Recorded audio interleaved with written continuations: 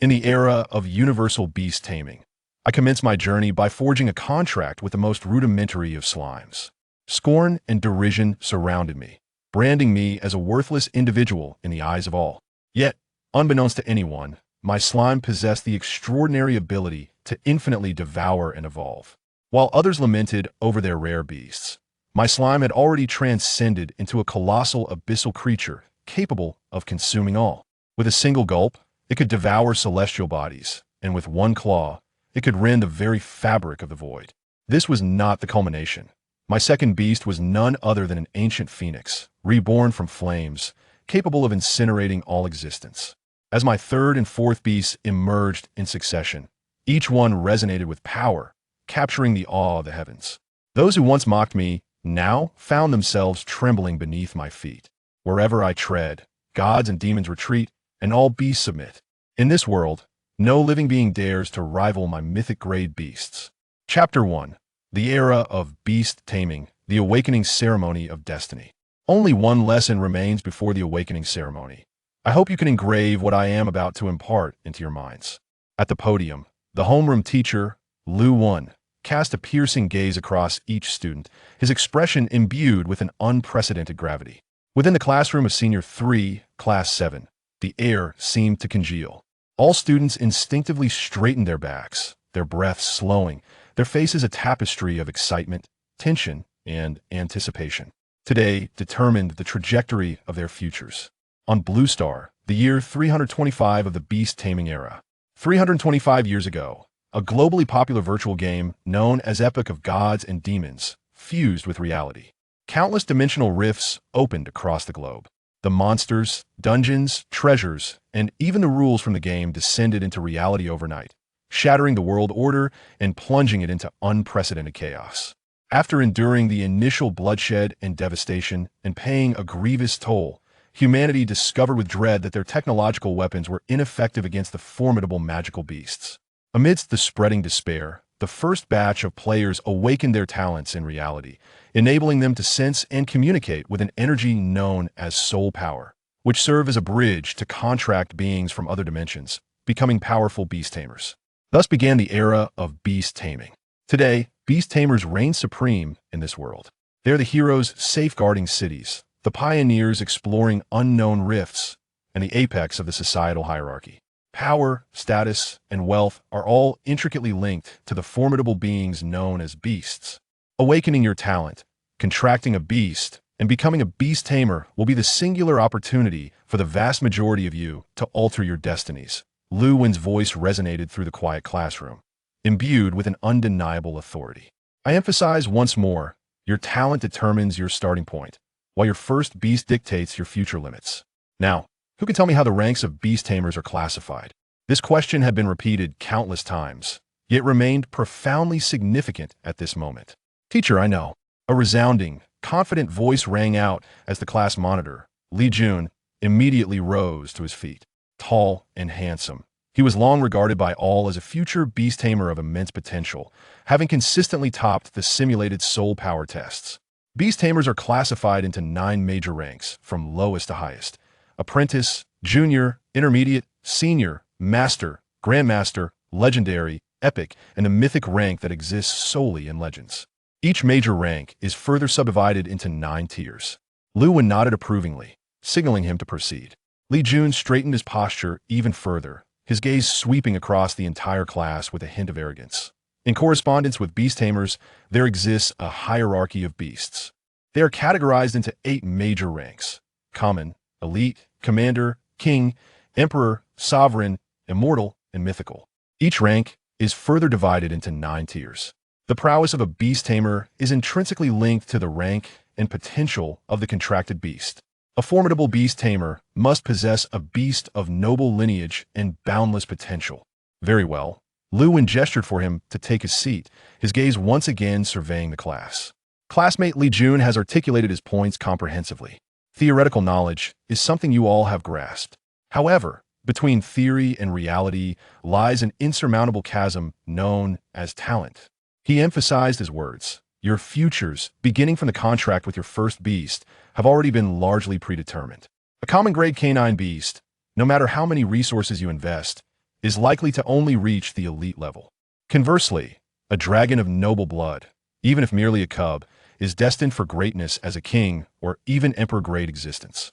His words fell like a colossal stone into a tranquil lake, rendering the atmosphere in the classroom more serious and realistic. Many students from affluent families displayed expressions of confidence and assurance, while those from more modest backgrounds, relying solely on their innate talent, appeared increasingly anxious. Oomph! A derisive snort emanated from the back row. A flamboyantly dressed boy named Wang Hao leaned back in his chair, speaking to his desk mate. Talent is undoubtedly important, but what good is it without resources?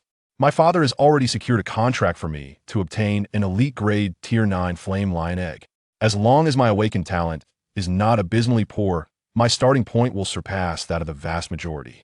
His voice was not loud, but it was sufficient for several circles of classmates to hear, drawing envious and jealous glances. Such is the reality. Seated in a corner of the classroom by the window, Yi-chan silently absorbed all of this, his hands subconsciously clenching beneath the desk. His expression remained calm, akin to the azure sky outside, yet his heart was anything but tranquil. His score on the simulated soul power test ranked him in the lower middle tier of the class, neither particularly good nor bad. According to the school's assessment, such talent could contract a common grade beast of around Tier 6, which would already be considered a stroke of good fortune. A common grade Tier 6 beast is unlikely to evolve beyond elite Tier 2 or 3. Such capabilities might allow one to scrape by at the bottom, perhaps working as a city auxiliary officer or joining a minor mercenary group, but to rise above and alter one's fate would be akin to chasing a mirage. Yet, he was unwilling to accept this fate. Having traversed into this world for 18 years, his desire for strength surpassed that of anyone else. He did not wish to live like his parents, running a modest beast food shop. He yearned to explore the otherworldly rifts that existed solely in books and films, to witness the formidable beasts that could upheave mountains and boil seas. He aspired to stand atop this world. Just then, the sharp and urgent sound of the dismissal bell resonated throughout the campus, as if heralding the call of destiny. All students perked up, turning in unison towards the podium. Lu enclosed the textbook in his hands, inhaling deeply. The usually stern expression on his face now bore a hint of complex emotions. He gazed at the group of students he had taught for 3 years and began to speak slowly. Everything that needed to be said has been articulated. Remember, regardless of the outcome today, do not relinquish hope. The world of beast tamers is filled with infinite possibilities. All rise. With a swift motion, the entire class stood in unison, each chest heaving with anticipation. Luwen looked at them, a glimmer of pride and encouragement flashing in his eyes. He raised his hand dramatically, announcing in a resounding voice, "Destination, the central playground. The annual awakening ceremony begins now." As his words echoed, the tightly shut classroom door swung open. Outside, the corridor was already buzzing with excitement, students from various classes converging under the guidance of their teachers, flowing towards a common direction like a torrent of youth. Yi-chan followed the throng, traversing the familiar teaching buildings, stepping onto the wide avenue leading to the central playground. The school's central playground could accommodate thousands, and it was already teeming with people. Nearly 5,000 senior students arranged themselves into neat formations by class. At the forefront of the playground, a grand platform had been erected. The principal, municipal leaders, and several dignitaries from the Beast Tamer Association and major corporations were already seated upon it. In the center of the platform stood 10 towering black stone monuments, each over 3 meters high. The surface of the stones gleamed like mirrors, and within them, it appeared as though starry rivers flowed, emanating a mysterious and ancient aura. These were the awakening stones, the key to guiding students in communing with the sea of souls and awakening their talents. The atmosphere in the playground was solemn and reverent, intermingled with an undeniable fervor. All gazes were fixed upon those 10 stones that would determine their fates. Chapter 2. A-Class Talent, Shocking the Audience. Upon the elevated platform, the principal of Jiangxing No. 1 High School, Zhou Jinghua, stepped forward and cleared his throat. His resonant and powerful voice reverberated through every corner of the playground via the sound system. "Dear students, welcome to the pivotal moment of your lives." His gaze swept across the array of youthful, yet anxious faces below as he continued. Over 300 years ago, our ancestors clung to the hope known as beast taming amidst despair. 3 centuries later, beast tamers have become the cornerstone of our civilization, the bulwark that protects our cities, and the sword that explores the unknown. Today, You will take your first step towards becoming one of them. After his impassioned introduction, Zhou Jingguo's expression turned serious. The awakening of talent is classified into 9 levels: F, E, D, C, B, A, S, SS, and SSS. F is the lowest, while SSS is the highest. The level of your talent will directly determine the breadth and resilience of your soul's ocean, the strength of the beasts you may contract, and the number of beasts you can bond with. Levels F to D signify ordinary talent, with limited future achievements, yet they remain an indispensable part of society. Level C represents average talent, and with effort, one may aspire to become a novice peak or even an intermediate beast tamer. Level B is considered excellent. Any student awakening a B-level talent will be prioritized for admission to major beast taming universities. His voice paused here, rising in pitch. As for level A, it signifies genius, a rarity among 100, a target coveted by various factions, and talents above level S are even rarer. Each one is a potential powerhouse and a beacon of hope for Jiangxing and the entire human federation. Zhou Jingguo's words ignited a fervor among the students below, each one envisioning themselves as the extraordinary S-level genius. I hereby declare that the annual awakening ceremony of Jiangxing No. 1 High School officially commences. The first group of students, please step forward to awaken. As the principal's words fell, 10 teachers approached the awakening stones, clutching their rosters to call names. Class 1 Zhang Wei, a slightly plump boy, nervously ascended the stage and, following the teacher's guidance, pressed his palm against the cold awakening stone. Buzz! The stone trembled slightly, and a layer of grayish-white light flickered across its surface, dim and fleeting, like a candle flickering in the wind. Above the stone, 2 characters slowly emerged. F-level. Zhang Wei's expression instantly fell, the light in his eyes extinguished. F-level, the lowest talent, meant he could only contract a single ordinary beast of tier 3 or below, with little hope of becoming a full-fledged beast tamer in the future. Next, Class 1 Luli, D-level. Next, Class 2 Zhaolei, E-level. The awakenings proceeded in an orderly fashion. The reality was harsh. The vast majority of students awakened F and E-level talents, and even the occasional D-level elicited envious gasps from their classmates. The leaders on the platform remained calm, evidently anticipating this outcome. For an ordinary high school, producing a few C-levels and perhaps 1 or 2 B-levels was already considered a successful achievement. At that moment, however, an unexpected phenomenon occurred at the third awakening stone. Buzz! A brilliant blue light shot skyward, overshadowing the dim glimmers of the surrounding stones. B-level, elemental affinity, wind. B-level. It was indeed a B-level talent. A tremendous uproar erupted from the crowd. The leaders on the platform straightened, their gazes fixated on the girl who had caused the spectacle. Excellent. It's Lin Shui from Class 4. Splendid, splendid. Principal Zhou Jingguo clapped his hands in joyous laughter. Almost simultaneously, several admission officers dressed in uniforms from prestigious universities sprang to their feet, hurrying over with enthusiastic smiles. Hello, Lin Shui. I'm an admission officer from Tian'an Beast Taming University. Consider attending our Donghai Beast Taming University. Our Wind Academy is among the best in the nation. As Lin Shui stood surrounded by the crowd, somewhat at a loss, the eyes of the students below brimmed with envy and jealousy. This was the chasm created by talent, an ascent to greatness. Wang Hao, in the queue, scoffed and whispered to a nearby companion. It's just B-level. Look at how excited they are. Just wait. I'll at least start at B-level. Soon, it was Class 7's turn. Class Monitor Li Jun took a deep breath, striding confidently onto the stage under the watchful eyes of his classmates. As the top performer in the mock tests, he was already the center of attention. He pressed his palm firmly against the awakening stone. The next moment, a dazzling golden light erupted, even more brilliant than Lin Shui's azure glow. The radiance was so intense that many instinctively squinted.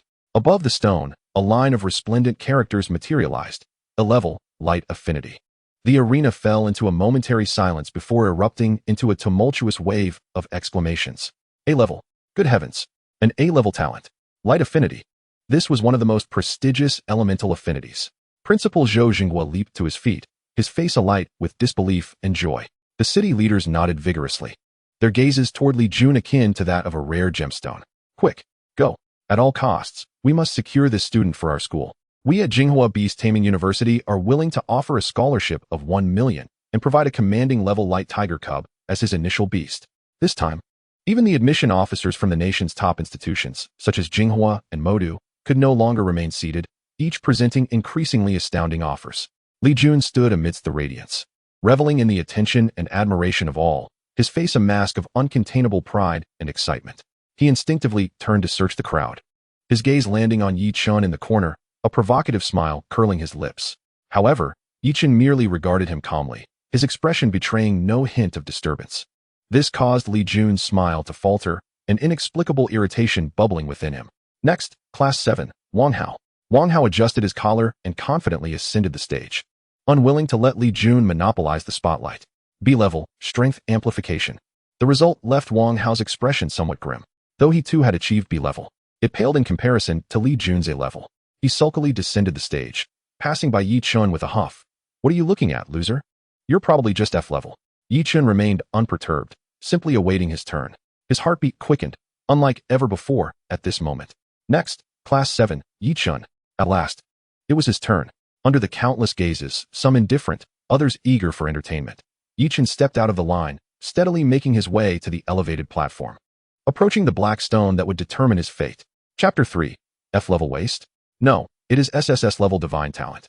Under the watchful eyes of the multitude, Yi Chun stood before the black awakening stone.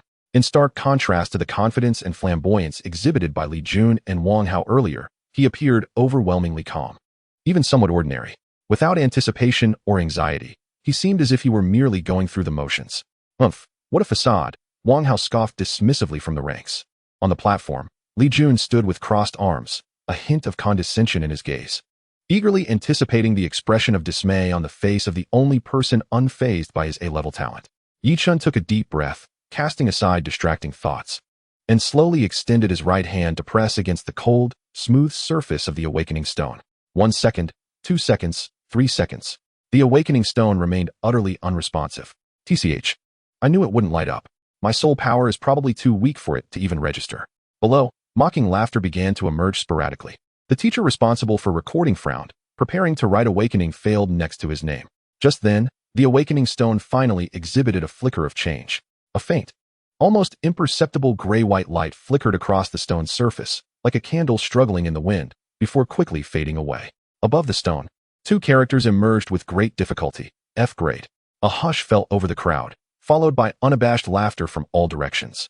Ha ha ha, after all that. Turns out to be an F grade. I thought he was so composed that he had some hidden strength, but he's even worse than me. Class 7 truly produced two extremes, one A-grade genius and one F-grade waste.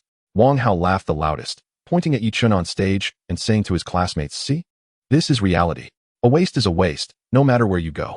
The smirk on Li Jun's face grew increasingly mocking. F-grade? Not even worthy to be his opponent.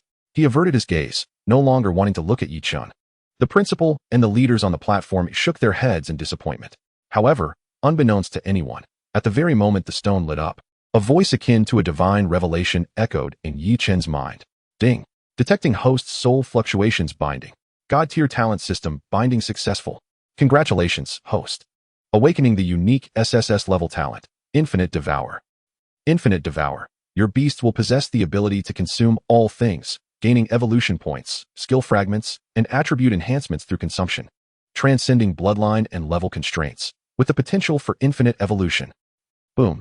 Yi Chun's body trembled slightly, his mind going blank. SSS level talent? Infinite Devour? He gazed at the glaring F grade on the stone, feeling the remarkably clear system prompt in his mind, his heart racing. It turned out that the awakening stone could not detect his true talent at all. This F grade was merely a facade created by the system to conceal his actual abilities. Suppressing his inner ecstasy and excitement, Yi Chun maintained an expression of calm, even allowing a hint of disappointment and confusion to surface in response to the external ridicule. He silently descended from the platform, returning to the end of the line, enduring the sympathetic or contemptuous gazes of his peers. After the awakening ceremony concluded, it was time for the initial contract with the beasts. Students of A and B grades were already surrounded by recruitment teachers from various prestigious schools, promising to provide them with elite or even commanding grade beast eggs. The remaining students, however, were taken to the school's beast breeding room. The breeding room was divided into categories. D and C grade students could select from hundreds of ordinary high-tier beast cubs. Meanwhile, F and E grade students could only go to the lowest room, choosing from what others had left behind. Yi Chun followed a group of equally dejected F-grade talent bearers into that small, somewhat musty room. Inside the cages were a dozen beast cubs that looked rather unappealing. There was a lethargic green caterpillar, a dog missing an ear, and a few sickly birds that looked like they wouldn't survive much longer. This is all you get. Choose for yourselves. Each person can only contract one. The supervising teacher pinched her nose in disdain and left the room. Others quickly stepped forward, eager to select the cubs that still seemed somewhat lively. However, Yi-Chen's gaze was drawn to a glass container in the corner. Inside was a gelatinous, semi-transparent blue slime, only about the size of a fist, lazily lying there. Utterly motionless. A slime, universally acknowledged as the lowest grade beast, without exception. They possessed no offensive capabilities. Their only skill was to slither, and their growth potential was nearly non-existent. Inferior even to the most ordinary dog, typically regarded as mere toys for children. Hey, Yi-Chen, you're not seriously considering that waste, are you? One of the fellow F-grade students, seeing Yi-Chen's focus, couldn't help but sneer. Even though we're all F-grades, there's no need to stoop so low as to contract a slime, right? Yi-Chen ignored him. In his eyes, a spark of understanding flickered that others could not comprehend. To everyone else, this was a waste. But to him, who possessed the talent of infinite devour, it was a perfect match. A creature like the slime, with its amorphous form and simple anatomical structure, was the ideal vessel for his devouring talent. Without a moment's hesitation, Yi-Chen stepped forward, following the procedure, cutting his fingertip to let a drop of blood fall onto the slime's body. Buzz. A faint contract formation glowed, establishing a barely perceptible soul link between man and beast. Contract successful. Your beast slime has bound the infinite devour talent. Initial panel generation in progress. Holding the glass container with the slime, Yi-Chen walked out of the breeding room first, under the bewildered gazes of the others, who regarded him as a fool. He could hardly wait to witness the beginning of a legend. Chapter 4. Devouring Steel, the Path of Extraordinary Evolution. On his way home, Yi-Chen became the center of attention.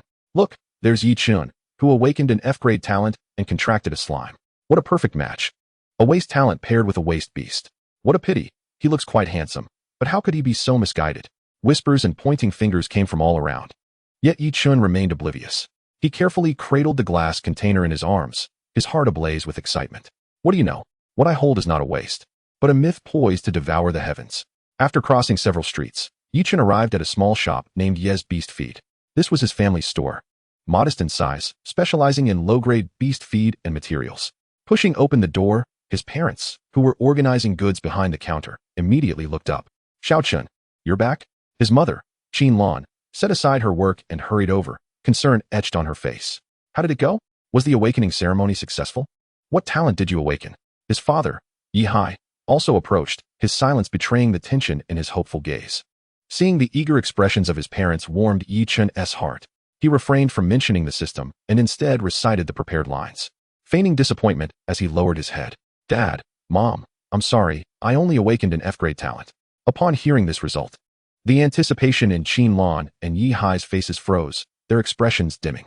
They were ordinary people, and their greatest hope in life was for their son to become a beast master, thereby changing their fate. An F-grade was undoubtedly a cold splash of water on their hopes. After a moment of silence, Qin Lan mustered her spirits, reaching out to pat Yi-Chen's head, offering comfort. It's okay, Xiao-Chen, F-grade is just F-grade.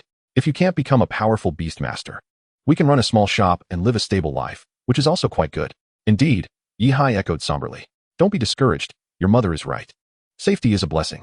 Although his parents were attempting to console themselves, Yi-Chen could still sense the profound disappointment lurking within their hearts. He clenched his fists in silent determination, vowing that one day, he would make his parents genuinely proud of him. By the way, what about your contracted beast? Qin Lan inquired, noticing the glass vessel in his arms. Upon seeing the translucent slime, the couple fell into silence once more. Eventually, Yi Hai sighed and patted Yi-Chen's shoulder, saying, Never mind, let us return to your room for some rest. I'll call you when dinner is ready. Once back in his room, Yi-Chen immediately locked the door. He eagerly immersed his consciousness into his mind, connecting with the newly established system.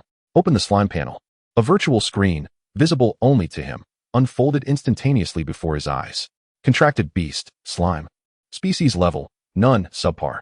Strength rank, ordinary level 1. Attributes, strength 0-1, constitution 0-5. Agility 0-1, spirit 0-2. Skills, slithering.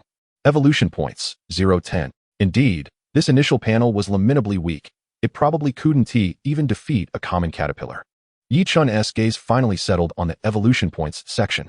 This was the key to its destiny-altering transformation. Devour. Yi-Chen scanned his surroundings for potential feeding materials. His eyes ultimately fixed on a rusted nail at the corner of the table. You shall do. He picked up the nail and tossed it into the glass vessel containing the slime. The lethargic slime, upon contact with the nail, trembled as if it had caught the scent of blood. Subsequently, its body began to writhe, gradually enveloping the nail. A miraculous scene unfolded. The nail, encased by the slime, appeared to dissolve in a manner akin to being immersed in strong acid, its surface corroding at a visible rate, until it ultimately transformed into sparkling particles, completely absorbed by the slime's body. This transpired in mere seconds. Ding! Successfully devoured the discarded nail. Evolution points 01. Detected metal elements. Your beast has comprehended a new skill, hardening. Hardening consumes spirit power to temporarily enhance body hardness. It worked. Yi Chun's eyes sparkled with elation. Not only had he gained evolution points, but his slime had also directly comprehended a new skill. He immediately checked the panel, and indeed, a new entry for hardening appeared in the skill section. If such a small nail could yield such effects, what would happen if he devoured something of a higher caliber? Having only 0.1 evolution point was far too insufficient. He needed more efficient sustenance. A thought flickered through his mind, recalling the shop downstairs. They had an abundance of low-tier beast materials. As night fell and silence enveloped the house, with his parents already resting, Yichen stealthily crept downstairs to the shop's warehouse. The warehouse was piled high with various materials, and he swiftly located his target, a bag of black iron or scraps used to enhance the constitution of rock-type beasts. The energy contained within this or far surpassed that of the rusty nail. He picked up a fist-sized piece of black iron ore and returned to his room. When he placed the black iron ore before the slime, the little creature displayed unprecedented excitement, its entire body trembling slightly.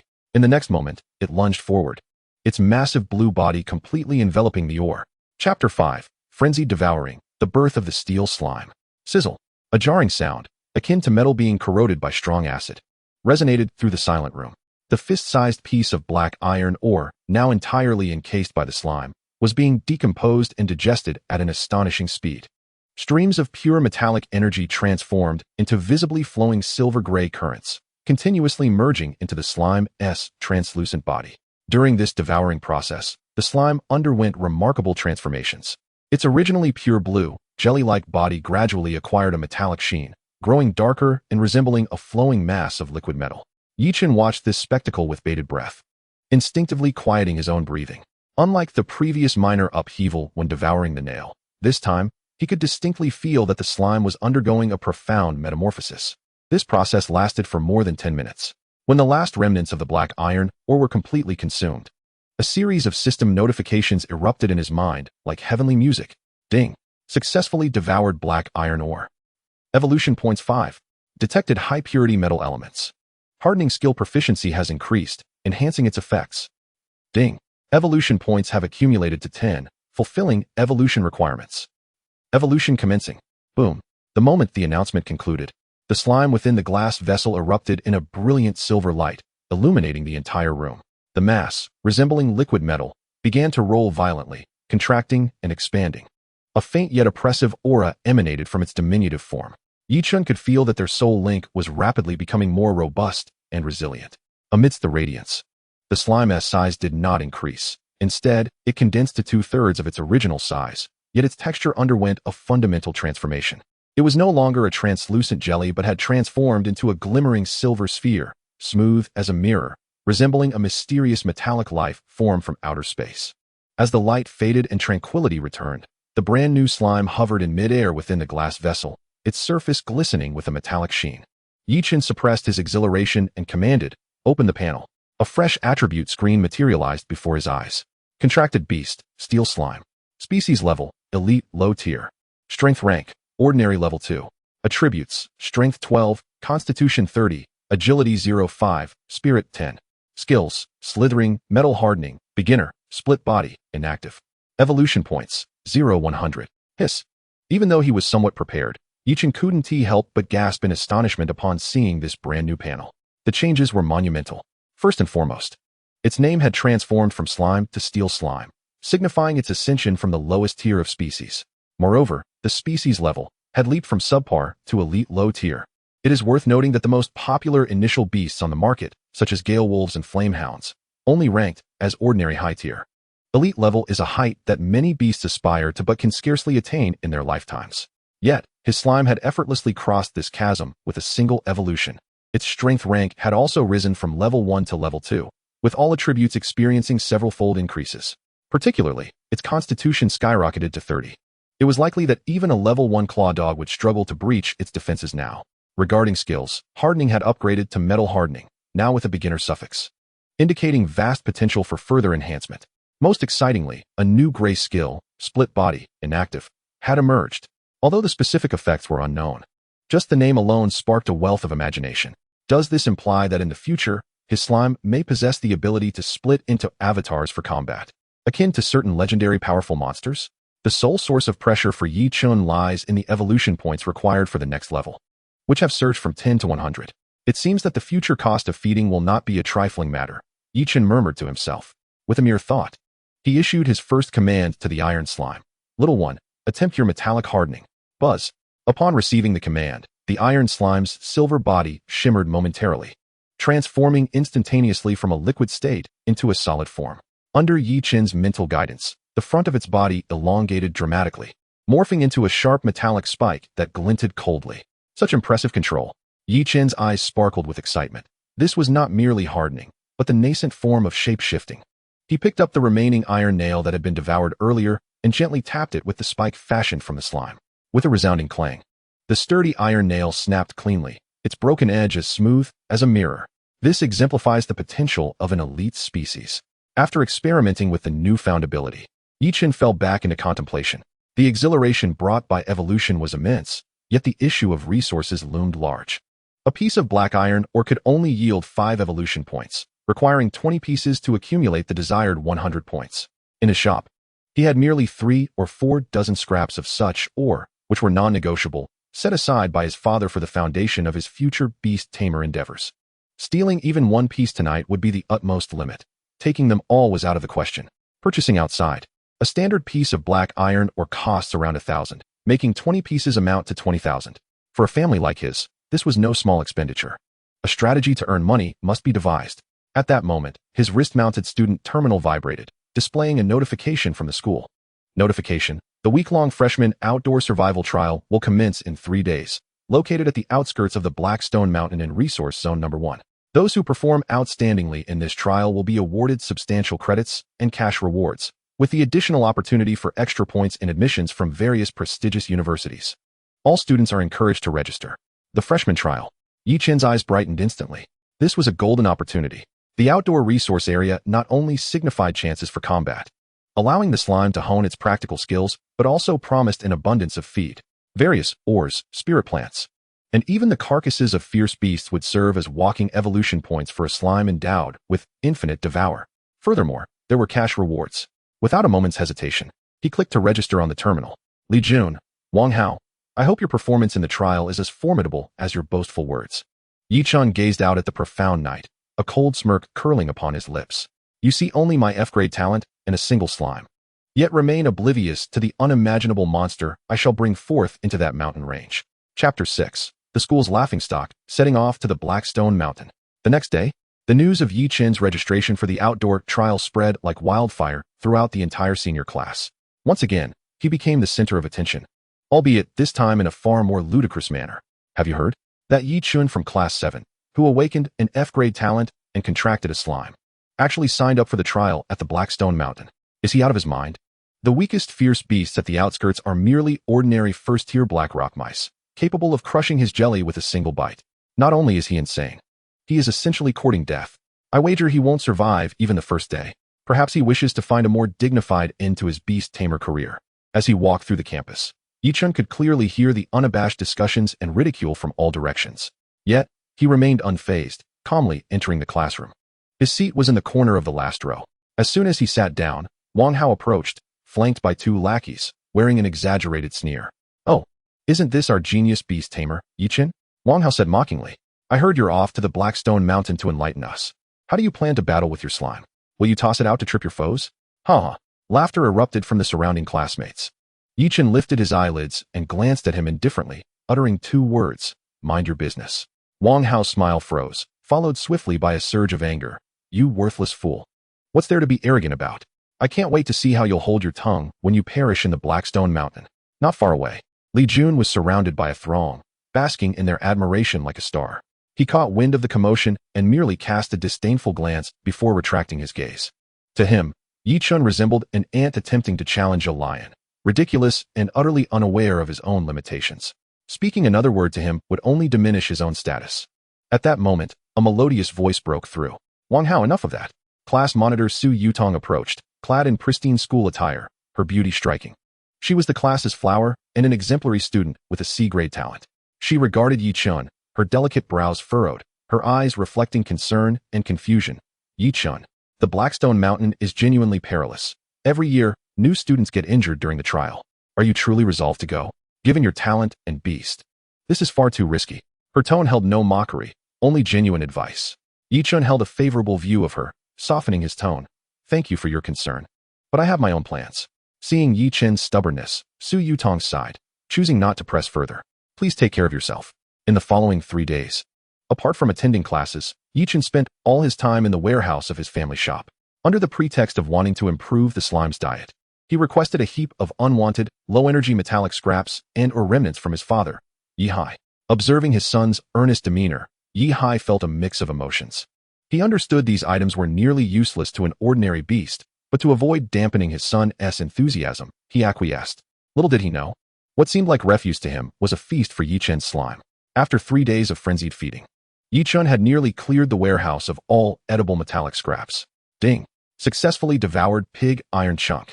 Evolution point 3. Ding. Successfully devoured inferior copper or residue. Evolution point 2. By the night before their departure, the iron slime's evolution points had quietly reached 25,100. Though still far from the next evolution, its attributes had seen slight enhancements, particularly the metallic hardening skill, which became increasingly intuitive, even allowing for instantaneous activation. On the day of departure, the square at the school entrance buzzed with excitement. Nearly 1,000 freshmen gathered to board the armored buses heading to the Blackstone Mountain outside the city. Students clustered in small groups, their beasts by their sides, creating a vibrant scene. There were imposing gale wolves, resplendent flame sparrows, and sturdy rock rhinos, each radiating a formidable presence. When Yi-chun appeared, he instantly attracted the attention of the crowd. Clad in simple attire, with an ordinary canvas backpack and cradling a nondescript glass container holding a silver, liquid metal sphere, one would hardly associate him with a beast tamer had they not been informed beforehand. With a puff, he truly arrived. And he brought such a trivial thing? Compared to the other tamer's beasts, his resembles nothing more than a toy. Li Jun and Wang Hao were also among the crowd, clad in a high-end tactical outfit. Li Jun was accompanied by a robust B-grade beast, the steel quill hedgehog, its bristles standing erect like steel needles, exuding an air of genius. Wang Hao, spotting Yi-chun, mercilessly mocked. Yi-chun, I suggest you purchase a hefty accident insurance policy while you still can. Otherwise, your parents might find themselves bereft of both you and their fortune. Yi-chun's gaze turned icy in an instant. He could tolerate the mockery, but when it involved his parents, it crossed a line. He halted, turned, and fixed Wang Hao with a glare as sharp as a blade. You better pray you don't encounter me in the mountains. That frigid stare sent a shiver through Wang Hao, but it was quickly replaced by a surge of anger. Who the hell are you trying to scare? Useless fool. Just wait. If I run into you in the mountains, I'll be the first to eliminate your slime. Enough, silence. The leading teacher's voice boomed, signaling the group to board the vehicles and depart. Yi-chun coldly withdrew his gaze, dismissing the clownish antics, and boarded one of the armored buses.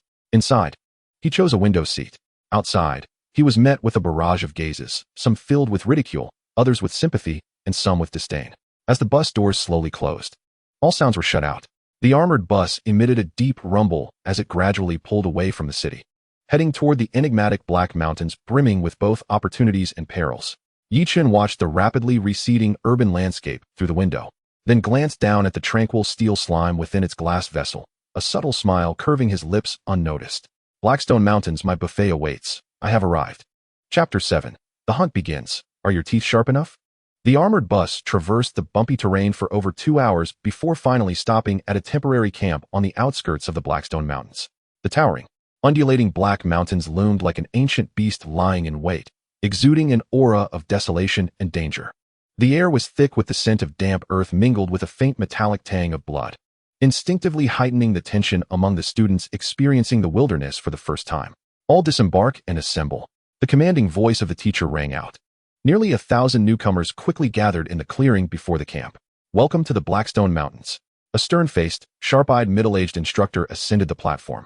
a hawk perched on his shoulder, emanating an overwhelming presence that silenced the crowd. This trial will last for 7 days. Your student terminals will automatically record your points. 1 point for slaying a regular first-tier beast, 2 points for a second-tier beast, and so forth. Valuable herbs or ores collected will also be converted into points based on their worth. After 7 days, the top 100 in points will receive generous rewards. The top 10 will be directly admitted to the nation's premier beast taming universities. However, the instructor's tone shifted, becoming severe, while the rewards are enticing. You must also ensure your survival. The mountains are fraught with peril. Every year, lives are lost here. Should you encounter an insurmountable danger, immediately press the red distress button on your terminal. We will respond as swiftly as possible, but pressing that button also means your trial points will reset to 0, resulting in immediate elimination. Now, I declare the freshman trial officially begins. Dismissed. At the command, the students, unable to contain their excitement, scattered like birds and beasts, rushing in groups into the vast black forest. Li Jun, endowed with A-grade talent, was soon surrounded by 7 or 8 capable students, forming an elite team aimed at claiming the top of the leaderboard. Class leader Su Yutong also teamed up with several close friends. Although their C-grade talents and beasts were not exceptional, their synergy was commendable, ensuring a steady approach. Wang Hao, flanked by his followers, cast a disdainful glance in one direction, sneering upon spotting Yi Chun, then led his entourage into another dense thicket. Before long, only a few remained in the clearing, among them Yi Chun, cradling his glass vessel, solitary in his resolve. This guy really intends to go solo? With an F-grade talent and a slime, who would dare to team up with him? He has nothing but a burden. A few other solitary students, still hesitating to find a team, cast sympathetic looks his way. Yi Chun paid no heed to their glances. He preferred solitude. More people would only hinder his ability to nourish the slime. He discerned the direction and chose not to follow the majority into the more populated area, but instead ventured into a quieter, denser region of the forest. Once inside the woods, the cacophony of the outside world was completely severed. Yi Chun released the steel slime from his arms. The little creature, upon touching the ground, excitedly bounced twice, its silver liquid form starkly contrasting against the carpet of fallen leaves. From now on, our hunting time begins, Yi Chun murmured. No sooner had he spoken than a rustling sound emanated from the nearby bushes. Here they come. A rat, approximately half a meter long, covered in rock-like black skin and bearing sharp fangs, emerged from the thicket. The Blackrock rat, a common first-tier beast, subsists on the ores of the Blackstone Mountains and possesses a notoriously aggressive temperament, with incisors as hard as steel. The Blackrock rat had evidently spotted Yi Chun and the steel slime on the ground. In its primitive intelligence, the human before it appeared frail, while the silver jelly seemed utterly vulnerable. It let out a piercing shriek, propelled itself with its hind legs like a shadow, and lunged toward the steel slime with its gaping maw. While many new students would flounder in their first real combat, Yi Chun remained remarkably composed, not even lifting his eyelids. Through their psychic link, he issued a simple command to the steel slime. Harden, pierce it. Just as the Blackrock rat's fangs were about to make contact with the steel slime, the silver mass suddenly glimmered. Buzz. The front end of its body solidified in a fraction of a second, elongating and morphing into a sharp spike about 30 centimeters long, glinting ominously. Crack. A sickening crunch echoed. The Blackrock rat's teeth, capable of crushing rock, shattered upon colliding with the metallic spike as if made of glass. Before it could emit a cry of pain, the spike struck with unyielding speed, penetrating its mouth and piercing through its entire skull. Splash. Blood and brain matter erupted forth. The Blackrock rat's body stiffened midair for a moment before it crashed to the ground, convulsing twice before succumbing to death. A swift kill. Yi Chun's student terminal registered a point, jumping from 0 to 1. Yet he paid it no mind. His gaze was fervently fixed on the carcass of the Blackrock rat. This is the real feast. Dig in, little one. Upon receiving the command, the steel slime reverted to its liquid state and slithered over the Blackrock rat's body. Sizzle, sizzle. The terrifying consumption commenced. The hard fur, flesh, and bones were rapidly disintegrated, absorbed, and transformed into the purest energy. Ding. Successfully devoured the Blackrock rat. Evolution points, 15. Slight increase in constitution, slight increase in strength. A mere iron nail grants a meager 1 evolution point, and a piece of black iron or barely yields 5 points. Yet, an ordinary first-tier ferocious beast astonishingly provides a direct reward of 15 points. Yi Chun's heart raced with excitement. To him, the Blackstone Mountain Range had transformed from a mere testing ground into an immense, inexhaustible treasure trove, a paradise where his slime could evolve at an unprecedented pace. Just as he prepared to delve deeper with his slime in search of the next target, a desperate, trembling voice filled with terror suddenly echoed from the nearby woods. Help! Help! Is anyone there? Chapter 8. A heroic rescue? No, the monsters make their entrance. Upon hearing the call for help, Yichun furrowed his brow. He was no do-gooder, yet the fundamental principle of mutual assistance among humans in the wilderness was necessary. Moreover, the voice sounded somewhat familiar. Without hesitation, he swiftly made his way towards the source of the sound. As he traversed a dense thicket, the scene before him made his pupils constrict slightly. In a clearing of the woods stood 3 girls, huddled back to back, their expressions filled with fear. Their summoned beasts, a fire sparrow and 2 verdant cats, were battered and exhausted. Surrounding them were 5 ferocious beasts, larger than the previous black rock mouse, their fur standing on end like steel needles, menacingly encircling the girls. Steel-spiked porcupines, ordinary second-tier, ferocious beasts.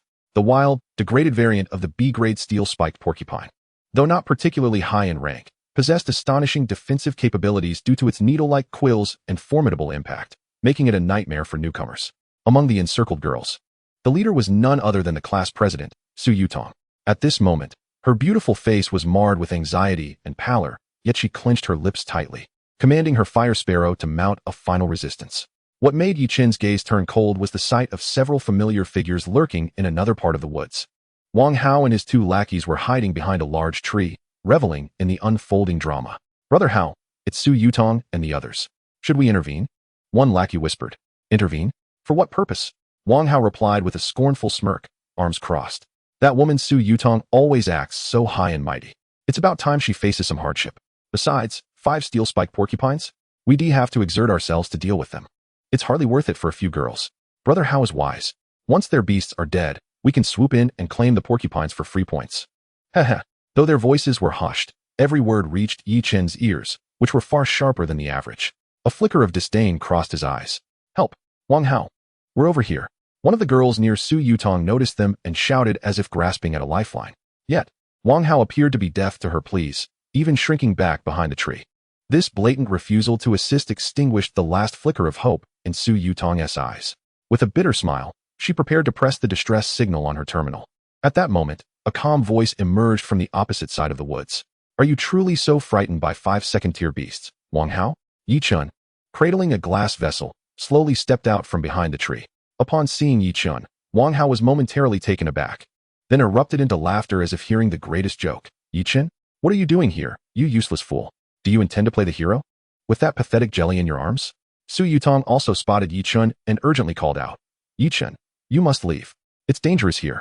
She did not believe his slime could be of any assistance and did not wish for him to be embroiled in her troubles. Ignoring their taunts, Yichun simply nudged the iron slime forward. The 5 steel-spiked porcupines, clearly viewing this newly appeared human and the silver sphere as fresh prey, were quick to react. One of the largest let out a roar and charged fiercely towards Yichun. The momentum was akin to that of a small tank. It's over. A girl beside Su Yutong shrieked in despair. Wang Hao's face twisted with cruelty and delight as he envisioned Yichun and his slime being crushed into a pulp.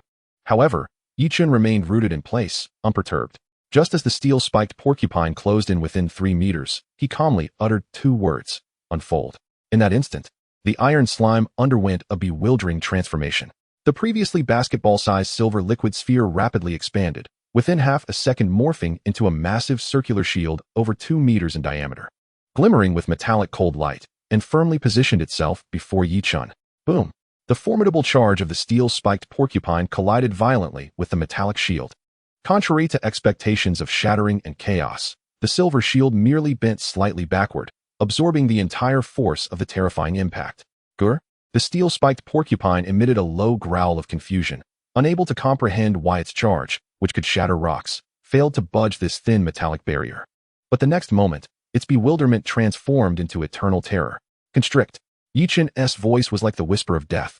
The enormous metallic shield instantaneously sprouted dozens of razor-sharp metal spikes, resembling the petals of a steel carnivorous flower, and violently converged inward. Thud, thud, thud. The chilling sounds of blades piercing flesh echoed repeatedly. The steel-spiked porcupine didn't even have time to scream before being instantaneously impaled by the multitude of spikes, reduced to a grotesque mass of flesh. Ding. Successfully killed a steel-spiked porcupine. Evolution Point 2. Your summoned beast has comprehended the technique of form transformation. Shield skill, proficiency in metal hardening has increased. An eerie silence enveloped the area. Whether it was Su Yutong and her companions, who were steeped in despair, or Wang Hao and his cronies, who had been reveling in the scene.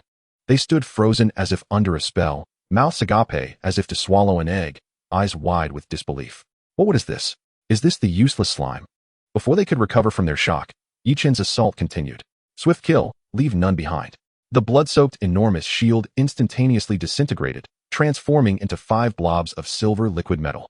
Akin to cannonballs, each shooting towards the remaining 4 steel-spiked porcupines still in shock, as well as the corpse of the one that had been slain.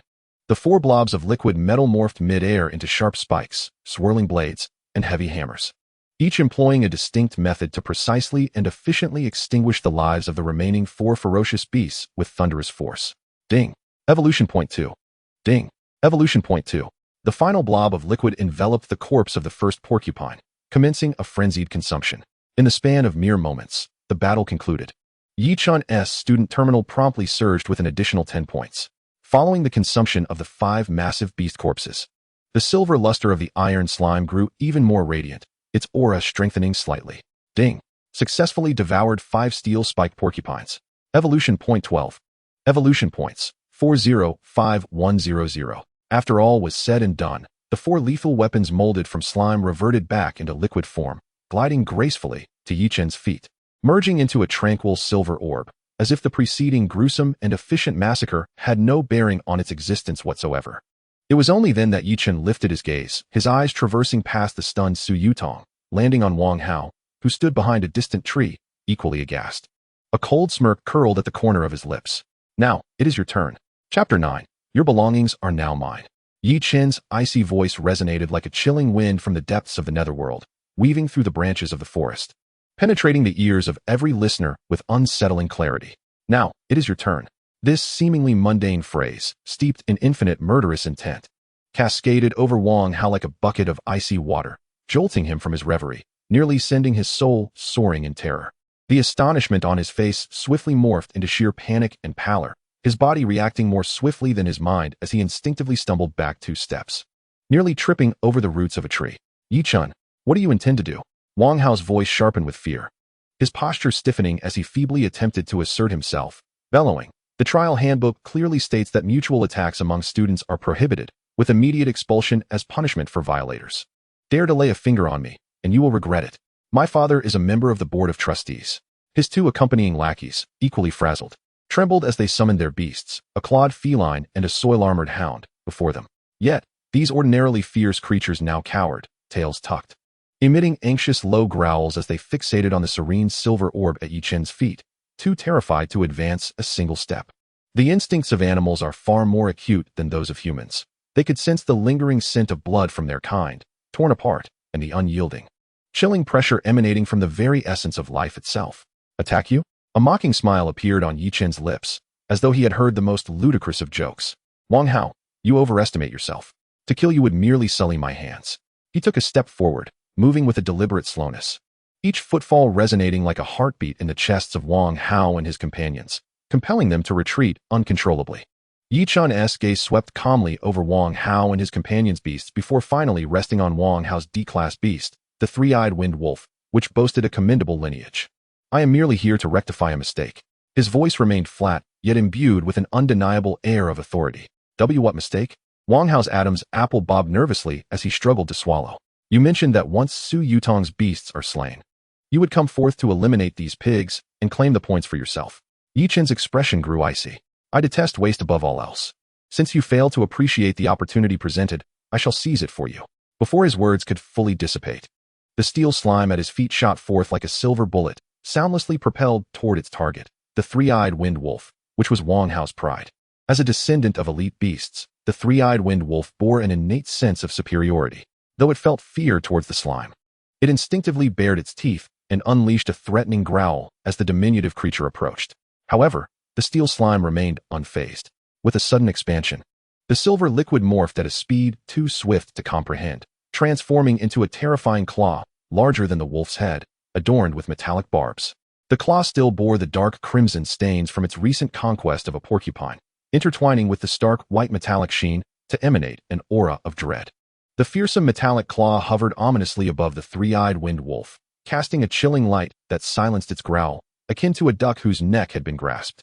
The wolf's third eye, now wide open in sheer terror, caused its fur to stand on end, its legs trembling uncontrollably as it emitted a whimper of despair. Paralyzed by fear, Wang Hao felt his heart racing, nearly leaping from his throat, his complexion draining of color. The bond between beast and beastmaster was profound, and he could vividly sense the overwhelming terror and despair radiating from the three-eyed wind wolf, nearly freezing his very soul. Hand over all your valuables. Yi Chen finally articulated his intent, his tone devoid of emotion. Potions, materials, and food for your beasts. Consider it the price for your earlier inaction and your attempt to profit from others' misfortunes. You are robbing me. Wang Hao's face flushed crimson with fury, a tumultuous blend of humiliation and fear threatening to drive him to madness. You may view it as such, Yi Chen replied nonchalantly, nodding. Alternatively, you could allow your three-eyed wind wolf to test whether my slime's bite is sufficiently formidable. As Yi Chen's words lingered in the air, the hovering metallic claw slowly descended by an inch, the sharp barbs nearly grazing the wolf's scalp, eliciting an icy sting. With a pained howl, the three-eyed wind wolf succumbed to its fright, collapsing to the ground in a state of utter submission, losing control of its bodily functions. This lamentation marked the breaking point of Wang Hao's mental defenses. He had no doubt that if he dared utter a single word of defiance, the monstrous slime would swiftly rend his beloved wolf in twain. The death of his beast would inflict a soul wound upon him, one that would take months to heal. I will. Just don't harm it. Wang Hao completely unraveled, humiliatingly stripping off his tactical backpack and tossing it, alongside the belongings of his two lackeys, onto the ground. Yi Chen gestured slightly.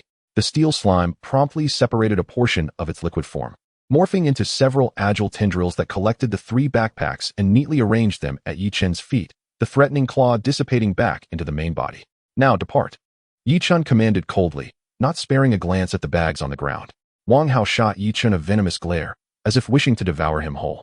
Yet, upon encountering Yi Chen's calm, unyielding gaze, one that seemed to regard him as a mere inanimate object, his hatred was swiftly swallowed by an overwhelming dread.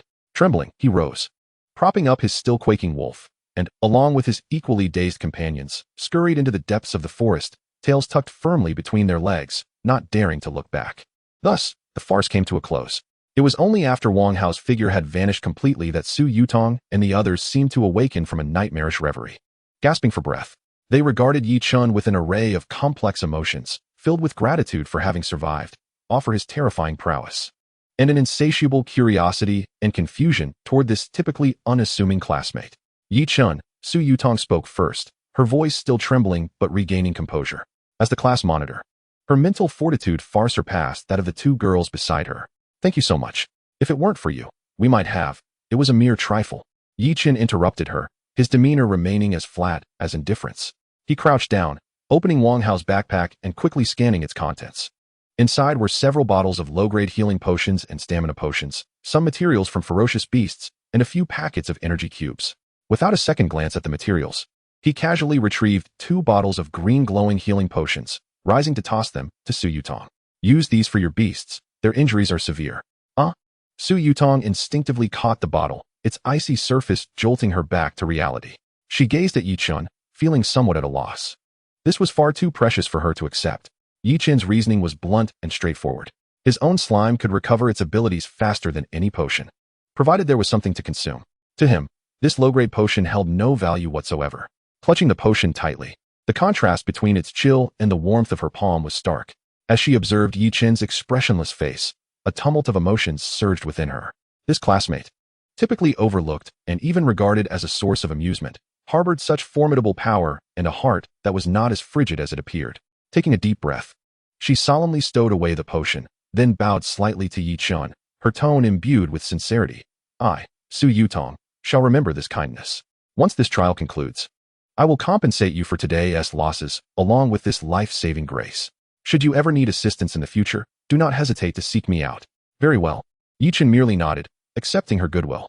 For him, having someone like Su Yutong, who possessed both background and capability, in his debt was certainly not a disadvantage. He chose not to elaborate further, emptying the energy cubes and beast materials from the 3 backpacks into his own, and then turned to leave.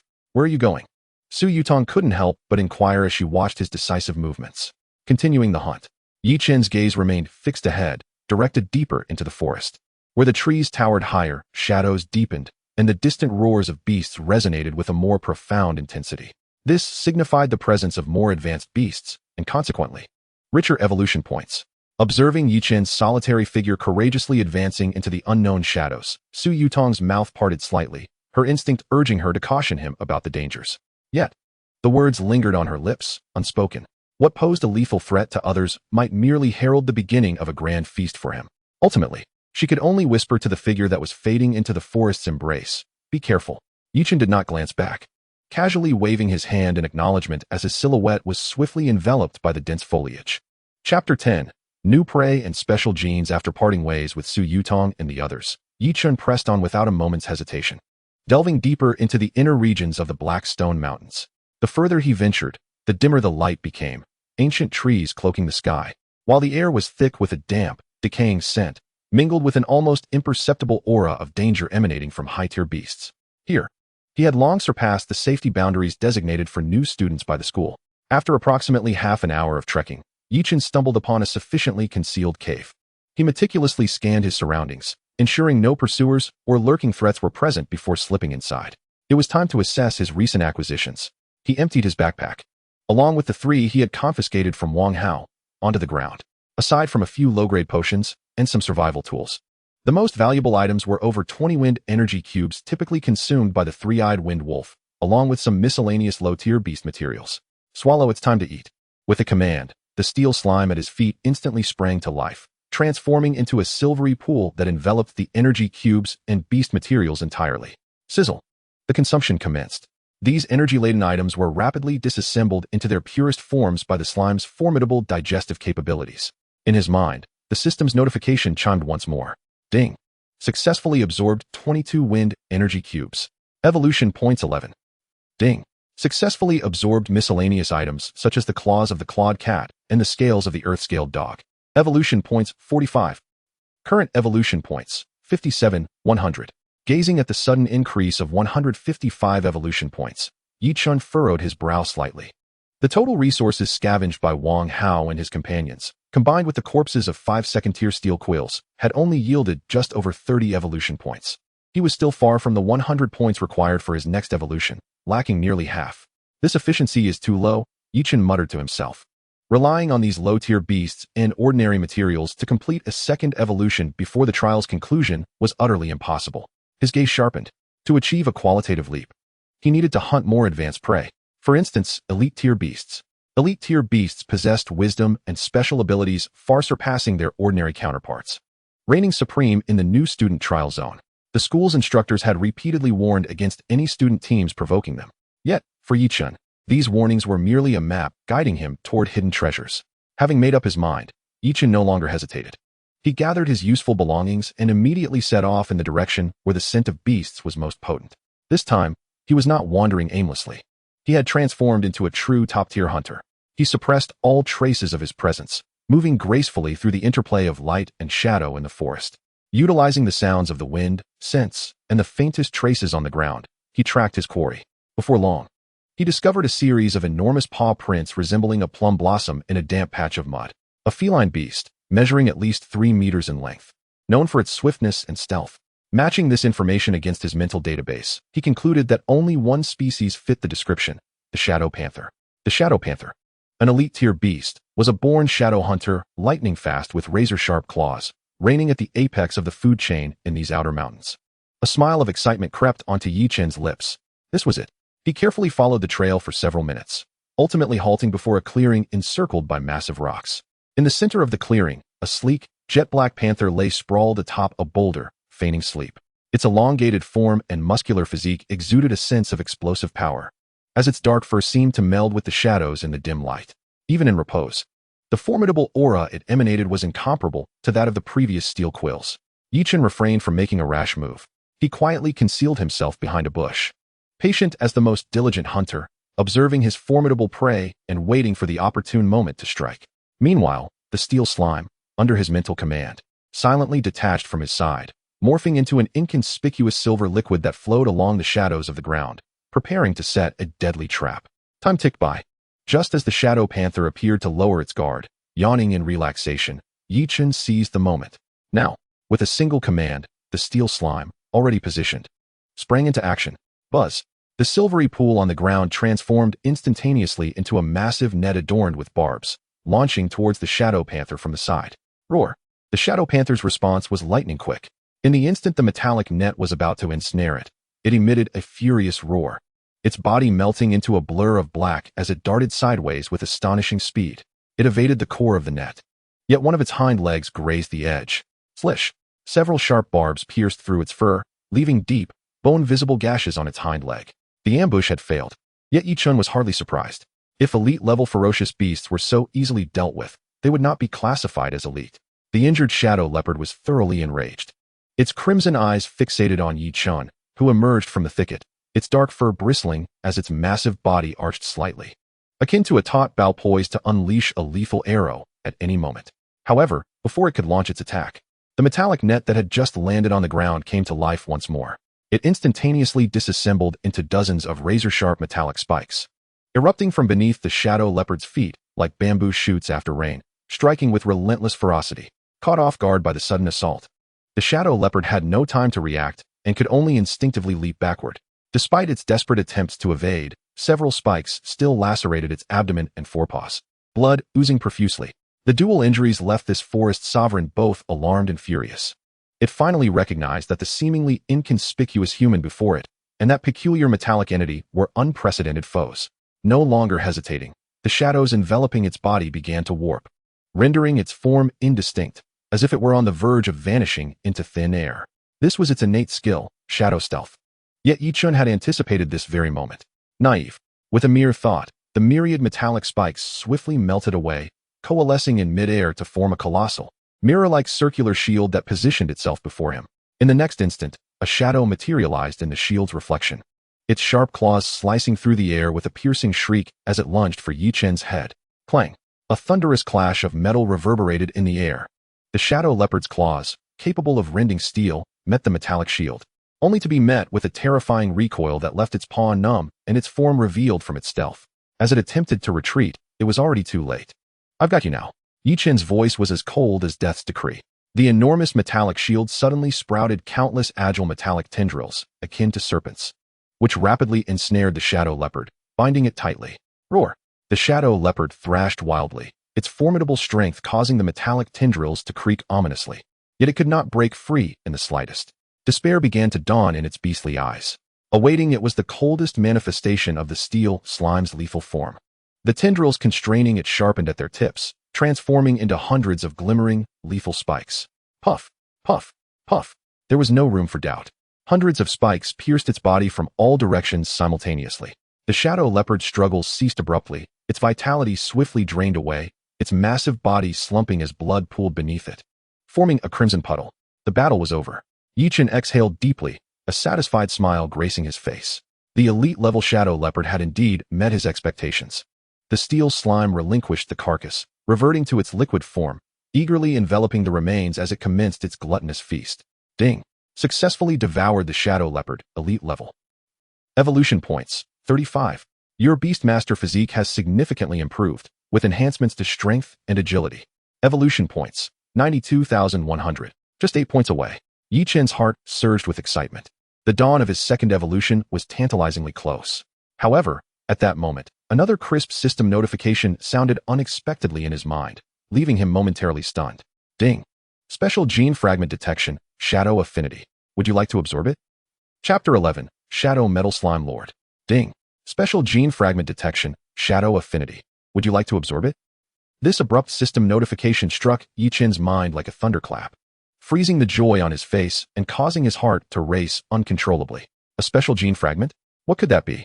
In previous instances of devouring, whether it was ferocious beast carcasses or energy cubes, the system had only provided evolution points and basic attribute enhancements. Yet this time, after consuming the elite-level shadow leopard, a brand new option had emerged. Yi-chun's breath quickened. The infinite devour evolution system. Could it be more than just a provider of evolution points? Could it also seize the core innate genes of other beings during the devouring process for his own use? If that were true, the terrifying potential of this golden finger would far exceed his imagination. This meant that his slime could not only level up infinitely through consumption, but could also amalgamate various powerful innate abilities by devouring different formidable creatures. paving a broad path to infinite possibilities and supreme divinity. Suppressing the ecstasy within, Yichen's gaze intensified with fervor as he almost instinctively intoned in his heart, "Absorb." Command confirmed. Beginning absorption of special gene fragment, Shadow Affinity. As the system notification faded, the slime, which was devouring the shadow leopard's remains, suddenly convulsed violently. Dark energy, visible to the naked eye and deeper than the surrounding light, was forcibly extracted from the dismembered carcass of the shadow leopard, flowing into the slime's body like a stream pulled by an unseen force. The slime's originally pure silver form began to undergo a remarkable transformation as it assimilated this shadow energy. Its color deepened gradually, shifting from bright silver to a profound dark silver, seemingly capable of absorbing all light. The entire process lasted nearly a minute.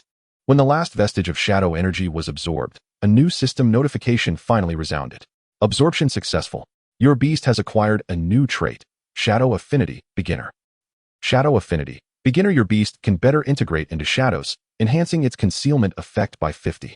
In shadowed environments, its movement speed increases by 20. Based on this trait, your beast has comprehended a new skill, Shadow Stealth. Shadow Stealth, active skill, consumes a small amount of energy, allowing the user to merge with shadows and enter stealth mode. Attacking or being attacked will dispel this state. It worked. Yichen's fist clenched tightly, his eyes sparkling with uncontrollable brilliance. This was an ability tailor-made for hunting. With the skill, the slime transformed from a berserker reliant solely on frontal assaults into a stealthy assassin capable of launching deadly ambushes. Slime, test your new ability. Yichen promptly commanded. The now dark silver slime at his feet quivered gently upon receiving the order, then seamlessly melted into the shadow it cast upon the ground, vanishing without a trace. In Yichen's perception, the soul link with the slime remained intact. He could distinctly sense its presence. Yet visually, it had completely disappeared, as if it had become one with the shadow itself, indistinguishable and inseparable. Even the metallic chill that clung to its form became faint, almost imperceptible. Yichen couldn't help but marvel at its extraordinary stealth. This ability surpassed that of the shadow leopard's innate talent by a significant margin. With this trump card, his efficiency in survival and hunting within this perilous mountain range would undergo a qualitative leap. With this thought, Yichen's gaze once again fell upon the evolution point panel. Evolution points, 92,100. Just 8 points shy. An unprecedented yearning surged within him. He was eager to witness how the fusion of steel and shadow would transform Tong Tong, following its second evolution. There was no time to waste. Yichen decisively stowed away his spoils and immediately commenced his next hunt. This time, he altered his strategy. He instructed Tong Tong to maintain its shadow stealth throughout, shadowing him closely. Meanwhile, he boldly traversed the forest, positioning himself as bait. The results were immediate. Within 10 minutes, a third-tier iron feather eagle, lurking atop a tree and poised for ambush, had locked onto him as its target. Just as the fierce avian folded its wings and dove like a bolt from the blue, its claws poised to grasp Yichen's head, the shadow beside him erupted. A dark silver chain shot upward at a speed surpassing that of the iron feather eagle's descent, ensnaring its neck with precision, then yanking downward with ferocity. Bang!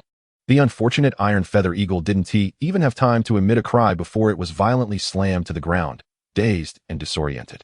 Before it could struggle, more shadowy tendrils surged forth from the darkness, swiftly binding it into a tight cocoon. In the next moment, sharp spikes burst forth from the surface of the tendrils. Instant kill. The entire process was fluid and decisive. Ding. Killed iron feather eagle, normal tier 3. Your beast gains battle experience. Commencing devour. Devour successful. Evolution points 8. Evolution points, 100,100. Energy required for evolution has been met. Shall we begin the second evolution? Here it comes. Yichen took a deep breath, his eyes sparkling with anticipation, and shouted inwardly with all his might. Begin evolution. Command confirmed. The second evolution officially commences. Boom. A surge of pure energy, 10 times greater than that of the first evolution, erupted violently from within Tong Tong. This time, no cocoon of light formed. The chaotic spectacle of evolution unfolded before Yichen's eyes. The dark silver liquid metal roiled violently, expanding at a visibly rapid pace. It was no longer merely a transformation. It was a leap in the essence of life. The cold sharpness of steel clashed violently with the mysterious depth of shadow within it. Two utterly distinct forces colliding and merging until they achieved a perfect equilibrium. The surface of its liquid form began to crystallize into dark metallic scales reminiscent of dragon scales, shimmering with a ghostly light, as if donning a regal robe woven from shadow and steel. Yichun could distinctly feel, through their soul link, a tremendous power coursing back into him, cleansing his spirit and causing his mental strength to surge at an unprecedented rate. Finally, the tempest of energy began to subside. The light and shadow dissipated.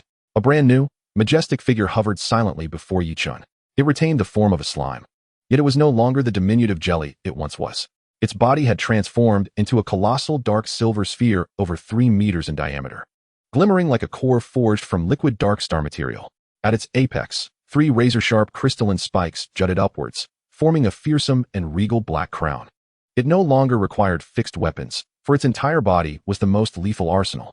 With a mere thought from Yichun, a blade several meters long could instantly extend from one side of its body, while a heavy shield could coalesce from the other.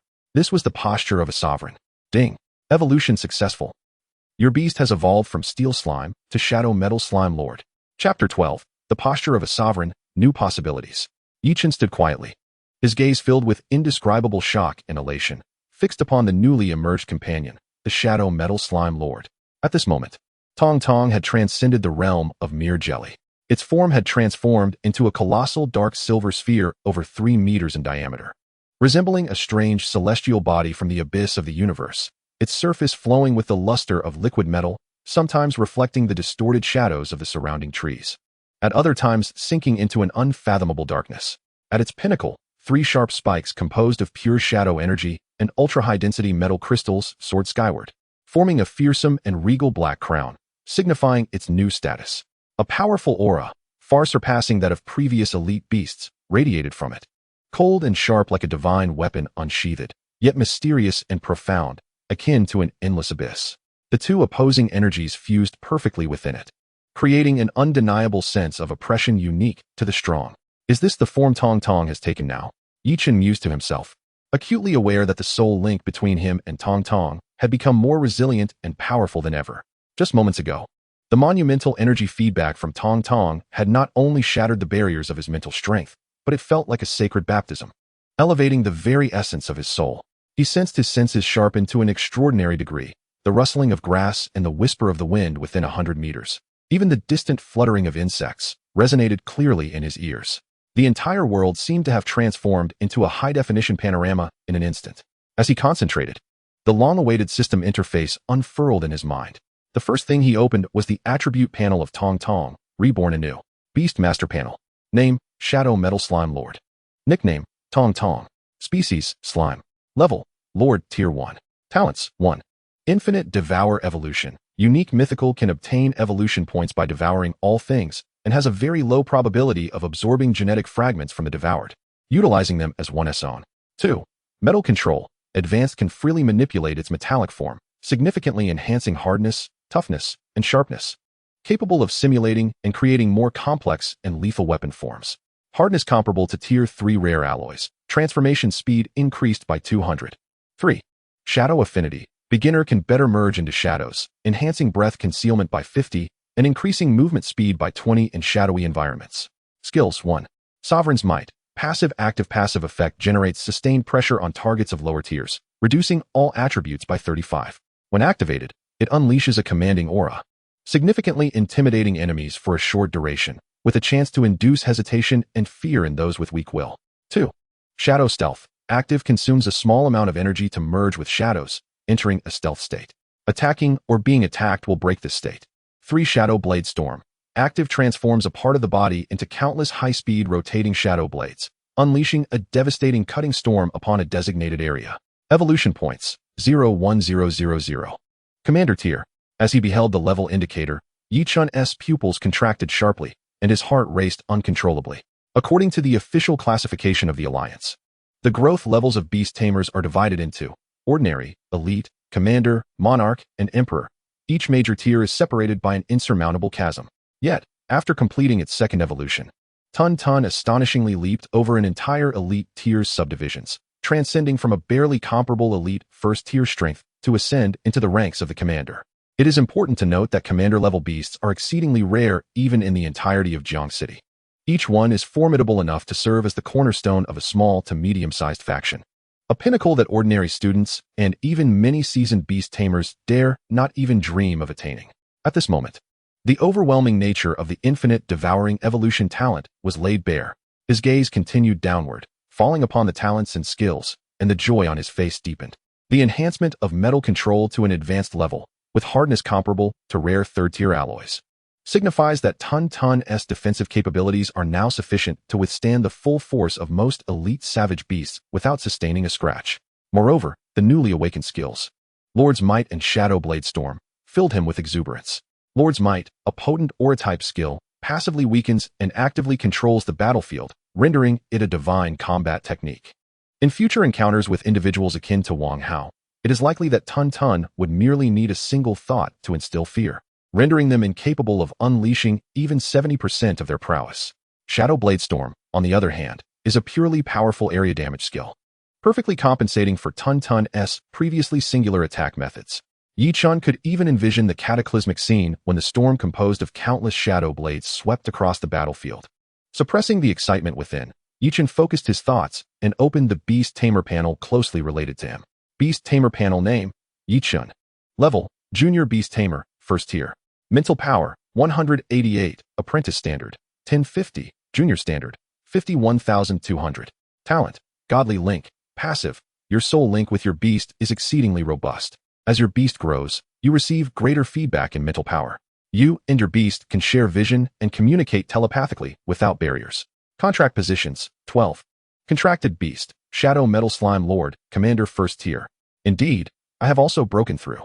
Seeing the level indicator clearly displaying Junior Beast Tamer, Yi Chun's lips involuntarily curled upwards, his tightly clenched fists trembling slightly with excitement.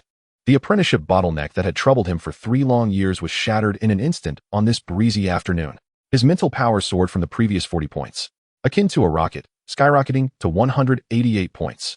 For ordinary students, even those who have contracted an exceptional beast, achieving a growth of 60 points in mental power while breaking through from apprentice 9th tier to junior 1st tier is already considered extraordinary talent.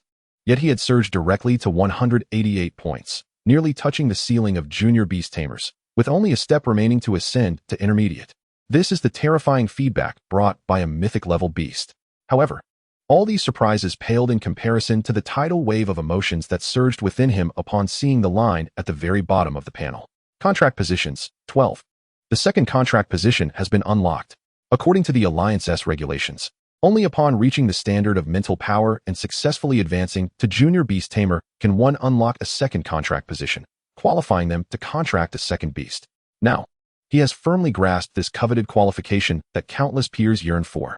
In an instant, a multitude of thoughts surged through Yi Chun's mind. What should my second beast be like? Should I opt for a powerful flying beast to compensate for Tun-Tun's inability to engage airborne targets and seize aerial dominance? Or should I choose a beast wielding raging elemental powers, such as thunder or flames, to complement Tun-Tun's physical and mysterious attributes in pursuit of ultimate destructive capability? Alternatively, should I seek a rare beast with healing and supportive abilities to enhance the team's endurance and margin for error? For a moment, Yi Chun was filled with fervent aspirations and boundless visions of the future. Yet he also understood that contracting a beast with sufficient potential is no simple task. Those powerful beast eggs or cubs are all exorbitantly priced, firmly controlled by various factions. At present, he is utterly destitute. No need to rush. Yi Chun quickly regained his composure, his gaze turning resolute. One must eat a meal one bite at a time and walk the road step by step. The immediate priority is to continue enhancing Tun-Tun's strength and accumulate sufficient resources.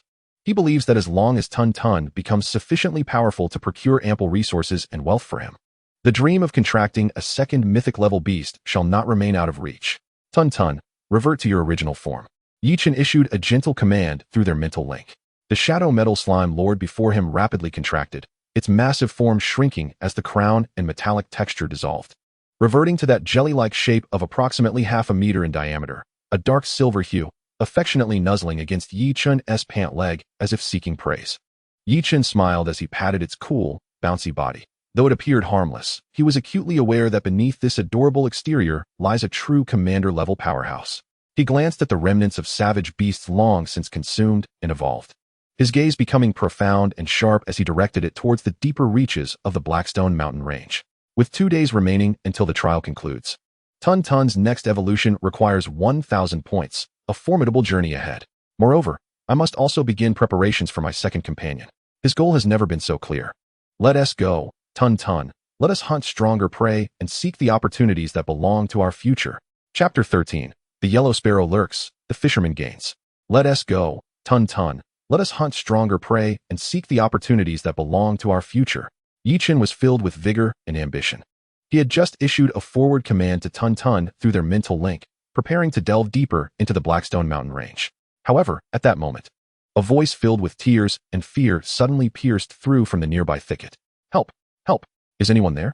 The voice sounded like a girl, filled with despair and panic. Yi-Chen's footsteps halted abruptly, his brow furrowing slightly. This voice was reminiscent of one he had heard before. Had it been the pre-evolution version of himself, his only option would have been to turn around immediately, running as far away as possible without hesitation. Yet now he paused, a glint of cold amusement flashing across his face instead of sympathy. Is it a trap? Or is someone truly in peril?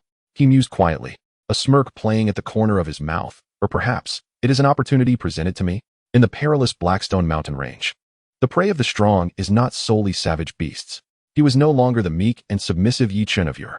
The commander-level Tun Tun had granted him the confidence to become a hunter. Tun Tun, shadow stealth, let us investigate. Yi-Chen issued his command, his tone laced with a chilling calculation. The shadowy metallic slime lord at his feet sprang into action, its form rippling like water before it silently melded into the shadows cast by the trees, as if it had never existed. Through the shared vision of the divine link, Yi-Chen could distinctly perceive a profound shadow gliding along the ground, swiftly making its way towards the source of the commotion. He too stifled his presence, utilizing his 188 points of mental power to heighten his perception, moving like a wraith, silently trailing behind. Before long, he parted a dense thicket. Concealing himself behind a colossal tree, his gaze fixated on a clearing approximately 100 meters ahead. In that clearing, a fierce battle was unfolding. The combatants were not mere weaklings, but rather one of the most prominent teams in this trial, led by the A-grade talent Li Jun, an elite squad. At this moment, this group of 7 or 8 exceptional students was desperately attempting to subdue a massive beast. The creature towered over 4 meters in height, its muscular form resembling that of a giant ape.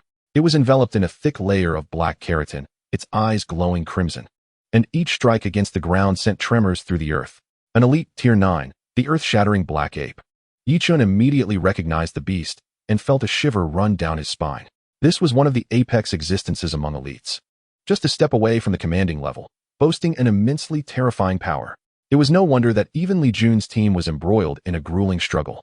Though Li Jun's thunder leopard was swift, each claw strike merely left shallow white marks on the ape's keratinous hide, failing to breach its defenses. The situation was even graver for the other members' beasts. A firebird's flames were extinguished with a single swipe, and a rock lizard's tail was brutally snapped, painting a scene of carnage. The one crying out for help was the team's soul-healing beastmaster, whose flower fairy's spiritual energy had been depleted, leaving her unable to heal the injured beasts. Yi-Chen lay in wait within the shadows, patient as the most astute hunter, his expression as calm as a still pond. To rescue them? Such a notion was utterly absent from his mind. Instead, he contemplated how to maximize the value derived from both parties. If this elite Tier 9 earth-shattering black ape were to be devoured, how many evolution points could it provide? What was the worth of the energy core within it? Moreover, Li Jun and his team, being top-tier students, likely possessed equipment and resources of considerable value. As time ticked away, the battle grew increasingly desperate. Li Gu, we can't hold on any longer. My ironclad rhino is gravely injured. We must retreat. If we continue, we shall perish here. Some members of the team began to entertain thoughts of withdrawal. Li Jun's face turned ashen, his gaze fixed intently on the equally battered earth-shattering black ape. Filled with a sense of unwillingness, they had spent an entire day tracking this monstrous beast. To abandon now would render all their efforts futile. Hold on a little longer. It too has reached its limit. Use your ultimate skills. Give it everything we have. Li Jun bellowed, issuing his final command. He was all in. Thunderclap decimation. Blazing tempest. Earth-shaking impact. In an instant, a multitude of their strongest abilities, disregarding all costs, rained down upon the earth-shattering black ape. Boom. A violent explosion engulfed the area in a cloud of dust. A roar echoed through the haze. The earth-shattering black ape's final cry, filled with anguish and defiance, resonated as its massive form collapsed to the ground. We won. We actually won. The members of Li Jun's team erupted into jubilant exclamations after a brief silence. They collapsed onto the ground, breathless, their beasts lying beside them, utterly exhausted.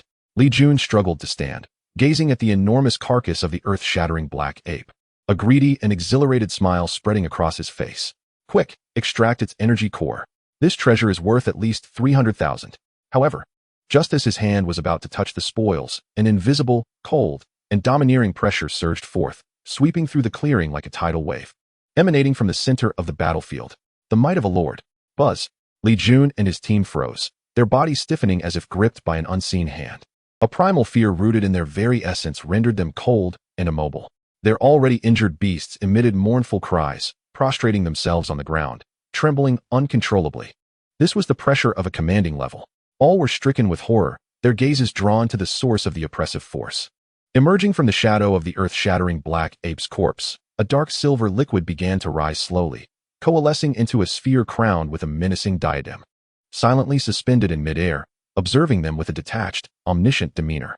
"Thank you for your hospitality," a calm voice resonated from the nearby woods. Yichen stepped into the light, a subtle smile gracing his lips as he approached the massive carcass, as if inspecting his own property. "You, Yichen." Li Jun's eyes nearly bulged in disbelief. "This is your beast? Impossible. Aren't you an F-grade? You're slime." "Shoo." Yichen raised a finger to his lips, his smile taking on a sinister edge. "I shall not be remiss in claiming this bounty. Do you have any objections?" Li Jun's face turned a shade of deep crimson, a tumult of humiliation, rage, and terror swirling within him. Objections? Did he dare voice any? Under the terrifying pressure of the commanding level, not only was resistance unthinkable, even standing upright became an arduous task. He had no doubt that should he utter a word of dissent, this so-called waste he had always looked down upon would unhesitatingly eliminate them all. Yichen reveled in the expressions on their faces, gently patting the slime. Dinner time. In the next moment, before the horrified gazes of Li Jun and the others, the dark silver creature transformed into a vast shadow, enveloping the invaluable carcass of the earth-shattering black ape, along with the blood-stained ground, devouring it whole. In mere seconds, the ground lay pristine, as if nothing had ever transpired. Ding. Successfully devoured elite Tier 9 earth-shattering black ape. Evolution points, 85. A flicker of ecstatic delight danced in Yichen's eyes. He did not spare a glance at the petrified Li Jun and the others, turning with the slime in tow, and leisurely vanished into the depths of the forest. Only his words lingered in the air, resonating softly. Thank you for your hospitality. Chapter 14. A proactive strike, Moon Dew condensed herb. Deep within the forest, Yichen's figure melded back into the shadows, silently retreating. His face bore no trace of remorse, only a serene satisfaction of goals achieved. In his mind, the system's prompt chimed melodiously. Ding. Successfully devoured elite Tier 9 earth-shattering black ape. Evolution points, 85. An elite Tier 9 beast had provided him with 85 evolution points. Yichen calculated swiftly, with 1,000 points required for the slime's next evolution. He would need approximately 11 or 12 beasts of the same caliber. This figure instilled a sense of urgency within him, yet it was overshadowed by excitement. Before today, not only had he struggled to hunt elite Tier 9 beasts, even encountering an elite Tier 1 black rock rat at the periphery had proven to be a monumental challenge. Now, he has come to regard it as a unit of measurement for evolution points. This is the transformation that power brings. As for Li Jun and the others, Yichen's gaze remained utterly unperturbed. In this world, resources are finite. If you do not vie for them, others will seize them. The so-called rules are merely cages delineated by the strong for the weak. When you possess the ability to shatter these cages, you become the very embodiment of the rules. He is not a man who revels in slaughter, yet he will never exhibit undue compassion. The prey that Li Jun and his companions have painstakingly acquired holds no more significance to him than the fruit borne by a wild tree, devoid of ownership. Those with the capability shall reap the rewards. He resolved to delve deeper.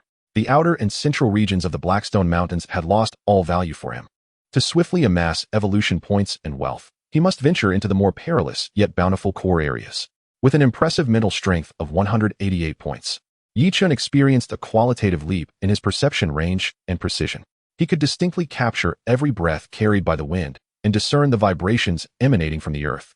The entirety of the Blackstone Mountains lay before him, as if a mysterious veil had been lifted.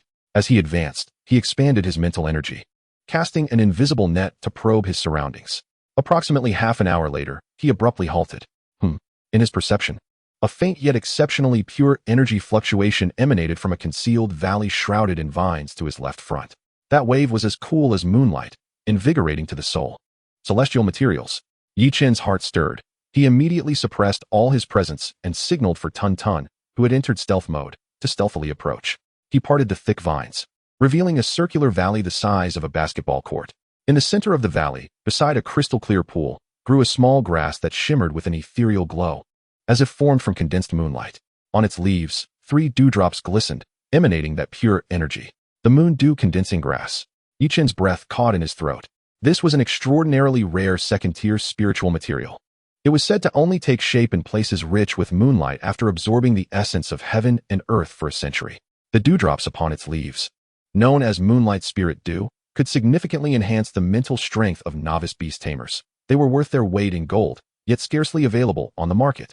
Guarding this spiritual herb was a nearly 3-meter-long, jade-green mantis-like beast, its forelimbs transformed into fearsome scythes. An elite 8th-tier, wind-cutting mantis, renowned for its unparalleled speed and indomitable blades. Had Yichun encountered such a beast and spiritual herb before, he would have undoubtedly turned and fled, lacking even the courage to cast a second glance. Yet now, in his eyes, there was only the fervor of a hunter fixated on its prey. Tun Tun, prepare. Yichun did not hasten to strike, but calmly directed Tun Tun, who had morphed into a shadow, to maneuver around the wind-cutting mantis's blind spot via their mental link. The wind-cutting mantis sensed the impending threat, restlessly waving its sides and slicing through the air, producing a whistling sound, yet it could not pinpoint the enemy's location. Now is the time. Attack! At Yichen's command, Tun Tun, lurking in the shadow beside the wind-cutting mantis, suddenly sprang forth. Instead of opting for a direct assault, it instantaneously unleashed its metallic control, transforming into a colossal metallic cage that descended from above, trapping the wind-cutting mantis in place. Clang, clang, clang. The wind-cutting mantis reacted with lightning speed, its sides becoming mere afterimages as it frantically slashed at the metallic cage, emitting a cacophony of sparks and deafening roars. However, the hardness comparable to that of a 3rd-tier rare alloy meant that even its full-force strikes could only leave shallow white scratches upon its surface. At the moment the wind-cutting mantis was ensnared, its attention fully diverted, Yichun issued a second command. Shadow Blade Storm. Tun Tun's true form, a part of the metallic cage, suddenly liquefied and separated, creating a small, yet lethally potent storm of black blades within the confines of the cage. Szzz. The sharp sounds of cutting filled the cramped space as azure blood and shell fragments flew about. The wind-cutting mantis emitted a pained screech. Its speed advantage entirely nullified within the confines of the cage, forced to passively endure the devastating assault. In mere seconds, the storm abated. The wind-cutting mantis was battered and bruised, its breath labored, yet, due to its formidable vitality, it had not succumbed to death. Finish it. Yichen's tone was cold and devoid of any sentiment. The metal comprising the cage rapidly melted, transforming into a robust liquid metal tentacle, its tip coalescing into an incredibly sharp spike that, in the fearful gaze of the wind-cutting mantis, pierced through its skull with the swiftness of a black lightning bolt. The battle concluded. From ambush to kill, the entire process flowed seamlessly, lasting no more than 10 seconds. Yichen stepped forth from his hiding place, nodding in satisfaction. This was what a commanding beast tamer should embody, an absolute dominance over an elite-level foe. He cautiously approached, uprooting the moon dew condensing grass, roots and soil intact, and placing it within a specially crafted jade box. The 3 droplets of moonlight spirit dew would undoubtedly elevate his mental strength yet again. Tun Tun, it's time to feast.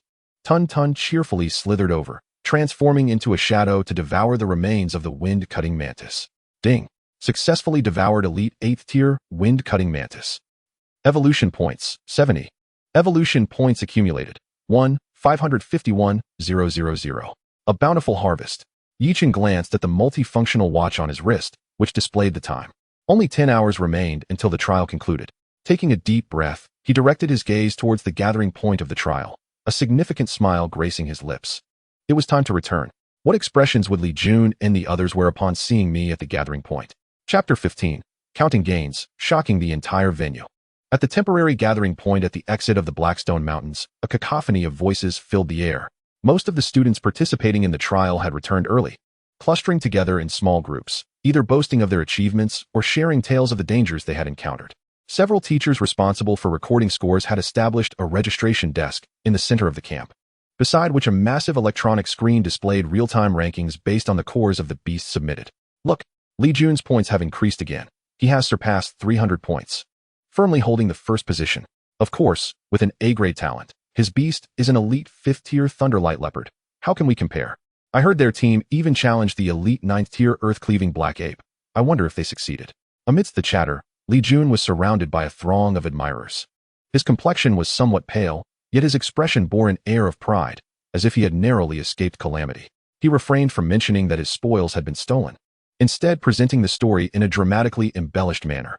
The earth-cleaving black ape was too strong. We exerted ourselves to the utmost to severely injure it, he recounted, as if reminiscing about a heart-stopping battle. Unfortunately, just as we were about to deliver the final strike, we encountered a mysterious powerhouse. Their beast was at least of the commanding level. Commanding level. The mere mention of those words elicited gasps of astonishment from those around. What kind of beast was it? Someone eagerly inquired. Unable to discern its precise form, a flicker of just the right amount of trepidation flashed in Li Jun's eyes. Reminiscent of a mass of metal or perhaps a shadow. In a single move, it devoured the dying rift black ape along with everything surrounding us. That we could return alive was nothing short of luck. The crowd was aghast upon hearing this. Hidden within the Blackstone Mountain range was such a terrifying entity? As the discussion swirled, filled with awe and curiosity, toward the mysterious powerhouse, a tranquil figure ambled out from the forest path. It was Yichun. His appearance did not stir much commotion. Only a handful of individuals cast him a glance, which was quickly replaced by disdain and scorn. Oh, isn't this our F-grade genius? Miraculously returned alive? What a stroke of luck, remarked a boy following closely behind Li Jun, the very Wang Hao who had been frightened away earlier. Yichun did not spare him even a glance, proceeding directly to the registration desk. The teacher in charge lifted his eyelids slightly and asked in a neutral tone, Yichun, any gains? If not, please wait in the side resting area. To him, an F-grade talent accompanied by a mere slime managing to survive was already a perfect score. Yichun remained silent, simply placing his backpack down and methodically retrieving its contents. Several cores from elite first-tier black rock mice, one core from an elite third-tier tusk boar. The teacher's expression remained unchanged. These items were at best moderate achievements. However, when a core exuding a jade-green luster, still radiating a sharp aura, was placed upon the table, the teacher's movements came to an abrupt halt. Is this the core of an elite 8th-tier, wind-cutting mantis? He could scarcely believe his eyes, picking up the core for a closer examination, confirming its authenticity. He looked at Yichun in astonishment. Where on earth did you obtain this? At this moment, the surrounding chatter dwindled, all eyes drawn toward Yichun. Wang Hao's smile froze on his face. Yichun remained composed, as if he had merely produced an ordinary stone, and replied nonchalantly. I just happened to kill it on the way. Just happened to kill it? That was an elite 8th-tier beast. While the crowd was still reeling from the shock of the core, Li Jun approached with a grim expression. When his gaze fell upon the adorable, dark silver jelly at Yichun's feet, his pupils constricted to pinpricks. This color, this texture, though its aura was restrained to the utmost, he could not be mistaken. The fear of being paralyzed under the overwhelming presence of a leader had been deeply imprinted in his soul. It's you. Li Jun's voice turned sharp with rage and fear as he pointed at the slime at Yichun's feet, exclaiming, that mysterious powerhouse is you. This slime is that monster. The entire venue was instantly engulfed in an eerie silence. Everyone looked at Li Jun as if he were a fool. What? Yichun? Mysterious powerhouse? That innocent-looking slime? A monster? This is undoubtedly the best joke of the year. Li Jun, have you been scared silly? Wang Hao in F-grade thought instinctively to mock him, but his words faltered midway as he noticed the sheer horror etched on Li Jun's face, which clearly indicated he was not joking. The registration teacher furrowed his brows, perceiving Li Jun as a nuisance. However, the chief instructor overseeing this trial, Zhang Han, a peak intermediate beastmaster, had approached unbeknownst to anyone. His gaze did not linger on Li Jun, but was firmly locked onto the slime. His perception was sharper than anyone present. He sensed that beneath the harmless exterior lay a depth of terrifying aura that made even him feel a pang of trepidation. Though subtle, that presence was of a level far exceeding any elite beast he had encountered. Zhang Han's Adam's apple bobbed with difficulty as he slowly crouched down, attempting to see more clearly, but the nearly imperceptible pressure made his mental fortitude feel a twinge of pain. He abruptly stood, his expression graver than ever, and shot a piercing gaze at the perpetually calm Yichun. He inquired, each word meticulously articulated, in a tone laden with incredulity, Yichun, tell me, what tier is your slime? Chapter 16, The Dreadful Revelation. The chief instructor Zhang Han's voice crashed into the previously noisy atmosphere like a boulder thrown into a lake, instantly stirring a tempest of reactions while silencing all other sounds. The venue was plunged into silence. He asked Yichun, what tier is your slime? This question itself was imbued with an air of incredulity. All gazes converged on Yichun, akin to spotlights honing in on him. The emotions in those gazes were immensely complex. Some were filled with the anticipation of witnessing a spectacle, some sparked by curiosity influenced by Li Jun's wild claims. Others bore inherent disdain, and a hint of doubt arose from the elite 8th-tier wind-cutting mantis core. Li Jun's chest heaved violently, his fists clenched tightly, nails digging into his palms. He both hoped his conjecture was true, as it would explain his humiliating defeat, and was inwardly terrified of that reality, for it would utterly shatter his pride and dignity as an A-grade genius. Beside him, Wang Hao's mockery was now unabashed. To him, this was the best comedy of the year. An F-grade nobody, a slime, had somehow managed to deceive even the chief instructor? It was utterly ludicrous. Yet, at the eye of the storm, Yichun remained as tranquil as an ancient well, undisturbed by the chaos. He did not even survey the myriad expressions around him, calmly meeting Zhang Han's hawk-like gaze. With lips barely parting, he spoke in a tone as serene as the rising and setting sun, clearly articulating 4 words, Leader Tier 1. As his words fell, the world seemed to be muted. After a brief, suffocating silence, a cacophony erupted like a torrent. A wave of uproar and ridicule. What did I just hear? Leader level? He actually dares to claim that. They must be out of their minds. Has his head been kicked by a beast? If slimes could reach the leader level, my family's pug could evolve into a 3-headed hellhound. This is an insult to all our intellects. Teacher, he should be apprehended for disrupting the trial's order. No one believed him. This was not merely a challenge to their understanding. It was a blatant trampling of the iron laws and common sense of the entire beast master realm. Slimes, universally acknowledged as the lowest tier of the biological chain, evolving to elite level was already a miracle worthy of textbooks. Leader level? That was a notion confined to myths and delusions. Enough. Wang Hao could no longer contain himself. He stepped forward, adopting a superior stance while pointing at Yichun, his face filled with contempt and righteousness. Yichun, you attention-seeking fraud. Do you think you can impersonate a powerhouse just because of some core you picked up from who knows where? You are desecrating the sanctity of the term leader level. The more he spoke, the more agitated he became, lost in his own sense of justice. He commanded his elite 5th-tier Galehound at his feet. A foam, attack. Tear apart the disguise of that trash slime and show everyone what it's really made of. The fierce Windhound, upon receiving its master's command, unleashed a resounding roar as blades of wind swirled around it, preparing to pounce upon the seemingly harmless dark silver jelly. Yet, at that very moment, Yichun finally made a move. He slowly lifted his eyelids, his profound gaze settling upon Wang Hao for the first time. There was no fury in his eyes, only a detached indifference, as if he were observing an insignificant insect with icy disdain. In his heart, he issued the simplest of commands, make him kneel. In the next instant, a hum reverberated through the air. An invisible and indescribable terror, emanating from the zenith of life's hierarchy, surged forth without restraint, centered around Tun-Tun. Akin to a transparent yet tangible royal domain, suddenly sweeping outwards in all directions. This was neither an energy shock nor a mental assault. It was an absolute hierarchical suppression arising from the very bloodline and soul. It was the declaration of a divine dragon over a python, a lion over a mere cat, an edict that brooked no defiance. The air was filled with piercing, anguished cries, steeped in utmost terror, reverberating throughout the entire camp. Every beast tamed by the students, regardless of how majestic the thunder leopard or ferocious the fong boar had appeared moments before, found themselves as if gripped by an invisible celestial hand, their bodies freezing in place, collapsing uncontrollably to the ground, prostrating themselves in abject surrender, trembling uncontrollably. Some of the weaker beasts even rolled their eyes back, frothing at the mouth, and fainted on the spot. The once formidable Windhound, mid-pounce, emitted a wail of despair, crashing to the ground like a puddle of mud, soiling itself, too frightened to lift its head. The students themselves suffered a cataclysmic onslaught. They felt as though they had been plunged into the depths of an abyss, their souls quaking and contorting under the weight of that dreadful pressure. Their legs turned to jelly, their faces as pale as parchment.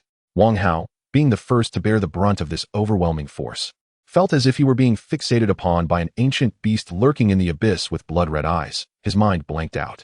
The terror that emanated from the very depths of his soul, capable of shredding any will, caused his knees to buckle, and with a resounding thud, he knelt before everyone. Utterly exposed, his teeth chattered uncontrollably, and a warm wetness spread rapidly in his trousers. The pressure arrived swiftly and departed just as quickly. In a mere 2 or 3 seconds, it receded like a tide. The world fell once more into a profound silence, broken only by heavy breaths, the low whimpers of the beasts, and the pervasive stench that lingered in the air, silently narrating the horror that had just transpired. All present gazed upon the calm youth standing still as if untouched by the chaos, and the dark silver slime at his feet that merely squirmed slightly, as if still savoring the moment, with a mixture of awe, fear, envy, and disbelief. Indeed, action spoke louder than a myriad of eloquent words.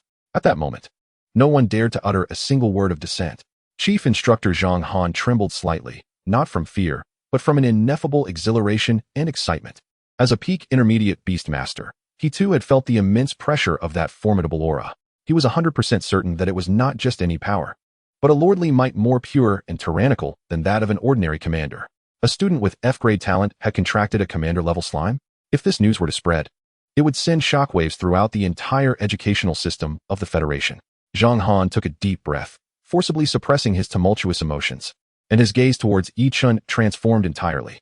It was no longer the look of a mentor towards a student, but rather that of one regarding an equal, no, even a future titan, imbued with solemnity and reverence. He stepped forward, disregarding the trembling Wang Hao kneeling on the ground and the chaos surrounding them, and commanded the petrified registration teacher, who resembled a wooden sculpture, in a grave tone. The results of this trial are hereby suspended. All findings are to be sealed and recalculated. He then turned to Yi Chun, leaning slightly forward, gesturing with utmost seriousness. Student Yi Chun, there are matters we must discuss privately. This transcends the scope of the freshman trial.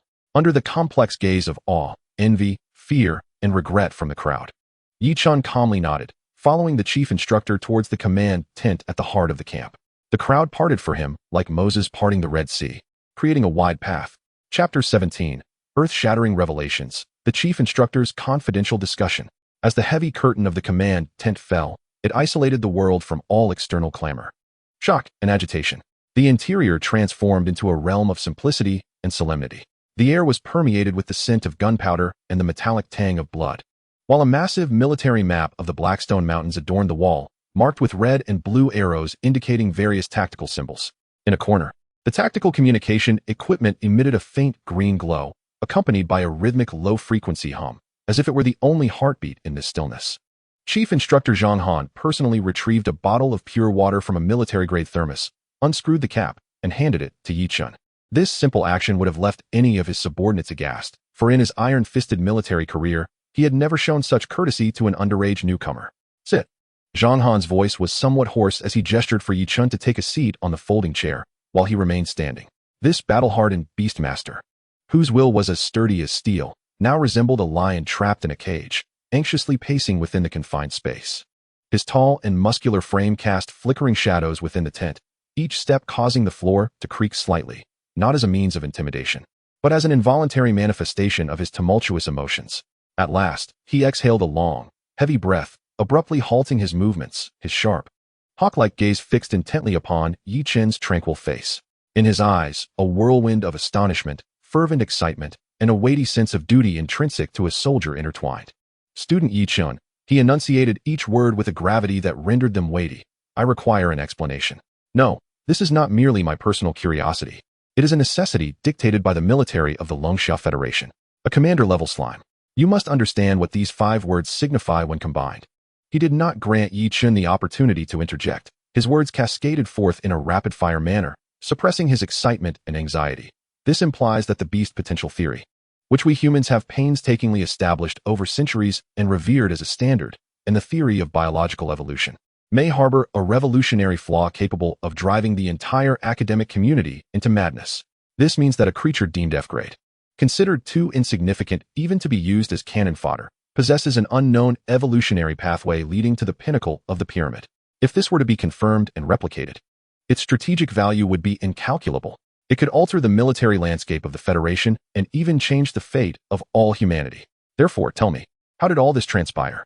Zhang Han's gaze burned like 2 flames, intensely seeking an answer that could be documented and understood. Yet, Yi Chun merely raised the cup to his lips and took a calm sip. The water was crisp and refreshing, soothing his throat and further enhancing his composure. He understood that what the other party required was not a science fiction narrative about an infinite devouring evolution system, which would only render him as a madman or a malevolent spy, confined to the deepest recesses of a research institute. Instead, he needed a miraculous yet rational explanation that could be comprehended by this world. Chief Instructor, I fear I cannot provide a replicable explanation. Yi Chun's voice was steady and clear, neither servile nor arrogant, entirely uncharacteristic of a 17-year-old who had just stirred a tempest. I can only attribute it to an unrepeatable accident and a miracle. He lifted his gaze to meet Zhang Han's piercing stare, and slowly, methodically, he began to weave a tale that was half truth, half fabrication. In the heart of the Blackstone Mountains, I inadvertently stumbled into a deathly marsh shrouded in toxic miasma while evading a powerful beast's pursuit. At the center of that marsh stood a mountain of bones, formed from the remains of countless ferocious creatures. Atop that skeletal edifice, I discovered it. Yi Chen's narrative took on a reminiscing tone, vivid details emerging. It was an extraordinarily peculiar plant, entirely obsidian in hue, devoid of leaves, with a stalk resembling carved black jade, supporting a blood-red fruit the size of a fist that pulsated slowly like a heart. It was rooted within the skull of an unknown gigantic beast, exuding a sweet yet perilous aura. In the face of dire circumstances, in a moment of desperation, I swallowed that fruit whole. Subsequently, I fell into a slumber, my body fluctuating between extremes of heat and cold, my form continuously morphing. It was not until shortly before the trial concluded that I awakened, completing this astonishing evolution. This explanation enveloped the core concept of devouring within an accidental, irreplicable, and fantastical event involving a rare treasure of nature. It was both plausible and airtight. Zhang Han's pupils contracted sharply. A deathly marsh, a mountain of beast bones, and a bizarre magical plant rooted in a giant's skull? The combination of these elements perfectly aligned with the stringent conditions under which certain legendary treasures were said to be born. In an instant, his mind flashed through numerous federal records of unknown entities rated S-class and above, yet none corresponded with Yi Chen's description. So, it was indeed a one-time, unreproducible extreme mutation evolution. Zhang Han's taut shoulders finally slumped, and he murmured, his fervor gradually supplanted by rational judgment. He chose to believe, or rather, he preferred to embrace this explanation. For an irreplicable miracle, while shocking, remained within the bounds of control. In contrast, a universal theory capable of shaking the very foundations of the world would unleash a chain reaction he dared not contemplate. His gaze towards Yi Chen had fundamentally transformed. The youth before him was no longer merely a prodigiously talented student, but a favored child of destiny, burdened with immense secrets and boundless potential. I understand. Zhang Han inhaled deeply, his demeanor regaining absolute seriousness and solemnity. Yi Chen, I shall compile your explanation into the highest classification of encrypted files and report it directly to the Supreme Military Commander of the Jiangnan base city. From this moment forth, your personal dossier will be elevated to S-class confidentiality. This means that, apart from the Lord of Jiangnan City and myself, no entity or individual shall have the authority to access it. Your home address, social connections, and all related information shall be afforded the highest level of protection by the military. This is protection. It is the utmost safeguarding undertaken by an entire base city.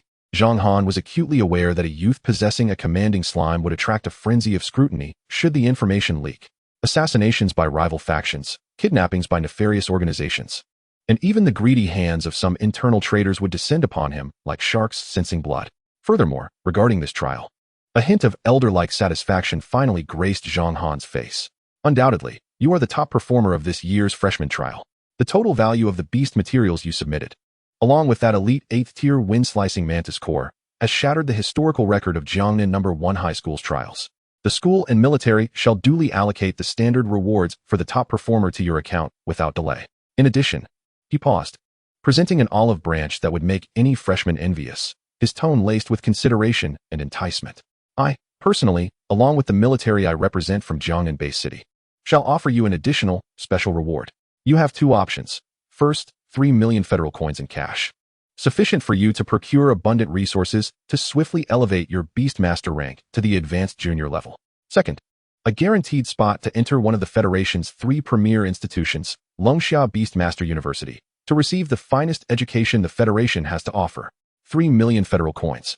For an average family, this was a life-altering sum, a veritable astronomical figure. Meanwhile, a special admission to Longxia Beastmaster University was a golden ticket coveted by countless geniuses aspiring to reach the pinnacle of the world. Zhang Han sought to gauge Yi Chen's perspective and character through this choice. Would he opt for immediate gains or favor a more distant future? However, Yi Chen's response once again exceeded his expectations. Chief Instructor, Yi Chen set down his cup, his dark eyes shimmering with an uncharacteristic calmness and confidence for one of his age. Thank you for your kindness. However, I will earn my own money. As for Longxia Beastmaster University, I shall apply when I have the strength. He rejected both options. Zhang Han was taken aback. You refuse both? Then what do you desire? Yi Chen's lips curled into a knowing smile, his body slightly leaning forward as he articulated a request that sent a tremor through the seasoned officer's heart. I choose a third option. I hope the military can provide me with a reliable channel to acquire a second beast companion. Chapter 18. Forfeiting 3 million and the admission spot. My choice. The air within the tent seemed to freeze for a moment. Zhang Han's brow furrowed tightly, his piercing gaze filled with scrutiny and confusion. He had envisioned that Yi Chun might haggle, perhaps choosing the monetary reward before coveting the admission spot. But he had never anticipated that the young man would propose such a request that seemingly bore no relation to immediate benefits, yet pointed directly towards the future. A third choice? Zhang Han's voice deepened. A channel to acquire a second beast companion? Yi Chun, do you fully comprehend what you are saying? His tone bore a hint of warning. A beast master in the apprenticeship phase has exceedingly limited soul power. Contracting a single beast is already at the limit.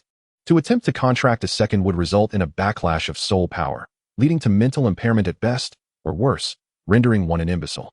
This is an ironclad rule for beast masters. I am aware. Yi Chen nodded calmly, his composure starkly contrasting with Zhang Han's gravity. However, I believe that by the time I enter university, my soul power will be sufficient to support the contract of a second beast companion. Chief Instructor, I can acquire money and resources through my own capabilities. I am confident that I can meet the admission criteria for Longxia Beastmaster University based on my strength. But a high-potential beast cannot be easily obtained solely through wealth or power. Yi Chen's gaze was clear and resolute, unwavering as he continued to elucidate his logic. A powerful beast can indeed propel a beastmaster far. Yet, having only one is ultimately insufficient. True strength requires a team of beasts capable of responding to various complex combat situations. Reconnaissance, offense, defense. While Tun Tun is formidable, it cannot fulfill every role. I do not wish to regret not having prepared in advance when I encounter bottlenecks in the future. He did not divulge the secrets of the system. Yet his words exuded a profound foresight that transcended his years. He impeccably cloaked his ambitions within the long-term vision befitting a true genius. Silence once again enveloped the tent. Zhang Han fixated on Yi Chun, the scrutiny in his gaze gradually dissipating, replaced by a more intense astonishment. He had initially believed that Yi Chen's success was a mere blend of luck and a sprinkle of talent. However, in this moment, he came to the staggering realization of how mistaken he had been. This temperament, this vision, this eerily clear understanding of his own path was not something a mere fortunate individual could possess. These were the traits of a born champion, a veritable child of destiny. What a solitary endeavor. The taut lines of Zhang Han's face suddenly relaxed as he exhaled deeply, followed by an unexpected chuckle that resonated with genuine admiration and awe. You are indeed right. I underestimated you. As he resumed his seat, his gaze towards Yi Chun had transformed entirely, now reflecting that of an equal, a being worthy of respect. The high-potential beast eggs were undeniably strategic resources strictly regulated by the Federation, with the majority available on the market being of mediocre potential. The truly exceptional specimens resided in the hands of the military, esteemed academies, and venerable families with long-standing legacies.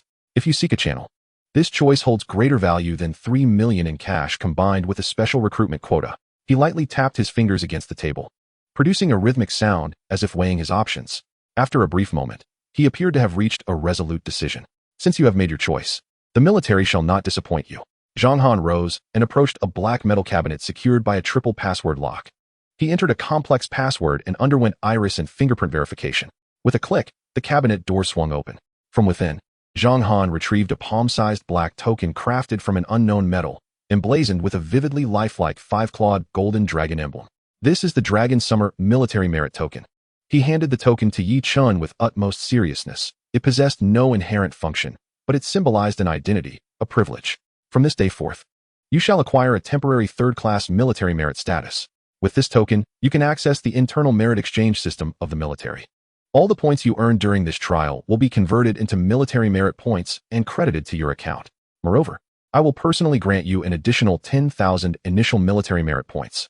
Within that system, you may exchange for nearly everything you desire, from cultivation resources and advanced techniques to weaponry and rare materials, including high-quality beast eggs. The corners of Zhang Han's mouth lifted slightly. Infused with a hint of pride, I can assure you that every beast egg listed in the exchange system has a minimum potential rating of no less than B grade, with some even reaching A grade or the legendary S grade. S grade. Upon hearing those final 3 words, Yi Chen's heart raced, yet his visage remained remarkably composed. He extended his hands and solemnly accepted the heavy, ice-cold military merit token. This token was the key to his future. His slime Tun possessed infinite evolutionary potential, but its starting point was far too low. If he could contract a beast with initially high potential and subsequently cultivate and evolve it through the system, what formidable existence could emerge? A powerful alliance. This was the truly invincible path he envisioned. As he received the token, a flicker of fervor ignited in his eyes, quickly subdued by reason, deepening Zhang Han's appreciation. Do not rejoice too soon. Zhang Han's voice resonated once more, tinged with a cautionary tone. Though this door has been opened for you, obtaining what lies within is not so simple. Military merit is the most esteemed currency of the Dragon Summer Federation. Every point must be earned through equivalent contributions, sometimes even requiring blood and life. The 10,000 military merits I bestow upon you, combined with the points earned from your trial, may suffice for some decent cultivation resources or a C-grade potential beast egg.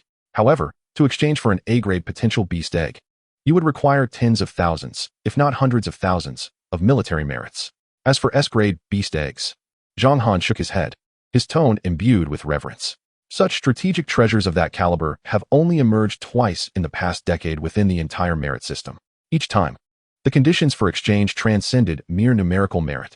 They demanded legendary feats worthy of being etched into the annals of the Federation's history, a height that countless soldiers could scarcely hope to reach. Yi Chen's heart tightened. He understood that Zhang Han was both reminding and admonishing him to remain grounded and not aim too high. I understand, Chief Instructor, Yi Chen replied, gripping the military merit token tightly. That is good to hear. Zhang Han nodded, continuing to instruct. Once you return, infuse a sliver of your soul power into the token, and it will bind to your spirit. At that time, the login interface for the merit system will naturally appear in your mental sea. Remember, the token is the sole proof of your identity. If lost, it cannot be replaced. Should it be seized by another, while it may not be usable by them, your privileges will be immediately frozen until you make sufficient contributions to rectify the loss. He gave Yi Chen's shoulder a reassuring pat, filled with the expectations and encouragement of a mentor. You have chosen a more arduous yet imaginative path. My singular piece of advice is to conceal. Zhang Han's gaze deepened significantly. Until you possess adequate power for self-preservation, keep your ambitions hidden. The miracle of your slime has already drawn enough attention. Let it remain the sole surprise in the eyes of the world. As for your second beast, when you finally acquire it, allow it to become your deepest trump card. Thank you for your guidance, Chief Instructor. Yi Chen bowed deeply. He recognized that every word from Zhang Han was a nugget of wisdom. Exiting the tent, the cool night breeze brushed against his face, soothing the excitement and fervor within him. The clamor of the outside world persisted, countless newcomers rejoicing or lamenting their results. Yet Yi Chen's world had irrevocably transformed. He gazed down at the black token engraved with the five-clawed golden dragon. Its cold metallic texture and substantial weight felt undeniably real. His future no longer hinged solely on the repeated evolution of Tun. From this day forth, he would meticulously forge a mythic-grade beast legion that belonged solely to him. Chapter 19. The Merit System, a Gamble on the Future. Upon returning to the military's temporary single tent for newcomers, Yi Chen swiftly drew the curtain, completely isolating himself from the outside world. The uproar and the joyous cheers of the bonfire party outside seemed to fade into the background of another realm. He could hardly contain his eagerness as he settled into a cross-legged position, retrieving the hefty Dragon Summer military merit token from his pocket. The token felt icy to the touch, its black metallic surface reflecting a profound luster under the dim light of the tent. The vividly lifelike five-clawed golden dragon emblem seemed to harbor an inexplicable authority. Soul-binding, Yi Chen murmured to himself. Closing his eyes, he carefully followed Zhang Han's instructions, delicately extracting a strand of soul power thinner than a hair from his mental sea, gradually directing it toward the token in his hand. The moment his soul power made contact with the token, an extraordinary phenomenon occurred. Buzz, a low rumble, reminiscent of an ancient bell, reverberated explosively through his mental sea. The military merit token in his hand seemed to come alive, as the emblem of the five-clawed golden dragon suddenly illuminated, radiating a brilliant golden light. Immediately after, an overwhelming and irresistible force emanated from the token, swiftly devouring the strand of soul energy that Yi Chen had extended. Yi Chen let out a muffled groan, feeling a slight prickling pain in his brain, yet instead of panicking, he sharpened his focus. He could distinctly sense that an ineffable, profound connection was being established between himself and the token. The golden light flickered and vanished, restoring the token to its ancient form. But Yi Chen knew that everything had irrevocably changed. Within his mental realm, a solemn and dignified virtual interface, composed of countless streams of golden data, materialized out of thin air. At the pinnacle of this interface was the five-clawed golden dragon emblem of the Longxia Federation, beneath which displayed a prominent line of text, Longxia Military Merit Redemption System. Identity verification, temporary third-class merit holder Yichun, military merit points, 34,500. 34,500 points? Yichun's heart stirred. The total value of the beast materials he submitted was approximately over 24,000 points within the school's credit system, indicating that the military merit system had conducted a conversion at a ratio of 111. Coupled with the additional 10,000 points granted by Chief Instructor Zhang Han, it was precisely this amount. Suppressing his excitement, he willed the system's main menu to open. Resource redemption, cultivation technique redemption, equipment redemption, beast egg redemption, special items. The dazzling array of categories left Yi Chun momentarily dazzled. He first selected resource redemption. A list of items materialized before him. Primary soul nourishing liquid. Price, 800 military merit points. Effect, slightly enhances the soul energy of an apprentice beastmaster. Low-level wind element crystal.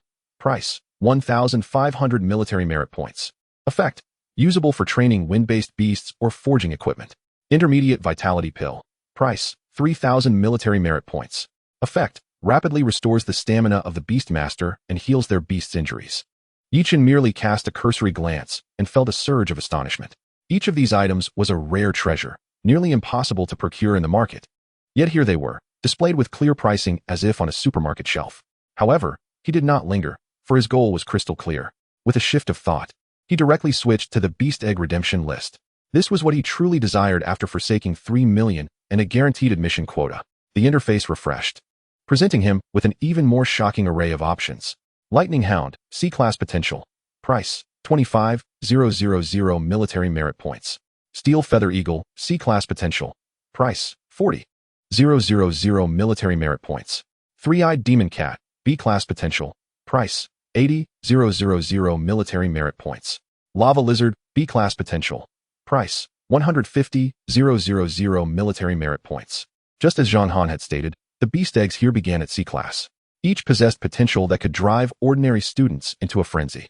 Yichun's heartbeat quickened, and he attempted to set the filter to A-Class.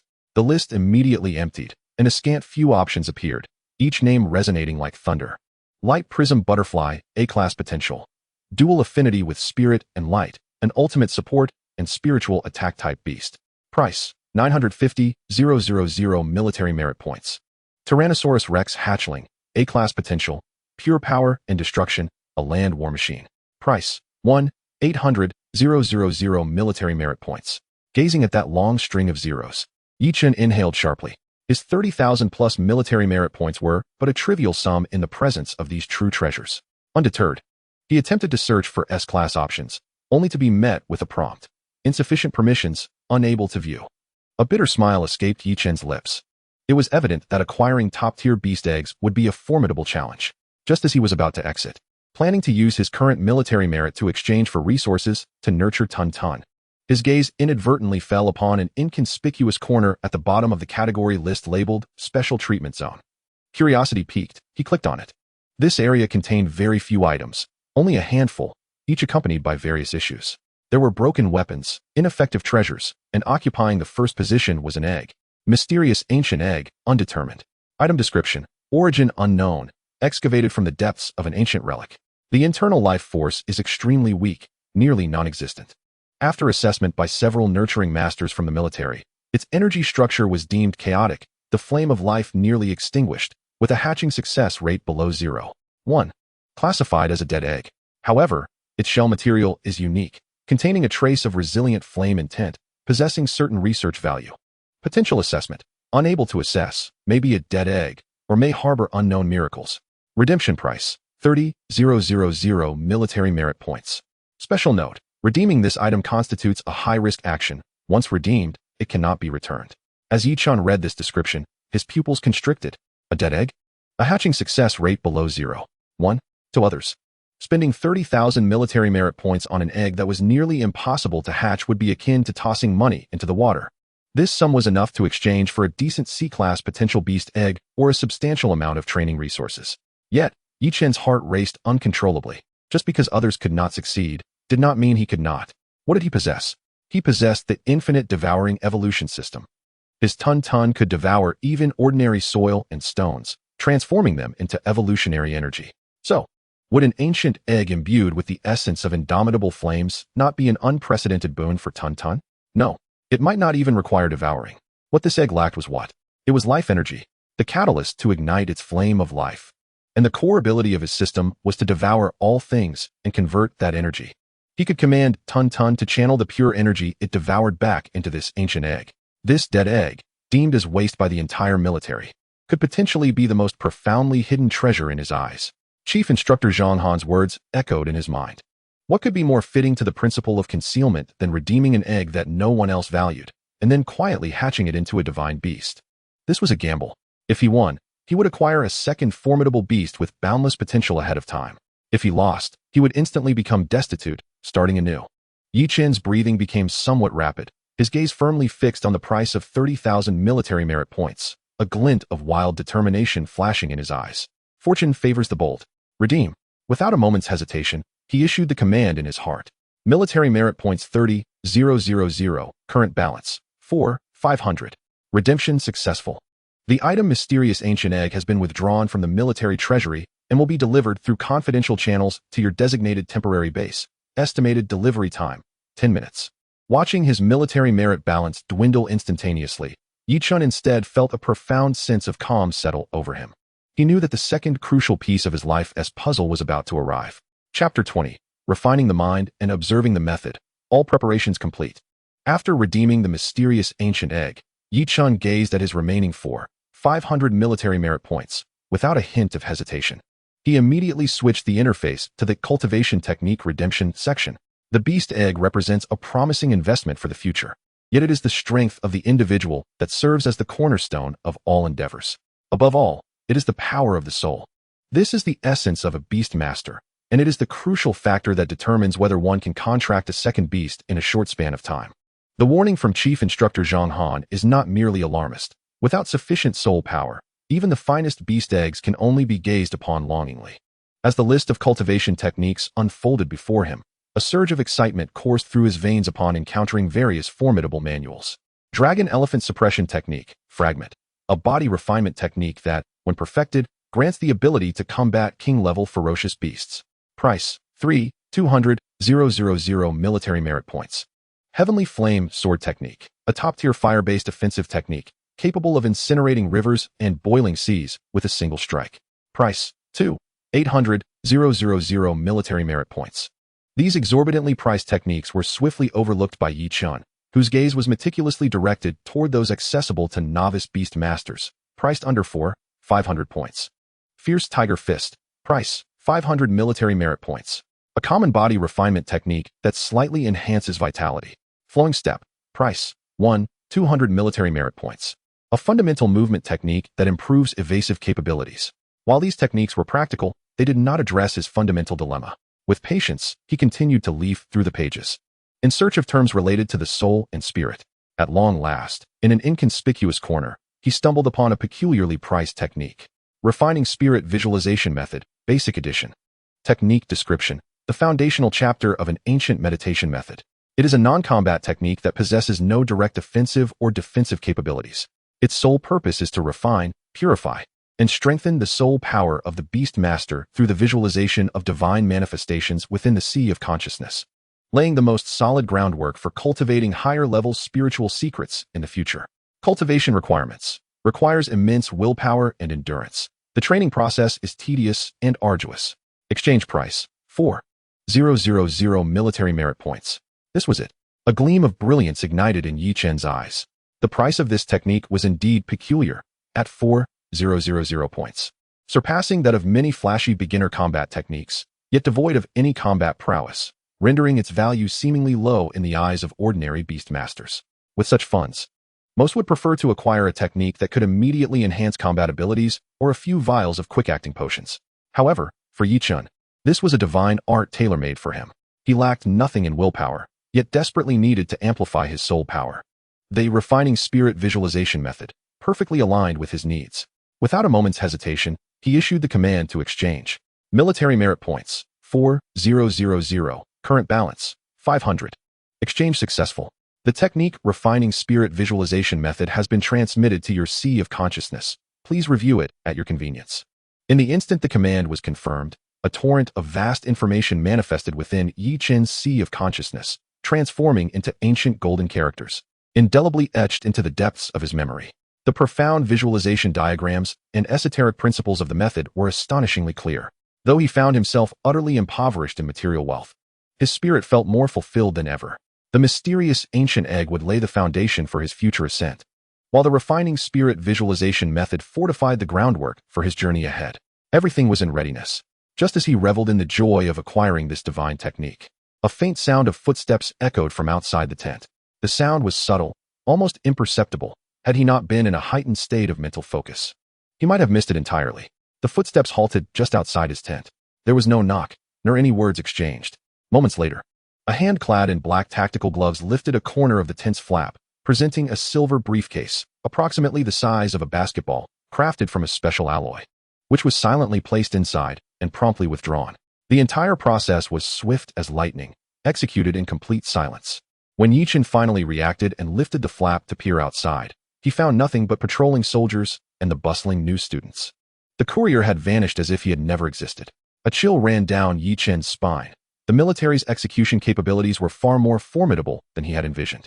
He redirected his gaze toward the silver briefcase, which glimmered with a metallic sheen. The case bore no markings, only an electronic lock requiring dual verification of password and fingerprint. Yi Chen pressed his hand against it, and the merit system promptly notified him that the password had been automatically dispatched. After entering the password and confirming his fingerprint, he heard a soft click as the lid slowly popped open. Inside, a thick layer of black cushioning surrounded a stone egg, approximately the size of a human head, entirely blackened and marred by cracks, resting quietly within. It resembled a mundane rock that had been repeatedly scorched in a volcano, devoid of any semblance of life. Even the described indomitable flame of spirit was absent, leaving only an aura of desolation. Yi Chen held his breath, cautiously cradling the egg in his hands. The stone egg felt warm to the touch, significantly heavier than he had anticipated. He closed his eyes, immersing himself completely in the experience, meticulously attuning to its essence. At last, within the depths of this endless silence, he detected a flicker of life, a spark so faint it seemed on the verge of extinguishing, yet remarkably resilient.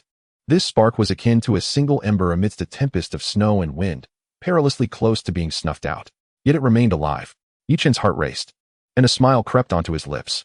He embraced the stone egg tightly, and with a gentle motion of his other hand through the air, he summoned, "Come forth." Tun-tun. A plump, jelly-like blue entity materialized, landing on the ground and curiously nudging Yi Chen's pant leg. Tun-tun. Yi Chen's voice brimmed with barely contained excitement. "We have a new companion. However, before that, you need to assist it." He placed the blackened stone egg before Tun-tun. Now, it was time to witness the miracle. Chapter 21. The Rebirth of Life, the Awakening of the Divine Egg. In response to Yi Chen's command, Tun-tun blinked its non-existent eyes, inquisitively nudging the hard, dark egg with its springy form. A chill, lifeless aura emanated from the stone egg, causing Tun-tun to instinctively recoil. "Tun-tun, share your energy with it." Yi Chen's instruction resonated through their soul link, delivered with unwavering encouragement and trust. The essence of this command was starkly different from any prior. It was not about devouring, but about giving. This was Yi Chen's first attempt to direct Tun-tun to output energy in reverse. Tun-tun paused momentarily, its small body hesitating, not fully grasping its master's intent, yet it had never once defied Yi Chen's commands. This unwavering loyalty was imprinted deep within its soul. Before long, its blue form began to soften, morphing into a living blue liquid that gradually spread across the ground, enveloping the black stone egg inch by inch. The cold stone egg was completely encased in the warm, gelatinous substance. Almost simultaneously, a cold notification from the system echoed in Yi Chen's mind. System notification: the host directive has been detected. Should the beast Tun-tun's pure life energy be redirected to the externally unknown ancient egg? Warning: this process will result in significant energy depletion, potentially leading to the beast entering a state of weakness. Yes, execute, Yi Chen affirmed resolutely, without a hint of hesitation. As the command was issued, an unexpected transformation unfolded. Enveloped in a cerulean gelatinous substance, the stone egg began to undergo astonishing transformations. Strands of pure energy, visibly radiating a gentle, sanctified blue light, cascaded forth like myriad delicate streams from within its depths. These luminous tendrils did not escape into the air, but rather seeped with precision and grace through the myriad grotesque cracks adorning the surface of the egg. Simultaneously, within Yichen's mental realm, the progress bar representing the energy stored by the entity known as Tun began to plummet at an alarming rate, 90, 70, 50. The once lifeless stone egg, deemed a dead embryo by the military, appeared to be ravenously absorbing this immense life force, akin to a drowning soul finally gasping for its first breath of fresh air. A faint, yet timeless hum resonated from within the egg, transcending the eons. Soon after, faint flickers of dark red light, reminiscent of molten magma, began to illuminate the fissures scattered across the eggshell. The glow intensified rapidly, transforming from mere specks into a dense web of light, making the entire egg resemble a volcano on the verge of eruption. Crackling sounds echoed as the heavy, charred, and rough exterior of the stone shell began to peel away, disintegrating as if weathered by the sands of time for countless millennia, crumbling into the finest black powder that drifted away into the air. With the complete shedding of the dark shell, the extraordinary visage concealed within was finally unveiled to Yichen's gaze. It was an egg-shaped crystal, resplendent and translucent, as if sculpted from the finest ruby in existence. The surface of the eggshell gleamed like a mirror, and within, it seemed as though genuine lava flowed languidly, exuding an aura that was ancient, noble, sacred, and intensely powerful. This presence elevated the temperature within the tent by several degrees. What astonished Yichen even more was his clear perception of the once feeble spark of life within the egg, which now blazed with renewed vigor. Though still fragile, it had become remarkably stable and brimming with vitality, as if an ancient ferocious beast was gradually awakening from its slumber. A faint thought, imbued with affection and yearning, transcended the barriers of the material world and gently brushed against Yichen's consciousness. It was expressing gratitude, and it desired more. The success was indeed real. Yichen's breath quickened, his heart raced, and an overwhelming, indescribable ecstasy filled his being. This was no mere dead egg. It was clearly a divine egg that had succumbed to a deep slumber for eons due to the depletion of energy. He had placed his bet wisely. Just as he was engulfed in elation, a woeful cry from Tun interrupted his reverie. Yichen's mind jolted, and he immediately checked the system. He observed that Tun's energy bar had completely depleted, leaving less than 3 of the energy required for basic activities. Its once plump, glistening form had now shrunk by nearly half, and even its blue hue had dulled significantly, resembling a dehydrated jelly, slumped weakly at his feet, utterly drained. The initial revival had nearly exhausted all the energy Tun had accumulated throughout the entire rebirth trial. This divine egg was akin to an insatiable abyss. Stop, Tun. Cease immediately, Yichen commanded urgently, halting the energy transfer. Tun, as if granted amnesty, promptly detached itself from the divine egg and lay feebly at Yichen's feet. Lacking even the strength to nuzzle him, Yichen tenderly cradled the weakened Tun in his hands, soothing it through their mental link. Feeling both a pang of sympathy and an uncontrollable thrill, he cautiously held the warm, radiant red gem-like divine egg in his palms. Though it had yet to hatch, and the binding contract was far from established, he could already sense a faint yet profound connection that emanated from the depths of their souls. Little one, it seems that to truly break free from your shell, you will require an immense amount of energy, Yichen murmured, gazing at the divine egg in his hands. This was indeed a formidable task, yet he embraced it willingly. He carefully returned the divine egg to its gilded box, securing it within his storage pack. This treasure was now his most closely guarded secret. He could not afford to reveal it until he possessed sufficient strength to protect it. After completing these tasks, he returned Tun to the Beastmaster space for some well-deserved rest. Then, he settled down cross-legged, slowly closed his eyes, and forcefully expelled all distracting thoughts from his mind. While the issue regarding the divine egg was temporarily resolved, a more crucial and fundamental challenge loomed before him: his own soul power. Without sufficiently potent soul strength, even if the divine egg was brimming with energy, he could not forge a contract, and he might even risk being devoured by the formidable soul of the egg. He shut his eyes, allowing his consciousness to fully immerse in his mental sea, where the ancient golden characters of the recently acquired soul refinement visualization technique vividly emerged. According to the technique, the first step in cultivation was to visualize a divine form known as the ancient three-headed bright king within one's mental sea. This demanded an almost perverse level of imagination and mental control from a beastmaster. Focusing intently, Yichen summoned all of his mental energy, beginning the arduous task of sketching the outline of the divine figure in the vastness of his mental sea. The figure was that of a towering entity with 3 heads and 6 arms, glaring fiercely, wielding the sun, moon, and stars. Yet, as he attempted to manifest even a vague outline of the head, an unbearable, tearing pain surged from the depths of his brain. as if countless red-hot needles were simultaneously piercing every fiber of his being. This was a sign of excessive depletion of mental power. Under normal circumstances, a typical person would have already fainted. Cold sweat broke out on Yi Chen's forehead, and his complexion turned pale, yet he clenched his fists, his nails digging deep into his palms, using physical agony to counteract the mental torment.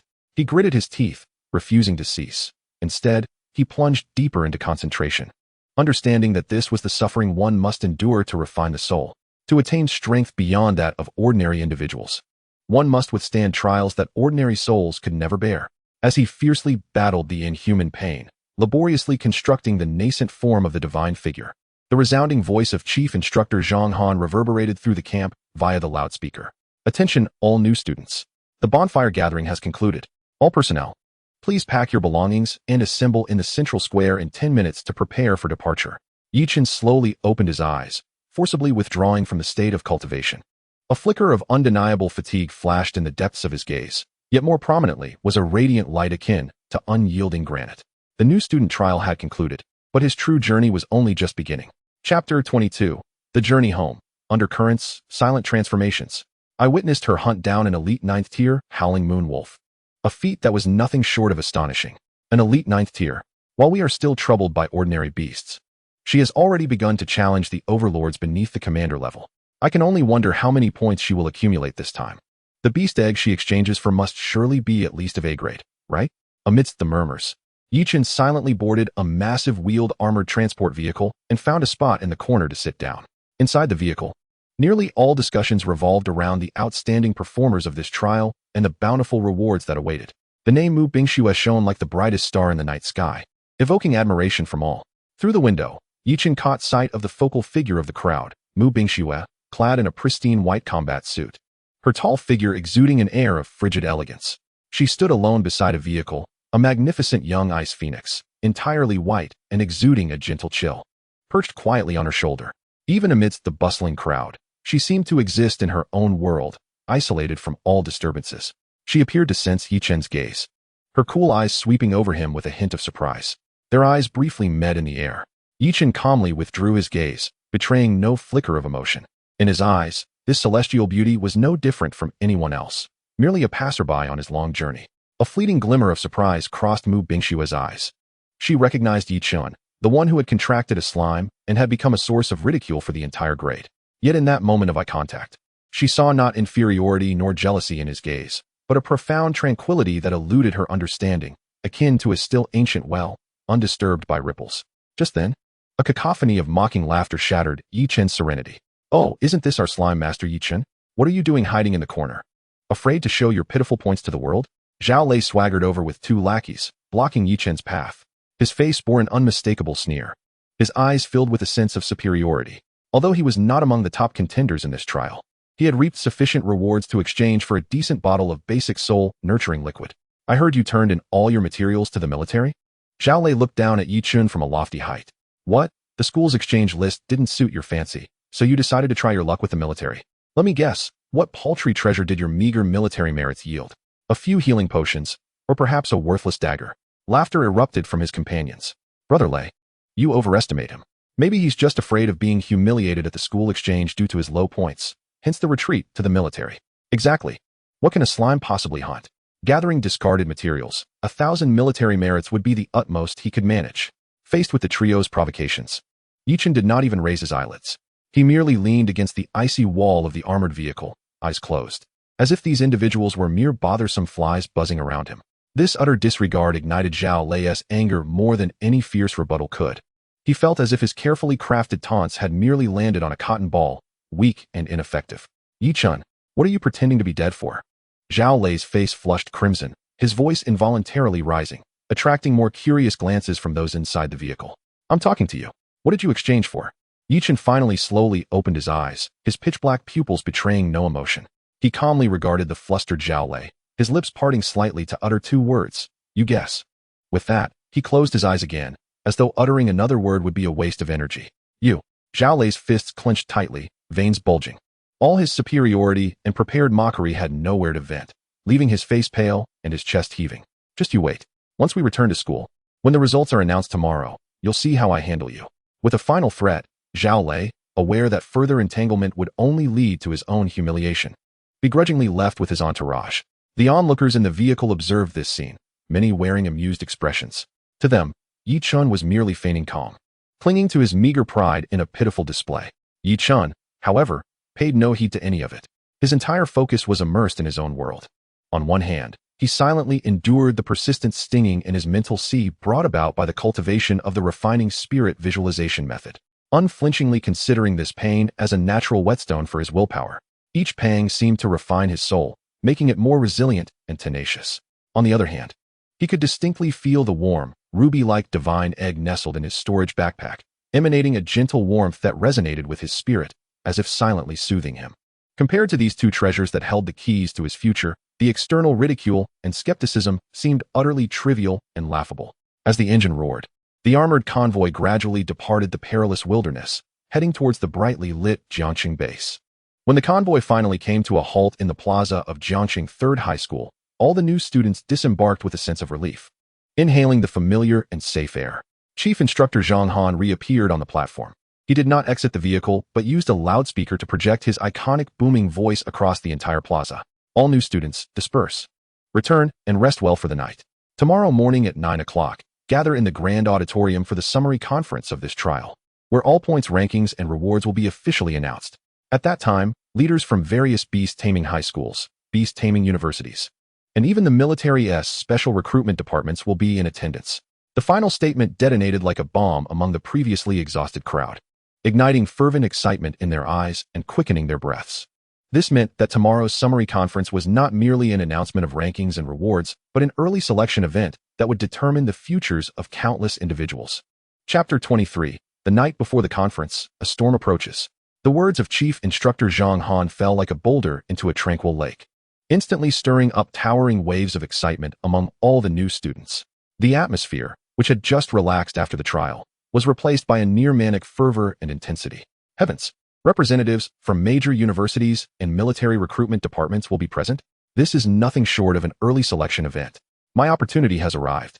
I hunted down an elite third-tier beast. My points will surely rank among the top 300. Oh no, my performance was mediocre. Will I leave a bad impression on those important figures? In the center of the plaza, voices of discussion, gasps, and sighs intermingled, each face reflecting a tapestry of complex emotions. This was not merely a summary of the trial.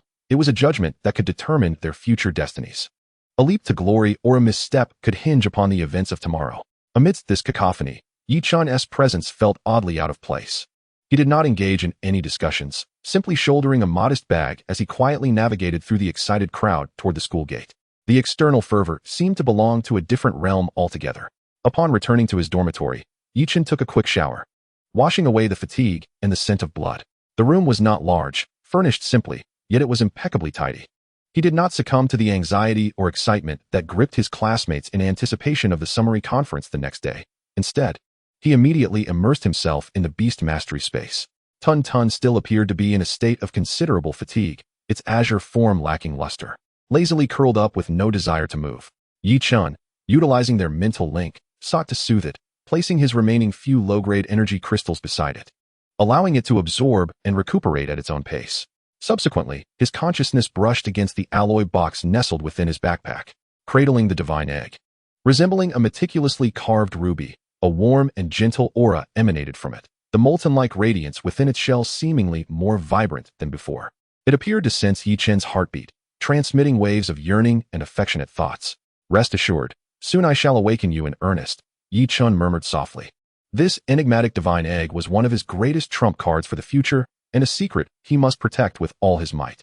After securing the divine egg carefully, Yi-chan settled cross-legged on the cold floor, his eyes shut tightly, resolutely initiating the refinement of the divine visualization technique once more. Buzz. The moment the technique commenced, the familiar, soul-rending agony surged forth as anticipated. Countless invisible steel needles plunged mercilessly into his sea of consciousness, each stir bringing forth unbearable torment. Yi-chan's body trembled slightly from the excruciating pain, cold sweat cascading down his forehead like a stream, yet he gritted his teeth, his expression betraying no hint of retreat. Rather, he channeled all his willpower into visualizing the ancient three-headed king of brightness. He understood that this was the only shortcut. The power of the soul was the foundation of all, To command future mythical beasts of legend, he must possess a mythical soul. Pain, indeed, served as the crucible in which the soul was tempered, through repeated tearing and reformation. The outline of the divine being within his sea of consciousness seemed to solidify imperceptibly compared to the daytime. Simultaneously, his soul underwent a silent metamorphosis under this extreme trial. The following morning, a solemn yet fervent atmosphere enveloped Jiangxing Third High School. Along the path to the grand auditorium, students dressed impeccably and bearing serious expressions were a common sight. Groups of 3 or 5 conversed quietly, their eyes flickering with tension and anticipation. Look, it's Mu Bingxue. She has indeed arrived. Beside her, the Ice Phoenix seemed to exude a more potent aura, likely on the verge of breaking through to the elite tier. A stir rippled through the crowd, all eyes drawn irresistibly to her cool presence. Mu Bingxue remained as impassive as ever, her demeanor aloof, while beside her, a resplendent bird, entirely snow-white with wings seemingly sculpted from ice crystals, elegantly strode. It was her noble-blooded beast, the Ice Phoenix. Meanwhile, Zhao Lei, surrounded by a throng of followers, strode in confidently. Today, he had donned a brand-name battle suit, a triumphant smile plastered across his face. Brother Lei, you're sure to rank in the top 100 this time. Perhaps you will even catch the eye of the mentors from Blue Ocean Beast Master High School. Of course, just look at how fierce Brother Lei's steel-toothed hound is. Amid the flattery, Zhao Lei's gaze swept over the crowd, quickly locking onto the solitary figure of Yi Chun. Oh, isn't this our useless master? How dare he show up today? Zhao Lei swaggered in front of Yi Chun, his tone dripping with mockery. So, are you ready to perform a farcical act of slime before the entire faculty and distinguished guests? Yi Chun did not slow his pace, merely casting a fleeting glance at him, akin to observing a pebble by the roadside, and continued past him without a word. The tranquility and indifference in his gaze caused Zhao Lei's meticulously prepared taunts to fall flat, leaving him feeling as though he had punched air, utterly frustrated. Humph. Stubborn even at death's door. Just wait until you have reason to weep. Zhao Lei spat at Yi Chun's retreating back. Inside the grand auditorium, every seat was filled to capacity. The students sat in straight rows according to their class formations, the atmosphere grave and solemn. At the front, on the podium, not only were the principal and school leaders present, but a row of formidable guests as well. Among them were senior professors from Jiangxing's top Beastmaster University, cold-faced military officers from the Federal Recruitment Department, and chief mentors from prestigious high schools in other cities. Each bore an imposing aura, their gazes scrutinizing every student below with quiet intensity. At precisely 9 o'clock, the summary conference commenced. Following the principal's lengthy and impassioned address, Chief Instructor Zhang Han strode to the podium. He wasted no time, his rugged gaze sweeping across the assembly as he intoned, "I know what you are all waiting for. Now, I shall announce the point rankings from this freshman trial." As his words fell, the massive light screen behind the podium flickered to life. Lines of golden text beginning to scroll upward. 3,500th, Li Si, 78 points. 3,501st, Wang Wu, 75 points. The auditorium fell into a hushed silence. All eyes fixated on the screen, eagerly searching for their names. The scrolling was neither too fast nor too slow, with each name that appeared. A ripple of excitement or disappointment coursed through the corresponding student groups.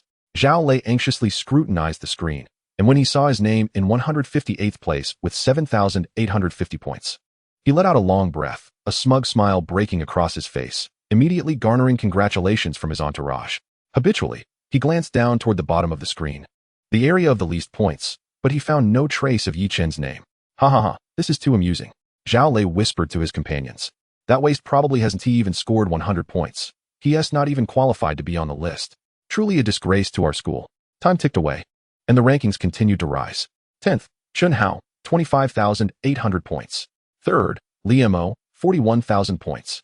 With each appearance of a top 10 name, the dignitaries on the podium nodded slightly, exchanging hushed words with their aides. Finally, the screen reached the pinnacle.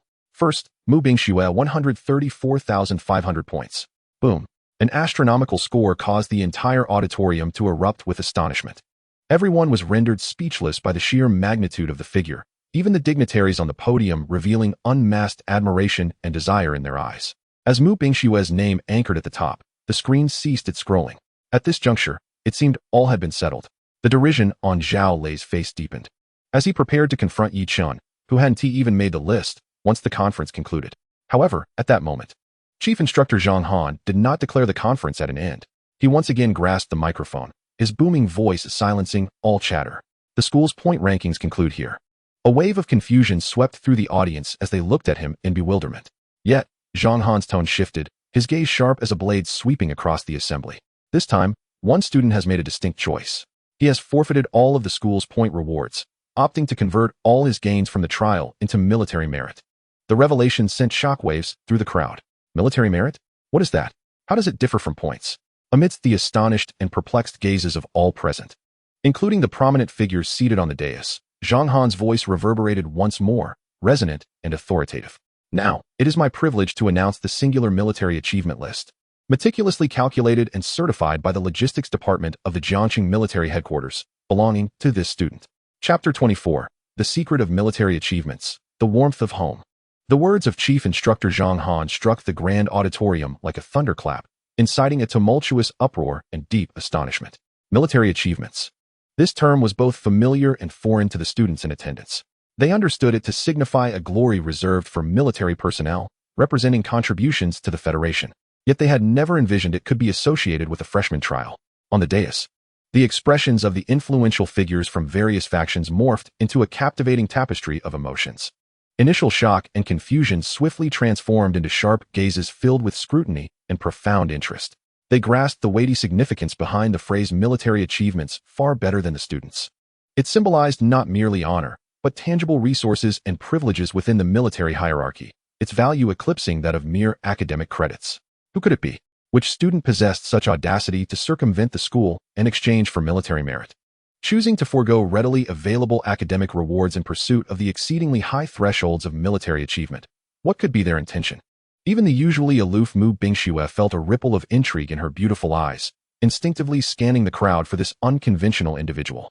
At the epicenter of the storm, Zhao Lei's complexion shifted from ashen to a deep shade of purple. He fixated on the stage, an ominous premonition swelling within him. He dared not, nor wished to, associate the mysterious figure with the one he held in utmost disdain, Yichun. However, Yichun offered no opportunity for further investigation.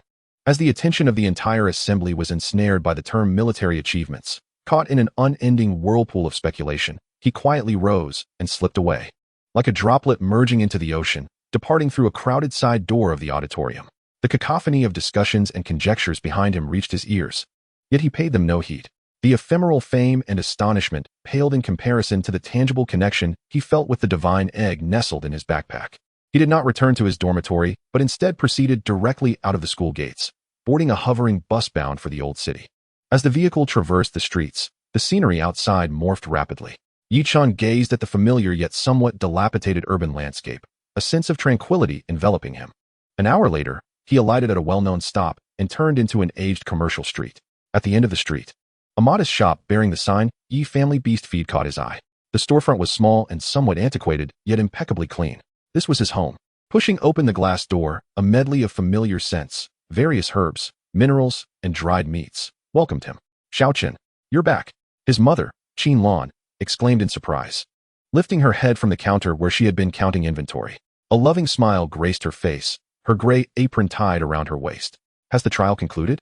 Come in. You look so worn out. You've lost weight. Footsteps echoed from the back, and his father, Yi Hai, emerged. He was not particularly tall. Years of lifting goods had left him with a slight stoop, his hands calloused from handling materials. Upon seeing his son, a flicker of barely perceptible excitement shone in his eyes, though his voice remained steady. You weren't injured, were you? No, Dad, I'm perfectly fine. Yichun smiled, placing his heavy backpack in the corner, a warm current flowing through his heart, dispelling the fatigue and bloodlust that had accumulated over the days. This little shop was the sole source of income for his family and the place where he had grown up. His parents had toiled their entire lives to support him on the financially burdensome path of becoming a beast master. Go wash up and rest. Dinner will be ready soon. Qinlan urged, surveying her son with concern. There's no rush, Yi Hai interjected, pulling down the shop's shutters with a clatter, effectively isolating them from the outside world. A few students from the third high came by today, each boasting about their results in the trial. How did you fare? Don't feel pressured. As long as your slime did its best, that's enough. He inquired cautiously, as someone who dealt with beast materials for years. He understood all too well the meager survival capabilities of a slime in the wilderness. Qinlan looked apprehensively at Yichun, fearful that he might be disheartened by his performance. Seeing the worry and love reflected in his parents' eyes warmed Yichun's heart. He chose not to disclose the military achievement figure that would astonish the entire Jiangcheng, knowing it would bring endless troubles and unnecessary panic to this ordinary family. Instead, He opted for an explanation they could comprehend and accept. Mom, Dad, I was fortunate this time. He produced a remarkably textured black crystal card from his pocket and gently slid it across the counter. I exchanged all my gains for this through military channels. Yihai and Qinlan stared at the card in bewilderment. This contains 300,000 Federation coins, Yichin stated, his voice calm and clear. I've checked. It's enough for us to buy a modest apartment in the new district. You both need not toil away in this shop any longer. 300,000. The words struck like a bolt from the blue, leaving Yihai and Qinlan momentarily stunned, their eyes wide and breath halted. Their first reaction was not one of euphoric joy, but rather the keen insight and shock of seasoned business people. 300,000. Yihai's voice shot up an octave as he grasped Yi Chun's shoulders, his gaze sharp as an eagle. Son, you must tell me honestly. What did you do? Such an amount cannot simply be collected by a freshman from the wilderness. Did you stumble upon a high-ranking beast's nest? Or did you get into a conflict with someone? As a materials dealer, he understood the pricing of beast materials all too well. To amass 300,000, even if composed entirely of elite-grade beasts, would require a vast quantity. The inherent risks represented by such an undertaking sent chills down his spine. Xiaochun, you didn't do anything reckless, did you? Qinlan's face paled, her voice trembling. We don't need the money. We only want you to be safe. If you've angered the wrong people, we can return the money. Observing his parents' panicked demeanor, Yichin felt a mix of exasperation and warmth. Their first instinct was always his safety. Mom, Dad, what are you thinking? He patiently explained. I simply had good luck discovering an uncharted area filled with beasts. But their levels weren't excessively high. I didn't engage in any conflicts. All materials were submitted through the military's legitimate channels, completely above board. If you don't believe me, look, this card bears the military's certification emblem. Yihai picked up the hefty crystal card, scrutinizing it under the light. Indeed, in the corner, he spotted the familiar emblem of the Federation military, a sword and eagle. Only then did the tension in his chest begin to ease. He released his grip, dejectedly sinking back into his chair, as if all vitality had been drained from him. Meanwhile, Qinlan, her taut nerves finally relaxing, burst into tears, covering her mouth. Her sobs transforming from fear to joyous weeping. Goodness, my son has grown up and is capable now, she murmured incoherently. What are you crying for?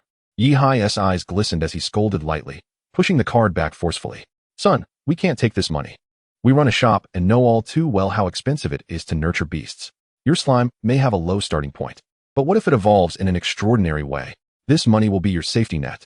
Your mother and I will keep this shop running for another 20 years. Dad, I've kept some for myself. This is for you both. Yichin's resolve was unprecedentedly steadfast.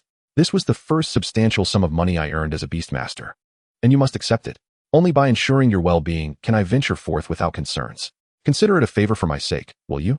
Gazing into his son's calm yet determined eyes, Yihai's lips moved a few times before he let out a heavy sigh and nodded. His rough hands trembled slightly as he picked up the card. The meal concluded in a warm yet profoundly moving atmosphere. Returning to his modest room upstairs, he closed the door, shutting out the world beyond. The warmth and ease that adorned Yichin's face dissipated, replaced by a profound and serene calmness. He understood that 300,000 was merely a trifling fraction of his recent gains. What truly held value was the refinement of divine visualization tome, the 58,000 military merit points, and the mysterious divine egg in his backpack, which was deeply linked to his consciousness. The unique military merit list was likely causing a tremendous stir in Jiang City at that very moment. He needed to grow stronger before the storm swept over him. Just as he was about to stow away the divine egg and continue formulating his next steps, a series of sharp knocks resounded from the shop below. The knocking was urgent and powerful, with a clear rhythm, unmistakably not from a neighbor. Yichin furrowed his brow. Had they come so soon? He approached the window and discreetly pulled back a sliver of the curtain to peer down, only to find two unexpected figures standing beneath the streetlight at the shop's entrance. Chief Instructor Zhang Han and the stoic Lieutenant Li Zhen, who had announced his military achievements at the conference. Both men gazed up at him from below with eyes that glimmered with a complex and fervent light, as if beholding a rare treasure that had been lost and then found. Chapter 25, Midnight Visitors. An olive branch from the highest academy downstairs, his mother, Qinlan, voiced her confusion and unease. Who is it? It's quite late. We are closed. Good evening. May I ask if Yichin is home?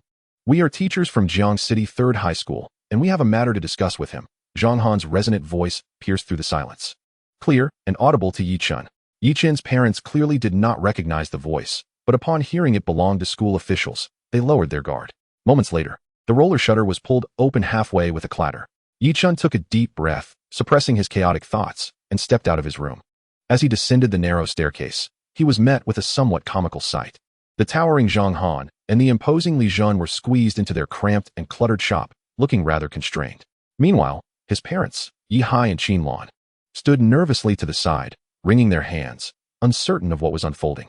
"Father, mother, this is our school's chief instructor, Zhang," Yi Chun spoke calmly, breaking the tension. "Chief Instructor Zhang?" Yi Hai and Qin Lan exclaimed in astonishment, unable to fathom why a notable figure from the school would visit their humble little shop at such an hour. Yi Chun, Zhang Han's gaze locked onto him. His tiger-like eyes filled with a myriad of emotions, appreciation, astonishment, and even a hint of relief. "You have truly given me a tremendous surprise." Li Jun, standing beside him, was more direct. He stepped forward, his gaze sharp and electrifying, exuding a soldier's ironclad aura that instinctively made Yi Hai and Qin Lan take half a step back. "Yi Chun, I am Li Jun, a captain from the Jiang City garrison," he stated, his voice as hard as steel. However, his subsequent words left everyone momentarily stunned. "I am also the special recruitment officer for the Federal First Military University in this city." The name Federal First Military University seemed to possess an infinite allure, causing Yi Hai and Qin Lan's eyes to widen in disbelief, their breath momentarily caught in their throats. This was no ordinary university. It was the pinnacle of aspiration for all beastmasters within the Federation, the cradle for nurturing generals and vital assets of the nation. Those who emerged from its halls were invariably the pillars of the Federation. Qin Lan's heart raced, anxiety tightening around her throat as she clutched her husband's arm. She could not fathom how such a legendary institution could be connected to their son. Yet Yi Chun remained composed, positioning himself protectively behind his parents as he met Li Jun's formidable gaze. "What does the special recruitment officer want with me?" Li Jun's admiration for Yi Chun deepened as he observed the boy's unflinching demeanor in the face of such intensity. "On behalf of the Federal First Military University, I formally extend to you a special recruitment invitation," he articulated deliberately. "You will be admitted on an exceptional basis, directly joining the combat department of the War College, enjoying the highest S-class student privileges. I have reviewed your records, and your theoretical grades are rather disappointing," Li Jun continued, his tone devoid of any pretense. "However, what our institution values most is not superficial achievements, but rather practical prowess. The 58,000 military merit points you earned during the trials have already demonstrated your combat capabilities and strategic insight, far exceeding that of your peers, surpassing the vast majority of professional beastmasters." He paused, emphasizing his next point.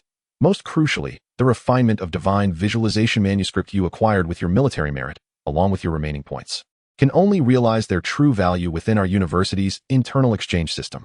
There, you can trade for advanced techniques, rare treasures that could fundamentally transform your beasts, and even legendary artifacts capable of altering their bloodlines." As his words hung in the air, the small shop fell into a profound silence. Yi Hai and Qin Lan were utterly astonished, their minds blank as the terms Federal First Military University, 58,000 military merit points, and S-class student echoed in their thoughts. Zhang Han interjected, "Yi Chun, Lieutenant Li is correct. Your talent and determination have transcended what a typical high school can offer. Only the Federal First Military University can help you. This unpolished gem shine with the brightest radiance." Yi Chun remained silent, fully aware that this was the best opportunity for him to ascend to greatness. The backing of the Federal First Military University would spare him numerous unnecessary troubles. The resources available there would allow him to hatch the divine egg at an accelerated pace, enabling Tun Tun to evolve once more. "My beast is merely a slime," he said, lifting his gaze to meet Li Jun's eyes directly. "Heroes do not question their origins," Li Jun replied decisively. "A beast master capable of achieving 58,000 military merit points, regardless of the nature of their beast, deserves our utmost investment. What we value is you as an individual, not merely the beast you have contracted." His gaze deepened further. "Moreover, your slime is likely far more extraordinary than it appears, is it not? The corpse of that peak-tier black armored earth dragon was nearly devoured, and the residual energy traces at the scene are not something an ordinary slime could leave behind." A chill ran through Yi Chun. He knew the military would undoubtedly investigate, but he had not expected such thoroughness. He neither confirmed nor denied it, merely stating calmly, "I need to contemplate this." "Of course," Li Jun nodded, retrieving a golden insignia adorned with crossed swords and an eagle from his pocket and handing it to Yi Chun. "This is the token of special recruitment from the Federal First Military University. Please come to the garrison headquarters in the eastern part of the city by 9 o'clock tomorrow morning. We will not wait beyond that." Yi Chun, Zhang Han added solemnly, patting his shoulder, "Seize this opportunity, it can change your life." With that, the two men turned and departed from the incongruously humble shop. leaving behind a lingering air of significance. Only when the roller shutter was pulled down again, severing their connection to the night outside, did Yihai and Qinlan awaken from their stupor. Was that really the federal first military university that they wanted you to attend? Qinlan's voice trembled as she spoke. 58,000 military merits? Yihai's lips trembled as he fixed his gaze upon Yichun, as if he were encountering his son for the very first time. Did you not say it was only 300,000? Yichun observed the complex blend of shock, concern, pride, and unfamiliarity reflected in his parents' eyes and sighed inwardly. He understood that from this night onward, both his life trajectory and the fate of their small family would irrevocably alter. He refrained from elaborating on the origins of the military merits, instead lifting the warm crimson gold insignia, feeling the metallic texture and a faint pulse of energy emanating from it. Father, mother, it seems your son is destined for greatness. That night, the lights of the Yi family shop burned brightly until dawn. Simultaneously, the intelligence networks of various factions in Jiang City were set into a frenzy by the revelation of that unique military merit list. A mysterious newcomer, having amassed nearly 60,000 military merits, a genius whose name remained undisclosed, stirred a tempest within the hearts of all, akin to a nuclear bomb dropped into the depths of the ocean. Countless eyes lurked in the shadows, seeking to uncover the identity of this enigmatic figure who had stirred the winds of Jiang City. Chapter 26. Undercurrents across the city, the calm before the storm. The following morning, the first rays of sunlight streamed through the aged windows of the Yi family shop. The air was filled with the enticing aroma of food, yet the atmosphere at the dining table was heavy with tension. Qinlan's eyes were swollen and red, clearly having endured a sleepless night. She continually served dishes to Yichun, eager to say something, but at a loss for words. Yihai remained silent, smoking one cheap cigarette after another. His brow furrowed deeply. In the span of a single night, their son had transformed from an ordinary student bound to a useless contract with a slime into a mysterious prodigy holding 58,000 military merits, specially recruited by the Federation's highest institution. This monumental shift filled the weary couple, who had labored tirelessly throughout their lives, with an unprecedented sense of pride, intertwined with deeper layers of anxiety and unease. Father, mother, Yichun set down his chopsticks, his gaze clear and resolute. I have made my decision to go. Qinlan's tears welled up once more. Xiaochun, that military university sounds perilous. Mother, Yichun interjected, his tone brooking no dissent. It is precisely because it is dangerous that I must go. Have you considered that an unremarkable student, suddenly possessing such an immense sum of military merits, will attract the covetous eyes of many? Staying in Jiang City would render me a lamb, cradling a precious gem, susceptible to being devoured at any moment. Only by entering the Federation's foremost military university, under the protection of the military's wings, can I safely mature and transform these merits into genuine strength. This is not solely for my sake, it is also for you. Only by becoming sufficiently strong can our family attain true security. Yihai abruptly extinguished his cigarette, exhaling a heavy cloud of smoke, and spoke in a hoarse voice. Our son has grown. He speaks the truth. We cannot hold him back. Go, and know that I shall remain here for you. With his father's support warming his heart, Yichun pushed the crystalline card containing 300,000 Federation coins towards his parents once more. Take this money, secure a better house, and do not remain tethered to this shop any longer. It is too arduous. This time, Yihai did not refuse. He understood that his son was about to embark upon a path beyond their comprehension, and all they could do was refrain from becoming his burden. Meanwhile, a current of unrest surged throughout Jiang City, disrupting its tranquility. The Zhao family, Zhao Lei's father, Zhao Hong, a section chief at the Jiang City Construction Bureau, was beaming as he conversed on the phone in the living room. Yes, Principal Wang, my son Zhao Lei performed adequately this time, ranking 158th overall. Not too shabby, haha. Yes, I hope he can enter your esteemed school's advanced class. Please do your utmost, and I shall visit soon. Hanging up, Zhao Hong patted his son's shoulder, brimming with enthusiasm. It's done. Principal Wang of Blue Ocean No. 2 Middle School has personally assured me that as long as your scores are sufficient, you will be admitted to the advanced class. Zhao Lei beamed with pride. Of course, just look at who I am. By the way, Dad, did you hear?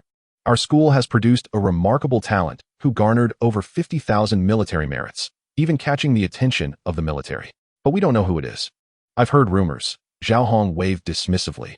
Most likely a scion of some prominent family, trying to make a name for himself. It has nothing to do with us. Speaking of which, has your classmate Yi Chen's ranking been released? I doubt he even made it onto the list. What a disgrace. He should never have been allowed into No. 3 middle school. Him? Ha. Zhao Lei laughed as if he had heard the greatest joke. Dad, you overestimate him. He doesn't even qualify to be ranked. A waste of space bound to a slime contract should have been expelled long ago. The laughter shared between father and son was laced with disdain and contempt for Yichun. Meanwhile, deep within the Mu family estate's training room, Mu Bingxue sat cross-legged, with her ice phoenix grooming its crystalline wings beside her. An elderly man with white hair stood before her, his expression grave. Bingxue, the individual who acquired 58,000 military merits, has no discernible background. The military has classified his information as top secret. The old man spoke solemnly. This person's temperament, methods, and strength may surpass yours. In the future, he will be your most formidable rival. Mu Bingxue slowly opened her eyes, a rare glimmer of battle spirit flashing in her icy gaze. I understand. This makes it all the more interesting. At 8:30 in the morning, Yichun bid farewell to his parents and boarded the floating bus heading towards the eastern part of the city. The headquarters of the Jiang City garrison was located on the outskirts of the city, an area imbued with an aura of solemnity and authority. High walls, electric fences, cold steel structures, and soldiers clad in full armor at every corner all underscored the uniqueness of this place. Upon presenting the crimson gold insignia at the entrance, Yichun faced no inquiries. A soldier promptly saluted and escorted him through multiple checkpoints to an office building. Inside Li Zhen's office, the decor was sparse, featuring only a desk and a few filing cabinets, embodying a soldier's simplicity and efficiency. You've arrived, Li Zhen remarked, engrossed in a document without looking up. Have you made your decision? I accept the invitation, Yichun replied succinctly. Excellent. Li Zhen finally raised his head, his gaze sharp. A wise choice. By signing this agreement, you will from this moment on be a preparatory student of the Federation's foremost military university. Yichun quickly perused the agreement, confirming its accuracy before signing his name. Welcome aboard. A faint smile appeared on Li Zhen's face as he stood. I will promptly submit your file and enrollment procedures. However, before your official enrollment, there remains one final step. What step? Yichun inquired. Li Zhen donned the military jacket draped over the chair, stating as he dressed.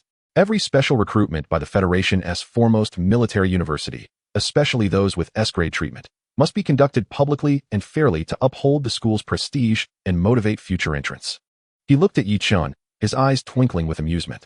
Therefore, we are headed back to your school, Jiang City No. 3 Middle School. In front of all the teachers, students, and representatives from various recruitment factions, I will personally present you with this admission notice.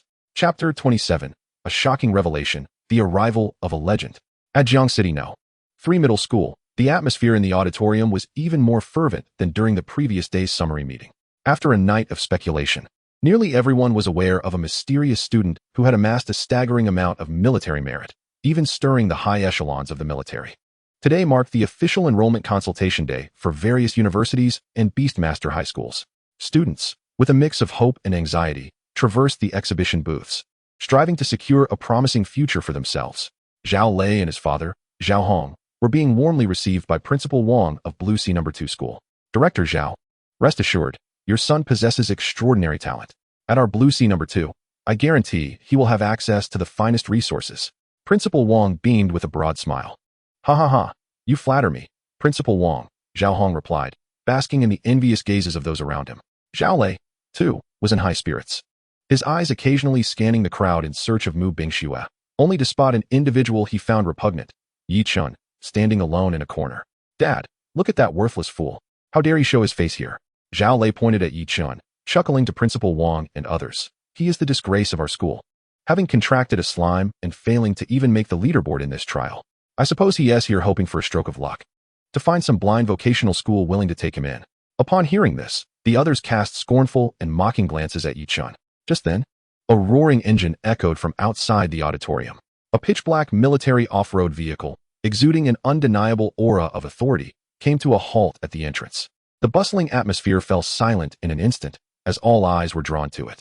Under the scrutiny of countless gazes, the car door swung open, revealing Li Zhen, clad in a crisp captain's uniform, who stepped down with measured strides. The chilling, iron-clad aura emanating from him seemed to lower the temperature in the entire auditorium.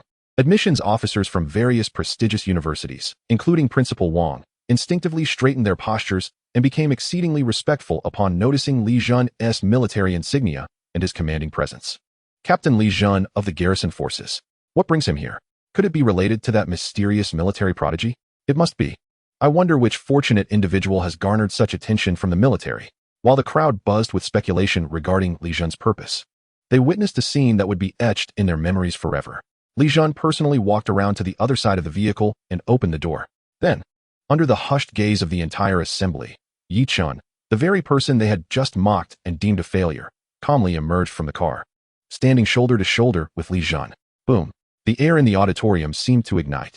Zhao Lei's smile instantly froze, his eyes widening in disbelief as if he had seen a ghost. Zhao Hong and Principal Wang, standing beside him, were equally stunned and bewildered. What on earth was happening? How could Captain Li be with that worthless individual? Did Yi Chen commit some heinous crime during the trial and was now being apprehended by the military? This was the first thought that crossed the minds of most. However, Li Jun's subsequent actions shattered their fantasies completely. Ignoring everyone, he proceeded to the podium with Yi Chen, a demeanor that suggested he was escorting a dignitary rather than a prisoner. The school's leaders hurriedly approached, stammering, "Captain Li, it is an honor to have you here." Li Jun waved his hand, signaling them to refrain from excessive formality. He took the microphone, his sharp gaze sweeping over every astonished face in the audience. And his resonant voice echoed throughout the auditorium. By the order of the Federal First Military University Committee, I have come to Jiangxing Third Middle School to present the admission notice for this year's S-level specially recruited student. The mention of Federal First Military University and S-level specially recruited student struck the audience like twin bolts of lightning, leaving them utterly stunned. The auditorium erupted into chaos, with everyone losing their composure. That institution was the holy grail for all beast tamers. In the 100 years since Jiangxing's establishment, no one had ever been directly specially recruited by that university. Zhao Lei's complexion turned ashen, his gaze fixed on the stage, a wave of absurd anxiety surging within him. Mu Bingxue, who had been quietly standing in the corner, also revealed a look of tumultuous astonishment in her beautiful eyes. She finally comprehended that the so-called mysterious genius, the one who stirred the winds of the city, was indeed him. As the crowd's expectant and speculative gazes converged, Li Jun slowly turned to Yi Chun, his voice grave and resonant, echoing through the heavens. Jiangxing Third Middle School, Class 7 of the senior year, Yi Chun. Upon verification, you independently slayed 1 leader-level beast and over 100 elite-level beasts during the freshman trial, earning a military merit of 58,300 points.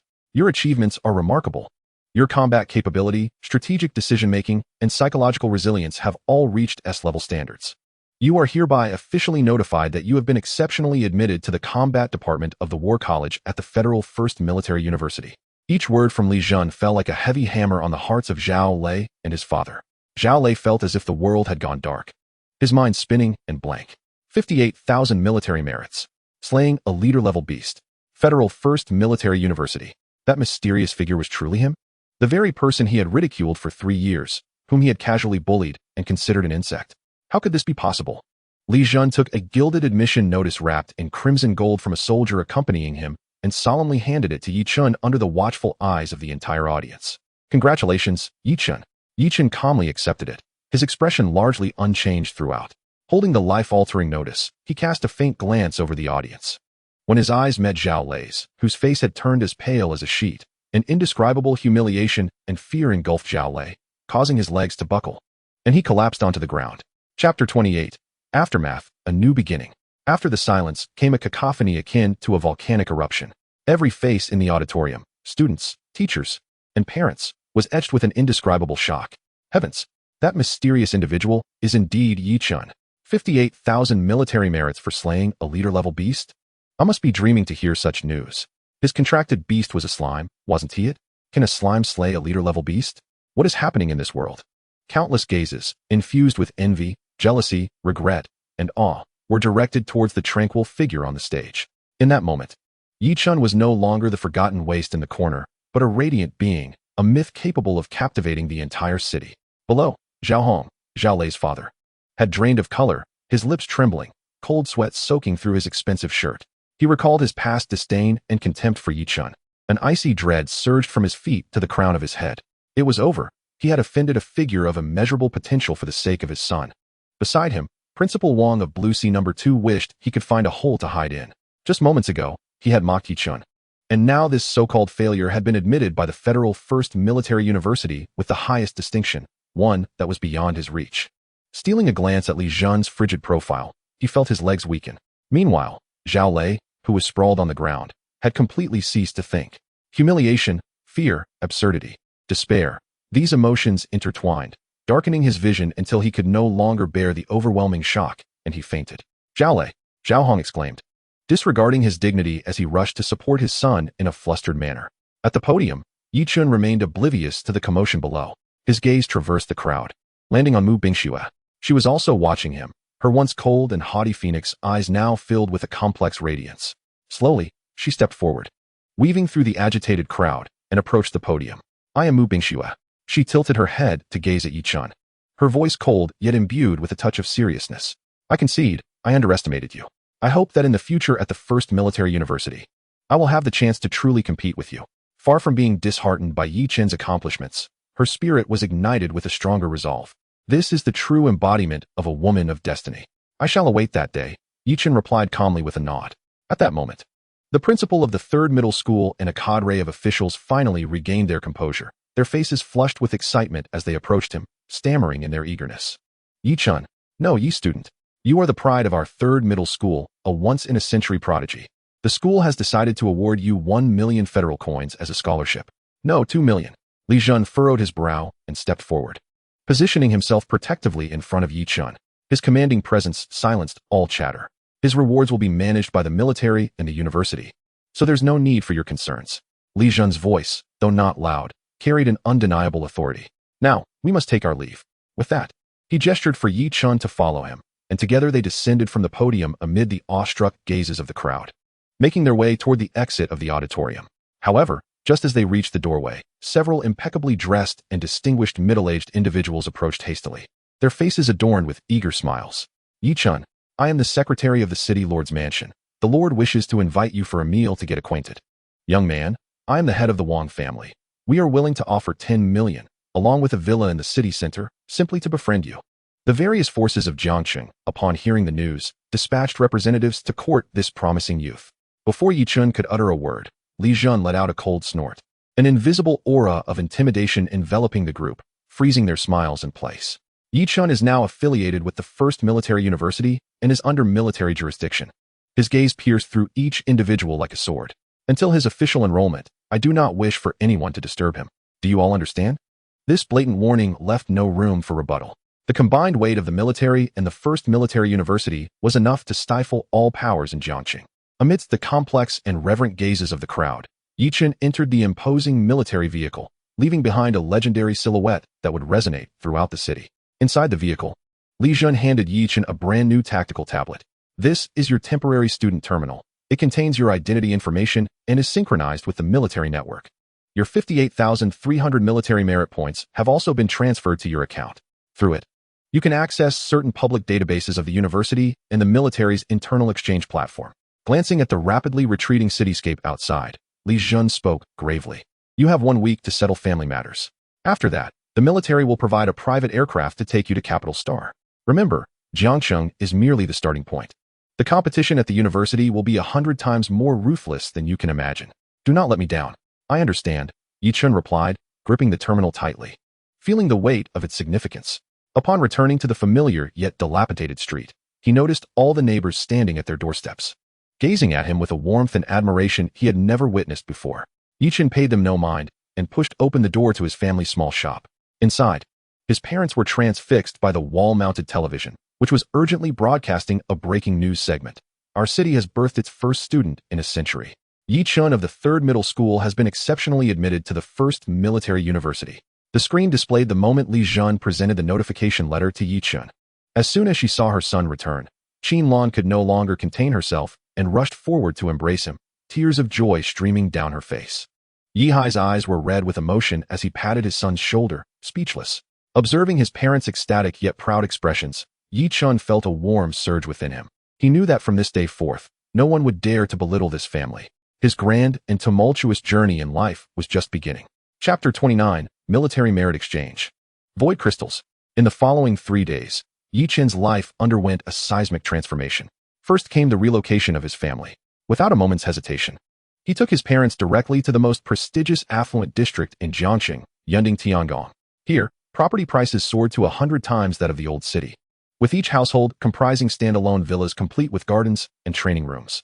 As the property manager respectfully ushered the Yi family into the luxurious villa valued at 30 million federal coins, Yi Hai and Qin Lan felt as though they were in a dream, unsure of where to place their hands and feet. This is far too expensive for our son, Qin Lan exclaimed, tugging at Yi Chen's sleeve, her voice trembling. Mom, there's no need to worry about the finances. Yi Chen replied as he promptly settled the payment with his card and additionally hired housekeeping robots to handle all chores.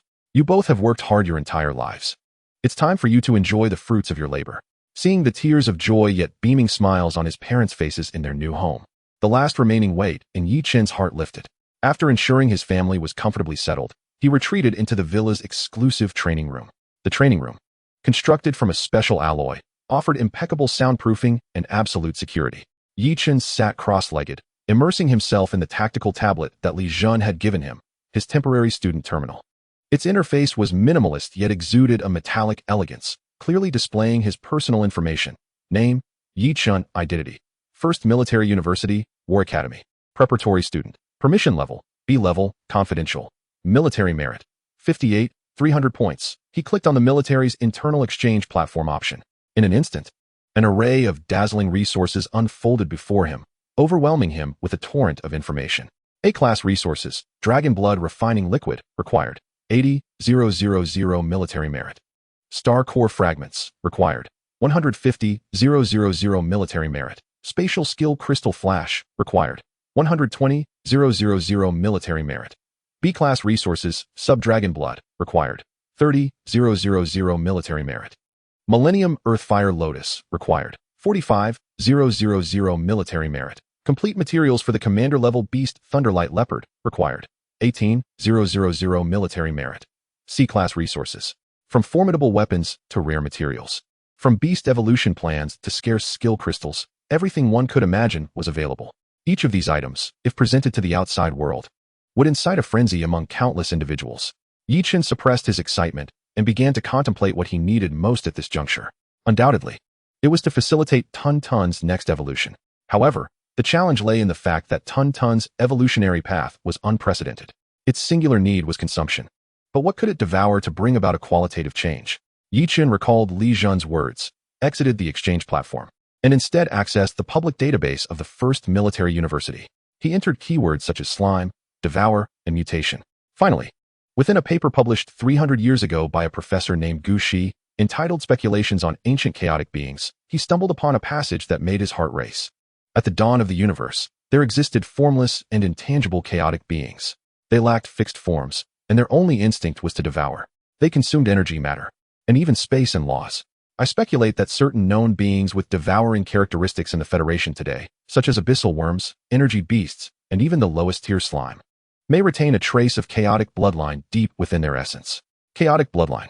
Yi Chen's breath quickened abruptly. This thesis was deemed fantastical at the time, yet to Yi Chen, it was as if a bolt of lightning had cleaved through the fog. His Tuntun might have activated that so-called chaotic bloodline. If this conjecture held true, then to facilitate its evolution, something imbued with more primal and elevated energies was necessary. For instance, space. Yi Chen promptly returned to the exchange platform, entering the term space into the search bar. Space Rabbit's Claw, C-grade material 1000 military merits.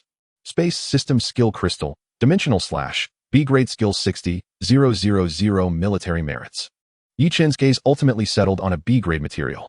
Void Crystal, B-grade material, an extraordinary mineral that contains pure spatial power, serving as a core material for crafting spatial storage equipment and stabilizing spatial passages. Exchange required, 50,000 military merits. The price was precisely at the limit of what he could afford. This was it. Without a moment's hesitation, Yi Chen chose to exchange. Military merits, 50,000 points. Balance, 300 points. Order confirmed. The item will be transmitted via the military's highest level encrypted channel, expected to arrive at your current coordinates in 10 minutes. Please be attentive to its receipt. 10 minutes later, in the center of the training room, the space distorted slightly, and a metallic box shimmering with silver light appeared out of thin air. Yi Chen stepped forward and opened the box, revealing a fist-sized, pitch-black crystal that seemed to contain countless stars swirling within. Tuntun, come forth. At Yi Chen's summons, Tuntun materialized in the training room. Upon sighting the void crystal, its dark silver body trembled violently, exuding a yearning that seemed to emanate from the depths of its very soul. Gurgle. It emitted an urgent cry, and before Yi Chen could utter a word, it transformed into a streak of light, instantly enveloping the void crystal entirely. Zzz. An invisible wave of energy radiated outward, causing ripples in the training room space. The void crystal erupted with formidable resistance, and fine spatial fissures appeared and vanished across Tuntun's surface. Tuntun's form was being distorted by this force, as if it might be torn apart at any moment. Yichen's heart raced, but he could sense that although Tuntun was in pain, its core remained extraordinarily stable and was voraciously absorbing the spatial power contained within the void crystal in a domineering manner.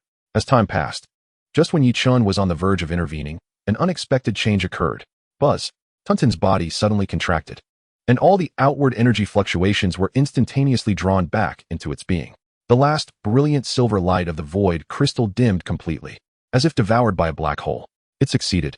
In the next moment, Tuntun, having absorbed the void crystal, slowly floated into the air.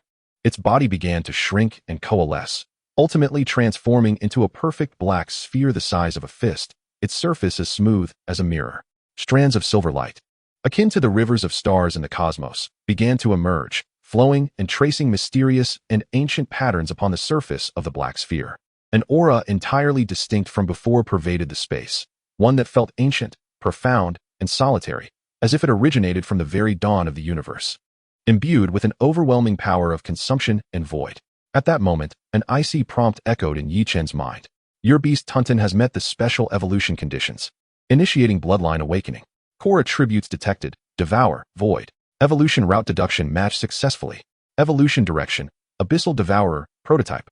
A torrent of immense information surged into Yichen's consciousness through their soul contract. Beast, Abyssal Devourer, evolving. Level, Monarch level 1, evolving. Attribute, Abyssal space. Potential, mythical. Skills, 1. Devour, passive capable of consuming all things and converting them into energy for self-growth. 2. Abyssal body, passive immune to most physical and energy attacks. The body can change forms at will. 3. Void stealth, newly awakened blend into the void dimension for short distance concealment and traversal. 4. Dimensional slash, newly awakened compressed spatial power to form an invisible blade that slices targets. Gazing at the newly revealed panel, Yichen's breath became fervent. Monarch level. He had leaped directly across an entire tier from Commander level 1 to Monarch level. This was utterly astonishing. It is worth noting that in the entirety of Jiang City, the most formidable figure in the open, the city lord, had a primary beast that was merely at the high tier of Monarch level. Merely by consuming a piece of void crystal, Tuntun had achieved a leap that many beastmasters could not hope to attain in a lifetime. Not to mention awakening the immensely powerful skills of void stealth and dimensional slash. At this moment, the black sphere suspended in midair had silver patterns glowing ever more brightly upon its surface, as if within it lay the gestation of an unparalleled beast. Yichun understood that Tuntun's evolution marked the first and most crucial step toward its mythic ascent. Chapter 30, Abyssal Devourer, the Might of Monarch. In the training room, the silver patterns upon the surface of the suspended black sphere shone with utmost brilliance, resembling a supernova on the verge of exploding, emitting an energy pulse that made one's heart race. Yichun held his breath. Through the soul contract, he could sense Tuntun's life level undergoing an epic leap, as if it were breaking free from some ancient shackles. Crack. A faint crisp sound resonated, not from the outside, but from the depths of Yichen's soul. A crack appeared on the perfect black sphere. Immediately after, second, third, and countless other cracks rapidly spread across the surface of the sphere. Strangely, no fragments exploded. Instead, all light, including the illumination within the training room, was frantically drawn into these fissures. The entire training room was plunged into absolute darkness, where one could not see their own hand. This darkness persisted for a full dozen seconds before slowly dissipating. As the light returned, the final form of the evolution finally presented itself before Yichun. It was no longer the traditional slime form. Its core remained that fist-sized black sphere, but the surface was no longer smooth. It resembled the deepest obsidian, with the previously revealed silver, mystical patterns flowing upon it, as if inscribed with the ultimate truths of the cosmic cycle of birth and death. Surrounding the sphere was a ring of shadows that twisted and flowed perpetually, akin to an unquenchable black corona. Occasionally, a few tendrils of shadow extended outward, taking on the shape of appendages, gently swaying, causing the very space they traversed to ripple visibly. It floated serenely, resembling a miniature black hole, a living abyss. Despite exuding no pressure, it inspired a profound sense of reverence within Yichun, emanating from the instinct of life itself. Gurgle? A sound filled with a hint of confusion, yet brimming with the joy of rebirth emanated from the soul link. A dark tendril affectionately curled around Yichen's arm, its touch cool and smooth, devoid of any tangible sensation, as though caressing a flowing night. Tuntun, You have succeeded. Yi Chen suppressed the exhilaration within, carefully attuning to Tuntun's current state. Monarch level 1. The breath was steady and potent. The spatial power within him far more refined and formidable than the previous void crystal by 100-fold. Test your new ability, Void Stealth, Yi Chen commanded. The core black sphere of Tuntun flickered momentarily, and in the next instant, its entire form, along with the encircling shadows, vanished without a trace, not even causing the slightest ripple of energy. Had it not been for the clarity of their soul link, Yi Chen might have believed it had never existed. Appearing behind the target, as soon as the words left his lips, the combat dummy crafted from C-grade alloys in the corner of the training room experienced a subtle distortion in space, and Tuntun's silhouette silently emerged. Swift. Too swift. This was no longer mere speed. It was true spatial traversal. Yi Chen's gaze grew increasingly fervent. Now what about Dimension Slash? He gestured toward the costly alloy dummy. Tuntun seemed equally intrigued by this new skill. One of its shadowy tendrils slowly lifted and delicately sliced toward the direction of the dummy. There was no blade of light, no sound. Nothing transpired. Just as Yi Chen was engulfed in confusion, the incredibly sturdy alloy dummy silently split open along a smooth, mirror-like incision from head to toe, gradually sliding apart. At the incision, there was no heat, no distortion, as if the object were inherently divided, merely reassembled moments before. Yi Chen gasped in astonishment. This was Dimension Slash. It disregarded defenses, severing directly at the spatial level. The majesty of a king-level power was indeed terrifying. At the very moment Tuntun displayed its prowess, deep within the Cloud Summit Heavenly Palace, in the largest traditional courtyard, an elderly man clad in a white training outfit, with hair and beard as white as snow, sat meditating with closed eyes. Suddenly, he opened them wide, a fleeting glint of sharpness flashing within, as if his gaze could pierce through the void. Such a domineering spatial fluctuation. Could it be a new neighbor? The elder raised an eyebrow, a hint of surprise gracing his features. This power, though nascent, possessed an essence so profound that it was rare in his lifetime. Since when did Jianqing have such a formidable expert? He calculated briefly, then shook his head, a playful smile curling at the corners of his mouth. Never mind, as neighbors. We shall meet eventually. I hope they are not a troublemaker. With that, he closed his eyes once more, the courtyard returning to its tranquil state, as if nothing had occurred. Meanwhile, Yi Chen remained blissfully unaware that the evolution of his beast had drawn the attention of a hidden powerhouse. He was engrossed in studying Tuntun's new form, contemplating future evolutionary paths. With the successful precedent of the void crystal, he felt increasingly convinced that the theory of the chaotic bloodline was indeed true. Tuntun's evolution required this source material imbued with the power of the laws, space, time, thunder, life, and death. A grand avenue leading to myth was gradually unfolding before Yi Chen. At that moment, a surge of energy, far more majestic and pure than any prior, flowed back into Yi Chen's body through their soul contract, akin to a flood breaking its dam. Boom. Yi Chen felt his mental ocean boil instantaneously. His soul power surged at an unbelievable speed. The bottleneck of an advanced apprentice beast master crumbled like paper, shattering in an instant. First level of an intermediate beast master. Second level. Third level. Like a raging tide. The pinnacle of the 9th level of an intermediate beast master. Break for me. Yi Chen roared inwardly, guiding the energy to crash against higher barriers. The barrier of the intermediate beast master shattered. Ultimately, his level stabilized at the first tier of an intermediate beast master, and only then did the returning energy gradually calm. Yi Chen slowly opened his eyes, feeling a soul power that was over 10 times stronger than before, along with an unprecedented clarity of perception towards the surrounding energies, filling him with awe. This was the return of a king-level beast master. One evolution had spared him years of arduous cultivation. All right, Tuntun, return for now. Yi Chen recalled Tuntun into the beast space, gazing at the split alloy dummy, unable to suppress a wry smile. This time, it must have cost at least several 100,000 federal coins. He stepped out of the training room, and the aroma of food wafted towards him. His parents were warmly setting the dining table under the soft glow of lights, their faces radiant with the happiness of settling into their new home. Witnessing this scene, Yi Chen felt a wave of warmth wash over him. Everything he did was for the sake of safeguarding this tranquility and happiness. Xiao Chen, come eat. Mom made your favorite braised dragon carp today. Qinlan called out with a smile. Chapter 31, The World of Monsters. Yet, just as Yi Chen picked up his chopsticks, a sharp, urgent alarm blared from the military tactical tablet in his pocket, the screen flashing a blood-red highest priority communication request. The sender, Li Zhen. Yi Chen's heart sank, and he immediately connected the call. Li Zhen's serious face appeared on the screen, the background revealing a high-speed moving aircraft. Yi Chen. Li Zhen's tone brooked no dissent. Cutting to the chase. Is your evolution complete? Yi Chen's pupils constricted. How did he know? Seemingly reading his confusion. Li Jun spoke in a deep voice. The spatial fluctuations of a king level, even if faint, are sufficient to trigger the highest level of military monitoring in Jiangxing. You really stirred up quite a commotion. Enough with the chit-chat. Pack your things immediately and meet me at the helipad of your villa. I'll be there in 15 minutes. Where are we going? Yi Chen asked, frowning. Li Jun's expression turned exceedingly grave as he enunciated each word, to capital star. The mythology preparatory class of the first military university has commenced early. Commenced early? Yi Chen was taken aback, bewildered by the suddenness. His words trailed off. But the implication was clear. He had only just settled his family, barely managing to enjoy a peaceful family meal. Li Jun's face bore an unprecedented seriousness, his voice carrying a metallic chill through the static. There is no why. This is a military order. An hour ago, at the eastern border of the Federation, a severe energy tide erupted at Rift number 7 of the 10,000 races battlefield, far exceeding estimates. The highest command of the military has urgently ordered the activation of the Ember Plan's highest contingency. All students admitted to the mythology preparatory class must report to the Central Military Academy of Capital Star within 72 hours. This is not a drill, Yi Chen.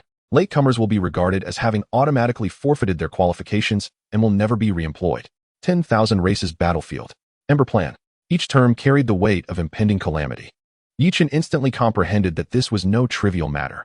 Something significant enough to shake the foundations of the Federation had occurred, prompting the military to hasten the training of these yet-to-be-enrolled prodigies at any cost. I understand.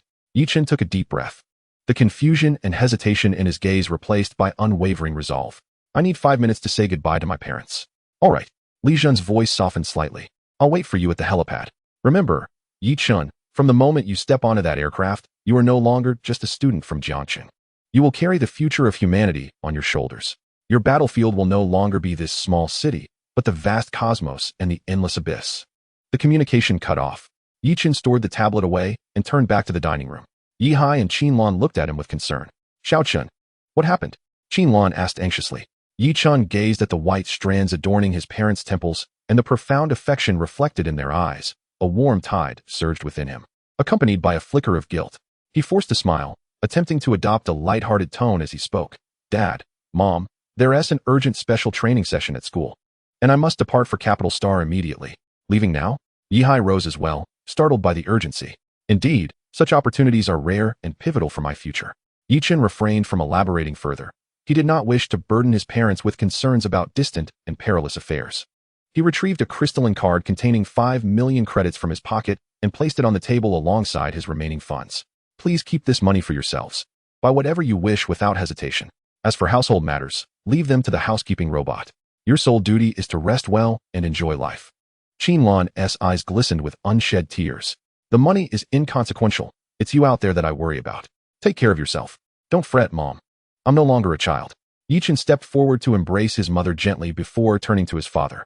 Yi Hai, a man of few words, firmly patted his son's shoulder, pride and reluctance shimmering in his fierce gaze. Go forth.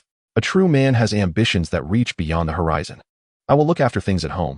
You need not worry. With that, Yi Chen released his grip, resolutely turning away and striding towards the elevator leading to the rooftop helipad. Upon arriving at the helipad, he beheld a small military shuttle, sleek and entirely black, suspended silently against the night sky, its contours exuding a futuristic allure. The immense airflow was confined within a narrow space, leaving the surroundings undisturbed. As the hatch opened, Li Jun stood at the entrance, beckoning him inside. Yi Chen cast one last glance at the brightly lit Jiang city, imprinting the city that had nurtured him deeply in his mind, before stepping into the shuttle. The hatch closed behind him, and a slight sensation of weightlessness enveloped him as the shuttle ascended in an instant, transforming into a streak of black light and vanishing above the clouds. Inside the cabin, Li Jun handed him a new tactical tablet. Take a look. This contains some information on your future classmates, each possessing B-level security clearance or higher. Welcome to the world of monsters. As Yi Chen accepted the tablet, and the screen flickered to life, the first name that met his eyes caused his pupils to constrict slightly. Name: Qinju. Beast Mastery, Hellfire Candle Dragon, Imperial Bloodline, Nether Demon General, Monarch level. Achievements: Solely Defended Resource Star A07. Successfully repelling 3 group assaults from opponents of equal rank. Name: Lei Qianren. Beast Mastery, Thunder Titan, Imperial Bloodline, Storm Griffin, Monarch level. Achievements: independently hunted an adult Imperial-level deep-sea behemoth in the thunderous abyss. A succession of unfamiliar names, paired with daunting achievements, made Yichen acutely aware of the dazzling, yet perilous world he was about to enter. The shuttle was enveloped in a serene silence, broken only by the steady hum of the engine. Yichen's fingers glided over the cold surface of the tactical tablet, each name and the accompanying record, formidable enough to instill despair in any peer, weighed heavily upon his heart. Qin Zhu and Lei Qianren not only possessed Imperial-level beast masters, but had even contracted a second beast of Monarch level. More alarming were their accomplishments. Defending resource stars and hunting Imperial-level monsters were feats unattainable for a mere high school graduate. These individuals had likely been embroiled in genuine bloodshed since childhood. Feeling the pressure, Li Zhan's voice broke through his reverie. He had silently taken a seat across from Yichen, his gaze steady. They are indeed formidable, Yichen admitted candidly, acknowledging the truth. Formidable is an understatement. Li Zhan reflected with a hint of nostalgia. They are monsters, the culmination of the Federation's resources, selected from billions to be born for war. He paused before continuing. Qin Zhu is the sole grandson of the commander of the Eastern Military District. His Hellfire Candle Dragon was hatched from the dragon crystal and heart of a dominant abyssal dragon slain by his grandfather. Lei Qianren hails from the reclusive Lei family, whose lineage spans over a millennium. The Thunder Titan is a descendant of their guardian beast. With each name Li Zhan uttered, he unveiled backgrounds and resources beyond the imagination of an ordinary person. Is this mythological preparatory class exclusively for such individuals? Yichen inquired. Not entirely, but the vast majority are. Li Zhan's gaze sharpened. There are some like you, who come from ordinary backgrounds but have reached this point through talent and fortuitous encounters. Regardless of origin, however, none who enter this class are weak. Each of you embodies the future hope of the Federation, the very spark of humanity. Yichen fell silent, finally grasping the significance of Li Zhan's earlier remark about entering the world of monsters. In this realm, genius merely serves as the threshold for entry. However, do not underestimate yourself, Li Zhan continued, shifting his tone with a hint of depth. Though their beast bloodlines are elevated, their limits are evident. As for yours, its future remains an enigma. Yichen's heart stirred. Li Zhan had seemingly sensed the uniqueness of his beast, yet did not entirely comprehend its boundless nature. Once you arrive there, everything will depend on your own endeavors. Li Zhan's expression turned serious. The mythological preparatory class is not a greenhouse. It is an arena. Resources, instructors, and secret realms, all must be earned through strength. Here, no one will concern themselves with your past. They will only regard your present and future. Yichen nodded, the pressure within him gradually transforming into a spirited resolve. To walk alongside monsters meant either being devoured or emerging as the strongest. He continued to peruse the information on the tablet. Name, Lu Shenyue. Beast Mastery, Sapling of the World Tree, Mythical Bloodline, Moonlight Elf King, Imperial Level. Achievements, Cleanse the C-34 Agricultural Planet of Abyssal Energy Pollution single-handedly. Name, Han Yuan. Beast Mastery, Soul Devouring Demon Spider, Imperial Level, Nightmare Beast, Monarch Level. Achievements, Infiltrated the enemy race's Shadow Clan homeworld and successfully assassinated 3 commander-level leaders. Each name represented a pinnacle of excellence. Just as Yichen immersed himself in the data, the shuttle quivered slightly, and the scenery outside the viewport shifted. The once abyssal cosmos was replaced by a resplendent nebula as the shuttle navigated through a vibrant spatial transition corridor. Minutes later, as clarity returned to his vision, an immense planet loomed outside the viewport. This planet radiated a brilliant blue hue, yet unlike Yichen's home world, its outer space was densely packed with metallic constructs. Countless interstellar warships formed a patrol fleet, akin to loyal sentinels, orbiting the planet. Enormous space fortresses floated in synchronized orbits, their cannon muzzles gleaming coldly with metallic sheen, aimed at the profound cosmos beyond. This was the capital Star Terra of the Human Federation, a fortress of war that would never fall. The shuttle glided smoothly through the atmosphere, and the urban landscape below left Yichen in awe once more. Towering skyscrapers pierced the clouds, while myriad flying vehicles traversed fixed pathways, weaving a comprehensive transportation network across the city. On the ground, maglev trains darted through the streets like silver dragons, speeding through the metropolis with unparalleled swiftness. In the very heart of this futuristic metropolis lies an area that seems profoundly out of place. Here, towering skyscrapers give way to an expansive and majestic complex, encircled by colossal city walls, covering an area more vast than the entirety of Jiang City. This is the Federal First Military Academy, the sacred ground for all beast tamers of humanity. The shuttle glided forward without a moment's pause, heading directly towards this domain. Brace yourselves, we have arrived. Li Zhan rose, Adjusting his military uniform, the shuttle descended gracefully onto a massive helipad. As the hatch opened, a rush of air infused with the sense of fresh grass and steel poured inside. Stepping out, Yi-chun was immediately struck by the sight of numerous aircraft of various designs already stationed on the helipad, many of which were even more extravagant than the one he had arrived in. At the edge of the helipad stood a dozen figures, their ages akin to Yi-chun's. Yet each radiated a distinctly formidable aura. Some exuded a fiery dominance, others a keen sharpness, while some possessed a depth as unfathomable as the abyss. The moment Yi-chun emerged from the shuttle, nearly all gazes converged upon him. Chapter 32. A Show of Power. Each of those gazes bore an unmistakable scrutiny and oppressive weight. They felt like countless sharp scalpels, attempting to dissect Yi-chun inside and out. Some were driven by pure curiosity, others by a condescending disdain, but the majority reflected a primal vigilance and combativeness, as beasts assessing a newcomer of their kind. Yi-chun maintained a calm demeanor, meeting their stares with equal composure. He was acutely aware that from the instant he stepped out, any hint of retreat or fear would be magnified infinitely by these proud beings. "From Jiang City, are you?" A voice, slightly hoarse and brimming with aggression, rang out. A tall youth, his striking crimson hair a stark contrast against his fitted combat attire adorned with a family emblem of a fierce lion, approached Yi-chun with hands stuffed in his pockets, tilting his head with each step. Yi-chun offered no reply, merely observing him in silence. "Huh. Even the military's standard shuttles are employed. You must truly hail from a remote backwater." The red-haired youth scoffed, unabashedly reveling in his sense of superiority. "I am Zhao Feng. Remember this name. I will look after you in class, assuming you prove worthy of such protection."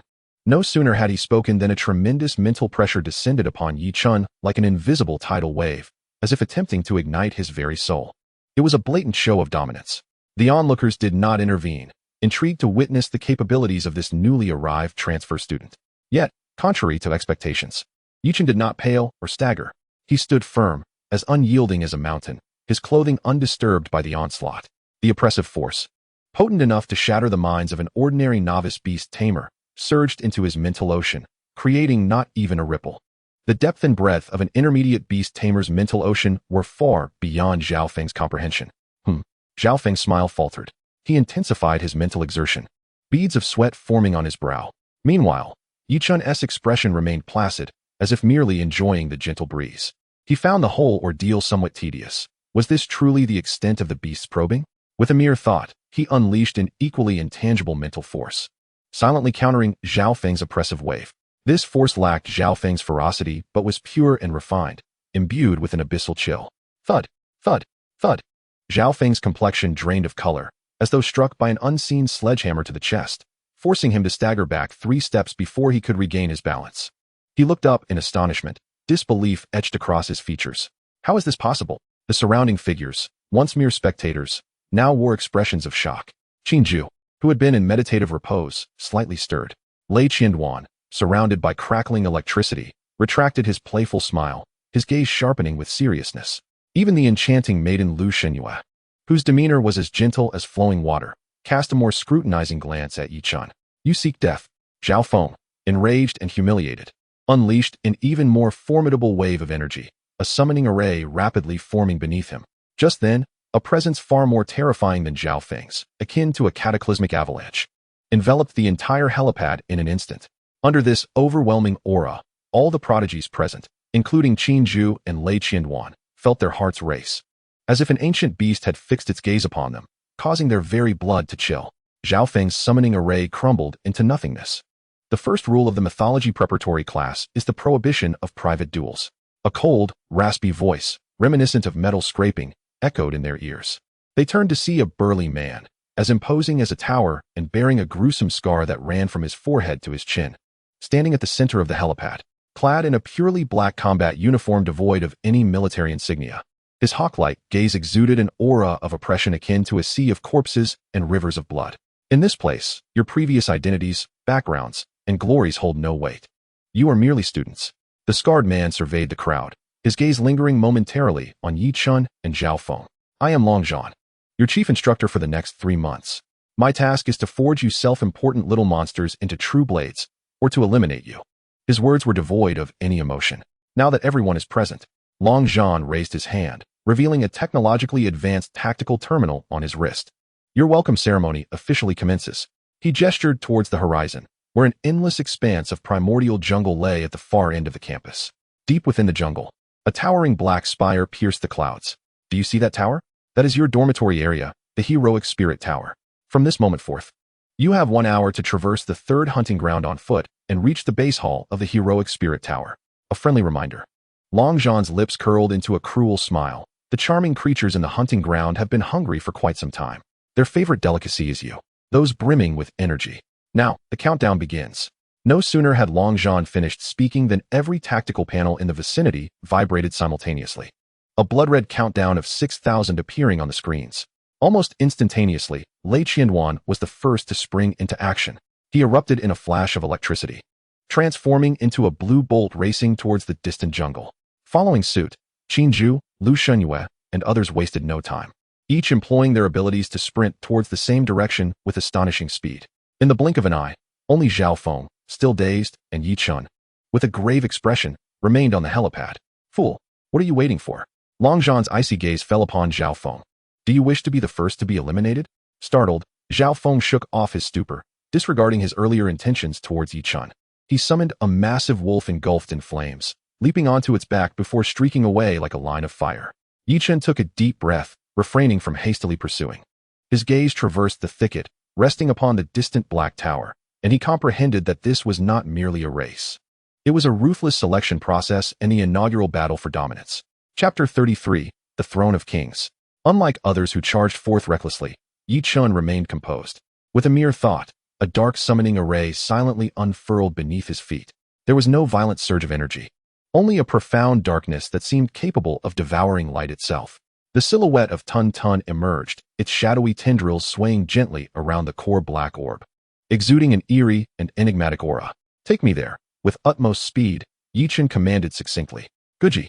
Tun Tun responded with an exuberant chirp. In the next moment, several shadowy tendrils extended outward, enveloping Yi Chun entirely.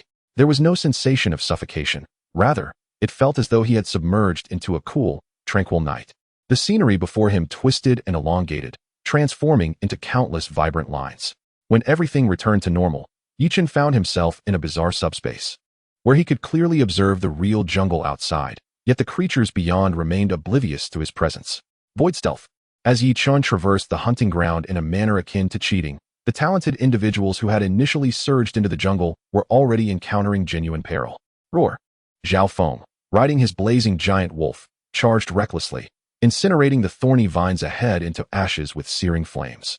Suddenly, the massive wolf beneath him reared upright, emitting a vigilant growl. Swish, swish, swish. 3 dark green shadows shot forth from the towering ancient trees on either side, targeting Zhao Feng's neck and the eyes of the blazing giant wolf. They were 3 venomous forest serpents, shimmering with metallic scales and adorned with prominent horns. Each emanated the aura of a commander-level beast, seeking death. A fierce glint flashed in Zhao Feng's eyes as he pressed forward. Blazing storm. The blazing giant wolf opened its enormous maw, unleashing a spiraling torrent of flame intertwined with fierce winds, completely engulfing the 3 venomous serpents. Amidst their anguished shrieks, the serpents were reduced to charred remains. However, this delay allowed others to overtake him. Cursing under his breath, Zhao Feng prepared to urge his steed to accelerate, only to feel a sudden tightening beneath his feet. Unbeknownst to him, dozens of resilient black vines, as tough as steel, had stealthily emerged from the ground, ensnaring the limbs of the blazing giant wolf. From the depths of the jungle, the roars and growls of more exotic beasts echoed. This hunting ground was, in fact, a meticulously arranged trap, where the ferocious creatures were not only formidable, but also adept at cooperating in their hunts. Meanwhile, Lei Qianduan was enshrouded in crackling thunder, moving with unparalleled speed, yet he too encountered difficulties. Countless winged creatures capable of unleashing mental shockwaves surged towards him from all directions, akin to a dark cloud, leaving him exasperated. Almost everyone found themselves embroiled in their own fierce battles. Though their strengths were formidable enough to contend with these beasts, their speeds inevitably slowed. Yet Yi Chun, traversing through the subspace, observed all of this unfold. He witnessed Qinju summon a shadowy demon general the size of a small mountain, who obliterated a king-level giant earth dragon with a single punch. He also saw Lu Shenyue surrounded by dots of green light, where all beasts attempting to approach her were ensnared by rapidly growing plants, ultimately drained of their life force. The prowess of these individuals was unquestionable, yet at this moment, Yi Chun stood as the forerunner. He disregarded all obstacles, crossing the chaotic battlefield with unimpeded resolve, and before him lay a vast clearing. At the end of this expanse stood the imposing spirit tower, resembling a black sword thrusting towards the sky. As the shadows dissipated, Yi Chen's figure reappeared in the material world. He glanced towards the helipad before turning to the open plaza at the base of the tower. He was the first to arrive. Ding! His tactical tablet emitted a soft chime, the blood-red countdown halting at 32:15. 27 minutes and 45 seconds. A cold, gravelly voice suddenly resonated behind him. Yi Chen spun around sharply, only to find the chief instructor, Long Zhan, standing a short distance away like a specter, the scar on his face starkly visible in the sunlight. For the first time, a flicker of subtle emotion appeared in his gaze, a complex mix of surprise and scrutiny. You traversed directly through space, circumventing all obstacles. Quite clever, though somewhat opportunistic. Long Zhan's tone was inscrutable, neither wholly commendatory nor critical. The rules merely specify foot travel. They do not prohibit the use of beast mastery abilities, Yi Chen replied calmly. Long Zhan scrutinized him for a few seconds, as if attempting to pierce his very soul. You are correct. Within the rules, any means employed is part of one's strength. Long Zhan slowly nodded. Congratulations, Yi Chen. You are the first to arrive, and the top scorer of this entrance examination. It appeared to be the first time he articulated Yi Chen's name, the pronunciation slightly awkward. As the top scorer, you possess the privilege of choosing your dormitory first. Long Zhan gestured towards the immensely heavy metallic door of the spirit tower. Step inside. The 100th floor awaits you. His voice was devoid of emotion, as though stating an established fact. A stirring within Yi Chen's heart prompted him to refrain from further inquiries as he strode towards the towering metal door, which stood at least 10 meters high. Upon contact with the cold surface, the heavy door silently slid open inward. An aura imbued with the weight of ages and immense energy washed over him. Beyond the door lay an unimaginably grand hall. The ceiling soared beyond sight, resembling a vast, independent starry sky. The ground was paved with an unknown black jade, smooth as a mirror, reflecting the brilliance of the stars above. In the center of the hall stood 99 colossal stone pillars, each intricately carved with lifelike depictions of magnificent beasts, ranging from ordinary canines and avians to legendary dragons, phoenixes, and cheilants. Each statue emanated a faint pressure, as if the will of ancient divine beasts had been imprinted upon them. At the deepest part of the hall, a teleportation array hovered in midair, radiating a soft white light. The spirit tower comprises 100 floors. Long Zhan's voice echoed from behind him, though he did not follow. Each floor serves as both a dormitory and an independent training chamber. The higher the floor, the more efficient the energy accumulation arrays become, enhancing the training effects. Above the 90th floor, special training chambers with varying attributes are available. The 100th floor contains but a single room, known as the Throne of Kings, reserved exclusively for the strongest among the mythological preparatory class. Yi Chen understood. This so-called privilege of choice was, in reality, the most substantial reward granted to the indisputable first place. Without a moment's hesitation, he advanced towards the teleportation array. As he stood upon it, the gentle white light enveloped him. The scenery before him transformed rapidly, and he felt himself ascending at an astonishing speed, traversing through layer upon layer of powerful energy barriers. Ultimately, the brilliance faded. He found himself in a spacious area of approximately 300 square meters. The furnishings here are exceedingly simple, comprising merely a bedroom, a washroom, and a vast open training area that occupies the majority of the space. The room lacks any windows, with the walls, ceiling, and floor constructed from a silvery white metal that seemingly breathes, intricately etched with complex energy patterns. However, upon entering, Yi Chen immediately experiences an unprecedented sense of comfort. The air is thick with a palpable energy, almost transforming into a tangible mist. With each breath, pure energy floods into his limbs, nourishing both his soul and body. Merely standing in this space, his cultivation speed is likely more than 10 times that of the outside world. This is the Throne of Kings. As Yi Chen savors this experience, a flash of blue lightning erupts at the teleportation array in the hall of the lower level of the heroic spirit tower, revealing the figure of Lei Qianduan. He glances at the empty hall, a slight frown creasing his brow. Soon after, new data appears on the luminous screen at the entrance of the hall. Second place, Lei Qianduan. Time, 41 minutes and 8 seconds. Upon seeing this result, a serious expression crosses Lei Qianduan's face for the first time. He looks at the top-ranking entry, a name he does not recognize, alongside a terrifyingly fast time that is nearly 15 minutes quicker. Yi Chen's spatial abilities, perhaps? How intriguing. He murmurs to himself, his eyes igniting with a fighting spirit. A few minutes later, Qin Ju's figure appears in the hall, accompanied by the spectral form of the Nether Demon General, who bears several deep wounds.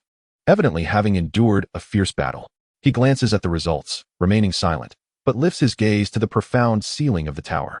Subsequently, Lu Shunyu and Han Yuan, each a prodigy in their own right, arrive in succession. They all appear somewhat disheveled, yet upon seeing the results on the screen, they are unanimously plunged into silence, their expressions complex as they regard the name that looms at the top. As the countdown nears its final minute, Zhao Feng rushes into the hall, bloodied and disheveled. He has finally made it. Leaning on his knees, he gasps for breath. When he raises his head and sees the rankings on the screen, he is momentarily stunned. 15th place? I am in 15th place, he mutters, his gaze rising to the glaring name at the top. First place Yichun. How is this possible? He must be cheating. In an instant, Zhao Feng's rationality is consumed by anger and resentment, and he points at the screen, roaring into the empty hall. Silence. The figure of Long Zhan materializes beside him like a specter, his icy gaze sending a chill down Zhao Feng's spine. The results are authentic. He has exploited the rules, while you have been hindered by the charming little creatures of the jungle. Long Zhan surveys the assembled dozen students, his voice laced with mockery, illustrating the disparity that exists. After speaking, he disregards Zhao Feng, whose face fluctuates between pale and flushed, and declares, "Now, in order of your arrival, you may select your dormitories. Once selections are complete, you will have 12 hours to rest. After 12 hours, gather here to commence your first lesson. Remember, the rules of the Heroic Spirit Tower are simple. Strength determines everything. Your floors are not fixed. There will be a challenge every month. The losers will descend, while the victors will ascend, including the throne of kings on the 100th floor." As Long Zhan utters this statement, he deliberately glances towards the tower's pinnacle, a hint of amusement glimmering in his eyes. In the hall, all gazes converge fervently towards the lofty, inscrutable summit of the tower. Chapter 34. The Grueling Cultivation on the Throne. This is a silent proclamation. Long Zhan's words establish the most straightforward yet brutal tone for the Heroic Spirit Tower and this mythical preparatory class. The strong ascend, while the weak descend. At this moment, the individual named Yi Chun, the opportunist, stands high above, occupying the pinnacle that all aspire to reach. No one speaks, but the palpable air of combativeness thickens, nearly suffocating. The 99th floor. Lei Qianduan is the first to break the silence. His sharp gaze sweeps over the crowd before he finally looks up towards the tower's apex, a flash of lightning flickering in his eyes. He offers no further words. Surrounded by arcs of electricity, he transforms into a fleeting shadow, disappearing into the teleportation array leading to the 99th floor. His choice is his declaration of war. 98th floor. Qin Zhu states succinctly, his voice deep and hoarse. The spectral figure of the Nether Demon General behind him flickers ominously, exuding a chilling aura. He too glances at the tower's summit, a cold smirk curling at the corners of his mouth, before stepping into the teleportation array. Following him, Lu Shunyu selects the 97th floor, while Han Yuan opts for the 96th. Each choice resonates with finality. These prodigious individuals delineate a clear hierarchy within the Heroic Spirit Tower through their actions. Those ranked higher sequentially choose their floors, each selection signifying an elevation to a higher starting point and a target for those below to challenge. When it is Zhao Feng's turn, his face pales. As the 15th place, he can only select the 85th floor. This number strikes him like a resounding slap, igniting an unprecedented sense of humiliation. He clenches his fists tightly, his nails digging into his palms, as he gazes up at the unattainable tower top, his eyes brimming with resentment and frustration. Yi Chun, just you wait. The throne of kings is mine. One day, I will kick you down from there and make you beg at my feet.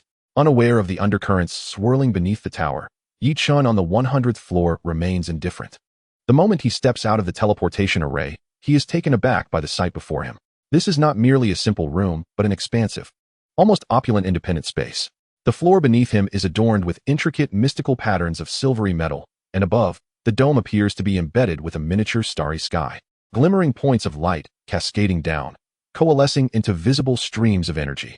The air is saturated with pure energy, forming a delicate mist. Each breath invigorates him. Gug, Tun Tun, summoned by him, emerges, and upon leaving the summoning space, the little creature emits an exuberant cheer. It rolls joyfully in the energy mist, its shadowy tendrils stretching freely, voraciously consuming the pure energy that requires no refinement for absorption. There is no need for deliberate absorption. Merely staying here allows its inherent power to visibly grow at an astonishing rate. Yi Chun sits cross-legged in the center of the training area, absorbing the unprecedented cultivation environment. However, unlike Tun Tun, he does not immediately absorb the energy. With a focused thought, he closes his eyes and begins to activate the refining spirit visualization technique, which cost him 4,000 military merit points. Almost the instant he commences his cultivation, the complex patterns etched on the walls and floor of the Throne of Kings room suddenly illuminate with a gentle glow, as if they have come to life. The energy from the surrounding environment, as if drawn by an immense gravitational force, transforms into torrents of energy that surge into the room.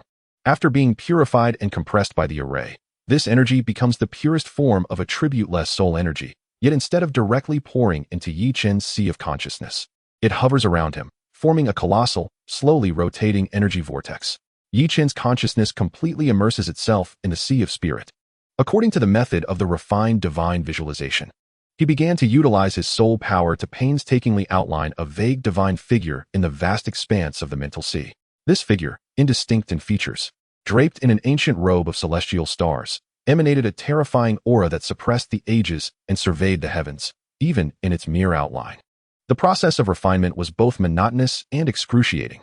He needed to channel the immense external soul energy, transforming it into an invisible colossal hammer within the mental sea, striking again and again at the nascent divine figure. Bang! As the first blow landed, Yi Chen's body shuddered violently, his complexion instantly paling to the hue of parchment, cold sweat cascading down his forehead. It was a pain that originated from the deepest recesses of his soul, as if the entirety of his mental realm were about to be shattered by that single strike. For an ordinary person, such agony would likely result in immediate mental collapse, rendering them a mere shell of their former self. Yet, fortified by the indomitable will honed over 2 lifetimes, he gritted his teeth resolutely. He understood clearly that this was an inevitable path. Each strike would purge a fraction of the impurities within his soul, rendering its essence increasingly refined. Again, bang, bang, bang. The sound of the invisible hammer reverberated endlessly throughout his mental sea. Under the relentless pounding, that divine figure continually shattered, only to be reformed through his immense fortitude and willpower. This cycle repeated ad infinitum, akin to an endless torment. Time swiftly passed amidst this extreme pain and monotony. 1 hour, 2 hours. Yi Chen's consciousness began to blur, sustained solely by an unwavering obsession. 12 hours flew by in an instant. As the energy patterns on the walls gradually dimmed, the hammering sounds in the mental sea finally ceased. Yi Chen slowly opened his eyes, a terrifying glimmer flashing briefly within them, causing the energy mist in the room to ripple ever so slightly. After a night of arduous cultivation, his aura not only remained tightly contained, but had grown even more profound and restrained, akin to an unfathomable cold pool. He turned inward to inspect his mental sea, noting that the divine figure, battered countless times, had solidified several times over compared to its initial form. Though still indistinct, the oppressive aura it radiated had become increasingly weighty. Furthermore, his soul power had ascended to an entirely new level of robustness and purity, with the extent of his mental sea expanding nearly by half. The bottleneck of Intermediate Beast Tamer 2nd Stage had unconsciously been shattered. Intermediate Beast Tamer 3rd Stage. Yi Chen felt the surging power within him and exhaled a breath of turbid air. In just 12 hours, he had transcended a minor realm while enduring unimaginable pain.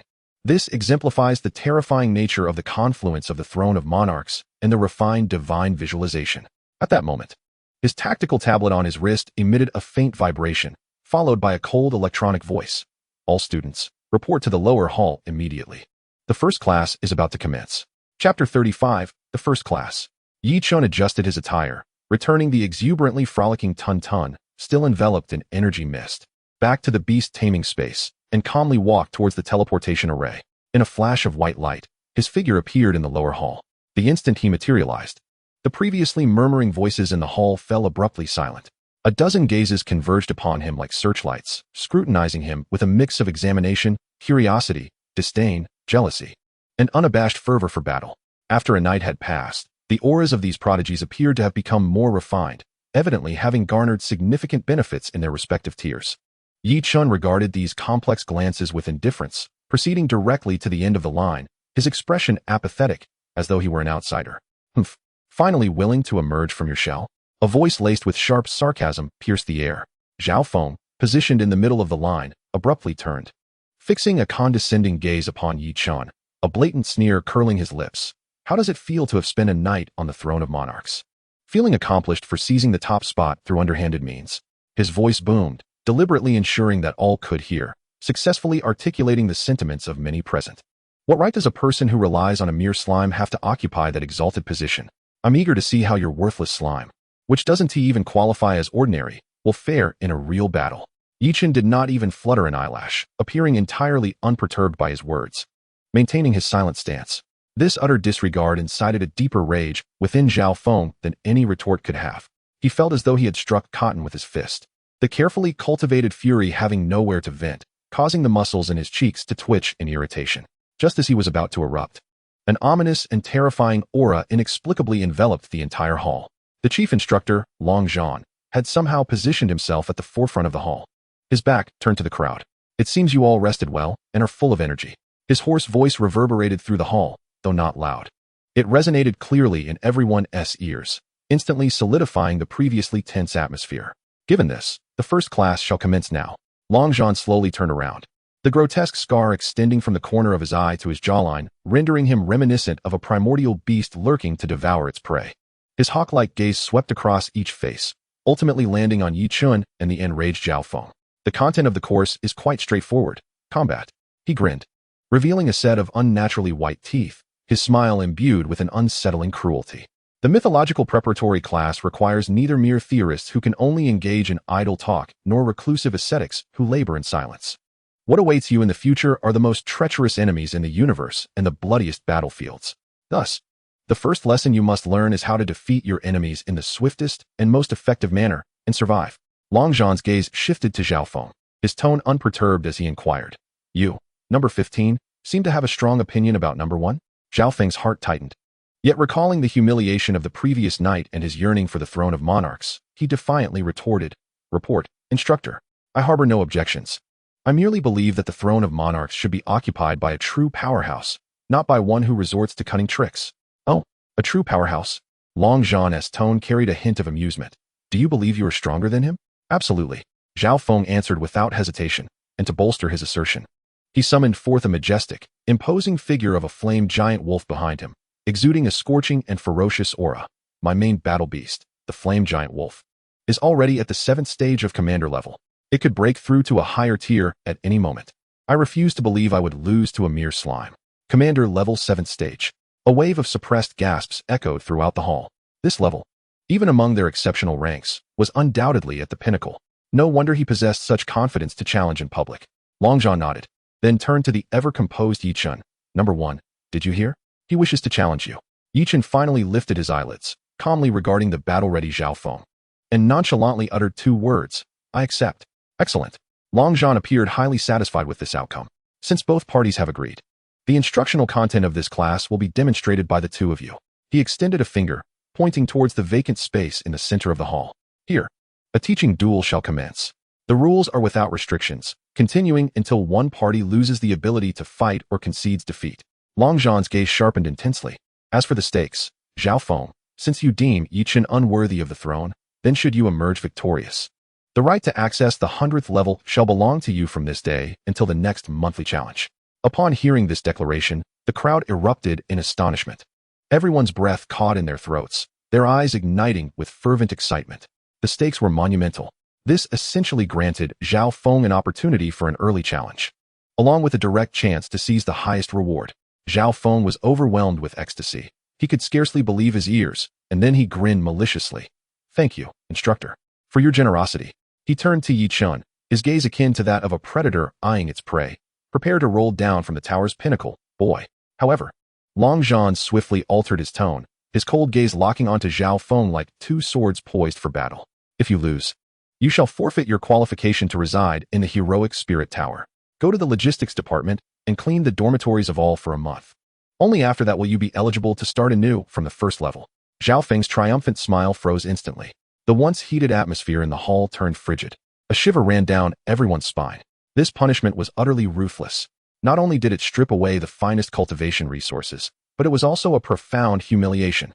For these proud children of heaven, to serve as cleaners for a month was more unbearable than death itself. What? Are you afraid? Long Zhan's voice dripped with undisguised disdain. Dare? Of course I dare. Zhao Feng's eyes reddened with fury as reason was consumed by anger and his desire for the throne. I cannot lose. Long Zhan ceased to regard him and turned his attention to Yi Chun. Number 1, what say you? As the challenger, you possess the right to refuse this wager. Once again, all eyes focused on Yichun. They were eager to witness how this enigmatic first-place contender would respond in the face of such immense risk. Would he confront it head-on to preserve his dignity, or would he choose to retreat and evade for now? Yichun's face remained devoid of any extraneous expression. He merely regarded the frenzied Zhao Feng as one would a mere clown. Under the gaze of the crowd, he slowly spoke, his voice soft yet clear, resonating throughout the hall. I accept. Chapter 36, A Single Strike. When the words I accept left Yichun's lips with an unsettling calmness, the entire hall fell into an eerie silence. If Zhao Feng's challenge was born of impulsive fervor, Yichun's agreement was an enigmatic composure. What gave him this confidence? Where did his fortitude stem from? These questions swirled in the minds of all present. Zhao Feng, after a brief moment of shock, was instantly overcome by a feverish delight. Fearing Yichun would retract his words, he bellowed at Long Zhan. Instructor, he has agreed. Everyone heard it. Long Zhan, with an impassive expression, nodded and waved his massive fingers toward the center of the hall. Buzz. Accompanied by a low rumble of energy, a faint golden light curtain rose from the hall's perimeter, swiftly converging to form a colossal square barrier nearly 100 meters on each side, enveloping Yichun and Zhao Feng within. The teaching barrier could withstand all attacks below the king level. Long Zhan's hoarse voice echoed from outside the barrier. Now, commence your performance.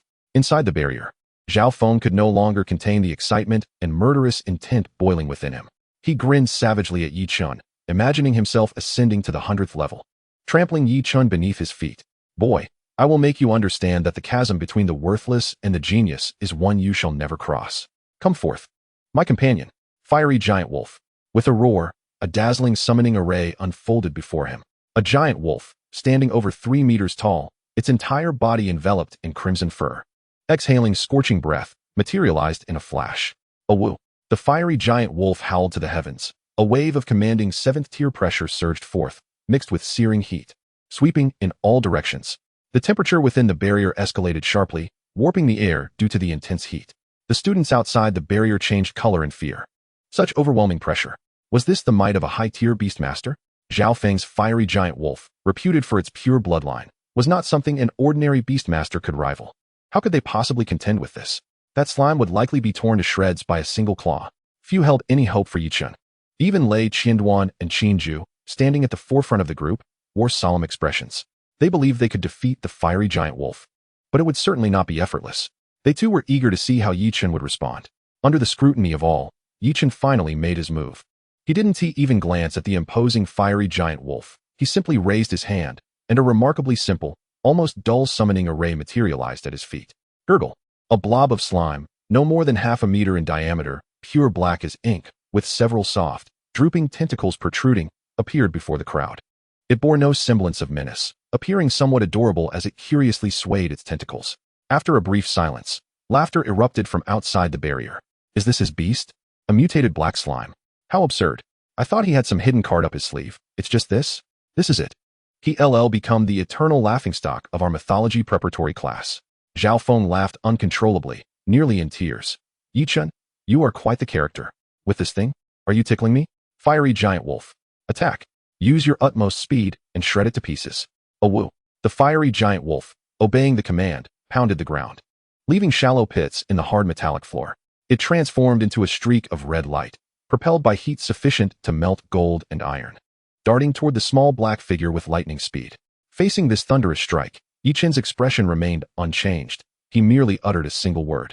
Devour. In that instant, an extraordinary transformation occurred. The seemingly harmless blob of slime, its inky form, suddenly split open, revealing a gaping fissure at its center. This was no mouth, but a chasm leading to an unfathomable abyss. From this rift erupted an unparalleled, terrifying suction. The searing air currents and violent energy generated by the fiery giant wolf's charge, even the light itself, were violently drawn into the abyss, vanishing without a trace. The colossal body of the fiery giant wolf halted abruptly mid-air, as if an invisible hand had seized its throat, halting its momentum before it could react. From within the slime's body, dozens of shadowy tentacles shot forth at a speed surpassing the limits of vision, akin to chains from the depths of hell. These tentacles disregarded the raging flames engulfing the fiery giant wolf. Indeed, the flames capable of incinerating steel were entirely devoured the moment they touched the tentacles, leaving not even a wisp of smoke. Thud, thud, thud. Under the horrified gazes of the crowd, Dozens of tentacles pierced through the fiery giant wolf's limbs and torso with precision and brutality, pinning it firmly in midair. A woo! The fiery giant wolf emitted a heart-wrenching wail. And then its massive body was violently yanked downward by the tentacles. Boom! A resounding crash reverberated through the air as the flame giant wolf was forcefully slammed to the ground, causing the entire barrier to tremble. The rigid metallic floor was indented with a massive crater, spiderweb-like cracks spreading outwards. The 7th-tier leader-class flame giant wolf, having not even touched its opponent, lay bloodied and breathless on the ground, completely devoid of combat capability. One strike, merely a single strike. The entire hall fell into a deathly silence. Laughter froze on the faces of the onlookers, their eyes bulging in disbelief, mouths agape, as if they had witnessed the descent of a deity or demon. Zhao Feng's maniacal and sinister grin froze like a cheap mask, shattering into countless fragments, replaced by an endless pallor and dread. No, it's impossible. This can't be, he mumbled incoherently, his body trembling uncontrollably. Yi Chun retracted his slime, which let out a satisfied belch before vanishing in a flash of black light. He regarded the disoriented Zhao Feng as one might regard an insignificant ant. Next, Chapter 37, The True First Lesson. Next, Yi Chun's voice was soft, yet resonated like a colossal stone cast into a silent abyss, stirring tumultuous waves in the hearts of all present. It was an announcement of serene finality, a boundless provocation steeped in arrogance. The hall was so quiet that a pin drop could be heard. No one dared to mock. No one could afford to dismiss. All gazes were fixed upon the indifferent youth at the center of the barrier, their eyes reflecting shock, fear, and a hint of uncontrollable reverence. They shifted their focus from the limp, nearly imperceptibly breathing flame giant wolf to the terrifying crater it had been forcefully crushed into. And back to Yi Chun, feeling as if their entire worldview had been irrevocably shattered underfoot, ground to dust. That was not a mere slime. Absolutely not. What manner of creature was that? Was it a demon from the abyss? Or some ancient beast cloaked in a slime-esque guise? No one could answer. The sheer brutality with which it had instantaneously consumed energy, disregarding flames, and with pure violence rendered a 7th-tier leader-class beast to a state of near death was far beyond their comprehension. At the forefront, Lei Qianwan was momentarily startled as the faint electric sparks surrounding him flickered uncontrollably, producing a crackling sound. For the first time, a look of horror appeared in his sharp, blade-like eyes. He replayed the battle in his mind repeatedly, each conclusion sending chills down his spine. He asked himself if he could defeat the flame giant wolf, perhaps even swiftly kill it using his trump card, but it was beyond comprehension to achieve such a clean and devastating victory as Yi Chen had. As if it were not a battle but an elegant execution. Beside him, Qin Zhu's shadowy phantom of the underworld demon general wavered violently, reflecting its master's inner turmoil. His gaze towards Yi Chun had shifted from scrutiny to complete vigilance and gravity. He even pondered the odds of his underworld demon general against that bizarre black entity. The answer was unknown, and the unknown, in itself, represented the greatest terror. This number one was no opportunist. He was a true, unfathomable monster. Next, Yi Chun reiterated, his calm gaze sweeping across the crowd. This time, no one responded. The previously most boisterous and disdainful students instinctively lowered their heads, even taking half a step back, fearful of making eye contact with Yi Chun. What a joke. A mere strike had annihilated a 7th-tier leader-class flame giant wolf. If they approached, they would likely not even leave a trace behind. The abilities exhibited by that black slime had instilled genuine terror deep within them. Within the barrier, Zhao Feng sat on the ground in a daze, mumbling incoherently. It's impossible. My wolf. My throne. His mental defenses had crumbled entirely with the fall of the flame giant wolf. It appeared there would be no next. The chief instructor, Long Zhan, finally broke the suffocating silence with a hoarse voice. He slowly approached the edge of the barrier, casually waving his thick fingers, causing the pale golden light screen to dissipate. His expression betrayed no joy or anger, yet deep within his gaze lay a barely perceptible satisfaction and fervor. He looked at Yi Chun as if admiring the most perfect instrument of slaughter, an unrefined gem already radiating unparalleled brilliance. Teaching demonstration concluded. Long Zhan's gaze shifted to the kneeling Zhao Feng, his voice suddenly turning icy and devoid of emotion. The wager is established. You have lost. From this moment on, you are no longer a student of the mythology preparatory class. Go report to the logistics department. Your task is to clean all public areas from the 1st to the 100th floor of the heroic spirit tower for a month. After a month, if you still have the audacity to remain here, begin your challenge anew from the 1st floor. These words fell like a series of cold chains, completely binding Zhao Feng's hopes and dragging him from the clouds of fantasy into the mire of reality. He abruptly lifted his head, tears and snot streaming down his face, his voice hoarse with desperation. "No. Instructor, I was wrong. I won't dare again. Please give me another chance. I beg you." "A chance?" Long Jean's lips curled into a cruel arc. "In battle, will your enemies grant you a second chance? Every foolish provocation could cost you and your teammates their lives. Here, we harbor neither waste nor fools." He disregarded Zhao Feng further, gesturing to the two guards at the entrance. Two guards clad in black combat gear, exuding a fierce aura, stepped forward without expression, their eyes cold. One on each side. They hoisted the limp Zhao Feng as if he were a lifeless dog, ignoring his cries and struggles as they dragged him from the hall. "I was wrong. Yi Chun. I was wrong. Spare me." The shrill wails gradually faded, leaving the hall even quieter than before. Every individual felt a chill creep up their spines, a wave of cold rushing from their feet to the crown of their heads. This was the ironclad rule of the mythology preparatory class, cruel yet efficient. A single misstep could lead to the abyss. Long Jean slowly turned, his hawk-like gaze sweeping over the remaining students, each one standing tall, devoid of any arrogance. Their expressions filled with unprecedented awe and seriousness. "Now, do you understand the content of the first lesson?" His voice struck like a hammer on each heart. "First, never underestimate any enemy, even if they appear as insignificant as an ant, for you do not know if that ant can sever your throat in one bite. Second, never be deceived by appearances. The species and rank of a beast are merely references.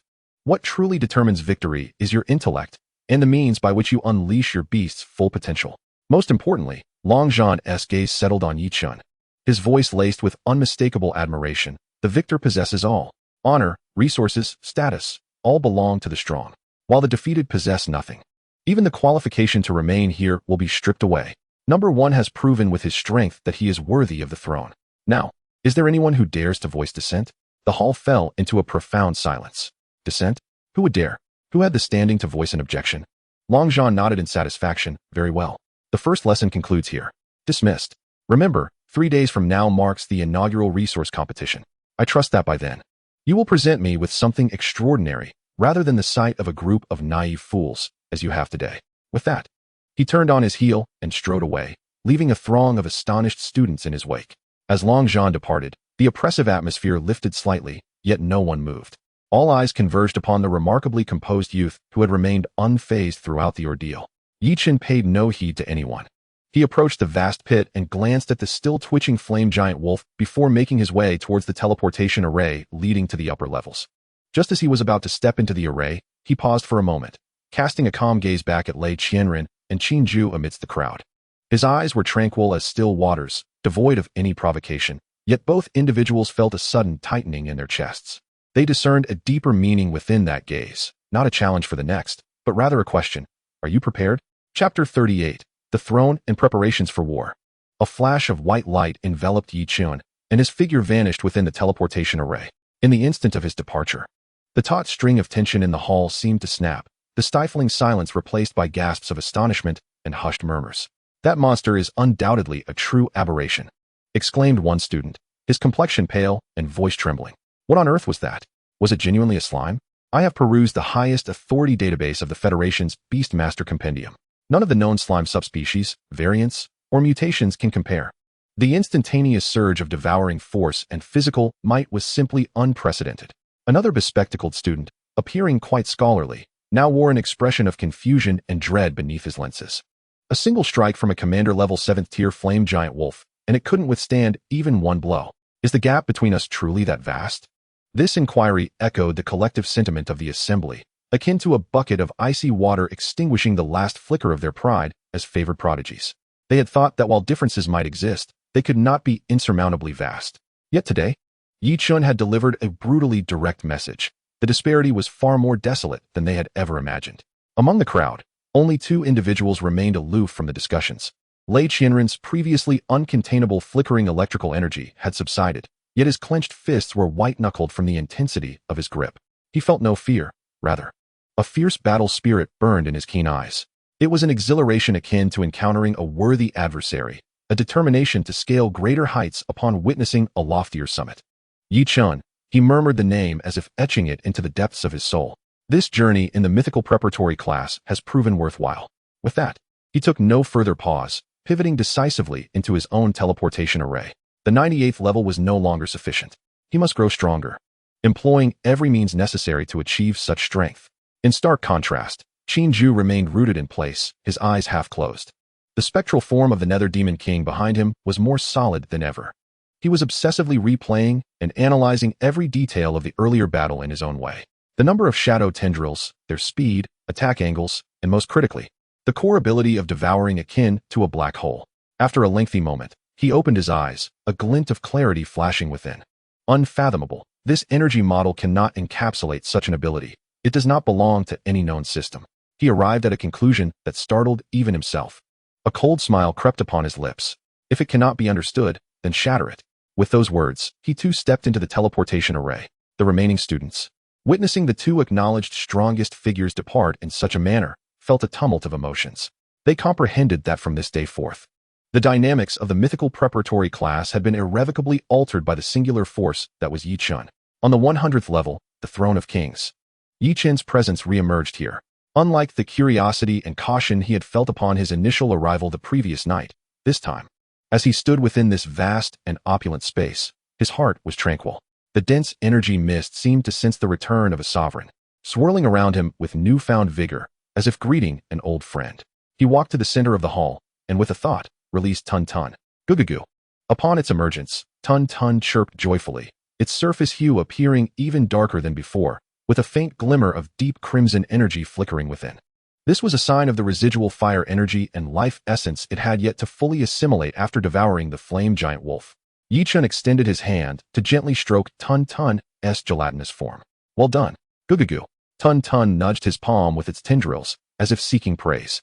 Yi Chun's consciousness delved into the bond he shared with Tun Tun, meticulously examining its evolution. Name, Abyssal Devourer, juvenile form. Level, King level 1st tier. Attribute, Dark Void. Potential, Mythical. Skills, 1. Infinite Devour, core capable of consuming all things to convert them into the essential energy required for its growth. Current conversion rate, 10. The higher the energy tier of the target, the lower the conversion rate. 2. Abyssal Touch, extending tendrils infused with void energy for attacks, capable of bypassing most energy and physical defenses. Current maximum number of tendrils, 36. 3. Void Shadow, can briefly merge into shadows or the void for concealment or short-distance movement. New acquired trait, Fire Element Resistance. Weak acquired a minor resistance to fire energy through the consumption of the flame giant wolf. Having devoured the void crystal, Tun Tun completed its transition from commander level to king level life tier. The substantial life essence and fire energy extracted from the recently consumed commander level 7th tier flame giant wolf thoroughly solidified its foundation at king level 1st tier. This accounted for its ability to obliterate the flame giant wolf in a single strike, an absolute suppression that spanned an entire tier. The might of a king is beyond the comprehension of a commander. What pleased Yi Chun most was the newly acquired fire element resistance. Though it was merely slight, it affirmed that the power of infinite devour extended beyond mere energy provision. It also allowed for the plundering of enemy attributes, thus compensating for his weaknesses. 3 days hence, the resource competition. Yi Chun reflected upon Long Zhan's words, a glint of determination flashing in his eyes. Undoubtedly, this forthcoming contest would be far more intense and intricate than today's one-on-one duel. Perhaps it would involve chaos or team confrontations. Regardless of the format, strength would forever remain the fundamental determinant of all outcomes. Though he had instilled fear among the assembly, the likes of Lei Qianren and Qin Zhu were not simpletons like Xiao Feng. Their true capabilities had yet to reveal themselves. He must hasten his ascent in strength. Yi Chun settled into a cross-legged position, closing his eyes. He ceased to suppress his yearning for energy. Instead, he fully opened his mental faculties, linking with the energy domain of the Throne of Kings. Tun Tun, let us embark together. Goo-goo-goo. Tun Tun leaped before him, its diminutive form trembling as a visible black vortex gradually took shape around it. Simultaneously, Yi Chun's body seemed to transform into an intangible black hole. The energy mist at the 100th level, thick to the point of near liquefaction, seemed to have found an outlet, transforming into 2 robust energy serpents, one radiant and the other shadowy, rushing frantically into the body of one human and his pet. The entire Throne of Kings was enveloped in a tempest of power. Chapter 39. The resource competition commences. At the Throne of Kings, the tides of energy had coalesced into a tangible storm. Centered around Yi Chun and Tun Tun, 2 distinctly contrasting, yet harmoniously resonant energy vortices emerged. One was formless and intangible, yet arrogantly drew in the pure primordial energy from the surrounding space. surging madly into Yi Chun's brow, cleansing his mental sea, which was far more expansive than that of an average beast tamer of his rank. The boundaries of this mental sea expanded with each impact, growing ever more resilient, while the core of his spiritual power became increasingly refined and resplendent. The other vortex, dark and profound, transformed Tun Tun into a miniature black hole, indiscriminately devouring, dissecting, and absorbing any nearby energy, regardless of its nature. The remnants of the dark red luminescence on its surface, which had yet to be fully digested, swiftly merged into its essence under this immense torrent of energy, leaving no trace behind. Time lost all significance amid such intense cultivation. After an indeterminate period, Yi Chun's body trembled lightly. A crack echoed, as if an invisible barrier within him had shattered. His mental sea expanded abruptly, doubling in size, and a wave of clarity surged from the depths of his soul. The spiritual power that had already reached the pinnacle of an intermediate beast tamer underwent a qualitative transformation, firmly crossing the threshold into the realm of an advanced beast tamer. Advanced level 1. This signified not only a substantial enhancement in his spiritual power, but also a heightened command and amplification over beasts. More importantly, his third contract slot had quietly opened. Simultaneously, Tun Tun emitted a contented gurgle, and a denser, deeper aura flickered across its dark form. Its rank solidified from the recently attained King-level first stage to King-level second stage. Remarkably, the effects of less than 3 days of cultivation rivaled months of arduous training for ordinary beast tamers in the outside world, if not surpassing it. Such was the terrifying efficacy of the Throne of Kings, a privilege reserved for victors. Yi Chun gradually opened his eyes, a glimmer of brilliance flashing momentarily before it receded, rendering him more composed and serene. Yet the subtle pressure emanating from him was magnified several times compared to 3 days prior. Just then, a distant and solemn bell tolled, resonating throughout the entirety of the heroic spirit tower. This was the signal for assembly. Is it about to begin? Yi Chun rose, patting Tun Tun. Let us go see our first resource. Gurgle. Tun Tun transformed into a streak of black light, merging into his body. Yi Chun stepped onto the teleportation array, and his figure vanished in an instant. In the central hall of the first floor of the heroic spirit tower, when Yi Chun materialized, the hall was already filled with individuals. All the students had gathered, every single one present. Compared to 3 days prior, each person exhibited a subtle change in demeanor.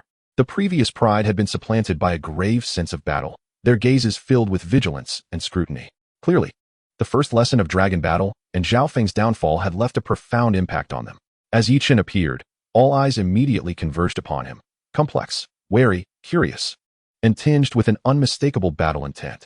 Lei Qianduan stood at the forefront of the group, surrounded by crackling electricity, his aura even more tempestuous than 3 days ago. He regarded Yi Chun with eyes sharp as drawn lightning blades, radiating intensity. Qin Zhu remained shrouded in shadows, but the specter of the Nether Demon General behind him seemed poised to materialize at any moment. Yi Chun regarded these gazes with indifference, calmly walking to take his place at position number 1. It appeared everyone was present. Dragon Battle's figure manifested like a specter upon the elevated platform, his hawk-like eyes sweeping across the assembly, an iron-blooded aura instantly enveloping the hall. Without further ado, the rules for today's resource competition are straightforward. Location, Hunting Ground No. 7, codename Shattered Isles. It is a semi-abandoned dimensional space, characterized by a complex environment, chaotic energy, and inhabited by numerous feral beasts driven mad by energy corruption. Mission: within 24 hours, collect as many scattered resource tokens as possible from various locations across the Isles. Each token represents different resource point values. There is but one rule. Dragon Battle's lips curled into a cruel smile. Aside from the prohibition against lethal force, there are no other rules. You may collaborate, betray, or seize from one another. Those who are defeated will be teleported out, and half of their points will be transferred to the victor. Upon hearing this, the atmosphere in the hall grew tense. Half of the points. This meant that while hunting feral beasts for tokens was crucial, eliminating other students would be the most efficient strategy. The final ranking of points will determine your resource allocation level for the upcoming month. The top 3 will receive additional rewards. Dragon Battle's voice brimmed with temptation. The third place will earn a king-level potential Thunder Eagle Egg.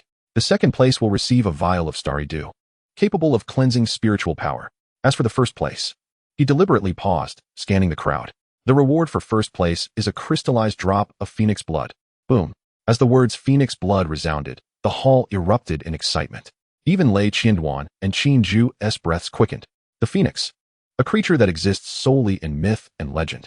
Even a mere drop of its blood crystallization is priceless.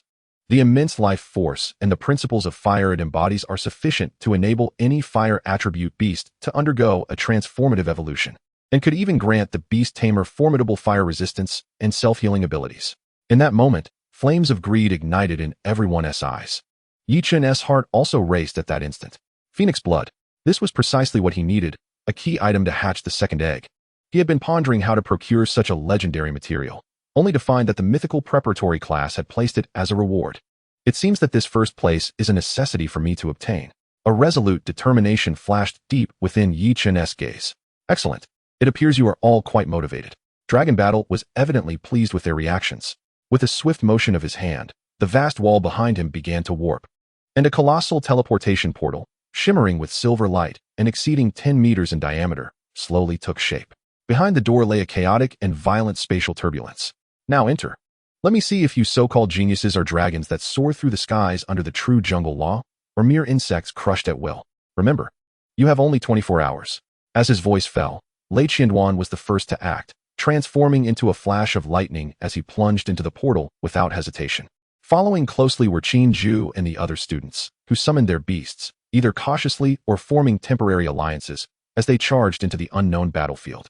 Yi-Chen stood his ground, unfazed and unhurried, waiting until everyone else had entered before he took a calm step towards the grand teleportation portal. Just as he was about to step through, Dragon Battle's hoarse voice echoed in his ear from the platform above. Number 1, let me see where your limits lie. Chapter 40, Shattered Isles, the hunt begins. As he traversed the portal, an overwhelming sensation of spatial distortion, potent enough to almost rend his very soul, surged violently upon him. Even with Yi-Chen's formidable spiritual strength, having recently ascended to the threshold of an advanced beastmaster, he felt a fleeting wave of dizziness and nausea. It was as if he had been thrust into a kaleidoscope spinning at breakneck speed, vibrant shards of space whirling before his eyes, only to shatter in an instant. When the sensation of being torn apart abruptly vanished and his vision refocused, he found himself in a bizarre and desolate realm. Beneath his feet lay a fragment of floating rock, scarcely 100 square meters in size, exuding a lifeless grayish-white hue. Above him, no sun-moon or stars graced the sky. Instead, an endless expanse of deep violet void stretched infinitely, resembling a colossal, cracked tapestry. Countless islands of varying sizes and shapes were scattered chaotically across this silent sky, akin to a chessboard shattered by an enraged deity. Some islands hovered motionlessly, ancient and unyielding. Others drifted slowly along fixed trajectories, drawn by some mysterious force. Between these islands, visible currents of colorful energy twisted and writhed, akin to lethal serpents gliding through the air, emitting a faint hissing sound as they eroded the very fabric of space. In the distance, the frenzied roars of ferocious beasts, driven mad by chaotic energy, mingled with the thunderous clashes of combat among other students. This was hunting ground number 7, the Shattered Isles. Here, the laws of space were exceedingly unstable, and the chaotic energy exerted a far more severe suppression and interference on mental prowess than one could imagine. Yi-Chen closed his eyes, tuning into the surroundings for a moment, a slight frown creasing his brow. His mental probing range had been compressed to less than a tenth of its normal capacity, and the feedback was filled with chaotic noise, rendering discernment nearly impossible. In such an environment, acting recklessly would be akin to a blind man sprinting through a minefield. Unlike others who hastily sought out the so-called points tokens, he focused his thoughts and summoned forth his shadow companion. Guji, the inky black entity, Tun Tun, appeared out of thin air, curiously bouncing about as it surveyed the unfamiliar surroundings. The surface of its profound body seemed to possess a unique magical quality, absorbing the surrounding kaleidoscopic lights, rendering it even more pure and mysterious in this surreal world. Tun Tun, meld into the shadows. Let us find a vantage point and ascertain our situation. Yi-Chen conveyed a clear directive through their soul link. Guji, Tun Tun responded, its body flattening instantaneously, akin to a pool of ink spilled upon the ground, silently merging into the shadow beneath Yi-Chen's feet. Its presence, its very essence, and even the shade of darkness it cast in the shadows blended seamlessly with the environment, as though it had never existed. Yi-Chen scanned the vicinity and swiftly identified a higher, more expansive floating island as his initial objective. Taking a deep breath, he bent his knees slightly, and then propelled himself forward with great force. In this realm of diminished gravity, he soared like an arrow released from its bow, effortlessly crossing several dozen meters of void and landing precisely on another fragment of rock that served as a springboard. His movements were light and agile, producing no extraneous sound. After a few graceful leaps, he arrived at the edge of the target island, silent as a wraith. However, just as his toes touched the solid ground of the island, an incredibly sharp gust of wind, accompanied by a piercing shriek that sliced through space, surged from his blind spot, aimed directly at his carotid artery. The assailant was a grayish-white mantis-like beast, towering at 3 meters in height. Its scythe-like forelimbs not composed of flesh or bone, but rather forged from highly condensed spatial energy and shattered fragments of space, glimmering with a chillingly dangerous light. The Void Wind Mantis, a pinnacle-level 9th-tier creature. Naturally attuned to spatial energy, it ranked among the most formidable predators of these shattered isles, renowned for its swiftness, stealth, and lethal cutting ability. This strike could easily annihilate any careless advanced beastmaster. Faced with this sudden, lethal onslaught, Yi Chen's expression betrayed no hint of alarm. He did not even turn his head. Tun, he calmly summoned in his mind. In that very instant, from the shadow behind him, a pitch-black tentacle shot forth without warning.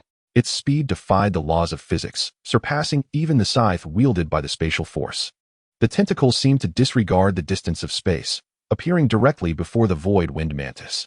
Instinctively, the creature swung its other scythe to block, but the black tentacle twisted at an impossible angle, as though it possessed no physical form, slipping through its defense and precisely ensnaring the limb that threatened Yi Chen's neck. Hiss! The Void Wind Mantis emitted a terrified shriek, its spatial energy erupting in a frantic attempt to shatter the tentacle's grip. Yet, the power contained within the abyssal touch was far purer and more domineering than its chaotic energy. The supremacy of its royal tier status rendered all of its resistance futile, as if a cow had sunk into the sea, swiftly suppressed. Soon after, more black tentacles surged from the shadows like chains of death from the abyss, binding the creature's limbs, body, and head tightly, lifting the peak-tier beast high into the air amidst a cacophony of dislocated bones. Guji, Tun emerged halfway from the shadows, opening its seemingly modest mouth, which actually connected to an unknown dimension. In the midst of the Void Wind Mantis's desperate screams and futile struggles, it was entirely dragged inside. In a mere 3 seconds, a beast powerful enough to plunge an ordinary student team into dire straits vanished without a trace, leaving not even a single strand of energy behind. A surge of pure spatial energy and life essence flowed back to him through their soul link, invigorating Yi Chen and dispelling the lingering discomfort from the teleportation. He confidently entered the humble nest of the Void Wind Mantis, discovering a metal token shimmering with a faint bronze glow nestled within an inconspicuous crevice. As he reached for it, his student terminal on his wrist vibrated, revealing the message, "Resource points acquired, 10 points. Ah, so it is," he mused. Most points tokens are concealed within the layers of these powerful beasts. Yi Chen stowed the token away, ascending steadily to the highest point of the island. From this vantage, the dynamics of the battlefield became markedly clearer. In the far distance, he spotted a tempestuous flash of lightning careening across the horizon, shattering all in its path, be it obstructing beasts or small floating islands, into fragments.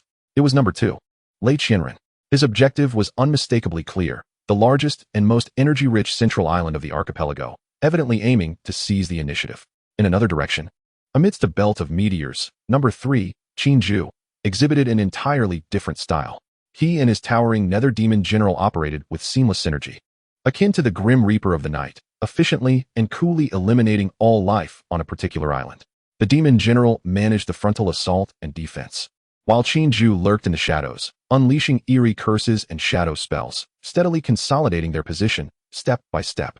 Meanwhile, numerous other students formed ad hoc teams, grouping in 3s and 5s. As they contended with the ferocious beasts on the island, they also had to remain vigilant against the prying eyes of rival teams. The scene was chaotic. It was not uncommon to witness a team that had just allied to vanquish a beast being ambushed by another group of lurking students before they could even divide the spoils, leading to their swift and utter defeat. The law of the jungle, where the weak are devoured by the strong, was vividly illustrated in this place. Yi Chen's gaze eventually fixed upon a nearby volcanic island, where 2 students, a male and a female, were breathlessly leaning against a rock face. Their beasts, a diamond rampage bear and a wind fury wolf, lay nearby, both injured and on guard. At their feet lay the substantial corpse of a lava giant lizard, beside which were scattered 2 bronze score plaques and a rarer silver score plaque. Finally dealt with it. This 8th-tier beast was truly tough, exclaimed the male student, wiping the sweat from his brow, his face alight with the joy of victory. Don't get complacent. Quickly gather the score plaques and recover your strength. This place is unsafe, cautioned the female student, named Lu Li, as she meticulously tended to the leg wound of her wind fury wolf while keeping a wary eye on their surroundings.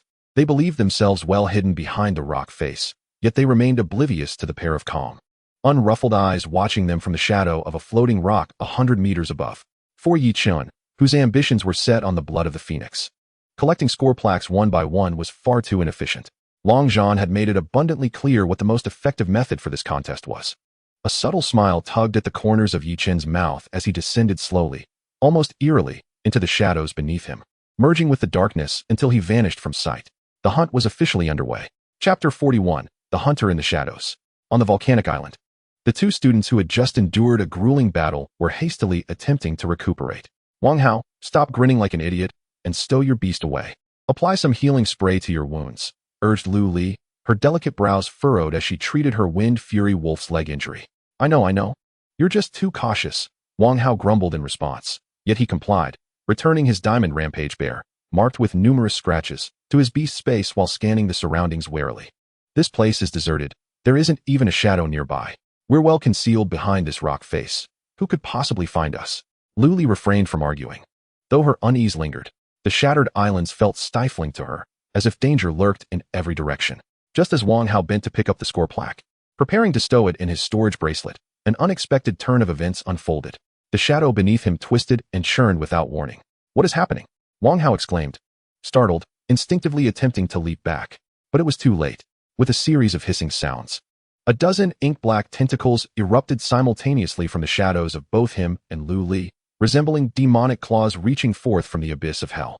These tentacles, imbued with a dark, ethereal energy, moved with such speed that they were nearly imperceptible, leaving no time for reaction. Lu Li reacted swiftly, screaming, Wind Wolf, Wall of Wind. The Wind Fury Wolf, which had been healing, sprang upright, unleashing a barrier of azure air currents in a desperate attempt to block the onslaught. However, the inky tentacles appeared to lack substance, eerily slipping through the wind wall's defenses. 7 or 8 tentacles surged forth, ensnaring the massive Wind Fury Wolf tightly and slamming it down to the ground with a heavy thud. Meanwhile, Wang Hao's situation was even more dire. Just as he attempted to summon his diamond rampage bear, a tentacle shot forward, lightning fast, wrapping around his wrist and rendering him immobile with an irresistible force.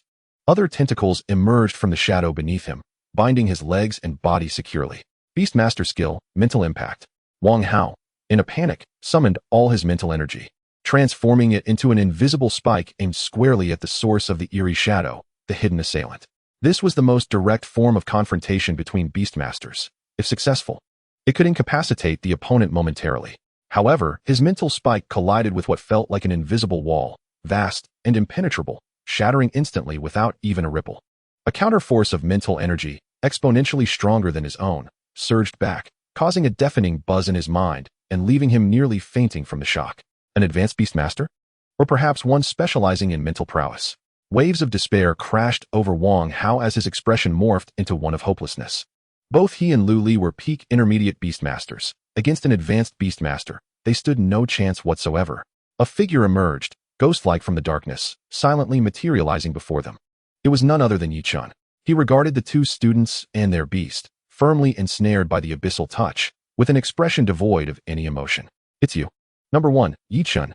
Lu Li's eyes widened in horror as she recognized him, her voice trembling with fear.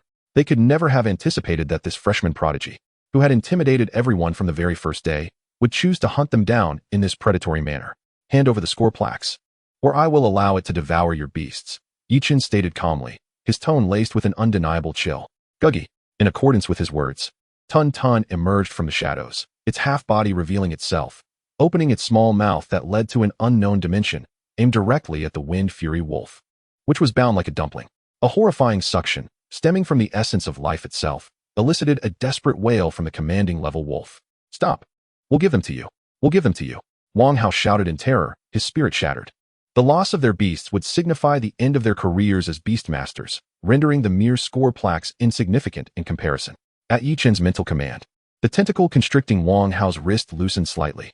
Without a moment's hesitation, trembling, he cast the 3 newly acquired score plaques along with a bronze plaque he had previously collected onto the ground. Yi Chun picked up the score plaques, and a notification chimed from his wrist terminal. Acquired resource points, 50 points. Current total points, 60 points. The silver score plaque was worth 20 points, while the bronze plaques were valued at 10 points each. In a single act of plunder, He had exceeded the rewards of his arduous hunts by fivefold. And yours? Yi Chen's gaze shifted to Lu Li. Lu Li, pale and resolute, clenched her teeth and retrieved 2 bronze plaques from her storage equipment, tossing them over as well. Acquired resource points, 20 points. Current total points, 80 points. Having secured the points, Yi Chen chose not to further torment them. Tun Tun, escort them on their way. Guggy. The tentacles that had ensnared them tightened suddenly, hoisting them high before slamming them down heavily onto the ground. The violent impact plunged them into darkness, rendering them unconscious in an instant. In the following moment, 2 beams of white light enveloped them, transporting them away from the shattered islands. On their student terminals, half of their points were automatically transferred to Yi Chen's account. Pillage points, 43 points. Current total points, 123 points. This was the rule. The defeated would forfeit half their score to the victor. Clearly, these 2 still possessed their own collected points. Having completed all of this, Yi Chen's figure once again melded into the shadows, as if he had never existed. All that remained was the lifeless body of the magma giant lizard and a wind demon wolf, paralyzed on the ground, trembling in fear. Meanwhile, in the central monitoring hall of the first floor of the heroic spirit tower, a massive screen was divided into hundreds of smaller displays, each showcasing the real-time movements of every student within the Shattered Isles. Long Zhan stood before the screen, arms crossed, resembling a statue, his gaze sharp as an eagle, scanning each frame. Upon witnessing Yi Chen's decisive elimination of Wang Hao and Lu Li's team, a rare hint of approval flickered across his perpetually icy visage. Indeed, he demonstrated both decisiveness and intelligence. Beside him, the adjutant whispered, "Instructor, do you think the manner in which student number 1 is operating is somewhat controversial? After all, they are classmates." Classmates? Longzhan scoffed. On the battlefield, there are only enemies and allies. I cast them into this arena not to forge friendships. Those who fail to exploit the rules and to achieve their goals in the most efficient manner deserve to be eliminated. It is individuals like him who embody the essence of a qualified hunter. He paused, pointing at Yi Chen's figure disappearing into the shadows on the screen, continuing, "Watch closely. This is merely an appetizer. The true carnage has only just begun."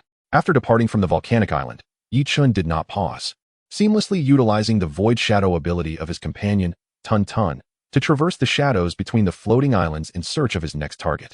He resembled a top-tier assassin, silently approaching student teams that were either embroiled in fierce battles with ferocious beasts or had just concluded combat, their minds most vulnerable. Then, with the force of a tempest, he would unleash a fatal strike. The peculiar and formidable touch of the abyss rendered all students targeted by him utterly defenseless.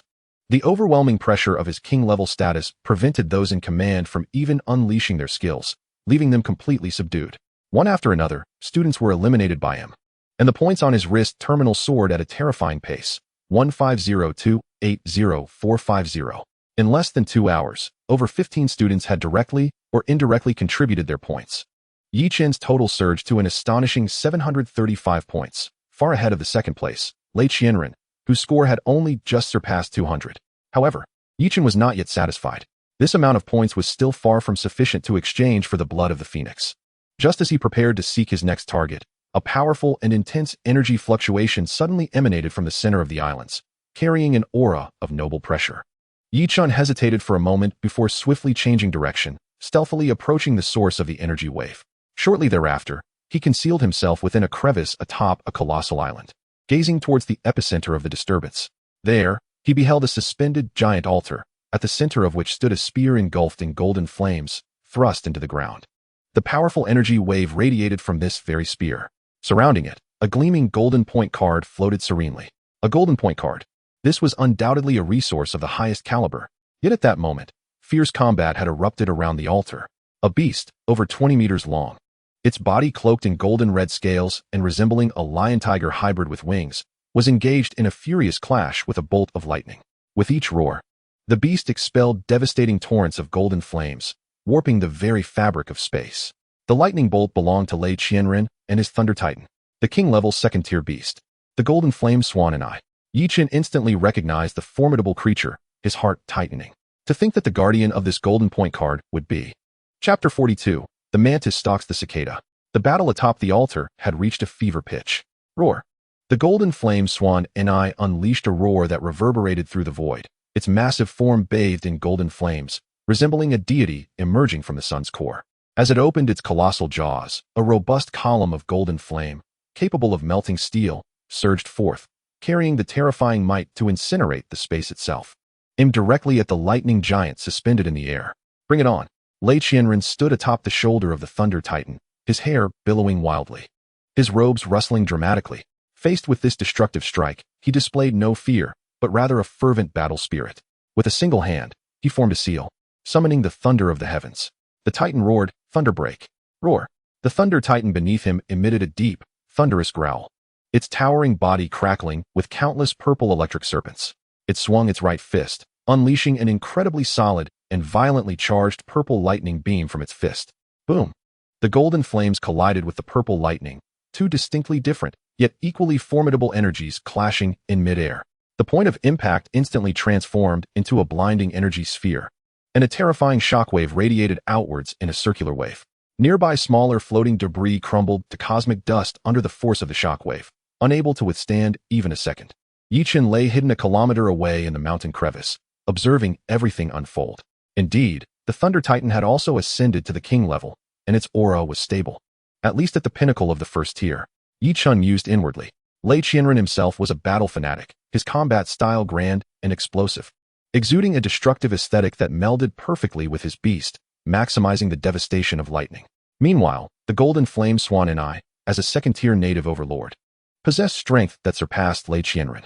Its golden flames not only burned at an exceedingly high temperature, but also bore a consuming nature, capable of igniting and melting even lightning. Were it not for the Thunder Titan's lightning being inherently potent against fire, Lei Qianren would have surely been defeated by now. Mutual destruction would be the best outcome.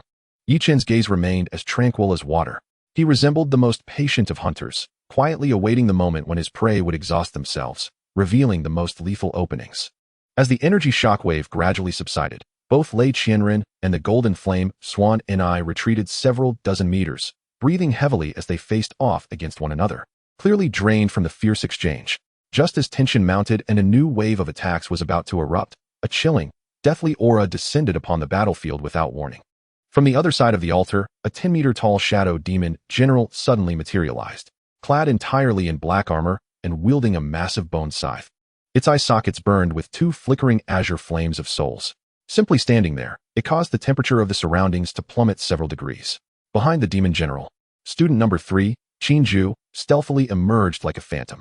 Dressed in black, his expression was stern as his gaze traversed the standoff between man and beast. Landing directly on the radiant golden point card at the altar's center, his eyes revealing unabashed greed. Qinju. Upon seeing the newcomer, Lei Qianren's brow furrowed into a tight knot, the lightning surrounding him growing unstable. You wish to partake in the spoils as well? Partake? Qinju's mouth curled into a cold smirk. No, I have come to take back what is rightfully mine. Lei Qianren, you cannot swallow this golden point card. Arrogance. Lei Qianren roared. Then let us see whose fist is harder. Roar. The golden flame beast, Jin Yan Swan Li, evidently sensed the emergence of a new threat.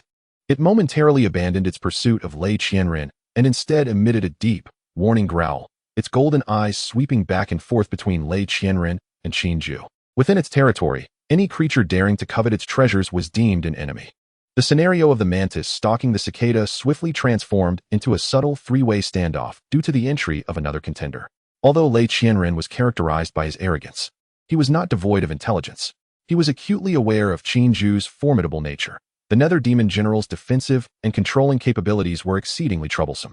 Should he and Jin Yan Swanli engage in a mutually destructive battle, it would only afford this ominous figure an opportunity to seize the advantage. Qinju, equally cautious, acknowledged his limitations. Though confident, he doubted his ability to simultaneously contend with both Lei Qianren and a second-tier monarch-level beast. Meanwhile, Jin Yan Swanli, guided by the instincts of a beast, sensed the level of danger emanating from both humans, rendering it hesitant to act recklessly. The battlefield fell into an eerie stalemate, with each combatant's focus intensely fixated on their respective adversaries, prepared for the imminent eruption of a thunderous strike. However, unbeknownst to them, beyond the absolute focal point of their confrontation, a subtle transformation was occurring in the shadow cast by the long spear, ablaze with golden flames. At the center of the altar, the hue of that shadow appeared deeper than those surrounding it, and it began to undulate ever so slightly, extending toward the golden scorecard that hovered in midair. This was the patience of the yellow bird. Yichen reigned in his aura to the utmost, sharing vision through a link with Tun Tun's soul. Tun Tun's void shadow, within this intricate interplay of light and shadow, was nothing short of a divine skill. It seamlessly melded into the shadow of the spear, betraying not a hint of energy fluctuation, akin to a drop of ink dissolving into the ocean, leaving no trace. The moment of opportunity had arrived.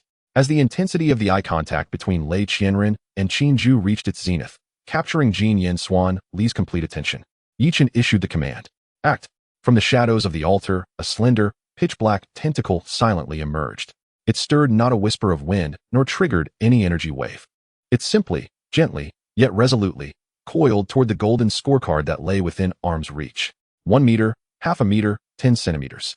The tip of the tentacle had made contact with the cold metallic surface of the golden scorecard.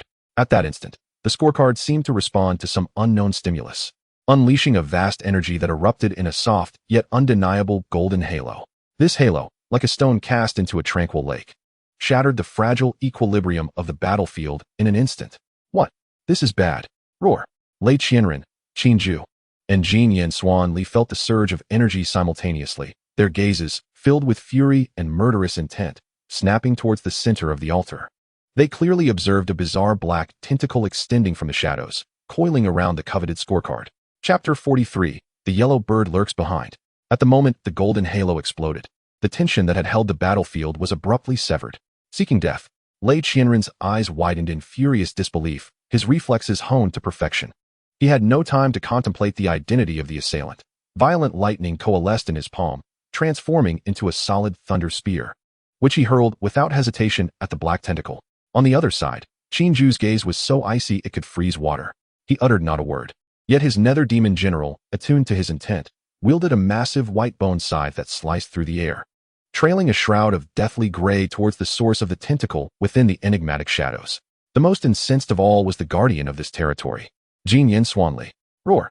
It unleashed a thunderous roar that reverberated across the island. Its golden flames, embodying the peak of second-tier monarch-level authority, surged forth without reservation, transforming into a sea of fire that swept towards the altar's center, vowing to incinerate the audacious thief daring to covet its treasures. Thunder, death, and flames. 3 assaults, each representing distinct principles of annihilation, converged from 3 separate directions, sealing off all avenues of retreat, aimed directly at the unassuming shadow at the heart of the altar. This combined onslaught was potent enough to pierce through the colossal floating island. Yet, faced with this cataclysmic strike, the black tentacle ensnaring the golden scorecard exhibited no sign of panic. In the fraction of a second before the 3 attacks struck, the tentacle retracted into the shadows with a speed that defied the laws of physics. Immediately thereafter, on the shadow cast by the spear, a minuscule, nearly imperceptible black vortex flickered and vanished. Boom!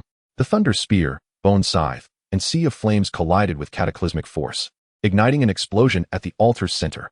An indescribable roar echoed through the heavens, the blinding light illuminating the shattered archipelago. A terrifying energy storm manifested as a visible shockwave, violently radiating outward. The altar, immensely resilient, was blasted apart, yielding a gaping hole, countless fissures spiderwebbing across its surface.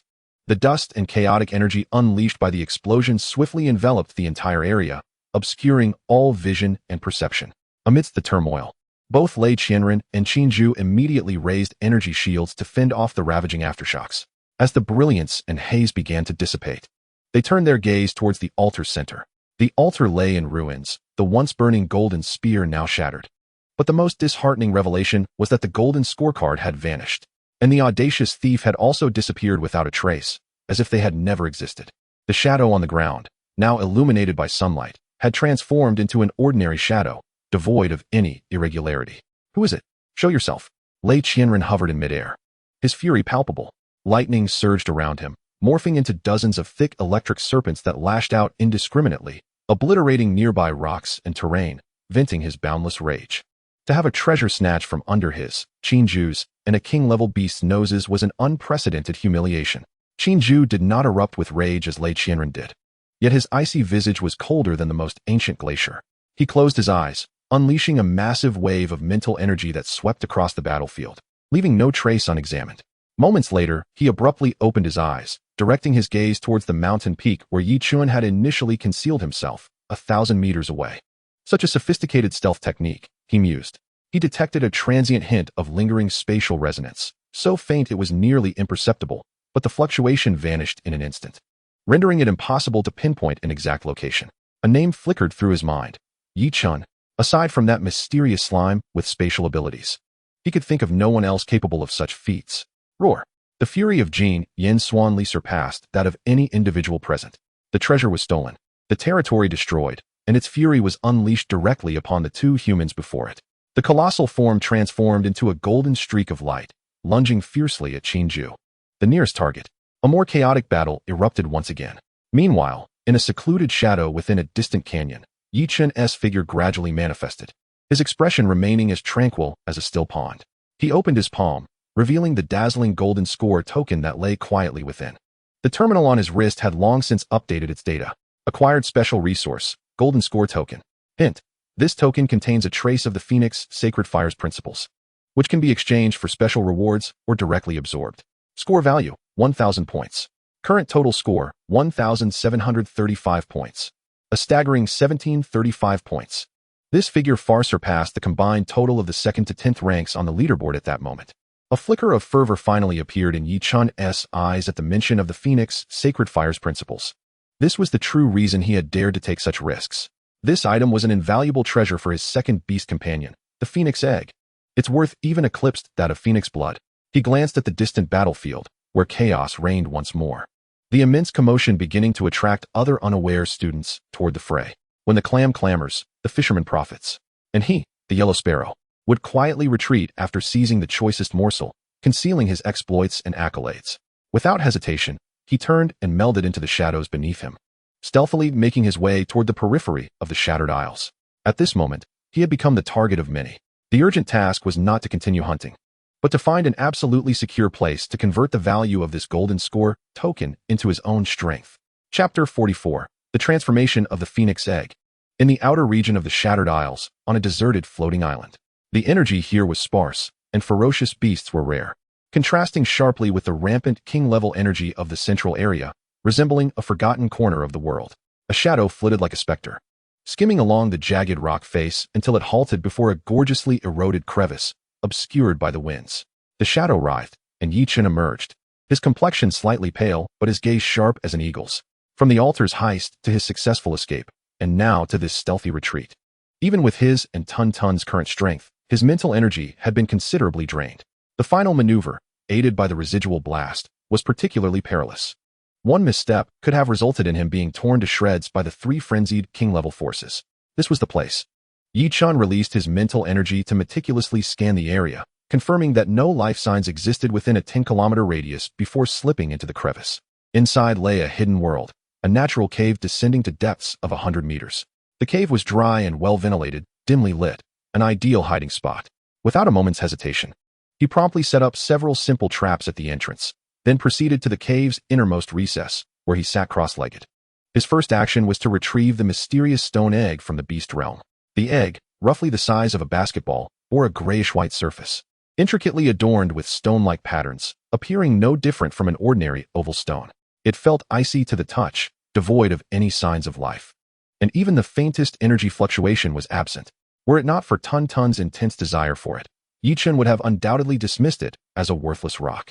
This was his second beast companion, the Phoenix Egg, a shell that had failed to be reborn through endless ages, with all its life, fire, and divinity sealed within, now plunged into utter silence. Gently placing it before him, he then took out the newly acquired golden score token. The moment the token appeared, the dim cave was instantly suffused with a soft, noble golden glow. The trace of the Phoenix Sacred Fire's principles emanating from it, albeit faint, carried an overwhelming majesty, capable of incinerating all and facilitating rebirth through fire. Almost simultaneously, the previously dormant Phoenix stone egg trembled ever so slightly. Though the movement was minuscule, Yi Chun's mental energy, keenly attuned to it, clearly detected this change. It responded. A surge of joy welled within Yi Chun's heart. This validated his hypothesis that the shared source of power was the sole key to awakening the Phoenix Egg. Yet, he did not rush to attain results. Allowing the egg to absorb the score token directly would be inefficient, and such a haphazard infusion of energy could lead to waste or even damage. He required a flawless converter and filter. Tun Tun, it's your turn.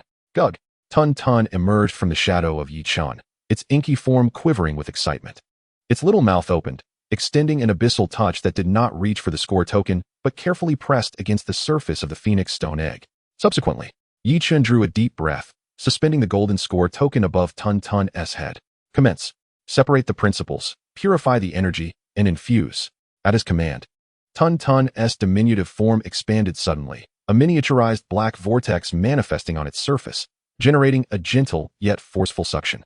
The light from the golden score token began to be drawn into the black vortex at a visible pace, yet not indiscriminately, thanks to the core technique of infinite devour. The energy contained within the score token was undergoing an unfathomably meticulous refinement. The concept of points certified by the system was devoured directly, transformed into the purest primordial energy, replenishing Tun-Tun's own consumption. Meanwhile, the disordered and impure fire energy was filtered out, obliterated. Ultimately, only the most refined and precious trace of the Phoenix Sacred Fire's principles, along with the accompanying primordial fire energy, was extracted. This golden-red thread of principles, akin to a living serpent, was slowly, resolutely infused into the stone egg through the abyssal touch connecting it. Buzz. At the moment the first thread of the Phoenix Sacred Fire's principles entered, the entire stone egg erupted in a dazzling golden-red radiance, illuminating the cave like a sacred sanctuary. Crack. A crisp, delicate sound of fracturing echoed. A hairline fissure appeared on the grayish-white stone shell of the egg. From this crevice emanated a heat and nobility that sent shivers down the soul. Then came the second and third cracks. Crack, crack, crack, crack. The sounds of breaking grew increasingly dense, as fissures spread like a spider's web across the entire shell. A torrent of life force and divine fire energy could no longer be contained, surging forth from countless cracks, forming a towering golden-red beam of light that instantly pierced the 100-meter-thick rock layer, ascending to the heavens. An ancient, noble, and majestic will seem to awaken from the depths of time, slumbering for eons, accompanied by a soul-stirring, ethereal phoenix cry that descended upon this shattered isle. Caw. This cry of the phoenix was not loud, yet it possessed a power that penetrated all matter and energy, resonating deep within the souls of all living beings. Simultaneously, in the central region of the Shattered Isles, boom, Lei Qianduan sent a first-tier king-level iron-armored earth dragon flying with a punch. The tail of the purple sky thunder dragon sweeping through, the violent lightning turning the beast to char. He casually stowed away the fallen silver score token, yet his brow furrowed tightly, and his gaze impatiently swept across the surroundings. After successfully teaming up with Qin Zhu to drive away that golden flame beast, they parted ways to search for the elusive thief. However, 2 hours had passed, and their target had seemingly vanished into thin air, leaving no trace behind. Just as agitation brewed within him, a cry that resonated from the depths of his soul, the sound of a phoenix, made him start, his head snapping up to gaze towards a certain direction at the periphery of the archipelago. What overwhelming pressure is this? The purple cloud thunder dragon beneath him, a proud king-class beast, was now restlessly growling, its massive body trembling slightly. An instinctive reverence stemming from the depths of its bloodline when confronted with a higher echelon of life. Meanwhile, in a tranquil forest, Qin Zhu sat cross-legged upon the shoulder of the netherworld demon general, his mental energy resembling an expansive net, meticulously sifting through every inch of space. Upon hearing the phoenix's cry, he abruptly opened his eyes, a fleeting shock crossing his features before transforming into intense heat and greed. A phoenix. The aura of a phoenix. There is no mistaking it. This intertwining power of divine flame and life is undoubtedly that of a phoenix. He instantly rose, his gaze precisely locking onto the fleeting, yet unmistakable, direction of a golden-red beam of light. Is that you, Yi Chun, at the location where the spatial fluctuations ceased? Truly, you tread the path of heaven while neglecting it, yet barge into the gates of hell, hoarding the golden score token and now causing such a ruckus. Are you so afraid we cannot find you? A cruel smirk tugged at the corner of Qin Zhu's mouth. Netherworld, advance at full speed. Within the cavern, Yi Chen's expression turned gravely serious. He had miscalculated. He anticipated that the phoenix egg absorbing the divine flame would cause some phenomena, but he never expected it would create such an uproar. That phoenix cry, that beam of light, was akin to a lighthouse in the night, announcing his position to the entire archipelago. Tun-Tun, quickly, construct defenses and prepare for battle. Yi Chun decisively withdrew his focus from the phoenix egg's transformation. He understood that there was no time left for him to wait patiently for the hatching to complete. A fierce battle was imminent. With a rumble, almost as soon as he finished speaking, outside the cavern, a violent purple lightning and a deathly gray shadow descended like 2 meteors from the heavens, hurtling towards the desolate island at an astonishing speed. Chapter 45, The Arrival of the Two Kings. Boom, boom. 2 utterly distinct yet equally formidable auras, akin to celestial meteors plummeting from the sky, tore through the air and heavily landed upon the barren, floating island. The purple lightning and the deathly shadow crashed to the ground at either end of the canyon, stirring a cloud of dust.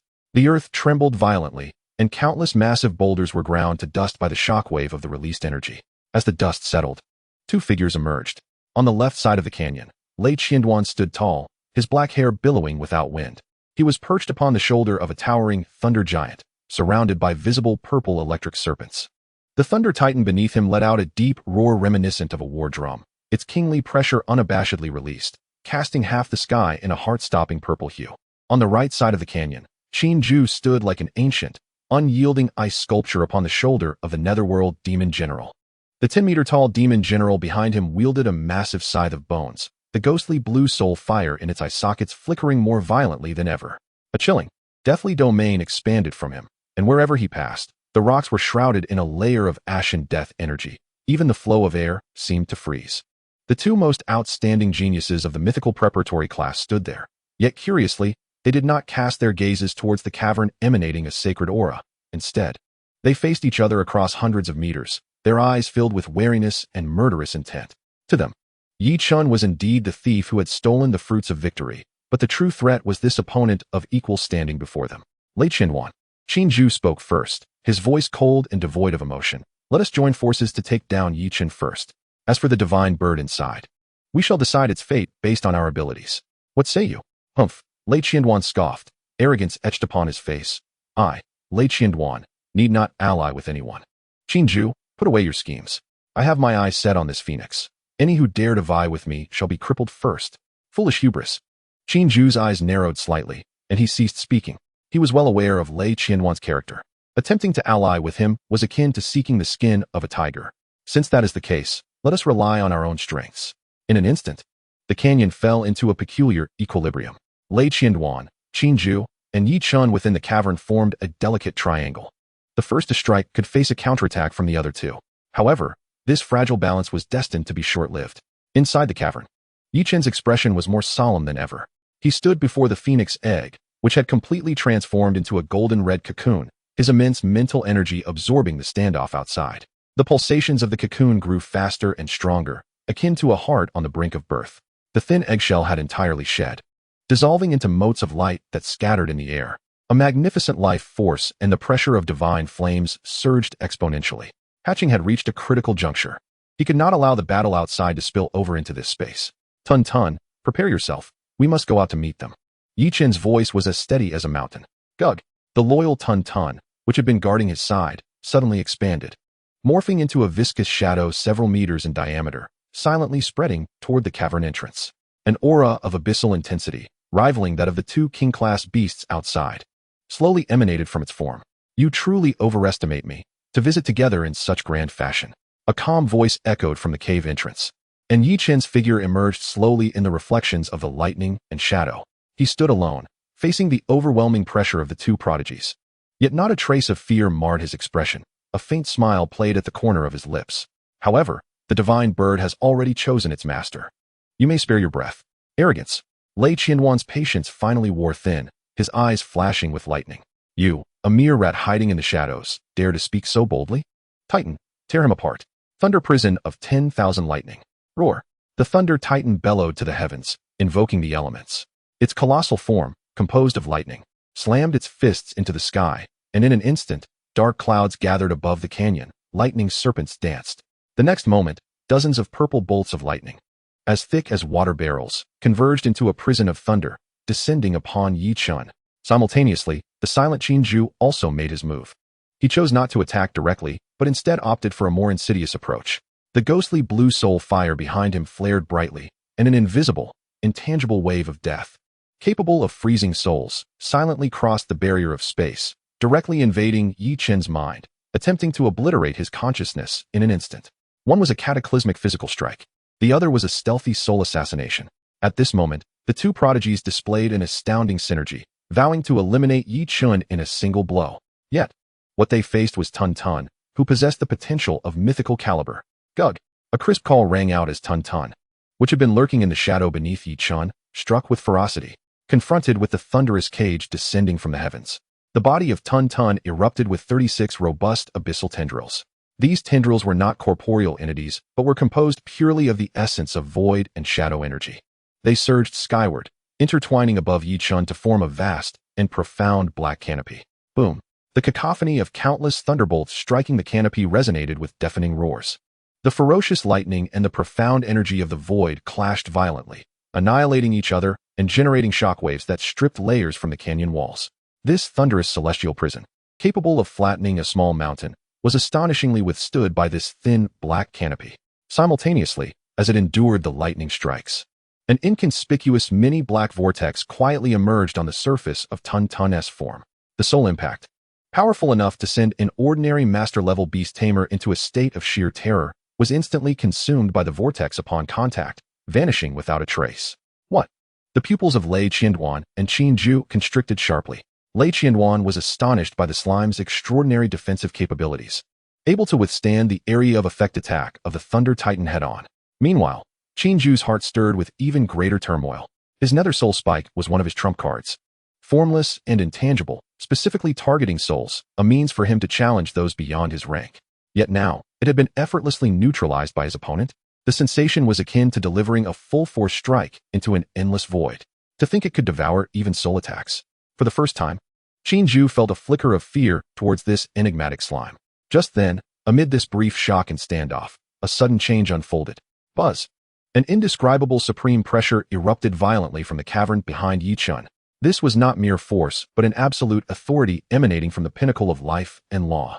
Under this immense pressure, the once mighty Thunder Titan let out an uneasy low growl, involuntarily retreating a step. Meanwhile, Qin Ju's Nether Demon General displayed flickering soul flames in its eye sockets, as if they might extinguish at any moment. A gentle yet irresistible wave of golden red light surged forth from the cave entrance, instantly sweeping across the battlefield. Lei Qianduan and Qin Ju's expressions changed dramatically. Pushed back by this radiant wave, their faces etched with disbelief. As the light dissipated, a small figure, staggering slightly, emerged slowly from the pitch-black cave. It was no larger than a domestic cat, covered entirely in soft, fluffy golden red fur, resembling a burning flame. It walked unsteadily, appearing delicate and harmless, brimming with the innocence of new life. However, the moment it lifted its head, the entire world seemed to come to a standstill. Its eyes, far from the naivete and curiosity of a newborn, were akin to orbs forged from the purest golden essence of the sun, burning with an eternal flame, flowing with pride and majesty born from endless cycles of existence. The newborn phoenix thus cast its gaze upon this world for the very first time. Its eyes swept past Lei Qianduan, then Qin Ju, finally resting upon Yichun. The ancient and regal gaze transformed into the purest affection and intimacy upon encountering Yichun. Caw! A clear and melodious cry filled the air, imbued with boundless dependence. It scampered towards Yichun, nuzzling its fluffy little head against his pant leg. Chapter 46. The Phoenix's First Cry. Time seemed to freeze at this moment. Within the canyon, the lightning and demonic shadows still wreaked havoc. But all sounds and motions became mere backdrop to this bizarre tableau. The sole focus was the golden red little creature, stumbling its way to Yichun's feet, affectionately rubbing its furry head against his trousers. That crisp caw acted as an invisible key, unlocking the astonishment etched upon Lei Qianduan and Qin Ju's faces, replacing it with two entirely different yet equally fervent desires, a fervent, violent possessiveness, and a cold, calculated greed. Ha! Lei Qianduan suddenly erupted into laughter, his voice filled with unmatched arrogance and an unyielding determination, declaring, "The divine beast phoenix. It is merely a hatchling, newly emerged and yet to solidify its contract. Yichun, do you believe this is your opportunity? No. This is a treasure bestowed upon me by the heavens." In his eyes, the connection between Yichun and the fledgling phoenix was but the most rudimentary of soul marks. As long as he eliminated Yichun, he had myriad ways to erase the mark and forcibly seize ownership of the divine bird. A newly hatched phoenix, brimming with potential yet exceedingly fragile, presented the perfect opportunity for capture. Qin Ju did not laugh, but the depths of his lifeless gaze gleamed with a chilling light, colder than the abyssal soul flames. He contemplated deeper than Lei Qianduan. The fact that this phoenix had hatched here was undoubtedly linked to the golden score plate that Yichun had previously acquired. That score plate was the key, and Yichun was the one who could unlock the treasure. Now, with the treasure revealed, the guardian could perish. Eliminate him and seize the divine bird. In this moment, without the need for any verbal communication, the two prodigies reached a tacit understanding. Their target was no longer each other, but the figure standing still, eerily calm. Yi-chun. Yi-chun slowly knelt down, extending his hand to gently stroke the soft, warm fur of the fledgling phoenix. The little creature squinted its eyes in comfort, emitting a contented purr. He appeared utterly oblivious to the overwhelming murderous intent locking onto him, capable of shredding him to pieces. From now on, you shall be called Shi Huang, he murmured, as casually as if naming a newly adopted pet. Caw, the fledgling. Or little Shi, chirped joyfully, as if in response to a name it held dear. Yet this action of Yi-chun's ignited the fury of Lei Qianduan. To dare insult us at the brink of death, you shall perish. Lei Qianduan bellowed, no longer indulging in any pretense. He and the Thunder Titan beneath him shared a bond of thought, and the accumulated thunderous power converged at the Titan's core, transforming into a more concentrated and terrifying beam of destructive energy, the Titan's annihilation lightning. This purple lightning bolt, merely a meter in diameter, emitted mournful wails from the very fabric of space as it was twisted and torn apart by the searing heat and violent energy. Meanwhile, Qinju's movements appeared slower, yet were far more lethal. That's decay. His nether demon general raised its skeletal scythe, not to slash, but to drive the blade's tip heavily into the ground. Buzz, centered upon the demon general, a gray ripple instantaneously spread, forming a vast domain with a diameter of hundreds of meters. Within this domain, all life forces were being frantically siphoned, rocks crumbled, vegetation withered, and even the light dimmed. This was a domain-type absolute technique that deprived vitality, meant to ensure that the newly born phoenix would perish within his realm of death before it could even shine. One was the epitome of annihilation, the other a silent strangulation. Faced with this lethal trap, Yi-chun finally rose slowly to his feet. His gaze bore no hint of fear, only a chilling resolve. Tun-tun, gurgle. The ever-watchful Tun-tun suddenly unleashed all its might, its abyssal tendrils swelling from 36 to a staggering 108. Before Yi-chun, they entwined into a colossal and profound sphere of blackness, completely enveloping him and the newly hatched Xiaoxi, preparing to withstand the impending destruction of the lightning pillar. However, at that moment, the young phoenix, sheltered behind Yi-chun, sensed the immense threat confronting its master. For the first time, the flames of anger ignited within its eyes, which were as radiant as the sun itself, though still feeble, with barely a fraction of strength remaining, and unable even to take flight. The pride inscribed deep within its bloodline and soul would not allow any mortal to challenge the majesty of divinity. With a piercing cry, resonant and clear, filled with unparalleled authority, the phoenix's call erupted from its throat. This time, it was not the innocent chirp of a fledgling, but the wrath of a divine beast. Accompanied by its cry, a golden red flame surged forth from its diminutive form. This flame was not searing, nor did it emit any palpable heat, but the moment it manifested, the realm of decay, which could wilt even king-level ferocious beasts, melted away like snow encountering its nemesis, disintegrating in an instant. The gray force of death, upon contact with this golden red flame, was purified and obliterated, rendering it utterly ineffective. This was the divine fire of rebirth. One of its attributes was the purification of all negative energies in the world. Death, curses, decay, all were but illusions in its presence. As the domain shattered, Qinju felt as if struck with a heavy blow, violently spitting out blood, his countenance turning pallid. He stared incredulously at the kitten-sized young phoenix, his eyes betraying a rare expression of horror. The power of the laws, this was pure law fire. How could this be? How could a newly hatched bird wield such authority over the laws? Meanwhile, the Titan's annihilating lightning had already crashed against the abyssal barrier constructed by Tun-tun. Boom! Amidst the deafening explosion, the abyssal barrier trembled violently, its surface riddled with countless cracks, yet it ultimately held firm. However, the impact of Xiaoxi's cry was far from over. That sound, imbued with the might of the divine phoenix, was more than mere sound. It was an absolute suppression targeting the very soul and bloodline. The Titan, exerting all its might, faltered momentarily upon hearing the cry of the phoenix, its massive body trembling uncontrollably, revealing a flicker of primal fear in its eyes crafted from pure lightning. Though the Titan race was fierce, it still quaked before the supreme life form of the divine phoenix. It was this fleeting moment of hesitation that provided Yi-chun with an opportune chance. Now, go. A glimmer of determination flashed in Yi-chun's eyes as he scooped up the slumbering Xiaoxi.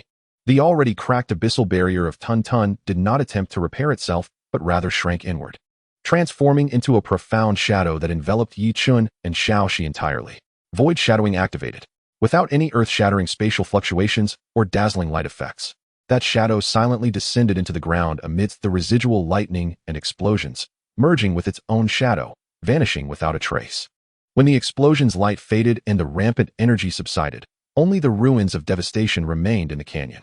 Yichun, along with his enigmatic slime and the newly revealed divine phoenix, evaporated from existence right beneath the eyes of the two prodigies. Yichun!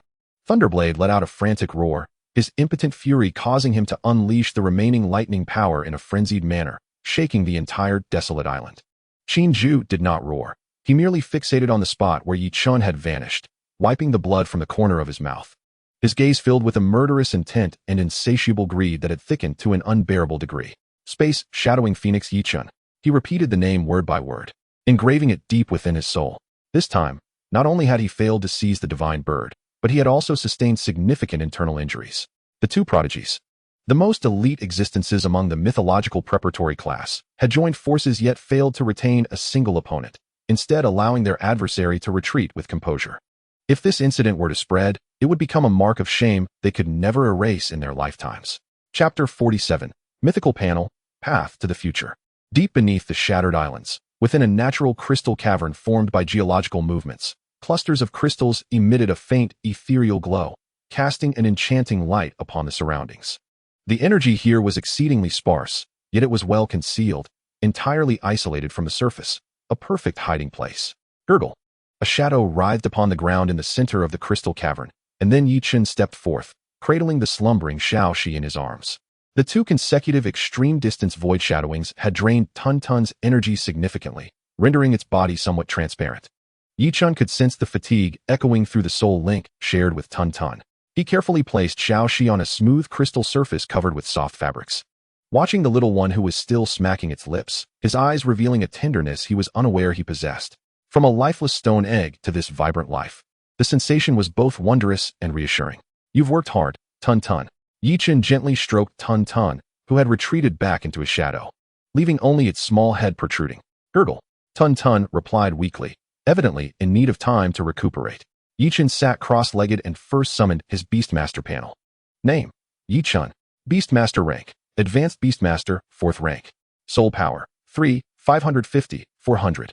Talent: Soul Link, Enhanced. Resource Perception, Faint. Contract slots: 23. Next contract slot opens at Master level. Contracted beasts: Abyss Devourer, Tuntun, Ancient Divine Phoenix, Xiaoxi. Advanced 4th rank. A glimmer of excitement flickered in Yichun's eyes. Just as expected, the instantaneous feedback from forming the contract had propelled him from Advanced 1st rank to the threshold of Advanced mid-rank, crossing 3 ranks in one leap. Suppressing his excitement, he delved into the depths of his soul, focusing on Tuntun's panel. In this event, Tuntun had played a crucial role and would surely have reaped substantial rewards. Beast name: Abyss Devourer. Current nickname: Tuntun. Race: Exotic Slime, Mythical Variant. Attributes: Space Abyss. Devour. Current level: King level 4th rank. Potential rank: Mythical. Talent abilities: 1. Infinite Devour. Mythical, capable of devouring all to transform into its own essence. Currently comprehended: Matter, Energy. Soul, Elementary. Laws, Faint. 2. Abyssal Body. Passive, immune to most physical and energy attacks. Can change form at will, significantly reducing damage under the loss. Mastered skills: 1.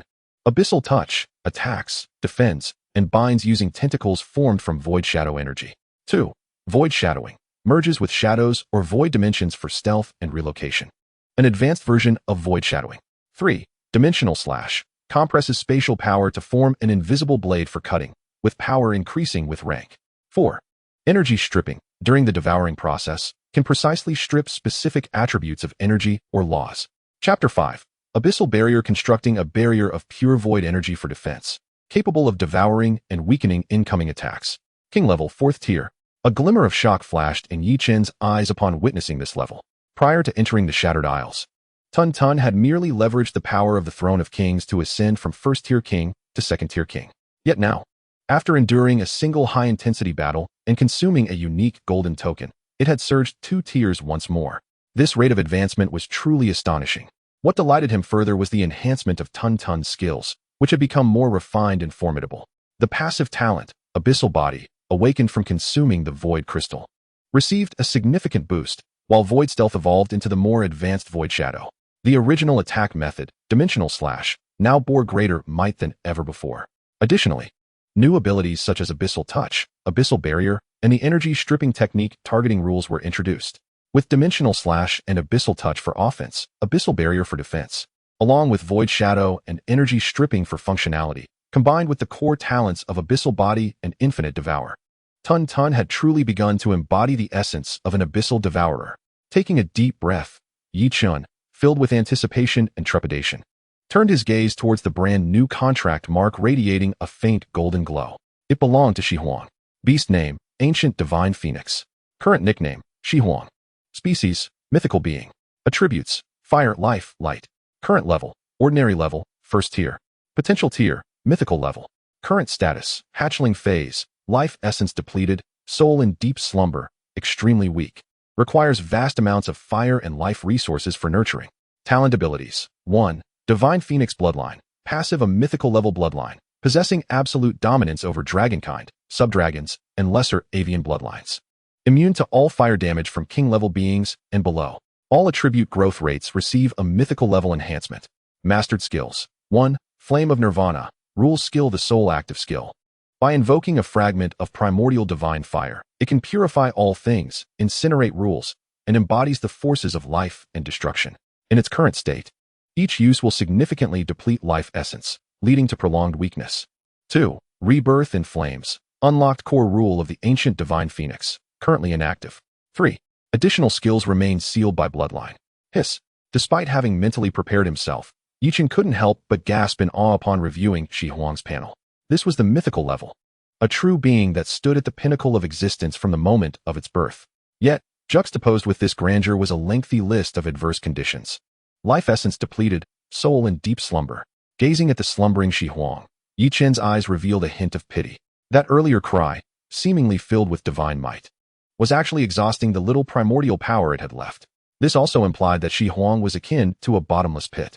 Nurturing it to maturity would require astronomical resources. Nevertheless, there was no trace of fear in Yi Chen's eyes. Instead, a fervent fighting spirit ignited within him. With Tun Tun's infinite devour at his disposal, there existed no resource in this world beyond his reach. He glanced at the 1735 points on his wristband. He understood that from the moment he unveiled Shi Huang, he had become the prime target of Lei Qianren and Qin Ju.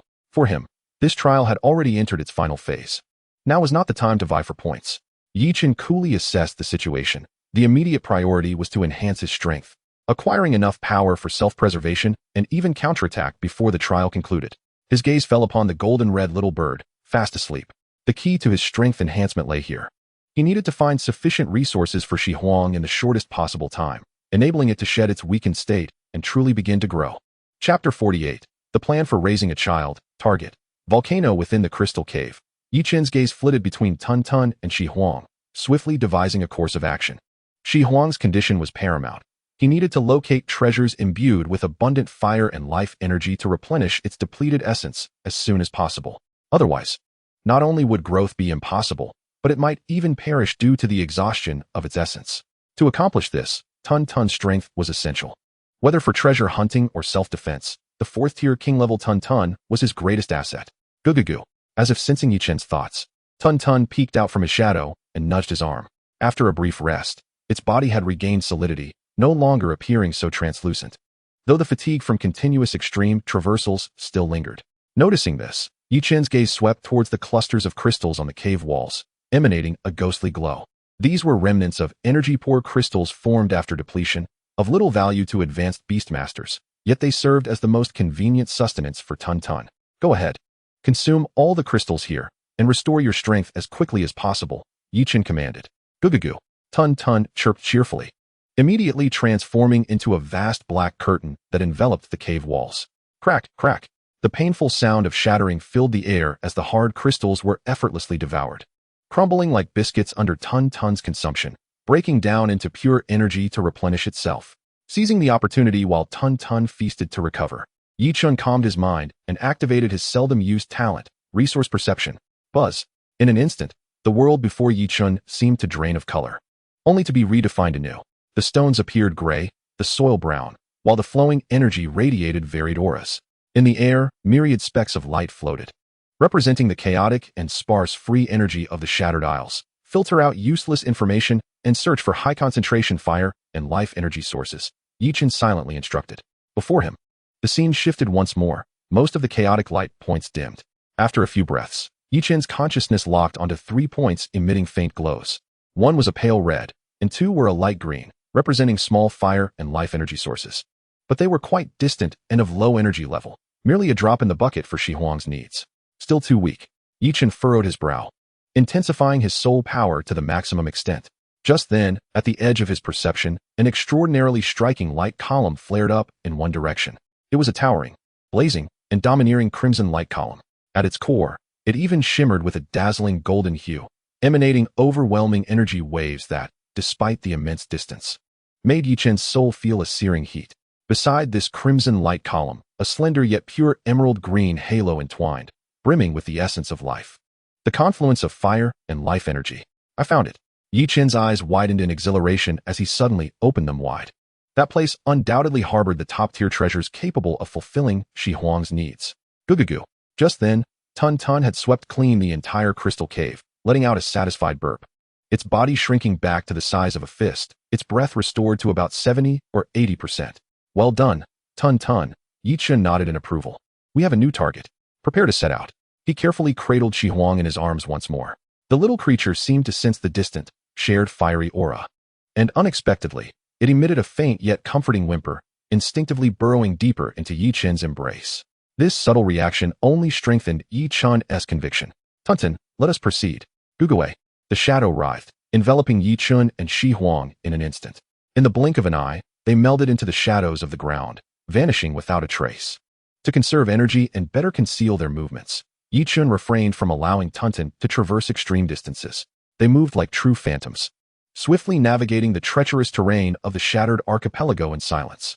As they traversed the forest, ravaged by battle, and crossed the unfathomable chasms, Yi-Chen observed numerous signs of conflict. He even caught a glimpse of students clashing fiercely over a coveted scorecard in the distance. Yet, he paid them no heed. His focus was resolute. The safety of Shi Huang in his arms was far more significant than any score. Approximately an hour later, they finally neared their destination. The moment they exited the void's shadowy embrace, a wave of intense heat surged toward them. The air was thick with the acrid scent of sulfur, and the ground had transformed into charred volcanic rock. Before them lay a vast, circular volcanic basin. At its center, a towering active volcano belched forth dense plumes of smoke. Its slopes adorned with rivers of crimson magma, radiating an unsettling heat and energy. This is the place. Yi-Chen's eyes sparkled with determination. Shi Huang, too, was no longer tranquil. Its tiny wings fluttered instinctively, shimmering with a faint golden glow, drawn to the energy at the volcano's core. However, Yi-Chen's expression remained grave, his demeanor increasingly serious. In his perception, alongside the immense energy source within the volcano, loomed a life force so powerful it was suffocating. It was a king-level beast, its strength likely surpassing that of the earth demon ape he had encountered earlier. To extract a prize from the flames would not be an easy feat. Just as Yi-Chen prepared to send Tun-Tun to scout the situation, a blinding flash of lightning streaked across the distant horizon, hurtling toward the volcano with incredible speed. Yi-Chen's pupils dilated in alarm. It was Lei Qianduo. He had also discovered this place. Chapter 49, A Triangular Standoff, The Fisherman's Ambition. At the edge of the volcanic basin, the air warped under the oppressive heat, revealing a landscape of charred desolation. Suddenly, a blinding bolt of lightning seemed to tear apart the very fabric of sky and earth, piercing through with an undeniable dominance. This lightning did not flicker and vanish. It resembled a divine spear hurled from the heavens, trailing a long purple flame, carving a visible vacuum in the air. Boom! A deafening roar erupted on the opposite side of the basin, causing the ground to tremble violently. A ferocious shockwave swept up clouds of volcanic ash and debris, forming a colossal wave of dust that radiated outward. At the heart of the chaos, the figure of Lei Qianduo gradually materialized. His garments billowed, black hair danced wildly, and he was surrounded by countless serpentine arcs of purple electricity, crackling with energy. He stood proudly atop the shoulder of a towering titan of thunder, presenting himself as a youthful deity wielding divine punishment. This thunderous behemoth, composed purely of chaotic lightning, was adorned with purple runes, its king-level pressure washing over the area like a tangible tide. His eyes, forged of pure lightning, surveyed the vicinity with a cold indifference, each breath igniting the air with explosive crackles. Have the vermin finally emerged, drawn by the scent of treasure? Lei Qianduo's voice, though soft, resonated with the piercing intensity of thunder, echoing throughout the basin. The opportunities here are reserved for me, Lei Qianduo. Depart now, and you may yet preserve your scorecards. His words dripped with an arrogance that brooked no dissent, as if all within this realm were rightfully his. Yet, at that very moment, as Yi Chun assessed the situation, a flicker of determination ignited within him. Tunton, shadow concealment.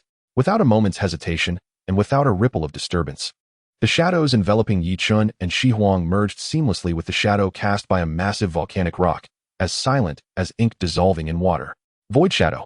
Yi Chun felt as though a thin membrane had separated his senses from the world, dulling the oppressive heat and violent energy fluctuations to a minimum. He was like an observer from another dimension, calmly watching the grand spectacle about to unfold. He understood that with his current strength, confronting Lei Qianduo head-on would be tantamount to throwing an egg against a stone, especially with the extremely weak and vulnerable Shi Huang in his arms. Seeing the stillness around him, a scornful smirk crept across Lei Qianduo's face. Just as he prepared to stride toward the irresistibly alluring active volcano, a cold, raspy sound akin to a rusted blade scraping against stone emanated unexpectedly from a nearby shadow. Lei Qianduo, your nose may be keen, but your manner of feeding remains as unrefined as ever. No sooner had the words fallen than the shadow writhed violently, as if alive. A pitch-black figure slowly emerging and coalescing into the pale visage of Qin Ju. His arrival was in stark contrast to Lei Qianduo's thunderous entrance. It was marked by an eerie calmness, an uncanny stillness, as if he had existed there since the dawn of this land, one with the shadows. Behind him, the silent wraith demon also materialized. It was more solid than 3 days prior, its towering 10-meter frame composed purely of deathly energy and spectral power. Within its hollow eye sockets, 2 stark white ghostly flames flickered fiercely, exuding an aura of deadly stillness that chilled the surrounding heated air. Upon seeing Qin Ju, Lei Qianduo's brow furrowed instantly. The arrogance in his gaze diminished slightly, replaced by a solemnity born of recognition and deep-seated wariness. In the mythology preparatory class, if anyone could truly challenge him, it would undoubtedly be the lifeless yet formidable Qin Ju. You, Qin Ju, the venomous serpent lurking in the shadows, have crawled out as expected. Lei Qianduo's voice grew somber, the electricity surrounding him surging with intensity. Likewise, Qin Ju replied, his expression devoid of emotion. His dead gray eyes passed over Lei Qianduo, landing instead on the imposing volcano. His voice bore an undeniable authority. The treasures within that mountain are not for you alone to claim. Then let us see whose bite is stronger. Lei Qianduo roared, and the invisible force between them clashed violently. Roar. The Thunder Titan sensed its master's battle intent, releasing a thunderous bellow, its massive fists clenched tightly. The core of thunder on its chest glowing fiercely as chaotic energy rapidly coalesced. Meanwhile, the wraith demon silently raised its enormous hand formed of black mist, within which a pale energy vortex pulsated, radiating a soul-stirring essence, as if it sought to drag all life into its depths. A great battle was imminent. The atmosphere within the basin grew unbearably tense. 2 distinctly terrifying king-level presences clashed, causing the very space to groan under the strain. However, as seconds ticked by, the anticipated cataclysmic confrontation did not erupt. Lei Qianren and Qin Ju locked eyes with unwavering intensity, neither daring to unleash the first strike. Both were extraordinary prodigies, their intellect far surpassing that of ordinary students. They understood all too well that the situation before them constituted a perilous triangular equilibrium. They were 2 of its vertices. While lurking within the volcano was a fearsome guardian beast, powerful enough to instill trepidation in both of them. The one who struck first would expend tremendous energy in the ensuing conflict, thereby placing themselves at a significant disadvantage against the guardian beast. More critically, should they both sustain injuries, they would unwittingly pave the way for a lurking third party to reap the spoils of their struggle. This was a contest of patience and a battle of wills. Concealed within the shadowy dimension, Yi Chun observed the unfolding scene, his previously taut nerves relaxing entirely. A barely perceptible smile curving his lips. Perfection. The appearance of Lei Qianren and Qin Ju not only failed to exacerbate the situation, but instead afforded him a unique and unparalleled opportunity for stealthy infiltration. When the clam and the heron vie, the fisherman benefits. And now, he was the fisherman poised to lower his line amidst the tumultuous waves. Shi Huang, hold on a little longer. Your father will soon bring you something to eat, Yi Chun whispered inwardly, gently soothing the restless golden-red bird nestled in his embrace due to the external energy fluctuations. The little creature seemed to sense his comfort, emitting a faint chirp filled with reliance as it curled up once more, settling into tranquility. Yi Chun's gaze sharpened, becoming remarkably focused as his mind fully immersed itself in the bond with Tun Tun. A series of exquisitely precise and intricate commands were transmitted in an instant. Tun Tun.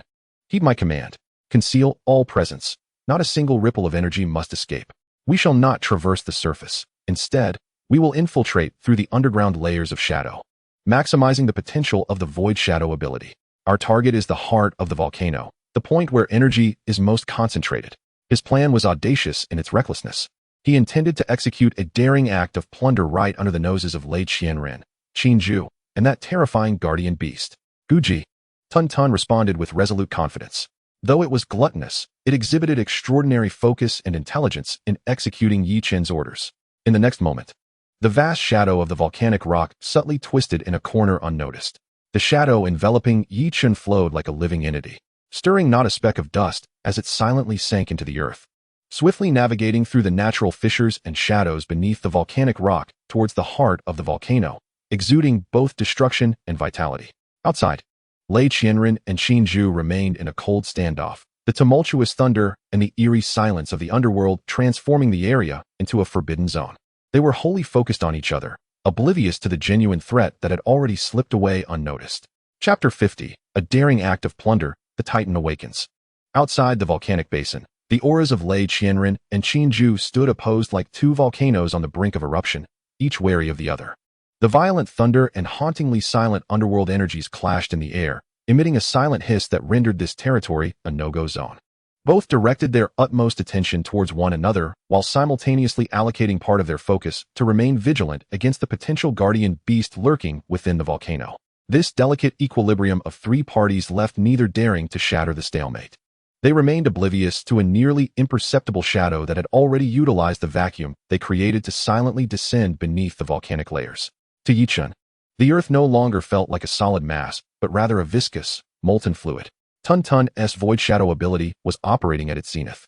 It no longer merely blended into the shadows, but carved a temporary void passage within the interstices of the earth and rock, allowing Yi Chen and Shi Huang to traverse through it. Surrounding them was an endless darkness. Yet the searing heat that threatened to melt their very souls constantly reminded Yi Chen that they were delving deep into the festering core of a planet. The scorching energy seeped through the barriers of the void dimension, attempting to erode Tun Tun's shadowy form.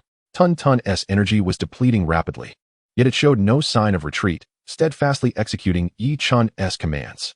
Yi Chen could sense that the golden red bird nestled in his arms was unconsciously absorbing the thin, but pure fiery elemental energy that permeated through. Its formerly lethargic aura seemed to regain a flicker of vitality, further solidifying Yi Chen's resolve for this venture. Almost there. Yi Chen's resource perception ability was fully engaged, and within his perceptual realm, the towering crimson gold energy pillar was now within arm's reach. Guji. Tun Tun emitted a low, determined response, and in the next instant, the shadow enveloping Yi Chen surged upward, breaking through the final layer of rock. The scene before them opened up magnificently. They emerged into an extraordinarily vast subterranean cavern filled with molten lava. It was an unimaginably grand world. Above them hung stalactites of dark red crystals, while beneath lay an endless lake of roiling golden magma. The air warped with heat, and any life form below elite level would likely vaporize upon entering this realm. Yi Chen's gaze was immediately drawn to the site at the center of the magma lake, his pupils constricting in shock. At the heart of the golden magma lake stood an immensely colossal half-giant. This giant was composed of the purest volcanic obsidian, its muscular form exuding explosive strength. Most of its body was submerged in the magma, with only the upper chest visible. Golden magma flowed through the cracks of its body like blood. Its eyes were tightly shut, seemingly in slumber, yet each breath caused the entire magma lake to undulate, emitting a deep rumbling akin to tectonic plates shifting. A king-level high-tier beast, the Lava Titan. The aura of this creature was exponentially more formidable than that of the Earth Demon Ape encountered earlier. Yi Chen had no doubt that should it fully awaken, its power would likely touch the threshold of Imperial level. And at the center of the Lava Titan's broad chest, an extraordinary plant had taken root, coexisting with it. It was a lotus flower, a 9-grade lotus, entirely sculpted from fiery glass. Its 9 petals sparkled translucently, each ablaze with golden flames, consuming the energy of the magma lake. At the center of the lotus, a tiny, bean-sized emerald glow pulsed rhythmically, radiating a life force that starkly contrasted with this place of destruction. The Heartfire Lotus of the Earth's core. A divine object where fire and life perfectly intertwined. This was the quintessential supplement tailored for Shi Huang. Guji. The Shihuang nestled within Yi Chun emitted a cry of insatiable desire. The divine phoenix bloodline within her felt an instinctive, profound attraction to the heartfire lotus of the Earth's core. Yi Chun forcefully stifled his excitement, his mind racing. A frontal assault was utterly impossible.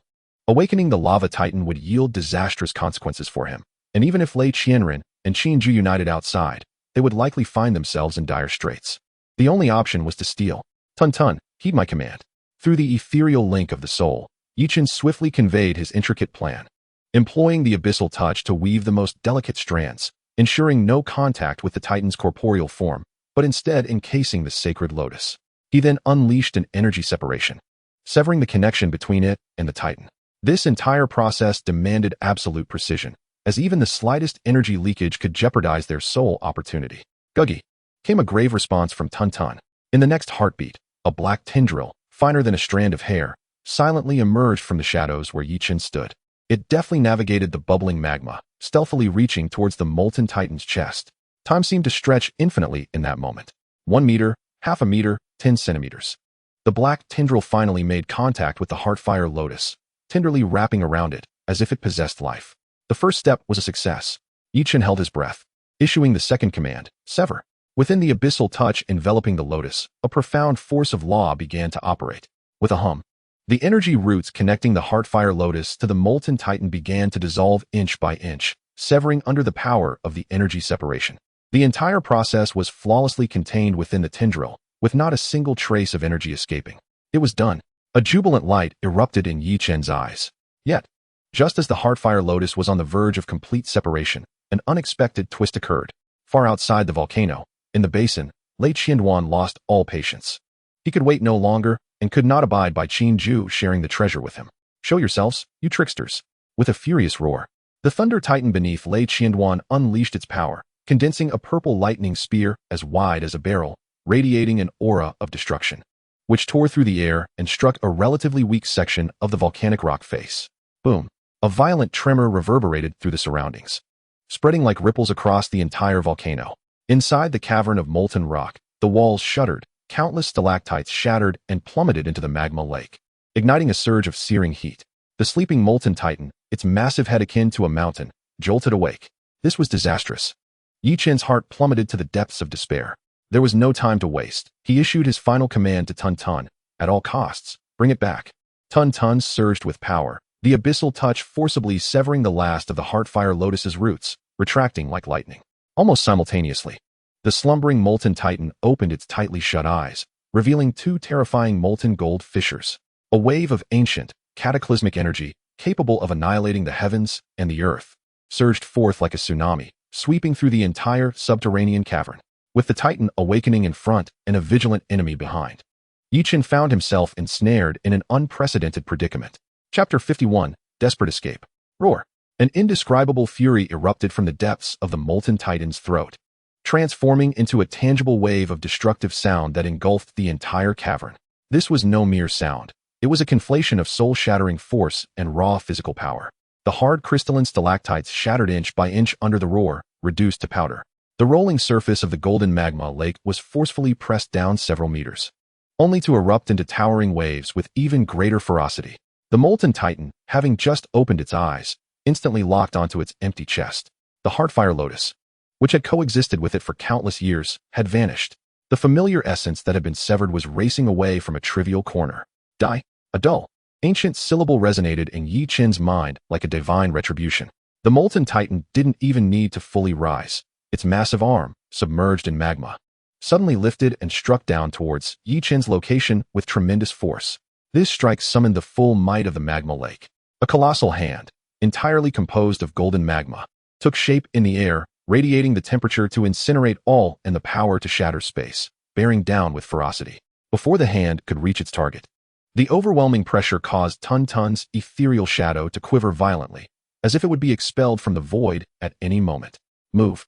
Yi Chun's pupils constricted to pinpricks. His heart raced, yet he remained composed. In that moment between life and death, his mind was remarkably clear. He chose not to flee, but made a seemingly reckless decision. Without hesitation, he brought the freshly acquired, still warm heartfire lotus to the mouth of Shihuang. Consume it. At that moment, Shihuang trembled in fear from the titan's oppressive aura. but its instinctual yearning for the lotus overcame its terror. It opened its small mouth and swallowed the precious ninth-grade lotus, brimming with immense energy.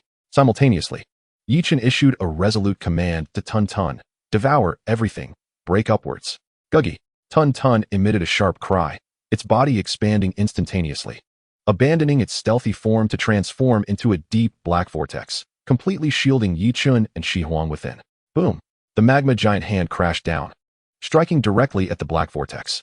There was no cataclysmic explosion. The terrifying energy capable of melting steel and evaporating rivers was devoured, decomposed, and obliterated the moment it met the black vortex.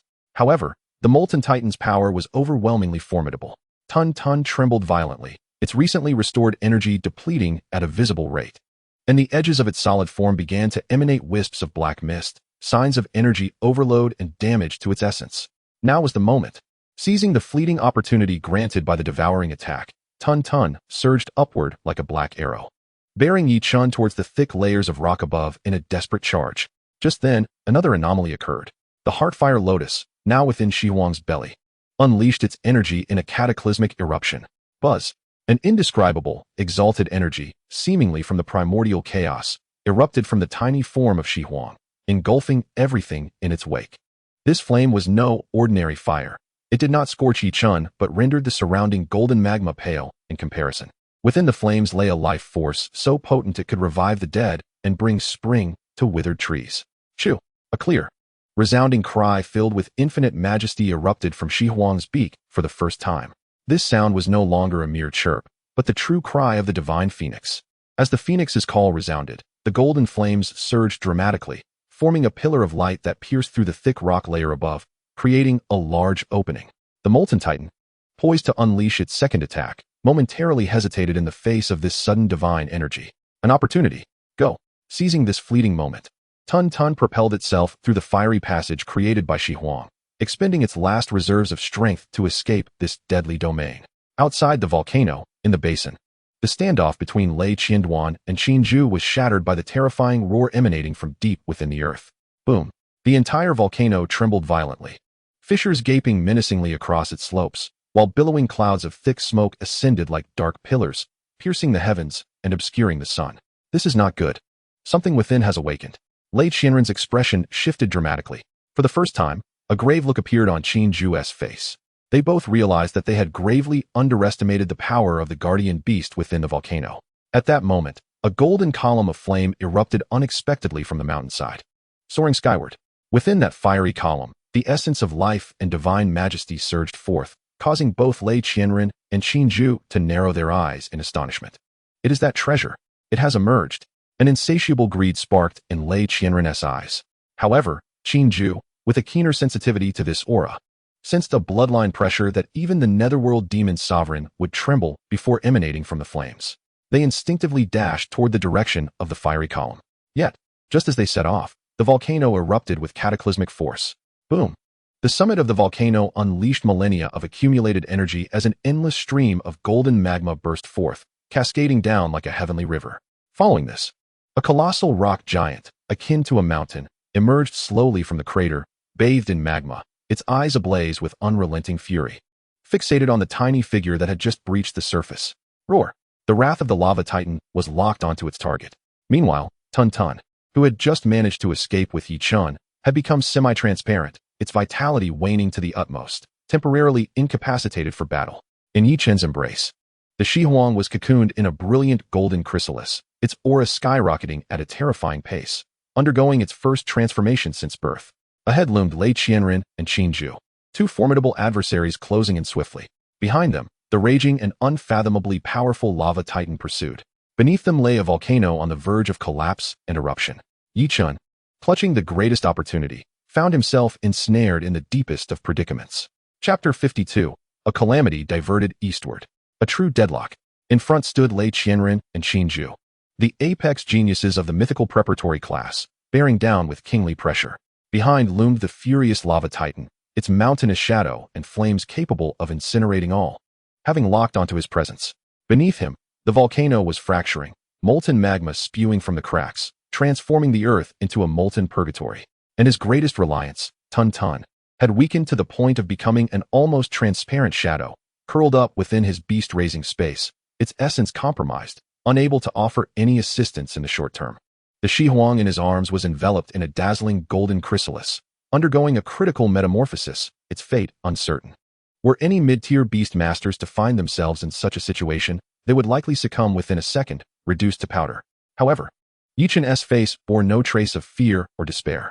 His heart raced wildly, his blood boiling with the intensity of imminent danger. Yet his mind remained as composed as ancient ice. The more perilous the situation became, the calmer he grew. Did he want it? Just as Lei Qianren and Qin Zhu were about to reach him, Yichen did not flee but instead halted, standing atop a precariously balanced boulder. He raised the golden cocoon, radiating a sacred aura, his voice modest yet clear, resonating in the ears of both. Lei Qianren abruptly halted amidst the lightning. His gaze fixated on the golden cocoon, his greed nearly spilling over.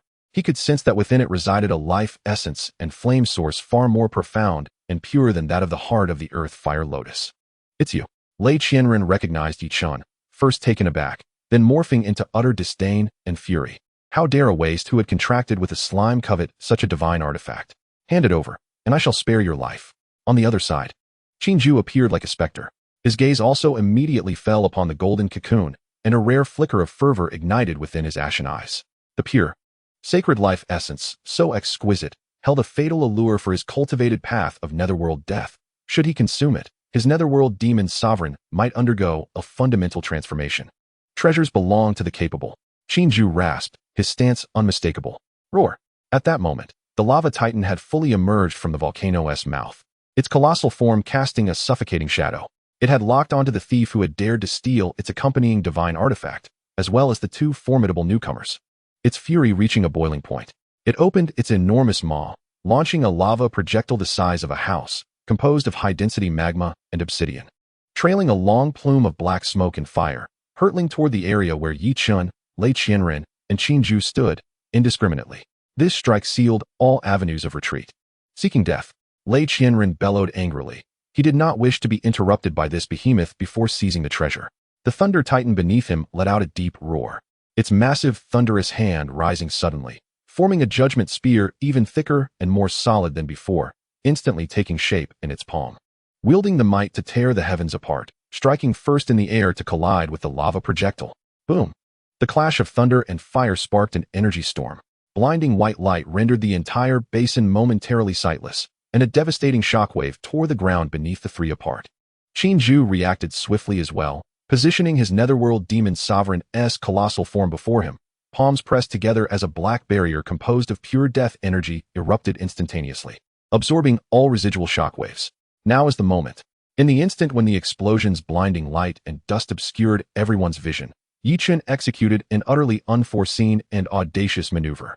He did not choose to escape outward. Instead, cradling the golden cocoon, he leapt directly into the unfathomable, dark chasm below, torn open by the energy storm. There lay another passage leading into the heart of the volcano, beneath which roiled a sea of lava. This was a path to self-destruction. Yet, just as Yichen's body was about to make contact with the searing magma below, the golden cocoon in his arms seemed to sense its master's peril, erupting in an explosion of golden radiance. Caw! A more piercing, authoritative cry of the phoenix emanated from the cocoon. The sacred golden flames transformed from a mere pillar of light into a perfect spherical shield, completely enveloping Yichen's form. All magma approaching the shield retreated as if in the presence of royalty, willingly parting to create a path for him. All fires bow in submission. Yichen's figure, thus shielded by the divine phoenix flames, vanished instantaneously into the depths of the magma below.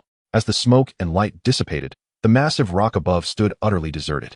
The expressions of Lei Qianren and Qin Zhu turned exceedingly grim simultaneously. They watched helplessly as the coveted divine artifact vanished right before their eyes. Damn it! Lei Qianren let out a furious roar, the terrifying power of thunder erupting uncontrollably around him, turning the surrounding rocks to ash. Though Qin Zhu remained silent, the ghostly flames in the eyes of the shadowy demon behind him flickered with increasing intensity, exuding a chilling aura that threatened to freeze the very air around them. Yet, before they could search for Yichen's whereabouts, a far more terrifying crisis had already descended upon them. The lava titan, having lost its primary target, unleashed its wrath upon the two powerful intruders who had disturbed its slumber.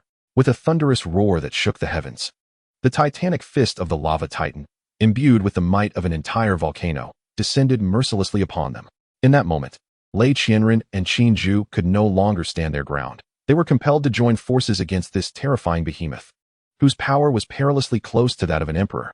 Thus began a brutal clash between the pinnacle of genius and an ancient monstrosity, all ignited by Yi Chen's audacious mischief, unfolding amidst the desolation of this calamitous basin.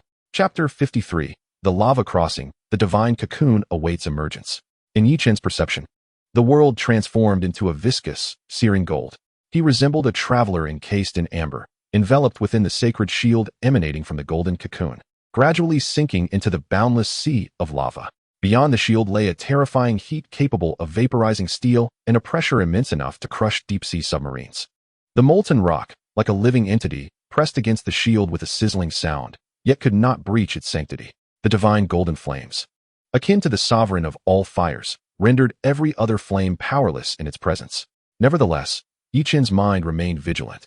He sensed that the energy sustaining this absolute safe domain was continuously flowing from the golden cocoon nestled within his embrace. As Shi Huang's metamorphosis remained incomplete, this power was not limitless. He had to find a means of escape before this sanctuary vanished. Boom! A violent tremor surged from above, its resonance penetrating even the thick layers of magma and earth. The entire sea of lava roiled violently, stirring hidden currents. Yi Chen's heart raced as he realized that Lei Qianren and the lava titan's battle had escalated to a fever pitch. Above ground, the volcanic basin had devolved into a scene of apocalyptic chaos. Both Lei Qianren and Qin Zhu wore grim expressions, forced to cooperate, yet still retreating under the overwhelming onslaught of the lava titan. Thunderbolt Titan, Annihilation Thunder. Lei Qianren roared, as the core of the Thunderbolt Titan beneath him radiated with intensified brilliance. A more ferocious purple lightning bolt, akin to a spear of divine retribution, struck the lava titan's chest with tremendous force. Boom! Lightning erupted, sending countless fragments flying and leaving a vast, charred crater upon the titan's chest. However, this seemingly horrific wound was but a superficial injury to the titan's mountain-like form. It did not retreat an inch, but instead became utterly enraged. Roar! The lava titan bellowed in pain and fury as its massive rocky arms swept forth. The gale it generated scattering clouds across the horizon. Phantom Wall. Qin Zhu's expression turned grave as he thrust his hands forward, summoning a colossal black wall formed from countless wailing souls and the essence of death. Bang! The titan's colossal fist collided with the phantom wall, which quaked violently, emitting pained groans under the immense strain. Countless souls were crushed and vaporized by the raw power of the lava-infused punch. The phantom demon was sent flying several meters, his solid form becoming somewhat ethereal. Qin Zhu let out a muffled grunt, a trickle of blood escaping from the corner of his mouth. They finally comprehended the sheer magnitude of power wielded by this beast, whose strength was perilously close to that of an emperor, far exceeding any limits they could contest. Continuing the fight would yield no benefit, and they risked losing their lives in the process. Retreat. Almost simultaneously, Lei Qianren and Qin Zhu made their decision. They exchanged a glance, casting aside any reservations. The Thunderbolt Titan transformed into a massive purple bolt of lightning, carrying Lei Qianren skyward. Meanwhile, Qin Zhu and the Phantom Demon melded into the shadows, fleeing at astonishing speed beyond the basin's confines. The Lava Titan regarded the two fleeing figures with disdainful roars, but chose not to pursue. With its divine artifacts stolen and its foundation compromised, it yearned only to return to its lair and fall into slumber to regain its strength. Its molten golden eyes, aflame with fury, cast one last seething glance at the fissure through which Yi Chun had vanished, brimming with boundless resentment and murderous intent. Deep within the subterranean realm, amid the sea of lava, Yi Chun remained blissfully unaware that the surface battle had concluded abruptly. He maximized his resource perception ability, filtering through the endless waves of fire elemental energy to focus on the geological changes around him. Eureka! His spirit surged as he detected a colossal underground lava conduit at the edge of his sensory range. This natural passageway, where volcanic magma flowed beneath the crust, resembled a river hidden within the earth. If he could enter it, he could ride the magma flow away from the volcano's core. Yi Chun immediately adjusted his course, guiding the shield formed by the divine phoenix flame, akin to a bubble in the deep sea, toward the lava conduit with great effort. With every passing moment, he felt the energy of the golden cocoon in his embrace dwindling, its radiance dimming. Faster, he urged himself, just a little faster. At last, as the glow of the shield approached its critical point of exhaustion, a powerful pull ensnared him, drawing Yi Chun and the entire shield into the relentless underground lava river. The surrounding scenery rushed backward as if he were aboard a roller coaster to hell, engulfed by the searing torrent, hurtling toward the unknown. Time became an enigma. Perhaps minutes passed, or even hours. When Yi Chen sensed that the protective shield of the divine phoenix flame encasing him had grown as thin as a cicada's wing and was on the verge of shattering, the flow of lava ahead suddenly slowed, and his vision cleared. He was carried by the molten stream into a vast subterranean cavern. Here, the external chaos faded away, replaced by a tranquil river of lava flowing gently, surrounded by countless oddly shaped crystalline stones emitting a soft glow. Safe at last, Yi Chen exhaled deeply, maneuvering the last vestiges of light to guide himself toward a smooth black obsidian platform at the shore, where he collapsed onto his back. Just as he freed himself from the lava, the protective shield that had safeguarded him throughout his journey finally exhausted its energy, dissipating into glimmering golden motes as it returned to the cocoon. The overwhelming fatigue of surviving the ordeal washed over him like a tidal wave. But Yi Chen could not afford to rest. He immediately directed all his attention to the now dull and unremarkable golden cocoon in his arms, stripped of its former brilliance. Crack! A crisp sound, akin to the shattering of jade, echoed in the silent cavern. A fine crack appeared on the cocoon's surface. Then, crack, crack. The fissure spread like a spider's web, and a dazzling, indescribable golden divine light erupted from it, illuminating the dark chamber as if it were a realm of the divine. An aura more noble, more imposing, and far more potent than before awakened from within the cocoon. The divine phoenix was on the verge of emerging from its chrysalis. Chapter 54. The Birth of the Divine Phoenix, the Power of Command. Golden divine light burst forth from the web-like fractures, its brilliance transforming the dark subterranean void into the very core of a sun. Yi Chen instinctively narrowed his eyes, shielding himself with his arm. Though the radiance was intense, it bore no scorching heat. Rather, it emanated a warmth, a sanctity, and a soothing power that calmed his frayed nerves, worn thin from relentless battles and desperate escapes. Crack! Accompanied by a final, crisp shatter, the unassuming golden cocoon erupted, scattering myriad golden motes into the air, resembling a multitude of fireflies swirling around the re-emerging figure at the center. As the light gradually receded, the visage of the Shi Huang was unveiled. It remained in its juvenile form, not significantly larger, merely about half a meter in height compared to before. Yet, its demeanor, aura, and the very essence of its existence had undergone a profound metamorphosis. Its entire body was adorned with resplendent, shimmering golden feathers, each plume seemingly sculpted from the purest flame crystal, the edges aglow with an everlasting golden divine flame. The once sparse and delicate tail feathers had transformed into 3 elongated, magnificent plumes that flowed like silk, inscribed with faint, arcane runes. Its eyes no longer reflected the naivety and curiosity of infancy, but had evolved into genuine, regal phoenix eyes. The pupils, a pure gold, were as deep as a starry sky, embodying an innate nobility and an imposing presence that overlooked all creation. With a melodious chirp, the Shi Huang emitted a sound that resonated with power and joy, far removed from its earlier innocence. It gently flapped its wings, sending forth a wave of scorching air that distorted the surrounding atmosphere. Turning its head, the majestic phoenix eyes met Yi Chen's gaze, instantly melting away all semblance of authority. Replaced by an overwhelming affection and dependence, it trotted affectionately into Yi Chen's embrace, nuzzling its noble head against his chest. Feeling the warmth emanating from the creature in his arms, Yi Chen's excitement was beyond words. He knew he had placed the right bet this time.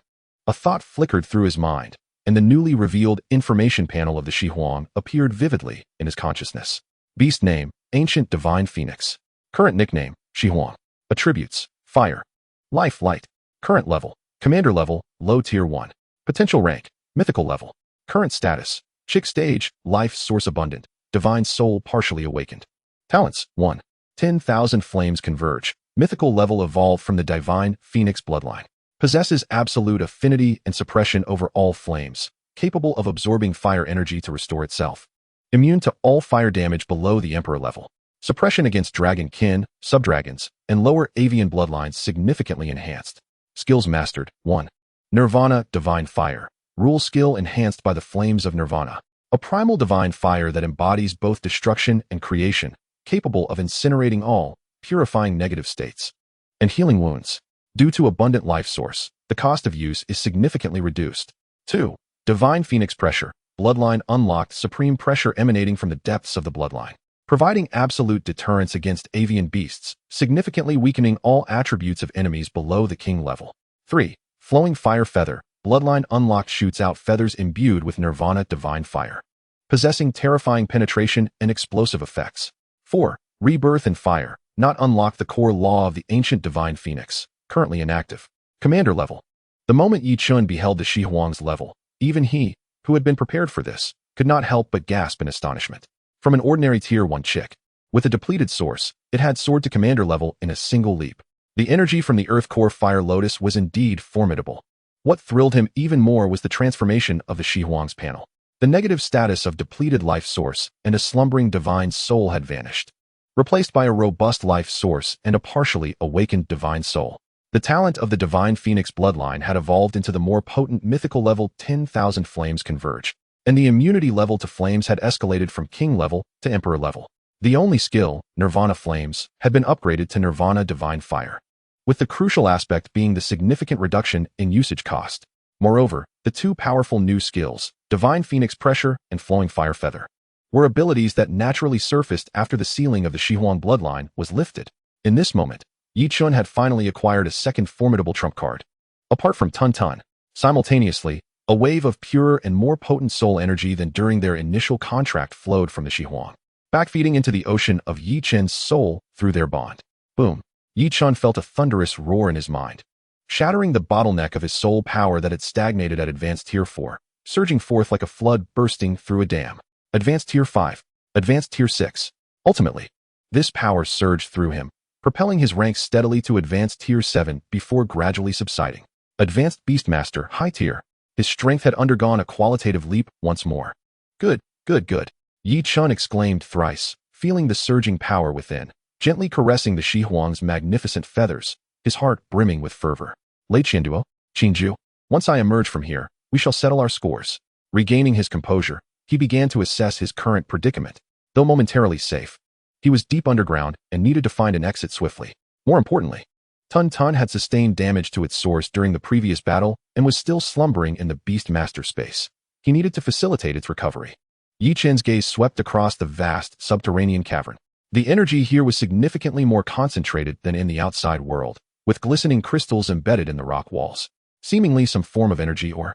Approaching the wall, he reached out to touch one, and a gentle energy flowed into his palm.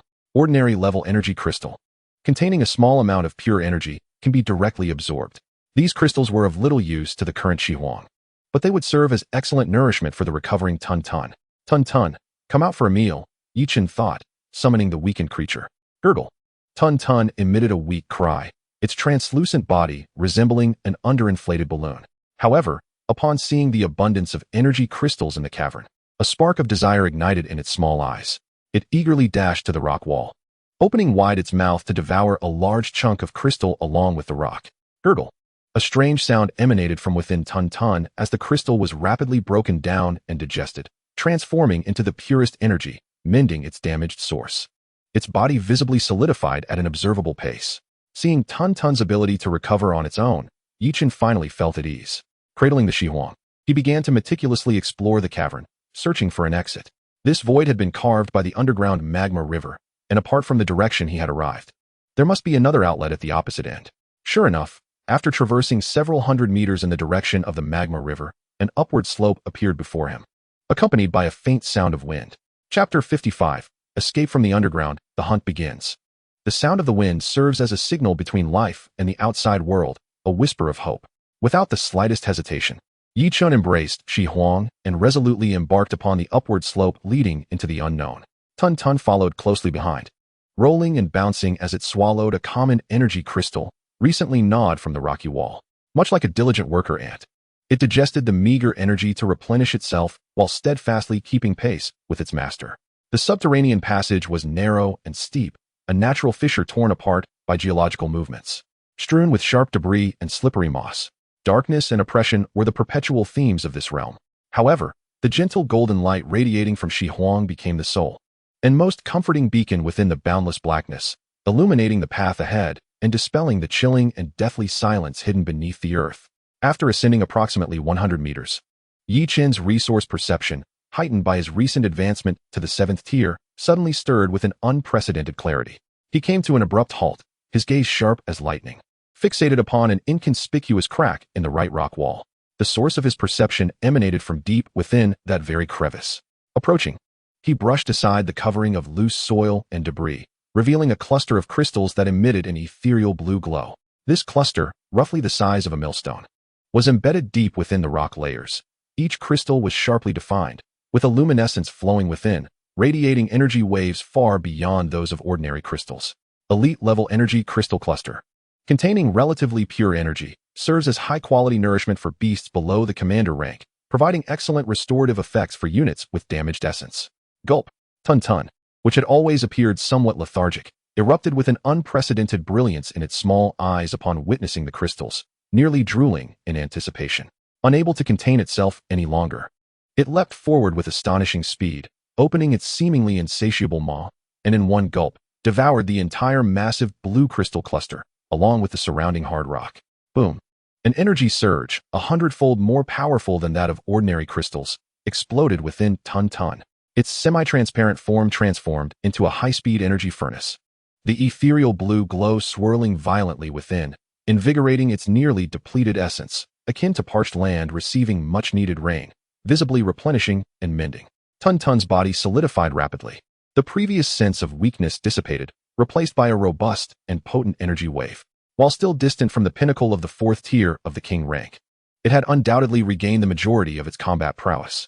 Seeing this, Yi Chun felt a profound sense of calm wash over him. Tun was one of his greatest trump cards, and its restoration provided a firmer foundation for his subsequent plans. It seemed indeed that this path to survival was accompanied by unexpected gains. He continued his ascent without pausing. The higher he climbed, the clearer the sound of the wind became, even carrying a refreshing scent mingled with earth and foliage, the fragrance of life. At last, at the tunnel's end, a refreshing verdant hue filtered through the rocky crevice. Yi Chun took a deep breath, exerting all his strength to push aside a loose rock blocking the opening, clearing away the heavy vines that cascaded like a waterfall, revealing a scene that was starkly different from the subterranean world. Towering ancient trees loomed overhead, their canopies soaring several dozen meters high, resembling immense umbrellas that fragmented the sunlight into dappled patches. Thick vines coiled like slumbering serpents around the trunks and the ground. The humid air was thick with the complex aromas of decaying vegetation and vibrant new life. This was no longer the desolation and silence of volcanic regions, but a thriving, perilous primeval forest. Yi Chun glanced back. The distant volcanic cone remained within view, yet now seemed diminutive, separated by a considerable distance. This confirmed that the underground river had indeed led him to an entirely unfamiliar territory. Finally, he had emerged. Yi Chun inhaled deeply, savoring the fresh air of the forest. His taut nerves, which had been strung tight for days, finally relaxing for a moment. Chirp! Shi Huang, cradled in his arms, curiously peeked out, surveying this vibrant new world. It gracefully leaped from Yi Chun's embrace, its nascent regal eyes now filled with innocence and wonder at everything around. Tentatively flapping its wings, a searing gust of heat erupted uncontrollably, igniting a nearby unknown ancient vine in an instant, transforming it into ashes under the fierce golden flames. Chirp! Startled by its own power, Shi Huang quickly darted back behind Yi Chun. He chuckled softly, gently stroking it to reassure, "Do not be hasty. Your strength has merely awakened. Take your time, and you will adapt." The power of a commander rank was indeed something that required time for Shi Huang. With a mind still akin to that of an infant, to acclimate and master. Yi Chun raised his wrist to check the time displayed on his bracelet. Only 2 days remained until the trial's conclusion. Time was ample, he murmured to himself, his eyes glinting with a cold and sharp light. 2 days. For one who had already attained the 7th tier of power and had contracted 2 mythic-level beasts, was sufficient to upend the entire landscape of the trial ground. The tide of offense and defense had decisively shifted. He was no longer the prey that needed to be hunted, needing to hide and evade. From the moment he stepped out of the depths, he would become the foremost hunter in this trial land. Lei Qianren, Qinju. A glimmer of icy determination flashed in Yi Chun's eyes, a cruel smile curling at the corners of his mouth. Wishing that the points they had painstakingly accumulated were substantial enough, otherwise, it would be a disservice to the perilous experiences he had endured. The immediate priority was to locate their positions. This vast trial land, akin to a headless fly searching aimlessly, was no different from seeking a needle in a haystack. Yet Yi Chun possessed his own methods. He slowly closed his eyes, releasing his formidable soul power as a 7th tier, without reservation, spreading like an invisible net from his center, extending outward in all directions. His resource perception ability was propelled to an unprecedented zenith. This time, He sought not inanimate objects, but living beings. Those powerful energy sources that he could clearly sense. In an instant, a multitude of disparate life magnetic fields surged into his mind, forming a three-dimensional map of life. Nearby, an elite-level venomous tree python coiled upon a branch. Salivating over a wild boar passing below, a short distance away, a pack of commander-level wind-blade leopards was hunting a solitary armored rhinoceros. Further still, a formidable king-level aura, akin to a small sun, resided atop a mountain, exuding an air of inviolable majesty. Yi Chen's soul power acted as the most precise filter, swiftly sifting through the chaotic energies of the indigenous beasts. It was as if he were patiently searching for two specific, familiar notes amidst a cacophony of noise. Suddenly, his heart jolted. Within the limits of his perception, directly to the east, two extremely powerful and familiar energies were clashing ferociously. One energy was overwhelmingly domineering, brimming with the ferocity and destructive essence of thunder. The other was ancient and profound, as if it emerged from the depths of hell, carrying the terrifying might of a soul-incinerating dragon. It was indeed the Thunder Titan of Lei Qianren and the Purgatory Candle Dragon of Qinju. Moreover, these two formidable auras were clashing violently, engaged in a fierce battle. Yi Chen abruptly opened his eyes, a flicker of astonishment flashing within, soon replaced by a profound sense of intrigue. Lei Qianren and Qinju were actually fighting? Was it for the coveted treasures of heaven and earth? Or had their brief collaboration faltered, leading to an inevitable internal strife? The curve of Yi Chen's lips widened in delight. Regardless of the reason, this presented a divine opportunity for me. When the clam and the heron contend, it is the fisherman who benefits. He understood this principle well. No longer hesitating, he cradled the still bewildered Shi Huang once more and issued a command for stealth to the shadowy figure behind him. In an instant, Tun Tun transformed into a wraith-like shadow, seamlessly merging with Yi Chen's own silhouette, effectively concealing his presence. Having completed these preparations, Yi Chen's figure flickered, akin to a true specter, silently merging into the shadows of the dense forest, racing towards the source of the energy collision. The hunt had commenced. Chapter 56. When the clam and the heron contend, the fisherman awaits. Within the thicket, Yi Chen's form moved like a genuine phantom, darting swiftly amidst the trees and underbrush without stirring a whisper of wind or disturbing a single leaf. His advanced 7th-tier prowess had significantly enhanced his physique, with speed and endurance far surpassing his former self. Meanwhile, Tun Tun's Void Shadow technique further diminished his own aura and presence, allowing him to blend flawlessly with the surrounding environment. In his arms, Shi Huang seemed to sense the murderous intent emanating from Yi Chen. Retracting its initial curiosity and lying quietly, its regal phoenix eyes glimmering with an innate instinct for battle. The closer he approached the epicenter of the energy clash, the more chaotic the surroundings became.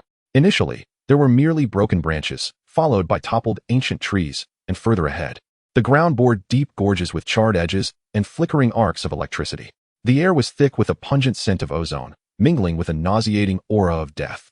Clearly, the battle here had persisted for quite some time. Yi Chen slowed his pace, resembling a stealthy feline as he quietly ascended an untouched ancient tree, its dense canopy providing him with exceptional cover.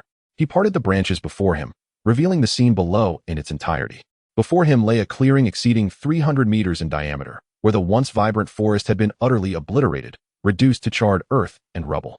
At the center of the clearing, two colossal beings were engaged in a frenzied duel, each collision unleashing cataclysmic waves of energy, sending plumes of dust soaring. A 15-meter-tall titan, reminiscent of an ancient demigod, roared skyward.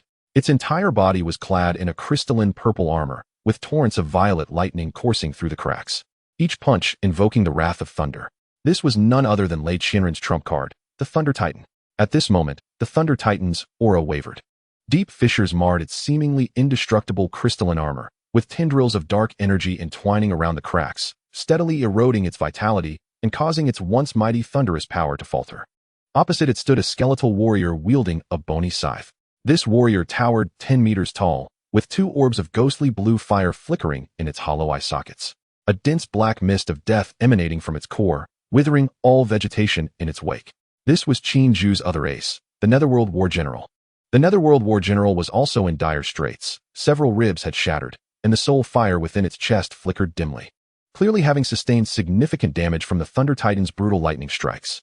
On the periphery of the battlefield, Lei Qianren and Qin Ju faced each other, both appearing somewhat pale. Qin Ju, do you truly intend to clash with me over this object? Lei Qianren's voice brimmed with fury and impatience.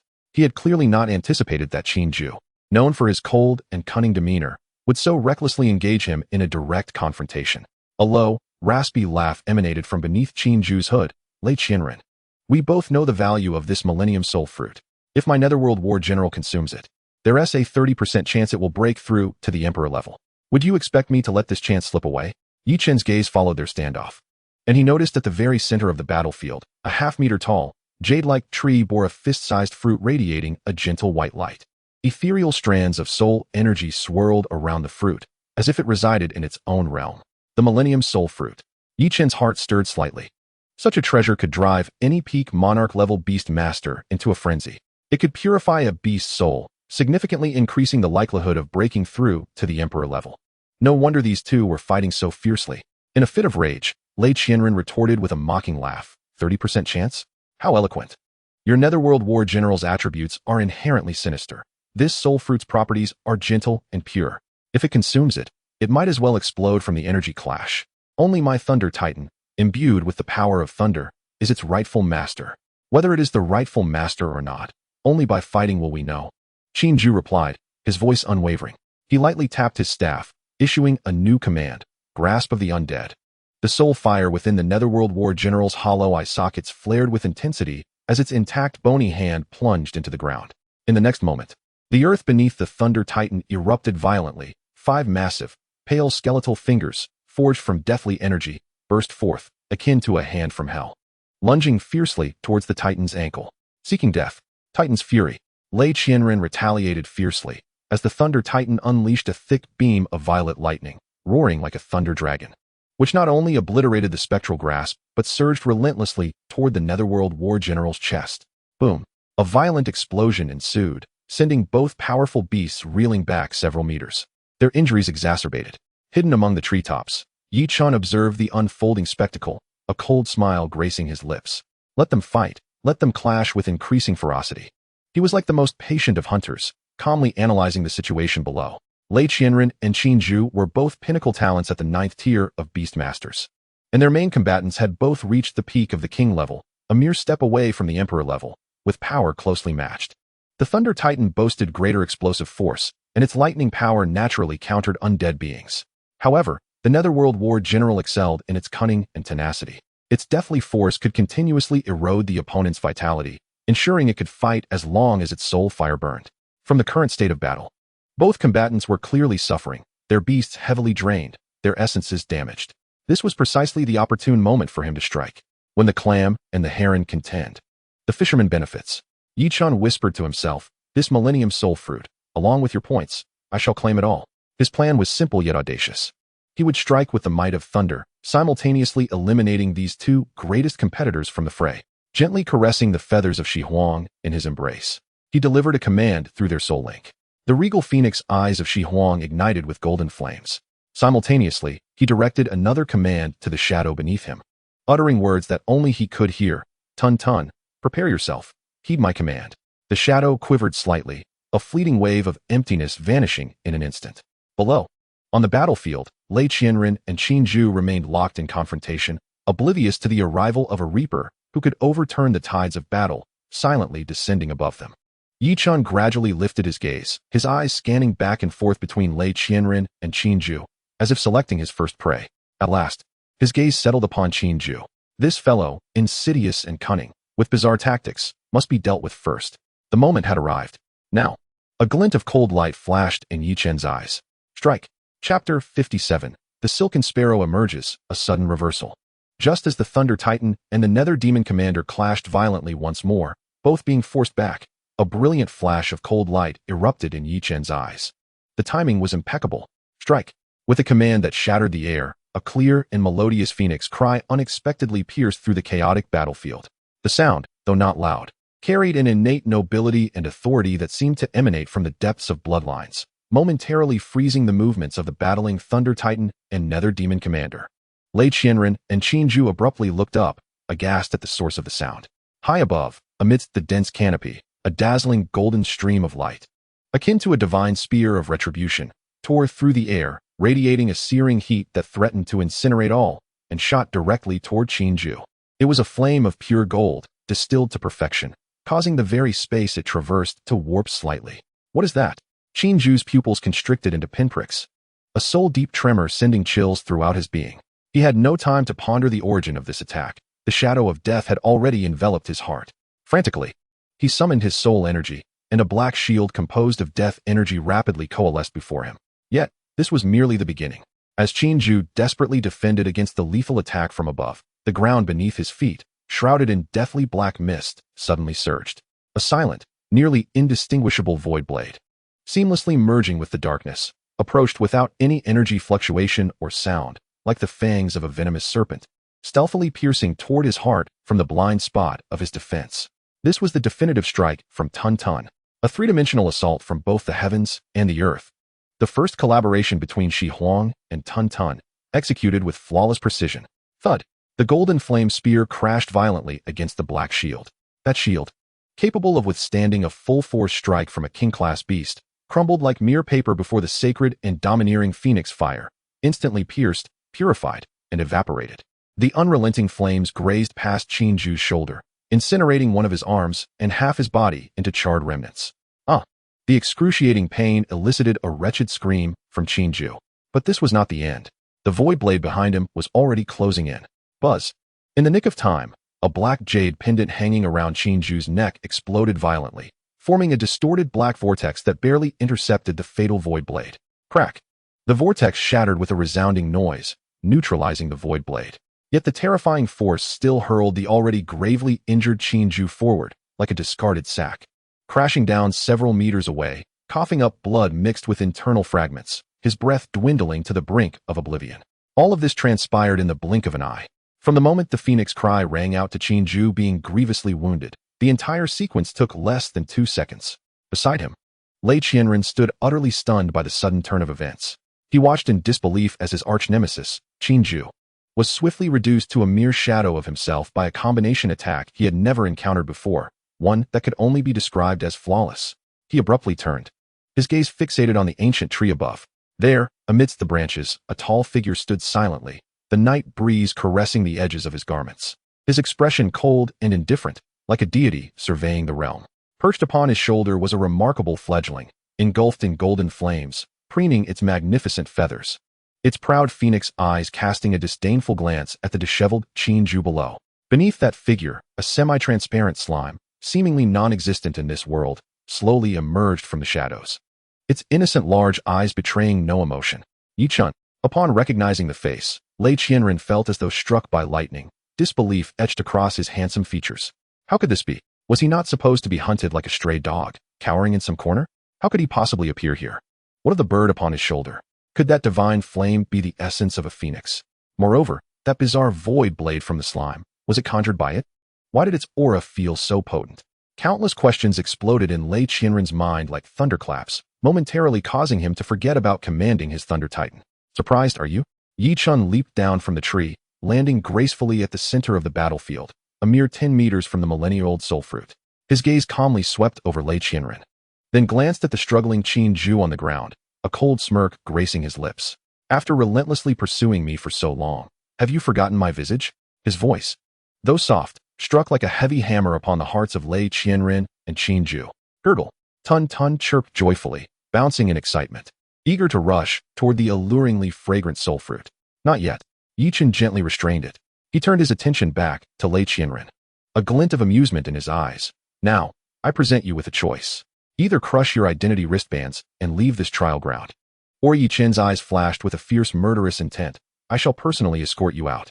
Arrogant. Lei Qianren, seething with rage, found himself laughing in disbelief. Though he admitted to being stunned by Yichun's entrance, who was he? The scion of the Lei Fa family, a top prodigy of the mythical preparatory class. He held his own pride. Yichun, do you believe that a surprise attack guarantees your victory? Lei Qianren's voice turned sharp. You have indeed surprised me. But do not forget, your Beastmaster level is merely 7th tier. We are at 9th tier. Even if my Thunder Titan has suffered losses, it is not someone of your caliber who can provoke us.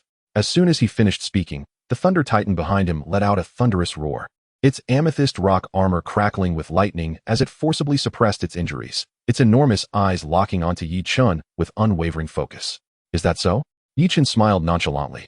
He did not even glance at the Thunder Titan, instead redirecting his gaze back to the struggling Ju. It seems you are unwilling to leave on your own. Since that is the case, Yi Qin's expression suddenly turned frigid. Tun, deal with that troublesome one first. Chapter 58. Overwhelming Pressure. The first to be eliminated. Yi Qin's chilling words fell, devoid of any emotional ripples, yet they struck like an invisible sledgehammer upon the hearts of Lei Qianren and Qin Zhu. This was an indifference born of absolute confidence, a judgment that regarded them as mere prey. Arrogance. Lei Qianren felt his rage boiling. As a prodigy of the Lei Fa family, how had he ever endured such contempt? As soon as Tun received the command, its semi-transparent form flowed like a silent stream of void mercury towards the gravely wounded Qin Zhu. At that very moment, a fierce glint flashed in Lei Qianren's eyes. He was no indecisive fool. In the blink of an eye, he discerned Yi Qin's strategy to eliminate the severely weakened Qin Zhu, thereby establishing an absolute 2-to-1 advantage before completely encircling and exterminating himself. To save Qin Zhu?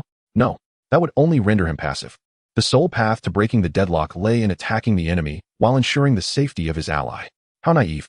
Lei Qianren let out a thunderous roar. Instead of rushing to aid Qin Zhu, he made the most decisive and ruthless judgment. Thunder Titan, abandon that pitiful skeleton. Capture the king to catch the thief. Unleash your thunder and reduce him to dust. This was the quintessential strategy of surrounding Wei to save Zhao. In his eyes, no matter how bizarre or powerful Yi Qin's beasts were, he himself remained merely an untested beast master. As long as he could deliver a devastating blow or even slay this fragile core, those two formidable beasts would lose control and crumble like a house of cards. Roar. Thunder Titan faithfully executed its master's command. Its colossal form let out a roar, instantly forsaking the precarious Yomi demon general before it. With a sudden pivot, its sturdy legs sank deep into the earth, and countless violent electric serpents danced wildly across its crystalline rock armor, crackling with energy. An inexhaustible surge of thunderous power converged towards its right arm, which became resplendent as a dazzling crystal.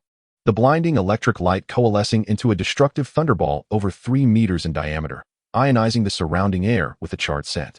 With the force of a mountain crashing down, it hurled itself towards the still figure of Yi Qin, 100 meters away, with unyielding ferocity. This punch was swift, precise, and vicious. It contained the full might of a king-tier 9th-level beast, capable of flattening a small hill. On Lei Qianren's face, an expression of savage delight emerged, as he envisioned Yi Qin being reduced to ashes beneath this strike. Yet, he had overlooked a crucial detail. Yi Qin's beasts were not limited to one. Moreover, that one was far more noble and terrifying than he had imagined. Facing this potentially lethal blow, Yi Qin did not even lift his eyelids, as if the world-destroying thunder punch was merely a gentle breeze brushing against him. Ku!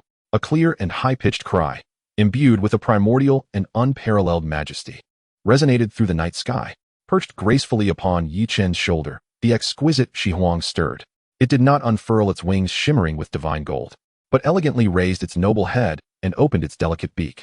A ball of flame, distilled to perfection and seemingly forged from divine gold, erupted forth. Initially no larger than a fist and crystalline clear, it swelled dramatically in the wind the moment it detached from Shi Huang. It did not transform into a raging sea of fire, but coalesced into a golden flame spear approximately 10 meters long. Its tip radiating a sacred brilliance that purified all things, unerringly hurtling towards Thunder Titan's colossal thunderous punch. Boom! Gold clashed with purple, fire met thunder. The sacred intertwined with the ferocious. The two utterly distinct forces collided with the utmost ferocity in mid-air, contrary to expectations of a cataclysmic explosion. A visible circular shockwave rippled outward like a stone cast into water, stripping a layer of earth and stone from the ground within 100 meters. Then, a scene that sent chills down Lei Qianren's spine unfolded. The unbridled purple thunderball, upon contact with the golden flame, melted away as if spring snow met the blazing sun, rapidly being purified and dissolved in an incomprehensible manner by the divine fire. The chaotic lightning power that formed the thunderball, in the presence of the golden flame, seemed to be the lowest form of energy, emitting a pitiful hiss as it retreated, reduced to its primordial particles. The golden phoenix fire surged forth, shattering the thunderball and immediately reversing course, completely enveloping Thunder Titan's entire crystalline rock-armored arm. Roar! An excruciating pain, surpassing any physical blow and seemingly scorching the very essence of its soul, surged through Thunder Titan, which emitted an unprecedented roar of agony. Its crystalline rock armor, capable of withstanding heavy artillery, glowed red-hot under the assault of the phoenix fire, showing signs of melting as scorching lava dripped down. The massive body was rocked back by this overwhelming force, leaving behind several half-meter deep footprints in the solid ground before it barely steadied itself. It stared in horror at its charred and smoldering arm, for the first time filled with fear towards the flames. In a single strike, the trump card beast it had exerted all its effort to summon was repelled by a seemingly harmless fledgling bird, sustaining significant injury. The sinister grin on Lei Qianren's face froze, morphing into boundless terror. Meanwhile, in those fleeting seconds of shock from Shi Huang's divine might, the other side of the battlefield had already determined life or death. No, watching Lei Qianren not only fail to save him, but instead choose to attack Yichun. Qin Zhu's last flicker of hope was utterly extinguished. All that remained was an infinite despair and the dread of death. He could only hoarsely command his battered Yomi demon general to raise its remaining bone scythe and, with the last flicker of its soul fire, strike at the silent, approaching translucent jelly-like entity. Crack! As the sharp bone scythe made contact with Tun Tun's body, it emitted no clang of metal but was instead disintegrated as if cast into aqua regia, visibly decomposing and being devoured, transforming into the purest essence of death energy. Next, the arm holding the scythe vanished, followed by its entire skeletal frame. In Qin Zhu's eyes, widened in terror, his proud king-tier beast did not even have the chance to emit a complete lament before it was entirely erased from this world, reduced to its most primal energy particles, becoming sustenance for Tun Tun. I admit, Qin Zhu screamed in sheer panic, wanting desperately to crush the identity bracelet, but Tun Tun's massive form had already descended upon him, completely enveloping him. Buzz! Just as the power capable of disintegrating all things reached Qin Zhu's body, the identity bracelet on his wrist erupted with a blinding white light, forming an incredibly solid energy shield that firmly protected him. The protective mechanism of the secret realm was instantly activated to its utmost. In a flash of white light, Qin Zhu's figure vanished within Tun Tun's embrace, deemed to be under an insurmountable lethal threat, and was forcibly teleported out. Ding! Congratulations on successfully eliminating your opponent. Earning points: 1, 280, 000. The cold system notification echoed from Yichun's bracelet, yet he did not even glance at it. Tun Tun, still feeling unsatisfied, let out a burp, shrinking back to its original size, bounding towards the millennium soul-attracting fruit, and voraciously devoured it whole, root and soil included, as a surge of pure soul energy gradually unfolded within its body. Thus, on the battlefield, only Yichun remained, facing the pale and chilled Lei Qianren in a standoff. Yichun slowly lifted his head, his gaze traversing the still trembling Thunder Titan, and calmly landed on Lei Qianren. Now, it is your turn. Chapter 59. The Fear of the Prodigy, the Crushing of Bloodlines. These seemingly mundane words struck like a divine thunderbolt, piercing deeply into Lei Qianren's very soul. The color drained from his face in an instant, leaving him pallid, his lips trembling uncontrollably, rendering him incapable of uttering a single coherent sentence. Fear. An unprecedented dread surged through him like icy waters, drowning all his pride and reason in an instant. His gaze remained fixated on his Thunder Titan, the ace beast renowned for its defensive prowess and strength, which now emitted a mournful groan. Its once heroic amethyst crystal armor was melting away in great patches beneath the searing golden flames, exposing the charred flesh beneath. The sacred and tyrannical power of the flames disregarded its lightning resistance, aggressively infiltrating its body and scorching its core essence. What manner of flame is this? How could a mere fledgling unleash such terrifying power? On the other side, the seemingly harmless slime had returned contentedly to Yichun's feet, affectionately rubbing against his trousers. Moments ago, it had devoured a second-tier king-level wraith demon general, while its master, Qin Zhu, had been unceremoniously expelled from the competition by the realm's rules, becoming the first top talent to be eliminated in disgrace. Lei Qianren felt as though his worldview was crumbling. He had always believed that he, along with Qin Zhu and Lu Shenyue, stood at the pinnacle of the younger generation. They possessed imperial-grade bloodline beasts and enjoyed the most abundant resources, destined to lead humanity into the future as the chosen ones. Yet today, one they regarded as prey, a worthless being they could not even be bothered to glance at, had utterly crushed them with two unheard-of beasts in a manner akin to trampling. No, I cannot lose. I must not be defeated here. A fierce instinct for survival and his pride as a genius propelled Lei Qianren from the depths of terror. A flicker of mad determination ignited in his eyes. Return. He forcefully summoned his soul energy, a beam of white light yanking the wailing Thunder Titan back into the beast's space. A moment longer, and this prized beast, which had consumed countless family resources, would have been rendered crippled, its foundation utterly destroyed by that terrifying golden flame. He swiftly produced another beast contract, infusing it with all his soul energy. Roar!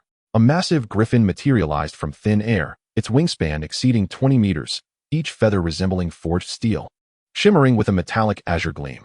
With each flap of its wings, it unleashed razor-sharp azure wind blades, shredding the ground to fragments. This was his second beast, a high-tier, king-level storm griffin. Kill him. Tear him apart with the storm. Lei Qianduan screamed frantically, pointing at Yi Chun. This was his final trump card, his last hope. The storm griffin emitted a piercing cry, its wings thrumming violently as it conjured a terrifying tornado. Countless wind blades, composed of highly concentrated wind elements, coalesced into a colossal azure vortex of destruction, surging toward Yi Chun with the ferocity to cleave through anything in its path. This area-wide attack enveloped not only Yi Chun but also his slime, Tun Tun, and the phoenix, Shi Huang, who perched upon his shoulder, leaving them nowhere to escape. Lei Qianduan's gaze was glued to the tornado, his eyes filled with the last flicker of hope. He could not believe that Yi Chen's beast-master form could withstand such a cataclysmic assault. However, Yi Chen's expression remained unfazed, as serene as the calmest sea. He didn't even bother to make a defensive move. Guji, Tun Tun chirped, seemingly intrigued by the newly appeared giant. Faced with the annihilating tornado capable of rending steel, it neither flinched nor retreated, its body swelling dramatically to become a massive, translucent sphere over 10 meters in diameter, boldly advancing toward the storm. In the next moment, a sight that nearly made Lei Qianduan's eyes bulge occurred. The ferocious vortex of destruction collided with Tun Tun's form and vanished as if it had plunged into a vast ocean, creating not even a ripple. All the wind blades, all the energy, were entirely devoured by that bizarre sphere, without a sound, absorbing the storm. This slime could consume even an intangible energy storm. This is impossible. Lei Qianduan was left speechless, the final bastion of his resolve collapsing in ruins. And the finishing blow was delivered by Shi Huang. In the face of this battle, the noble golden fledgling seemed too lazy to intervene directly.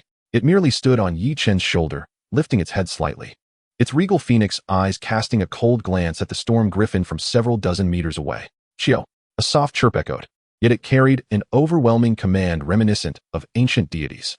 A terrifying pressure, emanating from the apex of its bloodline and the highest echelons of life, descended with a thunderous force. The storm griffin, massive as it was, suddenly froze in midair, its proud storm power spiraling out of control and dissipating. Its fierce eyes filled with boundless fear, as if it beheld its god, its creator. Bloodline suppression. This was a mythic-level absolute and unreasonable bloodline domination over a king-level beast. Before mortals, kings may reign supreme. Yet, before deities, kings are but ants. Thud. Before Lei Qianduan's dazed gaze, his once mighty storm griffin let out a mournful cry and plummeted from the sky, crashing into the ground and creating a deep crater, trembling as it lay prostrate, too fearful to raise its head, submitting in the most primitive manner to Shi Huang. It is over. Everything is over. Lei Qianduan's legs buckled, and he collapsed onto the ground, his eyes vacant, as though all vitality had been drained from him. He had lost, utterly and completely defeated. Yi Chen slowly approached him, looking down from a superior height, devoid of pity or mockery, only an air of indifference. Now, do you still wish for me to escort you out personally? This question became the final straw that broke the camel's back. Lei Qianduan abruptly lifted his head, his eyes filled with humiliation, resentment, and a tinge of plea. Yet he ultimately comprehended the chasm that lay between him and Yi Chun, a gap as vast as the heavens. Trembling, he raised his hand to the ring. Yi Chun, I will remember you. With all his strength, he shouted those feeble words, then crushed the ring with a fierce grip. A flash of white light erupted, marking the exit of this prodigy from the Lei family, the top student of the Mythic preparatory class, eliminated in a manner he had never envisioned, humiliated beyond measure. Ding! Congratulations on successfully eliminating your opponent, earning points. 1, 550, 000. Yi Chen's points surged wildly on his ring. He glanced at the staggering total, a number that was simply astounding. The battlefield finally fell silent. Yi Chun withdrew his gaze and looked deeper into the dense forest. His perception spread like a tide, capturing every unusual energy fluctuation in the air. The rapid defeats of Qin Zhu and Lei Qianduan had sent shockwaves through this region, causing all participants to grow wary. Guji. Tun Tun emitted a satisfied chirp. After consuming the Millennium Soul Guide fruit, a pure soul energy was gradually coalescing within its form, lending its translucent body a deeper hue. It nuzzled affectionately against Yi Chen's pant leg, expressing its joy. Yi Chen extended his hand and gently patted its plump body. He then raised his gaze to the Shi Huang perched on his shoulder. This noble fledgling was preening its splendid feathers with its golden beak. seemingly indifferent to the fact that it had effortlessly vanquished two formidable foes moments ago. Chapter 60. The Tremors of the Outside World. The battlefield had returned to tranquility, leaving behind a devastated forest, silently recounting the brief, yet transformative battle that had just unfolded. Yichin stood still, drawing a deep breath as the damp and refreshing air of the woods filled his lungs, gradually easing his taut nerves. The score on his wristband had surged to a figure that could drive anyone to madness, yet at this moment, his attention was entirely elsewhere. He lowered his head to look at the affectionate Tunton, a gentle smile gracing his face. Tunton, how do you feel? Yichin crouched down, lightly poking its plump body. After consuming that colossal opponent, are you feeling unwell? Gujajai? Tunton chirped joyfully, its body slightly undulating, conveying a sense of satisfaction. A pure and gentle soul energy was gradually unfolding within it, a manifestation of the power of the millennium-old soul-calling fruit. It not only felt no discomfort, but rather sensed its core essence being nourished by this force, becoming more solid and profound. That's good to hear. Yichin ruffled its head. You played a significant role today. You single-handedly dealt with a monarch-level adversary. You are becoming increasingly formidable. Gujajai?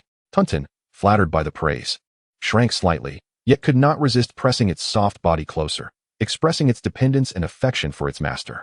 Yichin chuckled and lifted his gaze to the Shihuang, steadfastly resting on his shoulder. This little creature, just hatched, was now tilting its head, curiously surveying its surroundings with its noble, regal golden eyes. As if the fierce bird that had just dealt a crushing blow to the Thunder Titan and had frightened the Storm Griffin into submission was not it at all. Shihuang, you too. Yichan's voice softened further as he extended a finger, carefully smoothing the most magnificent golden crest feather atop Shihuang's head. Your divine phoenix flames are even more powerful than I had imagined. To perform so splendidly in your first battle, you truly deserve to be my partner. Chirp. Shihuang emitted a clear, melodious call, proudly raising its small head, as if to say, of course. Yet it did not shy away from Yichen's finger. Instead, it closed its eyes in enjoyment, emitting a faint purring sound, revealing its continued dependence on its master, much like a fledgling. Observing these two distinct yet equally powerful companions before him, Yichin felt an unprecedented sense of satisfaction and security. From the humble beginnings with the lowest-tier slime, he had endured countless jeers and disdain, yet only he knew that his beasts were the most unique treasures in this world. All right, we must press on. Yichin rose, a glint of sharp determination flashing in his eyes. This trial ground holds many more points waiting for us to claim. Gujajai? Tunton bounced with enthusiasm. Chirp. Shihuang flapped its wings, a small flame igniting in its golden eyes. The trio, one human and two beasts, embarked once more on their journey through the dense forest. Meanwhile, outside the trial's secret realm, within a heavily fortified military base, a vast central monitoring hall buzzed with activity as hundreds of military personnel clad in uniforms busily attended to their duties. At the forefront of the hall stood a gigantic monitoring wall composed of hundreds of high-definition screens, displaying a multitude of real-time images from various areas within the secret realm, along with contestants' life signs and a constantly fluctuating leaderboard of points. At the uppermost level of the hall, an observation room separated by one-way glass housed several high-ranking officials, their presence radiating authority. Among them sat a middle-aged general, his features stern and his gaze sharp as an eagle, who was the overall commander of this mythological preparatory class trial, Long Zhan, the deputy commander of the Longxiang Legion. To his left and right were representatives from the Lei Fa and Yuming Qin clans, both wearing expressions of smug confidence as they perceived the ultimate victor of this trial would undoubtedly emerge from among Lei Qianren, Qin Zhu, and Lu Xinyue. Why is that Qin brat score stalled? Inquired the Lei family representative, a middle-aged man sporting a short beard, his brow furrowed. No sooner had he spoken than a sudden and urgent alarm rang out throughout the hall. Report to the commander. Contestant 073, Qin Zhu, life sign stable, has been eliminated. Report to the commander. Contestant 091, Lei Qianren, life sign stable, has been eliminated. The two reports rang almost simultaneously, detonating like heavy bombs within the entire monitoring hall and VIP room. What? The Lei family representative shot up from his seat, disbelief etched across his face. The Qin family's representative turned pale in an instant. Impossible. Absolutely impossible. How could Qianren and Qin Zhu be eliminated so quickly? Did they encounter a horde of imperial-level ferocious beasts together? The Lei family representative bellowed in anguish. Long Zhan, who had remained silent until now, suddenly exuded an aura of piercing sharpness. Ignoring the outbursts of the two men, he issued a stern command. Immediately pull up all surveillance footage from Area C7. Capturing the moments before the elimination of contestants 073 and 091. I want to see every second of the process. Yes, the staff promptly complied, and the central monitoring wall quickly segmented into dozens of screens, replaying the events of the battlefield from various angles and heights. However, as the footage began, it was marred by intense energy interference. Blinding lightning and sacred golden flames intertwined, rendering most of the surveillance feeds fuzzy and filled with static. Damn it. The energy interference is too strong. This is a fierce battle between Monarch-level high-tier beasts. A technical officer reported loudly. Switch to high-energy particle capture lenses. Restore the footage. Long Jean's orders were succinct and powerful. After urgent technical adjustments, several relatively clear clips finally emerged. In the footage, everyone clearly witnessed how that strange, translucent creature disregarded the dying counterattack of the Yu Ming demon general and devoured it whole. They also saw how the massive Thunder Titan was struck down by a resplendent golden flame, its entire arm charred and melting. Finally, the footage froze on Qin Zhu and Lei Qianren, their faces contorted in fear and despair as they crushed their wristbands, vanishing in a burst of white light. The entire VIP room fell into a profound silence. The representatives of the Lei and Qin families had their mouths agape, their eyes glazed, as if they had witnessed a scene from a mythological legend. To have swallowed a second-tier monarch-level Yu Ming demon general in one bite? What sort of monster was that? To have severely injured the Thunder Titan, known for its defense, in a single strike? What kind of flame was that? Investigate. Find out who eliminated them. Long Jean's voice trembled with barely restrained excitement and shock. He had spent half a lifetime on the battlefield, witnessing countless extraordinary beasts, yet he had never encountered such a domineering and enigmatic existence. Fingers flew across keyboards as the staff worked swiftly, and soon, a name along with an astronomically high score was prominently displayed on the main screen. First place, Yichun. Score, 2,830,000. Yichun. The name was utterly unfamiliar to everyone present. Retrieve his information. All of it. Long Jean commanded. Soon, a simple electronic file appeared on the screen. Name, Yichun. Age, 18. Origin, Jiangnan base city. Contracted beast, slime, ordinary level. Upon seeing the word slime in the contracted beast section, everyone in the monitoring hall felt as if their brains had been struck by a heavy blow. A slime? Ordinary level? What nonsense. Cheating. He must be cheating. The representative of the Lei family, as if clutching at a lifeline, erupted in a frenzy. How could a worthless individual who has contracted a slime possibly eliminate Qianren? He must have employed some forbidden technological weapon. Commander, I demand his qualification be revoked immediately and a thorough investigation be conducted. However, Long Jean remained transfixed on the calm visage of Yi Chun on the screen, glancing again at the blurred yet impactful combat replay, his eyes gleaming with increasing intensity. Forbidden weapons? No technological device could replicate that sacred flame pressure or that bizarre law of devouring all. This was not cheating. This was an unprecedented, true monstrous genius. That slime, alongside the fledgling that spewed divine fire, was undoubtedly far more complex than recorded in the data. Silence. Long Jean spoke slowly, his voice not loud, yet imbued with an undeniable authority that instantly quelled the clamor. His sharp gaze swept across the room, finally resting on the technical supervisor responsible for monitoring. From now on, transfer all A-level monitoring privileges to contestant Yichun. I want to see his every move and hear every word he utters. Any discoveries, report to me immediately. Yes, Commander. With the command issued, the resources of the entire monitoring hall began to subtly pivot toward Yichun alone. Long Jean resumed his seat, leaning slightly forward, hands clasped. His eyes filled with an unprecedented anticipation and inquiry. Slime Yichun, he murmured softly, a significant smile curling at the corners of his lips. Let me see the extent of the surprises you can bring to me and to this world. Chapter 61, The Ultimate Goal. In the dense forest, Yichun's figure flitted like a specter. After eliminating Lei Qianren and Qin Zhu, his points had surged ahead, leaving the remaining competitors far behind.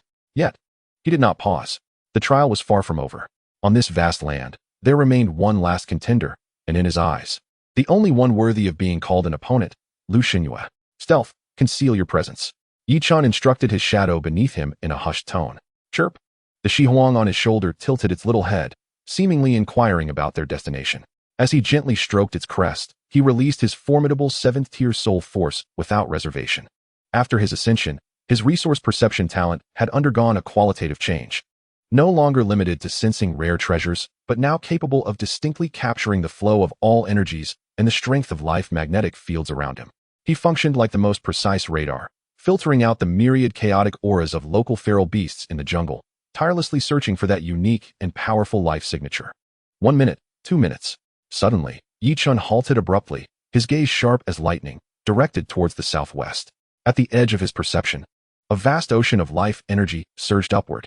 That energy was pure, magnificent, imbued with a sacred and inviolable quality, resembling a green sun suspended over the earth, transforming the surroundings into a realm of life. Next to this immense life energy, another faint soul aura belonging to a human beastmaster, though seemingly diminutive, perfectly melded with that energy, indistinguishable from one another. I found it. A smile curved Yi Chen's lips. Let us go meet our final old friend. His figure accelerated once more, racing towards the source of that life energy. In the central monitoring hall, the atmosphere was so tense it felt almost solid. The representatives of the Lei and Qin families sat there with ashen faces, silent. On the screen, Yi Chun's absurdly high score struck them like a series of stinging slaps. Meanwhile, Commander Longzhan fixated on the real-time monitoring footage of Yi Chun now displayed on the main screen, his eyes glimmering with increasing brightness. Report, Commander. Target Yi Chun is moving rapidly, heading southwest.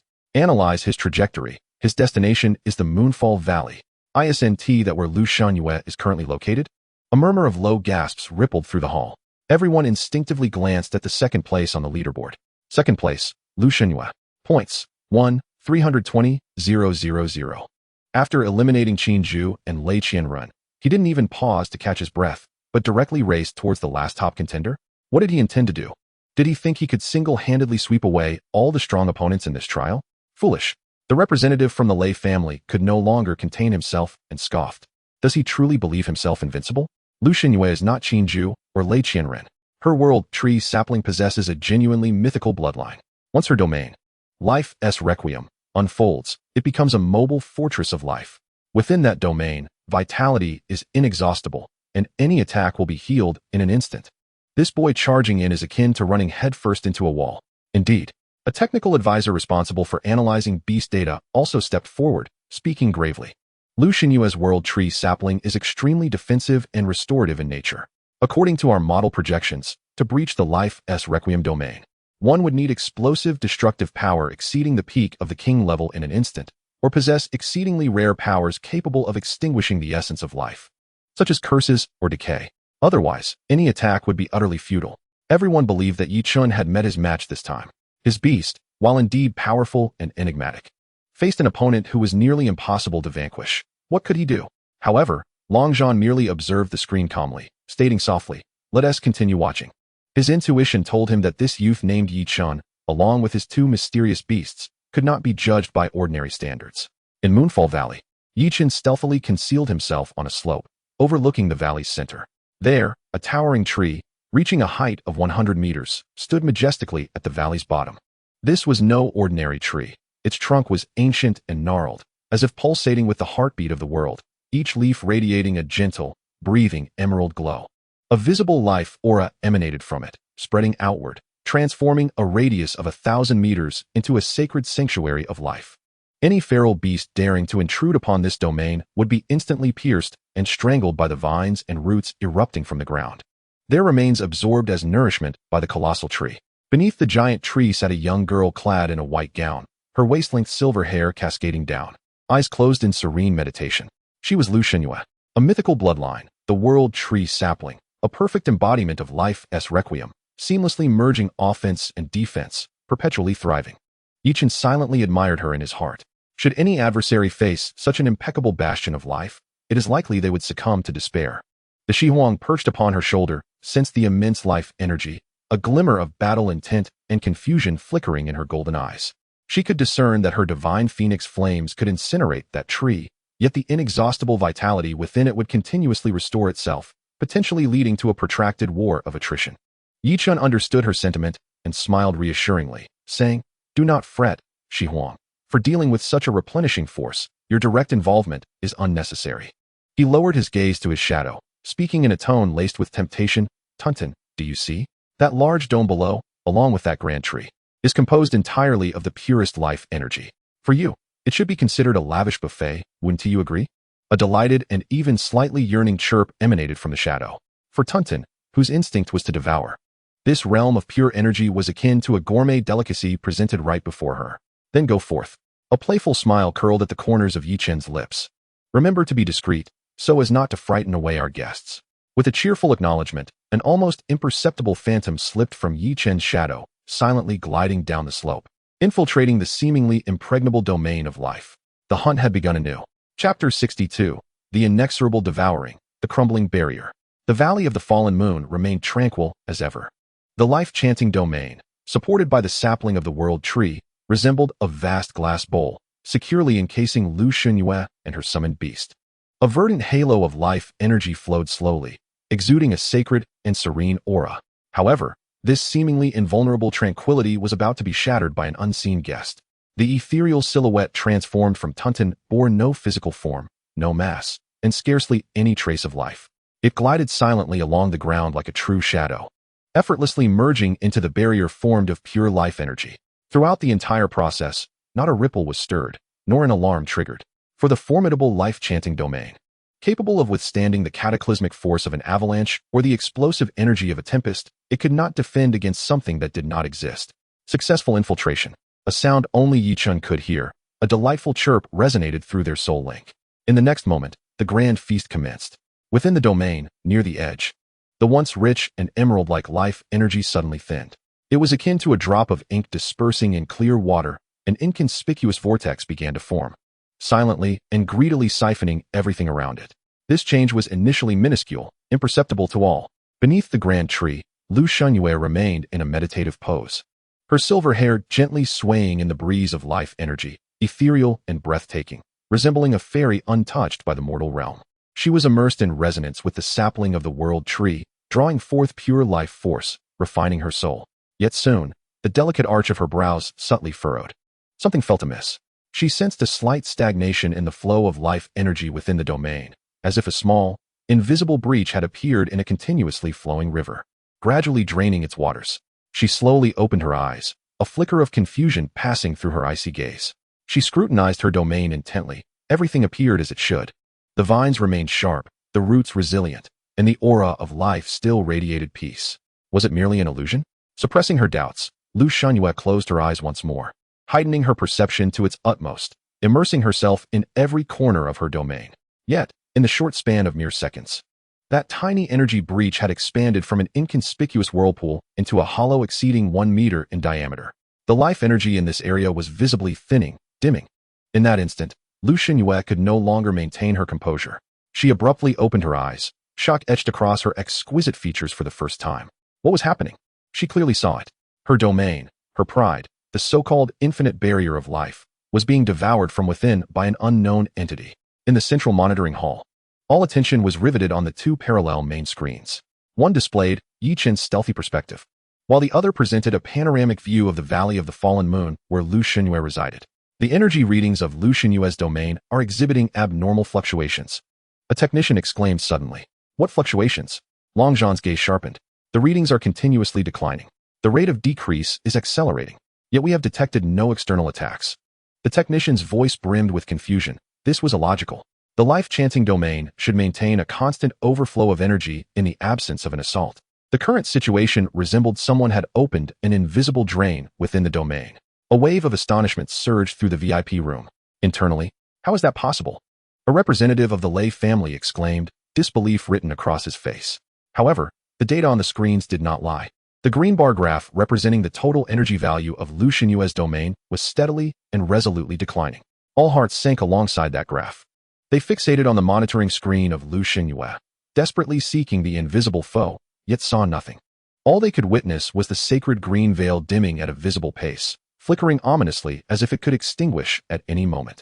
Long Zhan leaned forward involuntarily. His fists clenched tightly, his eyes blazing with an unprecedented intensity. It must be him. It has to be that boy Yi Chen and his mysterious slime. In the Valley of the Fallen Moon, Lu Xunyue had risen from beneath the tree. No longer could she maintain her composure and elegance. Her beautiful face was now etched with anxiety and disbelief. She could distinctly feel her companion, the sapling of the world tree, emitting a mournful cry of anguish. The life energy composing her domain was, after all, an extension of the world tree's power. Now, that power was being frantically siphoned away, consumed. Come forth. What exactly are you? Lu Xunyue cried out, summoning the power of the world tree. With a thunderous rumble, the ground within the domain convulsed as hundreds of stout roots and vines, akin to wrathful serpents, lunged towards the area where the energy was thinnest, twisting and constricting. Yet, they found nothing but emptiness. The roots and vines futilely wreaked havoc upon the ground, unable to touch their invisible adversary. Instead, the rate of energy loss accelerated due to the violent mobilization of the World Tree's power. Lu Xinyue's heart sank further into despair. For the first time, she faced an enemy she could neither comprehend nor contend with. The helplessness of watching her strength being devoured while failing to even glimpse her foe was far more terrifying than a direct defeat. At the moment when her mind was in turmoil, a tranquil footstep echoed from the hillside, approaching in a leisurely manner. Lu Xinyue abruptly lifted her gaze. Beyond the faint veil of light, a tall youth emerged from the shadows. Perched upon his shoulder was an exquisite and haughty golden chick, and a faint smile adorned his face as he confidently strode towards her and her crumbling domain. It was he, Yi Chun, the enigmatic figure who inexplicably held the top position on the leaderboard. Did you do this? Lu Xinyue's voice trembled imperceptibly. Yi Chun halted before the nearly translucent barrier of her domain, nodding with a smile. Your domain is quite delectable. The casual remark from Yi Chun struck Lu Xinyue's heart like a heavy hammer. Delectable? The life domain she had constructed with pride, centered around a mythic-grade sapling of the World Tree, was dismissed as mere food? What an affront! What an unfathomable insult! Lu Xinyue clenched her silver teeth, and for the first time, anger and a hint of uncontrollable panic surfaced on her cold visage. She could not comprehend what kind of beast could feast upon a pure energy domain. Crack! Before she could process her thoughts, a crisp sound, akin to glass shattering, rang clearly in her ears. It seemed like a signal. Crack! Crack! The sound of shattering echoed from all directions. Lu Xinyue looked up in horror and witnessed that the once dimly lit barrier of life was now riddled with spiderweb-like black cracks. Those fissures were spreading and expanding at a terrifying pace. The pure life energy comprising the domain had been devoured from within by an invisible foe. Boom! With a muffled explosion, the life domain, which had endured for several hours, shattered like a colossal emerald bowl, bursting apart. Countless emerald points of light scattered and swiftly vanished into nothingness in midair. The sacred aura enveloping the entire valley dissipated entirely. As the domain collapsed, the unseen consumer finally revealed its true form. To Lu Xinyue's astonishment, a translucent, gelatinous creature, about the size of a fist, floated in the air. Its body gently undulated, exuding a sense of satisfaction, and it even let out a human-like belch. Gurgle! A contented chirp shattered Lu Xinyue's last shred of hope. It was this creature. This seemingly harmless and somewhat endearing slime was the culprit that had consumed her entire domain. Slime, Lu Xinyue muttered to herself, her mind a blank slate. She could not fathom how this lowly, ordinary creature could possibly be linked to the unsolvable horror of its devouring capabilities. In the central monitoring hall, the moment the life domain shattered, everyone rose from their seats, their faces etched with shock. The domain was breached? No, it was drained. What was that creature? A slime? As the figure of the slime became clear on the surveillance screen, an eerie silence enveloped the entire hall. Representatives from the Lei and Qin families stood agape, their expressions vacant, as if their very worldview had been shattered. A slime had consumed a mythic-grade bloodline S domain. This was no longer a battle. It was a tale spun from the absurd. Long Zhan's pupils constricted to their utmost limit as he fixated on the screen displaying the satisfied slime, then glanced at the composed Yi Chun beside him, his breath quickening. He finally understood why Yi Chun was labeled as a slime in the records. Because it was indeed a slime. Yet, it was a mythic slime that could overturn all preconceived notions, potentially upending the entire beast control system. In the Valley of the Moon's descent, after a brief moment of shock, Lu Xinyue forcibly quelled the tumult within her heart. As a top-tier prodigy, she would never concede. The domain had been shattered, and the World Tree sapling had weakened due to the massive energy drain, yet it remained a mythic-grade bloodline, still brimming with formidable combat prowess. World Tree, attack! Lu Xinyue issued a crisp command. Buzz! The towering 100-meter giant tree behind her seemed to come alive, its massive trunk quaking violently. The ground erupted as dozens of roots, harder than steel, shot forth from all directions like furious dragons breaking through the earth, aimed directly at Yi Chun and his beast. This was the World Tree's most direct and ferocious physical assault. However, in the face of an attack capable of leveling a small mountain in an instant, Yi Chun didn't even shift his stance. The slime, named Tun Tun, suddenly spread its body like liquid in midair, transforming into a dark, swirling vortex. The abyssal whirlpool seemed to connect to an unknown void. The incoming massive roots met the black vortex, and, upon contact, were silently devoured without a sound, vanishing without a trace, as if they had been swallowed by the sea. Lu Xinyue's heart plummeted to the depths of despair. Her physical attack had been consumed. How could she fight like this?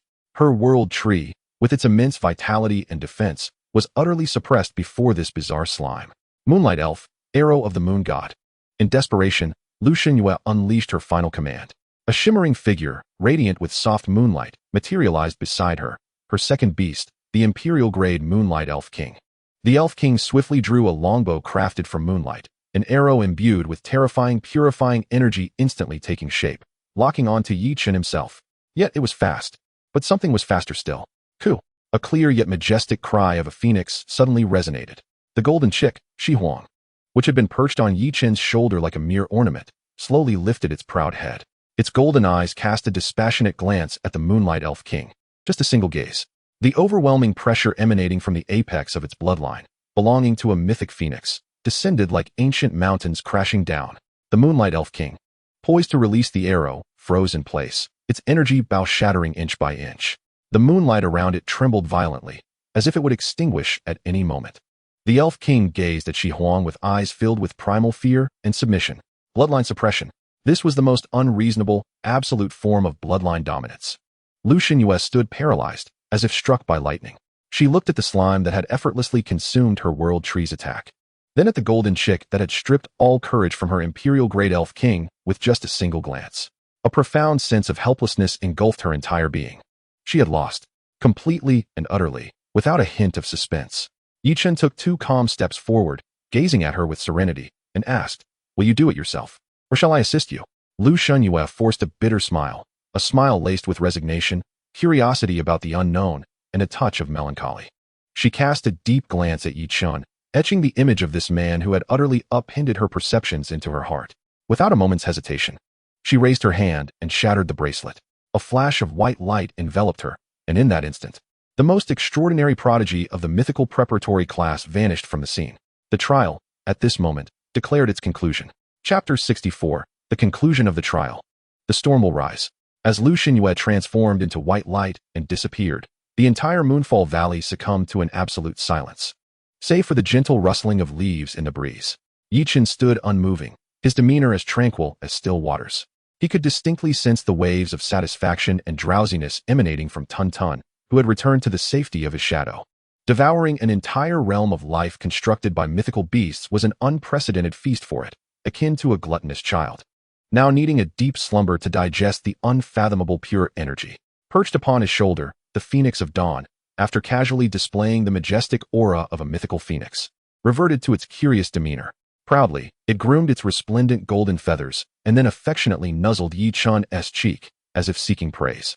With a smile, Yi Chen caressed its soft crest, and turned his gaze toward the void, where the leaderboard on the bracelet vividly materialized. First place, Yi Chen. Score, 4,150,000. Second place, eliminated. Third place, eliminated. On the leaderboard, apart from his glaring name and astronomical score, no other names shown. A somber grayness enveloped the screen, signaling the end of an era and the dawn of another legend. At that moment, a grand and authoritative electronic synthesized voice resonated throughout the trial's secret realm, imbued with undeniable finality. Attention all participants, the mythical preparatory class admission trial has officially concluded. Final score rankings have been locked. The teleportation procedure will initiate in 10 seconds. Please prepare all participants. 10, 9, 8. In the chilling countdown, Yi Chen's figure gradually grew ethereal, ultimately transforming into a pure white light, vanishing within the valley he had thoroughly conquered. Central Monitoring Hall. As Lu Xinyue shattered her bracelet and the announcement of the trial's conclusion echoed, an eerie silence enveloped the room. Everyone stood still. From the technicians hurriedly operating the consoles to the dignitaries in the VIP room, seasoned generals, and representatives of noble families, all transfixed by the main screen displaying the solitary figure of the boy, who ultimately faded into light. Shock, confusion, and disbelief intertwined on every face, culminating in a silence tinged with reverence. A boy who had forged a pact with a slime had, in less than half a day, swept through all the top prodigies, including Qin Zhu, Lei Qianren, and Lu Xinyue, with an almost overwhelming, unreasonable prowess. This could no longer be termed a trial. It was a unilateral cleansing. A monster. He is a true monster. The representative of the Qin family trembled, his face as pale as a sheet, devoid of the earlier arrogance and composure. His pride, the heir of the Yuming Qin family, was rendered utterly powerless before the boy. The representative of the Lei family fared no better, collapsing onto the luxurious leather chair. his eyes vacant, cold sweat soaking his back. He understood all too well the catastrophic consequences of having crossed paths with such a future titan.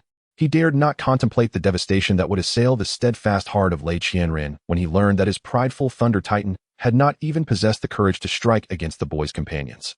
A deputy to the Legion commander swallowed hard, glancing at Long Zhan, awaiting his command.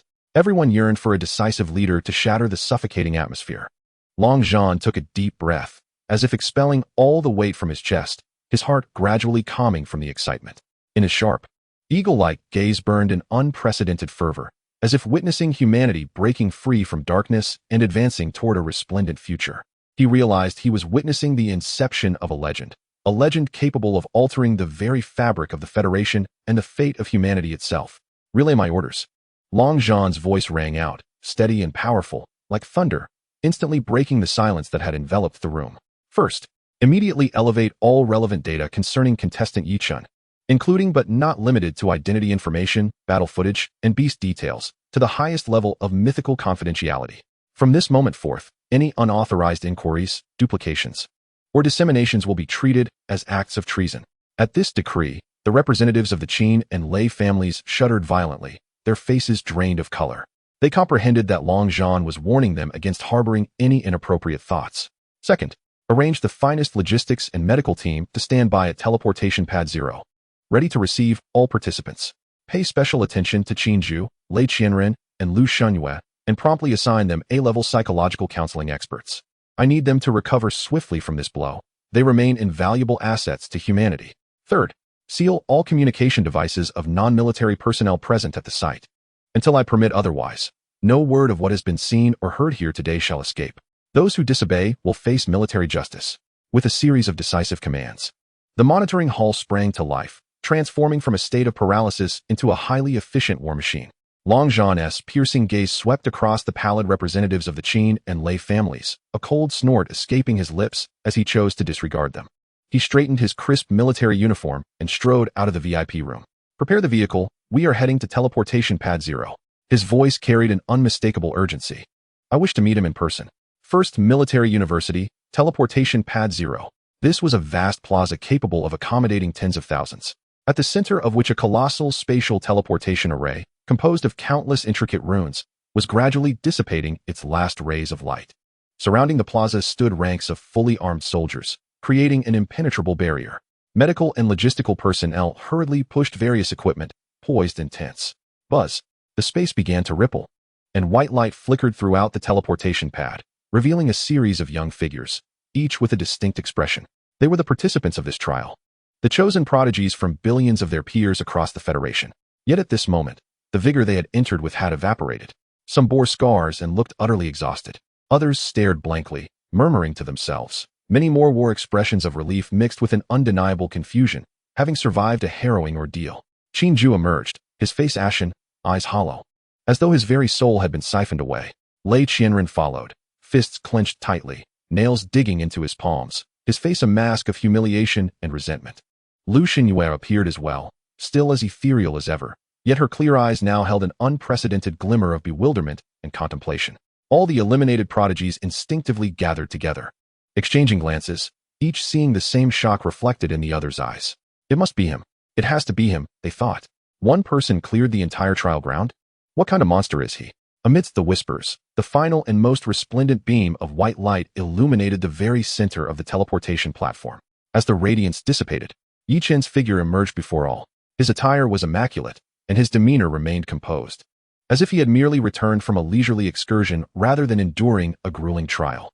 At the moment of his appearance, the cacophony of the square, the clamor, the discussions, the very breaths, seemed to be severed by an invisible hand. Silence enveloped the crowd. All gazes, whether from the prodigies he personally eliminated or the surrounding soldiers and staff, converged upon this seemingly ordinary youth. Awe, fear, curiosity, and an intricate tapestry of emotions intertwined in the air. At this moment of collective attention, a series of brisk, powerful footsteps resonated. The crowd instinctively parted to create a path. Long Zhan, the vice commander of the Longxiang Legion, donned in the garments that symbolized unparalleled glory, or the luminous general's star upon his shoulder. Surrounded by high-ranking officers, he strode purposefully through the throng, advancing directly to stand before Yichun. He halted, his hawk-like eyes sharp enough to pierce steel, fixed intently on Yi Chun, remaining silent for a full 3 seconds. Then, to the astonishment of all present, this iron-willed general, who could shake the Federation with a mere stamp of his foot, revealed a smile brimming with appreciation and admiration towards the youth before him. Your name is Yi Chun, is it not? I am Long Zhan. Welcome to the Mythology Preparatory Class. Chapter 65, The Soul Victor, Rewards of Mythology. At the First Military University, on the 0th teleportation platform, an oppressive silence blanketed the expansive square. Hundreds of the Federation's most elite prodigies stood like soulless puppets, their spirits seemingly drained. The air was thick with the scent of failure, resentment, and profound fear, contrasting starkly with the composed demeanor of the neatly attired youth at the center of the square. Long Zhan's footsteps echoed like war drums against the hearts of those present. He traversed the crowd, disregarding the lost expressions of the talented, ultimately stopping before Yi Chun. His keen, eagle-like gaze remained fixed on Yi Chun, enveloped in 3 seconds of silence, an examination, an appraisal, and a heartfelt astonishment. Then, amidst the astonished stares of all, the steely general, known for his ruthless demeanor, unexpectedly displayed a smile filled with admiration. Your name is Yi Chun, is it not? I am Long Zhan. Welcome to the Mythology Preparatory Class. His voice, though not loud, carried a reassuring power, clearly resonating in the ears of everyone present. You performed splendidly, far exceeding our expectations by a staggering magnitude. This heartfelt commendation elicited astonished expressions from the surrounding high-ranking officers. They had never witnessed Long Zhan so unabashedly praise a young individual.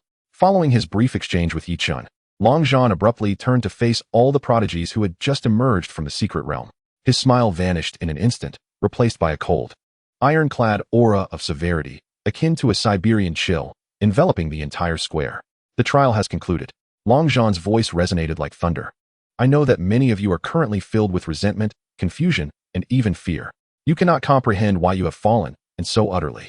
In your respective cities and families, you are unparalleled geniuses. Yet here, you lack even the qualification to be his opponent. These words struck like poisoned daggers into the hearts of Qin Zhu, Lei Qianren, and others. Their faces turned pale, and their bodies trembled involuntarily. Dismiss those pitiable expressions. Long Zhan bellowed. Failure is not to be feared. What is truly terrifying is the absence of courage to confront it. Now, I shall announce the final results and rewards of this trial. His piercing gaze swept across the crowd, offering no one a moment's reprieve. First, the third and second places. Long Zhan's voice bore no emotion. Based on your scores and performances before elimination, Qin Zhu, you rank third. Lu Shenyue, you rank second. Upon hearing this, the crowd erupted in commotion. Qin Zhu's countenance turned a deep shade of pallor, his fists clenched so tightly that his nails nearly embedded into his flesh. Third place. For the heir of the Yin Ming Qin family, this was an utter disgrace. Lu Shenyue remained composed, merely observing the scene with an air of indifference, as though the outcome bore no consequence for her. Yet, for these top prodigies, these rankings felt more like a humiliation than an accolade. The rewards will be distributed as planned. With a wave of his hand, Long Zhan summoned 2 attendants bearing trays draped in crimson cloth. For third place, a storm dragon eagle egg of king-level potential, its lineage pure. Once matured, it can effortlessly wield the powers of wind and thunder, worth a fortune. For second place, a vial of pure soul liquid that can cleanse mental fortitude and stabilize realms. This substance is harvested from the ancient celestial stone milk, a single drop capable of helping a master beast tamer break through their bottleneck. Each of these rewards could incite envy among grandmasters from the outside world, potentially bankrupting a second-rate family. However, in that moment, Qin Zhu numbly accepted the pulsating egg of life, his eyes filled with resentment. Lu Shenyue, upon receiving the soul liquid, slightly nodded in Yi Chen's direction, her gaze a complex tapestry of emotions. Compared to Yi Chen's astronomical score, these rewards appeared woefully inadequate. All breaths were collectively held, for they understood that the true climax was yet to unfold. Long Zhan's gaze finally returned to Yi Chun, this time imbued not merely with admiration, but with a fervor akin to beholding a rare treasure, as if appreciating an artifact capable of altering the fate of a nation. As for the first place, he deliberately paused, allowing the tension to reach its zenith. The square fell silent, every ear attuned, every heart racing. Yi Chun, score, 4,150,000. With your own strength, you have cleared the entire trial ground. You have shattered all records since the inception of the Mythology Preparatory Class. Therefore, through an emergency resolution by the highest council, all preordained rewards have been annulled. This proclamation startled everyone, a wave of disbelief crashing over them. Were there to be no rewards at all? Long Zhan's lips curled into a shockingly powerful arc, and his voice rose dramatically. Now, I bestow upon the first place, Yi Chun, a special reward. The mythology-grade material, Heart of Nirvana. Boom. As the words Heart of Nirvana echoed through the square, it felt as if an invisible nuclear bomb had been detonated. Every mind fell into a state of blankness. Whether among the haughty prodigies or the battle-hardened officers, all gasped in disbelief, their faces a canvas of incredulity. Nirvana. It represented the supreme ability of the legendary Phoenix, embodying both destruction and rebirth. The Heart of Nirvana was the culmination of the true Phoenix's essence after a failed rebirth, a distillation of its divine flames and life source. It contained the purest principles of life and fire, ranking among the most extraordinary divine artifacts in existence. It was capable of metamorphosing any fire attribute or avian beast, forcibly elevating its bloodline, granting a glimpse into the elusive path of mythology. Its value transcended monetary measures, a true national treasure, priceless and unparalleled. In that moment, Qin Zhu's resentment crumbled into ashes, and the flames of discontent in Lei Qianren's eyes were extinguished, leaving only an abyss of despair. Lu Xinyue gazed at Yi Chun, a flicker of understanding flashing in her clear eyes. They finally comprehended that the chasm between them and Yi Chun could no longer be bridged by mere talent or effort. It was a dimensional obliteration, and at that very moment, Yi Chun's heart surged with exhilaration. The Heart of Nirvana. This is precisely what he currently requires. A divine artifact capable of enabling Shi Huang to solidify its foundation and embark on a genuine journey of growth. He had initially presumed that he would expend countless efforts in search of it, only to be astounded that the Academy had presented it directly. The Shi Huang perched upon his shoulder seemed to sense the resonant essence emanating from the depths of its bloodline. It let out a melodious cry, its golden eyes brimming with insatiable desire and excitement. It appears that this reward has brought you immense satisfaction, Long Zhan remarked with a smile, personally handing a box crafted from millennium-old cold jade to Yi Chun. The box felt icy to the touch, yet could not suppress the intense, almost soul-igniting vitality contained within. With a solemn nod, Yi Chun accepted the box, expressing his gratitude. Thank you.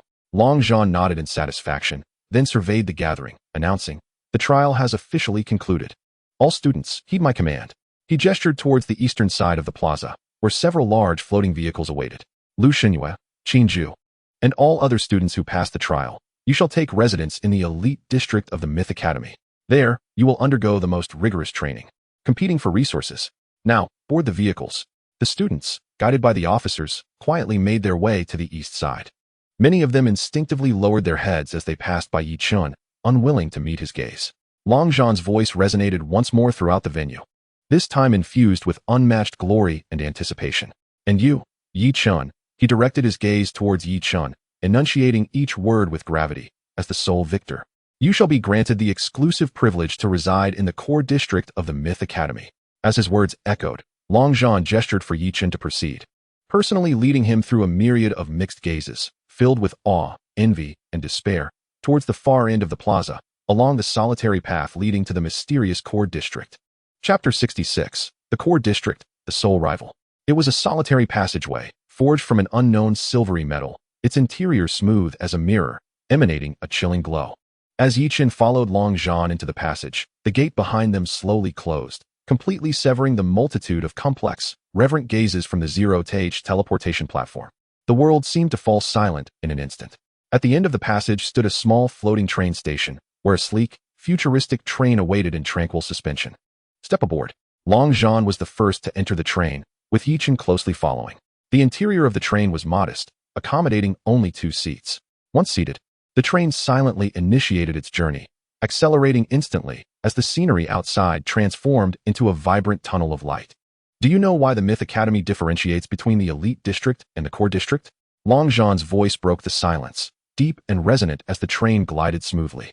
Yi Chun looked at him, remaining silent and awaiting further elucidation. The elite district is designed to cultivate the pillars of the Federation's future. Long Zhan's gaze deepened. Lu Xinyue, Qin Zhu, and the others are extraordinary talents among millions, ultimately aspiring to become generals guarding their territories or masters dominating their realms. Their ambition is to become formidable beings. However, the core district is starkly different. Long Zhan's tone shifted sharply, his eyes sharpening with intensity. The core district is never mass-produced. Its sole purpose is to channel the entire might of the Federation, sparing no cost to forge a legend. Long Zhan paused, fixing his gaze upon Yi Chun as he continued. Here, there are no teachers. Your instructors are the accumulated knowledge and legacies left by the Federation's past sages. Yet, you are not alone in this endeavor. You, Yi Chun, Long Zhan pronounced each syllable with unparalleled solemnity, are the fifth resident of the core district since the establishment of the Myth Academy. Your three predecessors are now all legendary beast masters, safeguarding the borders of humanity and instilling fear in myriad races. The fourth, however, has yet to graduate. Yi Chun's heart stirred slightly. His name is Ji Wudao, the victor of the last trial, having entered the core district a year prior to you. Long Zhan's tone grew complex, which means that from this day forth, he will be your sole classmate and your only rival. The resources in the core district are boundless, but the best will always belong to just one. Here, the primal law of the jungle prevails, survival of the fittest. Suddenly, the floating train jolted violently, breaking through the light tunnel, revealing a breathtaking vista. A colossal floating island hovered gracefully above the sea of clouds. Waterfalls cascaded, exotic flora flourished, and pure, vibrant energy radiated visibly. Countless powerful and rare creatures frolicked freely within the lush woodland. This is a perfect paradise. Welcome to the core district of the Myth Academy, Kunlun. A hint of pride illuminated Long Zhan's face. This is the cradle of legends, yet also the most brutal arena for beast battles. The train came to a halt before a magnificent palace at the island's center. The palace was constructed entirely of pristine jade, with the grand entrance adorned with two intricately carved characters, Dao Gong. Just as they were about to step into the Dao Gong, a cold and haughty voice emanated from within. General Long Zhan, is this the newcomer you brought? A mere fellow who hasn't even reached the master level, and yet dares to step into Kunlun? Before the words had fully escaped his lips, a figure emerged slowly from the depths of the palace. It was a young man clad in black attire, possessing an almost ethereal beauty, yet his eyes bore an indifferent disdain, as if surveying mere ants. Merely standing there, a terrifying aura radiated from him, as if he were the sovereign of this realm. Coiled upon his shoulder was a pitch-black serpent with imposing dragon horns, its golden slit-like pupils exuding an air of destruction and ferocity. The progeny of the Taishu ancient dragon, a true legendary dragon breed. Ji Wudao. Long Zhan's brow furrowed slightly. Yi Chun is the victor unanimously approved by the committee, possessing the qualification to enter here. A smirk of disdain curled at the corners of Ji Wudao's lips as his gaze swept past Long Zhan, landing on Yi Chun, as if appraising an insignificant insect. Qualification? Here, only strength constitutes qualification. He extended a finger towards the depths of the Dao Gong, gesturing towards the four main halls. Do you see them? The Hall of Records, the Hall of Refinement, the Hall of Nurturing Spirits, and the Hall of Martial Arts. I advise you to tread carefully before you possess absolute certainty, for that is my domain. With that, he turned his back on Yi Chun, retreating into the palace's depths, his cold voice echoing, "Do not disturb me, or I will not hesitate to restore the core district to a solitary state for a year." Arrogant, domineering, and utterly dismissive, Long Zhan's expression darkened, yet he seemed helpless, merely explaining to Yi Chun, "The rules of the core district are thus. We have no authority to interfere in the competition among students. Your wristband grants you the highest privileges, allowing access to any hall, but he is correct. You must defend your rights with strength." After introducing the functions and materials required for the four halls of the Dao Gong, Long Zhan placed a hand on Yi Chun's shoulder, his tone turning gravely serious. "Yi Chun, your campus life has commenced. Remember, we have bestowed everything upon you and have high expectations. Here, you must not only surpass yourself, but also defeat him. Become the sole master of Kunlun." With that, Long Zhan made no further delay, striding away with purpose. The vast and majestic Dao Gong was left with only Yi Chun. He could distinctly sense a faint, foreboding aura emanating from the depths of the palace, laden with a warning. He glanced at the Nirvana heart in his hand, then lifted his gaze towards the Hall of Nurturing Spirits, his previously calm demeanor replaced by a sharp glint of determination. "The only rival, is it? Now, this shall be intriguing." Without a hint of hesitation, he disregarded the oppressive aura and made his way directly towards the Hall of Nurturing Spirits.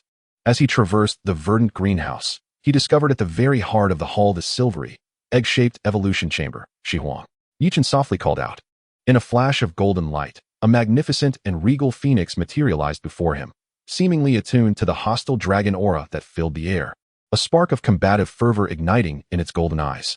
"Have you sensed the pressure?" Yi Chun gently caressed its feathers, whispering, "Now, it is your time." Taking a deep breath, he opened the box crafted from millennia-old cold jade. In an instant, an indescribable surge of fiery vitality erupted forth. A heart, seemingly forged from burning blood and flames, floated serenely in midair. With each beat, It sent ripples through the surrounding space, as if intent on transforming the entire realm into its domain of divine fire. The phoenix trembled uncontrollably upon witnessing the Nirvana heart, a resonance of longing emanating from the very depths of its bloodline. Go forth. Yi Chen's gaze hardened with unwavering resolve. Complete your metamorphosis, and then we shall reclaim what is rightfully ours, piece by piece. Chapter 67. The Fire of Nirvana. Within the spirit-nurturing hall, the air felt as though it had solidified into amber, every speck of dust suspended in stillness. This was the place imbued with the most vibrant life force throughout the floating Kunlun Island. The hall was constructed from a rare spirit material known as life source wood, continuously emanating gentle life energy. The ground was adorned with extraordinary flora, each a treasure beyond price from the outside world, now seemingly responding to an unseen call. Their branches swaying gently, producing a soft hum. At the center of the hall stood the enormous silver egg known as the Chaotic Evolution Chamber, exuding an exquisite beauty interwoven with futurism and mystery. Its surface was etched with countless intricate energy circuits, glowing with an ethereal blue light from within, akin to the breath of a slumbering behemoth. Yi Chen inhaled deeply, focusing his mind with unprecedented intensity. As his thoughts stirred, the upper half of the evolution chamber silently slid apart, revealing an interior space as profound as the cosmos. A gentle yet irresistible gravitational field emanated from within, enveloping both Shi Huang and the floating Nirvana heart. Each beat of that heart sent visible ripples through the air, intertwining immense life force with searing heat, resembling a miniature sun. The reflection of the heart flickered in Shi Huang's golden eyes, the deepest yearning of its bloodline transforming into a towering wave of desire, no longer to be suppressed. With a resounding cry filled with determination and longing, the phoenix's call echoed throughout the hall. No longer hesitating, Shi Huang transformed into a brilliant streak of light, charging unhesitatingly towards the pulsating source of life. There was no cataclysmic collision. The moment Shi Huang made contact with the Nirvana heart, that heart seemed to find its long-lost home, instantly melting into the purest, primal crimson golden divine blood, alive as it enveloped every feather of Shi Huang, saturating every inch of its flesh, ultimately flowing into its very soul. Boom. In the next moment, an indescribable torrent of terrifying energy erupted from the center of Shi Huang's being. Golden red flames surged skyward, not of the mundane kind, but a divine fire of nirvana embodying the dual principles of destruction and rebirth. In an instant, the flames enveloped Shi Huang, forming a colossal cocoon of fire exceeding 10 meters in diameter, its surface flowing with ancient and mysterious runes. Within the spirit-nurturing hall, the priceless treasures, each protected by special formations, bowed their branches and leaves under the overwhelming pressure of the divine fire, retreating their brilliance as if humbly paying homage to the sovereign of bloodlines. The aura was overwhelmingly domineering, instantly shattering the confines of the spirit-nurturing hall, sweeping across the entire Kunlun floating island like a tempest. On the island, a king-level beast, the cloud-pacing Lin, drinking from a stream, suddenly lifted its head in terror, emitting a mournful cry before vanishing into the depths of the forest like a streak of white light. High above, an imperial-level ferocious bird, the thunderwing demon griffin, patrolling its territory, felt the aura and froze mid-flight, nearly plummeting from several thousand meters. Alarmed, it gazed towards the direction of the Dao Palace, retracting all its presence, spiraling back to its nest, trembling in fear. The entire Kunlun trembled under the weight of this newly birthed mythos. Within the Dao Palace, in the Divine Refinement Hall, a vast spirit-gathering array was in operation, drawing in copious amounts of heavenly and earthly spiritual energy, so dense it transformed into white spiritual mist, swirling around Ji Wudao, forming visible energy vortices. He sat cross-legged at the center of the array, eyes closed, breathing deeply, with each inhalation causing slight tremors in the space around him. Upon his shoulder, the young Taishu ancient dragon contentedly breathed in pure dragon essence, surrounded by wisps of gray chaotic energy. At that moment, an unprecedentedly domineering and scorching aura, as if intent on incinerating all creation, surged unexpectedly from the direction of the spirit-nurturing hall, violently tearing apart the meditative atmosphere he had cultivated. Ji Wudao abruptly opened his eyes, a flicker of genuine astonishment breaking through the indifference in his gaze for the first time. Is this the aura of divine fire? Such pure essence, a manifestation of the phoenix lineage's divine powers. Roar. The young Taishu ancient dragon sensed this mythic bloodline pressure, a provocation from an ancient rival. Uneasily, it raised its head, its form expanding slightly, fierce battle intent and a hint of offended wrath gleaming in its golden vertical pupils. A low, resonant dragon's roar echoed within the hall, an invisible dragon might spreading forth, clashing silently with the phoenix's divine might in the void. Humph, intriguing. A cold smile curved Ji Wudao's lips. Eager to enhance your strength upon arrival, are you? Yi-chun, you've given me a rather pleasant surprise. Yet, bloodline does not equate to combat prowess. Even clad in dragon scales, a mere ant remains an ant. Despite his words, he slowly rose, his gaze seemingly piercing through the barriers of the hall, peering towards the spirit-nurturing hall. In the depths of his indifferent eyes, a hint of scrutiny emerged. He wished to see what surprises this newcomer, this fledgling who had just grasped an opportunity, could bring him. Within the chaotic evolution chamber, Yi-chun's expression was grave, beads of sweat forming on his brow. Through the soul link, he could vividly see and feel everything Shi Huang was undergoing. This was no mere metamorphosis. It was a purgatorial rebirth. The nirvana fire was mercilessly incinerating Shi Huang's body, reducing its bones to ashes, only to reshape them with the principles of flame, evaporating its blood, then recreating it from the essence of life. Gritting his teeth, he not only maintained the link, but also transmitted his resilient willpower, enduring the soul-searing pain alongside Shi Huang. With each passing second, Shi Huang grew stronger amidst this destruction and rebirth. Its aura surged at an astonishing pace. King level 1st tier, King level 5th tier, King level 9th tier pinnacle. In just a matter of minutes, Shi Huang's power transcended the entire King level spectrum. Yet, the energy of the Nirvana heart was far from exhausted. The transformation continued. The chasm from King to Emperor, in the face of the Nirvana fire, appeared to lose its impenetrability. Break for me. Yi-chun seemed to hear the indomitable and proud cry from the very depths of Shi Huang's soul. Crack! A distinct fissure abruptly appeared on the fiery cocoon encasing Shi Huang. Immediately thereafter, the second and third fissures spread rapidly like a spider's web, with each crack unleashing an even more terrifying pressure. A fearsome force, far exceeding that of a monarch, erupted entirely from the crevices. Boom! The fiery cocoon exploded with a thunderous roar. Divine flames engulfed the heavens, seemingly intent on reducing the entire spirit-nurturing palace to ashes, yet they were perfectly contained within the confines of the evolution chamber's runic force field, without a single spark escaping. A melodious and noble phoenix cry, as if capable of piercing the very skies, resounded throughout the entire Dao Palace. As the flames dissipated, a brand new divine bird appeared before Yi-chun. Its size had multiplied several times, with a wingspan nearing 10 meters, its form both graceful and powerful. The once crimson feathers had now entirely transformed into a pure golden hue, each feather's edge seemingly ablaze with an eternal flickering flame. Its tail feathers had grown longer and more resplendent, trailing behind them streams of radiant light, as if woven from the very fabric of cosmic laws. The crown atop its head appeared as though forged from divine gold, radiating an air of unparalleled nobility.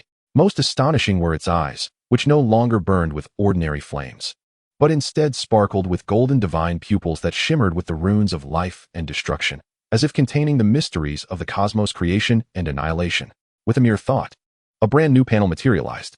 Beast name, Ancient Divine Phoenix. Current nickname, Shi Huang. Attributes, Fire, Light, Life. Current level, Emperor level, 1st tier. Potential rank, Mythical level. Talent ability, Mythical 10,000 fires congregate, upgraded. Possesses absolute dominion over all flames, capable of absorbing the laws of fire to enhance itself. Immune to all fire damage below the sovereign level. Its suppression over dragonkin, subdragons, and avian bloodlines has risen to a mythical level. Mastered skills, 1. Nirvana, Divine Fire. Intermediate. The power of the primordial divine fire is greatly enhanced, with the forces of creation and destruction beginning to merge. 2. Divine Phoenix Pressure. Intermediate. Significantly weakens the attributes of enemies below Emperor level, instilling absolute intimidation in those of Monarch level. 3. Flowing Fire Feathers. Intermediate. Feathers transform into divine fire arrows, with effects of law binding and annihilation. 4. Life SO'd Beginner. Newly activated, utilizing the power of life's essence for extensive healing and purification, dispelling death and curses. 5. Rebirth in Flames. Law half activated. The core law has awakened, allowing for an incomplete rebirth through immense consumption of essence when on the brink of death. Chapter 68. Confrontation in the Dao Palace. The Martial Agreement. Emperor level. Shi Huang successfully traversed the chasm between Monarch and Emperor, achieving a monumental leap in the realm of life. Simultaneously, an incredibly pure source energy, infused with the dual laws of life and fire, surged through the now solidified soul contract, fervently flowing back into Yi-chun's body. Yi-chun felt his mental sea boil over instantaneously, having already cultivated to the peak of the advanced 9th tier, only a hair's breadth away from the master level. He found this mythical source power shattering his spiritual bottleneck, as if it were mere paper. His mental cosmos expanded wildly, the quality of his soul surged dramatically, and his perception of the fire and light elements in the world became unprecedentedly clear. Master level. It's accomplished. Yichen slowly opened his eyes, a glimmer of brilliance flashing momentarily. He sensed that his current strength was more than 10 times that prior to entering Kunlun. He could even distinctly perceive, deep within the Dao Palace, the powerful mental force belonging to Ji Wu Dao, filled with a scrutinizing intent. Chirp! Shi Huang affectionately flew to Yi Chen's side, gently rubbing its noble head against his cheek, its adoration unchanged, yet deepened through their shared trials of life and death. Yi Chen caressed Shi Huang's feathers, smooth as warm jade, feeling the surging power within, capable of incinerating all, a satisfied smile gracing his lips. He lifted his gaze, as if piercing through the walls of the spirit-nurturing palace, connecting with Ji Wu Dao's scrutinizing gaze from the direction of the refinement palace in the void. Ji Wu Dao. With his newly attained master-level mental force, he concentrated a sharp energy, boldly meeting the challenge. Now, I too am qualified to explore other realms of Kunlun. Inside the refinement palace, Ji Wu Dao slowly withdrew his probing mental force. His devilishly handsome visage, once marked by eternal indifference, now bore a hint of cold amusement. Master-level mental force, Emperor-level beast, he murmured softly, his tone ambiguous between admiration and disdain. It appears I underestimated you. You have barely attained the qualification to stand before me. Roar. The ancient dragon on his shoulder let out a low growl, its golden vertical pupils fixed intently on the spirit-nurturing palace, filled with pure warrior spirit and ferocity. As a mythical dragon species driven by destruction and combat, it sensed the rival Phoenix's divine might, a provocation born of ancestral enmity. No rush. Ji Wu Dao soothingly stroked its cold scales. The prey must be allowed to fatten before the hunt, for that is where the true thrill lies. He ceased further cultivation, standing quietly in the center of the grand hall, awaiting. He knew that the newcomer would surely come. Outside the spirit-nurturing palace, Yi Chen stood tall. After ascending to master level, his perception became extraordinarily keen. He felt as if the entire Kunlun floating island resembled a vast net woven from pure spiritual energy, of which he had become a new, radiant node. He could even distinctly sense Ji Wu Dao's powerful mental force, filled with scrutinizing intent, deep within the Dao Palace. Just moments ago, he had boldly clashed with the opposing force in the void using his newly acquired mental power. There were no earth-shattering roars, yet it stirred silent waves on the mental plane. The opponent's strength far exceeded his expectations. That mental force was as solid as a mountain, as profound as the ocean, beyond the reach of an ordinary master level. Chirp! Shi Huang spread its magnificent wings beside him, the golden divine flames dancing at the edges of its feathers, causing the surrounding air to shimmer and distort. It could hardly contain its eagerness to confront the threatening dragon aura. Shi Huang's evolution was merely the first step. Yi Chen reminded himself, my true trump card still lies with that being capable of devouring all. He focused his thoughts, sensing the beast-keeping space. Tun Tun remained in slumber. Its essence had been greatly depleted during the trial, requiring time to recover. However, even with his current strength, it might be sufficient to deal with Ji Wu Dao. Yi Chen's gaze sharpened. He did not linger, striding purposefully toward the refinement palace, the direction of the richest spiritual energy. To reach the refinement palace from the spirit-nurturing palace, one had to traverse the main courtyard of the Dao Palace. The courtyard was paved with white jade, shrouded in spiritual mist, with a colossal fountain depicting 9 dragons playing with a pearl at its center, from which surged not ordinary water, but liquefied heavenly spiritual energy. Beside the spirit spring, a mountain-sized, green-scaled giant tortoise lay dozing. Upon sensing Yi Chen and Shi Huang's presence, its small eyes snapped open, revealing a hint of anthropomorphic reverence, slowly retreating its head into its shell. Yi Chen's footsteps did not falter. He understood that all powerful exotic beasts on Kunlun Island, though nominally guardians, were in fact Ji Wu Dao's sparring partners. Their master awaited him now. Soon, the ancient and majestic refinement palace came into view. At the entrance of the grand hall, Ji Wu Dao stood with his hands clasped behind his back, his dark attire fluttering gently in the ethereal breeze. It seemed he had been waiting for quite some time, his indifferent gaze fixated on the approaching Yi Chen. The two halted 10 meters apart, an invisible aura clashing violently between them. On one side stood Yi Chen and Shi Huang, the new divine phoenix exuding an overwhelming aura of supremacy. Its nirvana flames seemingly capable of incinerating all existence, radiating with the vitality and sharpness of rebirth. On the opposite side were Ji Wu Dao and the Taishu ancient dragon, whose ancient, primordial dragon might was as profound as a prison, intertwined with an essence of destruction and chaos, emanating an absolute arrogance befitting a sovereign.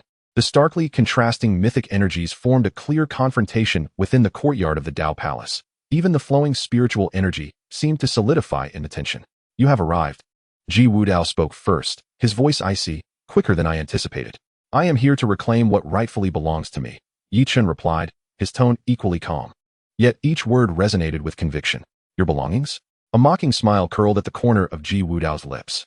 "In this Kunlun, no one truly possesses anything. Everything must be seized by strength.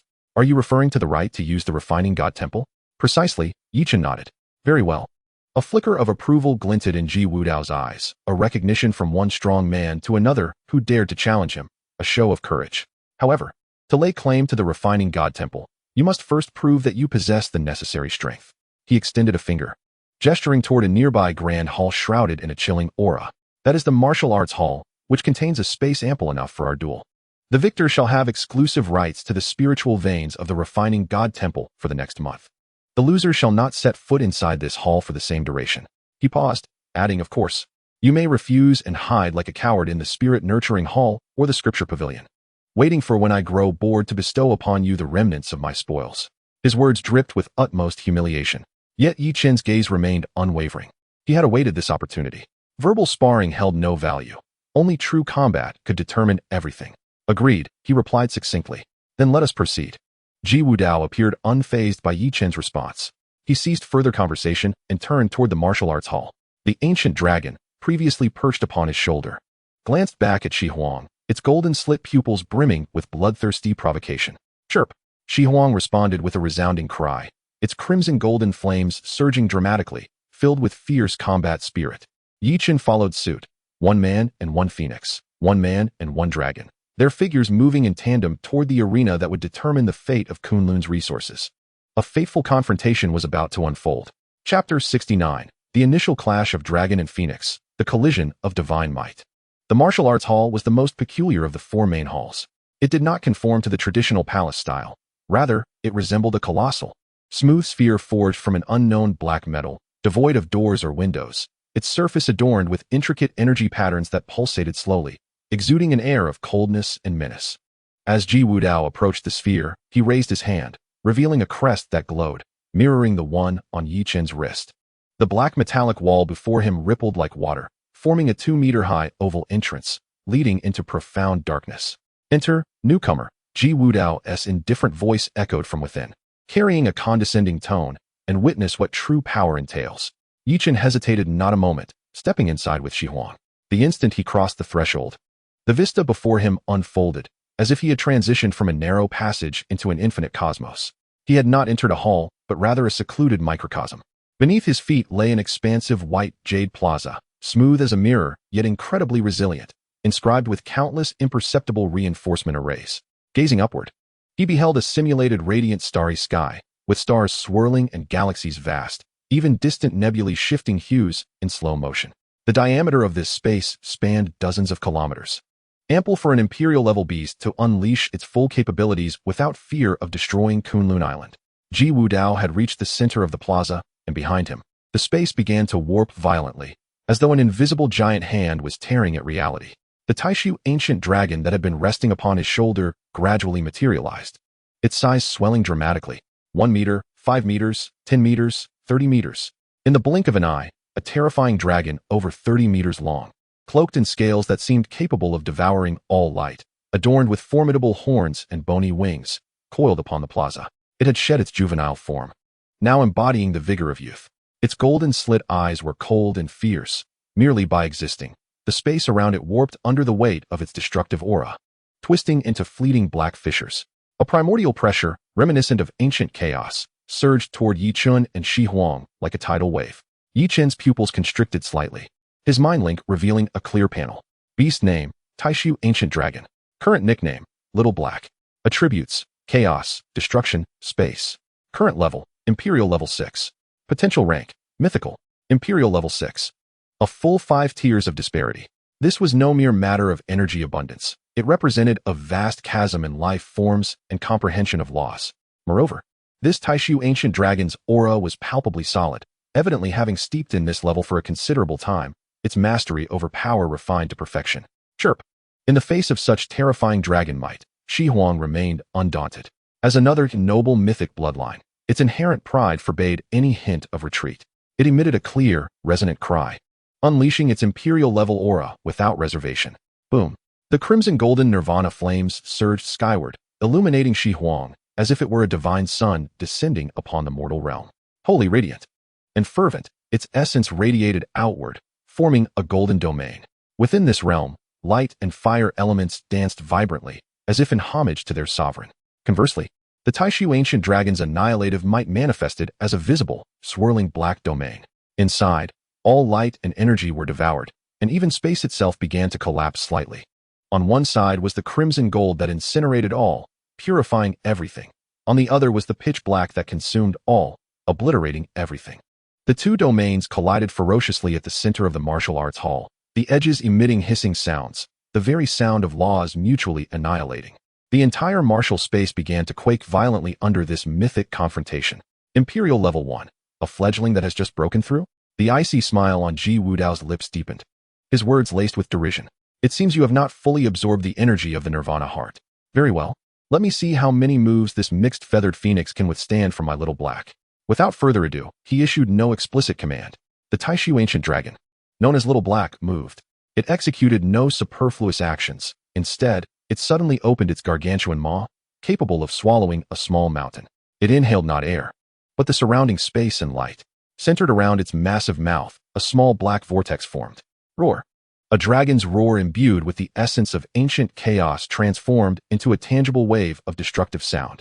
In the next moment, a black energy sphere, composed of intensely compressed chaos and destructive energy, surged forth towards Shifeng at a velocity surpassing that of sound. Void Dragon Breath.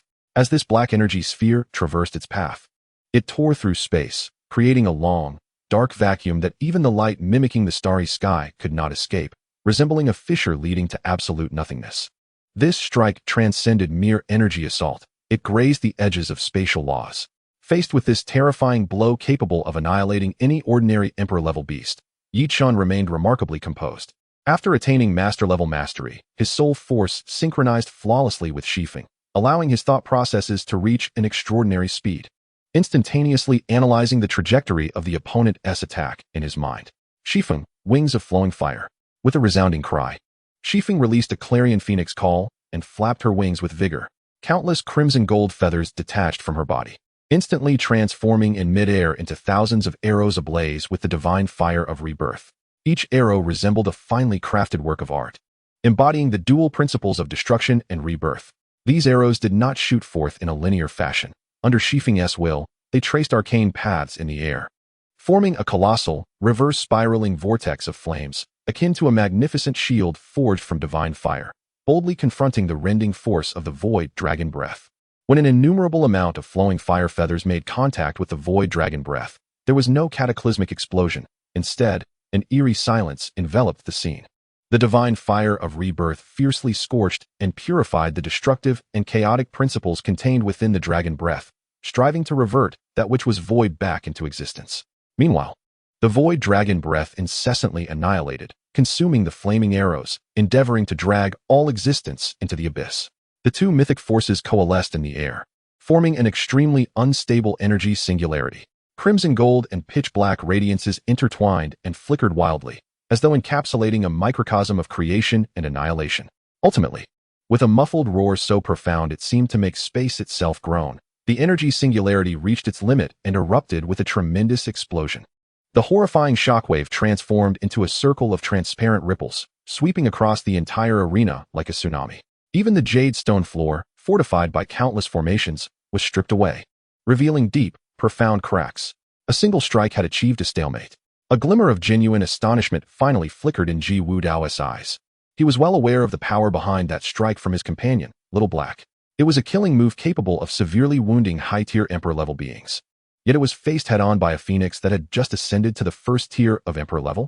His gaze sharpened as it fixated on the blazing crimson golden divine flame enveloping Shifeng. For the first time, his indifferent expression shifted. Such a domineering flame principle could actually purify my destructive force. It appears your bloodline is even more pure than I had anticipated. He no longer harbored any underestimation. and his demeanor grew serious for the first time. However, the probing had concluded. Ji Wudao slowly raised his hand, and a mental pressure deeper and more terrifying than that of the ancient void dragon emanated from him, clashing with Yi Chun from afar. Little Black, let him witness the true essence of the void. Roar. The ancient void dragon let out a thunderous roar, its colossal form beginning to distort and fade in an unprecedented manner. It was not a matter of speed creating an afterimage. It was truly merging into the fabric of space on a physical level. The pitch-black dragon scales lost their corporeality, transforming into flowing shadows, ultimately vanishing as if they had never existed. However, the disquieting aura of destruction it brought did not diminish. Rather, it permeated every corner of the arena in an omnipresent manner. Gone. Yi Chun furrowed his brow tightly. His mental prowess had ascended to the master level. With a range and precision of perception far surpassing before, yet under his scrutiny, the giant dragon's presence became uniform and diffuse, rendering it impossible to pinpoint its actual location. This was the initial application of the Void Dragon's space laws, Void Stealth. It was not mere invisibility. It was the transformation of its being into a part of space, enabling it to launch lethal ambushes from any point within the vicinity. Suddenly, Yi Chun's pupils constricted sharply. His heightened concentration captured an exceedingly faint, yet undeniably lethal spatial fluctuation. Its source startlingly located just beneath the left wing of Shifeng. Without warning, devoid of any indication of energy convergence, the attack came silently. Shifeng, divine domain unfold. Divine fire of rebirth, pervade the void. Yi Chun's command was issued almost in perfect synchrony with his perception. With a clarion call, Shifeng emitted a melodious cry, her noble eyes betraying no hint of panic, only an unwavering trust in her master. In the next instant, an indescribably resplendent crimson-golden divine fire erupted from her being, as if a volcano had burst forth. This flame did not violently scatter. Rather, it spread rapidly in a peculiar, liquid-like manner, instantaneously forming a spherical domain of absolute light with a diameter exceeding 100 meters. Divine domain of rebirth. Within this domain, every inch of space was suffused with Shifeng's primal divine fire. The air was incinerated, transformed into pure light and heat. Here, it was her absolute dominion. Almost simultaneously with the unfolding of the divine domain, 5 pitch-black spatial fissures, seemingly capable of devouring all light, materialized beside Shifeng's left wing. SCZ. 5 fearsome dragon claws, imbued with the principles of annihilation, emerged from the spatial rifts, striking fiercely towards Shifeng's resplendent wings. Around each dragon claw, space collapsed and reformed, their sharpness far surpassing any divine weapon. This was one of the ancient void dragon's killing moves, Spatial Execution Claw. However, the moment these 5 claws, capable of effortlessly tearing through the defenses of peak emperor-level beasts, intruded upon the divine domain of rebirth, they encountered their most loathed nemesis. Sizzle. Like hot oil splattering onto ice, the piercing sound of searing filled the arena. The once invincible force of annihilation met with frenzied purification in the presence of the supremely pure divine fire of rebirth. The chaotic and spatial energy clinging to the dragon claws evaporated violently, releasing plumes of black smoke. Those originally ethereal dragon claws were forcibly burned out from the spatial laws, becoming tangible in midair. For the first time, genuine emotion flickered across Ji Wudao's eternally frozen visage. His spatial execution claw had been thwarted by an opponent of significantly lower rank, through sheer force of domain. Yet, the 5 small gaps between their ranks could not be entirely erased by bloodline suppression alone. Roar. A cry of pain and fury echoed through the void. Amidst the searing embrace of divine flames, for dragon claws swiftly dissipated, yet the one at the center, the most potent and concentrated, defiantly withstood the heavenly fire, breaking through layers of obstruction. In a decisive manner, it slashed across the left wing of the Shihuang. A sharp gasp echoed. Golden divine blood splattered forth. The Shihuang let out a mournful cry of agony, revealing a deep claw mark that exposed its very bones upon its once resplendent wing. More terrifyingly at the wound, tendrils of dark, destructive energy coiled around it like maggots, incessantly extinguishing the vitality of the injury, vehemently impeding the self-repair of the rebirth flames. After landing a successful strike, that dragon claw retreated into the void, vanishing without a trace. Did you witness that? This exemplifies the disparity of the laws. Ji Wudao's cold voice resounded once more, this time imbued with the tone of a triumphant victor. My power of annihilation is beyond your feeble life force's capacity for purification. Once I have inflicted even the slightest injury upon you, your demise is merely a matter of time. This battle has already reached its conclusion. He spoke the truth. Under the corrosion of the law of destruction, the The Shi Huang's wound not only failed to heal, but rather showed signs of expansion. If this continued, the Shi Huang would inevitably succumb due to its damaged essence. However, on Yi Chen's face, there was neither despair nor panic. In fact, his gaze sharpened, becoming even more composed than before. Conclude? You underestimate the vitality of the Mythic Phoenix. He conveyed a resolute command to the Shi Huang through their soul link. With a high-pitched cry, the Shi Huang, suppressing its excruciating pain, emitted a more soaring and proud phoenix cry. Instead of tending to its gruesome wound, it channeled all its rebirth flames to their utmost limit. The flesh and feathers surrounding the injury, along with the tenacious aura of destruction, were ignited by the Shi Huang's divine fire. The necrotic flesh was incinerated to ashes, and the essence of the law of destruction emitted a reluctant wail, ultimately being entirely purified. Following this, enveloped in crimson golden flames, fresh flesh regrew at a visibly rapid pace, smooth and unmarred, as if it had never been wounded. The rebirth of severed limbs was merely a fundamental application of the power of rebirth. Ji Wudao's pupils abruptly constricted. You dare to purify my annihilation power by burning your own essence? Foolish. How much longer can you endure in this manner? Long enough. Yi Chen's voice resonated calmly, for he knew that the opportunity to conceal oneself had slipped away. Passive defense could never triumph over a foe of higher rank. From the moment the opponent initiated the spatial ambush, Yi Chen had already devised his countermeasure. Shi Huang, heed my command. Yi Chen's voice echoed throughout the arena, imbued with an undeniable authority. Forget the wound. Ascend with the divine flames. In response, the Shi Huang surged skyward with indomitable spirit. It ceased maintaining the rebirth domain beneath its feet, retracting all divine fire within, surrounding itself.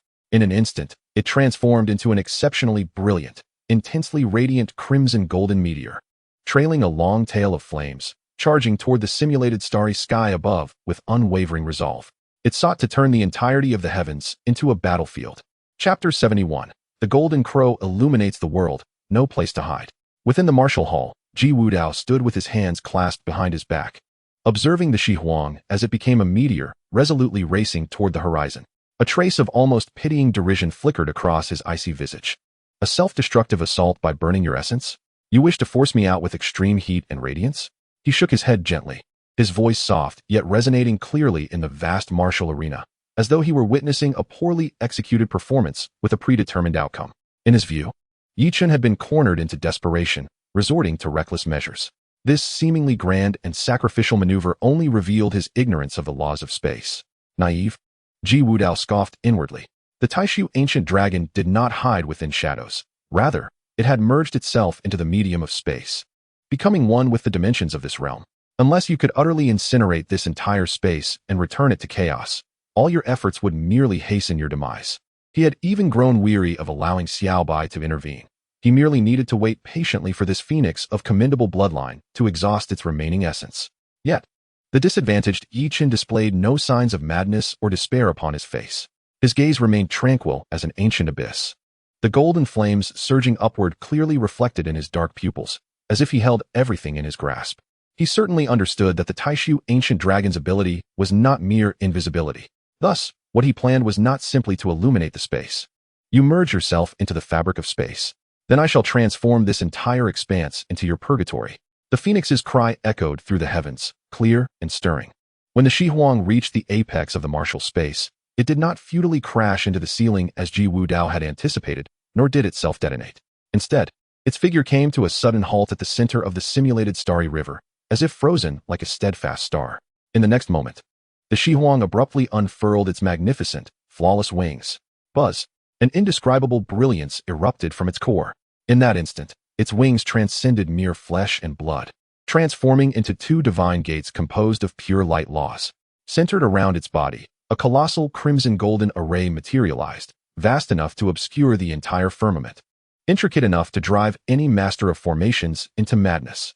Upon this array, countless ancient and sacred runes flowed incessantly, sketching the ethereal outline of a three-legged divine bird.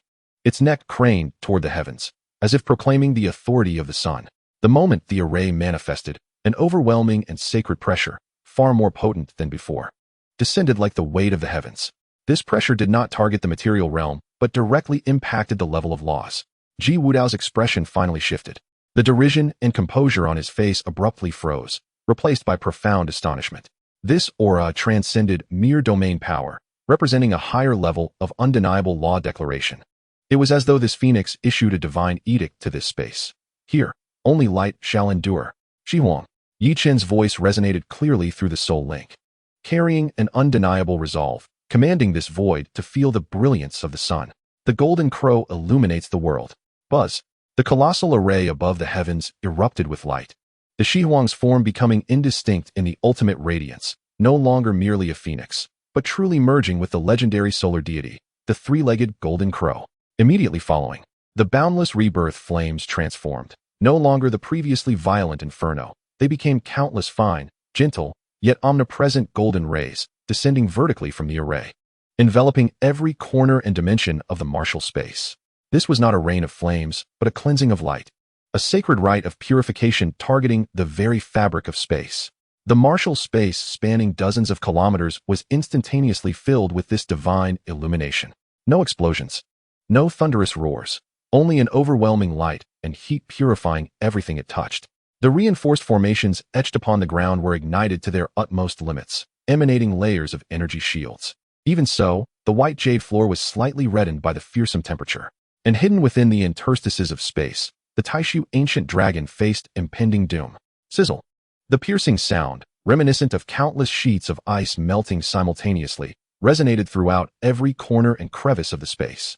The radiant light emanating from the golden crow is not merely a visual spectacle. It represents the exquisite mastery of the Phoenix of Dawn over the principles of fire and illumination. This brilliance permeates the very layers of space, its superficial, inner, and even deeper dimensions, exorcising the once invisible chaos and laws of annihilation, infused by the ancient dragon of the void, as if purging a plague from the very fabric of spatial structure. For the ancient dragon of the void, this sensation is akin to a fish's habitat suddenly transforming into scalding magma, capable of vaporizing all. Every inch of space it occupies becomes a branding iron searing its very soul. The unparalleled agony it endures far surpasses any physical suffering. A roar, filled with torment, horror, and fury, finally erupted from an ethereal void, shattering its concealment. Below the Phoenix of Dawn, approximately a kilometer away, the space twisted and collapsed violently, resembling boiling water, as a shadowy figure emerged, scorched by countless rays of light, akin to a deep-sea fish dragged ashore, forcibly extracted from the void. It is none other than the ancient dragon of the void.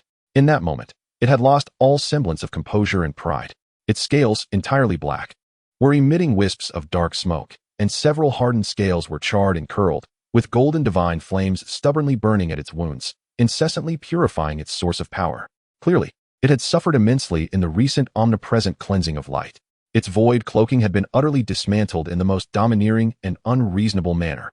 "I've got you now." A cold smile curved upon Yi Chen's lips, at the expense of the Phoenix of Dawn's immense energy consumption. He had forcibly dragged the enemy from its most advantageous combat environment. This was his grand strategy. Caw! The Phoenix of Dawn's cry resounded like a divine command.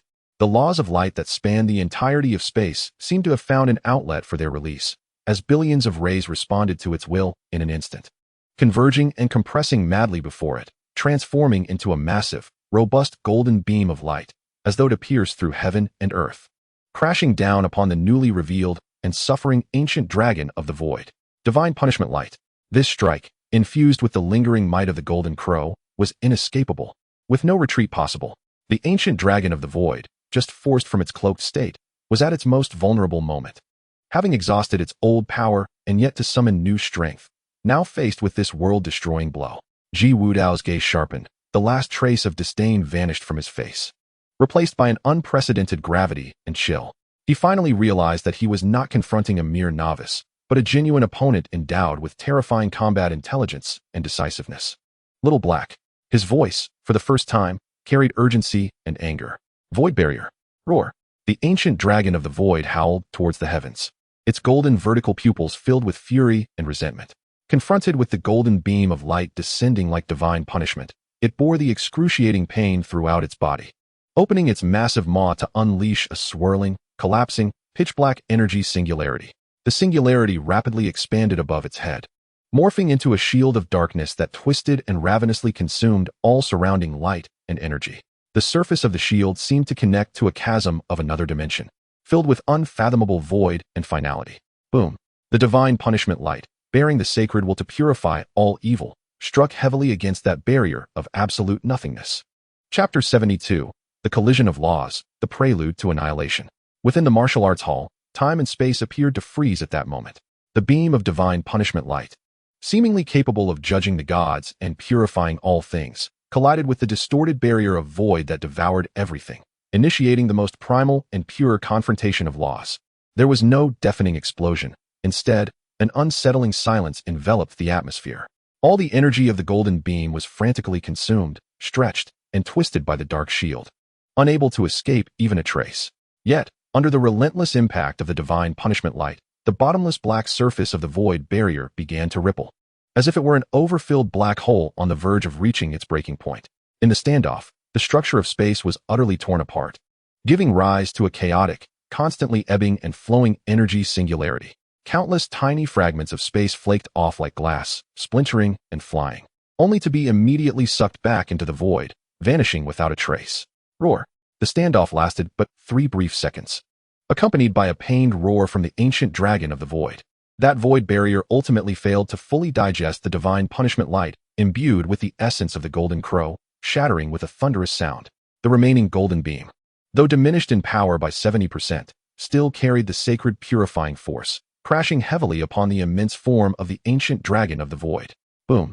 This time, it was a genuine, resounding impact. The seemingly indestructible scales of the ancient dragon emitted a sizzling sound under the searing flames of rebirth, many scales charred black and curling.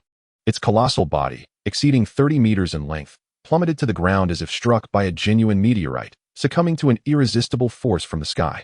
The earth trembled violently as the solid jade-like plaza was smashed into a gigantic web-like pit several dozen meters in diameter. The ancient dragon of the void lay in the pit, bloodied and mangled, with golden divine flames relentlessly burning at its wounds, purifying its destructive essence. Above the heavens, the Phoenix of Dawn was not faring much better. The golden crow and the divine punishment light, 2 formidable moves, had nearly drained over half of its energy. The crimson golden radiance enveloping it had dimmed significantly, its resplendent wings drooping slightly, and it gasped for breath. Utilizing a low-level, large-scale attack with its Emperor-level first-tier strength bore an immense toll on it. This round of confrontation appeared to have left both sides in dire straits. Yet Yi Chun's expression was profoundly grave. He understood that the Phoenix of Dawn's consumption far exceeded that of its opponent. Moreover, the ancient dragon of the void, though appearing battered, had not sustained any fatal injuries. Conversely, the Phoenix of Dawn had genuinely burned a portion of its essence. In this ebb and flow, defeat seemed inevitable. Remarkable. Ji Wudao's voice, for the first time, carried a hint of warmth, a recognition from one strong to another, equal in admiration. He slowly walked towards the deep pit, each step amplifying the momentum he exuded. To have forced Little Black to this extent with merely an entry-level Emperor's strength, you are the first. He looked down upon the ancient dragon of the void in the pit, then raised his gaze to the Phoenix of Dawn in the sky, his earlier indifference returning, yet tinged with an unfamiliar seriousness. The warm-up is over. As a recognition of your strength, I shall now allow you to witness what true despair looks like.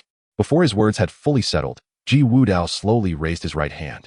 He did not form seals nor chant incantations, but an overwhelming mental pressure, far more profound and terrifying than that of the ancient dragon of the void, erupted from him. The pinnacle of master-level mental power now connected seamlessly with his beast companion. Roar. The ancient dragon of the void in the pit felt its master's will. It abruptly lifted its head, letting out a soul-shaking roar. The wounds upon its body, under Ji Wudao's mental infusion, did not heal. Instead, they were enveloped by a more violent, grayish chaotic energy. This was not healing, but a transformation of pain into power, converting all suffering and injury into the purest destructive energy. Unity of man and beast, chaos returning to source. Ji Wudao coldly uttered 8 words. Before my eyes, the colossal form of the ancient void dragon began to shrink dramatically. Its flesh and scales, along with the blazing golden divine flames, were entirely devoured and assimilated by the murky chaos. Ultimately, in mere seconds, that immense dragon's body transformed into a sphere of energy no larger than a basketball, draped in a grayish-black hue, its surface marred by irregular spatial fissures. This orb hovered silently at the center of the deep pit, emitting no energy fluctuations, yet causing the entire martial arts arena to tremble violently. It was as if its mere existence constituted a denial of the laws governing this world. The space around it silently collapsed. Light was mercilessly consumed, and even the flow of time became chaotic. The Chaos Annihilation Star. This was the amalgamation of the ancient Void Dragon's essence and Ji Wudao's immense mental power, a pure manifestation of the concept of destruction. This strike transcended the realm of mere skills. It was the true, lethal technique executed by both master and servant in unison. In that moment, Yi Chen's soul screamed a frantic warning, an unprecedented sense of life and death crisis engulfing him like a frigid tide. He understood that any defense or evasion was utterly meaningless against this strike. The sphere locked onto not only the body of Shi Huang, but also the very essence of its existence. There was no retreat. Do you wish to plunge me into despair? Within Yi Chen's eyes, rather than fear, an unparalleled madness and determination ignited. Allow me to demonstrate why the Phoenix clan is revered as a myth. He raised his head and issued the heaviest command of his life to Shi Huang, who sensed the lethal threat in the sky. Shi Huang, let your body serve as fuel and your soul as flame. Nirvana, heavenly flame. With a resounding cry that echoed through the heavens, filled with boundless martial intent and resolve, Shi Huang responded. It comprehended its master's command. It was not merely a skill, but a profound awakening. In the next instant, from the region of its heart, an exquisite and indescribably brilliant platinum flame ignited. This was not the Nirvana divine fire, but the primordial fire of rebirth. It represented the core of the Phoenix clan's cycle of life and death, of resurrection through flame. The platinum flame rapidly spread, consuming Shi Huang's wings, flesh, and bones. All its material forms were sacrificed and deconstructed, transforming into the purest energy. Merging entirely into that spark of primordial flame.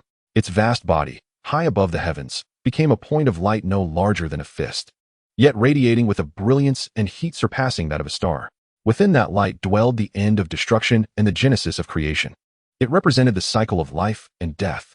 Ji Wudao's pupils constricted for the first time in his life to the size of pinpricks.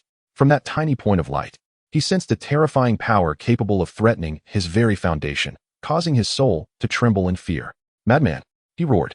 In the next moment, two forces embodying the ultimate laws surged forth simultaneously. The Chaos Annihilation Star suspended in the pit transformed into a gray stream of light, soaring upward to devour all.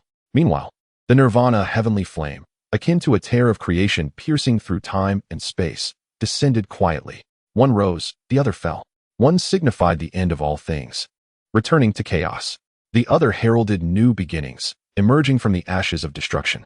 Under the influence of these two forces, the simulated starry sky of the martial arts hall shattered entirely. The once solid ground crumbled inch by inch. At last, at the intersection of all light and darkness, at the geometric center of the entire space, the gray stream of light gently touched the tiny point of platinum light. Chapter 73. Annihilation and Rebirth. The outcome decided. There was no earth-shattering explosion, no thunderous roar that rent the sky. At the moment the gray stream of light, representing the end, met that platinum point of light, symbolizing rebirth, in the gaze of thousands, the entire world seemed to be muted. All light, all sound. Even the thoughts of the spectators were forcibly dragged into a profound silence by that minuscule point of contact. Within the martial arts hall, an extraordinarily surreal scene unfolded. Centered around that point of collision formed an absolute realm of nothingness. The essence of the Chaos Annihilation Star was devouring and obliteration. It faithfully executed its laws, like a ravenous beast from the dawn of the universe, opening its invisible maw to erase that spark of platinum Nirvana heavenly flame, seeking to return it to the most primordial, most void of chaos. Yet, the Nirvana heavenly flame neither resisted nor evaded. It appeared devoid of substance, of energy, merely a pure, supreme concept. It calmly accepted the destructive force capable of annihilating stars and concluding all existence, much like the driest kindling willingly embracing the fiercest flame. Gray represented death and termination. Platinum embodied the rebirth that blossoms from death. In Ji Wudao's ice-blue pupils, reflecting a scene of utter horror, he witnessed his pride. The indomitable Chaos Annihilation Star, not only failing to extinguish that spark of starlight, but instead becoming its fuel. The monumental force of destruction contained within the gray stream of light, upon contact with that point of platinum, was forcibly distorted, analyzed, and transformed by a higher law. That tiny flame of platinum, infused with the vast chaotic power, not only did not extinguish but began to bloom in the most magnificent and sacred manner. In a way that defied understanding and overturned reason, it found the true essence of rebirth within annihilation. It nourished a beginning with the sustenance of an end. This is impossible. Ji Wudao emitted a hoarse roar, filled with disbelief and terror. He was no longer the lofty Ice Mountain Prince, but a helpless gambler watching as his strongest trump card was transformed into power by his enemy. He could distinctly feel the unyielding connection between his soul and the ancient void dragon being forcibly altered by an irresistible force of law. The pinnacle of master-level mental energy he had infused was as if a cow sinking into the sea, instantaneously assimilated and absorbed by that point of platinum light. Through the nearly shattered link, he sensed the ancient void dragon's final consciousness. It was neither pain nor destruction, but a return to the source, a bizarre serenity and liberation. His power of annihilation was becoming the sustenance for the other's rebirth. His ultimate strike had become the final piece of the puzzle for the other to complete its ultimate transformation. This was no longer a contest of power levels, but an absolute crushing superiority in terms of the hierarchy of laws. With a soft hum as if from the dawn of the universe, that point of platinum light finally erupted from the core of chaotic gray. It ceased to be scorching or blinding, transforming instead into something incredibly gentle and sacred. Waves of platinum ripples, akin to the tender breath of a creator deity, slowly radiated from the point of collision. Wherever the ripples passed, the previously torn and distorted space was instantaneously smoothed. The violently raging currents of energy were gently pacified, transforming into the most docile particles. Ephemeral flowers composed of pure light flickered across the shattered white jade floor, bringing forth vibrant life. The Chaos Annihilation Star, which contained boundless destructive power, melted away silently and unobtrusively in the embrace of that gentle ripple, like snow under the brilliant sun. All the sources of its devastation were utterly transformed, ultimately coalescing into the purest essence of life energy, completely absorbed by that platinum-hued point of light. In the end, as the final ripple swept across the arena, the entire martial hall was left with only that solitary source of platinum light, gracefully suspended in midair. It seemed to embody the only reality and eternity within this shattered world. Suddenly, Ji Wudao coughed up a mouthful of fresh blood, mingled with wisps of shattered mental energy. His complexion turned as pale as parchment, his body staggering backward with great intensity for several steps, until he could no longer maintain his balance and fell heavily to one knee, bracing himself against the ground to avoid collapsing entirely. The secret technique of human-beast fusion was forcefully dismantled in such a domineering manner, subjecting his soul to unimaginable and terrifying backlash. The aura of the Taishu ancient dragon had completely vanished from his perception. It was not death, but a transformation on a level more dreadful than death itself. Along with the destructive principles it represented, it was all sacrificed to that grand nirvana. Within the martial hall, a profound silence prevailed. The outcome was already determined. Meanwhile, Yi Chen's condition was equally dire. The spiritual burden brought forth by the sacrifice of the Shihuang nearly tore his soul apart on the spot.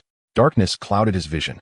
The world spun chaotically around him, and all he could hear were his own labored breaths and the pounding of his heart. Yet he did not glance at the fallen Ji Wudao. All his focus, all his will, was fervently concentrated on that final point of light suspended in the air. A faint sound, almost imperceptible, resembling a tender phoenix cry emanating from the depths of the soul, emerged from the light, imbued with endless affection and dependence. Upon hearing this sound, Yi Chen felt tears welling up in his eyes.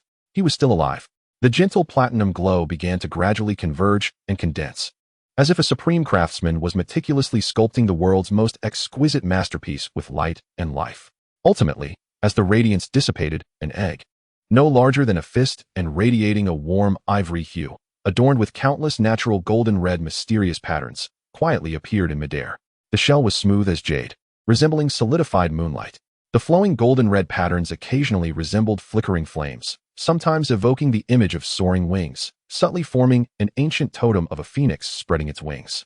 An incredibly pure, tenacious life force, imbued with a hint of naive innocence, emanated from within. This was everything that the Shihuang represented. Nirvana was not death, but rather a pathway to a more glorious rebirth. The egg hesitated momentarily in the air, as if exhausting its last remnants of strength, and began to slowly descend. Shihuang, Yi Chen exclaimed in astonishment, disregarding the tumultuous pain raging within his body. He summoned the last vestige of his spiritual energy, his figure flickering as he appeared beneath the egg as if teleporting. He extended his trembling hands, employing the gentlest and most reverent movements to securely cradle it within his embrace. The warm sensation radiated from his palms, as if he were holding the most precious treasure in the world. Through their soul link, he could distinctly sense the familiar yet foreign soul peacefully slumbering within the egg. It was frail, yet brimming with limitless potential. It was still there, merely in need of time. Yi Chen let out a long sigh of relief. The taut nerves finally relaxing, and a wave of overwhelming fatigue instantly engulfed him. He descended gently onto the battered plaza, his gaze complexly lingering on the distant figure of Ji Wudao, who knelt on the ground, his aura waning. In this battle, he had emerged victorious. A victory that was tragic, fortunate, yet also entirely deserved. Myths exist precisely because they can create miracles. Meanwhile, in the VIP room outside the Martial Hall, the elderly principal with white hair and a cohort of academy higher-ups had all risen from their seats, their faces etched with an indescribable shock and fervor. The transformation of principles, he truly achieved it, igniting the flames of nirvana with destruction as fuel.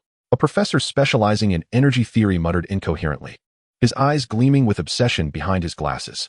The Taishu ancient dragon has truly perished?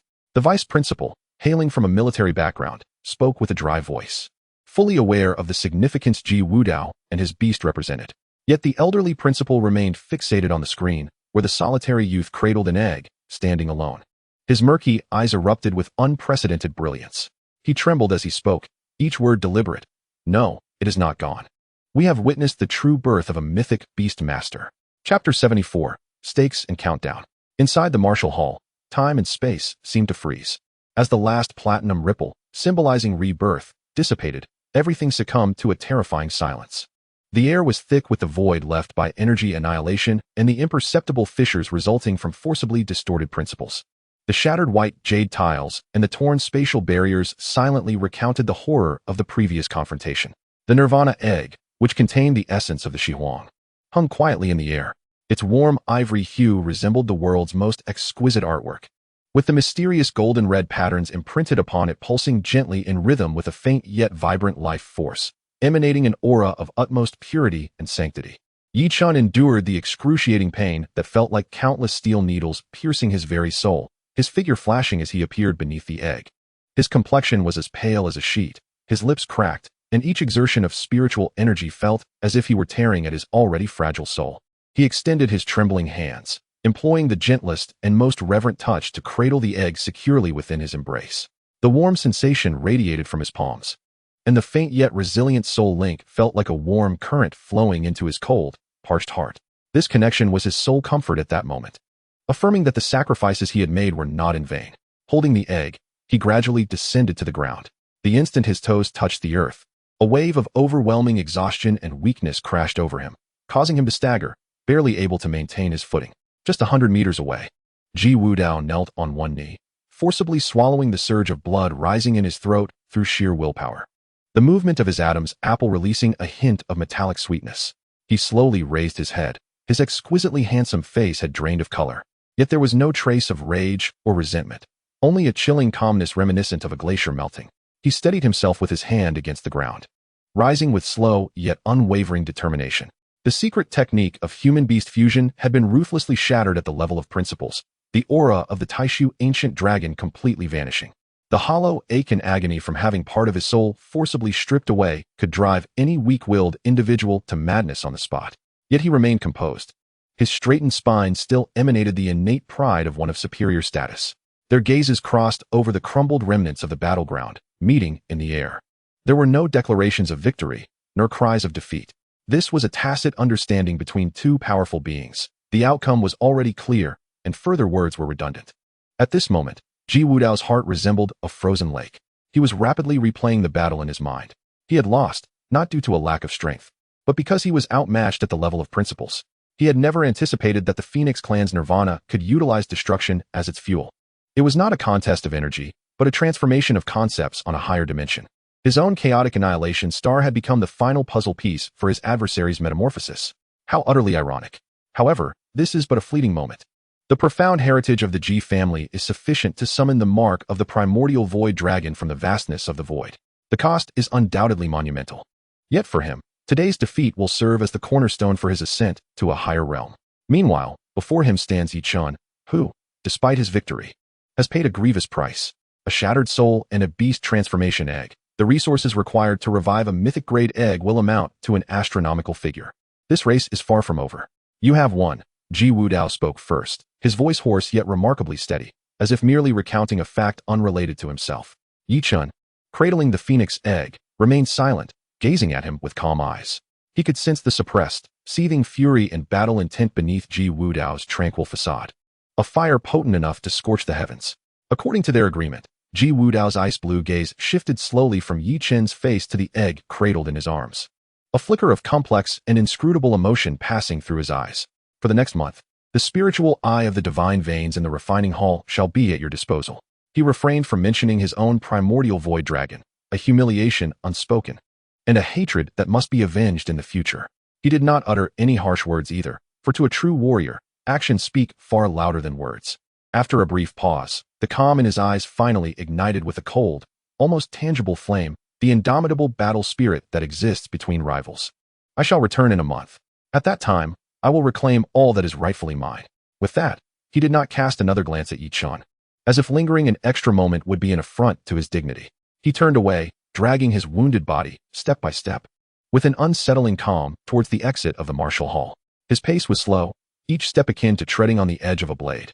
Yet he walked with unwavering resolve.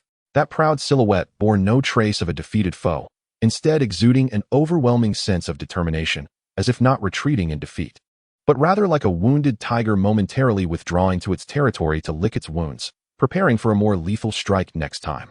It was not until Ji Wudao's figure vanished completely into the shadows of the hall that the oppressive, intangible aura in the air finally dissipated. Yi Chen's taut body could no longer endure. He staggered slightly, leaning against a half-person height crumbling stone pillar, gradually sinking down. With a cough, a mouthful of blood, long suppressed, erupted forth, staining the ground before him. He gasped for breath, his arms tightening around the phoenix egg. Lowering his head, he studied the treasure in his arms. The shell was warm, its crimson gold patterns flowing as if alive, each pulse resonating with the rhythm of his heartbeat. He could feel the soul within, sweetly slumbering. Fragile as a newborn babe, yet brimming with boundless potential for life. This was the Shi Huang, his companion, returned to him in an entirely new form. After the initial relief of surviving the ordeal, Yi Chen immediately turned his attention to his own condition. He closed his eyes, diving deep within himself. The next moment, his heart plummeted to the depths of despair. His sea of consciousness, or rather, his sea of souls, could no longer be described as merely parched. It was a desolate wasteland. The once vast ocean of soul power had vanished without a trace, replaced by a cracked earth riddled with countless unfathomable fissures, resembling shattered porcelain. With each breath, those cracks inflicted excruciating pain. This injury was 100-fold worse than he had anticipated. At that moment, the phoenix egg in his arms seemed to sense his suffering. The crimson gold patterns on its shell glimmered subtly, and an incredibly pure source of life energy flowed along his arm, gradually entering his body, attempting to mend the fissures in his soul. However, this power was akin to a drop in the ocean for his shattered sea of souls. Furthermore, Yi Chen keenly sensed that after this minuscule offering of life energy, the pulsations within the egg had noticeably weakened. His heart tightened abruptly. No, he quickly severed the flow of energy. He could not allow the already weakened Shi Huang to expend its essence on his behalf. Ji Wudao's words echoed once more in his ears. It will drain you dry, leaving you stagnant. At this moment, Yi Chen acutely recognized how chilling and cruel this cursed reality was. He had won the battle, yet lost precious time. He glanced at his empty storage space, and then back at the seemingly bottomless phoenix egg in his arms. He understood that this month of respite was the only opportunity he had purchased with his very life. Simultaneously, it was also the countdown to their next life or death struggle. He must, within this month, utilize the spiritual eye of the divine veins in the refining hall, not only to heal the grievous injuries that could render any genius a mere shell of their former self, but also to discover the method to hatch the Shi Huang. With this thought, Yi Chen hesitated no longer. He wiped the blood from the corner of his mouth with his sleeve. Cradling the phoenix egg, more precious than his own life, he struggled to rise, directing his gaze towards the depths of the Tao Palace, where the spiritual energy was most concentrated. In his eyes, there was no longer any joy of victory, only a desperate madness and resolve born from being pushed to the brink. Chapter 75, The Spiritual Eye of the Earth Veins. The journey from the dilapidated martial hall to the depths of the Tao Palace's refining hall was not a great distance. Yet for Yi Chen at this moment, it felt as though he were traversing an endless desert. Each step tugged at the myriad fissures in his sea of souls, bringing forth unimaginable agony. His body was cold from blood loss and exhaustion, the only warmth and support coming from the phoenix egg he held. He moved slowly, deliberately, his hands steady as he embraced the egg. He knew this was his sole hope and the entirety of his future. At last, a grand hall, more ancient and magnificent than any other structure within the Tao Palace, emerged into view. The refining hall, constructed entirely from an unknown dark bluish-black stone. It bore no ornate carvings or decorations, only the weathered marks of time. The hall's doors stood wide open, and an almost liquid essence of pure heaven and earth spiritual energy surged forth like a tide, washing over Yi Chun as he stood at the entrance, providing even a slight rejuvenation to his nearly depleted body. Without a moment's hesitation, he entered this sacred sanctuary, which he had won the privilege to use for a month. Cradling the phoenix egg, the interior of the hall was starkly empty, devoid of any furnishings. All light and warmth emanated from a 3-meter square pool at the very center of the hall. This was the spiritual eye of the earth veins. The pool contained no water but was filled with a thick, milky white mist of spiritual essence that churned continuously. This mist was the quintessence of the spiritual energy of the entire Kunlun floating island, a coveted treasure that would drive any master beast tamer to madness. At the center of the mist, a few drops of even more viscous essence, radiating a rainbow of colors, slowly coalesced, each pulse sending ripples through the surrounding space. Simply standing there, Yi Chun felt the tearing pain in his shattered sea of souls ease somewhat. Yet, he did not rush to heal himself. He approached the edge of the pool, crouching down slowly, his gaze intensely focused on the phoenix egg in his arms. He could sense that the Shi Huang within was instinctively yearning for this pure source of life energy. Taking a deep breath, Yi Chun cautiously extended his hand, gently and steadily placing the phoenix egg at the very center of the spiritual eye of the earth veins.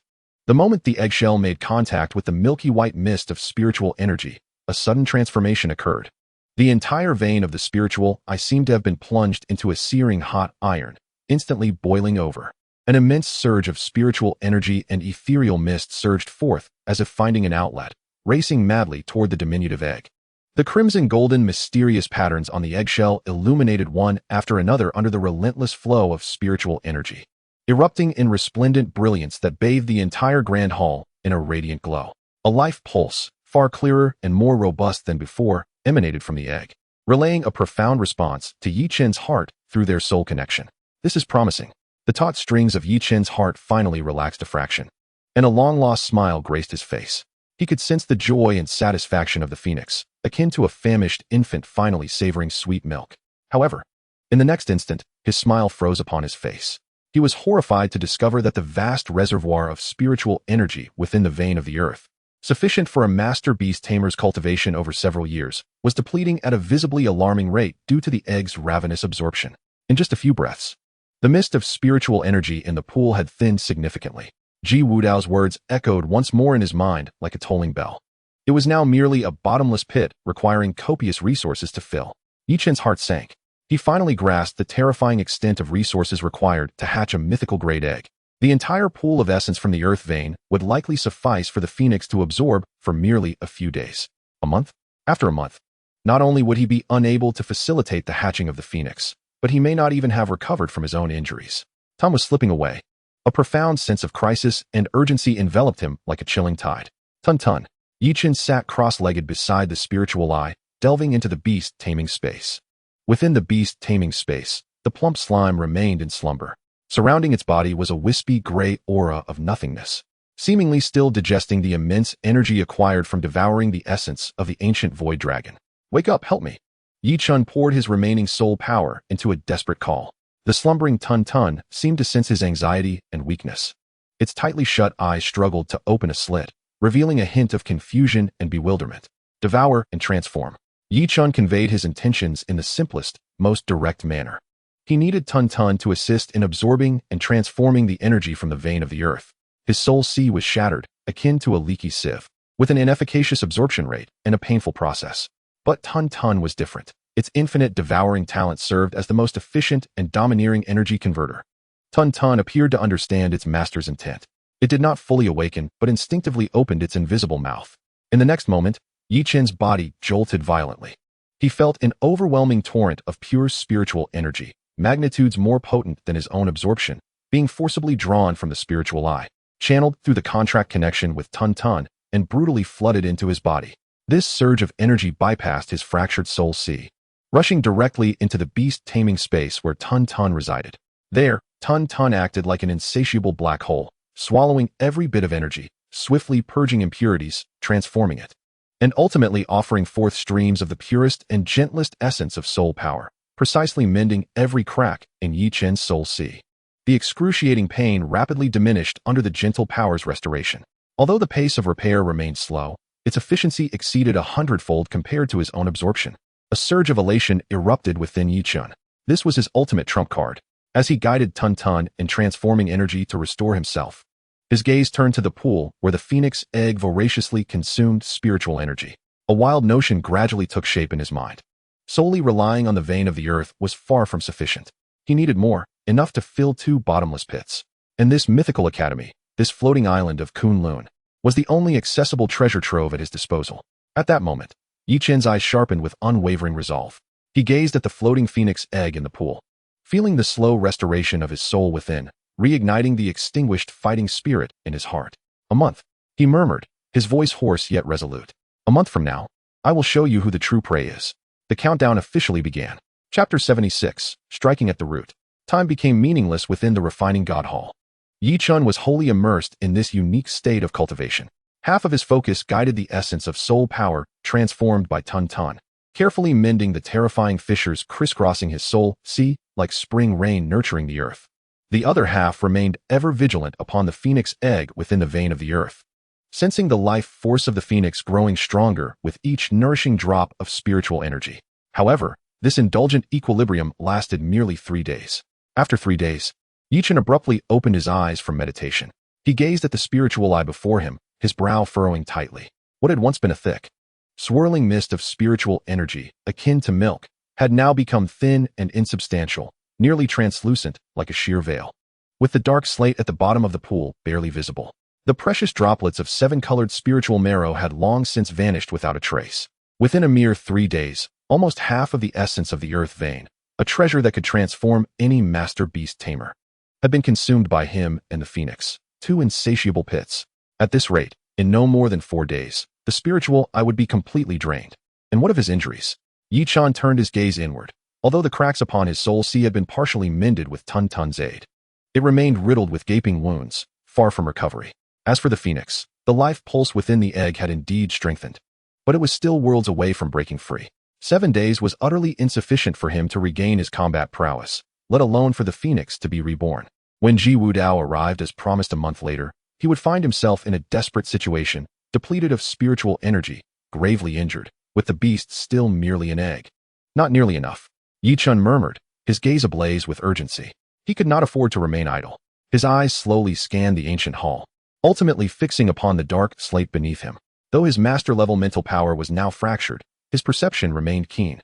He could distinctly see that beneath the refining god hall, the vein of the earth resembled a well, while deeper still lay a ceaseless, boundless river of underground spiritual energy. That was the true foundation and core of the entire floating island of Kunlun. The spiritual eye was merely a small spring that had accidentally overflowed to the surface from this river. A remarkably bold, even reckless idea fully formed in his mind. What Ji Wudao had granted him was the right to draw water from this well for 1 month. But what he sought was not to draw it drop by drop. He aimed to lift the well cover and plunge himself and the phoenix directly into that rushing underground river. He intended to strike at the root. The risks of this plan were immense. The forcible extraction of the earth's essence poses a grave risk. A single misstep could precipitate the catastrophic collapse of the entire spiritual energy circulation system of Kunlun Floating Island, an event of truly calamitous proportions. Yet, he found himself with no alternative. Wealth and fortune lie in perilous ventures, and survival necessitates bold gambits. Yichen's gaze instantaneously solidified with unwavering determination, severing all traces of hesitation and doubt. He cradled the nearly depleted phoenix egg back into his arms and seated himself cross-legged at the center of the desiccated pool. Tunton, it is now your moment. He closed his eyes, channeling his entire will through the contract conduit to the slumbering slime within the Beastmaster space. Devour everything below. This was the simplest yet most audacious command. Within the Beastmaster space, sensing the resolute will of its master, Tunton's vast form instinctively stirred. Reluctantly, it extricated a fragment of its essence from the slumber induced by digesting the primordial source of the void dragon. In the next instant, an invisible force of devouring, emanating from the ancient void, utilized Yichen's body as a conduit, silently penetrating the solid foundation of the alchemy temple. Reaching into the depths of the earth where the surging river of spiritual energy flowed, extending its greedy tendrils. A low, inaudible hum resonated from the depths of Kunlun Floating Island, a sound imperceptible to the ears but profound enough to send shivers through the soul. Yichun, within the alchemy temple, felt his body tremble violently. He sensed a torrent of pure spiritual energy, magnitudes more potent than that previously encountered at the earth vein's spiritual eye. Being forcibly drawn from the core of the earth vein by that invisible devouring force, surging into his body like an enraged dragon. This energy deluge bore no gentle touch. It was so ferocious that it could instantly rupture the body of any master-level beastmaster. Yet, as it entered Yi Chen's form, it was immediately directed into the beastmaster space, entirely consumed by the slumbering black hole. Subsequently, through Tuntun's transformation, a continuous stream of pure soul essence and life energy began to flow forth. One portion surged towards Yi Chen's sea of soul, visibly mending the gruesome cracks. Another was meticulously guided by Yi Chen, cautiously injected into the phoenix egg he held, nurturing the feeble life within that cried out for sustenance. The rate of restoration surpassed anything previously witnessed, accelerating over 100-fold. An overwhelming joy surged within Yi Chen. His plan had succeeded. Unbeknownst to him, however, this desperate act of pulling the rug from beneath was unleashing tumultuous waves across the entirety of Kunlun Floating Island.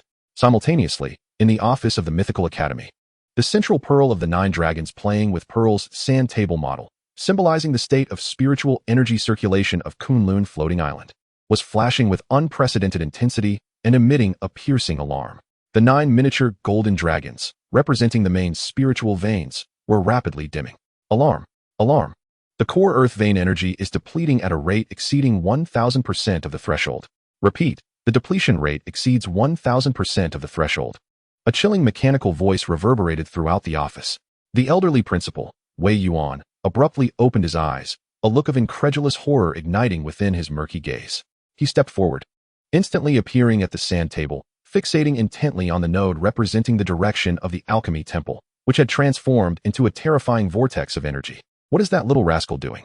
Is he attempting to devour the entire earth vein of Kunlun? Chapter 77, The Principal's Gamble. The air within the principal's office seemed to crystallize under Wei Yuan's shock. The piercing alarm continued to echo, and the 9 golden dragons representing the core earth vein of Kunlun had dimmed to a dangerously critical point. That terrifying energy vortex was akin to a voracious black hole, ravenously siphoning the life source of the floating island. This madman is truly insane. Wei Yuan's white brows knitted tightly together, and after the initial shock, a wave of anger surged within him. The right to use the alchemy temple was a reward for the victor, not an invitation to dismantle one's own home. Such actions were tantamount to drinking poison to quench thirst. A single misstep could lead to the collapse of the earth vein circulation system, potentially causing the entire island to plummet from its lofty height of 10,000 meters. Instinctively, he contemplated teleporting to forcibly halt this frenzied consumption. Yet, at the moment he lifted his foot, he abruptly halted. He recalled the youth named Yi Chen. From the most basic contract slime to astonishing feats in the new student competition, and ultimately risking his life to bring down the haughty prince of the Ji family. This boy was imbued with an abundance of the extraordinary. Why would he undertake such a perilous act? With his temperament, he could not be one of reckless ignorance. The only explanation was that he had been cornered, compelled to take this desperate gamble. His beast, the phoenix. Wei Yuan's gaze pierced through the walls of the office. As if he could directly perceive the scene within the alchemy temple, he sensed that at the center of the terrifying energy vortex, alongside a soul on the brink of shattering, lay an incredibly noble yet frail life force that was rapidly gaining strength. It was the aura of a mythical-level beast. A living myth was undergoing its rebirth. Yet, the energy required to support the rebirth of a mythical-level beast could not be satisfied by a mere earth vein spiritual eye. Wei Yuan's breath quickened. He understood. Yi Chen was not destroying. He was saving himself, rescuing his companion. Simultaneously, the entire mythical academy began to stir. What is happening? I sense the concentration of spiritual energy in the air has decreased by at least 30%. A student, engaged in meditation, blinked open his eyes in confusion. My beast has suddenly become agitated, as if something monumental is about to occur. Look, the light of the mountain protection array is diminishing. Countless students and mentors felt the sudden change. The dense spiritual energy of Kunlun Floating Island was the foundation of the academy, the very environment upon which all relied for cultivation. At this moment, that foundation was being shaken. Powerful auras surged skyward from various corners of the academy. All stirred by the commotion, master-level mentors and reclusive elders. Their thoughts converged in the air, instantly locking onto the source of the turmoil, the alchemy temple. Preposterous! Who dares to siphon the earth vein's essence? A thunderous shout echoed through the skies. He must be stopped immediately. Just as these individuals prepared to rush to the alchemy temple, An elderly yet authoritative voice resonated in each of their minds. All personnel, remain in your positions and do not act rashly. The Alchemy Temple area is temporarily sealed. It was the principal's voice. All tumultuous energies came to an abrupt halt. Despite their hearts brimming with confusion and anxiety, none dared to defy Wei Yuan's command. After issuing the order, Wei Yuan's figure vanished from the office, only to reappear at the entrance of the Alchemy Temple moments later. The scene before him left even this legendary beast master, accustomed to grand spectacles, gasping in shock. The entire hall trembled slightly. Pure spiritual energy had transformed into a substantive torrent, forming a colossal vortex, at the center of which sat Yi Chun, cross-legged. His eyes were tightly shut, his complexion pale, yet his expression radiated profound focus. In his embrace, the phoenix egg emitted an unprecedented brilliance. The crimson golden patterns upon its shell seemingly animated, as if miniature fire phoenixes danced upon its surface. The magnificent breath of life, both sacred and noble, sent a shiver through Wei Yuan's heart. What astonished him even more was the source of that insatiable force. It was neither Yi Chen's power nor that of the phoenix, but rather the primal law emanating from another beast under his command. It was a force that transcended ordinary laws, an almost Tao-like void and dominance. So, my dear boy, your greatest secret is not that phoenix, Wei Yuan murmured, as an astonishing light ignited in his murky old eyes. He discerned that while Yi Chen's soul sea was rapidly mending, it remained utterly shattered. The phoenix egg cradled in his arms, though vibrant with life, was still far from hatching. Should he forcibly interrupt this process now, not only would Yi Chen suffer a horrific backlash of energy, leading to his soul's disintegration, but the phoenix egg would also lose all vitality due to the interruption. Such a loss was unbearable for him. He had made his bet. Wei Yuan's gaze sharpened, and he made a swift decision. Rather than stifling a miracle, he would push this miracle to its zenith. With a single step, his figure appeared like a specter in the air above the altar of refinement. He formed hand seals, and an oceanic surge of soul power erupted skyward, instantly merging with the protective array of Kunlun floating island. By my name, I command the 9 dragons. Suppress. With a low roar, the 9 main veins of the Kunlun floating island, which had previously shone dimly, erupted with brilliant golden light as if they were infused with a potent stimulant. No longer passively drained of energy, they began to actively and orderly channel their primal power into the vortex of energy that was the altar of refinement. Under the forceful manipulation of the legendary powerhouse, Wei Yuan, if Yi Chen's earlier actions could be likened to thievery, then Wei Yuan was now directly flinging open the gates of the entire Kunlun treasury, shouting to Yi Chen, "Stop stealing. Here, take what you can. It all depends on your own capabilities." With a thunderous roar, the energy torrent pouring into Yi Chen's body swelled tenfold, bolstered by the full support of the entire floating island's veins. Yi Chen, seated on the ground, trembled violently, nearly losing his sense of self. He was unaware of what transpired outside. He only felt a surge of energy far more terrifying yet purer than before, propelling the restoration of his soul and the nurturing of the phoenix egg at an astonishing pace. In the air, Wei Yuan's expression grew grave as he maintained control over the 9 veins, beads of sweat forming on his brow. Even he found it a tremendous burden to forcibly manipulate the primal essence of the entire floating island. His gaze remained fixed on Yi Chen below, his voice cutting through the tumult of energy, resonating within Yi Chen's soul sea. "Young man, I am wagering the entire future of the academy on you. In 1 month's time, I expect not only your injuries to be fully healed, but also for that egg in your arms to truly resonate with the phoenix's call to the heavens. Should you fail, I shall personally cast you off this Kunlun island." Chapter 78. Rise from Ruin. Wei Yuan's voice, imbued with authority yet tinged with madness, thundered like a bolt of lightning through Yi Chen's shattered soul sea. Yi Chen's spirit jolted. He had not anticipated that his desperate act, born of desperation, would not only escape punishment, but instead garner the unwavering support of the Academy's highest authority, a legendary beastmaster. This headmaster, whom he had never met, was staking the very future of Kunlun floating island on the shoulders of this obscure newcomer. 1 month to invoke the phoenix's song to the heavens. Yi Chen clutched the increasingly warm phoenix egg, feeling the energy torrent within him, now tenfold more ferocious, surge forth, igniting an indescribable fervor within his chest. There was no time for gratitude, nor was there a need for words of acknowledgement. His sole focus was to honor this immense trust placed upon him. "Come forth." Yi Chen relinquished all restraints, merging his spirit into a singular entity, transforming himself into a pure energy conduit. His will stood as a fortified dam, deftly guiding the colossal spirit energy dragon, capable of rending mountains, towards the singular black hole within the Beastmaster's space. Within the Beastmaster's space, Tun emitted a strained, hiccup-like hum as it was reluctantly roused from deep slumber. Its form expanded into a translucent gray sphere. A vast amount of primal earth essence was consumed within it, forming a rapidly spinning energy nebula, which was then decomposed, refined, and transformed with an efficiency that defied logic. The purest essence of the soul cascaded into Yi Chen's soul sea like the Milky Way flooding back, washing away the jagged fissures. In the face of this power, those grievous rifts were meticulously mended as if by a divine craftsman using the most precious golden resin. Every crack was filled and healed, leaving no blemish behind, instead fortifying the barriers of the soul sea, as though it had undergone a complete tempering and rebirth. This was the true essence of rising from the ashes. In the first week, all fissures were fully healed. In the second week, the parched soul sea was refilled, beginning to expand at a terrifying pace, transforming from a mere pond into an immeasurable ocean. His soul power surged correspondingly, breaking through one bottleneck after another with overwhelming momentum. Mastery Level 3. Mastery Level 6.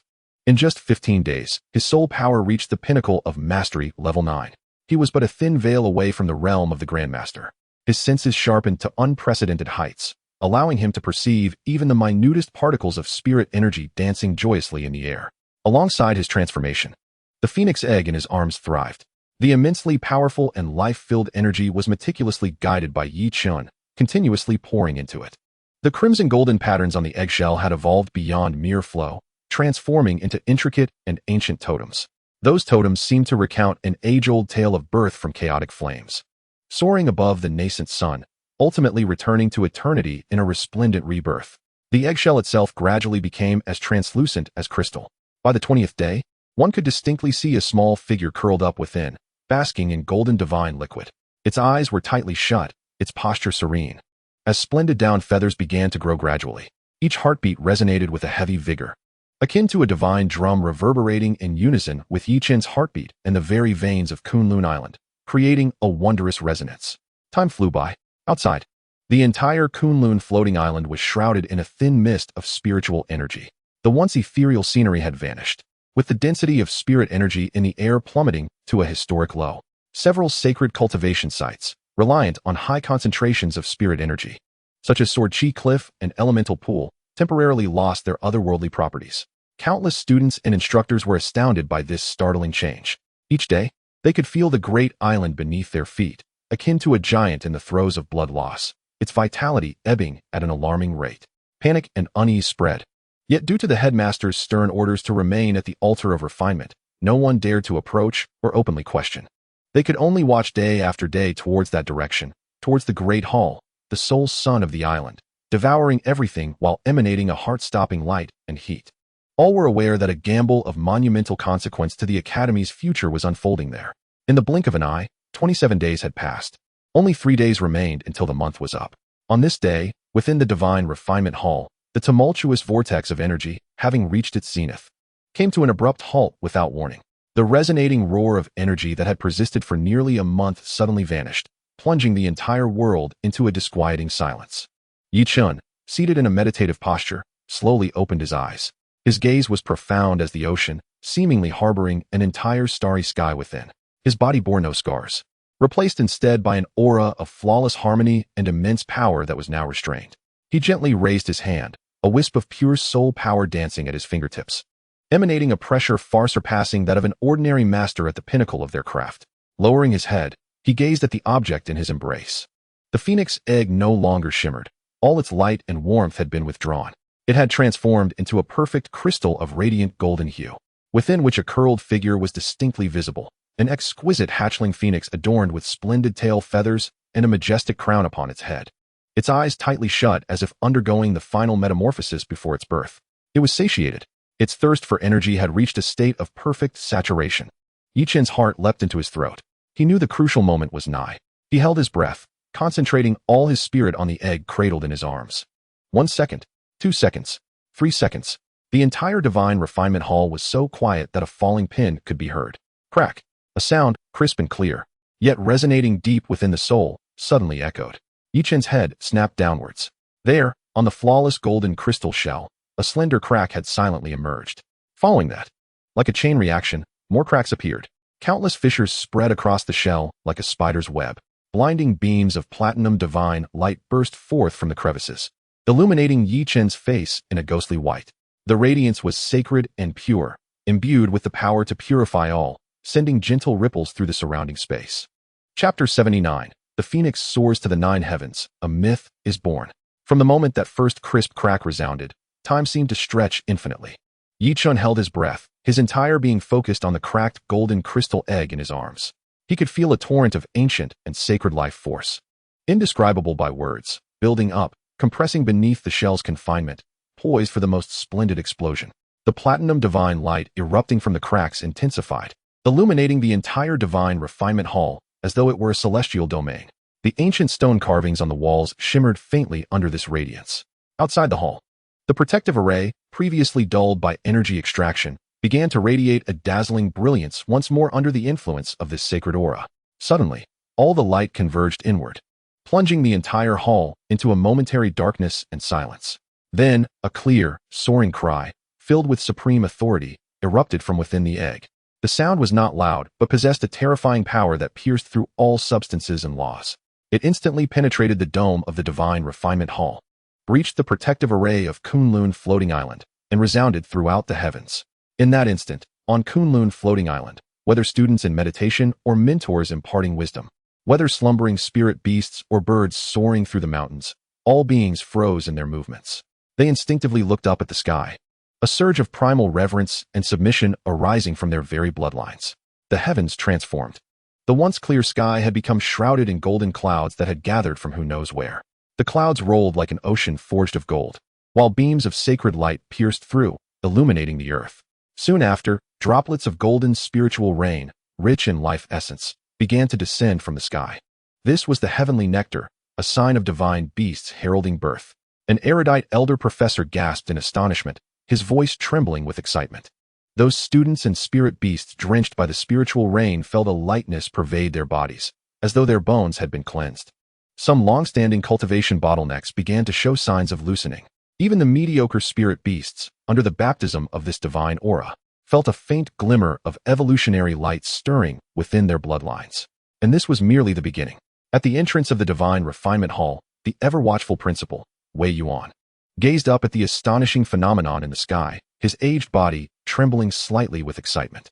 He could sense that at the moment the cry resonated. A supreme life imprint was indelibly etched into the very laws of this realm. It succeeded. He truly succeeded. Wei Yuan murmured to himself, an unprecedented brilliance igniting in his murky old eyes. This was not a false god, nor a demigod. This was a true, living mythological totem. Humanity shall rise. Within the divine refinement hall, boom. Accompanied by the earth-shattering cry, the golden crystal egg finally could no longer withstand the terrifying energy within and erupted. Yet instead of shattering into fragments, it disintegrated into countless pure light particles, akin to a magnificent golden meteor shower, all merging into the newly birthed delicate figure at its center. As the light faded, Yi Chen found his embrace empty. He slowly raised his head, his gaze falling upon his shoulder. A divine bird, roughly the size of a hawk, enveloped in a gentle golden flame, stood there quietly. It was the Shihuang. Though small in stature, it radiated an ineffable aura of sanctity and nobility. Each feather seemed forged from the purest solar fire and divine gold, shimmering with brilliance. Without a single flaw, its eyes, unlike the lively gaze of ordinary birds, resembled two miniature, burning golden suns, filled with majesty and wisdom, as if they could pierce through all worldly illusions.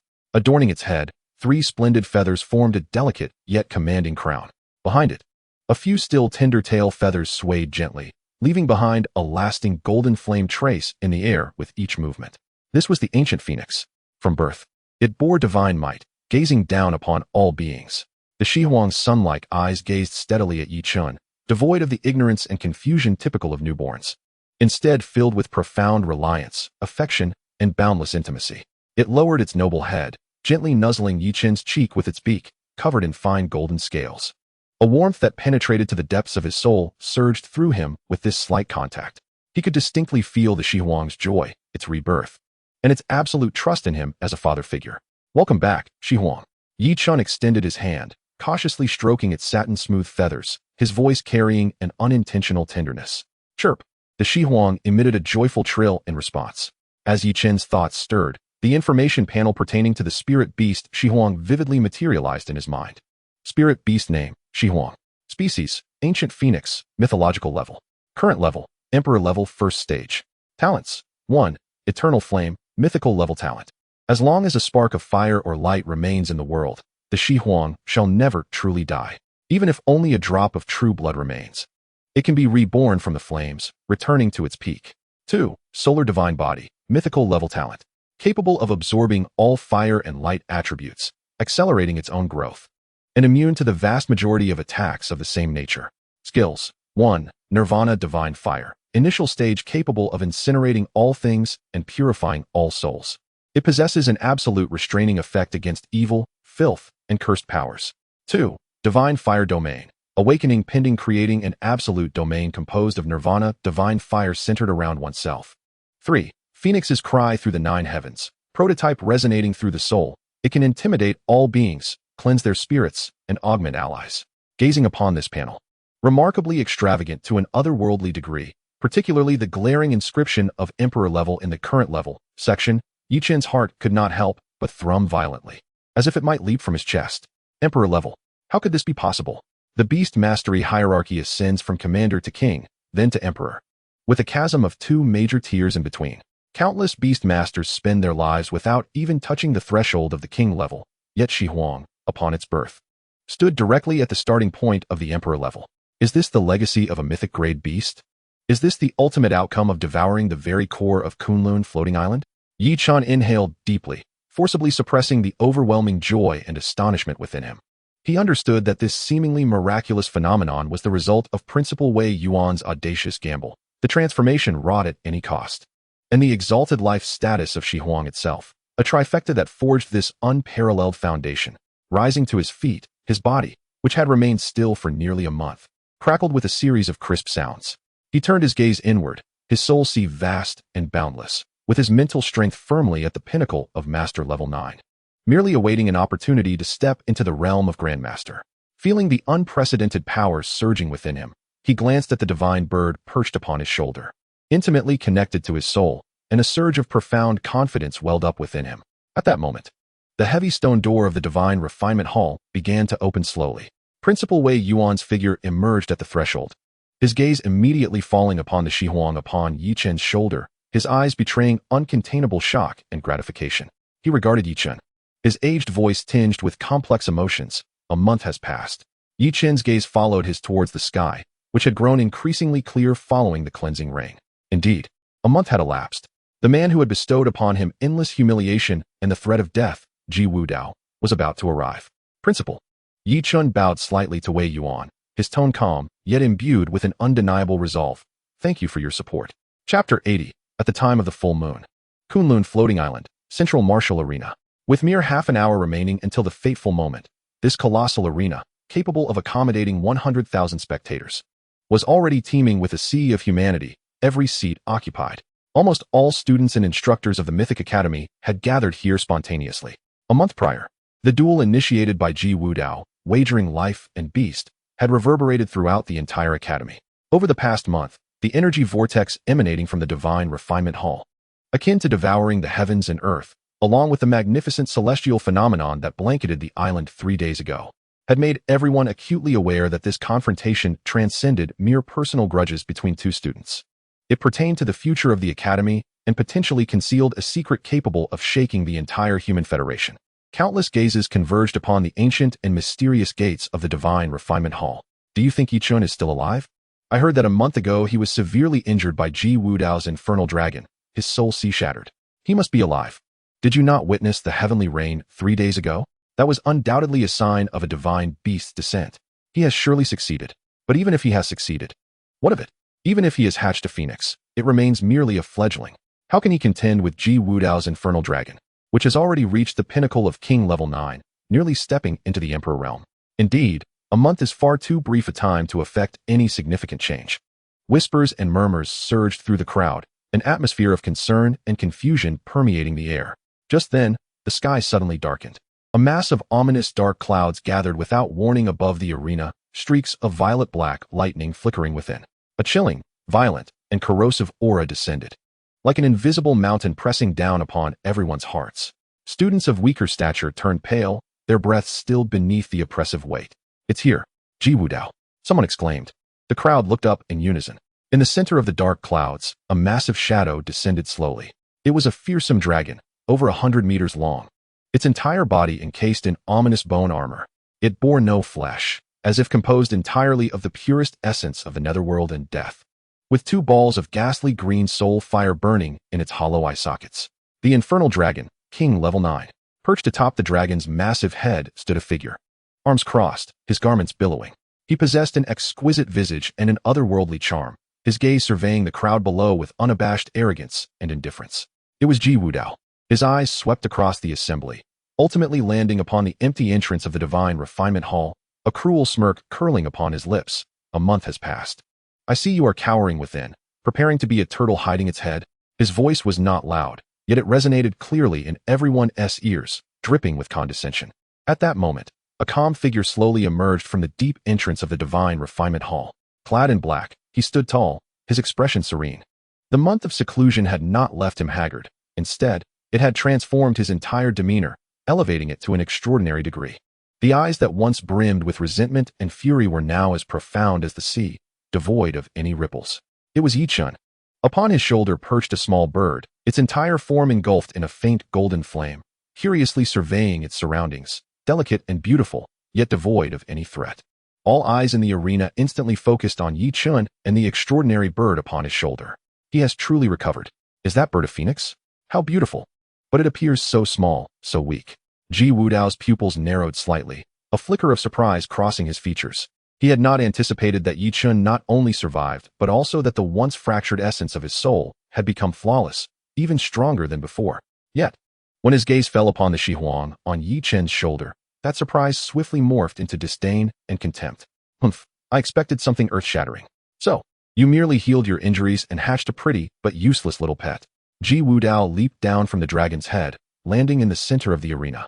Looking down at Yichun from a lofty position, "Yichun, I must commend your courage. Today, do you intend to pit this underdeveloped fledgling against my infernal dragon?" Yichun disregarded his mockery, stepping forward with steady resolve, traversing the arena until he stood directly opposite Ji Wudao. "Ji Wudao," he finally spoke, his voice calm as if stating an established fact. "A month ago, you shattered my soul's sea and sought to seize my beast." He lifted his gaze, locking eyes with Ji Wudao's haughty stare. "Today, you shall pay the price for your actions." "Ha ha ha." Ji Wudao seemed to have heard the most amusing joke in the world, bursting into hearty laughter. "Pay a price? You, this insignificant creature devoid of any oppressive aura?" However, as his laughter subsided, his gaze transformed into a chilling coldness. "Since you are so eager to seek death, I shall grant your wish. Infernal dragon, let him witness what true despair entails." With the command given, the nether dragon let out a thunderous roar that shook the heavens. The terrifying dragon's might, intertwined with a dense aura of death, manifested as a visible black shockwave, sweeping toward Yichun with ferocity. This was a pure exertion of rank suppression and mental assault. Under this attack, countless beasts of royal rank and below would find their fighting spirit obliterated in an instant. Yet, Yichun stood resolutely in place, unyielding. The seemingly harmless phoenix perched upon his shoulder appeared incensed by the jarring roar. It lifted its noble little head, and within its golden eyes, reminiscent of miniature suns, a flicker of human-like displeasure glimmered. In the next moment, it opened its petite beak. With an exquisite clarity, a resounding cry echoed forth, akin to a phoenix's song that could pierce the very heavens. This sound, though not overwhelmingly loud, seemed to encapsulate an exalted universal principle, the encroaching black shockwave of death. Under this phoenix's call, instantaneously dissolved and purified, leaving not a trace behind. Immediately following that, an indescribable holy pressure erupted from the diminutive form of the phoenix. This was not merely the pressure of royal rank, nor that of leadership. It was an absolute suppression that transcended all beings, stemming from bloodline and the essence of life itself. Thud! 100 meters away, the once mighty nether dragon trembled violently upon encountering this overwhelming pressure. The flames of its soul burned within its hollow eye sockets, revealing the raw and primal essence of fear. It emitted a mournful cry as its enormous body involuntarily took a significant step back, shattering the ground beneath it. The arena fell into an eerie silence. Thousands of eyes widened in disbelief, fixated on the surreal scene before them. Ji Wudao's arrogant grin became utterly frozen upon his face. Chapter 81. the emergence of divine fire, the might of the Emperor. An oppressive stillness enveloped the central arena, as if an invisible hand had seized all sounds. Tens of thousands of gazes solidified, converging on the astonishing spectacle at its heart. The colossal, fearsome nether dragon quaked in dread before the minuscule figure ahead of it, trembling from the depths of its very soul. The ghastly green flame of its soul flickered erratically, like a candle struggling against the wind, filled with the most primitive fear. The juxtaposition of the immense and the insignificant, the grotesque and the sacred, created an absurd yet profoundly impactful contrast. On the high platform, Ji Wudao's cruel sneer shattered like a cheap plaster mask. Initially stunned, he was soon engulfed by an overwhelming sense of humiliation, morphing into a seething rage that surged to his head. "This is impossible," he muttered, his handsome features contorting in fury. "This cannot be happening." His nether dragon, a killing machine awakened from a sea of corpses in an ancient ruin, had its will tempered by death and brutality, its soul steeped solely in destruction and obedience. How could it be intimidated by a mere hatchling, fresh from its shell, whose breath was still tender? This was an unparalleled disgrace. "You fool, what are you afraid of?" The ultimate humiliation transformed into a feral roar as Ji Wudao, through the beast contract, forcefully infused his wrathful will into the depths of the nether dragon's soul, commanding, "Advance. Tear it apart. Reduce it to ashes with your dragon breath." "This is an order." The nether dragon let out a deep, anguished growl, its voice rife with struggle and fear. Instincts deep within its bloodline warned it that the tiny life form ahead was an absolute being that should not be provoked. Yet, the coercive command from the beast contract burned into its soul like a cruel brand, leaving it no choice but to obey. Ultimately, its ferocity and brutality overpowered its fear. The ghastly green flame of its soul surged violently, forcibly suppressing the trembling of its lineage, as its massive head reared back. A concentrated mass of deathly energy gathered furiously in its throat, forming a rapidly spinning, ominous gray-black energy sphere. The temperature in the air plummeted, and a miasma of decay, resentment, and death spread like a plague in all directions. Nether dragon breath.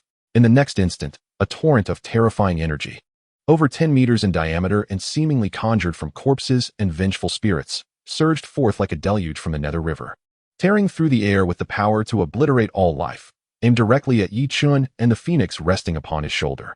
Wherever the dragon breath passed, the impervious obsidian ground was swiftly corroded, releasing nauseating black smoke, as if drenched in concentrated sulfuric acid. In the audience, countless students turned pale, hastily activating their defensive spirit artifacts. They had no doubt that the residual force of this attack could effortlessly annihilate even a powerful royal-rank beast. Yi Chun was finished. However, in the face of this cataclysmic strike, Yi Chun's expression remained utterly unchanged, not even a flutter of his eyelids. He simply issued a remarkably simple command within his mind. Phoenix, the divine bird that had been quietly standing upon his shoulder, finally stirred. It slowly raised its noble little head, its golden eyes, reminiscent of miniature suns, gazed indifferently at the formidable nether dragon breath, revealing a hint of near contempt. In its eyes, this terrifying attack capable of annihilating a small mountain appeared nothing more than a tainted breeze. It opened its petite beak. No earth-shattering energy gathered, nor was there any grand spectacle. A tiny cluster, merely the size of a thumb, pure to the utmost degree, seemingly forged from light itself, floated gently from its mouth. This flame appeared so minuscule, so innocuous, that when compared to the roaring black flood, it resembled a mere firefly in the night, easily extinguishable by a gust of wind. This is it. Has Yi Chun lost his mind, attempting to counter with such a feeble attack? Some spectators could no longer bear to watch and closed their eyes. Just as everyone believed Yi Chun and his beast would be instantaneously engulfed, the scene that would be immortalized in the annals of the Academy of Myths unfolded. The small cluster of golden flame collided with the massive nether dragon breath. There was no anticipated explosive detonation, no deafening roar. The corrosive nether dragon breath, upon making contact with the golden flame, emitted a hissing sound as if ice met a red-hot iron, and then, at an absurdly visible speed, it was purified, dissolved, and evaporated. The black torrent of death seemed to strike an invisible, eternal dam, and no matter how it roared and crashed, it could not surpass even a fraction of that tiny golden flame, instead being devoured by it. In merely a second, the terrifying dragon breath that had traversed half the arena vanished into thin air, completely incinerated by that small cluster of golden flame, leaving not even a trace of deathly aura behind. Upon the completion of these events, the cluster of golden flames not only remained unextinguished, but rather blazed with even greater intensity. It seemed to possess a will of its own, gracefully tracing an elegant arc through the air, striking the chest of the nether dragon, composed of stark white bones, with a speed that, though not swift, left it utterly unable to evade. A chilling roar erupted from the nether dragon, a sound so harrowing it resembled not a dragon's cry, but rather the agonizing wail of a soul being torn asunder. Its formidable bone armor, capable of withstanding the mightiest of monarch-level assaults, began to melt away under the searing embrace of the golden flames, akin to a candle succumbing to the relentless heat of the sun. More terrifying still, those flames seemed to possess life, infiltrating through the crevices of its bones, igniting the very essence of its deathly power and the grotesque green flames of its soul. This was not mere physical incineration. This was an absolute purification emanating from the realms of life and law, a final judgment of light and vitality upon death and corruption. What manner of flame is this? Ji Wudao was utterly stunned, his mind intertwined with that of his beast. Acutely aware of the excruciating torment the nether dragon was enduring, its life essence rapidly waning. On the high platform, the usually stoic and unyielding Principal Wei Yuan suddenly rose from his seat, his once dim eyes now ablaze with unprecedented brilliance, fixated on the golden divine fire in the arena, his voice trembling with excitement. This power, this divine pressure that transcends the laws, cannot be mistaken. The seasoned mentors beside him also sensed the heart-stopping aura, collectively holding their breath. Principal, could this truly be? An incredulous mentor ventured. Wei Yuan inhaled deeply, each word he uttered resonating with the weight of mountains. Crystal clear to all the mentors and students in the front rows. This is not monarch level. This is the might of an emperor. Boom. The term emperor echoed in all minds like a thunderclap, reverberating through the arena. The martial arts field fell into an absolute silence for several seconds before erupting into a cacophony of astonishment. Emperor level. Am I mistaken? The principal claims that little bird is emperor level. A newly born beast is emperor level. How can this be possible? This utterly contravenes the ironclad laws of beast mastery. My heavens, this is truly a living, breathing, mythological beast. Gasps of surprise, inhalations of disbelief, and incredulous discussions converged into a colossal wave of sound, nearly threatening to shatter the dome of the martial arts arena. Meanwhile, Ji Wudao, hearing the astonished murmurs around him, gazed upon the nether dragon, writhing in agony under the divine fire, its breath rapidly diminishing, and his complexion turned as pale as a sheet, devoid of any color. Emperor level. He had never dreamed that the opponent he had meticulously prepared to crush and humiliate would turn out to be a terrifying entity standing at the pinnacle of countless beastmasters from the moment of its birth. All his arrogance, disdain, and cruelty evaporated in that instant, leaving only pure, unadulterated shock and fear, akin to a ghost witnessing the unimaginable. Chapter 82. The domain unfolds. The outcome is decided. The might of an emperor. When these four words escaped Principal Wei Yuan's lips and were echoed by the astonished outcries and discussions of the onlookers, the last vestige of rationality and pride on Ji Wudao's bloodless visage crumbled into oblivion. From where did his confidence stem? From his illustrious lineage, from his prodigious talent that surpassed his peers, and from his monarch-level, half-emperor nether dragon. He had firmly believed himself destined for greatness, the uncrowned king of the younger generation. Yet now, reality delivered the most resounding, cruel slap to his face.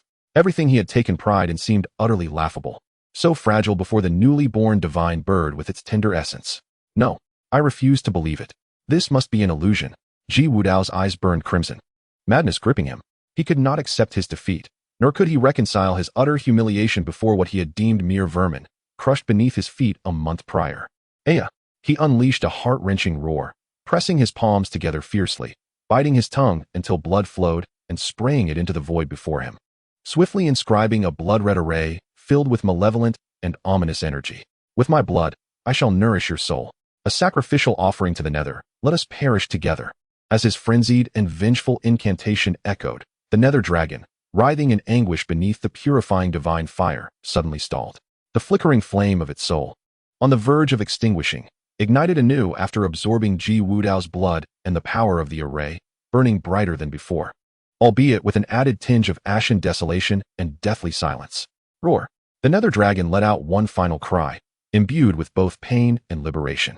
Its massive skeletal form began to shatter, every essence of death and soul power compressing frantically, converging towards the gaping void scorched into its chest by the divine fire.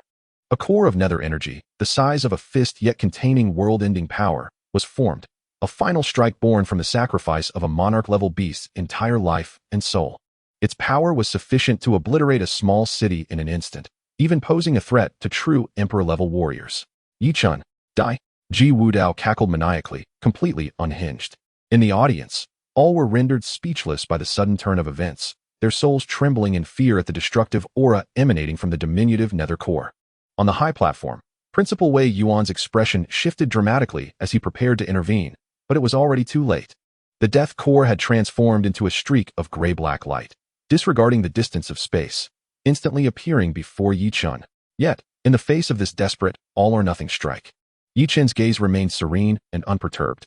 He did not even glance at the impending death core, instead lowering his head to cast a gentle gaze upon the phoenix perched upon his shoulder. As if sensing her master's intent, the phoenix's golden eyes, radiant as the sun, sparkled with divine light. She unfurled her petite wings. In the next moment, buzz, an invisible wave of sanctity radiated outward from the phoenix's delicate form, expanding in an instant. There were no earth-shattering flames, nor any cataclysmic might. A golden light curtain filled with warmth, brightness, and divine essence enveloped a radius of 100 meters, resembling an inverted crystal bowl. The realm of divine fire, unveiled. Within this domain, countless golden motes floated in the air, each containing the purest essence of the divine fire of rebirth. Here, there was no evil, no corruption, no death, only eternal light and rebirth. The nether core, capable of annihilating all, found itself ensnared in this golden domain, as though trapped in the thickest amber, its speed dramatically reduced. Then, the omnipresent golden motes within the domain, akin to sharks detecting blood, surged towards it with frenzied zeal. Sizzle, sizzle, the sounds of purification echoed incessantly. The death core, forged from the life sacrifice of the Abyssal Dragon, within this sacred realm, resembled an ice cube cast beneath the scorching sun, disintegrating, purifying, and dissolving at a visibly rapid pace. It scarcely managed to advance a single meter before being enveloped by an endless cascade of golden light, ultimately vanishing into nothingness, without even a ripple of energy to mark its demise. Beyond the realm, the vast skeleton of the Abyssal Dragon, stripped of its last remnants of strength, crumbled under the residual aura of this divine essence, collapsing like weathered sand sculptures into a heap of bone dust. With a gasp, the Beastmaster was utterly obliterated, and Ji Wudao was struck as if by lightning. The link to his soul was brutally severed. He erupted with a mouthful of blood, his body swaying unsteadily before he finally succumbed and fell to his knees. In that moment, his aura had withered to its nadir. The backlash from the death of his beast, compounded by the cost of his sacrificial blood, had transformed him from a genius into a mere shell of a man. The golden divine flames slowly dissipated, and within the arena, one could hear a pin drop. Everyone stood as if petrified by a spell, staring blankly at the harrowing scene before them, and at the figure who remained composed amidst the chaos. It was over. A duel once deemed devoid of suspense concluded in an utterly unforeseen manner. Yi Chun took deliberate steps, one after another, approaching the kneeling Ji Wudao, who was lost and desolate. He looked down from his elevated stance at the man who had cast him into despair a month prior, his eyes devoid of triumph or vengeance, offering only indifference. Ji Wudao, he spoke calmly, his voice resonating clearly in the silence of the arena. Do you remember the wager? Ji Wudao slowly lifted his head. His once handsome visage was now etched with despair and malice. He fixed a desperate gaze upon Yi Chun, his throat producing raspy sounds. Yet he could not utter a single word. Yi Chun's gaze swept over him, ultimately settling upon the void of his beast's space, his voice unwavering. Your life and your beast are now mine. Chapter 83, The Life and Death Contract, Bound as a Servant. Now they are mine. Yi Chun's voice bore no emotion, as if he were merely stating an established fact. Yet, these plain words, echoing in the hushed arena, struck the heart with a force more powerful than thunder. This was a life and death contract, a duel that risked everything. The vanquished would lose both life and dignity, reduced to mere property of the victor. Ji Wudao, kneeling upon the ground, suddenly raised his head. The pallor of his face, rendered ghostly white from his injuries, bore the genuine, soul-deep terror for the first time. He could accept defeat, even the loss of his prowess, but he could not accept death, nor could he bear the thought of being subjugated like cattle. No, you cannot kill me. His voice was hoarse, filled with panic. I am of the Ji family, the legitimate heir of the ancient Ji clan. If you dare harm me, the Ji family will never let you go. Not even the entire Myth Academy can protect you. In that desperate moment, his only recourse was to invoke his illustrious lineage as a final plea. However, Yi Chun regarded him with indifference, his gaze akin to that of one observing a lifeless object. The Ji family? He repeated softly, a chilling smile gracing his lips. A month ago, when you trampled me underfoot, crippled my beast's space, and nearly took my life, did you ever consider that I too might possess a background? that someone would come to my aid. You did not. In your eyes, I was merely an ant, easily crushed beneath your heel. Now, the tides have turned. Yichen slowly raised his hand, a faint golden radiance coalescing at his fingertips. In my eyes, you are equally insignificant. At that moment, the ancient scroll of the contract, signed in their blood, materialized in the void. It emanated a dark and eerie red glow, with blood-red chains extending from the scroll, disregarding the spatial distance. Instantly ensnaring Ji Wudao's soul.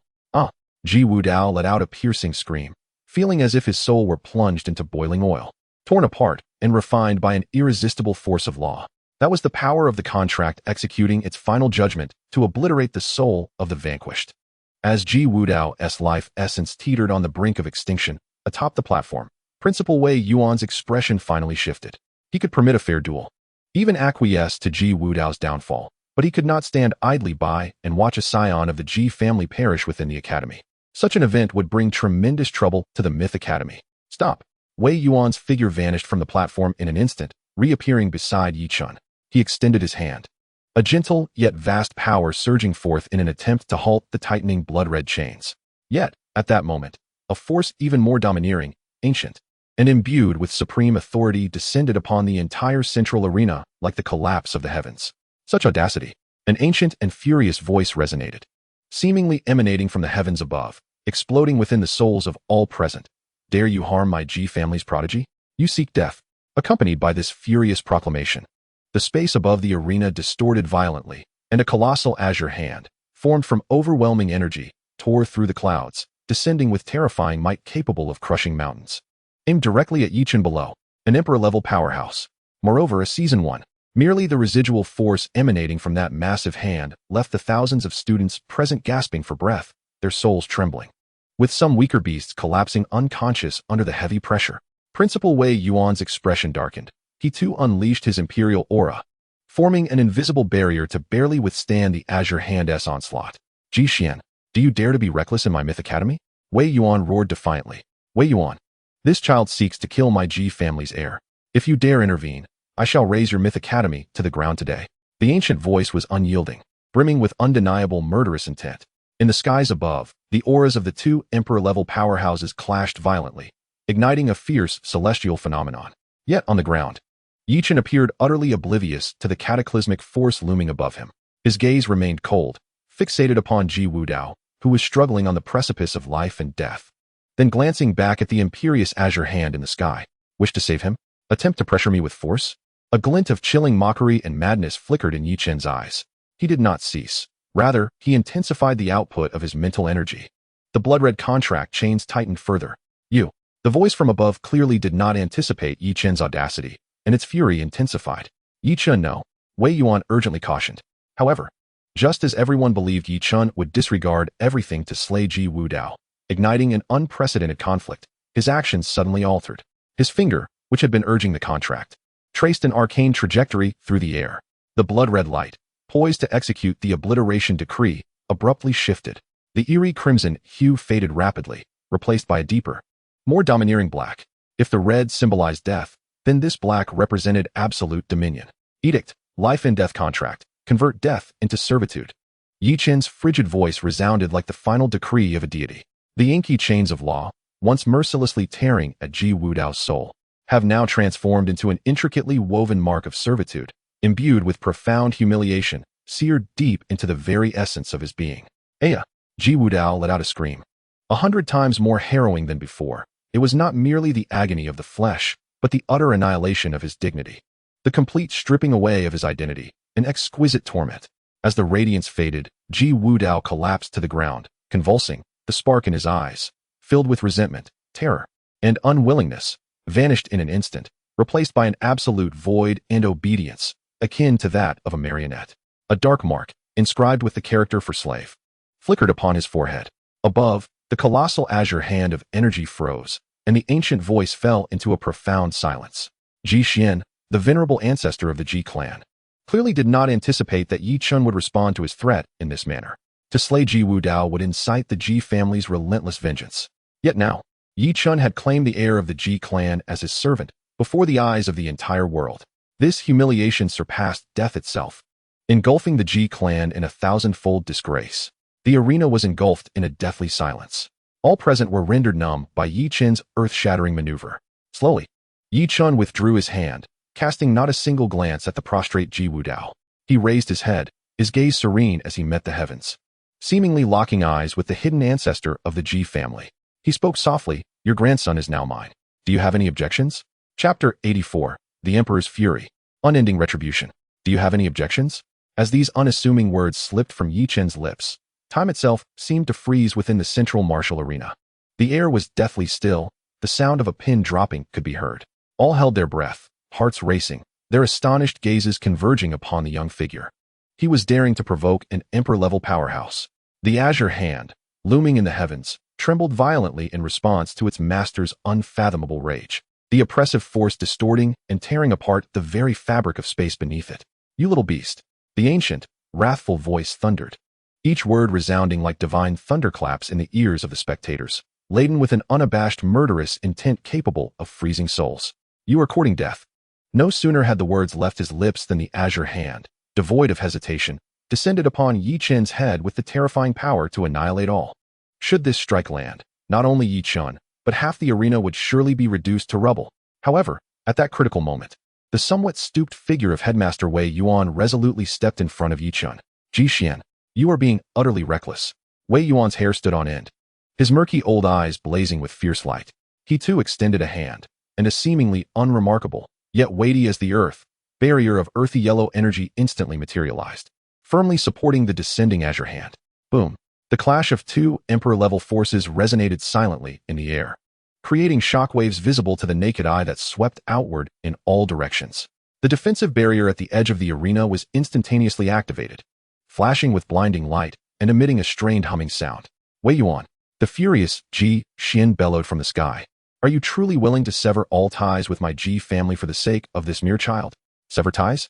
Wei Yuan scoffed, refusing to yield. "Ji Xian, you must understand.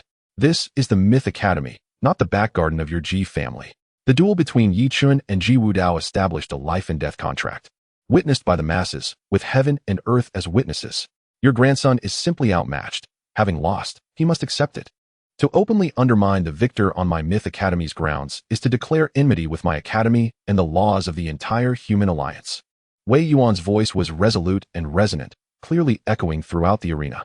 He was not only warning Ji Xian, but also declaring the inviolable stance of the Myth Academy. The furious voice in the sky faltered momentarily. He was evidently taken aback by Wei Yuan's unwavering stance. Just as the confrontation reached its peak of tension, Yi Chen, the eye of the storm, performed an astonishing act that left all in utter disbelief.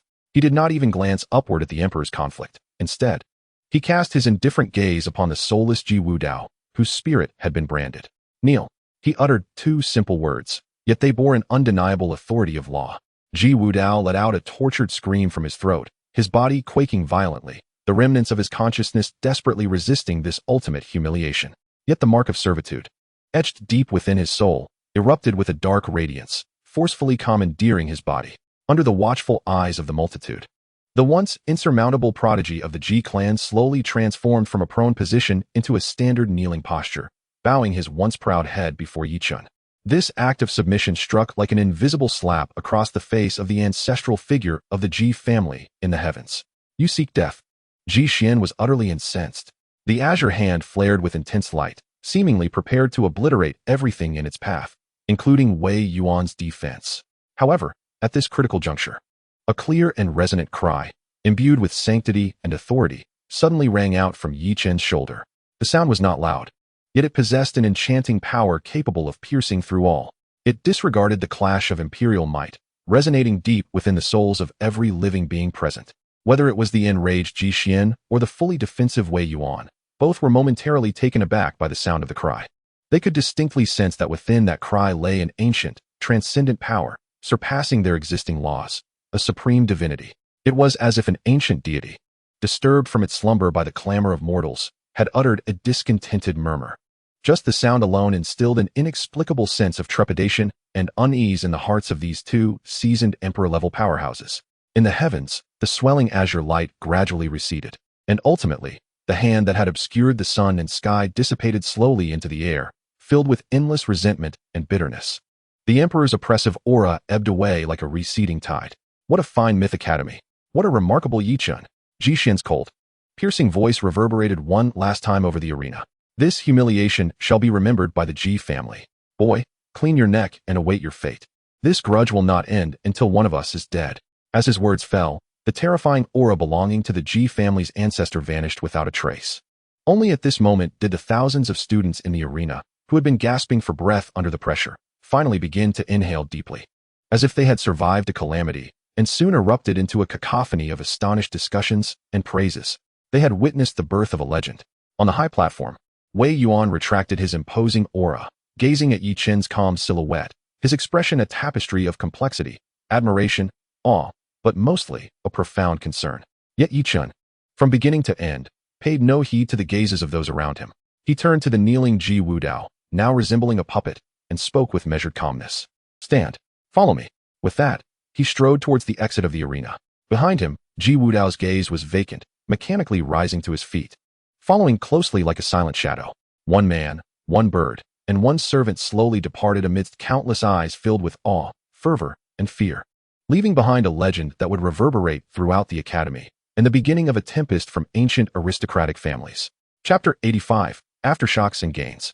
As Yi Chun emerged from the crowd, the glaring sunlight cascaded upon him, illuminating the humiliating figure that trailed behind like a shadow. The once tumultuous square, filled with incessant chatter, seemed to have been muted in that instant. Thousands of gazes converged like tangible searchlights from all directions, fixating upon Yi Chun. Awe, fervor, fear, curiosity, and jealousy interwove into a tapestry of complex emotions across countless youthful faces. The crowd parted like a tide pushed by an invisible hand, instinctively yielding a wide path capable of accommodating 3 hovering vehicles side by side. No one dared to approach, not even a breath was audibly taken. The owners of those gazes, be they fresh faces entering the academy or once exalted paragons of the talent rankings, felt a tremor originating from the depths of their souls. What they beheld was not merely a victor. They witnessed a being audacious enough to claim the scion of a millennia-old family as a servant. One who dared to confront the might of an emperor. The diminutive, resplendent 7-colored divine bird perched upon his shoulder exuded a menacing aura that surpassed any mythical beast chronicled in history. And behind him, the hollow-eyed Ji Wudao, with his mechanical gait and the faintest hint of a slave's mark on his forehead, resembled a moving monument of blood and humiliation, silently proclaiming to all the dire consequences of provoking this newly minted legend. Unperturbed by his surroundings, Yi Chun maintained a serene demeanor, his pace unhurried, as if merely indulging in a casual post-meal stroll. However, just as he was about to turn toward the area where his modest dormitory lay, a slightly stooped figure appeared before him, blocking his path. It was none other than Principal Wei Yuan. The elder's expression was profoundly intricate, a blend of admiration for genius and deep concern for the impending storm. Yi Chun, please hold on. Wei Yuan spoke, his voice soft yet distinctly audible to Yi Chun. Yi Chun halted, his dark pupils resembling bottomless ancient wells, calmly meeting the gaze of the academy's highest authority. Principal, Wei Yuan's eyes drifted beyond Yi Chun, momentarily resting on the auspicious phoenix atop his shoulder. Even though the phoenix had retracted its divine aura, the inherent sanctity emanating from its bloodline still caused the emperor-level powerhouse to feel a pang of trepidation. Taking a deep breath, as if having made a decision, he spoke gently, "Follow me. This is not a place for conversation." With that, he turned not toward any building, but instead moved toward the central region of the academy, heading toward the peaks that floated amidst the sea of clouds. Yi Chen asked no further questions and silently followed with Ji Wudao in tow. As they ascended, the concentration of spiritual energy around them began to increase exponentially. Upon reaching a peak enveloped in mist with cranes soaring above, the nearly palpable density of spiritual energy made every cell within Yi Chun resonate with elation. Atop the summit stood an independent villa, constructed from unknown spiritual woods and jade, exuding an ancient yet grand ambience that harmonized perfectly with the surrounding natural environment. This was the Shunhui residence, designated for S-grade talents who had made significant contributions to the academy. Wei Yuan gestured toward the villa, slowly announcing, "From today onward, it and this floating peak belong to you." He turned to face Yi Chun, continuing, "Furthermore, the academy's library, all levels of training secret realms, and the resource exchange center have been open to you. You will have direct access to those texts deemed forbidden and enter core realms that have never been open to the public. Additionally, you will automatically receive 100,000 credits each month as your cultivation resources." Each word struck like a hammer upon the hearts of any students present at the Myth Academy. This was not merely nurturing. It was akin to expending centuries of accumulated resources to support a single student. Yi Chen's gaze finally flickered with the faintest hint of intrigue as he inquired, "What are the conditions?" He did not believe in free lunches, especially after witnessing the Ji family's tyranny. He was acutely aware of the burdens that such support entailed.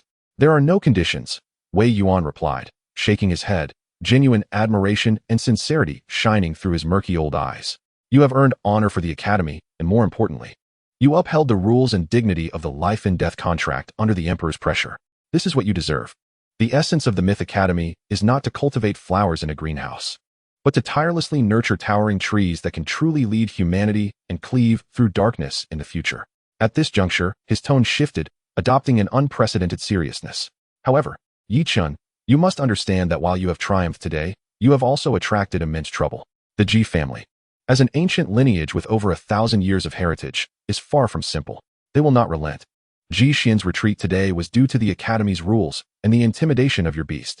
Though they may not dare to act openly, their covert schemes will undoubtedly be relentless and ruthless." "I understand," Yi Chen replied, his voice remaining calm as if discussing a trivial matter. "I will handle my enemies myself." Upon witnessing Yi Chen's unwavering gaze, the plethora of advice and warnings that Wei Yuan had prepared were swallowed back down. He suddenly realized that the resolve of this young man exceeded his expectations. "Very well," Wei Yuan nodded gravely. "Remember, the Academy will be your most steadfast support. Focus on your cultivation and grow swiftly. Only by becoming sufficiently powerful can you face any storm without fear." With that, Wei Yuan's figure transformed into a streak of light, vanishing into the horizon. Atop the peak, the clouds rolled lazily, and a gentle breeze caressed his face. Yi Chen pushed open the heavy wooden door of the Shunhui residence, and a wave of spiritual energy, 10 times denser than that of the outside world, enveloped him. The villa's interior was both simple and luxurious, with every piece of furniture crafted from precious spiritual materials, complemented by a spirit-gathering array operating beneath the villa, continuously channeling the mountain's spiritual veins. The auspicious phoenix let out a joyful cry, fluttering down from Yi Chen's shoulder to curiously circle within the villa, relishing this comfortable new home. Yi Chen closed the door behind him, and an invisible barrier rose, shielding him from any external prying. He slowly turned, his cold and indifferent gaze finally resting formally and for an extended moment upon Ji Wudao. Chapter 86. The Green Emperor's Long Life, Divine Body Formed. Ji Wudao emitted a silent wail of despair, his soul seemingly gripped by an invisible hand, the bloodline restrictions violently torn asunder before the absolute governing laws. Subsequently, Ji Wudao stood frozen in place, his eyes rolling back in his head. A colossal and intricate torrent of information, laden with countless arcane symbols, pathways of meridians, and esoteric incantations, surged forth from him, forcefully inundating Yi Chen's mind.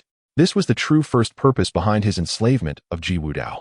To master a mythical beast, his own prowess must hasten to keep pace. Boom. The vast, profound, and life-infused stream of information surged into Yi Chen's sea of consciousness like a celestial river breaking its banks. Countless enigmatic symbols, obscure incantations, and streams of azure light simulating the operation of human meridians interwove and evolved within his mind, ultimately coalescing into the majestic silhouette of a divine tree. This was the Qing Emperor's longevity body, the Ji family's time-honored secret, a supreme method of body refinement that directly addresses the essence of life. As the last fragment of information was extracted, the soul, battered repeatedly by bloodline restrictions and the mark of servitude, finally succumbed, shattering entirely. Ji Wudao's body crumpled, collapsing to the ground like a puddle of mud, his eyes rolled back, drool spilling from his mouth, having been reduced to an utter imbecile. All his worth had been drained by Yi Chen. Not even a glance was cast back at him. He walked directly to the central cushion of the villa, settling into a meditative posture, his mind wholly immersed in the newly acquired martial art. The Qing Emperor's longevity body is not merely a pursuit of strength and defense. Its essence lies in life and longevity. The technique is divided into 9 tiers. The first tier, rooting and sprouting. Within the Dantian's energy sea, condense a seed of life, allowing it to take root and sprout, initially transforming the physical form. The second tier, seedling, provides shade. The life seed matures into a sapling, nourishing itself, invigorating the blood and qi, and allowing for the regeneration of severed limbs. The third tier, ancient tree touching the sky. The divine tree within begins to take shape. Lifespan greatly increased, the physical body comparable to a king-level ferocious beast, exuding immense power with every movement. Upon reaching the 9th tier, transcendence into the divine tree. It is said one can share the lifespan of heaven and earth, achieving an immortal and indestructible body, a single drop of blood capable of giving rise to myriad beings, and a strand of hair able to sever the stars. The might and profundity of this technique far exceeded Yi Chen's imagination. Yet soon, he discerned the fatal flaw of this art, or rather, its formidable threshold. To condense the seed of life, an immense and pure supply of life energy and wood-type spiritual essence is required. According to the technique's description, a direct descendant of the Ji family, beginning at the age of 3, immersed in various heavenly treasures, by the age of 18, under the protection of family elders and expending vast resources, would only possess a mere 30% chance of success in attaining the entry level. Once entered, the resources consumed for each subsequent tier would be astronomical. This was not a technique intended for ordinary individuals, but rather an unparalleled path constructed through generations of a prestigious family as foundation. Resources? A smile gradually curled at the corners of Yi Chen's mouth. For others, this was a chasm too vast to cross. For him, it posed no challenge whatsoever. Arise. With a thought, a beam of light erupted from his beast taming space, transforming into the bouncy form of a slime. Gurgle. Upon emerging, the slime affectionately nuzzled against Yi Chen's leg, sensing its master's elation. Work awaits. Yi Chen pointed toward the villa's exterior, where a floating mountain, shrouded in mist and adorned with exotic flora, loomed. Go, consume all those flowers and plants outside. Remember, only the plants. Do not touch the stones or soil. Gurgle. The slime's large eyes brimmed with confusion, yet it unfailingly executed its master's command. With a spring, it leapt through the open window, landing on the spiritual grassland outside the villa. The floating mountain, home to the Divine Radiance residence, is one of the core areas of the academy, rich in spiritual energy. Even the most ordinary blades of grass here harbor energies far surpassing those found in the outside world, not to mention the rare spiritual plants that are nearly impossible to acquire elsewhere. In the slime's eyes, this was an unprecedented feast. Gurgle. It cheered, its body expanding dramatically, transforming into a gigantic mat over 3 meters in diameter, directly enveloping a patch of dewdrop grass. Devour talent, activate. All the dewdrop grass beneath it, roots and stems included, instantly transmuted into the purest emerald energy, drawn into its being. In an instant, the sound of gurgling filled the air as the slime operated like the most efficient harvester, rampaging across the mountain. Where it passed, not a blade of grass was left unscathed. The once ethereal mountain rapidly displayed patches of glaring baldness. In less than 10 minutes, the slime returned to the villa, burping contentedly. Its entire form radiated a brilliant emerald glow, resembling a colossal, luminous jade jelly. Gurgle. It opened its mouth wide at Yi Chen. A liquid orb, the size of a longan, entirely jade green and exuding an astonishing life force, was expelled, suspended perfectly before Yi Chen. This was the life source liquid it had condensed after devouring half the mountain's spiritual flora, refined, compressed, and purified through its insatiable devouring talent. Just the scent of it made Yi Chen's pores dilate, flooding him with an unprecedented vigor. Without hesitation, he opened his mouth and swallowed the life source liquid. Boom! A surge of life energy, more vast than the ocean and hotter than molten lava, erupted within his abdomen. This energy was refined to perfection, gentle yet overpowering, devoid of any impurities, akin to a flood breaching its banks, cleansing his limbs and nourishing every cell. For any other individual, even a master-level expert, being inundated with such terrifying life energy would result in nothing short of explosive demise. Yet Yi Chen's expression remained unchanged. He immediately activated the first tier of the Qing Emperor's longevity body, guiding this immense energy toward his Dantian's energy sea. With boundless life energy as the soil and his indomitable will as the guide, condense. Yi Chen inwardly commanded. All life energy began to compress and rotate madly towards the center of the Dantian in an enigmatic manner. 1 minute. 10 minutes. An hour passed. Yi Chen's forehead glistened with beads of sweat, his complexion paling slightly. The process of compressing energy was immensely taxing on his mental strength. Meanwhile, the azure light in his Dantian had been compressed to its utmost, emanating a pulse that sent chills down his spine. Now, Yi Chen's eyes burst open, a gleam igniting within. Buzz, a subtle resonance, akin to the tremors of life's inception, reverberated from his Dantian. The azure light, compressed to its zenith, ultimately coalesced into a seed, no larger than a grain of rice, yet seemingly harboring the vitality of an entire world. The seed was adorned with natural, enigmatic patterns. Life seed, successfully formed. The initial step that had stymied countless prodigies, requiring families decades of time and boundless wealth to complete, was traversed by Yi Chen in a mere hour. Yet, this was not the end. The moment the life seed coalesced, it began to pulse vigorously, akin to a heart, greedily absorbing the residual life energy within Yichen's body. Crack! A faint crackling sound resonated as a seed split open, revealing a tender, fragile yet vibrantly alive green sprout that slowly emerged from within. Rooting and sprouting, accomplished. The Green Emperor's eternal body, first stage, completed. An unprecedented surge of power washed over Yichen's heart. He could distinctly sense the terrifying acceleration of his skeletal density, muscular strength, and the resilience of his internal organs, all escalating at an alarming rate.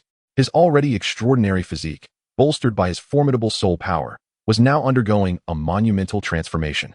Rising slowly to his feet, he casually clenched his fist. Crack! Crack! The air around his fist was punctuated by a series of sonic booms.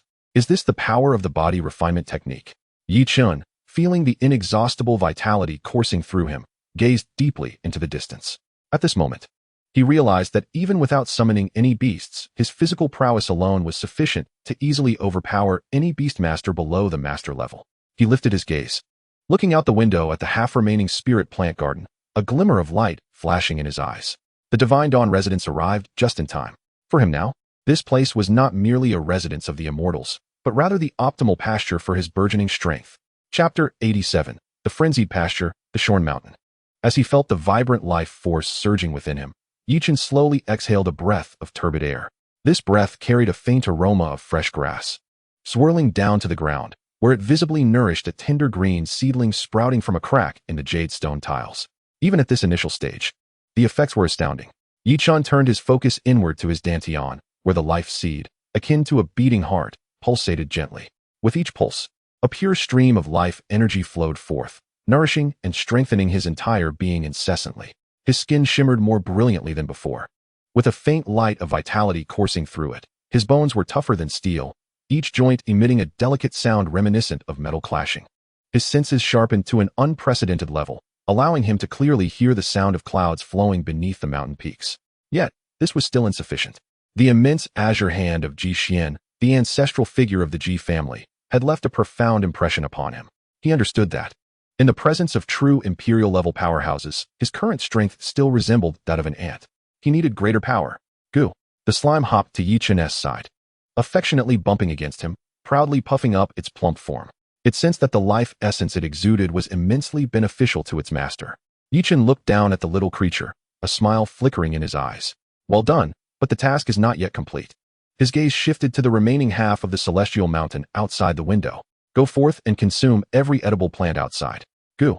Affirmed by its master and given new orders, the slime was filled with excitement. It transformed into a streak of azure light and dashed out of the villa. A tempestuous onslaught upon the floating mountain of Divine Dawn had officially commenced. This time, the slime operated with heightened efficiency and audacity. Its massive form rolled down like a green carpet from the mountain's peak. Centuries-old violet-striped flowers, the star grass capable of refining spiritual power, and even the revered dragon bloodvine, cherished by the elders residing upon the cliffs. All spirit plants, regardless of their grade, were rendered insignificant before the slime's insatiable, devouring prowess. All were transformed into the purest energy, flowing into its being.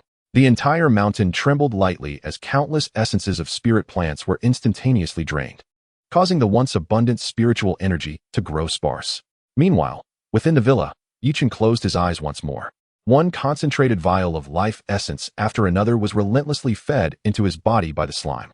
Boom, boom, boom. The overwhelming life energy exploded within him time and again. The life seed in his dantian, nourished by this seemingly inexhaustible energy, began to grow wildly. Tender shoots sprouted, branching out. Roots extended deep into the sea of qi. In less than 3 hours, the seedling within Yichen transformed into a small tree half a foot tall, flourishing with lush branches and leaves, radiating a divine green light. Each leaf bore intricate patterns that appeared to embody the essence of life itself. The Green Emperor's eternal body, second stage, the sapling provides shade. Accomplished. A sensation of power, more than tenfold stronger than before, surged forth from the depths of his being. He even entertained the illusion that, should he wish, a single punch could shatter the floating mountain beneath him. At this moment, outside, in the Myth Academy's herb garden management office, an elderly man clad in alchemist robes, his hair and beard white, leisurely sipped tea. He was Elder Lin, responsible for overseeing all core spirit plant resources of the academy. Suddenly, the water mirror before him, which monitored the spiritual pulse nodes throughout the academy, displayed a light point representing divine dawn residents, abruptly flashing a blinding red light, its brilliance fading at an astonishing rate. Elder Lin frowned. The concentration of spiritual energy is plummeting? What could be the cause? Could it be that the gathering formation beneath Divine Dawn Residence has malfunctioned? He could not afford to be negligent. Divine Dawn Residence was the face of the academy and one of its most critical cultivation resources, not to be trifled with. With a swift motion, he transformed into a streak of light, hurtling towards Divine Dawn Residence. However, upon nearing the familiar floating mountain, he was left dumbfounded, nearly tumbling from the air. What is this? Elder Lin's eyes widened, his mouth agape, pointing at the mountain ahead, trembling with rage. The once ethereal, treasure-laden celestial mountain now appeared as though ravaged, pockmarked, and in disarray. From the summit to halfway down, every area that had once flourished with spirit plants was now barren. Scorched earth. Not a single spirit herb remained, not even a green blade of grass. The entire mountain lay shorn. My dragon blood vine, my violet-striped flowers, my stargrass. Elder Lin let out a heart-wrenching wail, for these were treasures he had nurtured over decades of painstaking effort. Who could it be? Which despicable scoundrel has committed such a heartless and ruinous act? His fury ignited, his consciousness swiftly enveloped the entire mountain, immediately locking onto the solitary life force within the villa at the summit. Little thief, come forth and face your demise, Elder Lin roared, his imperial-level aura unabashedly bearing down upon the villa. Yet, the next moment, the villa's door slowly creaked open. Yichin stepped out, his expression tranquil as he regarded Elder Lin, who was seething with rage in midair, in the face of the overwhelming imperial pressure capable of toppling mountains. His body merely swayed slightly, remaining as steady as a mountain, not even a flicker of change in his countenance. A jolt of surprise coursed through Elder Lin. It was only then that he noticed the young man before him, whose vibrant life force radiated like a furnace, exuding an aura of vitality that sent shivers down his spine with every movement. The robustness of this corporeal form is perhaps on par with that of a fully matured monarch-level dragon beast. You are Yichin? Elder Lin recognized the young man who had recently stirred up a tempest within the academy. Elder Lin. Yichin nodded slightly, his tone unassuming. Do you require something from me? Something. Elder Lin nearly choked on his own words. Pointing at the ravaged mountain peak, he exclaimed, Are you inquiring about my concerns? Did you cause this destruction? It was indeed my doing. Yichin admitted with remarkable candor. You Elder Lin was rendered speechless with indignation. Do you comprehend the value of these spirit plants? You are undermining the very foundation of the academy. The principal has decreed that everything here belongs to me. Yichin replied slowly, I am merely utilizing the resources that are rightfully mine for my cultivation. Is there a problem with that? His words left Elder Lin momentarily at a loss for a retort. The principal made this promise personally, observing Yichin's dispassionate gaze, which starkly contrasted with the rumors of his fierce confrontation with the Ji family's ancestor. The flames of Elder Lin's fury were doused significantly. This young man is a madman who dares to confront even emperors. Moreover, he has the principal's backing. Merely a resourceful approach to cultivation. Elder Lin gasped with frustration. I shall witness for myself the techniques you are employing that necessitate devouring an entire spirit mountain. He stared intently at Yichin, attempting to glean some insight from him. Yet, no matter how he probed, he could only perceive the vast and profound vitality emanating from Yichin, along with a faint sense of suppression derived from a higher echelon of existence. Ultimately, Elder Lin could only shake his sleeve in frustration. This matter, I shall personally clarify with the principal. With that, he transformed into a streak of light, departing in a huff. Yichin watched his retreating figure with an expression that betrayed no change. He turned, surveying the desolate floating mountain, murmuring to himself, the resources here have been exhausted. It seems it is time to visit that location. His gaze shifted toward the depths of the academy, to the core hub of resource exchange and allocation, the Merit Hall. His account, with its monthly quota of 100,000 credits and the highest exchange privileges, had yet to be utilized. Chapter 88. At the Merit Hall, heroes gather. Yichin stepped beyond the barrier of Shinshi residence. Behind him lay the scorched earth of the floating mountain. A gentle breeze swept through, stirring not the essence of nature or the fragrance of blossoms, but rather the arid dust. He paid it no mind, orienting himself before proceeding down the mountain towards the core area of the academy, the Merit Hall. Transitioning from the towering floating mountain to the bustling thoroughfare of the academy felt akin to stepping from the celestial realm into the mundane world.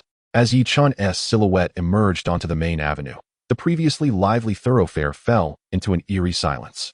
All students who caught sight of him, whether engaged in conversation, hurrying along, or indulging in laughter, froze as if struck by an enchantment, their expressions frozen in disbelief.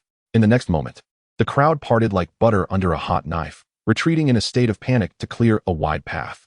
A multitude of gazes converged upon him, rife with emotions more complex than those witnessed outside the training grounds. Fear, reverence, and a tinge of incredulity permeated the air. For at this moment, Yichen appeared strikingly different from the calm, yet slightly menacing demeanor he had exhibited post-battle.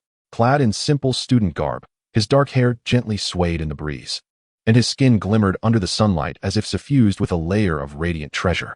His pace was unhurried, yet each step resonated with a profound sense of stability, as if he were in sync with the very pulse of the earth beneath him. He resembled a divine tree, deeply rooted within the cosmos, exuding a quietly powerful vitality. Has he grown even stronger? A voice trembled within the crowd, barely audible.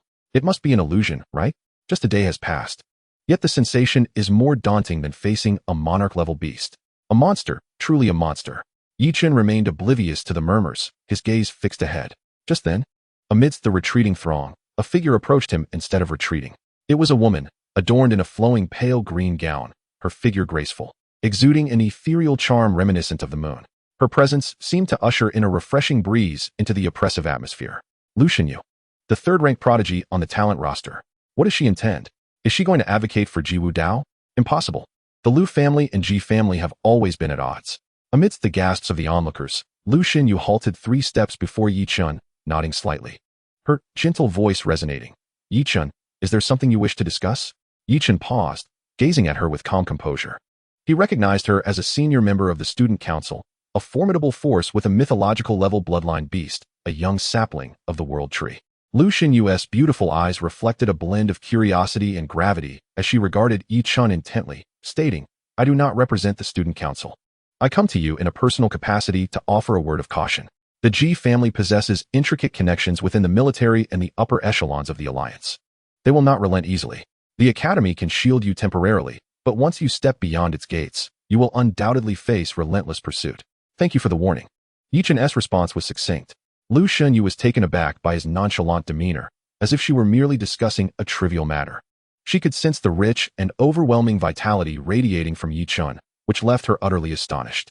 How is your life force so exuberant? It hardly resembles that of an ordinary beastmaster. I merely practiced some rudimentary body refinement techniques. Yichen replied dundandao. Rudimentary techniques? Lu Xinyu's lips twitched slightly. Such a terrifying vitality could stem from mere rudimentary techniques? If the word got out, even those who specialize in physical cultivation would be embarrassed to the point of self-destruction. She wished to inquire further, but upon meeting Yichen's tranquil gaze, she wisely refrained from pressing on. If that is the case, I shall not intrude further. Yichen, please exercise caution. Lu Xinyu stepped aside to clear the path. Yichen nodded, passing by her as he continued on his way. Only when Yichen's figure was about to vanish around the corner did Lu Xinyu exhale slowly, and one of her companions dared to whisper, Sister Xinyu, did you feel pressure while speaking with him? Lu Xinyu chuckled softly, shaking her head. That was not pressure. It was a palpable sense of disparity in life levels.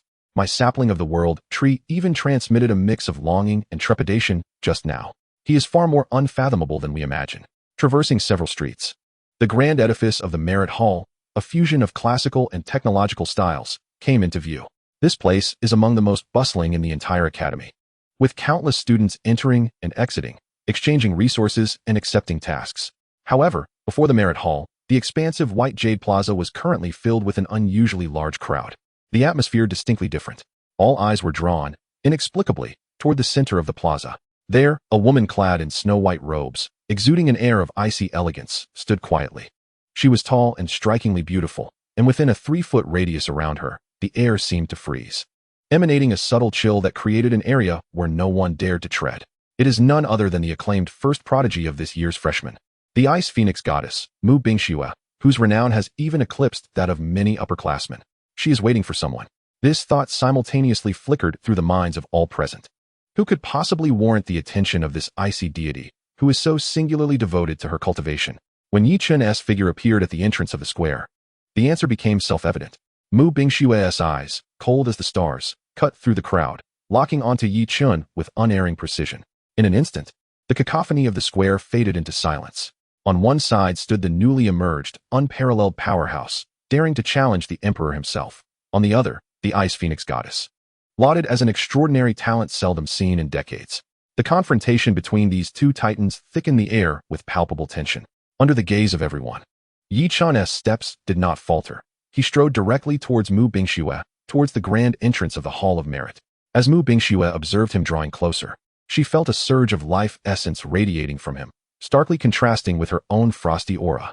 A genuine ripple of intrigue flickered in her frigid gaze. "You possess the essence of fire," she spoke, her voice like ice beads falling on a jade plate, crisp, cold, pure, and elevated. "And you as well," Yichen replied calmly as he stood before her. The clash of fire and ice, two extremes, created an invisible tension that sent ripples of anxiety through the surrounding students. "You have trained in body refinement techniques," Mu Bingxue stated, not as a question, but as a declaration, her penetrating gaze seemingly able to see through Yi Chen's form, perceiving the vigorous vitality within him. "Indeed," he affirmed. "Excellent," she nodded, appearing satisfied with his response. "In 3 months, the Inter-Academy exchange competition will take place. I require a sufficiently strong partner." This proclamation drew sharp intakes of breath from all the eavesdropping students. The Ice Phoenix Goddess was extending an invitation to Yi Chen to team up. Since her enrollment, she had always operated solo in team tasks and competitions, believing no one among her peers could keep pace with her. Yet now, she was inviting Yi Chen, another freshman. Yi Chen regarded her, his expression unchanging. "I prefer to work alone." A rejection. He had outright declined her offer. A wave of heartbreak and astonishment swept through the square. This was an invitation from the Ice Phoenix Goddess, a coveted opportunity many could only dream of. Mu Bingxue seemed momentarily taken aback, not anticipating this response. However, she quickly regained her composure, casting a deep glance at Yi Chen. "You will change your mind. For this year's exchange competition, held at the Dragon's Nest, without a formidable ally, you will find yourself at a standstill." With that, she turned and entered the Hall of Merit, leaving Yi Chen to contemplate her words. He cast one last look at the imposing entrance of the hall, his gaze profound. The Dragon's Nest, indeed. He withdrew his thoughts, disregarding the astonished, regretful, and envious glances of those around him, and stepped into the grand edifice that governed the Academy's boundless resources. Chapter 89, Supreme Authority, Unlimited Access to the Treasury. The interior of the Hall of Merit was far more majestic than its exterior suggested. Above, a simulated vast starry sky adorned the dome, with countless specks of light swirling, each representing an available task. The floor was laid with an unknown black crystalline stone, polished to a mirror-like sheen, reflecting the constellations above. Towering screens lined the walls, displaying a rolling list of resources available for exchange, ranging from ordinary beast meat to rare ores and spiritual herbs, as well as powerful beast mastery skill stones, an abundance of treasures. The hall was bustling with students, yet remained orderly. They operated at various exchange screens or self-service task terminals. The noise vibrant, but not chaotic. Yi Chan's entrance was akin to a stone cast into a tranquil lake. Those students who had entered before him paused their activities, regarding him with awe, parting to create a path. Even those who had originally faced away from the entrance turned to glance, their expressions a mix of surprise and curiosity. Mu Bingxue, who had just brushed past Yi Chen, now stood before a dedicated screen for exchanging ice-type resources. Though she did not turn, her icy presence seemed to constantly monitor Yi Chen's movements. Yi Chen disregarded all of this. His gaze swept over the scrolling information before he made his way directly to the center of the hall, approaching the grand circular service desk, exquisitely carved from a single piece of white jade. This was the place for handling large exchanges and special requests, typically frequented only by top-tier upperclassmen and mentors. "Hello. I would like to exchange resources," Yi Chen addressed a middle-aged mentor who was engrossed in paperwork behind the desk. Without raising his head, the mentor replied mechanically, "Please provide your student ID and select the desired exchange from the list beside you." Yi Chen placed his black gold student ID on the counter. The mentor, somewhat impatient, took the ID and swiped it in a nearby slot. Beep. A distinct, crisp notification echoed. Immediately, however, the screen before the mentor did not display the student's personal information. Instead, it flashed an eye-searing, crimson pop-up of the highest level. Warning. Detected holder of Supreme Authority S level. Identity. Yi Chen. Authority granted by Principal Chu Jingtian. Authority level. Unlimited access to the resource treasury, no credit required, with no monthly cap. The middle-aged mentor's impatience instantaneously morphed into shock. He stared at the screen, his eyes nearly bulging from their sockets. The next moment, he sprang from his seat like a cat whose tail had been stepped on, causing his chair to topple backward. "Lord Yi Chen." His address shifted from peer to lord, his voice quivering with excitement and anxiety. his face contorting into an awkwardly flattering grin. "I did not anticipate your esteemed presence. Forgive my inadequate welcome. What a grave oversight." He uttered this while frantically pressing a red emergency button. This sudden turn of events left the surrounding students in stunned silence. What was happening? Why did Minter Wong appear as though he had seen a ghost? Supreme Authority S level? What on earth was that? Why had they never heard of it? What background did Yichen possess to be personally endorsed by the principal? Amidst the murmurs, an elderly man clad in a golden attendant's robe dashed out with surprising speed for his age. "Might I inquire as to which esteemed guest has arrived?" Upon seeing Yi Chun and the student ID presented by Minter Wong, the chief steward of the Hall of Merit gasped, his attitude shifting to one of profound respect, far surpassing that of Minter Wong. "Ah, it is you, student Yi Chun. The principal has already briefed me on your arrival." The chief steward bowed deeply, his demeanor humble. "Should you require any resources, there is no need to queue here. Please, follow me, and I shall personally grant you access to the Heaven-class treasury." At this declaration, the entire hall erupted in astonishment. The Heaven-class treasury. A senior student gasped in disbelief. Isn't that place reserved solely for legendary mentors who have made monumental contributions to the academy, or for heroic alumni who have achieved unparalleled feats? Accessible only by special permission from the principal? To just walk in and take what one desires? Without needing credits? It's as if the entire wealth of the academy has been laid bare before him. This is utterly absurd. The treatment he receives is almost more privileged than that of the principal's own son. Not far away, Mu Bingshue's icy gaze flickered with a hint of unmasked astonishment. She was aware of the principal's regard for Yi Chun, yet she had not anticipated it would extend to such an outrageous degree. Amidst countless expressions of shock, envy, and jealousy, Yi Chun maintained a calm demeanor as he followed the Grand Steward through a portal safeguarded by the laws of space, a domain inaccessible to others. In a flash of light, the scene before him transformed. He found himself in a secluded realm, saturated with an ethereal mist of concentrated spiritual energy. Floating within this space were enormous orbs of light, each containing treasures capable of inciting chaos and bloodshed in the outside world. "Young Master Yi Chun," the Grand Steward respectfully presented a jade tablet. "This is the complete inventory of resources from the Heaven-grade treasury. You need only select what you desire, and the spirit of the treasury will automatically deliver it to you." Yi Chun accepted the jade tablet, allowing his mental energy to delve into it. A deluge of information regarding an abundance of treasures surged into his consciousness. 10,000-year wood heart embodies immense life energy of the wood element, an exceptional material for cultivating the Qing Emperor's longevity body. Earth vein mother Qi, the essence of the Earth's primordial source, greatly enhancing the foundation of the physical body. True sun gold, a rare substance born from the core of a star, brimming with pure fire element energy. Phoenix bloodstone, a legendary stone said to be stained with the blood of the divine Beast Phoenix, capable of awakening the bloodline of fire element beast tamers. A glint of brilliance flickered in Yi Chen's eyes. Without hesitation, he began to make his selections on the jade tablet. His first choice was resources required to further cultivate the Qing Emperor's longevity body, drawing from his previous experience with the depleted resources of the divine radiance abode. He opted for energy that was purer and of a higher grade this time. 10 pieces of 10,000-year wood heart. 1 jar of earth, vein mother Qi. 1 barrel of life, spring water. Next, provisions for the little phoenix. 5 pieces of true sun gold, and as many phoenix bloodstones as available. Also, a bottle of fire essence. The Grand Steward watched as Yi Chun filled out the list, his eyelids twitching uncontrollably. Every single item he selected could bankrupt a master-level expert. Yet here he was, casually acquiring them by the piece, jar, and barrel, as if he were shopping in a market. This was no mere resource exchange. It was akin to a heist.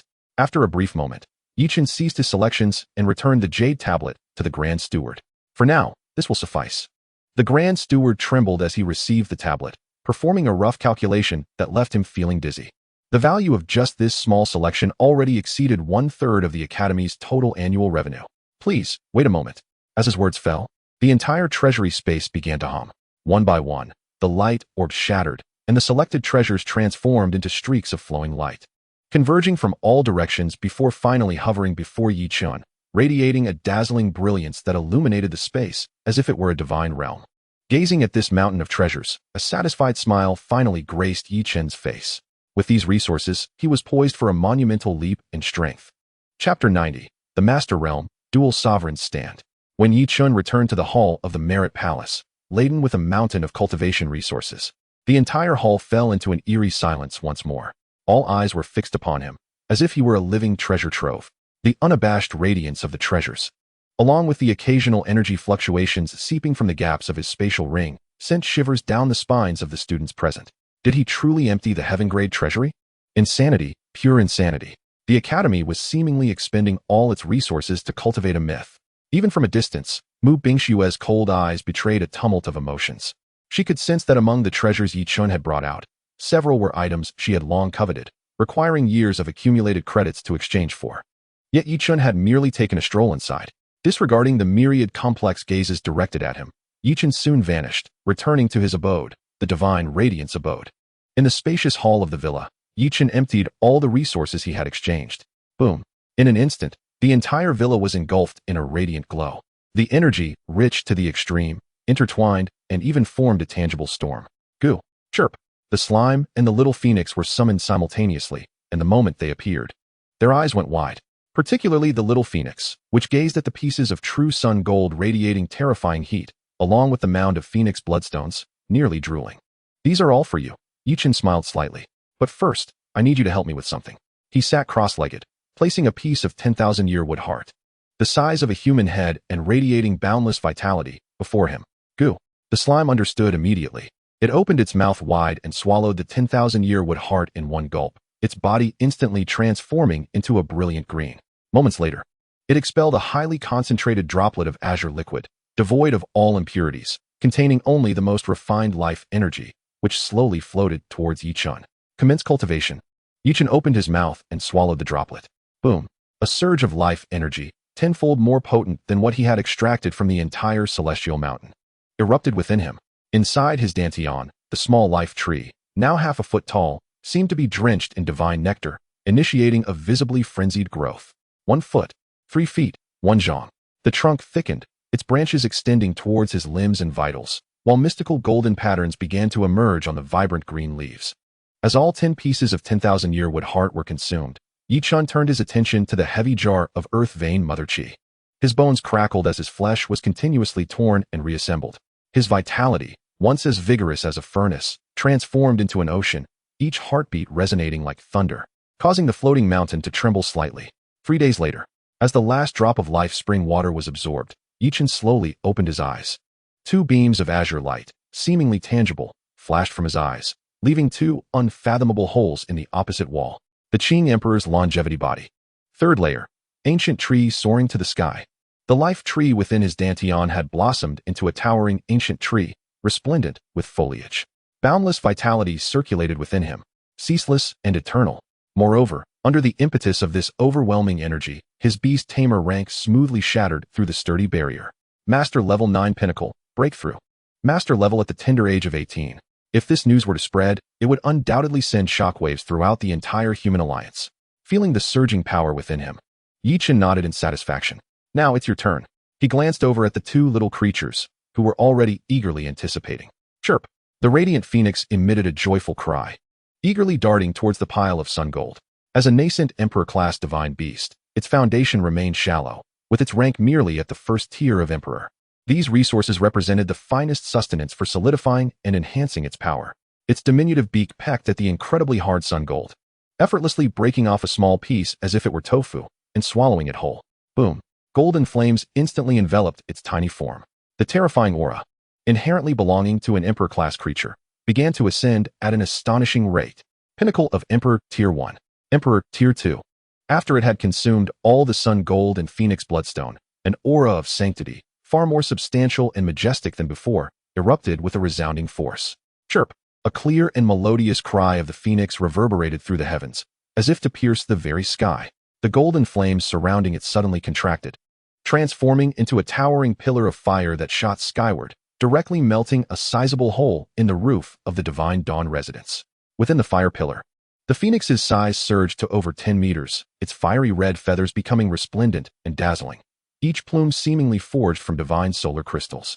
Its rank firmly stabilized at the 3rd tier of emperor.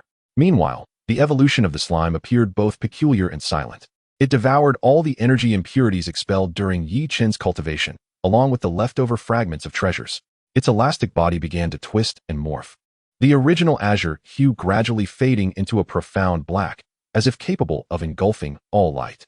Its shape no longer resembled a simple sphere, but transformed into an amorphous entity, akin to a flowing abyss.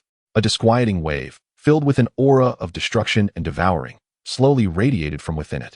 Upon completing its evolution and quietly hovering in midair, it was no longer the innocuous slime, but rather a seed of the abyss emerging from the chaotic void. Name: Abyss Devourer, juvenile form. Level: Emperor, Tier 1. Talent: Infinite Devour, mutated, abyssal form. Skills: this secluded retreat has yielded rewards beyond his imagination. Now, he stands as a master-level powerhouse, his physique comparable to that of an Emperor-class ferocious beast. Moreover, he possesses 2 genuine Emperor-class divine beasts under his command. One is the newly ascended Abyss Devourer, while the other firmly resides at the 3rd tier of Emperor, the Nirvana Phoenix.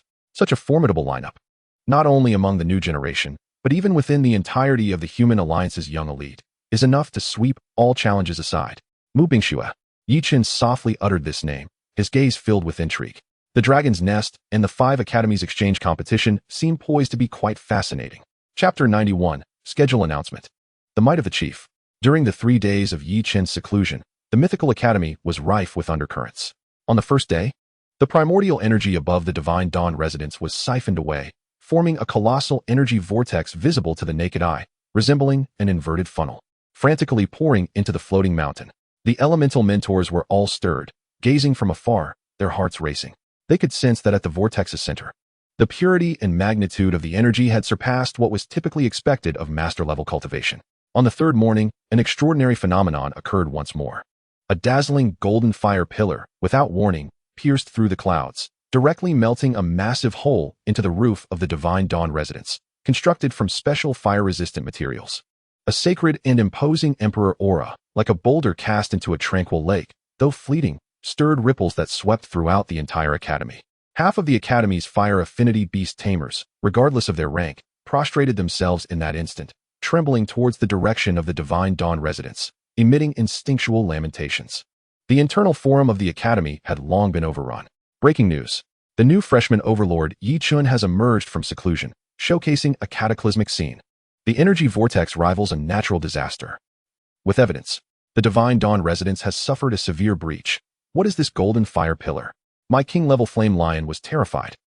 In-depth analysis. From the energy fluctuations, it is speculated that Yi Chen's Beast Taming master level may have surpassed the master level, and his divine bird strength might have advanced. How strong is he really? Within less than a month of enrollment, his strength has leaped threefold. How can anyone compete? Various threads proliferated, and Yi Chen's name had completely overshadowed Mu Bingxue, Ji Wudao, and others, becoming the undisputed focal point of the Mythical Academy. Countless upperclassmen geniuses, upon viewing those posts and photos, felt an inexplicable pressure swell within them. And on the very day Yi Chun emerged from seclusion, an announcement personally issued by the principal's office, covering the entire academy, propelled this fervor to its zenith. Preliminary notice regarding the 5 academies exchange competition in 3 months and the internal selection regulations. It has arrived. Finally, this year's venue is actually the Dragon's Nest. My goodness, that place is renowned as a meat grinder for king-level beast tamers. The Dragon's Nest exerts a suppressive force on non-dragon-type beasts, proving quite hostile. Yet it also conceals countless ancient dragon treasures, presenting a monumental opportunity. 3 months remain, ample time indeed. The internal selection competition is set to take place 2 months early.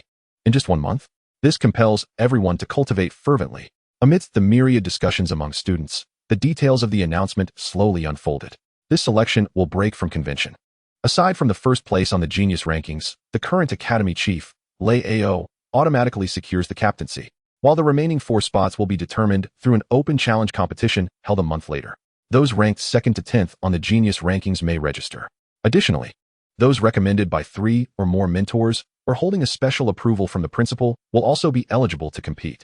As this rule was announced, everyone's gaze instinctively turned towards one individual, Yi Chun. Given his current momentum and the principal's regard for him, securing a spot in the competition seemed all but guaranteed. In an instant, the Academy's talented individuals felt an unprecedented sense of competitive pressure. Within the Divine Dawn residence, Yi Chun, feeling the surging power within him akin to a roaring sea, remained oblivious to the external commotion. He was preparing to head out to the Academy's simulated training ground to test his and his 2 beast companions' current combat limits when his wristband suddenly vibrated. It was a communication request from Chu Jingtian. "Kid, you've emerged from seclusion?" A hearty laugh resonated from the holographic screen, The backdrop seemingly the principal's office. Principal. Yichen nodded. How do you feel? Not bad.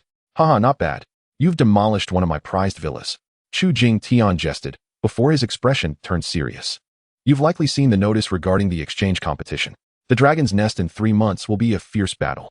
Not only does the dragon's might loom large, severely suppressing non-dragon-type beasts, but according to intelligence, this year, the other 4 academies have produced several formidable prodigies. Thus, I need the strongest team. I understand. Yichen did not hesitate to agree, as this was already part of his plan. Excellent. Chu Jing Tian nodded in satisfaction. You have a month to prepare. That should suffice. However, I must caution you. There are those who harbor discontent towards you. Who? Lei Ao. Chu Jing Tian slowly uttered the name. The first on the genius rankings, a third-year chief student, an exceedingly arrogant individual. His ace beast is a thunderclap dragon endowed with the bloodline of a subdragon. A creature of extraordinary might, standing at the pinnacle of the 9th rank, with 1 foot already poised to step into the imperial domain. He seems to harbor some discontent regarding your closeness with Mu Bingxue. The communication concluded. Yichen's gaze remained unperturbed. Lei Ao, thunderclap dragon? He scarcely regarded it with any concern. He pushed open the door, and blinding sunlight cascaded in. However, contrary to his expectations of an empty courtyard, it was now thronged with people. At the forefront stood a burly young man with iconic purple hair, standing on end, as if charged with electricity. Clad in a specially tailored purple combat suit adorned with golden trim representing the chief student, he exuded a ferocious aura of lightning, his eyes filled with an aggressive glint. It was indeed Lei Ao. Behind him trailed 7 or 8 other formidable senior students, their sharp gazes forming an implicit formation that completely obstructed Yichen's path. They were renowned figures on the talented student ranking and loyal followers of Lei Ao, core members of the chief faction. This spectacle resembled not a chance encounter, but rather a premeditated demonstration of power. So you are Yichen? Lei Ao scrutinized him from head to toe, his gaze intensely aggressive, as if attempting to see through Yichen's very essence. His tone dripped with unabashed contempt and judgment. Yichen's calm eyes swept over him and the entourage behind him without offering a reply, resolutely striding forward as if they were nothing more than mere stone sculptures obstructing his way. Ignoring them, this was the most complete form of disregard.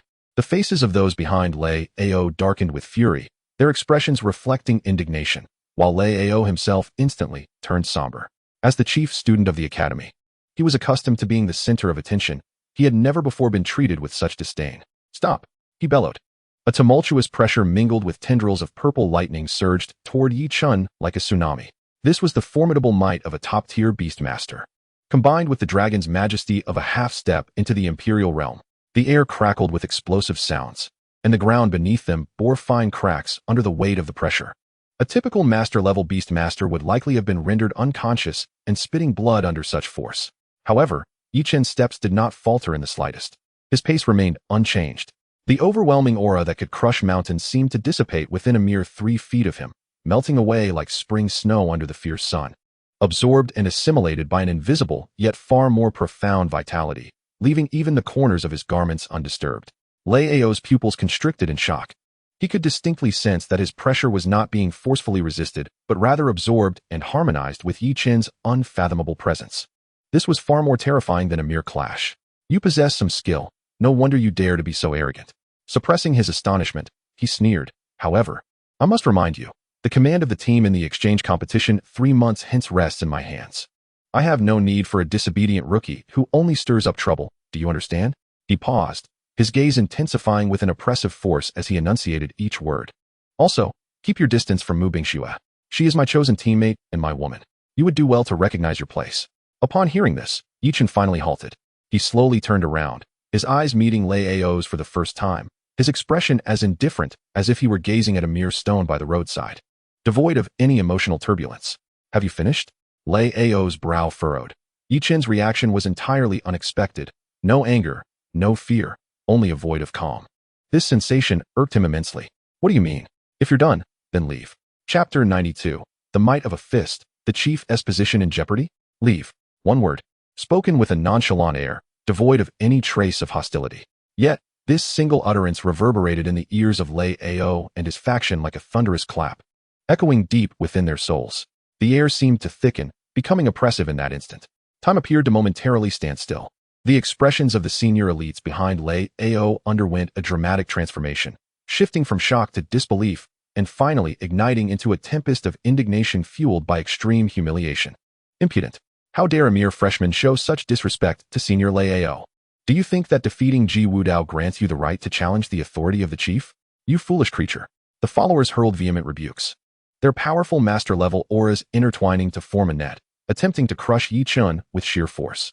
Meanwhile, the last remnants of Lei Ao's gloom evaporated, replaced by a twisted rage that contorted his features. He smiled, a smile born of fury. Very well. He nodded slowly. A more ferocious and intense destructive aura erupted from him like a long-dormant volcano. The Mythical Academy has not encountered such an intriguing challenge in ages. Since you seek your own demise, I shall oblige. Boom. He could no longer contain his wrath. The terrifying might of a master-level beast master surged forth, shattering the momentum of his followers. Purple lightning crackled like a venomous serpent, wildly entwining around his right arm. The energy of the lightning condensed and rapidly transformed, ultimately morphing into a fearsome dragon claw, glistening with a cold metallic sheen. Each arc of electricity crackling across the claw brimmed with brutal destructive power. Infused with the dignified majesty of a half-step imperial beast, merely gazing upon it invoked a primal terror rooted in instinct. Dragon claw of the Thunder Dragon, Lei Ao roared, the ground beneath him fracturing under the weight of his colossal strength as he transformed into a blur of purple lightning, hurtling toward Yi Chun with the force capable of rending steel warships and shattering mountains. This strike bore the full brunt of his wrath, with no mercy to be found. He aimed to utterly incapacitate this audacious newcomer before all eyes, employing the most ruthless means to defend his absolute dignity as chief student. In the face of this earth-shattering blow that seemed capable of tearing the heavens asunder, Yi Chun's expression remained as placid as an ageless abyss. Not a ripple of emotion disturbing his gaze. He did not even summon a single beast, as if the cataclysmic claw before him was merely a child's plaything. Just as the menacing lightning-infused dragon claw was about to graze his face, he slowly lifted his right hand, fingers together, forming a fist. There was no cataclysmic energy gathering, nor were there dazzling, grandiose visual effects. His fist was merely cloaked in a gentle, jade-like azure luminescence. This aura was understated yet warm, brimming with an infinite vitality, as if it could nurture an entire world. This essence stood in stark contrast to Lei Ao's chaotic destruction, representing a fundamental opposition at the level of laws. Then, he simply extended his fist toward the oncoming dragon claw in an unremarkable manner. Foolishness! You dare to confront my dragon's might with bare flesh? A glimmer of cruel delight flashed in Lei Ao's eyes. He seemed to envision the gruesome scene of Yi Chun's fist, along with his entire arm, being torn into a shower of bloody fragments by his own thunder dragon claw. However, in the next moment, their fists met with a resounding clash. Bang! The sound was a deep, thunderous roar, akin to an ancient giant's hammer striking a war drum cloaked in the hide of a divine beast, erupting with a cataclysmic force. A visible wave of circular pressure emanated from the two, violently expanding outward, lifting the hard stone slabs of the ground and reducing them to mere dust. The anticipated scene of blood and flesh flying apart did not materialize. The claw, capable of rending steel, met Yi Chun's seemingly gentle fist, and, in that instant, it shattered like fragile glass colliding with the hardest of metals. Crack! Crack! Crack! A series of crisp shattering sounds reverberated throughout the arena. The menacing claw, forged from high-density lightning and dragon might, began to display spiderweb-like fissures from the point of contact with Yi Chun's fist, rapidly fracturing into countless shards, exploding into a flurry of purple arcs of electricity, scattering like unchained serpents. Yet Yi Chun's fist did not relent. That contained and overwhelming life force surged forth like a divine river unleashed from the heavens, obliterating the thunder dragon claw and striking forcefully against Lei Ao's arm, which was clad in lightning armor for defense. It was as if Lei Ao had been struck head-on by a high-speed armored train, a mouthful of blood, mixed with fragments of his insides, erupted forth, staining the sky crimson. His body flew backward like a kite severed from its string, crashing through several ancient trees in the courtyard, each requiring multiple people to encircle, before finally smashing heavily onto a rock formation 100 meters away. Boom! The hard stone structure shattered under the impact, debris and dust billowing into the air. Struggling to rise, his right arm twisted at an unnatural angle, hanging limply.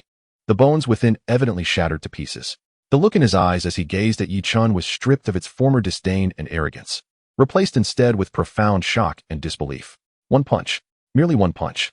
His pride, a full-force strike infused with half-step Emperor Dragon might, had been effortlessly dismantled by the opponent with a seemingly casual blow.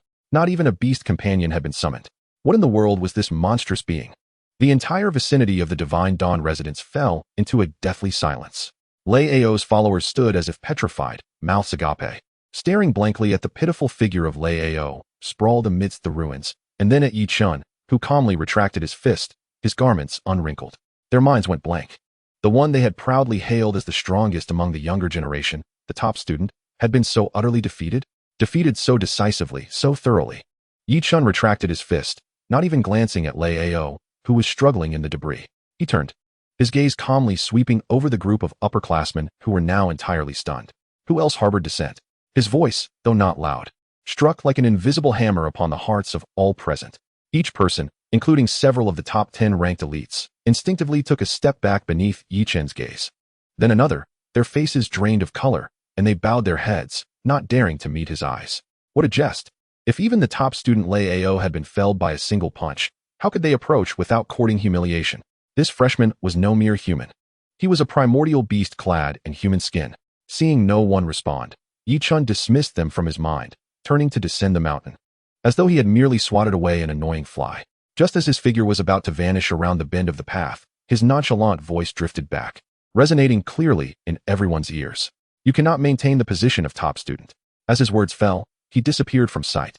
Yet that phrase lingered like a venomous curse, searing into the heart of the barely upright Lei Ao. Upon hearing those words, his blood surged, and he spat forth another mouthful of blood, the light in his eyes dimming rapidly. The physical wounds he bore paled in comparison to the agony of his spirit and dignity being utterly crushed. Chapter 93. The Earthquake of the Academy, Eye of the Storm. Yi Chun's figure vanished at the end of the mountain path, but the words he left behind pierced deep into Lei Ao's heart like a poisoned dagger. You cannot maintain the position of top student.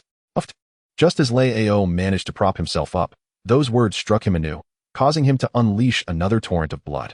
His complexion turned ashen, his eyes dimming, filled with resentment, fear, and an unmistakable hint of despair. The physical injuries he sustained were nothing compared to the torment of having his spirit and dignity publicly shattered. He, Lei Ao, the undefeated legend of the Myth Academy for 3 years, the undisputed #1 of the elite rankings, had been reduced to such a pitiful state by a mere freshman, during his own provocation, with just a single punch. This was more painful than death. Senior Lei Ao, how are you? Quickly, to the medical center. The group of followers finally snapped out of their stupor, rushing forward to assist Lei Ao, who lay amidst the debris. However, just as their hands were about to touch him, he swatted them away with his remaining left hand. Get away, Lei Ao bellowed hoarsely, his eyes burning with the fury and shame of a wounded beast. He required no sympathy, especially not from those who had once idolized him, but now bore witness to his most humiliating moment. Struggling against the broken rock formation, he staggered to his feet, each movement sending waves of agonizing pain through his shattered bones. Yet he gritted his teeth, refusing to utter a single groan. His dazed gaze swept over the wreckage and his utterly incapacitated right arm, dangling limply.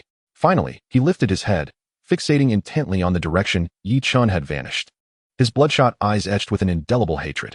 Yi Chun might not have cared, but his casual act of swatting away a fly at the Divine Dawn residence had ignited a seismic upheaval that would sweep through the entire Myth Academy within a mere 10 minutes. The first spark ignited the Academy's internal forum. A post, complete with live video footage, went viral, instantly pinned, highlighted, and exalted. Explosive, explosive, explosive. The most sensational news in history. Freshman Yi Chun annihilates top student Lei Ao with a single punch. The title was blunt yet brimming with allure, causing every student who clicked on it to widen their eyes in disbelief. Yet, as they opened the brief video secretly recorded from afar, shock gripped them like never before. In the footage, Lei Ao exuded an overwhelming aura, conjuring a claw of thunder capable of annihilating worlds. Meanwhile, Yi Chun merely delivered an unremarkable punch. In the next second, the Thunder Dragon claw shattered, and Lei Ao was sent reeling, crashing into the rock formation. The entire sequence was concise and decisive, devoid of any unnecessary embellishments. The forum erupted. It was a complete explosion. What the hell? What the hell? Did I just see that? Was that really Senior Lei Ao, taken down by a single punch? No way. This must be a special effects video. Senior Lei Ao's Thunderous Dragon is indeed a being of half-step Emperor level. The video has been verified by the technical department as 100% authentic. The cameraman was on a nearby hill, so terrified his legs turned to jelly. My heavens.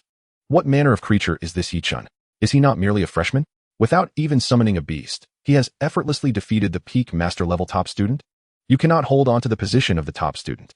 Did you hear that last remark? How domineering. From this day forth, I declare Yi Chun to be my new idol.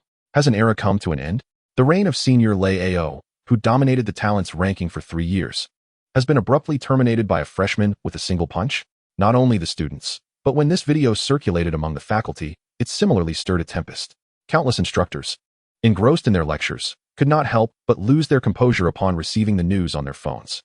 What? Lei Ao was gravely injured by a freshman with a single blow? What nonsense.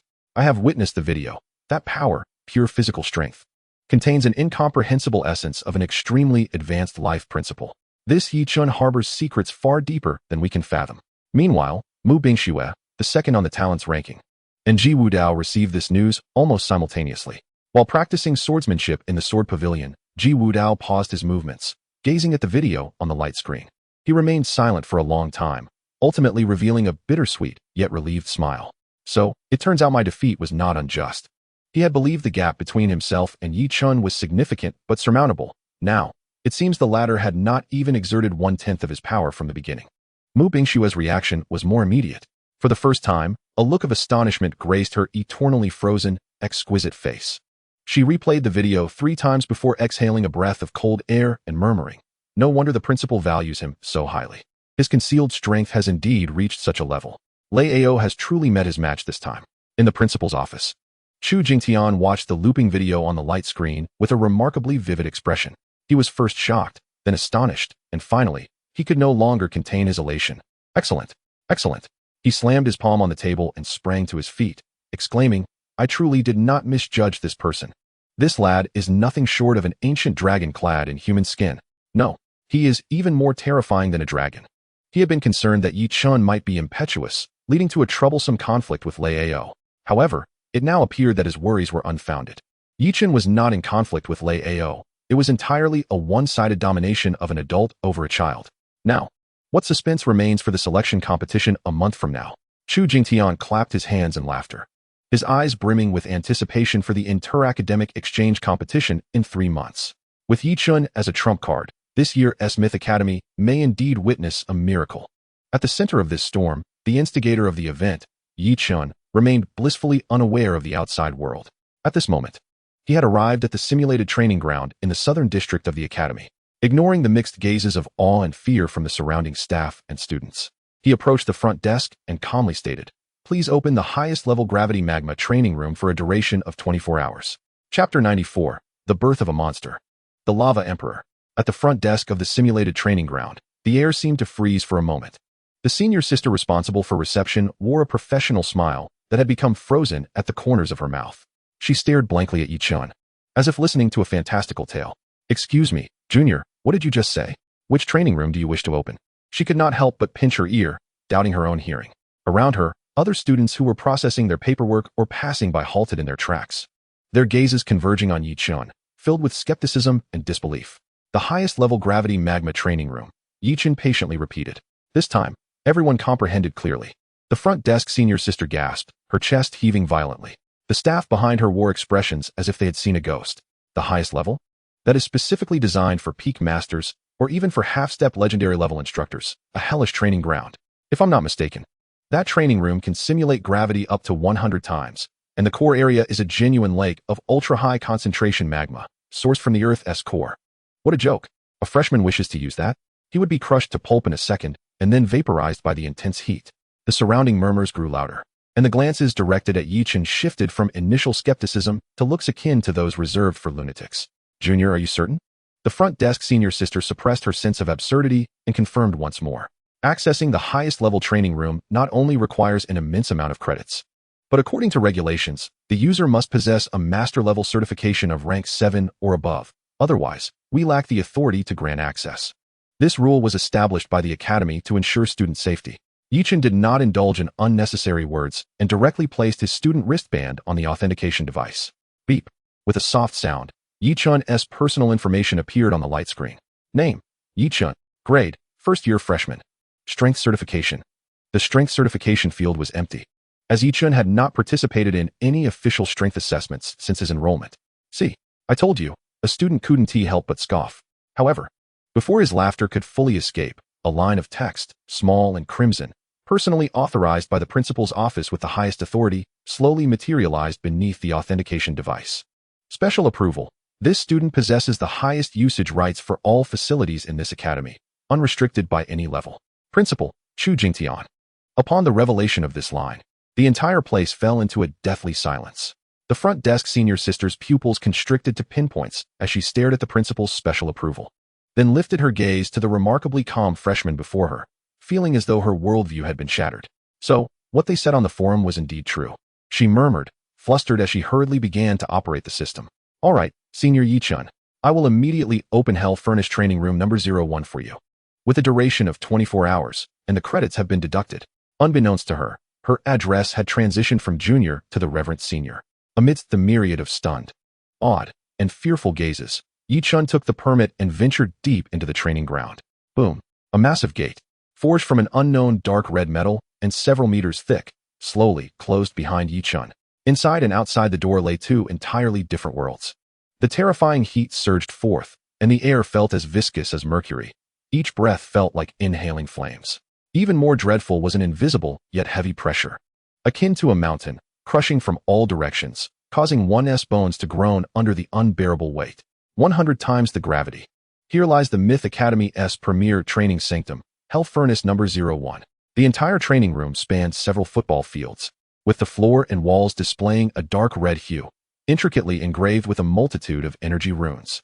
At the center lay a massive, unfathomable lake of magma, bubbling with golden red viscous lava, emitting catastrophic bubbles. Should any master-level beast master step into this realm, they would likely be instantly overwhelmed by the oppressive gravity and searing heat. Even an ordinary grandmaster would struggle to endure for long in such an environment. Yet, Yichun strolled leisurely towards the edge of the lava lake, unfazed by the terrifying hundredfold gravity that seemed to pique only a fraction of his interest. Come forth. With a mere thought, two beams of light flashed. A clear and resonant phoenix cry, imbued with unparalleled majesty, echoed through the air. The figure of Shi Huang emerged in midair, its form having swelled to a wingspan exceeding 10 meters, adorned with resplendent golden feathers that shimmered with an iridescent glow, each feather's edge ablaze with an eternal golden flame. No longer naive, its gaze now radiated the regal authority and sanctity of an emperor. No longer merely a king, it had truly ascended to the first tier of imperial status. Upon its arrival, it let out a jubilant call, plunging headlong into the molten lake beneath. Viewing it not as a hellish pit, but rather as the most comforting of hot springs, it frolicked through the lava, inhaling deeply, causing the surrounding molten rock to spiral into a massive golden vortex, which it relentlessly consumed, transforming it into the purest primal fire energy that nourished its divine feathers and physique. It had undeniably become the sole emperor within this lake of lava. Meanwhile, Tun Tun also appeared on the surface. The moment the hundredfold gravity descended, its jelly-like form merely sank slightly before swiftly acclimating, though its size remained relatively unchanged. Still roughly a meter in diameter as a black sphere, the aura it exuded had deepened, becoming 100-fold more terrifying. It seemed no longer a mere life form, but rather a black hole connected to an endless abyss. It glanced at the frolicking Shi Huang in the lava, then at the surrounding hard, dark red metallic ground, appearing somewhat bored. Then, under Yi Chen's amused gaze, it executed an action that nearly left all the staff in the monitoring room agape. It simply lay down, opened its non-existent mouth, and took a hefty bite of the super alloy floor, specifically designed to withstand extreme temperatures and corrosive substances. It chewed as if savoring a biscuit, swallowing it within moments. Simultaneously, within the monitoring room, the overseer of the training grounds, a legendary mentor, along with several staff members, stared at the screen in disbelief. Their mouths agape as if they could fit an egg inside. 100-fold gravity, and it was utterly unaffected? What level of physical fortitude did it possess? That phoenix, my heavens, was at the imperial level. A newly birthed beast is at the imperial level. Look at that slime. It's gnawing on our hellish red gold floor, a material that can only be marked by the full force of a king-level beast. The overseer took a deep breath, forcibly suppressing the tumult within, and spoke hoarsely. Classify this newborn's information as top secret. No one is permitted to speak of what has transpired today. As he gazed at the screen, where the same young man sat cross-legged, allowing the terrifying heat and gravity to wash over him while exuding an aura of profound depth. One thought consumed him. The Academy of Mythology was destined for a transformation. Chapter 95, Transformation, Selection Trials Commence. Boom. 24 hours later, the heavy, Dark red metallic gate of the hellish furnace number 01, resembling a mountain, slowly creaked open with a thunderous sound. Blinding light streamed in, intertwining with the dark red glow of intense heat within, creating a distorted vista. Under the watchful eyes of all the staff and mentors, a tall figure emerged nonchalantly from the swirling light, clad in a clean, pristine black combat uniform. Not a single crease or sign of damage marred its surface. Yichen's expression remained calm and indifferent, not a speck of ash or soot upon his hair, as though he had merely visited a nearby tea room for a cup of fragrant tea rather than enduring a hellish environment for a day and night. Yet, at the moment they laid eyes upon him, every staff member and mentor, including the legendary overseer present, felt their pupils constrict sharply. If Yichen, 24 hours prior, had been a sword freshly drawn from its sheath, radiating brilliance and coldness that deterred gazes, he now resembled a divine sword, tempered through countless trials and resheathed in an ancient scabbard. All his brilliance and aura had been reined in, leaving no trace of energy fluctuations or oppressive force.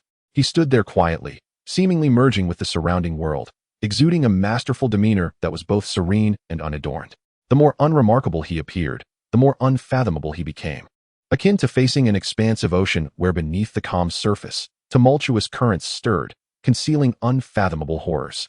Hurry, go inside and check the equipment's wear, the legendary overseer barked, forcibly suppressing the tempest within as he commanded the dazed staff behind him. Yes, yes. The staff snapped back to reality, hurriedly donning specially designed protective suits and cautiously entering. The next moment, terrified screams filled the air, mixed with disbelief and heartache. Sir, it's bad.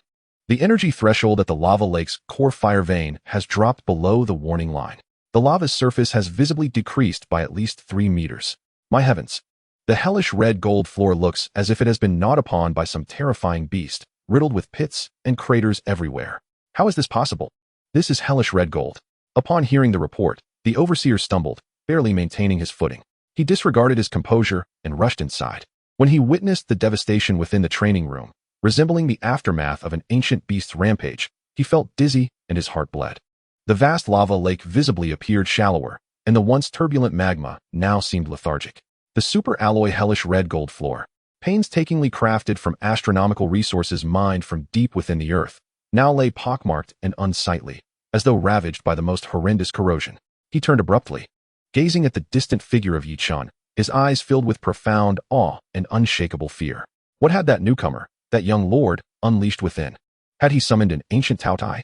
Unperturbed by the commotion behind him, Yichen strolled along the mountain path back to the Shinshi residence, relishing the surging power within him. The 24 hours of extreme environmental training had significantly enhanced his eternal indestructible body. Every inch of flesh and bone felt as if it had been tempered by lava and pressure, becoming even more resilient and powerful, capable of facing off against imperial-level beasts of the same rank. More importantly, through his soul link with Shi Huang, he had subtly grasped a glimpse of the primal laws of fire within that pure elemental environment. His mind delved into the beast space. Shi Huang was comfortably curled up within a golden flame, composed of its own divine fire, deep in slumber. Its aura was more stable than before, sacred and powerful, with each divine feather pulsating with a heart-stirring imperial pressure. It had thoroughly solidified its first-tier imperial cultivation and had gained a new level of mastery over the nirvana fire. On the other side, Tun Tun lay languidly, seemingly overindulged, contentedly belching as a bubble with a dark golden metallic sheen emerged from its jelly-like body. A line of information floated into Yichen's mind. Your beast Tun Tun has successfully comprehended the new talent Golden Mimicry, beginner, by devouring the extraordinary metal, Infernal Red Gold. Golden Mimicry, capable of simulating and acquiring the properties of the devoured metal, currently able to transform its body into the Infernal Red Gold form at will, significantly enhancing physical defense and energy resistance. Oh, a commendable defensive talent. Yichen's lips curled into a slight smile. This unexpected boon was indeed a pleasant surprise. Tun Tun's devouring ability already represented the pinnacle of offense. Now, with its defense fortified, it would become even more enigmatic and formidable. Just as he pondered, his wristband suddenly vibrated, revealing a notification of the highest priority issued by the Academy. Attention all faculty and students. In preparation for the Inter-Academy Exchange competition to be held in 3 months, the Academy will officially commence internal selection trials in 1 week. The rankings of the talented ones will be redefined, and the top candidate will automatically become the new chief student, gaining the privilege to enter the Academy's highest mythic treasury and select one treasure of their choice. This announcement landed like a depth charge, stirring tumultuous waves across the already restless waters of the Myth Academy. The Academy's internal forum, having fallen silent for a day, erupted anew with unprecedented fervor. It has arrived. The most grand and fierce internal selection competition of the year. My heavens, the rewards this time are exceedingly generous. The position of chief student. Furthermore, the qualification to enter the mythic treasury. It is said that even the least valuable items, there are legendary treasures. Is there any doubt left? Senior Lei Ao was just incapacitated with a single punch yesterday and is currently lying in the medical center. The chief position has long been vacant. This selection trial is practically tailor-made for a certain individual's coronation. Need I even ask? Who else possesses such qualifications except for the monstrous freshman who effortlessly defeated Lei Ao? I bet on Senior Yi Chun to take the crown. He is the true face of our Myth Academy. Indeed, I was near the scene yesterday. The aura was simply overwhelming. From today onwards, I shall be the foremost fan of the Chun Wang Support Club. Yi Chun regarded the notification with calm eyes. To him, the title of chief student and the so-called mythic treasury held little allure. Nevertheless, the inter-academy exchange competition presented an excellent opportunity for experience, he mused softly. Moreover, he indeed required a suitable stage to gauge the true strength of Shi Huang and Tun Tun following their seclusion. Just as he was about to dismiss the holographic screen, a solitary, ethereal figure caught his peripheral vision. Not far off, at a branching path beneath a lush ancient tree, Mu Bingxue stood quietly, draped in white. Her snow-white hair danced lightly in the breeze, and her unadorned, exquisite visage bore an expression of perpetual chill, resembling an unmelting iceberg, a beauty beyond the realm of mortals. She appeared to be waiting for him, her gaze fixed upon him with an icy clarity. Their eyes locked in silence, yet the air crackled with invisible electricity. After a few moments, Mu Bingxue inclined her head slightly, her eternally frozen gaze shedding its frigid purity for the first time, revealing a hint of gravity, acknowledgement, and an unabashed display of pure combat intent. It was a respect and challenge emanating from a peer of equal caliber. She then turned, uttering not a word, her form flickering like a white specter before vanishing, leaving behind a trace of cool fragrance. Yi Chun watched her retreating figure, deep in thought. The second ranked on the talented one's list, the Ice Queen, Mu Bingxue. It seems this selection competition will not be dull at all. Chapter 96, The Soul of the Army. Blade of the Federation. A week's time is but a fleeting moment for those immersed in diligent cultivation, yet for the entire Myth Academy. Celebrated as the cradle of the Federation's blade and the undisputed premier military Beast Taming Academy, these 7 days stretched out with extraordinary length and tumult. Each student here, from the moment of enrollment, bore the indelible mark of a soldier's duty. They are the Federation's foremost prodigies, destined to become generals and bastions, and after graduation, to enter the military, defending borders and expanding territories is their supreme glory and fate. Since the announcement of the internal selection trials, the entire academy has descended into a fervent atmosphere, a fervor interwoven with heightened anticipation.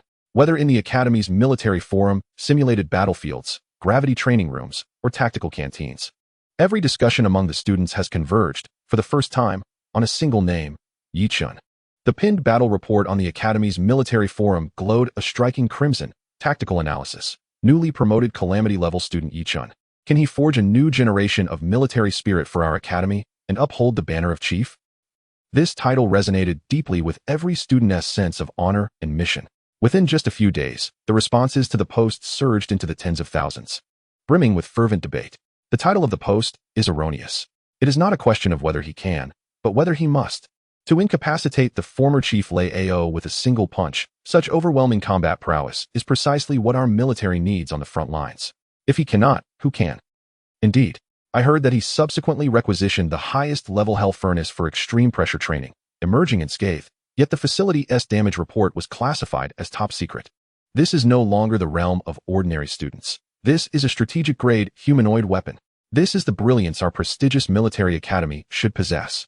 Chen Shun. From this day forth, he is my faith. The position of chief symbolizes the very soul of our cohort. Only the mightiest iron fist can become our military spirit. Who dares to defy? Asked the incapacitated Lei Ao, still lying in the military confinement room. The fervent admirers dominated the discourse, yet dissenting and rational voices were equally sharp. For this is a place that cultivates future leaders, where personal valor is not the sole factor. Everyone, remain calm. Yi Chen's individual combat ability is beyond doubt. But the chief represents the military face of the entire academy, and is the future battlefield's command corps. He is, after all, merely a newcomer. His discipline and teamwork abilities remain untested. Have you forgotten those two formidable figures on the talented ones list? The second-ranked Ice Queen Mu Bingxue. Her Ice Domain is a perfect group control skill of immeasurable tactical value. She is the most reliable candidate for Chief. And then there's the third-ranked Jian Zi Jian Wuyo. His Heavenly Sword Grass is recognized by the Federation's military as the strongest single-target armor-piercing unit, the prime choice for decapitation missions. If Yichen wishes to ascend, he must demonstrate a higher combat value that surpasses these two. On the forum, various tactical analysis posts and strength predictions proliferated, reaching unprecedented heights. Supporters of Yi Chun and the adherents of the other two top talents engaged in fervent debates day and night, elevating the pre-competition atmosphere to an unparalleled peak. In the exclusive sword pavilion of Jian Wuyo, ranked third on the talented ones list, there were no extravagant decorations, only the simplest blue stones and bamboo wood. Yet a sharp, iron-blooded sword intent permeated the air. Dressed in a blue combat uniform, Jian Wuyo, his countenance austere, sat cross-legged upon a blue stone. Before him floated a verdant heavenly sword grass, resembling a long sword, emanating a chilling sword aura. Several followers, also practicing the sword path, stood at attention, reporting the news from the outside world. Captain, the individuals outside have come to believe that Yi Chen's domineering approach to combat represents the future of warfare. They assert that your swordsmanship is overly intricate, better suited for infiltration by small teams rather than large-scale frontal confrontations, rendering it difficult for our academy to reclaim honor during the joint military exercises of the 5 great academies. An aggrieved student proclaimed. Jian Wuyo remained unfazed, his voice as frigid as ice.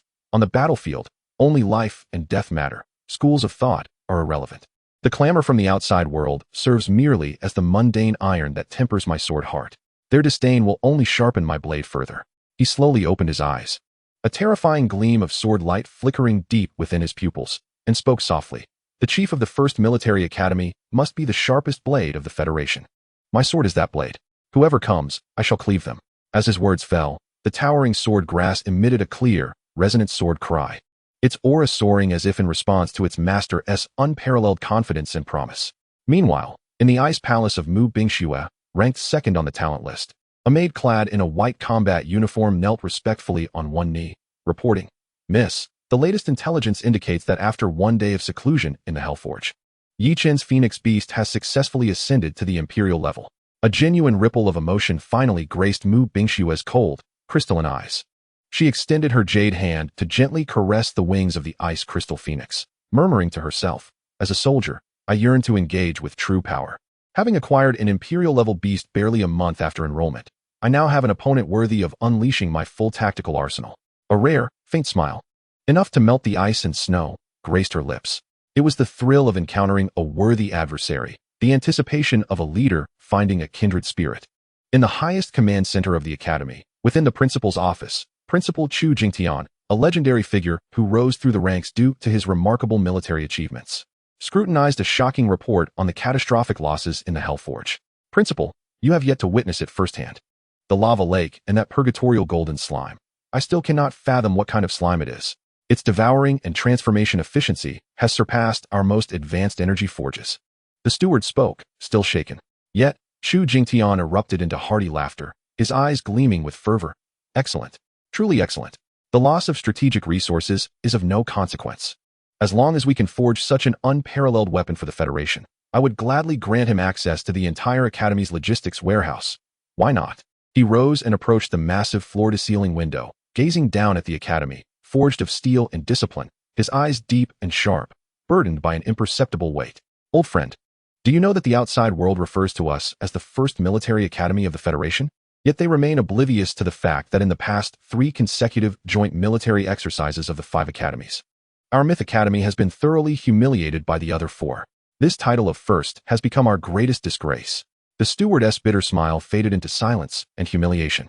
But this year, Chu Jingtian's voice suddenly rose, imbued with unprecedented hope and determination. With Yi Chun as the greatest variable, everything will be different. I intend to use this selection competition to elevate him to the position of chief in the most forceful, indisputable manner. I want him to shatter all doubts and unify everyone's faith. He shall become the sharpest blade of our first academy, one that none can contest. Capable of severing all past humiliations, the steward was profoundly shaken, finally grasping the true intent of the principal. While the world outside was tumultuous, the residence of Yichun, the divine dawn, remained a realm of serene independence. He sat cross-legged beneath the wutong tree in the courtyard, his eyes gently closed, adjusting his inner state. The phoenix behind him elegantly groomed its feathers, ablaze with golden flames, its imperial-level pressure effortlessly contained. The glutton rolled about nearby, occasionally devouring a rare mineral. In their secluded world, the trio formed a harmonious sanctuary, impervious to any external clamor. At last, the dawn of the seventh day arrived. Ding, ding, ding. 3 distant and resonant bell tolls rang out, akin to the clarion call before battle, echoing through every corner of the Myth Academy. This signaled the official commencement of the selection competition. Beneath the wutong tree, Yichun slowly opened his eyes. A brilliant divine light flickering briefly as he reached the pinnacle of his state. Rising, he glanced at the imposing central arena, a colossal structure resembling a beast resting at the heart of the academy, already bustling with an uproar of voices. Let us retrieve what rightfully belongs to us. Yichun calmly instructed, addressing the phoenix and the glutton. The 2 beasts transformed into streams of light, merging into his being. With a single step, he vanished from his spot, striding towards the stage that drew the gaze of countless spectators. Chapter 97. The Chief Contest Under the Spotlight. In the central arena of the Myth Academy, this was no ordinary competition venue, but a colossal war fortress with a diameter exceeding 10 kilometers. Its very existence epitomized the military heritage of the Myth Academy. The dome was constructed from ultra-high-strength, transparent crystal walls, perfectly simulating real celestial light, clouds, and even severe stormy weather. Below, the vast battlefield was delineated into diverse and intricate terrains, mountains, forests, abandoned cities, and lava valleys, sufficient to accommodate a small-scale army exercise. At this moment, tens of thousands of students clad in standard combat uniforms sat upright in the circular stands, forming a solemn torrent of steel. Their gazes, like finely honed blades, were fixated on the battlefield below, the air thick with a mingling of discipline and fervor. In the elevated VIP section, the Academy's senior officials, including several high-ranking military personnel with formidable auras, had quietly taken their seats, their expressions grave. They were not here to spectate, but to review. They were to witness firsthand who would command the birth of the new generation of the Federation's sharpest blade. Silence. A commanding voice resonated through the loudspeakers. As Principal Chu Jingtian, clad in a crisp marshal's uniform, appeared at the podium. He wasted no words. His piercing gaze swept across the crowd, infused with an iron will that compelled every student to stand a little taller. In the past 3 joint military exercises of the 5 academies, our Myth Academy has suffered consecutive defeats. The title of first has become a source of shame. His voice struck like a heavy hammer upon the hearts of every student. Many upperclassmen bowed their heads in shame, fists clenched tightly, their sense of honor as soldiers pricked painfully. Today, this battle is not just a contest for the chief position, but a struggle for our military spirit. I shall select the sharpest blade, the strongest fist, the hardest bone of our academy. There is but one rule. Chu Jingtian paused, his voice rising sharply, filled with the taste of blood and fire. On the battlefield, there are no restrictions. Only the last one standing shall be declared the chief.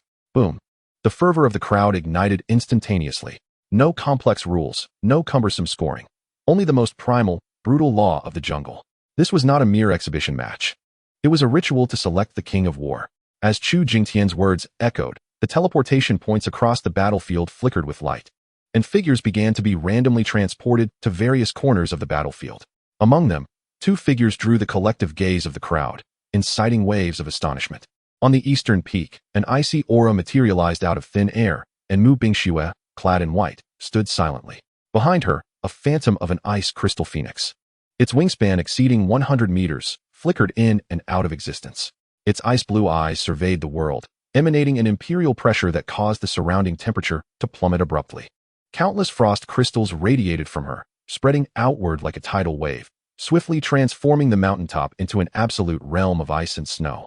Any student transported near her was left aghast and retreated in terror, their summoned beasts emitting anxious growls, too fearful to venture even a step into that zone of death. At the pinnacle of the abandoned tower to the west, Jianwei stood with his hands clasped behind his back, his form as straight as a sword. He exuded no ostentatious aura, yet he resembled a peerless blade drawn from its sheath. Merely his presence rendered the air below sharp and lethal. A verdant sword grass danced beside him, delicate in appearance yet brimming with a terrifying sword intent capable of easily rending space itself. Then, amidst a cacophony of fervent discussions, A figure slowly emerged from the teleportation gate at the center of the battlefield. It was Yichun. He lacked Mu Bingshue's frozen expanse and Jian Huaya's piercing sword energy. Clad in the most ordinary combat attire, he stood there with an unruffled expression, hands tucked into his pockets, as if he had come for a leisurely stroll rather than to engage in a bloody battle that would determine the Academy's future. However, the instant he appeared, the clamoring of tens of thousands in the arena eerily ceased for a moment. Every gaze, whether filled with adoration, skepticism, envy, or solemnity, was fixated upon him.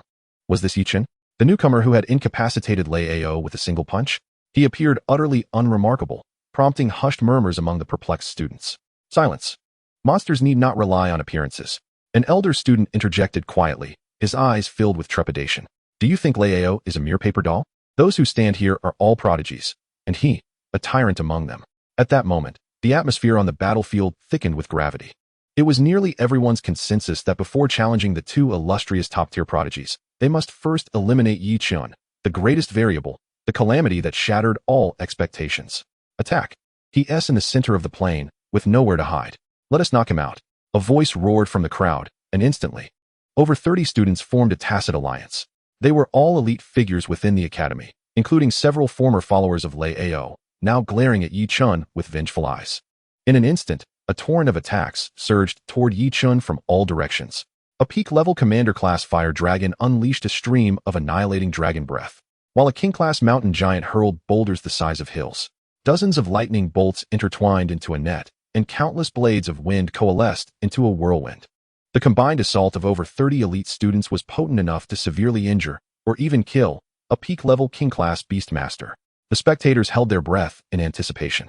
In the VIP section, the expressions of several military dignitaries subtly sharpened. However, in the face of this cataclysmic onslaught, Yichun did not even lift an eyelid. He merely took a delicate step forward. With no summoned beasts, no defensive skills activated, and not a shred of energy fluctuation emanating from him, the ground beneath him erupted with a thunderous boom, resonating deep within the soul. This was not merely sound. It was a pure, unreasonable suppression of force. An invisible, yet overwhelmingly domineering shockwave radiated outward in perfect concentric circles, causing ripples in the very fabric of space itself. The torrent of dragon breath, the tumbling boulders, the flickering lightning net, and the howling wind blades, all were rendered as fragile as soap bubbles under the sun, unable to mount even the slightest resistance before being instantaneously obliterated, shattered into primal energy particles, evaporating into the void. Consequently, the expressions of the over 30 attacking students froze in a mask of horror, replaced by an overwhelming dread. They felt as though they had been struck head-on by an invisible star, their protective summoned beasts wailing mournfully, forcibly recalled into their bodies, their souls shaken. Meanwhile, they themselves coughed blood, their bodies uncontrollably flung backward like kites with severed strings, crashing heavily against the energy barrier hundreds of meters away, producing a series of dull thuds before collapsing to the ground, rendered unconscious. One strike, merely one step, over 30 elite students, all obliterated. The entire central arena descended into an eerie silence. Amidst the tens of thousands present, a pin drop could be heard. All eyes widened, mouths agape, unable to comprehend the spectacle that had unfolded. In the VIP section, an aged general, adorned with the insignia of a warrior, suddenly rose, exclaiming in shock. Is this pure physical strength? No, that is not right. It also contains the embryonic form of some domain. Is this boy a humanoid beast of ancient times? The stern expression on Principal Chu Jingtian's face finally cracked, replaced by an unmistakable joy and admiration. This was the effect he desired, an unparalleled, absolute power that crushed all doubt. On the distant mountaintop, Mu Bingshue's icy demeanor shattered for the first time, a profound seriousness and fervent battle intent intertwining in her gaze. The ice crystal phoenix behind her let out a piercing cry, sensing an unprecedented threat. Atop the tower, Jian Huaya's previously unperturbed face finally revealed a hint of emotion. His grip on the hilt of his sword tightened, his knuckles turning pale. He understood that this seemingly simple step transcended the realm of ordinary combat. On the plain, Yichun slowly withdrew his foot, as if he had merely crushed a swarm of ants obstructing his path. He lifted his head, his calm gaze sweeping across the chaotic battlefield, disregarding the unconscious bystanders, and finally settling upon Mu Bingshue atop the mountain and Jian Huaya in the tower. His expression was placid, yet it proclaimed, the pests have been cleared away. Now, it is your turn. Chapter 98. Your opponent, is it? Silence. A suffocating stillness that seemed capable of consuming sound itself. The arena of tens of thousands, after Yi Chen's single step, was utterly devoid of sound. Whether among the students in the stands or the upper echelon in the VIP section, everyone appeared as if enchanted, frozen in expressions of shock, astonishment, or disbelief. Their eyes locked onto the unremarkable figure at the center of the battlefield. One step, just one step. Over 30 elite students of the academy, along with their proud summoned beasts, collapsed like leaves swept away by a tempest, instantaneously defeated. This was no longer a battle. It was a massacre, a pure and unyielding dimensional suppression of force. Gulp. Someone, unsure of who, struggled to swallow, the sound echoing sharply in the oppressive silence, igniting a surge of pent-up emotion like a stone cast into a tranquil lake. He is a monster. He is not human, but an ancient ferocious beast in human guise. What kind of power is that? To achieve this without summoning beasts or even emitting energy fluctuations, how could he accomplish such a feat with mere physical strength? I understand now. We were all gravely mistaken. From the very beginning, we were not even in the same league. The stands erupted into chaos, a cacophony of fear, awe, and fervor intertwining, converging into a collective gaze fixed upon Yi Chen, as if beholding a deity walking among mortals. In the VIP section, the atmosphere had similarly reached a critical intensity. Principal Chu, the venerable elder of the constellations, who had earlier risen from his seat, slowly resumed his position. Yet the tremor in his voice remained undiminished. Where on earth did you discover this monstrosity? Pure physical prowess, invoking the forces of heaven and earth, has manifested a suppression effect akin to a domain. This has already brushed against the threshold of proving one's path through strength. Such a physique, even among the most elite of the Federation's divine martial corps, is truly a rarity.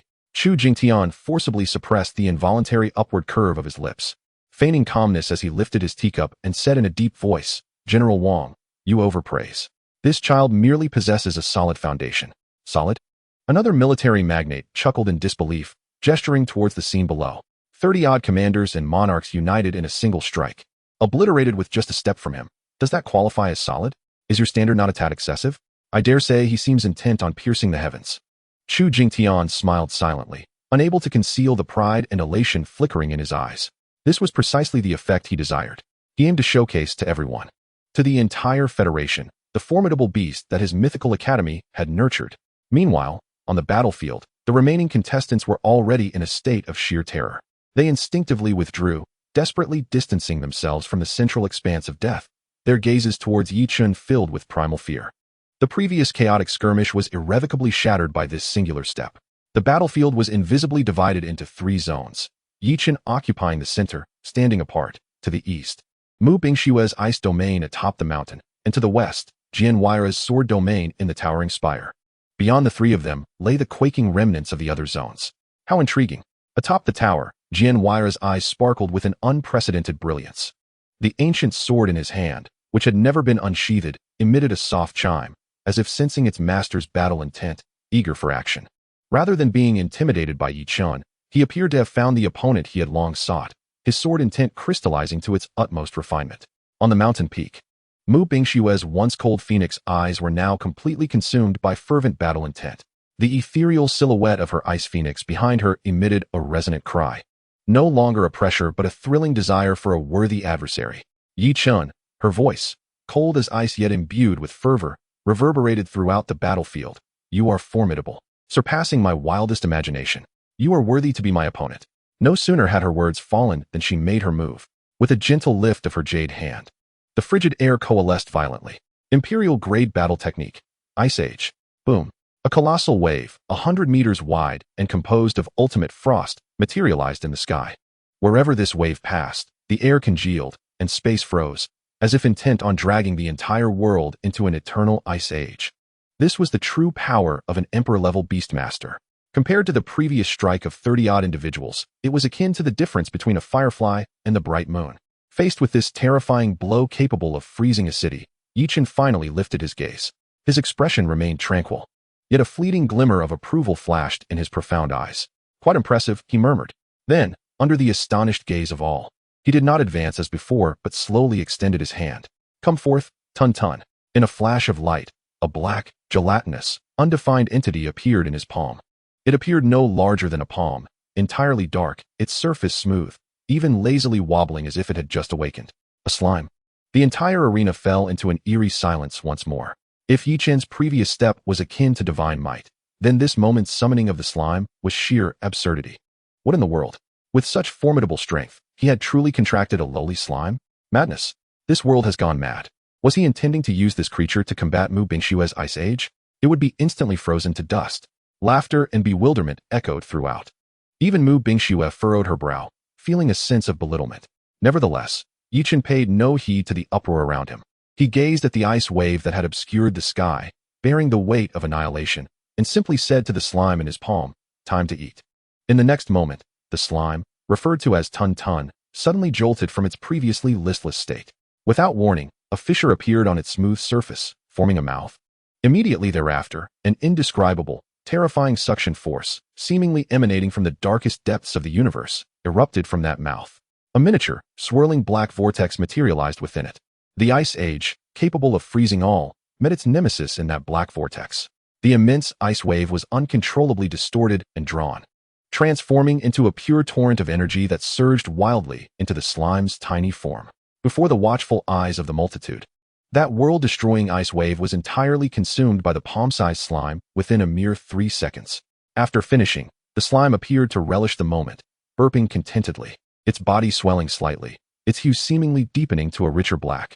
It swayed, sending a query to Yi Chun. "Master, the flavor was mediocre, a tad chilly. Is there more?" Atop the mountain, Mu Bingshue's eternally frosty visage cracked for the first time. She stared at the culmination of her charged attack. Now reduced to a mere dessert for a slime, utterly dumbfounded. Yi Chun lifted his gaze, looking past the dazed Mu Bingshue towards Jian Waya atop the tower, and calmly stated, "Now, your opponent is it?" Chapter 99, Devouring Sword Intent. Nothing is unconsumed. As Yi Chun's words echoed, the arena remained enveloped in a profound silence. "Now, your opponent is it?" This phrase, akin to an invisible incantation, lingered in the ears of everyone in the central arena, delivering a shock far more terrifying than the prior feat of sending 30 individuals flying.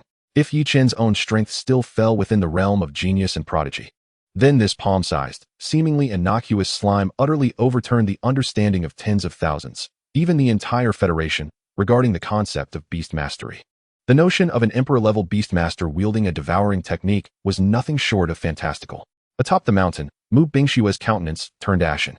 The innate pride and chill that defined her had shattered utterly, leaving only a profound sense of despair. She could distinctly sense the bond with her ice phoenix quaking in terror the moment the ice age was devoured. Her phoenix, that proud emperor-level divine bird, was afraid. This sense of defeat was far crueler than a straightforward loss. In the VIP section, the atmosphere had reached a tense pinnacle. A monster. That is certainly not a slime. I stake my 3-star general's honor that it is some ancient creature, disguised in slime form, unlike anything we've encountered. General Wang's voice trembled with excitement. There is no matching information in the database. Its devouring capability has surpassed the bounds of energy absorption. It resembles a conceptual erasure. Another official, responsible for technical analysis, fixated on the frozen image on the screen, his eyes bloodshot and fervent. Chu Jingtian's fingers gently tapped on the table. But beneath his carefully maintained facade of tranquility lay a heart racing so violently it felt as though it might burst from his chest. He realized he had stumbled upon a treasure, yet he had not anticipated that this treasure was vast enough to overturn an entire era. Just then, a boisterous laughter shattered the suffocating silence. "Ha! What a splendid opponent. It is Jian Wuyo." From atop the tower, he was not daunted by this bizarre scene. Rather, an unprecedented brilliance erupted in his eyes, a fervor and excitement akin to that of a swordsman who has finally found the path he has sought all his life. "Yi Chun, this beast of yours has transcended my comprehension of all things in this world." Jian Wuyo's voice resonated like a bell, his fighting spirit soaring. "In that case, let my sword seek clarity with it." As his words fell, his entire aura underwent a sudden transformation. If he was previously a drawn sword, at this moment, he had become the essence of the sword itself. An intangible yet razor-sharp sword intent surged from him, enveloping the entire Western battlefield. Onlookers in the stands, many of whom were less powerful, felt their skin prickle and their souls tremble, as if countless invisible blades hovered above them, causing many to retreat in fright. "Borrow me a strand of sword intent, Tongtian sword grass," Jian Wuyo whispered. The verdant sword grass beside him quivered gently, releasing a thread of emerald light, finer than a hair, that slowly drifted into his fingertips. Jian Wuyo, with fingers poised like a blade, made a subtle slash towards Yi Chun and the slime. A mere 100 meters away. Slash. There was no earth-shattering momentum, no cataclysmic energy fluctuations, Only a minuscule black fissure, barely visible, flickered in the air and extended straight towards the slime. This strike, seemingly unremarkable, caused the esteemed figures in the VIP seats to collectively change color. Spatial slash? No. It is pure sword intent, sharp enough to cleave through space. This strike had transcended the realm of technique. It was the manifestation of the Tao. It did not cut through matter, but rather through concepts. Any defense was rendered utterly futile in its presence. Everyone held their breath. They were eager to witness how the mysterious slime would respond to this conceptually invulnerable sword, whether it could still devour it. Facing a strike potent enough to sever the essence of a king-level beast, Yi Chun remained unmoved. The slime in his palm seemed to sense the impending threat. Instead of creating a devouring vortex as before, it writhed, its smooth surface cracking open once more to reveal a black mouth. However, this time, the mouth gaped wider and deeper, as if it were a portal to an infinite dark cosmos. As the subtle black fissure and the indomitable sword intent reached the slime, they met no resistance, soaring directly into that obsidian maw. Time appeared to freeze for a second. Then, with a crisp sound reminiscent of chewing steel, a noise emanated from within the slime. It was not loud, yet it struck every heart like a heavy hammer. It had chewed the sword intent. High atop the tower, Jian Wuyo's fervent smile instantaneously froze.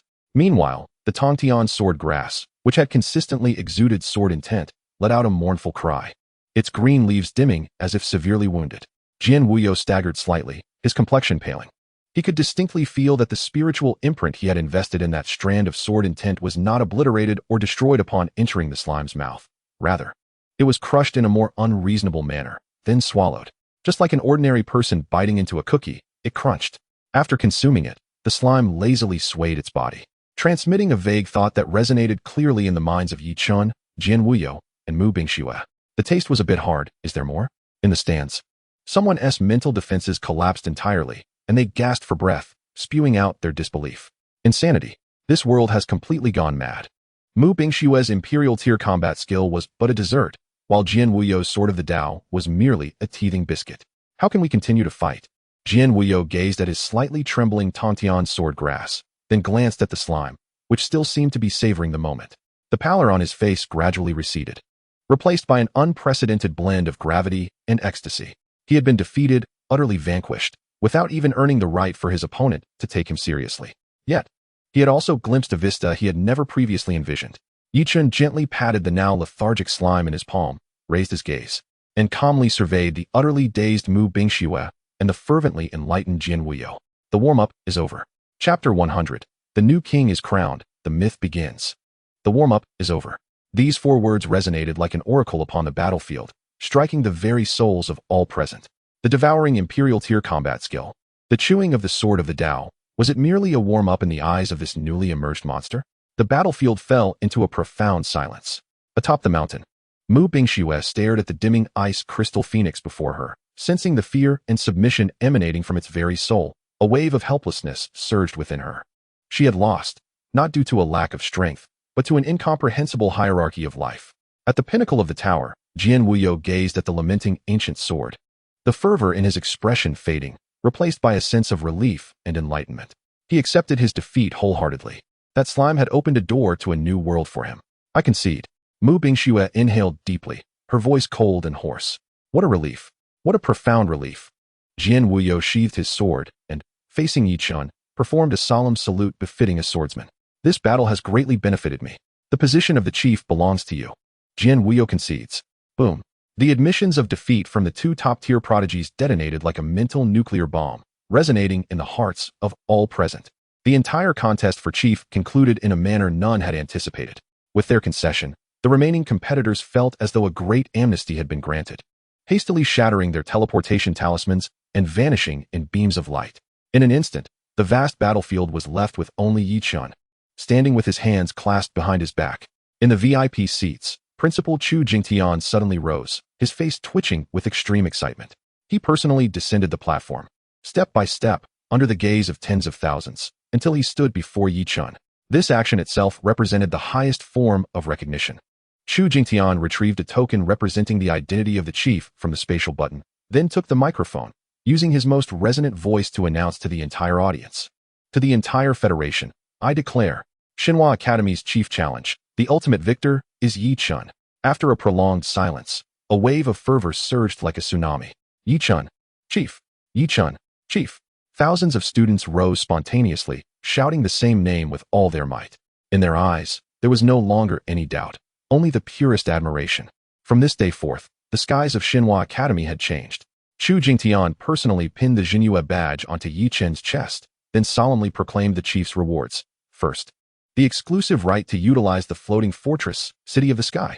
Second, the granting of S-rank privileges, with unconditional access to all the Academy's resource vaults and secret realms, including the most core origin treasury. Third, a one-time reward of 100 million contribution points. A cascade of rewards struck down upon them, leaving everyone utterly numb. This truly represented the Academy's utmost efforts, a meteoric rise to prominence. As the coronation ceremony concluded, Yi-chun, under Chu Jingtian's personal guidance, proceeded towards the VIP lounge. Upon entering, he found General Wang and several military dignitaries waiting expectantly. Ha ha ha, what a young hero. General Wang laughed heartily, stepping forward to clap Yi-chun on the shoulder. Young friend, on behalf of the Eastern Combat Zone Command, I extend a formal invitation to you. With just a nod, you can be specially recruited into the military, directly awarded the rank of Major General. Such a proposal would drive any passionate youth into a frenzy. However, Yi-chun merely shook his head slightly. I am grateful for the general's kindness, but I wish to first immerse myself in the Academy for a time, to fully harness its resources, thus enabling me to serve the Federation better. A refusal? The generals were momentarily taken aback, not expecting Yi-chun to exhibit such composure. General Wang's eyes sparkled with even greater admiration. Excellent. Not arrogant nor hasty. You possess the demeanor of a great general. The doors of our military will always be open for you. After leaving the lounge, Yi-chun opted not to attend the celebratory banquet, but instead headed straight to the heart of the Myth Academy, the Exchange Hall. With the Xinhua badge granting him S-rank privileges, he ascended directly to the top tier, the Origin Treasury. Before him, an ancient scroll made of light unfurled slowly, projecting an immense exchange list that was staggering to behold. This was the true foundation of the Myth Academy. Yi-chun's gaze swept rapidly over it, directly inputting several keywords into the search bar: fire element, life, rebirth, divinity. Instantly, the list refreshed, revealing a plethora of treasures. Each of these items, if presented to the outside world, could incite bloodshed and chaos. Yet, in Yi-chun's eyes, they were still insufficient.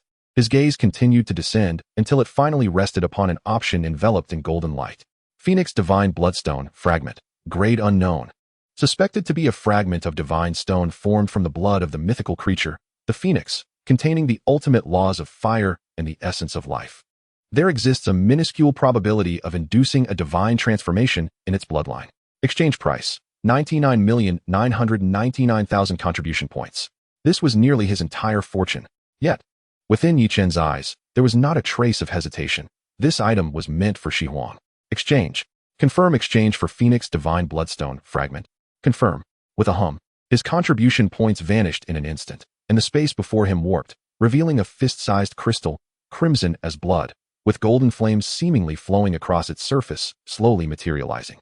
Yi-chun grasped it in his hand, feeling a surge of immense life and fiery energy flood into him, igniting an overwhelming desire in the soul link he shared with Shi Huang. Carefully securing the Divine Bloodstone, Yi-chun turned to leave. As he stepped out of the exchange hall, night had fallen. Jian Waya and Mu Bingxue awaited him quietly at the end of the corridor. Yi-chun, Jian Waya approached first, his gaze pure and fervent. Today, I witnessed another realm beyond the sword path. Once I comprehend my own way, I shall challenge you again. With that, he solemnly clasped his fist and strode away, his back brimming with indomitable spirit. Next, Mu Bingxue walked over slowly, a look of bewilderment gracing her exquisite face. Is the path of power truly unrelated to the species or tier of the beast? Yi-chun regarded her and replied softly, the path lies beneath your feet. How you traverse it depends on yourself, not the road itself. Having spoken, he did not linger, brushing past her. Only at that moment did he truly step onto the teleportation array leading to his abode. With a flash of light, he found himself on a floating island, suspended high above the clouds, shrouded in mist and stars. This was the City of the Sky. Yi-chun stood at the edge of the island, gazing down at the brilliantly lit academy panorama, while the celestial stars seemed within reach overhead. He spread his hands, one side cradling the affectionate Tong Tong, the other, the searing Phoenix Divine Bloodstone. You've worked hard, Tong Tong, he murmured. Next, it shall be Shi Huang's turn to undergo another transformation. The position of chief is but a starting point, not an end. Its greatest value is the key that enables Shi Huang's bloodline to ascend to true mythology. Chapter 101. The Phoenix's Transformation, Divine Fire Rebirth. The City of the Sky, this island suspended above the sea of clouds, is an honor and domain exclusive to the chief student of the Myth Academy. At the center of the island lies the main training hall, the core where the spiritual energy of the floating island converges. The hall's interior is vast. Resembling a small plaza, its ceiling is not a physical structure but a brilliant starry sky simulated by intricate formations, each star slowly rotating, drawing the celestial powers from the heavens and earthly spiritual energy, transforming into visible faint golden mist that settles within the hall. To cultivate here for a day is equivalent to 10 days of effort in the outside world. Yichen sat cross-legged at the center of the gathering array. His mind as still as an ancient well. He understood that the upcoming transformation for Shi Huang was a rebirth akin to shedding one's skin, a gamble where any misstep could lead to eternal damnation. With a thought, the space before him rippled with exquisite golden waves, and a complex summoning formation unfolded. Amidst the radiance, a slender and elegant divine bird, ablaze with resplendent golden flames, materialized, Shi Huang, nurtured by the essence of true solar gold. Shi Huang's tier had stabilized at the imperial third stage. Each feather appeared as if forged from pure gold, radiating sunlight-like brilliance. With every flap of its wings, lingering heat trails remained in the air. Its golden eyes brimmed with innate intelligence and pride, as if it were the sovereign of the skies. Shi Huang, Yichen called gently, infusing the soul link with encouragement and trust. Shi Huang emitted a clear and melodious call, retracting its imperial pressure, affectionately nudging Yichen's cheek with its warm head. With a smile, Yichen slowly opened his palm. The Phoenix Divine Bloodstone, which had cost him 100 million contribution points, floated serenely within his hand. The moment the crystal appeared, the temperature within the entire hall seemed to surge by several degrees. It was crimson as blood, with what appeared to be a pulsating heart sealed within. With each heartbeat, the golden flame patterns on its surface glowed brighter. A profound, ancient, and even somewhat tragic aura of destruction wafted from it. Shi Huang suddenly froze, its affectionate demeanor vanishing, replaced by an intense focus. Its golden eyes fixated on the crystal. A yearning that transcended time and space surged from the depths of its bloodline, causing its flames to rise uncontrollably. It was a call from its bloodline, a temptation to return to myth. Yet, simultaneously, it felt a ferocity and will of annihilation emanating from the crystal, capable of reducing it to nothingness. That was the essence of all the unwillingness and power condensed from the fall of the mythical phoenix. Too primal, too domineering. Absorbing the furious energy with the currently imperial physique of Shi Huang would inevitably lead to the obliteration of both body and soul. Yichen distinctly sensed the tumultuous blend of desire and fear emanating from Shi Huang's soul. He extended a hand to gently stroke Shi Huang's wings, transmitting a calming thought through their soul link. Do not fear, trust in me. He then cast his gaze upon the motionless shadow beneath his feet and spoke calmly. Tun Tun, it's your turn. A viscous, ink-black liquid silently oozed from his shadow, morphing into Tun Tun's innocuous jelly-like form. It instinctively swayed its body, as if inquiring what its master desired. Purify the energy within this stone, expelling all impurities and violent intentions, and then deliver it entirely to Shi Huang, Yichen commanded. Tun Tun seemed to fully comprehend this intricate task.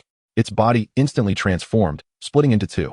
One half became an unfathomably deep black maw, as if connected to an unknown void, voraciously swallowing the searing, Phoenix Divine Bloodstone. The other half extended a slender black tendril, akin to the gentlest ribbon, softly resting upon Shi Huang's smooth forehead. Buzz. The moment the Divine Bloodstone entered its maw, Tun Tun's form began to swell and contract violently, as if a cosmic tempest of energy were raging within. The ferocious, mythic energy, capable of effortlessly tearing apart an imperial-level beast, was subjected to a relentless grind within an invisible mill, formed by the laws of devouring, breaking it down. All impurities, all remnants of the fallen phoenix's unwilling spirit, and all destructive ferocity were obliterated and digested before this absolute devouring, transforming into the purest essence. In the next moment, a stream of flame and life energy, refined 1,000-fold, materialized into a gentle, radiant golden light, akin to the nascent sun, continuously pouring into Shi Huang through the black tendril. Ka! An unprecedented wave of euphoria surged through Shi Huang's entire being, prompting it to unleash a resounding cry that echoed towards the heavens. Filled with sheer joy and the exhilaration of rebirth, the golden flames enveloping its form transformed at a visible pace into a dazzling crimson gold. As if draped in a divine garment woven from twilight and lava, A divine pressure, magnitude stronger than before, erupted like a torrential flood. This pressure pierced through the layers of barriers within the cultivation hall, radiating from the city of the Celestial Dome, sweeping across the entire mythical academy like an invisible soul storm. In every corner of the academy, be it the breeding zones, combat arenas, or students' dormitories, thousands of fire-type beasts. From the elite fire crows nurtured by students to the commanding flame tigers, and even the esteemed king-level flame dragons and imperial-level three-legged golden crows, trembled in unison, prostrating themselves on the ground, bowing towards the floating island in the sky, expressing the most primal submission and reverence from the depths of their bloodlines, as if welcoming the descent of their deity. Atop the tower, the momentary stillness was shattered as Chu Jingtian, who had just settled down to enjoy a cup of tea, unconsciously crushed the blue porcelain cup in his hand with a loud crack. He sprang up again, appearing on the terrace of the tower in a flash, his gaze fixed intently on the floating island bathed in crimson gold light, his voice trembling with overwhelming excitement. It is him again. This pressure is stronger, purer, and nobler than before. This is no mere bloodline suppression. It signifies a transcendence of life levels. What astonishing trump card does this lad possess? Within the cultivation hall, the transformation continued. Shi Huang's body was enveloped in a massive, pulsating cocoon of crimson gold light. The surface of the cocoon shimmered with ancient and mysterious phoenix glyphs, as if revealing the ultimate secrets of flame and life. Crack! With a crisp sound, a fissure appeared in the cocoon. An indescribable aura, imbued with the essence of rebirth, seeped through the crevice. Just a hint of this aura sent ripples through the surrounding space, as if it were on the verge of ignition. Soon, the crack spread like a spider's web, and with Shi Huang's soul-piercing cry, the cocoon shattered explosively. Amidst the blinding golden light, Shi Huang's form re-emerged. Its size had not increased, but rather appeared more refined. Each feather seemed to be composed of the purest laws of flame, shimmering with divine brilliance. Within its eyes, the cycles of the sun, moon, and stars could be seen in perpetual motion. Most importantly, the flames engulfing its body had transcended ordinary phoenix fire, now embodying a divine, eternal essence capable of incinerating all. Before Yi Chun, an information panel materialized automatically. Beast, Phoenix of Rebirth. Level, Imperial level, Stage 5. Bloodline, Mythical level, initially activated. New skill, Divine Fire of Rebirth. Passive: the flame contains a thread of the immortal law, capable of inflicting damage directly to the soul and conceptual entities, purifying all negative states, and delivering devastating blows to the undead and cursed beings. A metamorphosis that advanced 2 stages at once, unlocking a true mythical capability. Yi Chen's eyes gleamed with satisfaction. This expenditure of 100 million contribution points was undoubtedly worth every bit. Shi Huang let out a jubilant cry, transforming into a stream of crimson gold light that settled upon Yi Chen's shoulder. The divine fire, powerful enough to scorch mountains and boil seas, became remarkably gentle upon contact with him, radiating warmth that nourished his soul. At that moment, the emblem of the chief, the Jinhua emblem, suddenly grew scorching hot against his chest as Chu Jingtian's voice, tinged with urgency and astonishment, crossed the spatial divide, resonating in his mind. Yi Chun, come to the principal's tower immediately. At once. Now. Chapter 102, The Principal Summons a New Journey. The searing sensation of the emblem and Chu Jingtian's urgent voice pulled Yi Chun from his euphoria over Shi Huang's transformation. He cast a glance at Shi Huang, nestled affectionately on his shoulder, and with a flicker of thought, summoned it back into the beast space. Indeed, this earth-shattering pressure had stirred the highest authority of the Mythical Academy. What was destined to come would inevitably arrive. Yi Chun murmured to himself, his expression calm. From the moment he decided to reveal his true strength in the chief challenge, he anticipated this day. A tree that stands out in the forest will surely be blown down by the wind, but if that tree grows swiftly enough to withstand the tempest, even becoming a towering giant, it will face an entirely different realm. He adjusted his robe and stepped out of the main cultivation hall. The exclusive teleportation array of the city of the Celestial Dome illuminated, and in the next moment, Yi Chen's figure appeared on the ground floor of the principal's tower. Without a moment's pause, he strode towards the staircase leading to the top floor. Along the way, he could keenly sense powerful yet subtle auras sweeping past him, filled with curiosity, astonishment, and a hint of reverence. Clearly, Shi Huang's recent bloodline transcendence had captivated more than just the principal. As he pushed open the ancient wooden door to the top floor, he saw Chu Jingtian standing with his back to him, gazing out the expansive window. The principal did not turn around but spoke in a deep, resonant voice. Yi Chun, you have arrived. Principal, you summoned me, Yi Chun replied, maintaining a respectful yet assertive demeanor. The atmosphere in the office felt heavy, as if the air still carried remnants of Chu Jingtian's uncalmed astonishment. After a prolonged silence, Chu Jingtian finally turned around slowly. He did not take his usual position behind the imposing desk that symbolized authority. Instead, he approached Yi Chen directly, his gaze penetrating, as though he could see through the very essence of the soul. As for your slime, I shall not inquire further. Everyone harbors their own secrets, Chu Jingtian remarked, his opening words sending a chill through Yi Chen's heart. However, the pressure emanating from Chu Jingtian was palpable. He inhaled deeply, his eyes a mixture of excitement and disbelief. The aura he exuded was far beyond what an imperial-level beastmaster should possess. It was an absolute suppression on a life level, a nobility and sanctity derived from the very essence of bloodlines. That is your second beast, is it not? Facing the scrutiny of a legendary beastmaster, Yi Chen's expression remained unchanged as he calmly nodded. Yes, Principal. This response ignited a spark of brilliance in Chu Jingtian's eyes. I am curious. What manner of beast possesses the ability to exude a pressure comparable to that of a mythic avatar at the imperial tier?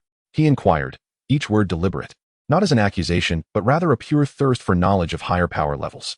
Yi Chen understood that this question required a response, one that was sufficiently reasonable while concealing the core secret. After a moment of contemplation, he organized his thoughts and spoke slowly. Principal, my second beast is a phoenix. However, when I acquired it, it was not a living being, but rather a stone egg on the brink of death, its bloodline severely damaged. Oh. Chu Jingtian raised an eyebrow, signaling him to continue. I have tirelessly attempted various methods to restore it, but with minimal success. Yi Chen's tone was sincere.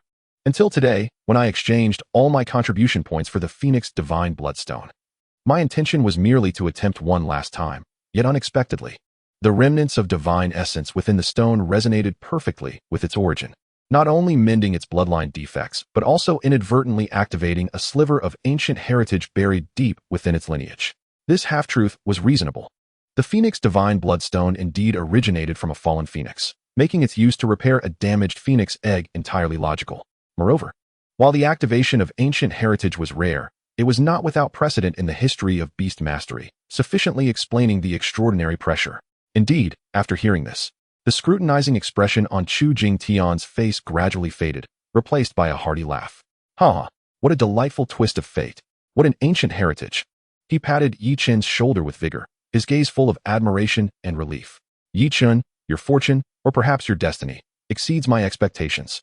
A mysterious slime capable of infinite evolution, a phoenix awakened to ancient heritage.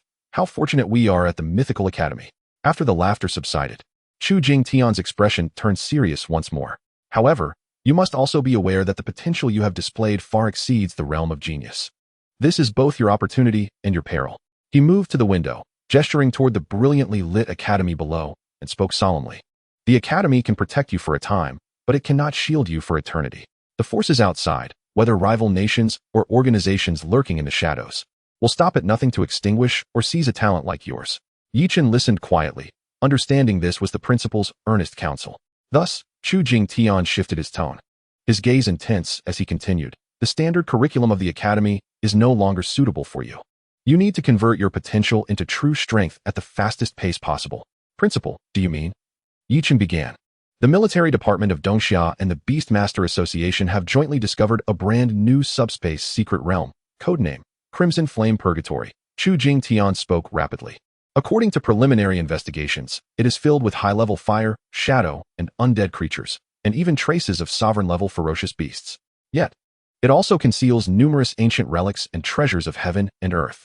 This time, the military is organizing an advanced team composed of the most elite students from several top academies to explore it.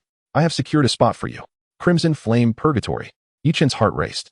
This was precisely what he required. Whether for the growth of Shi Huang or the evolution of Tun Tun, both demanded vast resources and formidable opponents. The comfort of academy life could no longer satisfy their needs. This secret realm is fraught with deadly dangers, even for master-level beastmasters. Are you certain you wish to proceed? Chu Jingtian confirmed one last time. Yi Chen's eyes flickered with unwavering resolve, a fierce battle spirit igniting within him. I will go. Chapter 103. The Gathering of Geniuses, the Gate of Crimson Flame. Yi Chen's response was decisive, without a trace of hesitation. Chu Jingtian gazed into his eyes, aflame with fighting spirit, and finally revealed a satisfied smile. This was the indomitable spirit he sought. True strength never shies away from challenge and danger. Excellent. Chu Jingtian nodded in approval. Since you have made your decision, I will share the specifics with you. He approached the desk, swiftly operating a holographic screen to bring up a confidential dossier, which he transmitted to Yi Chen's chief badge.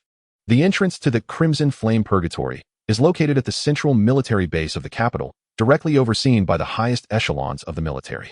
The assembly time for your advance team is set for 3 days from now. The team will be led by a major from the military.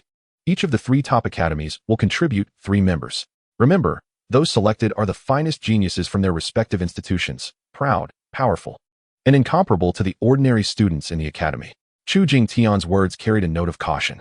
Although the Mythical Academy is nominally the foremost among the 3 top institutions, the depths of the Imperial Capital and the Demon City Academies are equally unfathomable, and their geniuses are undoubtedly monstrous in nature. This is the last support the Academy can provide you. As he spoke, Chu Jingtian handed Yi Chen a pitch-black ring containing high-grade recovery potions, high-energy food, and a preliminary map of the Secret Realm's periphery, drawn from drone reconnaissance. Though crude, it might save your life in a critical moment. As for what you can acquire within the Secret Realm and how far you can grow, that will depend entirely on your own fortune. Yi Chen accepted the spatial ring, solemnly nodding. Thank you, Principal. Go. Chu Jingtian waved his hand, turning back to gaze out the window at the sky. Remember, return alive. I look forward to witnessing a true phoenix soaring through the heavens, rising from the Mythical Academy. Yi Chen said nothing more, bowing deeply to the principal's back before turning to leave the principal's tower. 3 days slipped by in the blink of an eye. On that morning, Yi Chen met with the other 2 members at the academy's entrance. They were the other 2 team members from the Mythical Academy apart from Yi Chen. One was named Xiao Yan, a tall and robust figure, his presence as steady as a mountain, ranked just below Yi Chen on the combat leaderboard. A peak master-level beastmaster.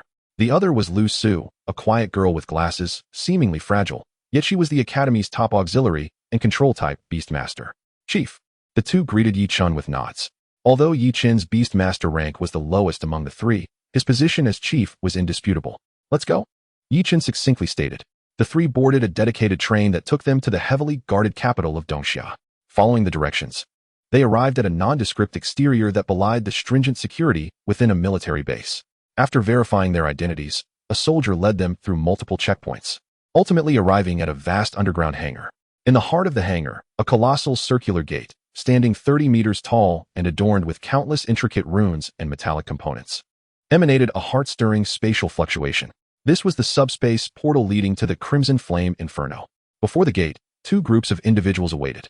One group donned fiery red combat attire, each exuding an air of audacity, led by the burly and haughty young man, Qin Lai.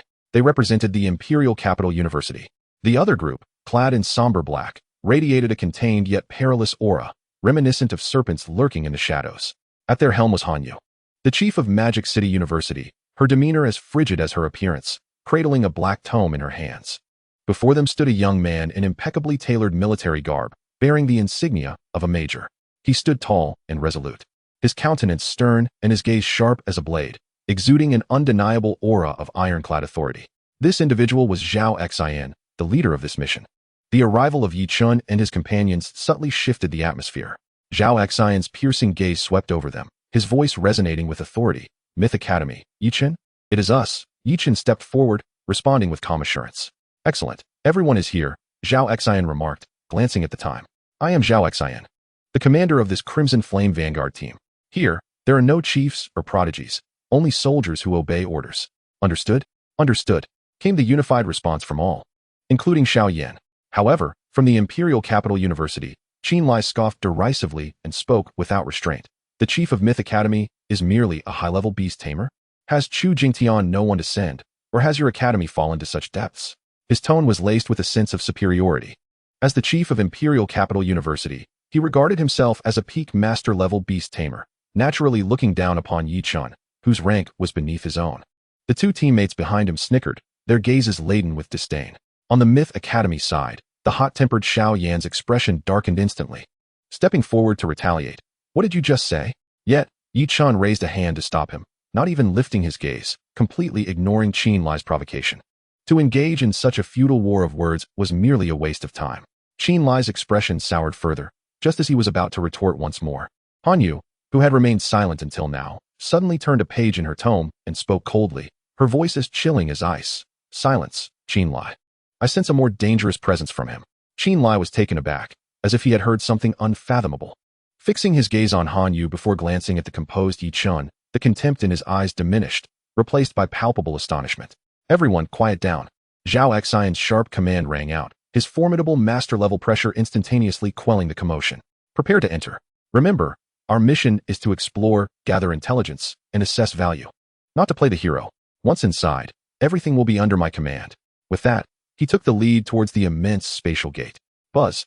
As he approached, the center of the colossal ring began to warp violently, a deep crimson vortex, akin to flames, slowly taking form. A scorching aura, mingled with sulfur, fire, and death, surged forth from the other side of the gate. The crimson flame inferno had been unleashed. Chapter 104. Entering the Inferno, Lava Hounds. Without hesitation, Zhao Xian stepped boldly into the deep crimson vortex. Qin Lai and Han Yu followed closely, leading their teams into the unknown. Yi Chun nodded to Xiao Yin and Lu Su beside him, and the three joined the throng, stepping through the enigmatic portal. A violent sensation of vertigo engulfed them, as if their very souls were tossed into a tumultuous vortex, repeatedly torn and compressed by the chaotic currents of space. When the solid ground once again met their feet, Yi Chun's surroundings opened up before him.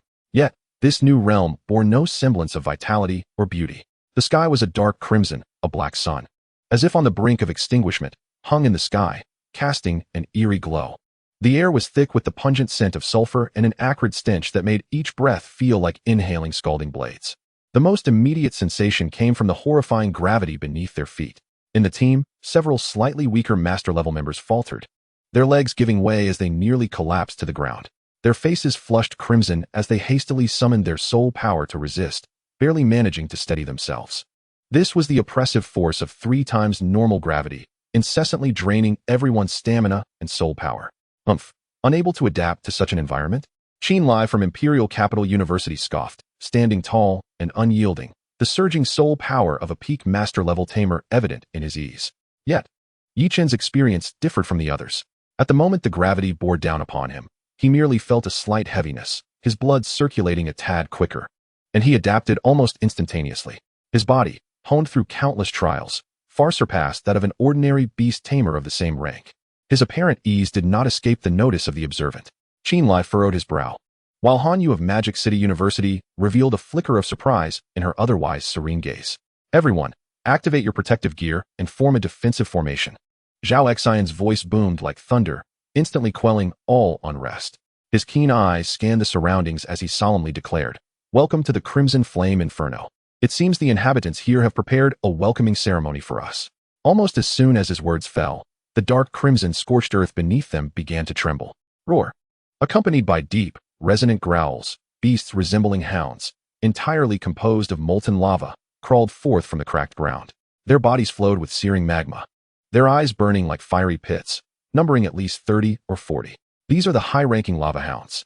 Xiao Yan's expression tightened as he summoned his primary beast, a colossal golem standing 5 meters tall, forged from obsidian. Just a bunch of rabble. Watch this. Qin Lai bellowed, taking the initiative. He slammed his palm against the ground, and a massive summoning array unfolded, from which a similarly gigantic 3-headed hellhound, wreathed in flames, erupted with a fierce roar. Imperial-level beast, flame 3-headed hound. Tear them apart. Qin Lai commanded with an air of arrogance. The flame 3-headed hound charged into the fray, its 3 heads simultaneously unleashing flames, incinerating several lava hounds into charred remains. However, the sheer number of lava hounds proved overwhelming. They fearlessly lunged forward, their burning claws and teeth viciously tearing at the flame 3-headed hound. Support. Move in. Zhao Xian shot a cold glance at the overzealous Qin Lai and issued his command. Lu Su from Myth Academy sprang into action, summoning an ethereal 7-colored butterfly, its wings fluttering and scattering radiant sparks, bestowing resilient shields and strength augmentation upon the golem and the flame 3-headed hound. The team from Magic City University summoned various shadow and psychic beasts, deploying debilitating effects like slow and fear, effectively controlling the onslaught of hounds. Chief, Xiao Yan's golem is holding the front line, absorbing most of the attacks. He looked towards Yi Chun, awaiting orders. Yi Chun scanned the battlefield, his gaze ultimately resting upon a lava hound significantly larger than its kin, evidently the leader among them. Tung Tung, it's your turn, he thought, directing his will. A fleeting shimmer of dark light flashed by, and a fist-sized slime materialized upon his shoulder. Of the slime? Qin Lai, amidst the chaos of battle, nearly burst into laughter at the sight. Yi Chun, Have you come here for a picnic? Summoning a slime in a place like this is hardly sufficient to fill the gaps of these monsters' teeth. Yi-Chen remained unfazed. Tun Tun seemed to sense the disdain. Leaping from Yi-Chen's shoulder and, catching the wind, it rapidly expanded into a massive black gelatinous mass with a diameter of 2 meters. The leader-class magma hound took note of this peculiar creature. It roared, opening its gaping maw as a searing pillar of molten lava shot forth towards Tun Tun. Faced with the intense heat capable of instantly melting steel, Tun Tun neither flinched nor evaded. Its ebony surface undulated, and it too opened a mouth.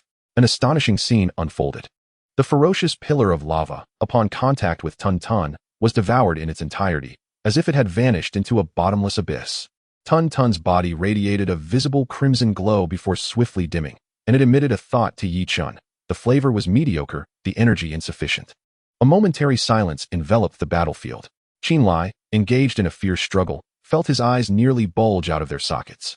The leader hound, too, was momentarily stunned, seemingly perplexed as to why its attack had dissipated. Now was the time. Tun Tun's black form launched forth like a cannonball, striking the leader hound squarely in the face. Sizzle, sizzle. The sound of corrosive acid echoed, accompanied by the hound's agonized wails. In a mere 2 seconds, its head, composed of hard volcanic rock, was corroded to a gaping hole, along with its soul fire being consumed and extinguished. With the leader's demise, the remaining pack of magma hounds fell into disarray. Zhao Xian's eyes gleamed with determination as he issued the order for a full assault. Finish this quickly. The now leaderless hounds were swiftly dispatched by the team. Once the battle concluded, all eyes unconsciously converged upon Yi-Chen and the slime, which had reverted to its original fist-sized form, bouncing in his palm. The previous spectacle was simply too astounding. What manner of slime was that?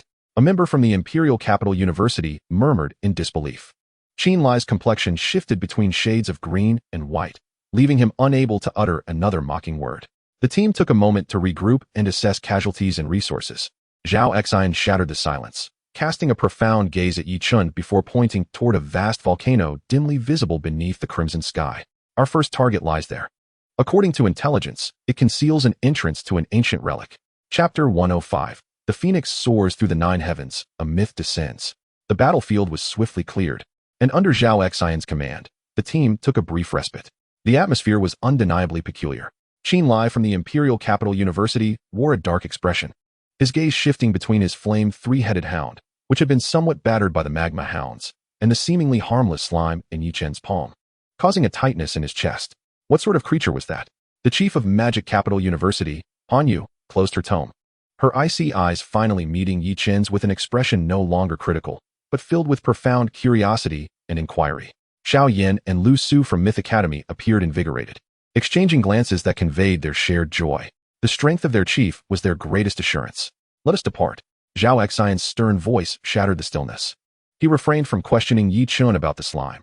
As a soldier, he focused solely on results. Yi-Chen's demonstrated combat prowess had already earned his fundamental respect. The team resumed their journey toward the imposing volcano. As they drew nearer, the temperature soared, and the air grew increasingly thin and searing. The ground beneath transformed from scorched earth to still molten, dark red volcanic rock. A misstep could scorch a hole in their footwear. Several rivers of lava, spanning dozens of meters, lay across their path, emanating terrifying heat, compelling the team to rely on flying beasts or specialized gear to cross. Caw! Just as the team vaulted over the 3rd river of lava, a piercing, shrill cry resonated from above. Everyone looked up to see a vast, ominous cloud of darkness gathering in the crimson sky.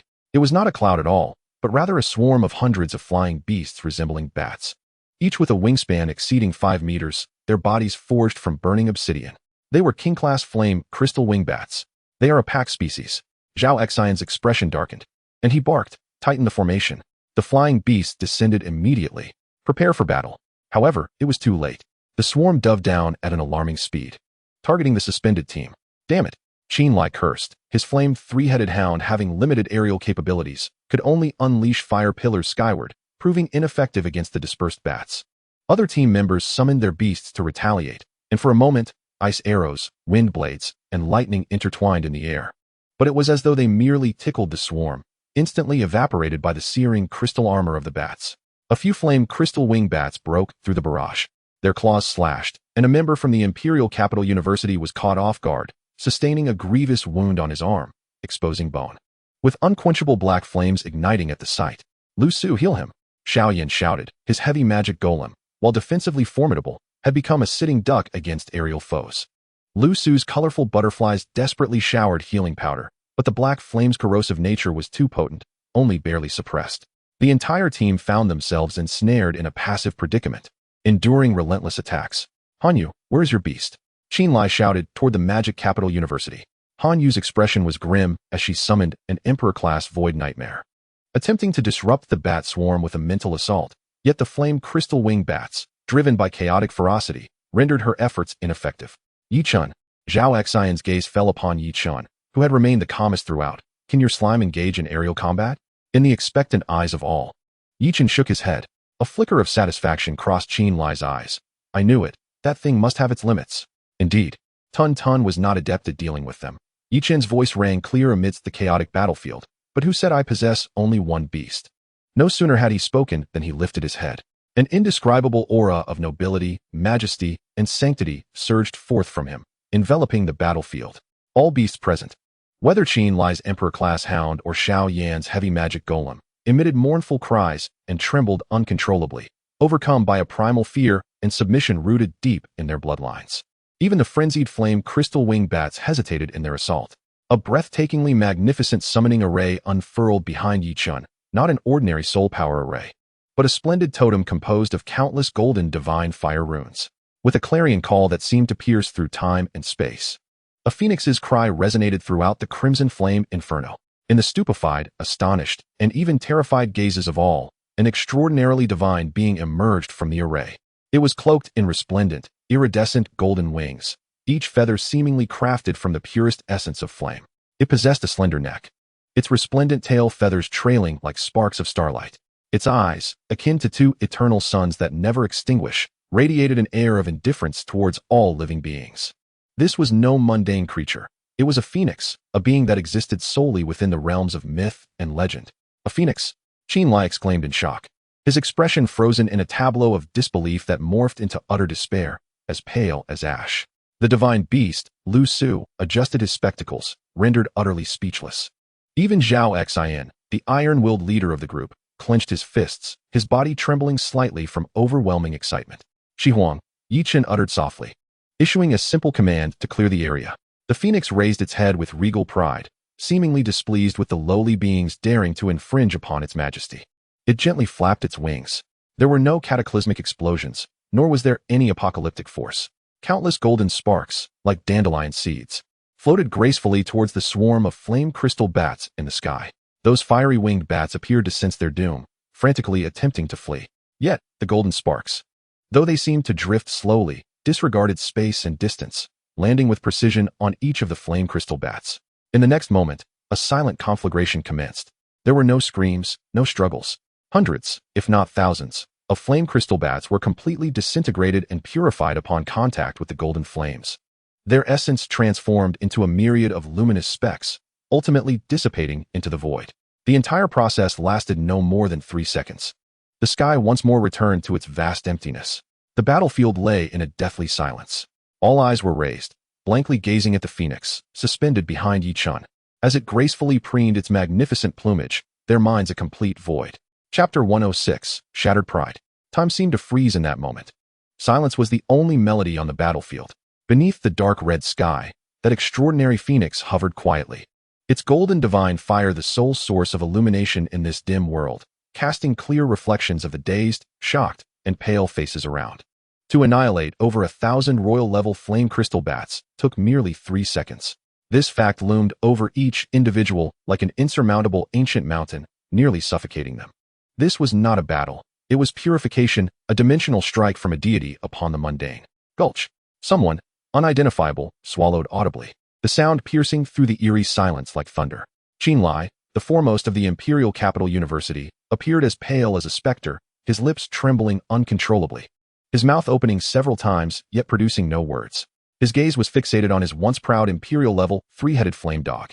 The fierce beast that once roared with authority now resembled the most docile of puppies, its massive head buried deeply between its paws, shaking violently like a sieve. Too terrified to emit even a whimper. It was a suppression stemming from bloodline, from soul, from the deepest layers of existence. All the pride he had held as the foremost of the Imperial capital all the confidence he had in his superiority over his peers, all the glory and dignity built upon countless victories, were shattered in that moment by the clear call of the phoenix, obliterated by the silent incineration, leaving not a trace behind. Am I hallucinating? Xiang Yin of the Mythology Academy, a man known for his fiery temperament, stuttered, instinctively rubbing his eyes. Yet the scene remained unchanged. His gaze towards Yi Chun had utterly transformed. No longer did he see a classmate or a peer, but rather, he gazed up at a young deity walking among mortals. Beside him, Lu Su, hand trembling as it adjusted his glasses, was filled with an almost fanatical admiration. So this is the true power of the foremost. That slime may merely have been the tip of the iceberg. The Mythology Academy might indeed witness the revival of myth through him. Yi Chun, Zhao Xian, the battle-hardened major emerging from the sea of corpses, spoke with a tremor in his voice he was scarcely aware of. He took 2 steps forward, his eyes fixed intently on the vanishing formation of Shihuang, then cast a gaze filled with a blend of reverence, excitement, and inquiry towards Yi Chun. Is this what the Mythology Academy embodies, myth? He finally understood the true significance of the Academy's name. What it sought was perhaps never merely to cultivate masters or grandmasters, but to await the emergence of one capable of truly crafting a myth. Yi Chun did not respond to this inquiry, merely allowing his thoughts to dissipate, and the magnificent divine fire formation gradually faded. The oppressive aura of the phoenix slowly dispersed, leaving everyone feeling as if they had been drained of vitality, collectively exhaling as they became aware of the cold sweat saturating their backs. Yi Chun, still in awe, retracted his stunned beast companion, surveying the surroundings. This time, wherever his gaze fell, whether upon the proud geniuses of the Imperial Capital University or the Magic City University, they all instinctively lowered their heads or averted their eyes, unwilling to meet his gaze. This was the absolute awe instigated by absolute power. Han Yu, the foremost of the Magic City University, was the only one brave enough to meet Yi Chun's gaze directly. She approached, her eternally icy visage betraying a rare display of intense emotion, a mix of shock, confusion, and a yearning for higher powers. The flames upon your beast carry an essence of law. They burn not merely matter. As a powerful control-type beastmaster, her perception was sharper than the rest. The golden flames just moments ago consumed not only flesh and blood, but the very concepts and existence itself. It was a form of supreme power she could not comprehend, yet felt drawn towards. Indeed, Yi Chun merely nodded calmly in acknowledgement. There was no need for further elaboration. At that moment, Qin Lai, who had been in a daze, approached. Gone was the arrogance and flamboyance he once displayed. In the midst of the complex gazes surrounding him, he deeply bowed to Yi Chun, performing a standard and respectful gesture. I apologize. His voice was hoarse, laden with bitterness and defeat. I was narrow-minded, ignorant of the vastness of the world. I apologize for my earlier ignorance and arrogance. With that, he silently retreated, recalling his 3-headed flame dog, appearing utterly deflated, as if all vitality had been drained from him. His resolve had been subjected to an unprecedented shock today, should he fail to understand it. His future accomplishments would likely stagnate. Zhao Xian inhaled deeply, summoning immense willpower to regain his composure amidst the overwhelming shock. He knew that from this moment forth, the command structure of this team must undergo a complete transformation. This was not a matter of negotiation, but an inevitability. Everyone, continue forward. He reissued the command, though his tone had shifted, now imbued with a tone of consultation. Our goal, the volcanic ruins. Yi Chun, might I request you to walk at the center of the formation while we safeguard your flanks? This is to ensure we are prepared for any unforeseen circumstances. This request, more than a command, emerged from a master-level officer addressing a student beast master of high caliber. As the team resumed their journey, the atmosphere was starkly different from before. Everyone instinctively maintained a distance of several paces from Yi Chun, naturally forming a moving formation with him as the unequivocal core. No one dared to voice any grievances or show disdain. Only silent compliance and heartfelt reverence remained. Under the lingering awe of the divine might of the phoenix, no brazen beasts dared to disturb their journey. The infernal creatures lurking beneath the lava and scorched earth sensed the supreme aura that sent shivers through their very souls, and thus fled in terror. Soon, the group arrived at the foot of the colossal volcano. A cataclysmic wave of heat surged towards them, warping the air in the oppressive warmth, rendering their vision a mere blur. Before them stood not the anticipated cave entrance, but a magnificent stone door, soaring 100 meters high, hewn from a single block of unknown obsidian. Intricate and ancient runes were etched upon the door, appearing almost alive as dark golden lava coursed through them, emanating an ancient, desolate, and overwhelmingly terrifying aura. Before the stone door sat a being of immense stature, resembling a mountain in its bulk, seated in a meditative pose. Towering over 20 meters, its form appeared to be composed of cooled volcanic rock and unquenched molten magma, with a single tightly shut eye dominating its massive head. Though it merely slumbered, each breath it took resembled the heaving of a colossal bellows, releasing scalding gusts of air that caused several master-level team members to pale and struggle for breath. The Emperor-level Lava Titan. Zhao Xian's expression turned grave as he pronounced the name with deliberate clarity. This slumbering giant was the guardian of the Ruins Gate. Its power, it seemed, eclipsed that of the 1,000 fiery-winged bats they had just encountered. The hearts of all sank to the depths of despair. In unison, their gazes converged upon Yi Chun at the center of their group. Zhao Xian, observing the Titan radiating an aura of despair even in slumber, then glanced at the ever-composed Yi Chun. He stepped forward and, with an unprecedented solemnity, intoned, "Yi Chun, it appears we require a key to open this door. You are our sole hope." Chapter 107. The Titan's Fury, the Abyss's Devour. The sole hope, indeed. Yi Chun muttered softly, his gaze calm as he regarded the slumbering lava titan, akin to a mountain. The tension among the group escalated, their hearts racing as they awaited his decision. To confront such a terrifying entity, they believed, would necessitate the invocation of the mythical phoenix once more. However, Yi Chun slowly shook his head. The phoenix's power was exceedingly domineering. Each summoning demanded a tremendous toll, and more importantly, revealing all their trump cards prematurely was unwise. Moreover, if every challenge relied on the phoenix, his own growth, as well as that of the other beastmasters, would stagnate. This lava titan was an ideal crucible to test Tun Tun's current combat capabilities. "Instructor Zhao," Yi Chun suddenly spoke, his voice steady and clear, "please formulate a distraction plan. Let Qin Lai and Xiao Yan serve as the main attackers, drawing its attention from the left and right flanks. Han Yu will handle mental interference to delay its movements. The rest will provide ranged fire support, not to inflict harm, but to divert its focus." Zhao Xian was momentarily taken aback, then his eyes sparkled with understanding.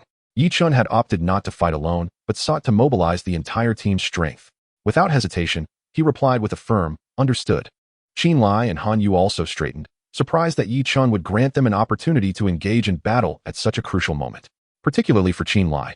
Glancing at Yi Chun's confident profile reignited a spark of fighting spirit within him, a desire not for vanity, but to prove his worth.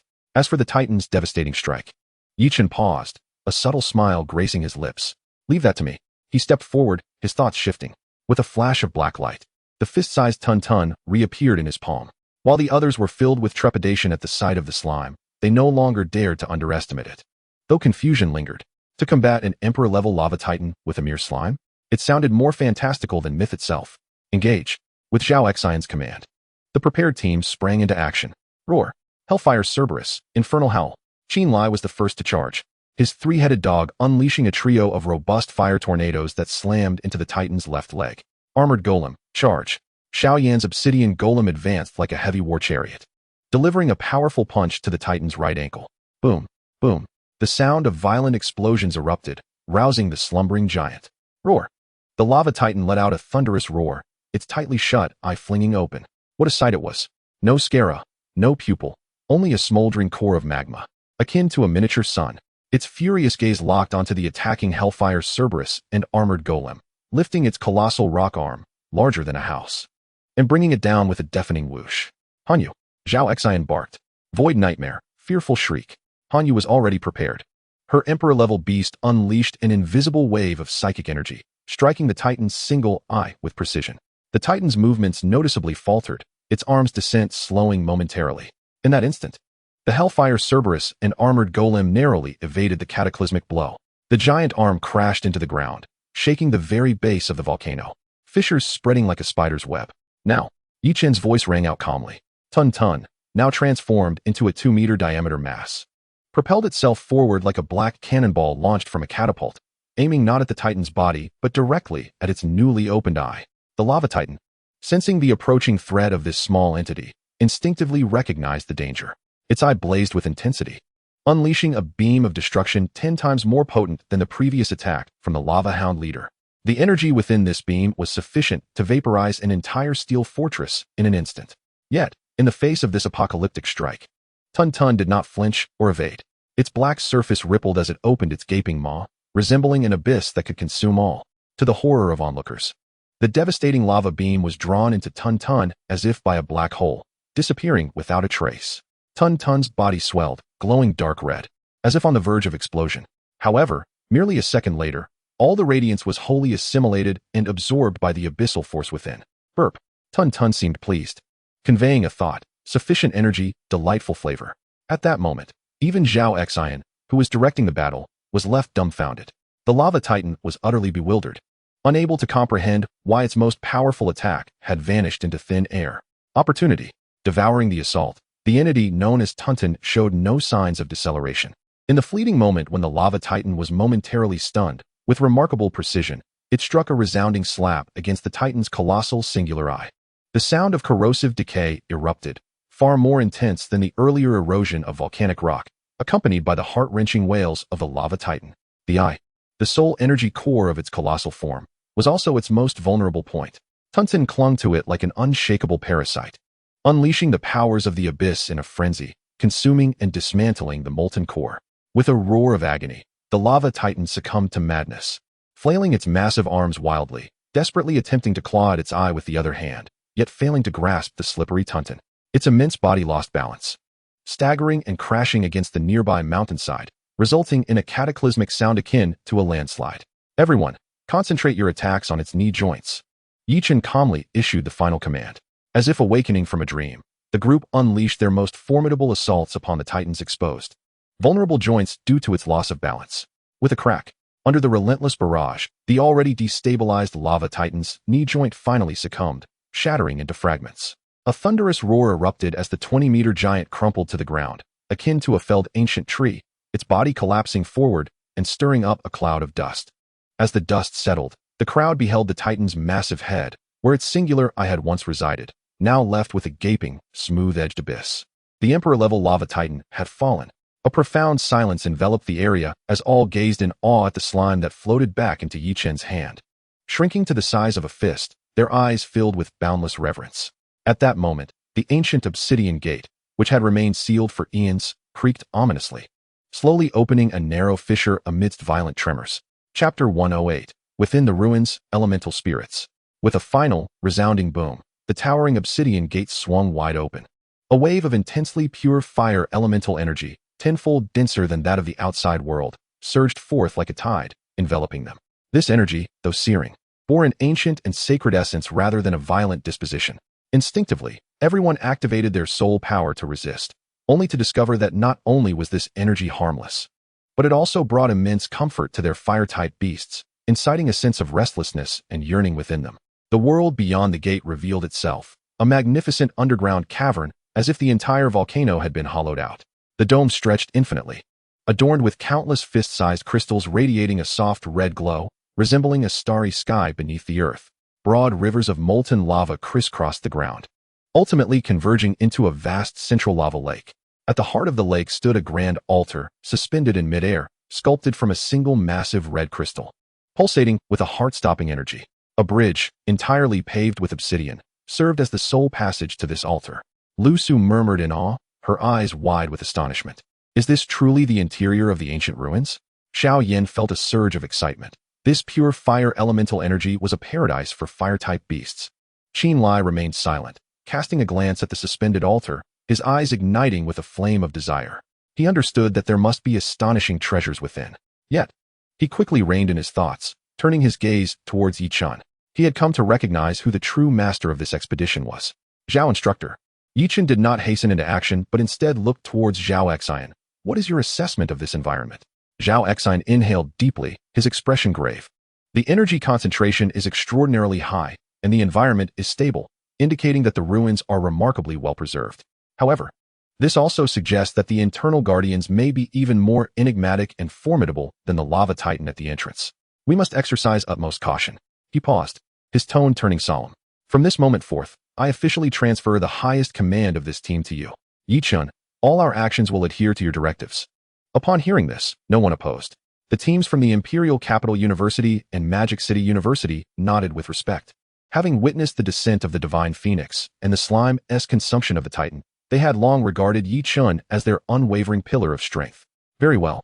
Yichen did not decline. He understood that in such a place, a unified and absolute command center was paramount. Everyone, maintain combat formation, centering on me. and advanced towards the central altar.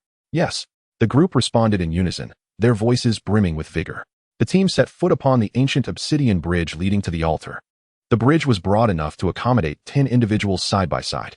However, as they reached the middle of the bridge, an unexpected transformation occurred. Countless bubbles erupted from both sides of the bridge and the lava river below. Gurgle, gurgle. In the next instant, fist-sized elemental beings composed purely of flames emerged from the molten lava. They bore indistinct humanoid shapes, devoid of facial features, save for a pair of eyes made of bright white flames, radiating pure curiosity and hostility. Are these fire elementals? Hanyu furrowed her brow, recognizing them as energy entities of at least the commander level, and there were far too many. Before she could finish, hundreds, if not thousands, of fire elementals ascended from the lava, floating in the air, densely surrounding the entire ancient bridge. Prepare for battle. Qinlai reacted swiftly, shouting fiercely. With a roar, his three-headed hellhound unleashed 3 torrents of raging flames, attempting to carve a path through the swarm. Yet, a bizarre scene unfolded. The flames passed through several fire elementals without inflicting any harm, and those elementals even twisted joyfully, as if relishing a warm bath. Physical attacks are ineffective. Fire attacks are absorbed. Xiao Yan's heavy armored golem swung a fist, only for it to pass through as well, the punch instead igniting the obsidian to a glowing red. They are pure energy entities. Zhao Xian's expression shifted. They were immune to the vast majority of attacks. In an instant, the team found themselves in a precarious situation. Ice and water-type beasts were severely hindered by the environmental pressure, their potency drastically diminished, while physical and fire attacks proved utterly useless.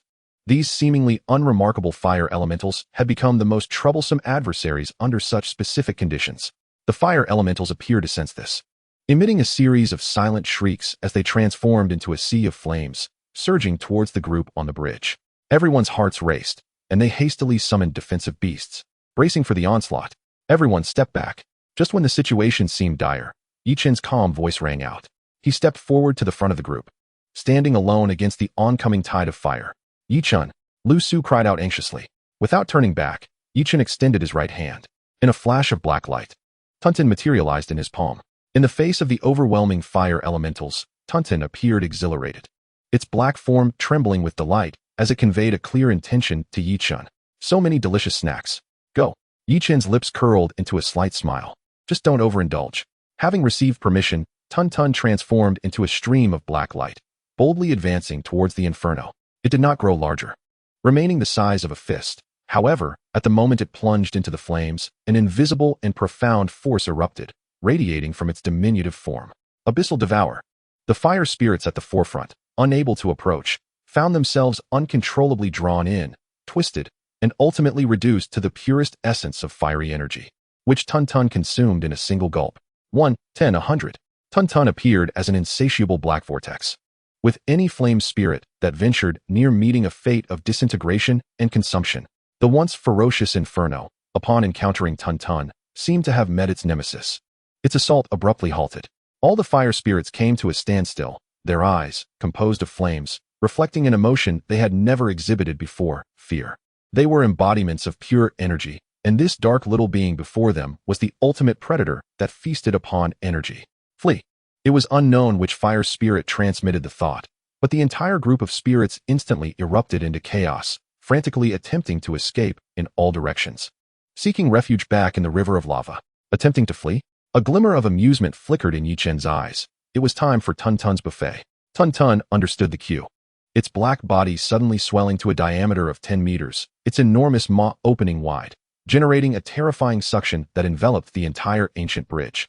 In an instant, hundreds, even thousands, of fire spirits were drawn in like dust sucked into a vacuum, emitting desperate shrieks as they were helplessly pulled into the abyssal darkness.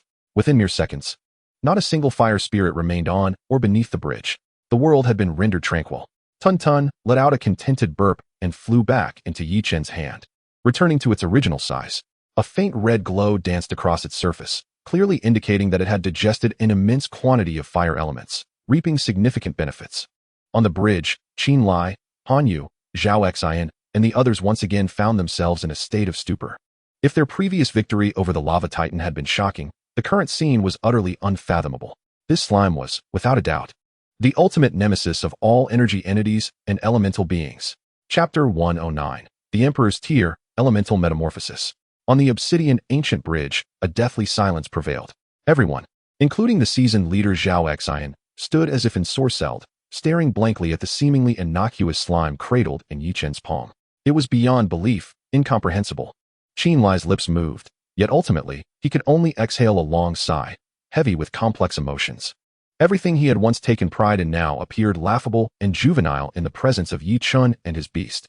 It became clear that true genius had long surpassed the bounds of conventional understanding.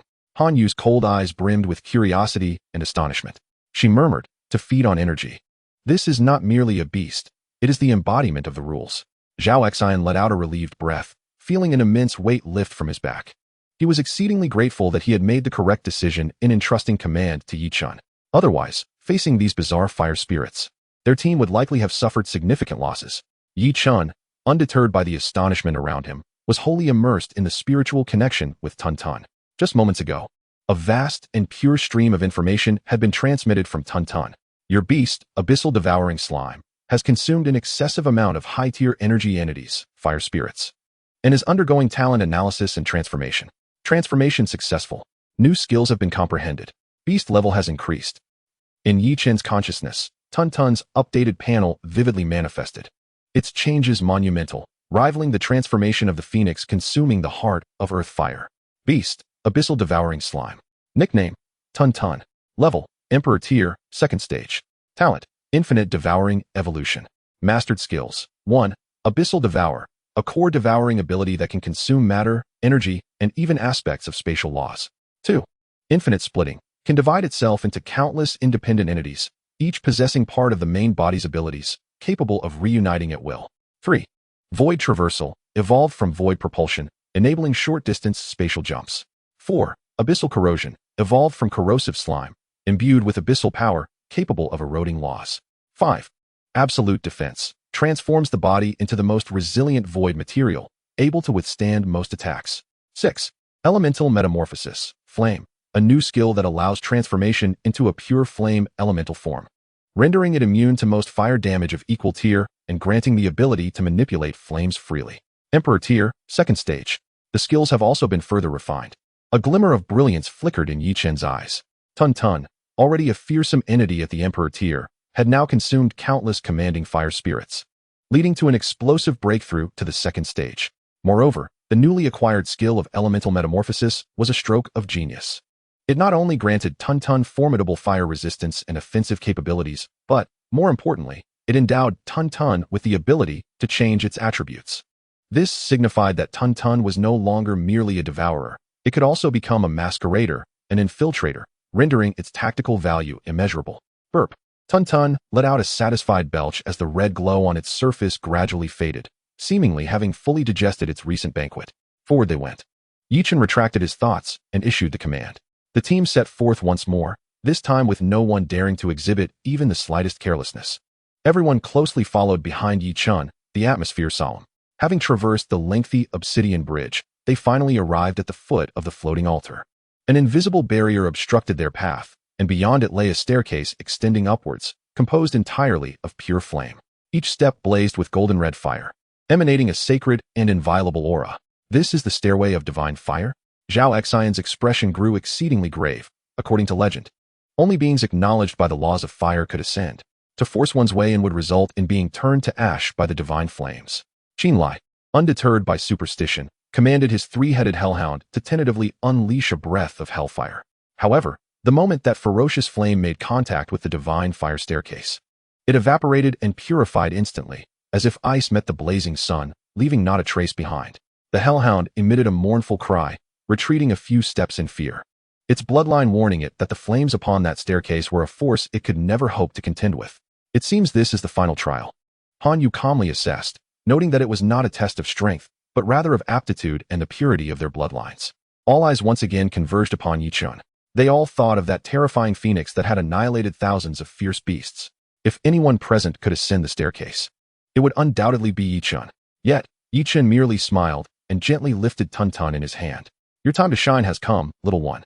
In the bewildered gazes of the others, Tun Tun leaped from Yi Chen's palm, landing before the invisible barrier. Its body began to undergo a miraculous transformation. The originally pitch-black, gelatinous form began to emanate specks of red light from within, which rapidly spread, dyeing its entire body a vibrant crimson. Its shape also began to change, no longer resembling a plump blob, but instead transforming into a lively, flickering flame. A fleeting second passed, and the original slime vanished, replaced by a brand new elemental entity that bore a striking resemblance to the previous fire spirit, yet its core was ablaze with an enigmatic black flame.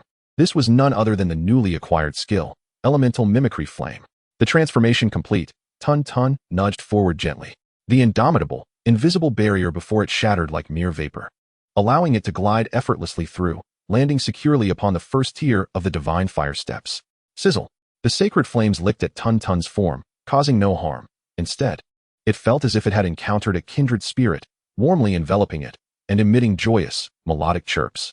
This scene utterly shattered the perceptions of Qin Lai and his companions. A slime, masquerading as a fire element, deceiving the ancient relic's divine fire law authentication? This was not merely absurd, it was absurdity personified. Tun Tun bounced on the steps, seemingly quite pleased, then turned to gaze at Yichun. With a mere thought, Yichun issued a command. Tun Tun opened its mouth and inhaled sharply, creating a vacuum passage devoid of flames through the divine fire steps. Quick, follow me, Yichun commanded, stepping into the passage first. The others, not daring to lag, hurriedly followed suit. With Tun Tun leading the way, they ascended the majestic floating altar without incident. At the pinnacle of the altar lay an expansive platform. At its center, a magical array radiating a gentle aura was slowly in motion. Within the core of this array, a feather approximately half a meter long, engulfed in golden flames as if forged from the purest sunlight, hovered serenely. The moment the feather appeared, an indescribable aura of ancient nobility and majesty enveloped the entire space. All fire-type beasts, including Qin Lai's imperial-grade Cerberus, could not help but prostrate themselves, emitting the most devout cries of submission towards the feather.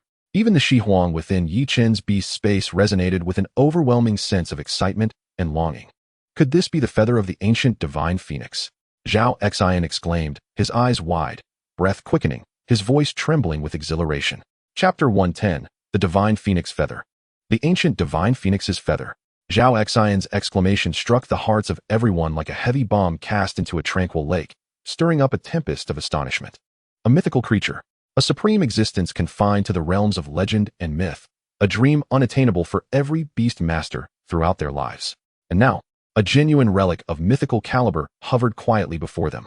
In that instant, every breath grew labored, eyes igniting with a flame of greed. Especially Qin Lai. His fiery Cerberus was already imperial grade, possessing noble bloodlines, yet the chasm between it and the mythical realm was insurmountable. If he could obtain this divine phoenix feather, allowing his beast to absorb its primal power, perhaps, just perhaps, he might touch the threshold of myth.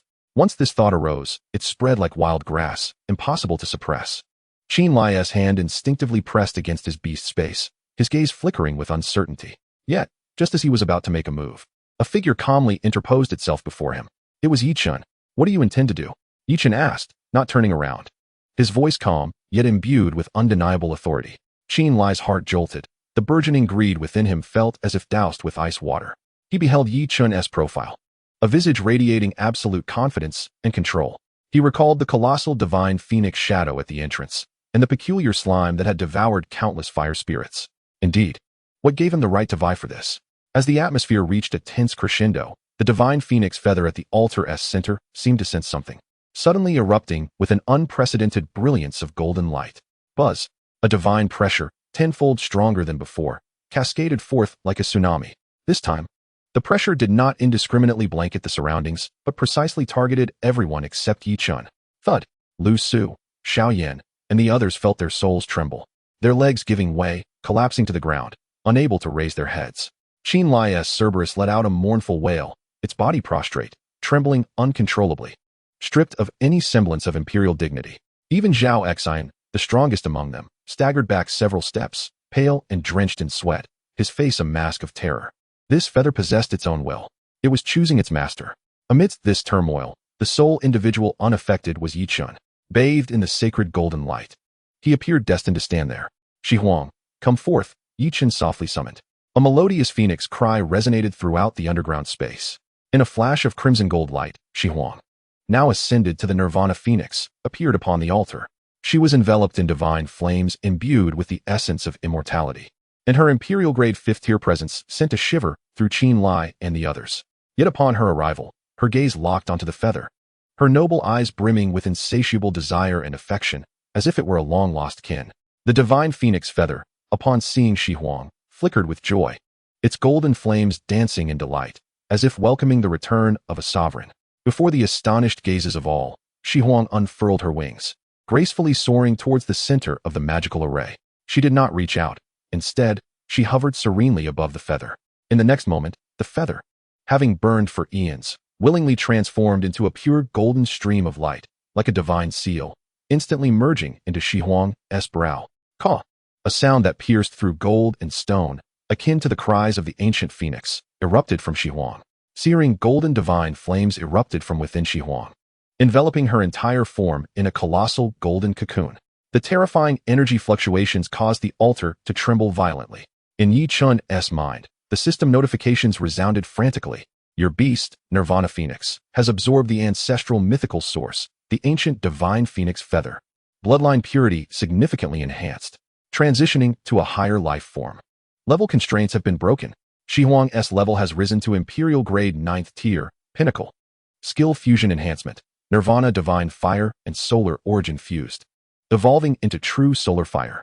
True Solar Fire, the supreme divine fire containing immortal laws and solar origins, possessing the power to incinerate laws and purify all. Achieving conceptual annihilation effects against malevolent entities, undead, and abyssal beings. Boom. The golden cocoon erupted explosively, radiating blinding light. A colossal bird, with a wingspan surpassing 50 meters and ablaze with dazzling golden divine flames, manifested before all. Its feathers had transformed into pure gilded brilliance, with each feather seemingly sculpted from sunstone, flowing with sacred runes. Her eyes resembled two resplendent suns. Merely gazing upon her caused the very fabric of space to warp. A terrifying aura, transcending even the imperial level, subtly brushed against the realm of dominion emanated from her. At the pinnacle of the 9th stage of the emperor level, she stood just a step away from the sovereign. In this moment, she truly unveiled a glimpse of the unparalleled grace of the ancient divine phoenix. However, as the Shi Huang completed her evolution, the entire underground space emitted a groan of unbearable strain. Crack! Boom! Above, the star-like crystals began to rain down in large fragments, while the lava river below surged violently, with massive fissures spreading across the ground and walls. This is bad. Zhao Xian's complexion changed drastically as he shouted. The divine phoenix feather was the energy core of the entire relic. If the core is removed, the relic will collapse. We must leave immediately. No sooner had he spoken than the obsidian ancient bridge they had traversed began to fracture violently, plunging into the scalding lava below. Their only escape route was severed. Despair instantly enveloped the hearts of all present. At that moment, Yi Chen's calm voice resonated. Gather around me. He leaped gracefully onto the back of the immense Shi Huang. The others, without a moment's hesitation, exerted all their strength to rush towards Yi Chen. Shi Huang. Yi Chen caressed her soft, fiery golden feathers, his gaze fixed upon the crumbling volcanic dome. Take us away. With a confident cry, Shi Huang emitted a resonant call, her wings flaring, summoning a tempest of searing heat, transforming into a golden comet, charging skyward amidst the rain of colossal falling rocks. Chapter 111, Ascending the Mountainside. Booming. The symphony of destruction resounded within the volcano. The entire world trembled violently, as if gripped by an invisible giant hand. Above, tens of thousands of tons of colossal rocks fell like a meteor shower, each bearing the shriek of tearing air, laden with the scent of death. The lava river below erupted in fury, raising crimson waves 100 meters high, attempting to devour the heavens and drag everything into the abyss of annihilation. Yet, at the heart of this apocalyptic scene, a resplendent golden light emerged, akin to a divine sword piercing through darkness and chaos, unfazed by any obstacle, surging upward with unstoppable momentum. With a clarion call, Shi Huang issued a high and pure phoenix cry, her voice no longer bearing the previous innocence, but instead radiating an innate confidence and immense power rooted deep within her bloodline. With each elegant flap of her wings, spanning over 50 meters, she conjured a blazing and sacred golden storm. This was no ordinary flame, but rather a divine fire imbued with the essence of true sunlight. All debris, regardless of size, disintegrated and vaporized upon merely brushing against the edges of the storm, leaving not a trace of ash behind. Shi Huang's speed reached its zenith, as everything around Lu Su, Xiao Yan, and the others transformed into a blur of retreating, distorted light. The only sounds remaining were the howling winds and the thunderous beat of their racing hearts. Qin Lai clung tightly to the resilient warmth of Shi Huang's golden feathers. His knuckles turning white from the exertion. He felt the immense, unwavering power beneath him, akin to an ancient divine mountain, and though his face lost all color, it was not solely from fear. His soul trembled, partly due to the cataclysmic scene of escape, and partly due to the presence of the three-headed flame hound in his beast-taming space.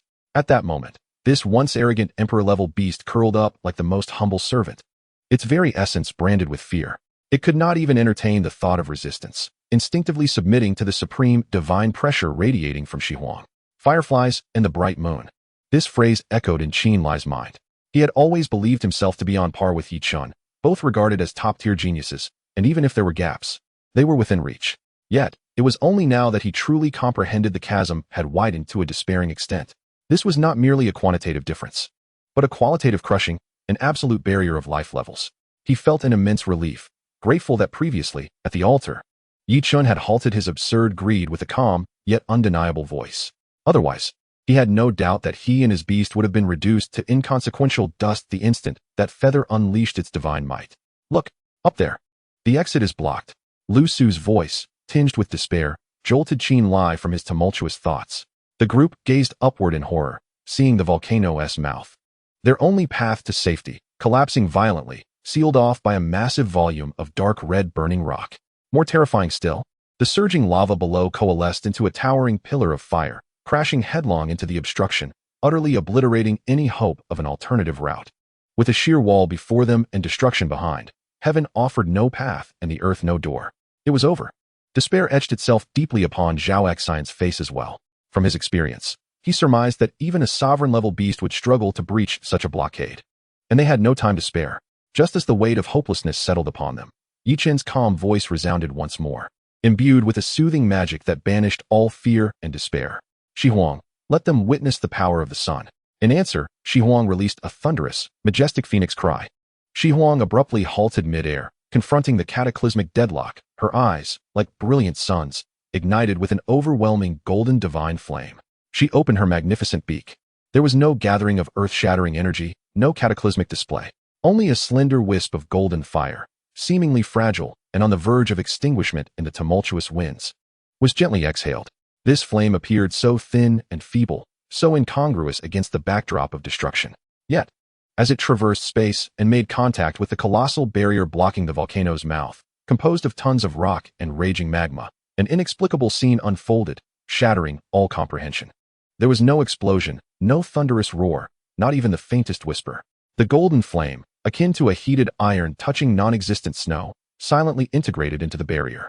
Then, in the astonished and unforgettable gazes of all present, that thick layer of rock, 100 meters deep, along with the relentless onslaught of the lava pillar, appeared to be erased from existence by an unseen divine hand, vanishing swiftly and silently from the center outward. They did not turn to ash, nor did they melt into magma, but were disassembled and vaporized, returning to nothingness from both a physical and conceptual level. True sunlight burns away the laws, purifying all things. Before them, a massive circular passage, exceeding 100 meters in diameter and with edges as smooth as a mirror, emerged. Beyond this passage lay the long-lost, soul-shaking azure sky. Let us go. With a commanding call from Yi Chun, Shi Huang flapped her wings fiercely, her divine flames surging, transforming into a golden lightning bolt that eluded the eye. Escaping the volcano just as the surrounding pressures threatened to crush it closed once more. Boom! Just as they burst forth, a thunderous roar erupted from behind, shaking the very heavens and earth. The entire volcano could no longer maintain its form, culminating in a cataclysmic eruption. Millions of tons of volcanic ash and devastating magma surged skyward, forming a colossal mushroom cloud that obscured the sun, heralding its demise to the world. Shi Huang, accompanied by the others, appeared as if by teleportation atop a distant mountain peak, landing with steady grace. Zhao Xian, Qin Lai, Lu Su, and the others nearly tumbled from Shi Huang's broad back, collapsing onto the ground, their faces pale as parchment, gasping for breath. The relief of surviving the calamity mingled with the profound shock they had just experienced, pushing their bodies and minds to the brink of collapse. They stared vacantly at the distant volcanic eruption, reminiscent of a natural disaster, before slowly turning their gaze to the majestic golden divine bird standing elegantly beside Yi Chun. affectionately nuzzling its noble head against his cheek. A tumult of awe, fear, gratitude, and envy surged within them. A chaotic blend of emotions akin to a spilled bottle of assorted flavors. After a lengthy pause, Zhao Xian took a deep breath, forcing his trembling legs to steady, adjusting his disheveled appearance before stepping before Yi Chun. Without a hint of hesitation, he solemnly bowed at a 90-degree angle. Chief Yi, I am eternally grateful for your life-saving intervention. Had it not been for your presence today, we would surely have perished in the volcanic ashes. His voice was hoarse, yet brimming with heartfelt sincerity. Qin Lai and Xiao Yan quickly struggled to their feet, following Zhao Xian's lead, bowing in unison with utmost humility. Thank you for your life-saving grace, Chief Yi. In that moment, their address of Yi Chun transformed from that of classmates to Chief Yi, signifying not just recognition of status, but a profound respect born from strength and spirit. Yi Chun accepted their gratitude with calm composure, his gaze lingering not overly long upon them. This victory was merely a component of his overarching strategy. He and Shi Huang seemed to share an unspoken connection, both raising their heads in unison to gaze towards the horizon where the Mythology Academy lay. In that distant sky, several formidable auras, as powerful as a rainbow piercing the sun, approached at an astonishing speed. The oppressive force they emitted made the air itself feel viscous, even from hundreds of kilometers away. Among them, one presence was particularly familiar and majestic, Principal Chu Jingtian. Trouble approaches, Yi Chun murmured to himself, a playful smirk curling at the corners of his mouth. Chapter 112, Inquiry and Accountability. The mountain winds howled, brushing against the faces of those who had narrowly escaped disaster, yet failing to disperse the complex emotions of awe and shock swirling within their hearts. Yi Chun's gaze was steady as he focused on the distant horizon, where several rainbows tore through the clouds at a terrifying, supersonic speed. Leading this charge was the vast and authoritative aura of Principal Chu Jingtian. Following closely behind were several other powerful presences, each standing atop the pinnacle of the Master Realm, with a few already straddling the threshold of the legendary domain. This was the apex fighting force of the Mythology Academy, seemingly mobilized en masse. Clearly, the complete eruption of the Nanming volcano ruins, a catastrophic event worthy of making the federal headlines, had alarmed them profoundly. Trouble, yet also an opportunity, Yi Chun silently added in his mind. He required a platform, one robust enough to showcase Shi Huang's formidable powers post-evolution to the entire academy and beyond. Only then could he intimidate all potential nefarious actors, quashing unnecessary troubles in their infancy. And now, the platform had arrived.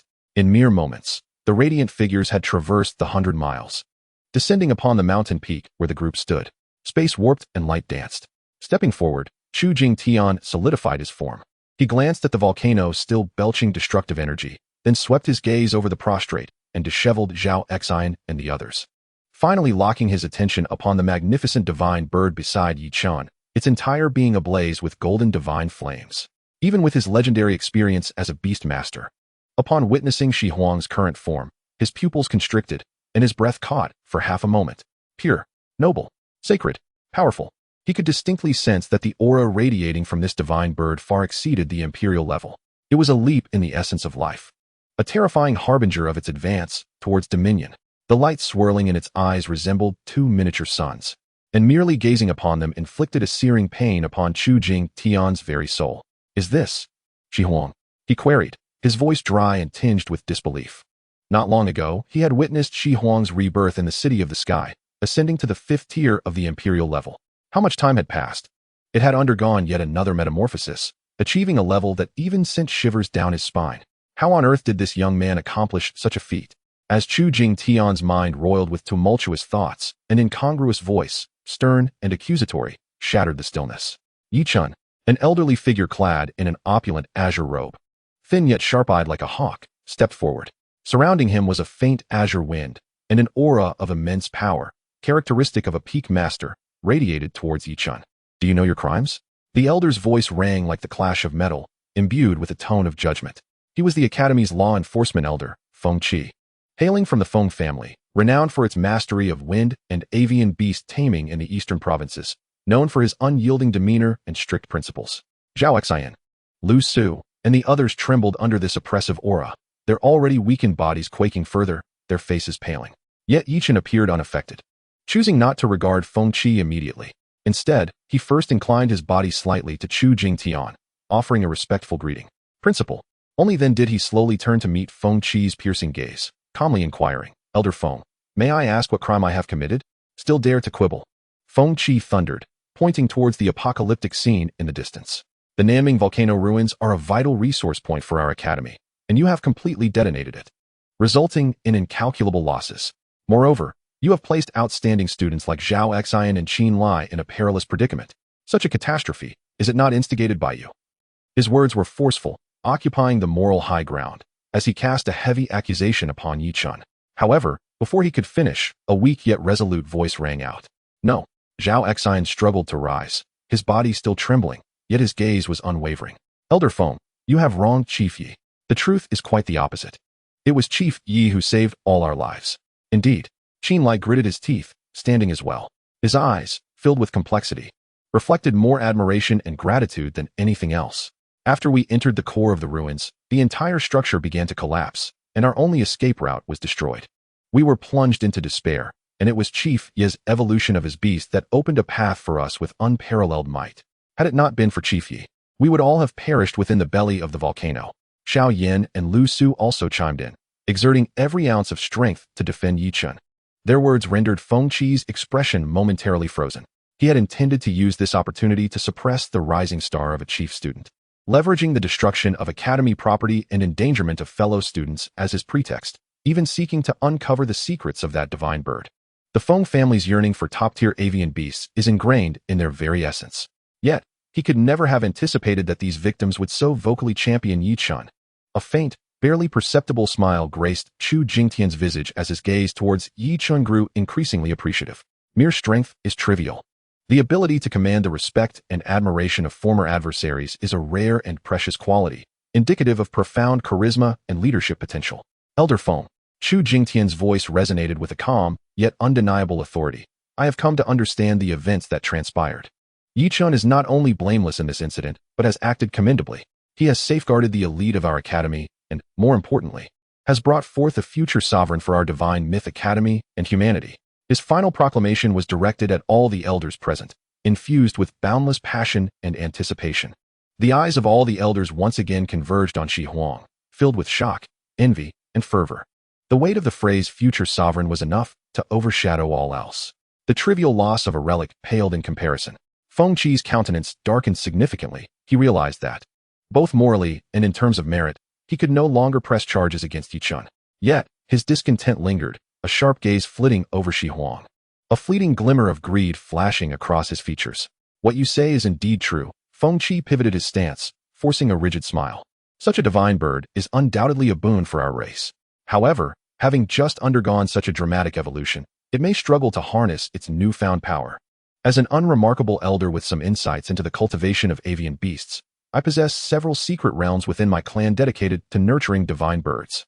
If Chief Yi trusts me, I could train Shi Huang for a period, ensuring it stabilizes its realm and masters its power. The facade of his words was grandiose. Yet the core intent was clear. He sought to wrest control of Shi Huang from Yi Chun. The crowd's expression shifted with alarm. This was no longer mere suppression, but a blatant act of coercion. However, before Yi Chun could respond, Shi Huang, who had remained quietly by his side, suddenly stirred. Its eyes, ablaze with golden divine flames, slowly turned towards Feng Qi. No pressure was exerted, no sound was uttered. It merely regarded him with indifference, akin to a deity surveying mere ants. In that instant, Feng Qi was engulfed by an indescribable dread that erupted from the depths of his soul. The Imperial Great Storm Eagle, which had reached the 8th tier and was typically imposing, had yet to reveal its form before emitting a heart-wrenching, mournful cry from within the beast realm, its feathers bristling, its massive body curling into a ball, trembling as though faced with a divine enemy. This abrupt backlash on his spirit rendered Feng Qi's face ashen. A metallic taste filled his throat, and before everyone, he violently coughed up blood. The arena fell into a profound silence. All present were dumbfounded, their minds blank. Just a single glance had incapacitated a peak master-level powerhouse, along with his high-ranking imperial beast, causing them to suffer grievous injury. What sheer dominance! What terrifying divine might! Yi Chun took a measured step forward, positioning himself protectively in front of Shi Huang, calmly addressing the pale-faced, astonished, and enraged Feng Qi. Enunciating each word with conviction, there is no need for Elder Feng to concern himself with my beast. Chapter 113, The Principal's Promise, Chief's Privilege. On the mountaintop, one could hear a pin drop. Yi Chun's seemingly unremarkable, yet resolute words struck Feng Qi's already pallid face like a resounding slap. You. Feng Qi extended a trembling finger towards Yi Chun, his eyes a tumultuous blend of humiliation, fury, and a hint of fear he could scarcely admit. He yearned to utter something dignified to salvage his pride, but upon meeting Shi Huang's indifferent golden gaze, it felt as though a searing iron had lodged in his throat, the sharp pain from his soul rendering him mute. Within his beast realm, the imperial 8th-tier storm eagle continued to tremble, its conveyed terror crashing over him like a tidal wave, making it difficult to even maintain his footing. The other elders who had accompanied him now regarded Feng Qi with complex expressions, their astonishment at Shi Huang's incomprehensible might mingling with disdain for Feng Qi's unabashed greed and folly. To employ such base tactics against a beast master with the potential to become a future sovereign? This was not mere audacity, it was sheer folly. In the midst of this awkward and tense atmosphere, Chu Jingtian finally moved. He stepped forward, an invisible yet vast aura emanating from him, instantly diffusing the palpable tension in the room. He did not look at Yi Chun, but instead cast a profound gaze towards Feng Qi. Elder Feng, Chu Jingtian's voice, though not loud, carried an undeniable authority tinged with disappointment. Nurturing the next generation and uplifting prodigies is our duty as educators. However, this duty does not provide a license for you to forcibly seize and covet a student's opportunities. Your Storm Eagle suffered injury due to Shi Huang's bloodline pressure, a consequence of your own unwarranted greed. You cannot blame others for this. Let today's events conclude here. You are to return to the law hall for a month of confinement to reflect upon the dignity and responsibilities of an elder. Each statement struck at Feng Qi's core. Chu Jingtian not only exposed Feng Qi's avarice, but also categorized the harm done to Shi Huang's beast as retribution for his own misdeeds, directly imposing a punishment of confinement. Before everyone, this undoubtedly stripped Feng Qi of what little dignity he had left. Feng Qi trembled violently, his complexion shifting from white to green, then from green to purple. A spectacle to behold. He understood that today marked his utter downfall. With a venomous glance cast at Yi Chun, his eyes suggested that this matter was far from over. Before he was unceremoniously transported away amidst a distortion of light. Once Feng Qi was dealt with, Chu Jingtian turned, his expression instantly thawing into a warm, gentle smile akin to a spring breeze. He regarded Yi Chun with unabashed admiration, praise, and even a hint of relief. Yi Chun, you performed admirably. He first affirmed Yi Chun's earlier resoluteness, then announced to all present. The collapse of the Nanming volcano ruins was provoked by Shi Huang absorbing the ancient divine phoenix feather, culminating in this astonishing evolution. This is indeed a great fortune for our divine myth academy and for all of humanity. I decree that this incident is not only without fault, but rather a significant accomplishment. Yi Chun, in the face of peril, led his peers to safety, meriting a special commendation. He shall receive 5 million academy points. Moreover, every student who was frightened during this event will be compensated with 500,000 points each. Upon hearing this, Zhao Xian, Qin Lai, and the others momentarily gasped, their eyes alight with ecstasy. 500,000 points was a substantial sum for them. They had merely accompanied Yi Chun through a harrowing escape and would receive such a generous reward. Gratitude swelled in the gazes directed at Yi Chun. Yet, all understood that this was merely an appetizer. The main course lay ahead. Indeed, Chu Jingtian paused, adopting an unprecedentedly solemn tone as he continued. In light of chief student Yi Chun's avian companion, Shi Huang, exhibiting sovereign potential with boundless promise, I, in the name of the principal of the Divine Myth Academy, bestow upon Yi Chun 3 chief privileges. He raised a finger. Firstly, during Yi Chun's tenure at the academy, all training resources, encompassing but not limited to the simulated training chambers, gravity rooms, and the upper levels of the library, shall be rendered completely free and open without restriction. The Academy will utilize its highest authority to procure all necessary nurturing resources for his beast companions, scouring the Federation and even the myriad battlefields for him. Upon this proclamation, even the other elders gasped in astonishment. This is an unequivocal allocation of the entire Academy's resources in favor of Yi Chun alone. Chu Jingtian extended a second finger. Secondly, Yi Chun is bestowed with the Chief Inspection Order.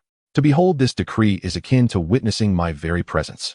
Except for the principal and the 3 legendary elders, no one within the academy may defy his will or obstruct his actions. Should anyone dare to act against him or his friends, Yi Chun may wield this order, striking first and reporting later. This is sheer tyranny, an unparalleled form of dominance. This has transcended mere privilege, effectively granting Yi Chun the power of life and death within the academy. Chu Jingtian was making it abundantly clear to all present. To meddle with Yi Chun is to challenge me. Chu Jingtian. Qin Lai's heart raced, and he felt a surge of relief for having prudently withdrawn at the right moment.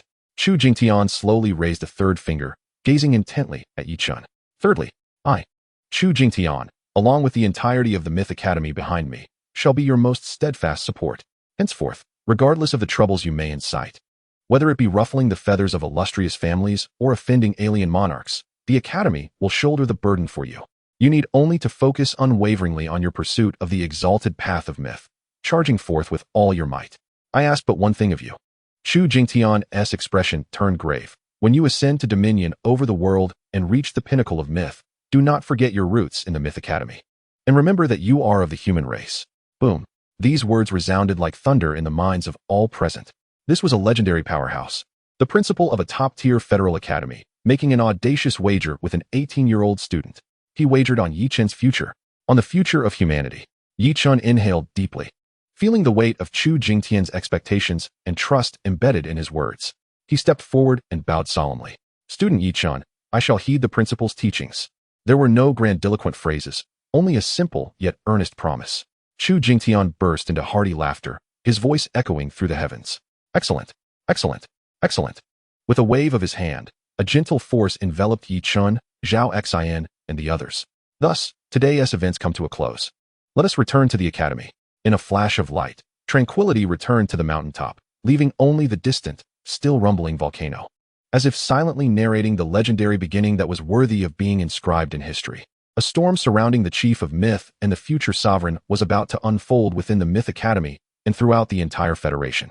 Chapter 114. The Academy Trembles. The storm begins.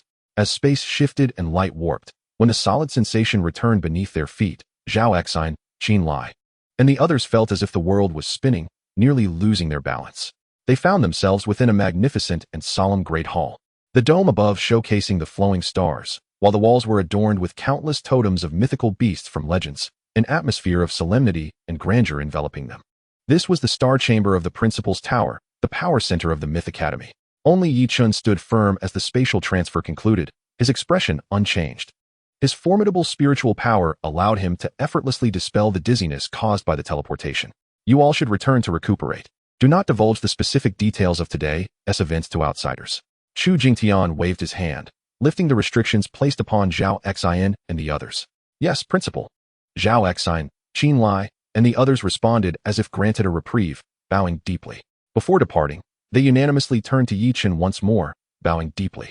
This time, their gazes were filled solely with pure awe and gratitude, devoid of any lingering distractions. Particularly Qin Lai, who gazed intently at Yi Chen, as if wishing to etch that figure into the depths of his soul, before silently turning away. He understood that from this day forth, his goal and pursuit might no longer be Yi Chen, but rather to strive not to be left far behind, losing even the qualification to gaze up at his back. Once everyone had departed, only Chu Jingtian and Yi Chen remained in the Star Chamber. The authority that once commanded respect dissipated from Chu Jingtian's face, replaced by the warmth of a mentor admiring a proud protege. He turned his palm, and a medallion crafted from an unknown dark golden metal, emblazoned with a divine sword on one side and the words Chief on the other, gracefully floated towards Yi Chen. This is the Chief Inspection Order. A symbol of your identity, Chu Jingtian elucidated. It is itself a powerful legendary-grade defensive artifact, capable of withstanding a full-force attack from a legendary powerhouse. More importantly, it harbors a spatial imprint of mine. Should you encounter life-threatening danger anywhere within the Federation, shatter it, and I will arrive within 3 breaths. Yi Chen reached out to accept the medallion, feeling its weightiness and the vast power emanating from it. He was stirred. This was not merely a privilege. It was akin to gaining an additional life. Chu Jingtian had truly invested significantly in him.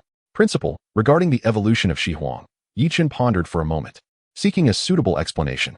However, Chu Jingtian waved his hand, interrupting him. Everyone has their own secrets and fortuities. I shall not pry. I only concern myself with the outcome. The fact that Shi Huang has evolved to its current level is its own fortune, as well as a testament to your capabilities. Remember, your trump cards should never be revealed too easily to outsiders. He shifted his tone, his expression growing serious. My punishment of Feng Qi was meant to strike fear into others and to demonstrate the Academy's stance. However, you must be wary of the Feng family behind him. That is a beast taming family with a lineage spanning centuries. And their obsession with top-tier avian beasts is bordering on madness. Though they may not dare to act against you openly, their covert schemes are something to be wary of. Yi Chen nodded, committing this warning to memory. He had never been one to be easily manipulated, and should the Feng family overstep their bounds, He would not hesitate to allow Shi Huang to further hone its gaze. Go now, return to your villa, and rest well to stabilize your realm, Xu Jingtian concluded. The Academy's resource repository is now entirely accessible to you. Contemplate what you require and redeem it. Your 5 million points should suffice for quite some time. Thank you, Principal. Yi Qin bowed once more before turning to leave the principal's tower.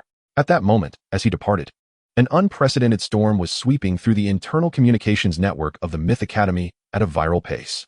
Initially, an inconspicuous post appeared on the Academy forum. Breaking.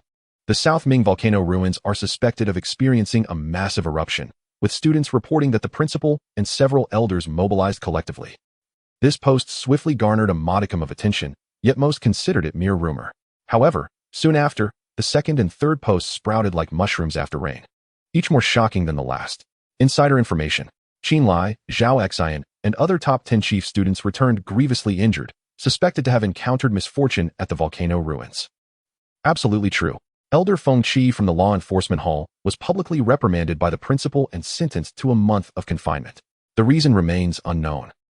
With the emergence of these two messages, the traffic on the entire forum began to explode.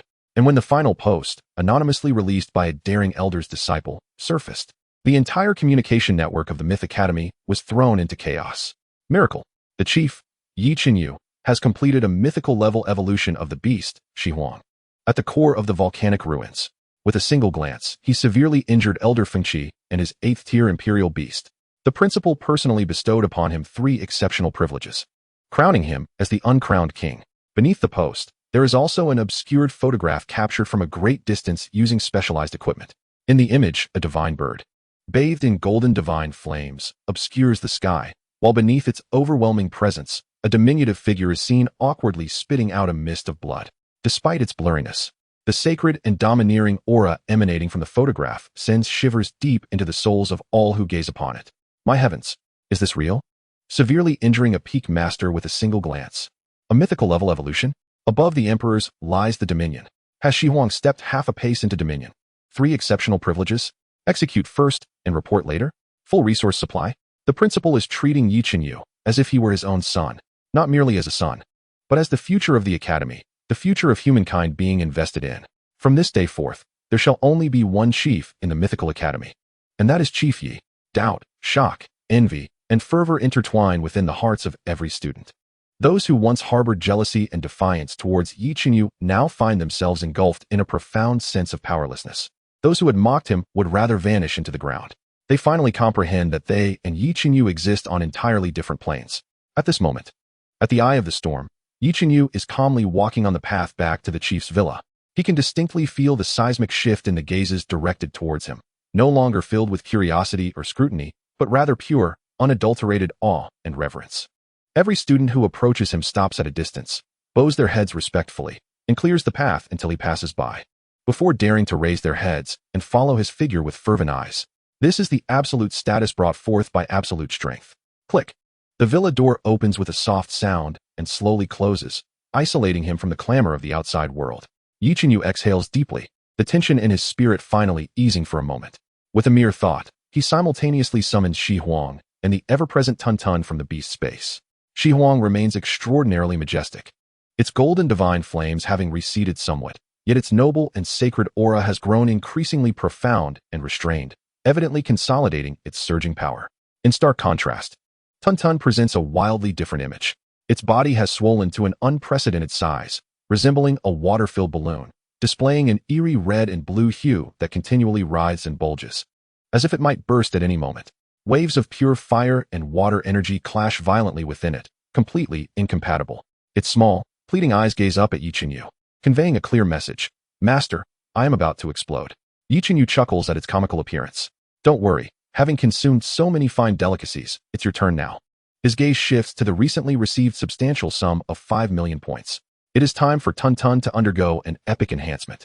In the villa's living room, the atmosphere is somewhat peculiar. On one side stands Shi Huang, elegantly preening its magnificent feathers that flow like molten gold, its sacred aura expanding like ripples, subtly raising the temperature of the entire space, as if the air carries a hint of dry and pure sunlight. On the other side is the nearly explosive Tun Tun. Its red-blue body flickers like an unstable neon light, bulging and deflating as if countless tiny lives are about to break free from within. It gazes up at Yi Chinyu with an exceedingly pitiful expression, silently pleading for help. Yi Chinyu observes this scene, both amused and exasperated. The magnitude of Shi Huang's evolution and its substantial gains have overshadowed the long-standing mainstay, Tun Tun, and left it in a state of indigestion. All right, stop with the pity party. Yi Chinyu reassures, patting Tun Tun's plump body. Having consumed so many fine delicacies, now is the best time for you to digest. Just then, his communicator on his wrist gently vibrates, signaling an encrypted family communication request. Yi Chinyu's heart warms. It is a call from his parents. Ever since he enrolled in the Mythical Academy, he applied for this encrypted line to avoid worrying them and to prevent unnecessary trouble, establishing a fixed communication time. Calculating the days, today is indeed the day. He moves to a quiet corner and answers the call. The light screen illuminates, revealing his mother's familiar and gentle face. Her eyes sparkling with concern. Xiao Chinyu, how have you been lately? Are you adjusting well at the academy? Are you eating properly? A string of inquiries, infused with his mother's unique warmth, instantly dispels the remnants of hostility lingering in Yi Chinyu's heart after his recent life and death battle.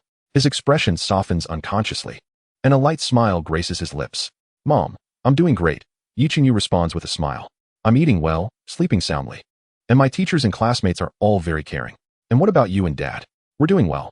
His mother beams, unable to contain her joy. Your father watches the news every day, just waiting to see if there's any news about you. By the way, the news mentioned that a volcano erupted in the south. Is it far from your school? Did it scare you? Yi Chinyu's heart stirs, indeed. The commotion of the Nanming volcano has made it to the federal news. Mom, don't worry. That place is quite far from our academy, and we are very safe here. It has no impact on us at all. He casually brushes the matter aside, not wishing to cause his family any concern. Having just been discussing grand narratives concerning the future of humankind with the legendary principal, he now finds himself patiently explaining that the volcanic eruption would not affect him. This peculiar sense of disconnection evokes a tangible feeling of happiness, being cared for. That is good, that is good. His mother breathes a sigh of relief, then suddenly seems to recall something and lowers her voice. By the way, son, the money you sent back last time, was it a bit too much? Your father and I checked, and that is quite a sum. Are you doing anything dangerous at school? How could that be? Yi Chinyu's heart warms. He understands that his parents are worried about him straying onto the wrong path. That's the scholarship from the academy. Because I performed exceptionally well and became chief. The reward is quite generous. You two should just use it at ease. I'll ensure you live the best life possible in the future. On the other end of the screen, his father, Yi Jiangwo, with his stern demeanor, leans in, adjusting his glasses as he speaks in a deep voice. Brat. Don't be overconfident out there. Safety comes first. If you run short on money, just let us know. Your mother and I are still in good health. Though his words are stern, the concern in his eyes is unmistakable. Understood, Dad. Yi Chinyu nods earnestly. The family continues to converse about trivial matters, such as the neighbor's beast leveling up and the rising vegetable prices in the market. These mundane topics wash over Yi Chinyu like a refreshing spring, cleansing his spirit and clarifying that his struggle is not merely for the sake of reaching the mythical heights, but to protect this ordinary happiness. After ending the communication, the warmth on Yi Chinyu's face gradually fades, replaced by an unwavering determination. He raises his hand, slicing through the air to open a holographic screen, the internal resource exchange system of the Mythical Academy. A dazzling array of items appeared before him, ranging from the legendary blood of divine beasts to the star cores imbued with fragments of cosmic laws, overwhelming the senses. Yi Chun promptly entered the keywords: harmonization, origin, water, fire into the search bar. The list swiftly refreshed, filtering out thousands of treasures. His gaze darted across the options, dismissing those with mediocre effects or exorbitant prices. Soon, his attention was captivated by a particular item. Chaos Harmonization Stone, demigod-level material. Description: a miraculous stone born from the primordial chaos of the universe, where yin and yang are yet to be distinguished, and purity and turbidity remain undecided. It contains a trace of the most primal chaotic energy, capable of perfectly harmonizing any two or more conflicting, turbulent energies, facilitating their fusion into a higher level of origin.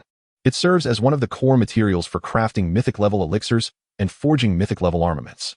Exchange price: 3,000,000 points. 3 million points. This price was sufficient to bankrupt any chief student, making them hesitate in fear.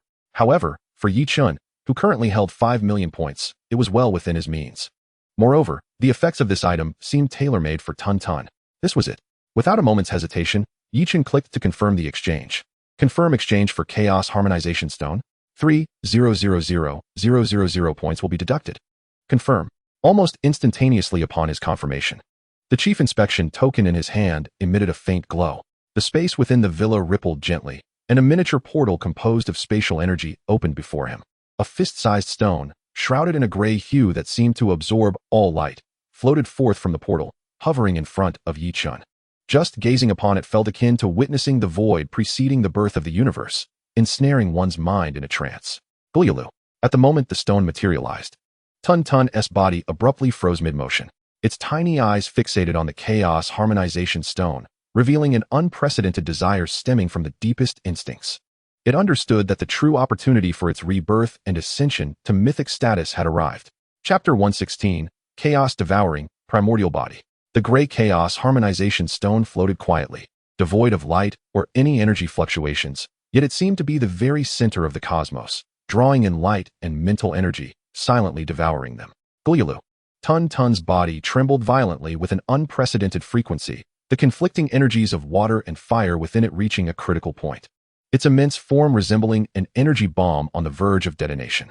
Yet all its attention was drawn to this stone, a longing rooted deep in its very essence. The only ladder to a higher realm of existence. Go. Yi Chun issued the command. With the master's permission, Tun-Tun could no longer suppress its instincts. Its body, swollen to the limit, lunged forward like a vast jelly curtain, enveloping the chaos harmonization stone within. As the stone entered its body, no violent explosion occurred, as one might expect. Quite the opposite, the rampant chaotic energies of water and fire within Tun-Tun seemed to be pressed on pause, manifesting an eerie stillness. Then, a more terrifying transformation ensued. Centered around the chaos harmonization stone, a gray, indescribable aura surged forth. It was neither energy nor matter, but rather a concept that seemed to transcend all existence. Under the influence of this gray aura, the turbulent deep-sea water energy and the searing volcanic core fire ceased their violent clash and annihilation. Instead, they entwined like two dragons forcibly grasped together by an invisible hand, beginning to merge in a twisted and surreal manner. Boom. Tun-Tun's body quaked violently, releasing a destructive force imbued with both frigid and fiery extremes. Instantly, half of the villa's floor was coated in deep blue frost, while the other half became a searing red, nearly melting. Beside them, Shi Huang's phoenix eyes sharpened as it sensed the perilous energy. It let out a melodious cry, extending its wings to conjure a pure golden flame barrier that enveloped the entire villa, firmly sealing the destructive energy within. Having completed this, it directed a curious yet grave gaze toward the gray mass undergoing a cataclysmic transformation. At this moment, Tun-Tun had completely shed its original form. No longer the dual colors of red and blue, it had transformed into a profound, chaotic gray. Its body was no longer merely bulging and writhing, but resembled a boiling primordial cosmic essence, with tiny energy vortices forming and dissipating on its surface. Water, fire, space, and darkness, various elemental energies flickered within, ultimately being assimilated and devoured by the chaotic gray. Yi Chun could distinctly feel Tun-Tun's life force undergoing an incredible leap. Its soul, its essence, were being shattered, restructured, and sublimated under the harmonization of the chaotic energy. If Shi Huang's evolution was akin to the phoenix's rebirth, a pinnacle of destruction and renewal, then Tun-Tun's current evolution represented the return to chaos, an all-encompassing consumption. A return to the primordial void. This process lasted a full hour. After an hour, all anomalies vanished. The turbulent energy fluctuations distorted space, and boiling chaotic gray collapsed inward in an instant, converging into a singular point. Silence. The villa returned to tranquility, as if nothing had transpired. In the original location, there rested a black slime the size of a basketball, deep and dark, seemingly capable of devouring all light. No longer translucent and gelatinous, it now resembled the purest embodiment of darkness, its surface smooth as a mirror yet reflecting no light. At its core, a tiny whirlpool composed of countless starlit points slowly rotated, emanating a heart-stopping primal aura. Yi Chun held his breath. He could sense that the Tun-Tun before him had evolved into a life form entirely beyond his comprehension. He immediately opened the Beast Master panel to check Tun-Tun's current information. Beast, Chaos Slime. Nickname, Tun-Tun. Level, Emperor Tier 9, Pinnacle. Attribute, Chaos Devouring. Quality, Mythic. Talent, Infinite Devouring, evolved into Chaos Devouring. New skills, 1. Chaos Body. Immune to all elemental damage from Emperor Tier and below, significantly reducing damage from Dominator Tier elemental attacks. Its body can freely change form and possesses super speed regeneration capabilities. 2. Chaos Energy Cannon. Condenses the primordial chaotic power within to fire a cannon of energy that obliterates everything. 3. Chaos Domain. Unleashes a domain of chaos where all laws are suppressed, energies are assimilated, and enemies are subjected to random negative statuses, slowing, weakening, confusion, etc. 4. Return to Origin. Capable of devouring any material or energy, decomposing it into the most primal, attribute-less origin power, storing it within or returning it to the contract holder. Evolution Path. Analyzing requires devouring more mythic-level origin materials. Upon witnessing the newly unveiled panel of Tun Tun, even Yi Chun, with his temperament, could not help but gasp in astonishment. How formidable! The pinnacle of the Emperor's 9th tier, just a step away from reaching the legendary realm of Dominion. Akin to Shi Huang. Moreover, its abilities had undergone a revolutionary transformation. The innate talent of chaotic devour signified that it was no longer merely consuming sustenance. It could now directly absorb laws and concepts. The chaotic body rendered it an almost indomitable super shield. The chaotic energy cannon and chaotic domain bestowed upon it terrifying offensive and control capabilities. Lastly, the origin reversion could only be described as a divine skill. This indicated that Tun Tun had become a versatile energy converter, capable of not only providing nourishment for its own evolution, but also purifying energy to feed back to Yi Chun. Those 3 million points were exceedingly well spent. At that moment, the deep black slime stirred. It leaped gracefully, making no sound, and instantaneously appeared before Yi Chun like a shadow, affectionately rubbing against his pant leg. Yi Chun extended his hand, feeling the texture of Tun Tun's body, a warmth akin to jade, yet seemingly infused with the essence of the entire universe. He could sense the joy emanating from Tun Tun, alongside a more profound and robust soul bond than ever before. From today onward, you shall be known as the chaotic slime, Yi Chun said with a smile. Tun Tun joyfully bounced in response. Yi Chun lifted his gaze, observing Shi Huang, who also bore a look of satisfaction, and then glanced down at the deep, black hole that was Tun Tun. In his left hand was the divine fire that incinerates all, while in his right was the chaos that devours everything. He understood that from this moment forth, his path to myth would finally be laid upon a solid foundation. Chapter 117. The Tower of Trials, Origin Reversion. In the living room of the villa, Yi Chen's gaze shifted between the two summoned beasts, his heart brimming with unprecedented pride and contentment. Shi Huang, exuding divine majesty, was rapidly solidifying its half-step dominion power, each breath resonating with the elemental fire of the world, embodying the ultimate destruction and rebirth. Tun Tun, profound and reserved, floated quietly in midair, resembling a miniature black hole capable of consuming all, representing both the terminus and genesis of chaos. One embodying light, the other shadow, one life, one death, one existence, one void. These two utterly contrasting, yet equally apex powers now bowed before him alone. Power must be wielded with mastery. Yi Chun was acutely aware that both Shi Huang and Tun Tun had evolved too swiftly. They required a vigorous battle to familiarize themselves with and control their surging powers. Especially Tun Tun, whose newfound chaotic energy felt somewhat foreign and unsettling even to him. His primary villa was evidently not an appropriate testing ground. The divine battle space. Yi Chun recalled the privilege bestowed upon him by Principal Chu Jingtian, granting him unrestricted access to all training resources of the academy. The divine battle space was the premier simulated combat training arena crafted by the Myth Academy at great expense. Capable of replicating scenarios from ordinary ferocious beasts to emperor-level beast tides, and even some legendary perilous realms, truly a dream haven for the Academy's students. Without a moment's hesitation, Yi Chun withdrew Shi Huang and Tun Tun back into the beast space and strode directly out of the villa. As he stepped outside, he immediately sensed a marked difference in the atmosphere. On the Academy's pathways, every student who caught sight of him, be they newcomers or veterans, even those lofty chief students, would halt in their tracks, respectfully stepping aside and bowing until he had passed. Their eyes were filled with reverence, admiration, and a hint of fear that deterred them from meeting his gaze. Such was the might of the Myth Chief. With a serene expression, Yi Chun navigated through the crowd and soon arrived before a towering, silver-white metallic spire that pierced the clouds. This was the location of the divine battle space, one of the Academy's core structures. Before the tower, a composed mentor, exuding the aura of at least a high-level master, was responsible for registrations. Mentor, I request access to the divine battle space, Yi Chun spoke calmly. The mentor glanced up at him, and upon recognizing Yi Chun, his demeanor became noticeably solemn. Yet he proceeded with the formalities, asking, which level of simulated battlefield do you require? Ordinary, elite, or commander level. To him, Yi Chun, despite his burgeoning fame, was still a first-year student, and being able to challenge a commander-level battlefield was already a remarkable feat. I request the 10th level, Yi Chun declared, astonishingly bold. What? The mentor's head shot up, convinced he had misheard. The 10th level? Yi Chun, you may not be aware, but anything above the 7th level is an Emperor-level battlefield. And the 10th level is reserved for legendary mentors for strategic simulations. It's not open to students. His tone carried an undeniable admonition. Yi Chun did not engage in an argument.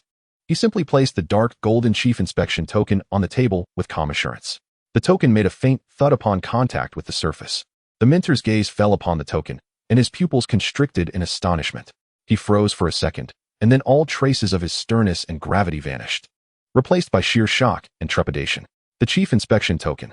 He leaped from his seat, the abrupt motion knocking over the chair behind him. To see this token is akin to the principal's presence. I am blind to my own ignorance, not recognizing the arrival of the chief. Please forgive my insolence. He bent deeply towards Yi Chun, his forehead nearly touching the table. The surrounding students, who had previously been lining up to witness Yi Chun's embarrassment, now stood in stunned silence, their minds blank. To see the token was to see the principal. They finally bore witness to the overwhelming and terrifying privileges granted to Yi Chun by the principal. Yi Chun retrieved the token, maintaining his unruffled tone. Now, is it possible? Certainly. Of course. The mentor straightened up, beads of cold sweat forming on his forehead. He hastily operated the control panel. Chief, the 10th level A battlefield has been opened for you, with the highest permissions set. All observation ports have been closed. No one can glimpse your battle process. I wish you a pleasant experience. As all eyes filled with awe, Yi Chun's figure vanished into the exclusive teleportation light gate leading to the top tier. 10th level. A battlefield. It was an endless expanse of pure white space. Yi Chun concentrated and summoned Tun Tun. Let the testing commence. He issued the command into the void. Simulate the Abyssal Demon Tide scenario. Difficulty, Emperor's 9th tier. Scene generation in progress. Difficulty confirmation, Emperor's 9th tier. The Abyssal Demon Tide will descend in 10 seconds. As the cold, mechanical voice faded, the pristine white space was abruptly torn apart. Numerous pitch-black spatial rifts appearing from thin air. In the next moment, thousands of grotesque, ferocious abyssal demons erupted from the rifts, forming a black wave of death rushing toward Yi Chun. Each demon possessed the strength of an emperor. Yet Yi Chun stood motionless, not even contemplating to summon Shi Huang to battle. Just as the tide was about to engulf him, the black slime hovering before him, Tun Tun, sprang into action. It did not grow larger, nor did it make a sound. Boom. Ice, demonic flames, curses, and shadow arrows. Thousands of attacks capable of instantaneously vaporizing a mountain bombarded Tun Tun's diminutive body. However, an extraordinary scene unfolded. All attacks, upon making contact with the obsidian body of Tun Tun, vanished into the ether as silently as a cow sinking into the sea, leaving not even a ripple in their wake. The body of chaos rendered it immune to all elemental damage of Emperor level and below, withstanding all onslaughts. Tun Tun commenced its counterattack. A fissure, indescribable in its complexity, cleaved open on its ink-black form, from which a slender gray beam, finer than a hair, flickered into existence. Chaos Energy Cannon. Wherever that gray beam traversed, space was obliterated, and laws disintegrated. Within the fan-shaped area ahead, nearly 100 Emperor-level abyssal creatures, along with the very ground beneath them, were instantaneously erased from existence. No explosions, no sounds, merely the purest form of disappearance. The might of a single strike was truly terrifying. After executing this, Tun Tun's body slightly swelled, and an invisible gray domain radiated outward from it. Chaos Domain. Within this realm, the movements of all abyssal creatures became sluggish, their attacks feeble, even turning upon one another in utter disarray. Tun Tun glided through the tide of demons like an elegant black specter, each undulation resulting in the consumption of several Emperor-level creatures, transforming them into the most refined sustenance. A beast tide formidable enough to daunt even legendary-level powers was entirely swept clean in less than 10 minutes. The pure white expanse regained its tranquility. Tun Tun floated back to Yi Chun's side, its form slightly swollen, clearly sated. At that moment, an unexpected change occurred. From Tun Tun's body, an incredibly pure, colorless, and tasteless essence emanated, reminiscent of the primordial energy present at the dawn of creation, gradually infusing into Yi Chun's being. Source Rejuvenation. Boom. Yi Chun felt as if his soul and body were being vigorously washed by the primordial energy of the universe at that very moment. The barrier of his already peak master-level realm, solid and unyielding, crumbled like paper before this supremely pure energy, instantly riddled with fine cracks. The threshold of legendary status was within reach. Chapter 118. Inyan Chaos, Foundation of Legend. Boom. It was as if the primordial explosion of the universe had suddenly resounded deep within Yi Chen's mind. The chaotic source power bestowed upon him by Tun Tun transcended the mere definition of energy. It was ancient, primal, supreme, like a divine dragon heralding the dawn of creation, or a starry sea nurturing all life. It surged through Yi Chen's very flesh, every bone, even delving into the depths of his soul with a ferocity that could not be resisted. His body was undergoing a metamorphosis. Muscle fibers became more resilient through decomposition and reformation, while faint, star-like patterns emerged upon his bones. His spiritual power surged like a torrent unleashed from a dam, wildly expanding and shattering the invisible barrier of the peak master level, stretching infinitely towards a higher, broader, and more sacred dimension. At that moment, Yi Chen's perception reached an incomprehensible realm. He could see that the air was no longer void but a magnificent ocean composed of myriad colorful elemental particles. He could hear the deep rhythmic pulses resonating from the void, akin to the heartbeat of the laws of the world in motion. The threshold of legendary status lay before him, the invisible door that had ensnared countless prodigies of the Federation, causing many heroes to lament, now vividly manifested within his mental realm. It was woven from countless runes of law, ancient and majestic, symbolizing the acknowledgement of the rules of heaven and earth. And now, under the onslaught of this chaotic source power, the door was already covered in a web of cracks, as if it would shatter completely in the next moment. If he so desired, with but a thought, he could shatter this door to smithereens, ascending to the heavens and stepping into legend. However, just as Yi Chen prepared to gather all his strength for this final charge, he suddenly halted. A warning from the depths of his soul, akin to the iciest of currents, abruptly roused him from the fervor of impending ascension. No, this is not right. Yi Chen forcibly suppressed the surge of promotion that was nearly erupting from within him, furrowing his brow tightly. His energy was more than sufficient, even exceeding the requirements for legendary ascension by 10-fold, 100-fold, due to the extraordinary quality of the chaotic source. His soul strength had also reached the requisite standard. Yet, in the depths of his being, he felt an unmistakable absence of the most crucial, core element. Forcefully breaking through this door would undoubtedly grant him legendary status. Yet such a legend would merely be a mundane path, treading upon the well-trodden routes laid by others. His foundation, the source of his power, destined him to shun such an ordinary path to legend. The door, though seemingly fragile, remained steadfast at its core in terms of the laws it embodied. He had a clear premonition that if he chose to forcefully breach it today, his legendary foundation would doubtlessly falter, potentially leaving irreparable flaws deep within his soul. This was utterly unacceptable for someone aiming for the pinnacle of myth. Mastery represents the pinnacle of controlling one's own power.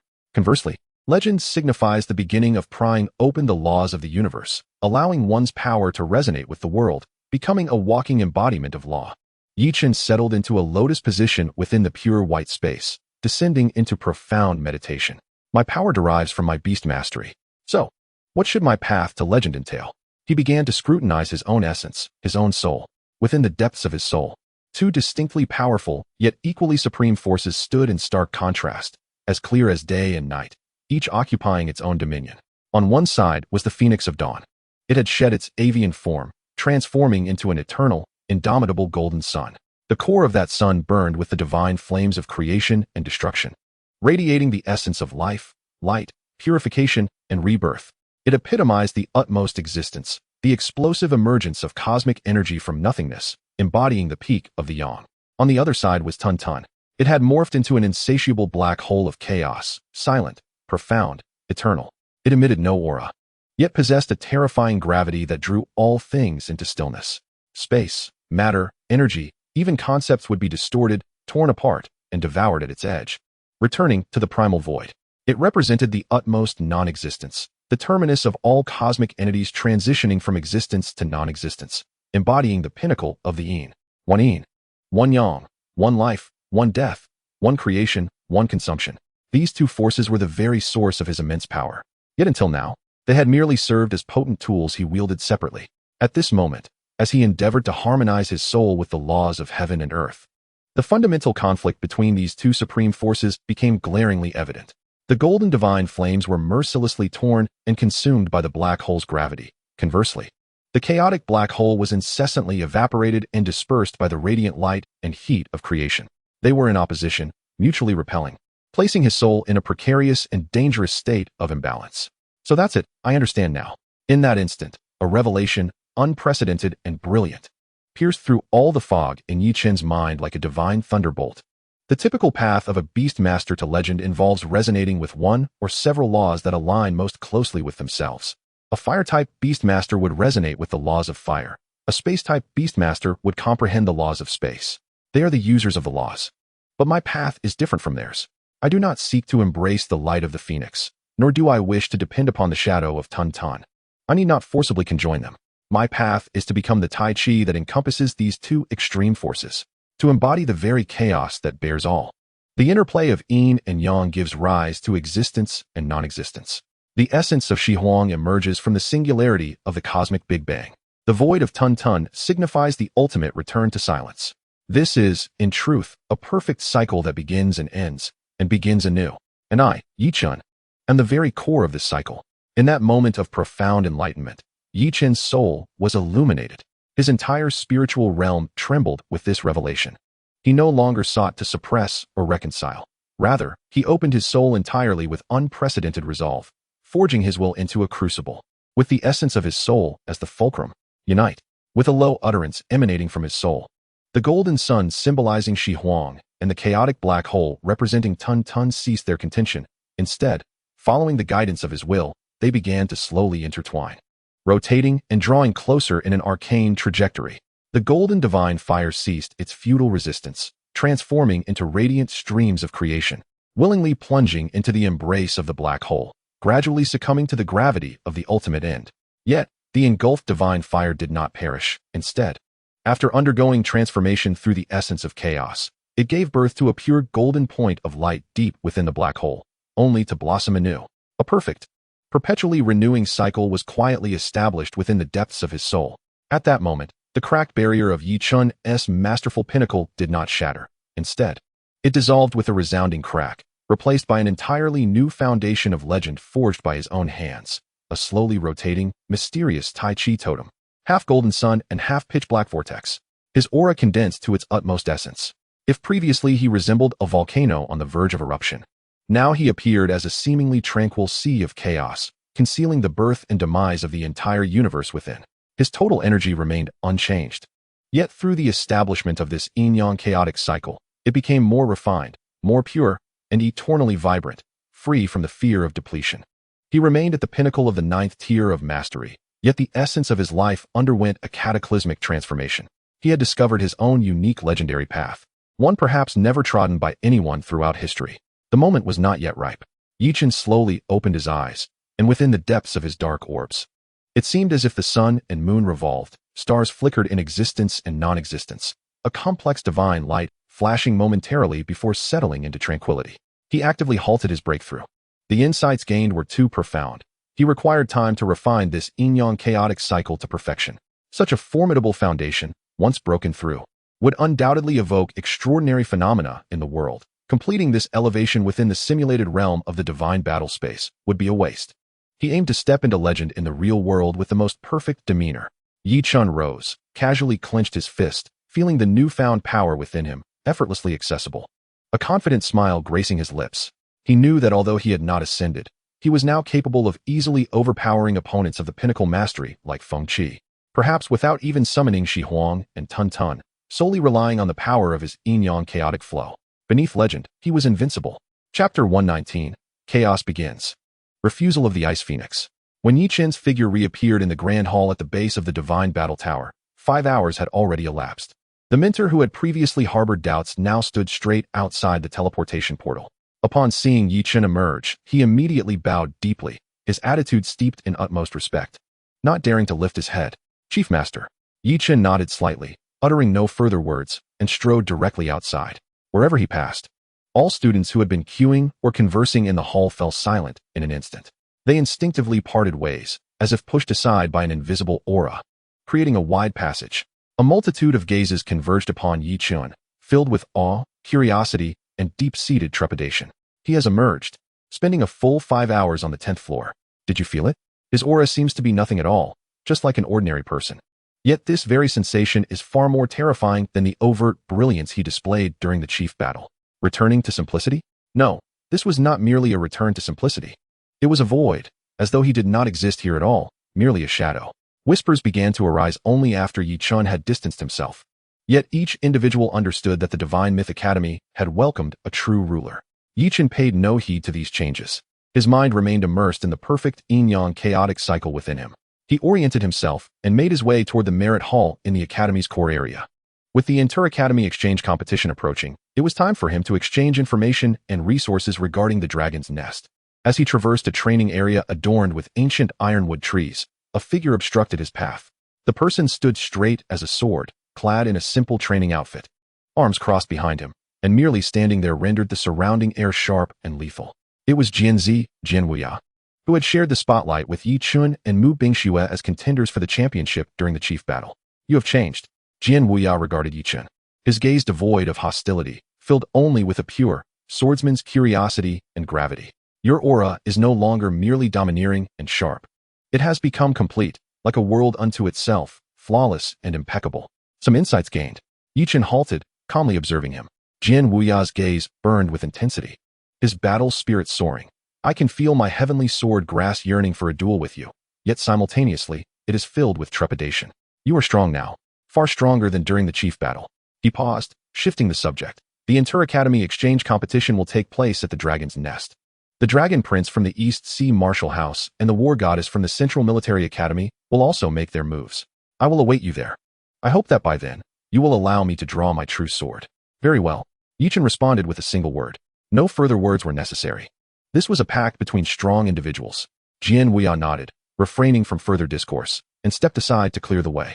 Yi Chun walked past him, continuing onward. As he approached the magnificent edifice that blended classical and technological styles, the scene before him felt oddly familiar. In the expansive white jade plaza before the Merit Hall stood a figure clad in snow-white garments, exuding a cold and ethereal aura. It was the Ice Phoenix Goddess, Mu Bingxue.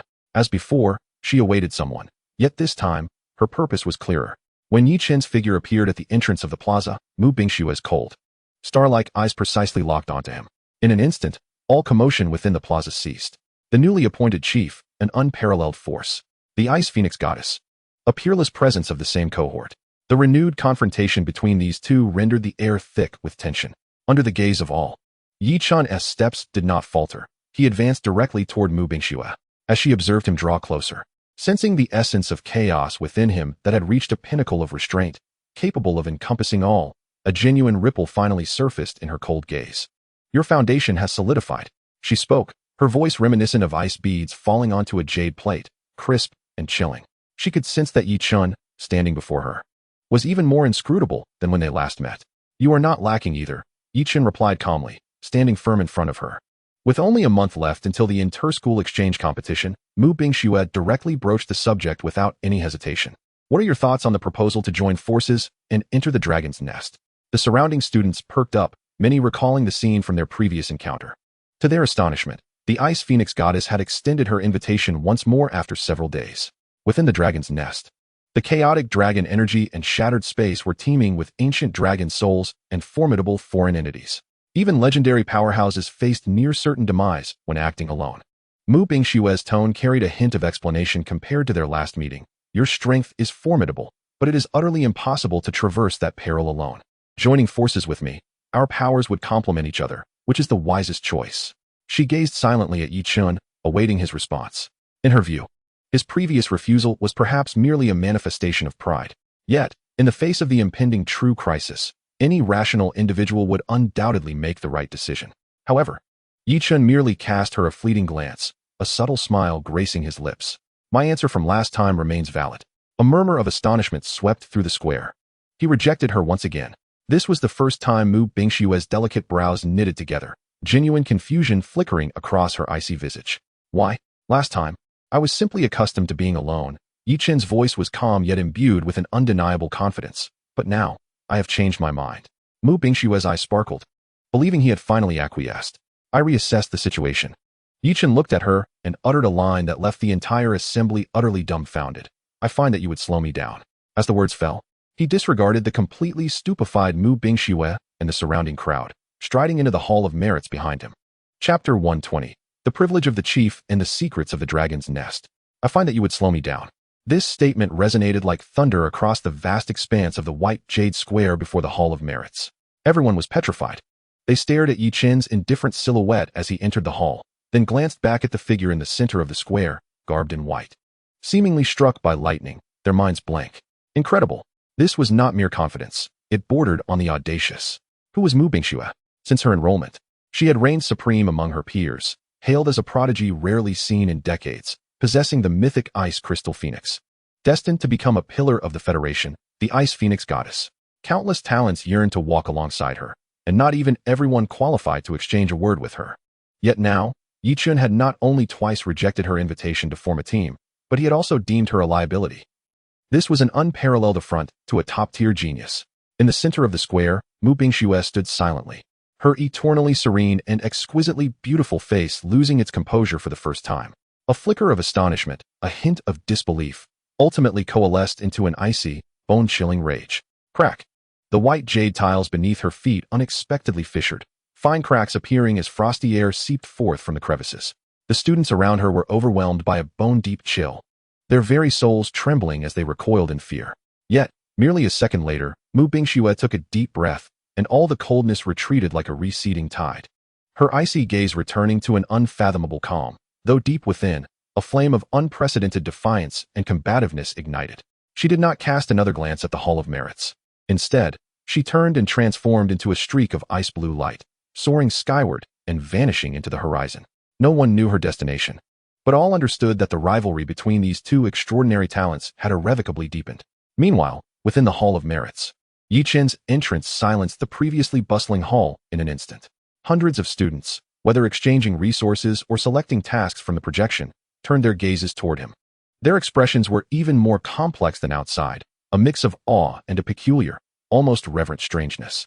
Yi Qin paid no heed to this. He did not approach the ordinary exchange counters, but instead strode directly to the innermost part of the hall, before an ornate Zeton would counter. No one was in line here. Seated behind the counter was an elderly man with white hair and beard, meditating with closed eyes. He was the chief steward of the Hall of Merits, tasked solely with handling the Academy's highest-level affairs, a privilege inaccessible to ordinary students. Sensing someone approaching, the elder slowly opened his eyes, his murky gaze landing on Yi Qin, a flicker of sharpness crossing his features. The newly appointed chief, Yi Qin? It is I. Yi Qin replied calmly with a nod. Indeed, you seem more intriguing than your profile suggests. The elder smiled slightly, straightening in his seat. According to Academy regulations, the chief held the highest authority within the Hall of Merits. Speak, what do you require? This was one of the privileges of being chief. No need for merit points. No waiting in line. Anything the Academy possessed could be prioritized. I require all S-level and above intelligence materials regarding the Dragon's Nest, Yi Qin stated directly. The elder raised an eyebrow, somewhat taken aback. You intend to enter the Dragon's Nest? To participate in the inter-school exchange competition? Alone? The elder inquired, clearly having heard of the events outside. Yes. The elder scrutinized him deeply, refraining from further counsel. Having lived for over a century, he had encountered countless prodigies and understood that those of such caliber possess an unwavering self-assurance. He retrieved a dragon-inscribed jade slip from beneath the counter and handed it over. This is the highest-level confidential information, which requires your chief token to activate. Once reviewed, it will self-destruct. The elder's demeanor grew serious. I must warn you, this year's Dragon's Nest has been deemed the most perilous in nearly a century. The dragon energy tides are exceptionally volatile, and the internal spatial rifts are highly unstable. Just last month, an elite team of 3 legendary instructors sent by the Academy suffered a casualty. Legendary instructors can fall. This news, if disseminated, would plunge all participants into despair. Yi Qin accepted the jade slip, his expression unchanged. Thank you for the warning. Additionally, I require some items for exchange. He handed over a list. The elder's pupils narrowed slightly upon examining it. High-concentration spatial stabilization liquid, dragon soul incense. Void markers, your preparations are rather thorough. Collectively, these items require nearly 1,000,000 merit points. Are you certain? Certain. Very well. The elder ceased further conversation and promptly operated the interface, the chief possessing an overdraft limit of 1,000,000 merit points annually. This exchange would use it all. Soon, a spatial storage pouch and the jade slip were pushed before Yi Qin. He gathered the items and turned to leave without a moment's pause. Only after his figure vanished at the entrance of the hall did the entire Hall of Merits erupt in a cacophony of astonished discussion. Yi Qin paid no mind to the uproar behind him, returning to his chief villa, where he activated the highest-level defensive barrier. He sat cross-legged and pressed the dragon-inscribed jade slip to his forehead. Buzz. A torrent of information surged into his mind in an instant. Maps, environmental analyses, and the cyclical patterns of energy tides were merely the foundational data. As he delved deeper, Yichen's expression grew increasingly grave. The information indicated that at the heart of the dragon's nest lay the vengeful Dragon Soul King, a creature born from ancient dragon spirits, whose power was perilously close to that of a sovereign. What piqued his interest further was a reward list attached at the end of the documentation. The team that secured the top position in the exchange competition would have its core members receive a drop of primordial dragon blood. Upon seeing these 4 words, Yichen's breath quivered for the first time. The chaotic cycle of yin and yang within him seemed to sense a monumental tonic, beginning to operate uncontrollably with accelerated fervor. The obsidian vortex of devouring energy emanated an unprecedented, insatiable thirst for the primordial dragon blood. Primordial dragon blood. Yichen slowly opened his eyes. 2 brilliant beams of divine light radiating from his gaze. This first place I shall claim. Primordial dragon blood. He silently recited these 4 words in his heart. As the divine light in his eyes gradually retracted, transforming into a bottomless, shadowy abyss. The desire, originating from the depths of his soul, was so intense that it threatened to boil the chaotic cycle within him, yet he forcibly suppressed it with an ironclad will.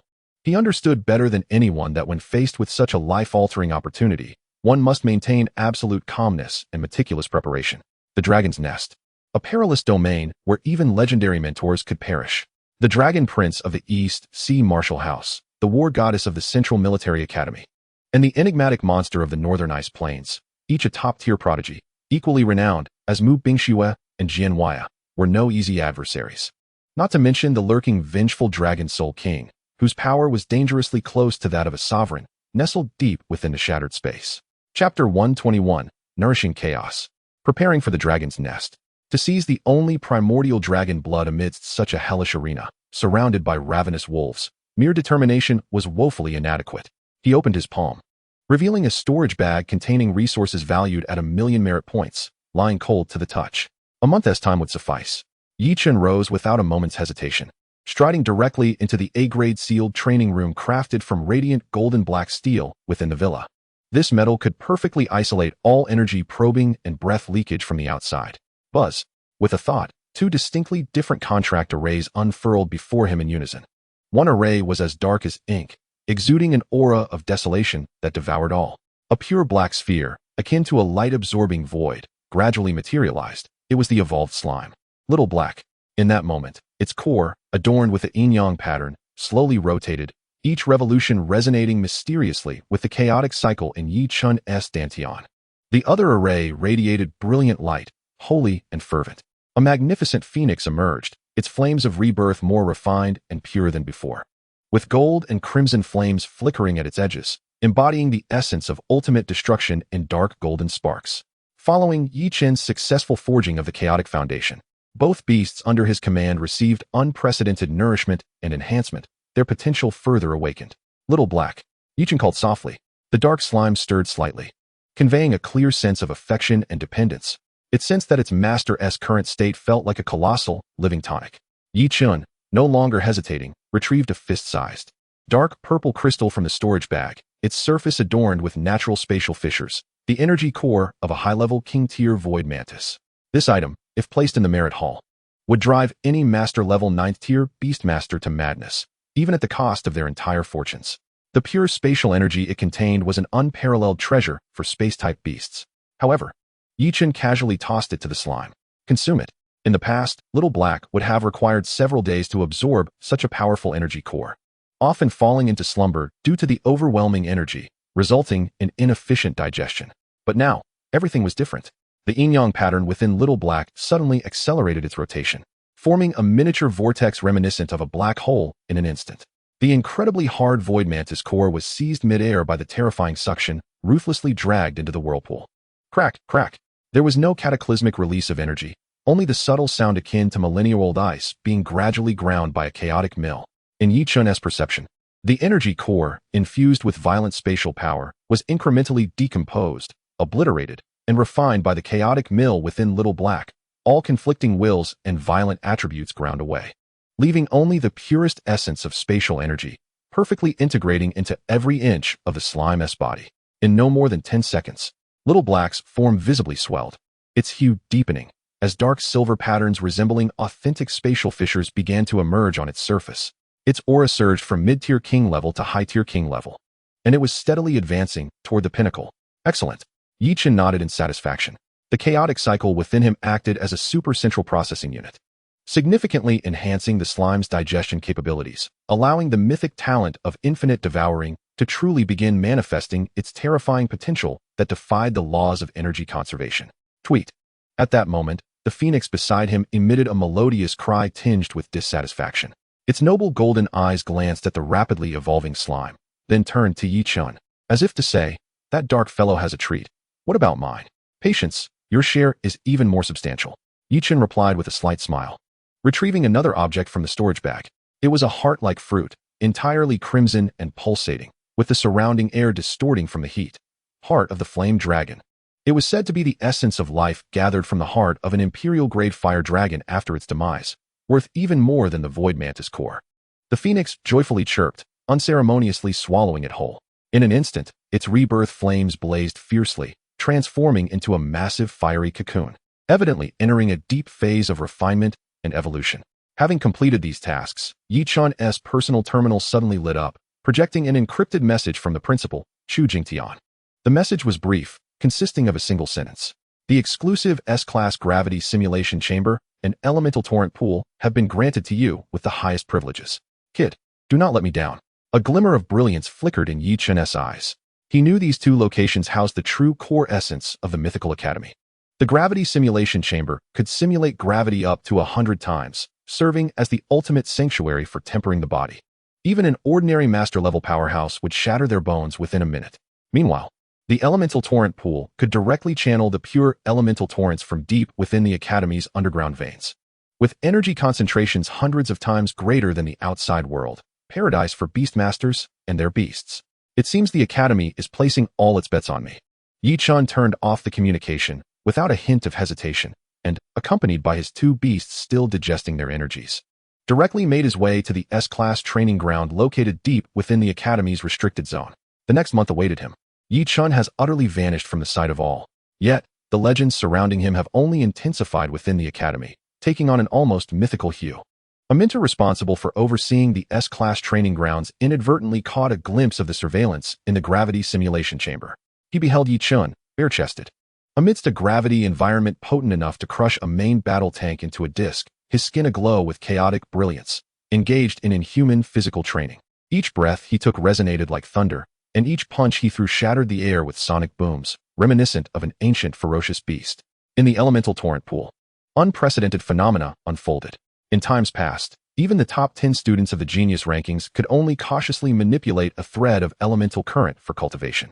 However, since Yichen's entry, the department monitoring energy consumption discovered that the energy expenditure records of the elemental torrent pool were shattering the cumulative totals of the past decade nearly every day. Above the entire torrent pool, a colossal energy vortex formed, one half as dark as an abyss, the other half as blazing as the sun, clearly delineating the chaotic absorption of energy by slimes and phoenixes. Meanwhile, Yichen sat cross-legged at the vortex's center, like an eternal deity, firmly controlling it all. Simultaneously, the entire Mythical Academy was swept up in an unprecedented fervor for cultivation due to the impending exchange competition. After being humiliated before the Hall of Achievements, Mu Bingxue immediately applied to enter the Academy's frigid forbidden zone, the heart of Ice Prison. It was said that her training room radiated an overwhelming chill, nearly freezing the entire mountaintop, with the cries of the Ice Phoenix echoing through the skies, seemingly heralding a remarkable metamorphosis. Jian Wuyo, bearing his sword, retreated alone to the tomb of 10,000 swords, where countless ancient blades lay buried, their sword intent soaring to the heavens. He spent his days amidst the remnants of these swords, nurturing his own blade, honing an indomitable edge. A month passed, when the first rays of dawn pierced through the clouds, illuminating the vast central plaza of the Mythical Academy, a silver-white assault ship, its hull engraved with sharp swords and dragon patterns, and possessing an aggressively sleek design, hovered silently in the air. This was the specialized vessel destined for the 5 Academies exchange competition at the Dragon's Nest. In the plaza, Mu Bingxue, Jin Wuyo, and dozens of other elite students who had passed the rigorous selection and earned their qualification to compete had already gathered. Mu Bingxue's aura grew increasingly frigid, akin to an ancient ice block, distancing herself from others. Yet within that icy demeanor simmered a volcanic power poised to erupt. Jian Wuyo appeared increasingly reserved, standing like an ancient sword sheathed, seemingly mundane, yet evoking a piercing sensation in the eyes of anyone who dared to gaze upon him. Everyone had arrived, save for the chief of this expedition, the Academy's leading figure. Just as the legendary mentor in charge furrowed his brow, preparing to urge the group onward, a figure approached at a leisurely pace from the distance. He wore the most ordinary student attire, with black hair and eyes. His presence so understated it resembled that of an unremarkable mortal, blending seamlessly into the crowd. Yet, the moment he appeared, both the icy Mu Bingxue and the sword-intent Jian Wuyo instinctively turned their gazes toward him. In that instant, their pupils imperceptibly contracted. To them, the approaching figure was not merely a person, but an expanse of profound chaos, both encompassing and harboring boundless destruction. Yi Chun stepped forward to the front of the line, nodding slightly to the legendary mentor. Chief, Yi Chun, reporting for duty. Chapter 122, The Convergence of Five Academies, The Storm at Dragon's Nest. The leading mentor, Wei Shan, known in the academy for his iron-fisted rigor, cast a glance at the returning Yi Chun. A ripple of astonishment flickered in his deep, penetrating gaze, as he realized he could not fully comprehend this student. A month prior, although Yi Chun was formidable in the eyes of such a legendary powerhouse, he still resembled a blazing flame, clearly defined in strength and boundaries. Yet now, Yi Chun stood there, seemingly isolated from his surroundings, as if he had merged with the infinite void. He resembled a silent black hole, a deep chaos where all perception and mental probing vanished without a trace, yielding no effective feedback. This sensation was something Wei Shan had only vaguely experienced when confronting certain taboo, epic presences. What on earth has this boy undergone in the past month? Wei Shan's mind churned, but his expression betrayed nothing. All aboard, Wei Shan commanded, his authoritative voice resonating like thunder throughout the plaza. The students, filled with a mixture of excitement and anxiety, filed aboard the sci-fi-inspired assault ship. The interior of the vessel was vast, decorated in a minimalist yet powerful style. Most students could hardly contain their exhilaration, gathering in small groups to whisper about the fabled dragon's nest and the competitors from other academies, the air charged with a palpable sense of anticipation and martial spirit. Mu Bingxue and Jian Wuyo each occupied a corner, eyes closed in meditation. Yet beneath their seemingly tranquil exteriors, their minds were sharply focused, maintaining a subtle awareness fixed on Yi Chun, who had casually chosen a spot upon entering the cabin. At that moment, a voice laced with sarcasm and provocation rang out clearly amidst the somewhat noisy environment. "Huh, is this the chief of our mythical academy? Quite the lofty demeanor. Disappearing for a month and nearly making us believe the academy couldn't even appoint a leader." The speaker was a tall young man named Zhao Feng, ranked 5th on the genius list, who had contracted a high-tier king-level thunderstorm griffin, known for his formidable strength and notoriously unruly temperament. He had long harbored dissatisfaction with Yi Chun's ascension to the chief position, believing he should lead the team instead. His entourage of sycophantic students immediately chimed in. "Exactly. Zhao Gu has prepared for this exchange competition for so long, while certain individuals simply vanished before the competition. Who knows if they were cultivating or just hiding away in leisure." Once Zhao Feng's words left his lips, many students who already held grievances against Yi Chun or were simply envious cast glances of intrigue. The discussions within the cabin quieted significantly, eyes converging on Yi Chun. However, Yi Chun did not even deign to glance back, seemingly oblivious to the provocation, and simply strode toward the command area at the front, where visibility was optimal, symbolizing the core position of the team. Seeing himself ignored, Zhao Feng's face flushed crimson with humiliation. Just as he was about to speak again, Yi Chun brushed past him. In that fleeting moment, an indescribable pressure descended upon him, akin to an invisible ancient mountain crashing down. This was not an intentional release of oppression, but rather the unconscious stirrings of an ancient behemoth passing by an ant, stirring up winds and dust. Zhao Feng's mocking smile instantly froze. His mind went blank, and the scene before him seemed to distort. He felt as though he were no longer aboard a high-tech spacecraft, but rather cast alone into an endless abyss of chaos. Below him swirled darkness and void, and he could almost see the anguished remnants of gods and demons wailing in their descent.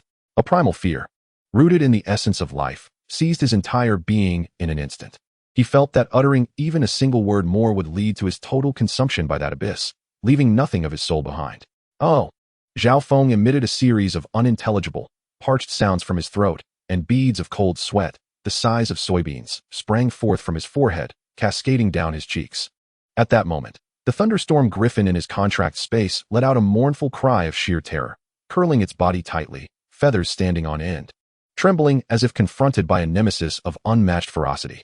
The surrounding students observed Zhao Feng's complexion turn ashen, his legs buckling to the point where he nearly collapsed to the ground, while those who had previously echoed his sentiments now wore expressions of dread, rendered speechless and terrified, no longer daring to utter a word.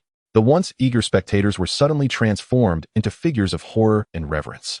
Their gazes, filled with disbelief, were directed towards Yi Chun, whose silhouette, though not particularly imposing, commanded an undeniable presence. A wordless display of dominance proved far more potent and impactful than any verbal confrontation. Wei Shan took in the entire scene, a barely perceptible smirk gracing his lips, yet he refrained from intervening.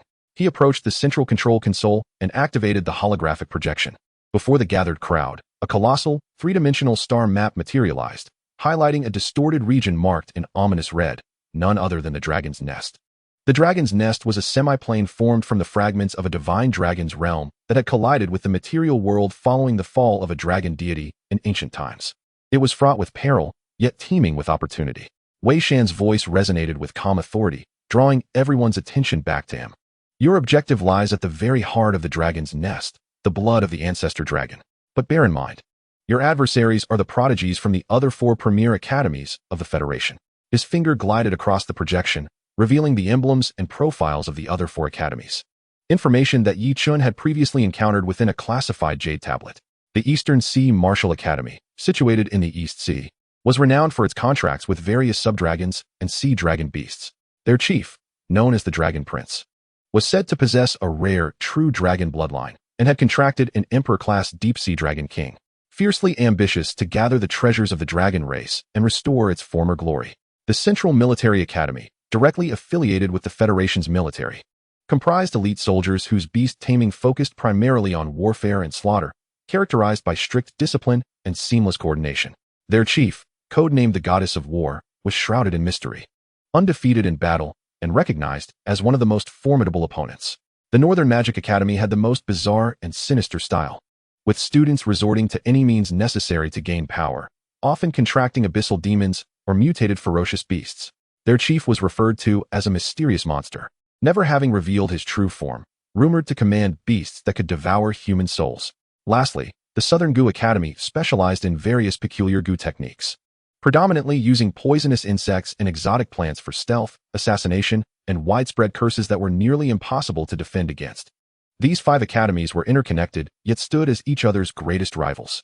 The upcoming exchange competition was not only a battle for resources, but also a war of honor. I do not require you to be as close as brothers, but should anyone dare to stab their comrades in the back, do not blame me for personally rendering them incapacitated. No sooner had his words fallen than the assault ship jolted violently, as if it had pierced an invisible dimensional barrier. The scenery outside transformed dramatically. Everyone was awestruck by the sight before them. Enormous islands suspended above an endless sea of clouds, connected by radiant rainbows. Cascading waterfalls of energy plummeted from the edges of these islands, producing thunderous roars. Countless massive dragon-like creatures frolicked amidst the clouds, their occasional roars causing the very air to tremble. The thick, almost tangible aura of dragons sent shivers of excitement or dread through each person's contracted beasts. Before them, on a colossal central floating island, hovered 4 distinctly styled massive airships. One belonged to the Eastern Sea Martial Academy, shaped like a vividly lifelike golden dragon. Forged from a special metal, its scales shimmering with rune-like brilliance, exuding a formidable presence. On the deck stood a youth clad in an opulent dragon robe. The Dragon Prince himself, surrounded by an aura of dragon energy, radiating nobility. Another was the Central Military Academy's battleship, the Divine Punishment. Its iron-gray exterior adorned with menacing cannons and energy matrices, emanating a chilling aura of bloodshed. A woman dressed in black combat attire stood at the bow, her figure tall and imposing, her face obscured by a tactical mask, with only her eyes visible, cold and precise like the most advanced targeting scope. Nearby rested the Northern Magic Academy's flying ship, a bone demon vessel constructed from the remains of a gigantic skeletal dragon, its white bones ablaze with ghostly green flames. Surrounded by wailing souls that sent shivers down one's spine, the deck was shrouded in darkness, obscuring any human presence. Yet one could feel the oppressive glares of malevolence directed towards them. The final vessel, the most peculiar of all, belonged to the Southern Gu Academy. Known as the Nest of 10,000 Gu, it resembled a gigantic, living beetle, its surface undulating with a peculiar blanket of fungi and vegetation. exuding a sweet yet perilous aura. Chapter 123. Entering the Dragon's Nest. The initial chaos, the 5 major academies, reunited after 5 years, stood poised for action. As the mythical academy's assault ship reached its designated location, for disparate yet powerful gazes immediately converged upon them. The Dragon Prince's eyes blazed with intensity as he sensed the subservience of countless dragon beasts within the dragon's nest, ready to display his draconic might. Yet he suddenly furrowed his brow, casting a wary glance at Yi Chun. From Yi Chun emanated a chaotic aura that unsettled him, even causing a slight pang of trepidation, as if his proud dragon lineage paled in comparison to the presence before him. The goddess of war's gaze lingered on Yi Chun for 3 seconds, her tactical visor flashing with a rapid stream of incomprehensible data, threat level, extremely high, represented by a crimson stream. In the darkness of the bone demon vessel, the entity known as the mysterious monster emitted a greedy hiss, as though it had found the perfect offering. Meanwhile, on the nest of 10,000 goo, a barely perceptible gaze swept over, akin to the most cunning of serpents, marking Yi Chun as its prime target. As these 5 factions stood in tense opposition, the atmosphere thickening with anticipation of impending conflict, a voice, aged, grand, and devoid of emotion, resounded from every corner of the dragon's nest, echoing deep within the souls of all present. The dragon gate has been opened. The battle for the blood has commenced. As the words faded, the cacophony of dragon roars fell silent, and the multitude of dragons bowed in submission. In the core area of the central island, an overwhelming surge of dragon energy soared skyward, coalescing above the clouds into an ancient portal towering 10,000 feet, constructed from pure dragon energy and inscribed with runes of law. Beyond the portal lay a starkly different world, brimming with primal chaos and boundless opportunities. Charge! Almost simultaneously, the leading mentors from the 5 academies issued their commands. Eastern Sea Martial Academy, follow me to seize the glory that belongs to the sovereign. With a resonant roar, the Dragon Prince transformed into a streak of golden light, followed closely by dozens of students, their momentum akin to a raging tide. All personnel, formation for assault. The voice of the goddess of war was frigid. As Central Military Academy, students instantly formed a battle array, surging forward in unison like a torrent of steel. Students from the Northern Magic Academy and Southern Gu Academy melded eerily into shadows and air, vanishing without a sound. Wei Shan turned to Yi Chun. You will lead. Yi Chun, unperturbed, cast a detached glance over the Mythical Academy's students, uttering a singular command, follow. Before his words had fully dissipated, he stepped forward, his figure vanishing from the ship's bow. In the next instant, he appeared before the Dragon Gate, with Mu Bingxue and Jian Wui closely trailing behind. The elite prodigies from the 5 academies surged forward like 5 torrents, resolutely charging towards the portal leading to glory and peril. As Yi Chun stepped into the Dragon Gate, an irresistible and violently powerful force of space enveloped him completely. The sensation was akin to a mortal body being drawn into the very core of a planetary explosion, where his entire being, along with his soul, was torn apart and deconstructed into the most primordial particles, only to be forcibly reassembled in the next instant.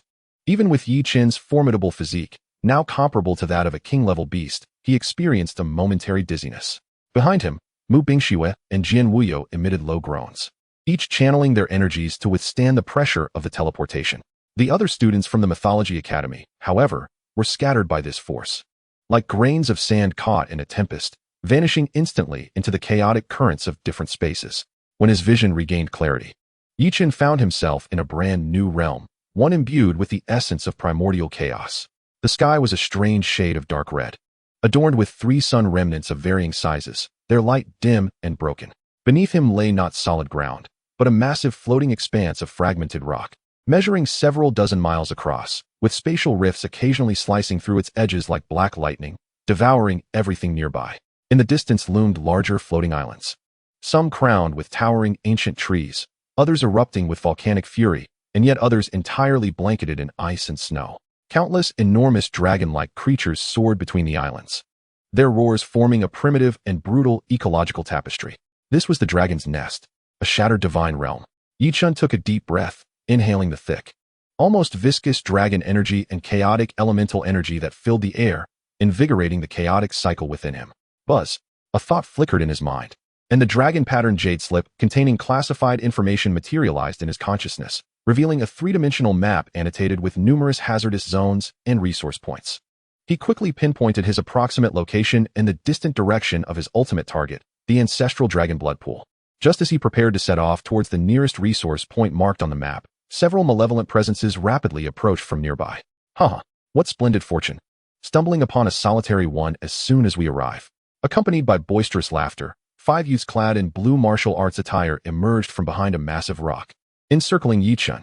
The badge on their chests depicted a blue sea dragon soaring through clouds, identifying them as students of the East Sea Martial House. The leader, a burly young man whose aura reached the high ranks of a master, regarded Yichun with a predatory gaze. His greed and disdain evident upon spotting the badge of the Mythology Academy on Yichun's attire. Mythology Academy? I've heard rumors that your cohort has produced a rather audacious chief. Could it possibly be you? The leader mocked. How foolish to wander alone in a place like this. You're practically asking for death. Big brother, stop wasting your breath with him. A lanky youth beside him impatiently urged. Let us take him down, seize his point token, and show the dragon prince that we're not to be trifled with. Attack. With a commanding shout from the leader, the 5 swiftly summoned their beasts. Roar. 5 dragon-like beasts, each exceeding 20 meters in size and radiating the aura of king-level creatures, roared into existence. They varied in form, from storm dragons with dual wings sprouting from their backs to ice-spiked sea dragons covered in solid frost. Their gathered energy imposing and fearsome. Kid, kneel and surrender your token now, and we might spare you some pain. The leader bellowed, confidence brimming in his voice. Confronted by an overwhelming display capable of instilling despair in any isolated contestant, Yichun's expression remained utterly unchanged. He didn't even bother to raise an eyelid, simply uttering 2 calm words. Annoying. As soon as the words left his lips, the space before him shimmered slightly, in a basketball-sized, entirely black sphere. Seemingly capable of absorbing all light, materialized silently. It was none other than the slime, Little Black. Is this it? A slime? The 5 youths from the East Sea Martial House were momentarily stunned before erupting into even more unrestrained laughter. They could hardly believe their eyes. In such a setting, someone had the audacity to summon a creature as trivial as a slime. Kill him, tear him, and that slime apart. The leader roared in indignation, feeling insulted. The 5 king-level dragon beasts roared, opening their massive jaws to unleash their energy breaths. 5 devastating attacks, capable of flattening a small mountain, surged forth from different directions, overwhelming Yichun and the inconspicuous black sphere at his feet.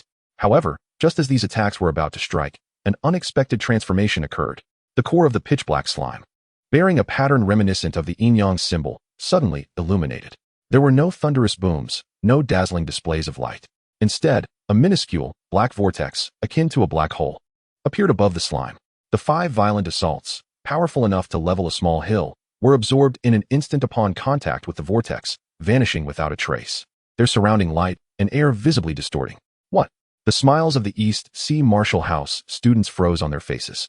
Before they could react, the terrifying force of absorption suddenly expanded. Roar. The 5 once mighty king-level dragons barely had time to emit half a mournful cry before their massive forms were uncontrollably pulled by the irresistible suction, distorting and transforming, ultimately becoming 5 streaks of light consumed by the tiny black vortex. In a mere 3 seconds, the entire world had been silenced. All that remained were 5 stupefied students from the East Sea Martial House, their bodies rigid, resembling stone statues, alongside Little Black, who had slightly increased in size after devouring the 5 king-level beasts, and seemed to be savoring the moment with a slight wiggle. This is impossible. The leader's lips trembled uncontrollably. Chapter 124, 3S Company. Mu Bingxue gazed at Yichun, her icy eyes reflecting an unprecedented shock and defeat. She enunciated each word as if exerting every ounce of strength to finish her sentence. Not only has it not diminished, but it has also become as distant as a chasm. She had envisioned Yichun's strength growing, but she had never anticipated it would manifest in such a rule-defying manner. The slime, which she had deemed inconsequential, had annihilated 5 equally ranked king-level beasts with an almost systematic ease. This had transcended her entire understanding of the beast summoning system. It was not a contest of strength, it was a crushing of principles. Beside her, Jian Wuyo's eyes sparkled with an unprecedented brightness, even tinged with a hint of fervor.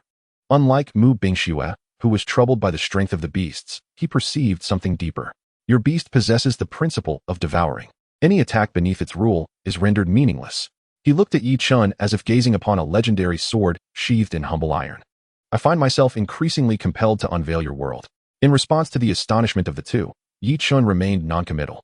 He merely retracted Little Black, who, before returning to the contract space, even let out a soft belch, a faint ripple of spatial energy emanating from it. Remnants of the devoured void mantis core and several dragon energies. At that moment, Mu Bingxue had forcibly quelled the turmoil within her, reverting to her icy goddess demeanor. Though a hint of unshakable gravity lingered in her gaze. We have been randomly transported. The whereabouts of the others from the academy remain unknown. Before we find them, the three of us must act in concert. This was not a request, but rather a statement of undeniable truth. In this perilous, fragmented realm of the divine, the significance of teamwork is universally acknowledged. Jian Wuyo nodded in agreement. The foes here are not merely the dragon beasts. Individuals from other academies pose a greater threat than the dragons themselves. Yichen lifted his gaze, sweeping it across the two. He did not respond immediately. Instead, he mentally scrutinized the map once more. The Wulong nest is vast, with danger zones scattered like stars. Relying solely on himself to reach the core within the time limit and seize the ancestral dragon blood amidst the encirclement of the 4 elite academies would indeed be inefficient. Mu Bingshue's Ice Crystal Phoenix possesses extensive control and reconnaissance abilities, while Jian Wuyo's Celestial Swordgrass is the finest tool for breaching defenses. Their strengths are truly top tier among the younger generation. Agreed. Yichen finally spoke, yet his next statement subtly raised the brows of both Mu Bingxue and Jian Wuyo. However, the command belongs to me. I shall take 70% of all spoils, and you two will share the remaining 30. If you agree, follow me. If not, feel free to depart. This proclamation was far more direct and domineering than his earlier remark about them slowing him down at the Hall of Merits. Nevertheless, this time, after exchanging a glance, neither Mu Bingxue nor Jian Wuyo voiced any objections. The earlier shocking scene had clearly illuminated the disparity in their strengths. In the world of beast masters, the strong command respect, a timeless truth. Yichen was both qualified and capable of imposing such conditions. Fine, Jian Wuyo responded succinctly. Mu Bingxue also nodded in tacit agreement. For her, the opportunity to remain beside Yi Chun and witness his unfathomable prowess might yield far greater inspiration and breakthroughs than any paltry spoils. With both of them in accord, Yi Chun wasted no further words. With a mere thought, the three-dimensional map of the Wulong nest was shared with them via mental projection. We are currently positioned on the outskirts of the Fallen Dragon Shattered Rocks area. According to the map, the nearest high-grade resource point is the lair of the Thunder Dragon Lizard. Yichen's finger indicated an area on the map that shimmered with electric light. There grows a spirit herb known as Dragon Vein Body Refining Grass, which can directly absorb dragon energy and the power of the Earth's veins to refine our physical forms, benefiting all three of us. However, the records also indicate that a peak monarch-level purple lightning thunder dragon lizard resides in the lair. Let us proceed. With their target established, the trio ceased to linger and transformed into 3 streaks of light, hastening towards their goal. Along the way, the brutality and desolation of the Wulong nest were vividly displayed. They had to evade spatial fissures that appeared without warning and navigate through areas rife with violent dragon energy storms. Mu Bingshue's Ice Crystal Phoenix led the way, releasing a chilling aura that served as an early warning for impending dangers. Jian Wuyo's sword intent was acutely perceptive, alerting them several times before the invisible dragon souls could strike. Yichen walked at the center, appearing at ease, yet his formidable mental prowess had long since spread out, encompassing everything within a radius of several kilometers. No rustle of grass or whisper of wind could escape his notice. Approximately half an hour later, a massive island, suspended beneath a dark red sky and composed entirely of or imbued with lightning, came into view. The entire island was ensconced in a purple electric net, with violent thunder serpents weaving through it, emitting a terrifying crackling sound. However, as they truly set foot on the island, the sight before them brought all three to an abrupt halt. There was no fierce battle as they had anticipated, nor was there the terrifying pressure of a peak monarch-level beast. Instead, the scene was one of utter silence. At the island's center, a colossal nest had been violently destroyed, with debris strewn about. A gigantic lizard, over 50 meters in length and clad in purple scales, lay lifeless in a pool of blood. This was indeed the purple lightning thunder dragon lizard, but now its eyes were wide open in a haunting stare, its death tragic, as if its life essence and dragon energy had been completely siphoned away, leaving behind but an empty shell. They arrived here first. Mu Bingshue's voice was laced with a chill. Jian Wuyo hurried forward, crouching down to lightly trace a finger along the ground beside the nest. There, remnants of a peculiar trail formed from black energy still lingered, not yet fully dissipated. It is the soul corroding mark of the Northern Magic Academy. His expression grew grave. Their people arrived here before us. Not only that, Mu Bingshue's gaze shifted to another area, where remnants of plants, devastated by the aftermath of battle, were coated with a layer of iridescent powder exuding a sickly sweet odor. This is the toxic powder from the blood transformation goo of the Southern Goo Academy. They have also been here. The Northern Magic Academy and the Southern Goo Academy, the two most enigmatic and ruthless of the 5 major academies, had both made an appearance here? Have they allied? Jian Wuyo rose, gripping his sword tightly.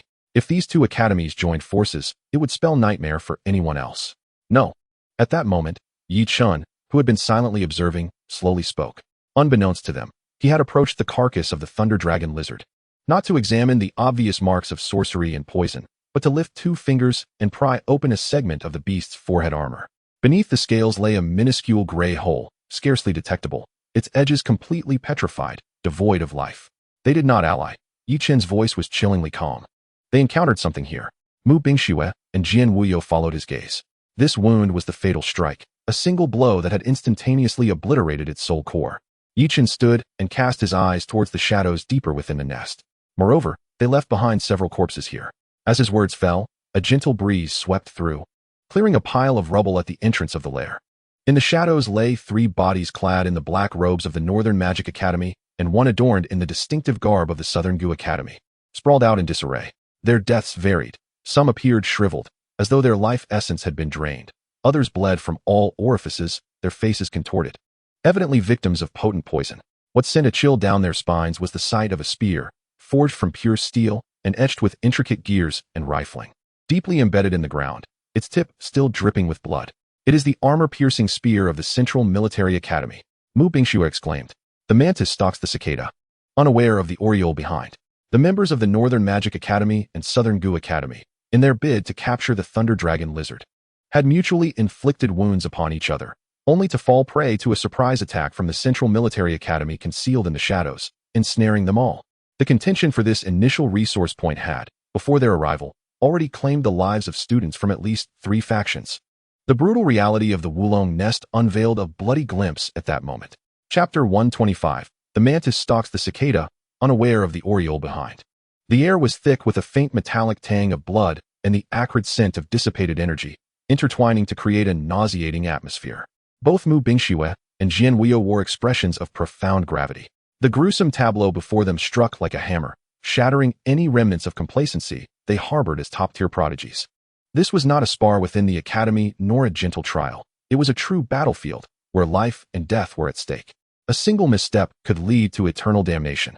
The Central Military Academy was indeed as ruthless and efficient as the rumors suggested. They resembled a pack of wolves hunting in the dark. The chill in Mu Bingxue's voice was palpable. She could vividly envision how that concealed military academy squad had engaged the students from the north and the south in a brutal clash, ultimately leading to mutual destruction. At the moment when their defenses were at their weakest, they struck with a thunderous blow. Jian Wuyo approached the shattered spear embedded in the ground. His fingers did not touch the shaft, yet an intense sword intent, like quicksilver, enveloped it as he absorbed the residual aura. What a pure aura of slaughter. He slowly closed his eyes, the intent of the wielder unwavering, their power concentrated, devoid of any superfluous movement.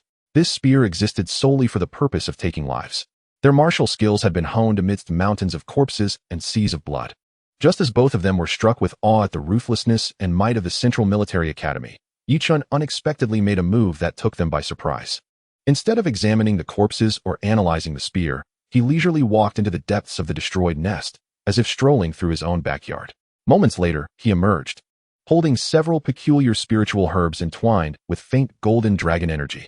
It was the dragon vein body refining herb. There are 8 here. I will take 6. And you may divide the remaining 2. Yi Chen spoke calmly, as though the preceding bloody scene had not affected him in the slightest. Mu Bingxue and Jian Wuyo were dumbfounded. You discovered them long ago? Mu Bingxue could not help but inquire. Since the Central Military Academy had taken action, how could they possibly leave behind any spoils? The only explanation is that they had overlooked these few herbs while taking the majority that grew in plain sight. Yi Chun explained nonchalantly, yet these few were hidden in the dark crevices of the nest's rock walls, obscured by a layer of illusion dragon stone. Without acute mental perception, one could easily miss them. A chill ran through Jian Wuyo and Mu Bingxue simultaneously. This implied that the moment Yi Chen set foot on the island, his mental prowess had thoroughly swept the entire nest, leaving no detail unnoticed, while their attention had remained fixated on the surface-level battle scars. Such insight transcended mere differences in strength. It was an overwhelming superiority in realm. Mu Bingxue silently accepted a dragon vein body refining herb, her emotions complex. She realized that following Yi Chun seemed to continually refresh her understanding of what it meant to be powerful. However, just as they prepared to stow away the spiritual herbs, Yi Chun's previously calm gaze suddenly shifted, directing his attention toward a chaotic pile of stones on the eastern side of the island. Haven't you grown weary from watching for so long? His monotonous voice resonated clearly across the silent island. Mu Bingxue and Jian Wuyo's hearts raced, instantly entering a combat mindset as the ethereal image of the ice crystal phoenix and the sword intent of the sky-soaring sword grass materialized, cautiously surveying that direction. Clap, clap, clap. The crisp sound of applause echoed from behind the rocky outcrop. No wonder you were chosen by Mentor Wei Shan and appointed as the chief. Your perceptiveness indeed exceeds our expectations. Accompanied by a calm and steady voice, 5 Central Military Academy students clad in standard black combat uniforms, exuding identical auras, emerged from the shadows. Each of them stood tall, their eyes sharp as blades, moving with a quiet yet coordinated grace, as if they were a singular entity. Leading them was a short-haired youth with the rank of second lieutenant, the very one who had just spoken. They were the group of Yellow Sparrows. Chief of the Mythology Academy, Yi Chun. Second on the talented list, Mu Bingxue. Fourth on the talented list, Jian Wuyo. The short-haired second lieutenant's gaze swept over the three, accurately identifying their status. A commendable combination. It's just unfortunate that you shouldn't have come here. His words carried the directness and assertiveness characteristic of a soldier. Jian Wuyo snorted coldly, gripping the hilt of his sword. Should we not be here? Or should you? A pack of hyenas lurking in the shadows. Fear being exposed for your disgraceful deeds? The short-haired second lieutenant's expression remained unchanged, though a glint of coldness flickered in his eyes. On the battlefield, we discuss only life and death, not means. Since you have seen us, leave your score tokens behind, and you may depart unscathed. Dream on. Mu Bingshue's voice was frigid, radiating an aura of coldness. The battle was on the verge of erupting. The 5 members of the Central Military Academy instantly formed a combat formation, energy surging as 5 beasts, each radiating a fierce aura, were summoned. Most were specially modified mechanical or metallic beasts, exuding the essence of war machinery. However, at this moment of tension, Yi Chun unexpectedly made another move that took everyone by surprise. He stepped forward 2 paces, his gaze transcending the short-haired second lieutenant to peer into the farther void behind him, suddenly letting out a light chuckle. Another party is hiding even deeper. What? Do you intend to wait until we finish our bout with the military academy before emerging to clean up the mess? Upon these words, not only Mu Bingxue and Jian Wuyo, but even the 5 trained Central Military Academy students changed their expressions simultaneously. Is there someone else? Haha. Interesting, quite interesting. A boisterous and domineering laughter rolled like thunder from the horizon. In the next moment, a dazzling golden stream of light streaked across the sky at an astonishing speed, crashing down on the opposite side of the island. As the brilliance faded, it revealed a youth at the forefront. He donned an opulent blue dragon robe, strikingly handsome, yet his countenance was imbued with an air of unparalleled arrogance. Surrounding him was an aura of dragon energy, signifying his noble status as the chief dragon prince of the Eastern Sea Martial Academy. Behind him trailed 7 or 8 students from the Eastern Sea Martial Academy, each exuding formidable auras, and the summoned beasts were all powerful sub-dragon types, creating a resounding dragon roar that subtly overshadowed the Central Military Academy's presence. The Dragon Prince paid no heed to the Central Military Academy members, his gaze, imbued with a palpable sense of aggression, directly fixated on Yi Chun. You are the Yi Chun of the Mythology Academy? To discover the whereabouts of this prince, you possess some skill. He raised his chin haughtily. However, I have taken a liking to the treasures on this island. You 3 may leave now. His words were even more arrogant and uncompromising than those of the Central Military Academy's second lieutenant. In mere minutes, the situation transformed dramatically.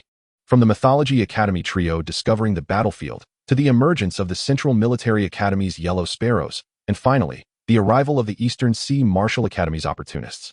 The 3 factions had formed a peculiar and tense triangular standoff on this small island of thunder and lightning. The 5-member team from the Central Military Academy remained vigilant, silently adjusting their formation to cover both directions. The Eastern Sea Martial Academy, led by the Dragon Prince, exuded an air of arrogance, seemingly confident in their dominance overall. Yet, at the eye of the storm, Yi Chun, Mu Bingxue, and Jian Wuyo found themselves in the weakest position, appearing the most vulnerable. The short-haired second lieutenant fixed a deep gaze on Yi Chun, suddenly realizing that this chief from the Mythology Academy had sensed 2 pairs of observers from the very beginning. His earlier act of extracting the spiritual herbs was a deliberate attempt to draw them out. The cunning of this individual was far more terrifying than his mere strength. What? Did no one hear this prince's words? The Dragon Prince, seeing no response, grimaced, and an Imperial-level dragon might erupted, overwhelming the entire area. Do I need to personally take action and throw each of you off this island? Chapter 126. The Might of Chaos. 3 parties temporarily retreat. The Dragon Prince's Imperial-level dragon might surged like a tangible tsunami, sweeping across the scene. Under such an unparalleled pressure, the cold aura surrounding Mu Bingxue shrank under the weight. And Jin Wuyo's sword intent emitted a strained hum. Even the 5 battle-hardened students from the Central Military Academy involuntarily tensed, their faces betraying a solemn expression. The war beasts surrounding them emitted a low, rumbling roar, evidently sensing the suppression emanating from the realm of life itself. For a fleeting moment, it felt as though the very air of the island had solidified, with only the pride and majesty of the Dragon Prince permeating every inch of space. Yet, this overwhelming dragon might, capable of shattering the minds of ordinary monarch-level beastmasters, encountered Yi Chun and was met with an imperceptible, yet eternally present barrier. No, there was not even the sensation of impact. As the oppressive dragon might approached within 3 feet of Yi Chun, it dissipated like snow melting under the scorching sun. Like streams merging into the ocean, quietly neutralized by a presence that was more ancient, profound, and ineffable. Yi Chun remained still, his garments untouched by movement. He did not deliberately release any aura. His mere existence seemed to constitute an absolute domain. In this realm, all laws fell silent, and all paths turned to emptiness. He slowly lifted his eyelids, his tranquil gaze finally meeting that of the imperious Dragon Prince. There was no intent to kill, no desire for battle. Not even a flicker of emotion. It was akin to the gaze of a creator deity casually observing a particularly lively speck of dust within the world they had fashioned. Boom. In the mind of the Dragon Prince, it felt as though countless stars erupted simultaneously. Under that penetrating gaze, his once proud imperial dragon might, his thin draconic bloodline, and his regal arrogance crumbled instantaneously. He felt as if he was forcibly torn from reality, plunging into an endless chaos. Here, there was no up or down. No past or future, only the eternal void and deathly silence. His powerful deep-sea dragon beast emitted an unprecedented, soul-deep wail of fear within his contract space. Curling into a ball, trembling as if confronted by the source of bloodline and existence, an absolutely untouchable, taboo presence. The arrogant smile on the Dragon Prince's face froze in an instant, replaced by a ghastly pallor. Sweat poured down his forehead like a waterfall. He opened his mouth, only to find that his throat was constricted by an invisible hand, rendering him utterly speechless. He finally comprehended where the heart-pounding sensation had stemmed from when he had gazed at Yi Chun from afar aboard the flying ship not long ago. It was not an illusion. The individual before him was no mere genius. He was a monster cloaked in human skin, an existence that defied all conventional understanding. The atmosphere in the arena turned palpably eerie at that moment. The students of the East Sea Martial Arts Academy watched in disbelief as their undefeated, tyrannical Dragon Prince appeared to have all his vitality drained by a single glance from the opponent.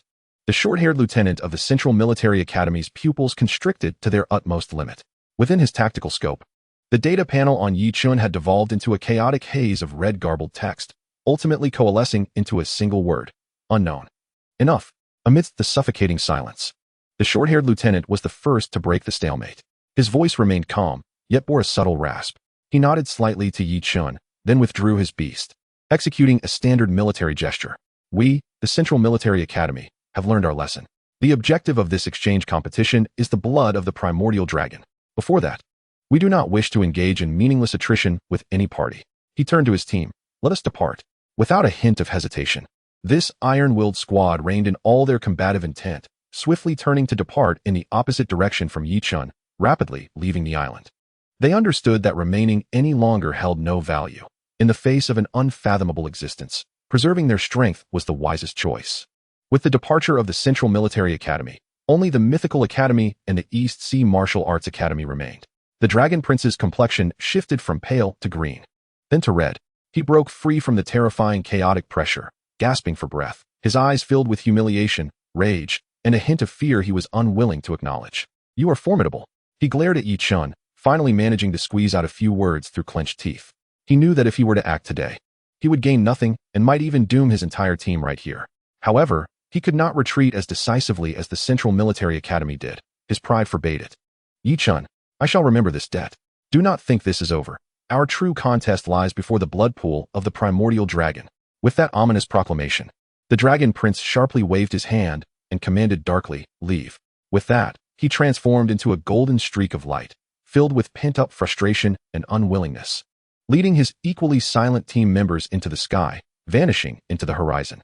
A conflict that could have resulted in rivers of blood among the three elite factions dissipated into nothingness under Yi Chen's mere gaze. Mu Bingxue and Jian Wui exchanged glances, each recognizing the profound shock reflected in the other's eyes. They had anticipated that Yi Chen could resolve the predicament, yet they had never imagined it would be so effortlessly serene. He forcibly suppressed the Dragon Prince's might, but not with the same kind of force, Mu Bingxue murmured, attempting to comprehend, only to realize it was an area entirely beyond her reach. Yi Chen withdrew his gaze, as if he had merely accomplished a trivial task. He redirected his focus to the map in his mind. The value of this island has dissipated. We shall proceed. He pointed to another direction on the map. According to the data, beyond the Dragon Soul Mist Zone ahead lies the Sleeping Dragon Valley. Many ancient dragons have perished there, and the dragon energy is rich.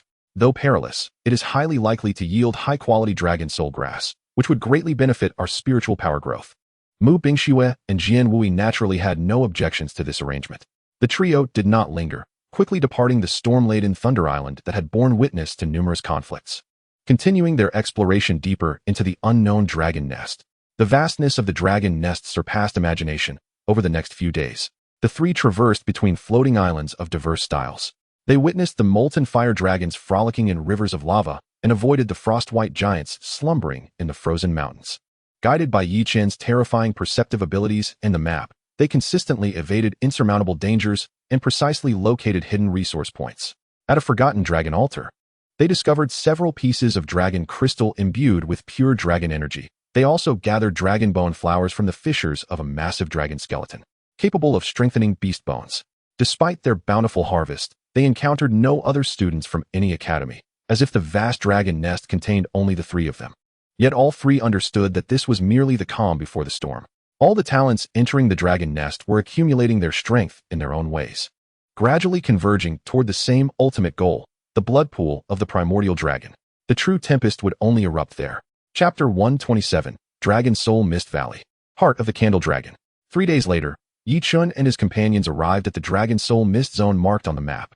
Before they could truly step inside, a chilling aura from the realm of souls enveloped them. Before them lay a vast basin shrouded in milky white mist, the vapor rolling as if it were a living entity. From within, countless fragmented, resentful dragon roars could be faintly heard, as though myriad dragon souls were trapped within, forever unable to transcend. The mist possesses the ability to directly erode the sea of consciousness and conjure illusions. Mu Bingxue's delicate visage was etched with gravity as the ethereal silhouette of the ice crystal phoenix materialized behind her, emanating an unparalleled chill that formed a pale blue barrier around the three, striving to isolate the insidious mist. However, it appeared as though the mist disregarded such physical barriers, with tendrils of malevolent resentment attempting to infiltrate their defenses. Flash! Jian Wei uttered a low command, and an invisible sword intent radiated outward, instantly shattering the approaching strands of malicious dragon soul resentment, transforming them into pure soul energy that dissipated into the ether. Yet, with each strand he severed, an unending tide of resentment surged forth from the depths of the thick fog. This is not a sustainable approach. Our consumption is far too great, Jian Wei remarked, furrowing his brow.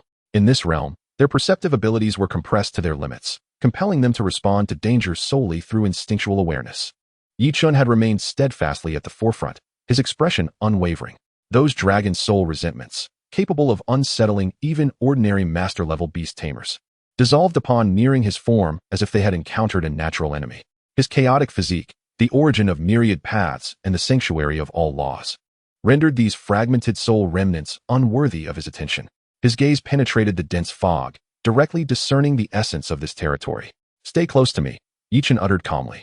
Stepping into the impenetrable mist, Mu Bingxue and Jian Wei exchanged glances, resolutely following in his wake.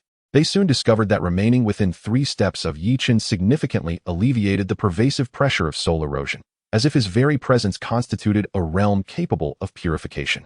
Waves of astonishment surged within them, their understanding of Yi Chen evolving yet again. Under Yi Chen's guidance, they seemed to traverse an invisible path of safety.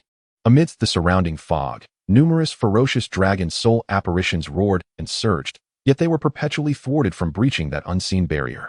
After half an hour, the dense fog parted, revealing a vast valley that stretched endlessly before them. This was the Valley of the Slumbering Dragons, the true resting place of colossal dragons.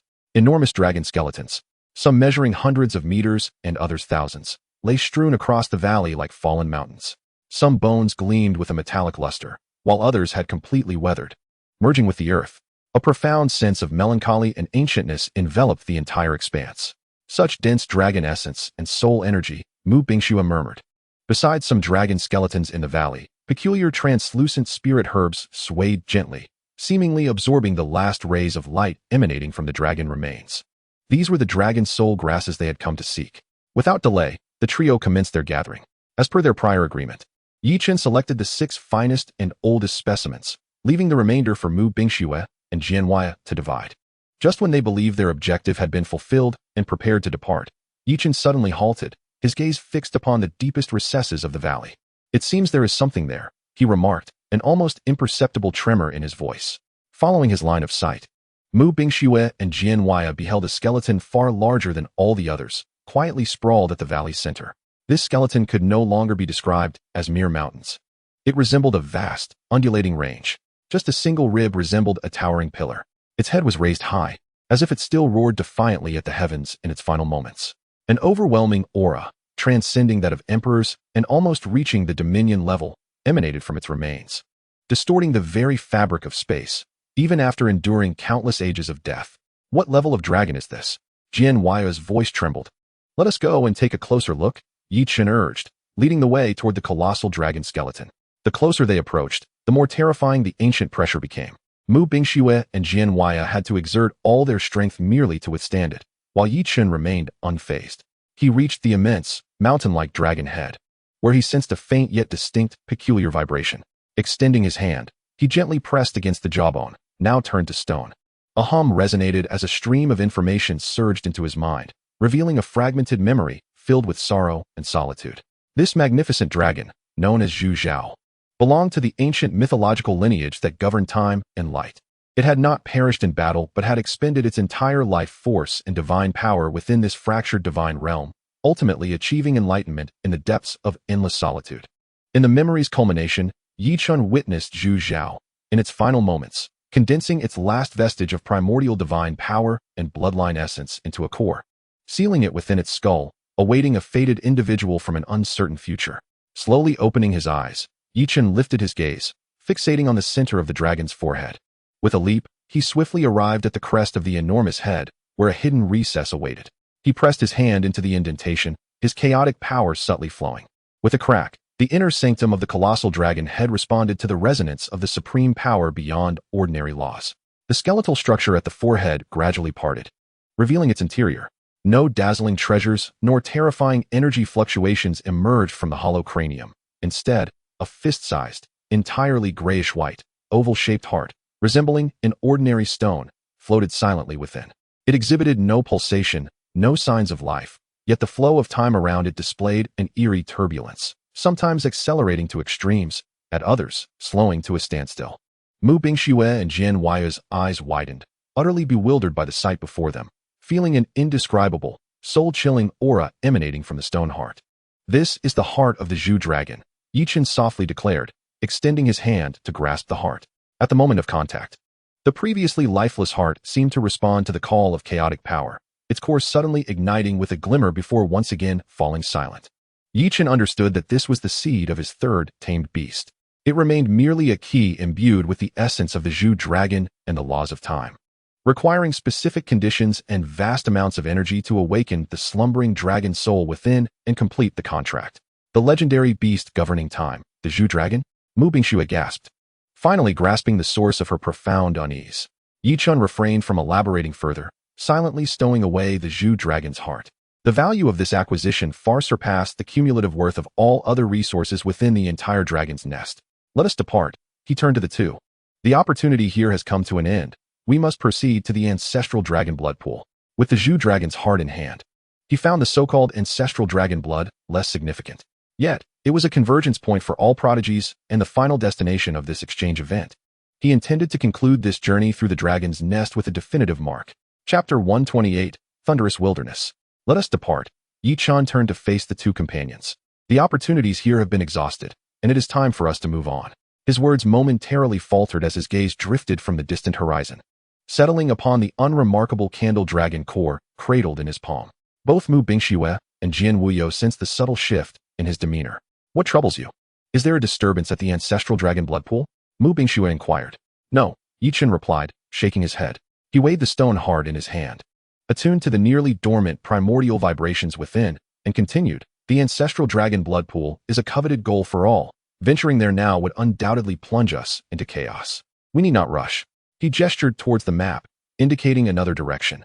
Moreover, while this candle dragon core is an unparalleled treasure, its divine essence has slumbered for too long and requires an immense amount of pure energy to awaken.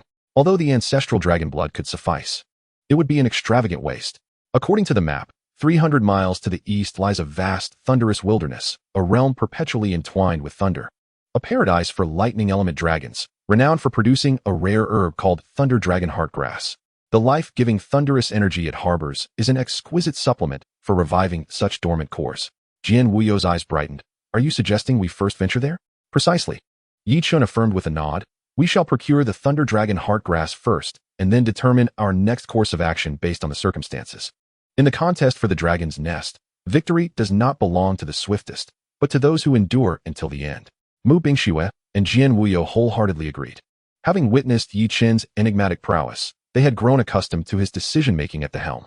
The trio wasted no time, orienting themselves before hastening towards the thunderous wilderness. As they journeyed eastward, the atmosphere grew increasingly sultry, and arcs of electricity flickered intermittently through the air. Along the way, they encountered more remnants of battle, frozen subdragon carcasses and colossal beasts reduced to mere skeletons by malevolent energies. Evidently, elite teams from various academies had begun to clash frequently. After 2 hours, a vast expanse of charred black plains unfolded before them. The sky was thick with leaden clouds, and bolts of purplish lightning danced like frenzied serpents, tearing the heavens asunder and striking the scorched earth with deafening roars. This was the thunderous wilderness. What ferocious lightning elements! Mu Bingxue conjured an ice crystal shield, warding off the chaotic arcs. Right there, Yi Chen's gaze pierced through the tempest, locking onto a solitary peak at the center of the wilderness. Atop that lightning-struck mountain, a colossal dragon beast, exceeding 100 meters in length, lay coiled. Its body was enveloped in dark purple scales, and each breath it took unleashed electric sparks from its maw. An overwhelming imperial pressure, mingled with the fierce might of lightning, cloaked the entire peak. Beside the dragon beast's lair, several peculiar spiritual herbs, entwined with golden arcs of electricity, thrived in the storm's embrace. It was indeed the thunder dragon heartgrass, an imperial-grade thunderstorm dragon. Jian Wuyo grasped the hilt of his sword, a fierce battle intent igniting within him. This will be a formidable foe, swift and decisive.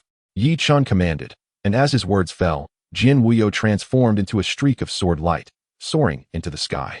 Roar! The thunderstorm dragon instantly sensed the intruder. Unleashing a thunderous roar, it opened its massive jaws, launching a thunderbolt as thick as a barrel toward Jian Wuyo. Freeze 1,000 miles. Mu Bingxue was prepared. The phantasmal figure of an ice phoenix unfurled behind her, and an intense chill instantly encased the thunderbolt in midair, transforming it into a colossal ice sculpture. A splendid opportunity. Jian Wuyo flickered past the ice sculpture, his sword weaving a tapestry of shimmering blossoms, cascading like a torrential downpour upon the dragon's scales, producing a cacophony of metallic clashes. The thunderstorm dragon roared in pain, beating its wings to summon a tempest of lightning, unleashing countless bolts toward the two combatants. In that moment, sword energies crisscrossed. Ice particles danced, and lightning illuminated the peak, causing the entire mountain to tremble violently. However, amidst the intense battle, as the three were fiercely engaged with the thunderstorm dragon, none noticed the shadows lurking several hundred meters away, where a few ghostly figures silently observed the fray. Leading them was a captivating woman from the Southern Gu Academy. The prodigies of the Mythical Academy truly live up to their reputation. She licked her crimson lips, her eyes glinting with avarice. Once they and that foolish dragon are mutually weakened, we shall strike. That imperial-grade dragon carcass, along with those thunder dragon heartgrass, will be ours. One of the brooding men beside her whispered, Senior sister, that Yi Chun has yet to make a move. Could it be a ruse? What do we have to fear? The enchanting woman scoffed. No matter how strong he is, can he withstand my invisible soul-devouring goo? Prepare to act. Watch my signal. With that, she discreetly retrieved a jade vial, releasing a colorless, odorless fine powder that drifted towards the battlefield on the whispering breeze. Yet, her self-assured actions did not escape Yi Chen's keen eyes. Without turning, Yichen merely curled his lips into a frosty smile. Just as the invisible goo poison neared the battlefield, he finally moved. Xiaoxi, a gentle call, and a radiant streak emerged from his contract space, instantly transforming into a resplendent nine heavens divine phoenix. Chirp! The melodious cry of the phoenix resounded through the heavens. Its noble and sacred golden flames erupted like the sun, enveloping the entire battlefield in an instant. The invisible goo powder, upon contact with the divine flames, was utterly purified, leaving not even a wisp of smoke in its wake. Moreover, the rampaging thunderstorm dragon, sensing the supreme might emanating from the source of its bloodline, suddenly froze, its once ferocious gaze replaced by boundless terror. It emitted a mournful cry, attempting to flee. Thinking of escaping? Too late. Mu Bingxue and Jian Wuyo seized this once-in-a-lifetime opportunity, unleashing their most potent attacks simultaneously. With a piercing sound, the thunderstorm dragon's seemingly impervious scales, now diminished under the awe-inspiring might, were swiftly penetrated by the sword light and ice spear, striking its vital spots. Its massive body fell with a resounding crash, vitality swiftly extinguished. Meanwhile, the Southern Gu Academy students stood utterly stunned. A mythical grade beast tamer, a phoenix. The enchanting woman's smile froze, replaced by a pallor of horror. After watching for so long, are you not going to say hello? Yichen's indifferent voice sliced through the air, as chilling as a gust from the abyss. Chapter 129. The Firefly Dares to Contend with the Bright Moon? Chapter 129. The Might of the Divine Phoenix. The Fall of the Praying Mantis. Yichen's detached voice resonated clearly in the ears of the Southern Gu Academy students. Hundreds of meters away, the leading enchanting woman felt her body stiffen, her earlier pride and greed abruptly frozen. Exposed? How is that possible? She possessed absolute confidence in her concealing Gu technique, and given the chaos of battle and the cover of thunder, she believed no one could discern their presence amidst the fray. Yichun, the chief truly knows how to jest. The enchanting woman reacted swiftly, forcibly suppressing her doubts, and gracefully emerged from the shadows. With a facade of charm, she feigned nonchalance. We were merely drawn to the spectacle of this battle, wishing to admire the talents of the Mythical Academy's prodigies, with no ulterior motives whatsoever. Her accompanying team members stepped out, faces adorned with insincere smiles. Yet the vigilance in their eyes and the fleeting glimmers of greed did not escape Yichen's observant gaze. Admire? Yichen's lips curved into a cold arc, and he did not even turn around, remaining resolutely facing away from them, his gaze fixed upon Jian Wuyo and Mu Bingxue, who had just concluded their battle. Was he admiring our exhaustion, or the worth of this imperial dragon corpse? His words tore through the facade of hypocrisy that the opponents had donned. The enchanting woman's expression finally darkened, her smile vanishing, replaced by a chilling demeanor. Since you have uncovered our intentions, it spares us the trouble of further pretense. She decided to drop the guise, her eyes now filled with venomous greed. Yichun, you are indeed formidable, but you are far too arrogant. Do you truly believe that the three of you can claim all the spoils? She stepped forward, unleashing an unreserved aura of a pinnacle master. We demand half of the corpse of this thunderstorm dragon, along with those thunder dragon heart herbs. Otherwise, this thunderous wilderness will become your grave. Jian Wuyo let out a scoff, his newly comprehended tyrant sword heart igniting his fighting spirit. You, a group of cowardly rodents, dare to speak so boldly? Rodents? The enchanting woman seemed to have heard the greatest joke. She erupted into sharp laughter. Soon, you will understand the terrifying methods of our Southern Wilderness Gu Institute. Brothers, let them witness. Yet, just as she prepared to give the command to attack, Yichen moved first. No, he did not even move. He simply called out softly, Xiaoxi. With that gentle summons, a streak of light soared from his contract space, expanding as it met the wind. Caw! A clear and resounding phoenix cry, filled with unparalleled majesty, instantly drowned out all the thunder in the heavens. A nine heavens divine phoenix, its wings spanning over 100 meters and engulfed in sacred golden flames, appeared in the sky. It shone like a second sun, radiating brilliance. Its divine might cascading down like a celestial river. Under this divine power, the tumultuous, thunderous wilderness seemed to have been paused. The raging lightning dimmed, and the howling wind ceased.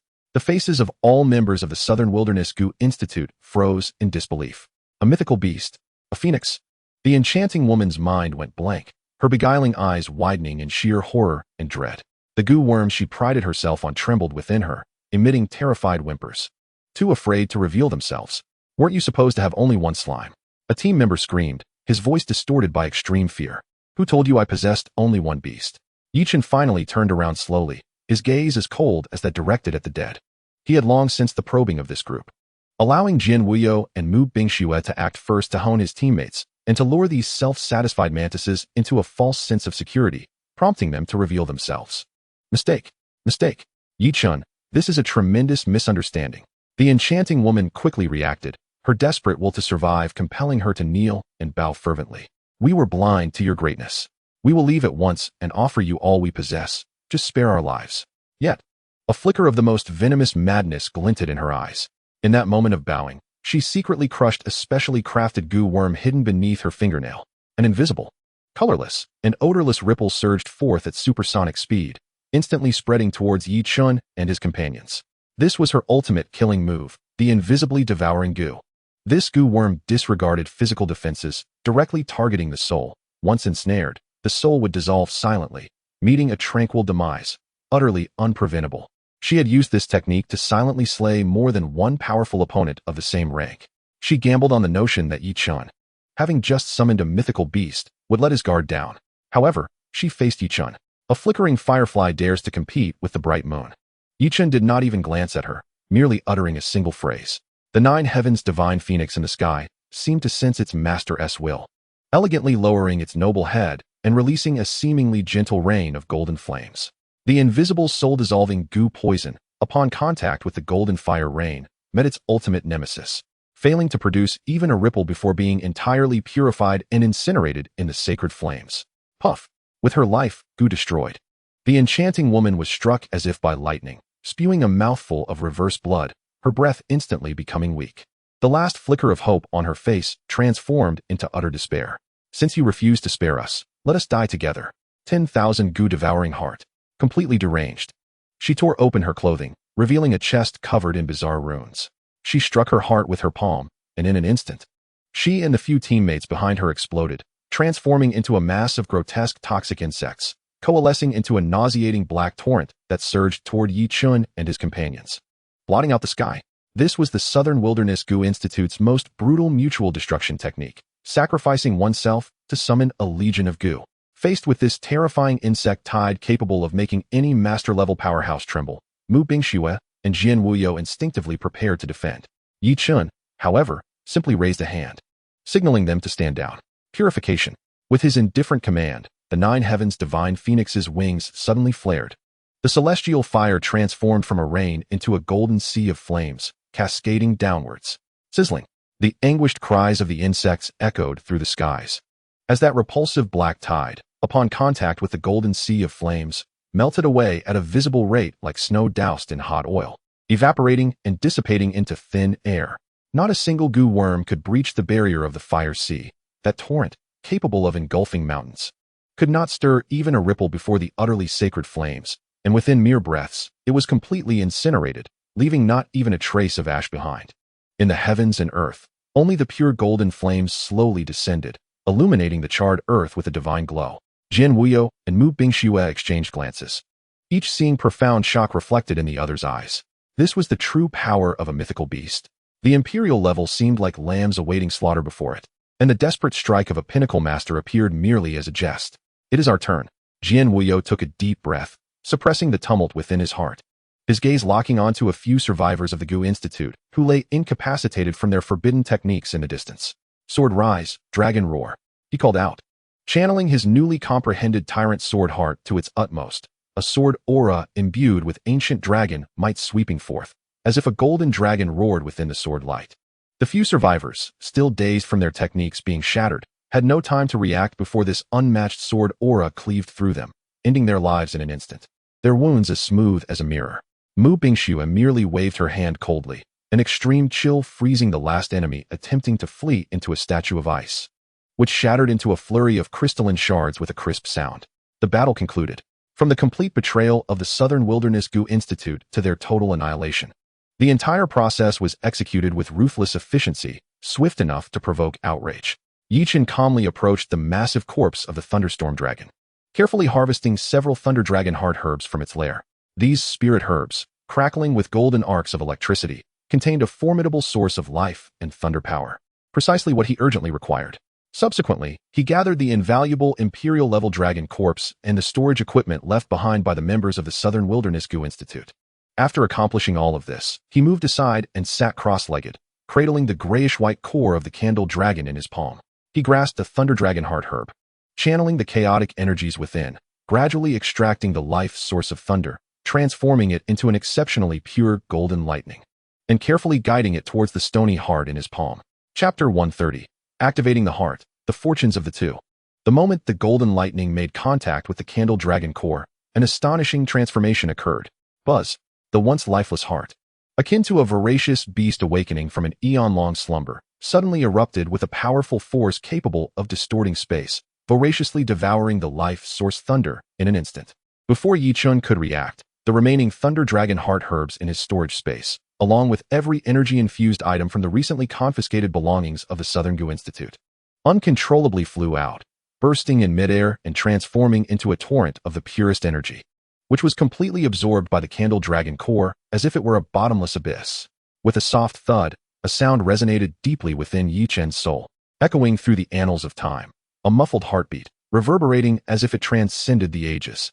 The grayish-white stony heart cracked open with a fine fissure, from which a barely perceptible yet supreme aura, imbued with the essence of time, stagnation, and the vastness of existence, began to seep forth.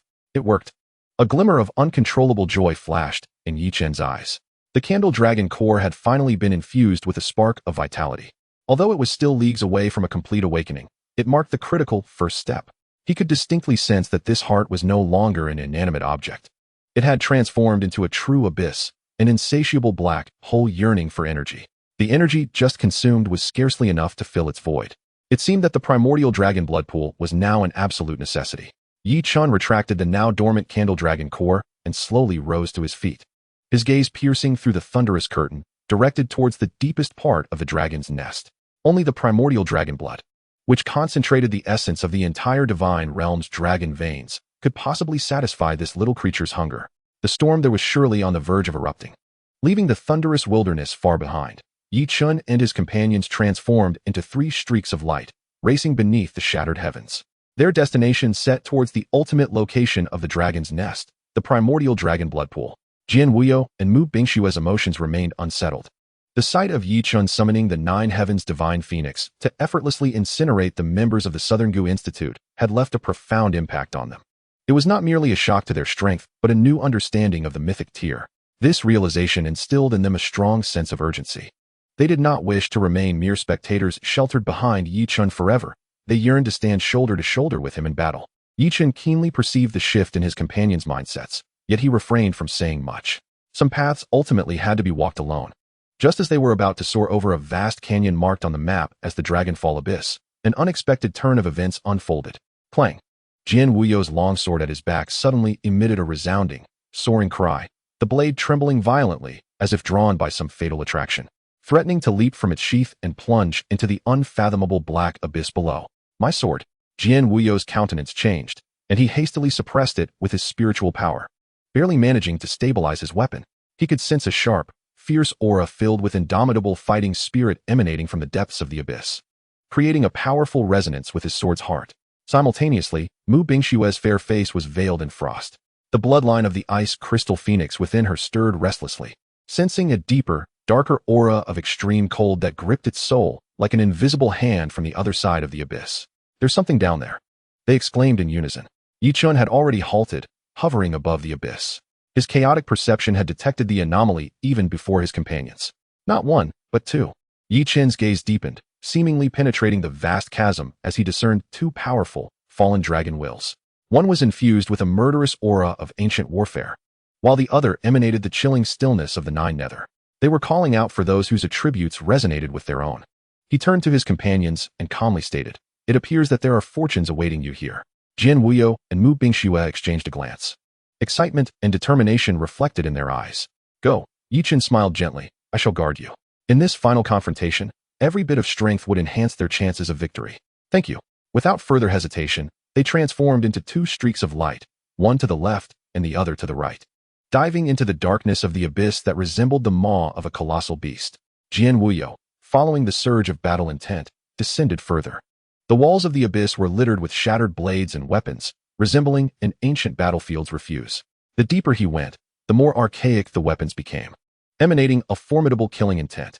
Eventually, He halted on a massive platform midway down the abyss.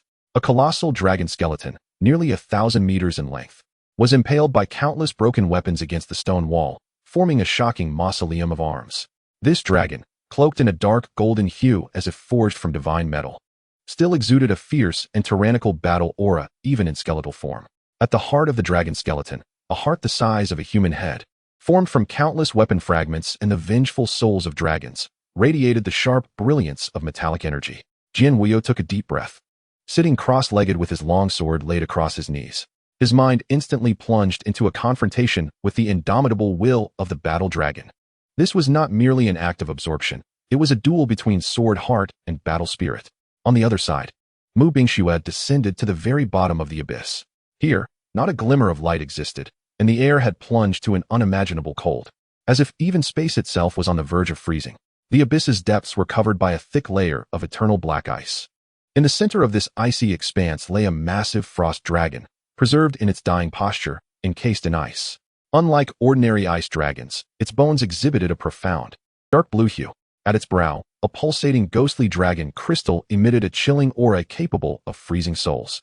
Screech! The phantom of the ice crystal phoenix materialized, gazing at the ghostly dragon crystal with a mix of desire and trepidation. Without hesitation, Mu Bingxue guided the ice crystal phoenix, cautiously attempting to absorb the pure and tyrannical cold energy emanating from the dragon crystal. Yichen quietly hovered at the entrance of the abyss, chaotic energies swirling around him, forming a vast, invisible vortex that absorbed all the energy fluctuations leaking from below, concealing them completely, ensuring not a trace of aura escaped. As time slowly passed, 2 hours later, within the abyss, a sword intent, now exponentially stronger than before, surged skyward. This sword intent was no longer merely sharp. It was imbued with a hint of ancient dragon's ferocity and savagery, as if capable of severing all in its path. Jin Wuyo suddenly opened his eyes, 2 beams of sword light flashing into existence. My indomitable sword heart, after battling and merging with the will of the war dragon, has finally undergone a transformation. Evolving into an unyielding battle sword heart, he gripped his long sword tightly, feeling the surging power within him and the relentless fighting spirit coursing through his veins. His face illuminated with ecstasy. His overall strength surged by at least 50%. At that very moment, a cry filled with both agony and rebirth echoed from the depths of the abyss. The ice crystal phoenix before Mu Bingxue shimmered with mysterious azure patterns across its crystalline wings. The cold it exhaled was no longer merely pure white ice, but bore a hint of darkness, as if it had emerged from the depths of the netherworld. Its power successfully fused with the nether dragon crystal, achieving a monumental leap in quality, and even comprehending the bloodline divine ability, Nether Ice Flame. Their auras soared to the heavens, both experiencing an epic enhancement in strength. They soared out of the abyss, landing beside Yi Chen, their eyes brimming with gratitude and confidence. Excellent. Yi Chen nodded, a faint smile gracing his lips. Now, our team is truly complete. Just as his words fell, his gaze sharpened, focusing on the distant horizon. It appeared that the earlier commotion had indeed attracted some unwelcome guests. In the far-off sky, several formidable presences approached with astonishing speed. Leading them was a figure clad in a luxurious dragon robe, his handsome visage radiating arrogance, surrounded by an aura of draconic majesty, undeniably noble. He rode upon a majestic sea dragon, his eyes sharp as lightning, locking onto the recently subdued Dragonfall abyss. It was none other than the chief dragon prince of the Eastern Sea Martial House. How audacious it is for someone to dare to covet the treasures of the Dragonfall before this prince, with such a rich draconic aura. The cold and domineering voice of the dragon prince echoed from afar, carrying an undeniable authority, as if all the fortunes of the dragon kin within this dragon nest were already his to command. Chapter 131. The Arrival of the Dragon Prince, A Clash of Wills. The dragon prince's frigid and imperious voice reverberated like a tangible chill, echoing across the skies above the Dragonfall abyss. The sea dragon beneath him let out a low growl, intertwining its dragon might with its master's imposing aura, creating a sense of oppressive dread, akin to mountains and seas, pressing down upon Yi Chen and the others. This pressure was pure and tyrannical. An ordinary master-level beast tamer would likely find their spiritual energy stagnating beneath such an oppressive force, with their fighting spirit obliterated in an instant. However, having just acquired immense fortune, both Jin Wuyo and Mu Bingxue, whose strengths and mental states had undergone a metamorphosis, showed no signs of fear. Instead, their gazes ignited with an unprecedented fervor for battle. Clang! A clear and resonant sound of a sword echoed from behind Jianhuaya. He did not even draw his sword. Merely a thought was enough for his newly reborn indomitable sword heart to resonate with the lingering will of the war dragon that pervaded the depths of the abyss. A pure, sharp sword intent, mingling with the ferocity and resilience of battle, surged from within him, manifesting as an invisible colossal sword that effortlessly cleaved the dragon prince's oppressive might in two. Within a 3-foot radius around him, tranquility reigned. The overwhelming pressure seemed to be isolated in another realm. Jianhuaya slowly raised his head, his gaze locking onto the aloof dragon prince hovering above. A smirk of unabashed derision curling at the corners of his lips. Dragon prince? What grandiose claims you make. Is this dragon nest your family's establishment? Do all fortunes associated with dragons now bear the surname Long? This is the first I've heard that the tides of the Eastern Sea can reach this inland divine kingdom. His voice was soft, yet each word struck like a blade, ruthlessly piercing the lofty demeanor of the dragon prince. Almost simultaneously, Mu Bingxue, who had remained quietly by the side, began to move. She uttered no words, merely raising her fair hand. As a flame the size of a sprouting seed ignited at her delicate fingertips, the color of the flame was extraordinarily peculiar, presenting a profound azure hue. As if it was not burning, but rather freezing. It emitted no warmth. Instead, it caused the surrounding air temperature to plummet to freezing point. Visible wisps of white frost emanated from the flame, rippling the very fabric of space, as if it were on the verge of crystallizing into ice. This was the Nether Ice Flame, a transformation born from the fusion of the Nether Dragon Crystal's power with the bloodline divine ability of the Ice Crystal Phoenix. This chilling essence, capable of freezing souls, silently spread forth, precisely targeting the Dragon Prince. The domineering aura surrounding him, in the face of this nether cold, faltered as if confronting its nemesis, its tumultuous flow slowing, dimming slightly. A flicker of surprise crossed the Dragon Prince's piercing gaze. He had anticipated numerous scenarios, whether the opponents would panic or feign bravado.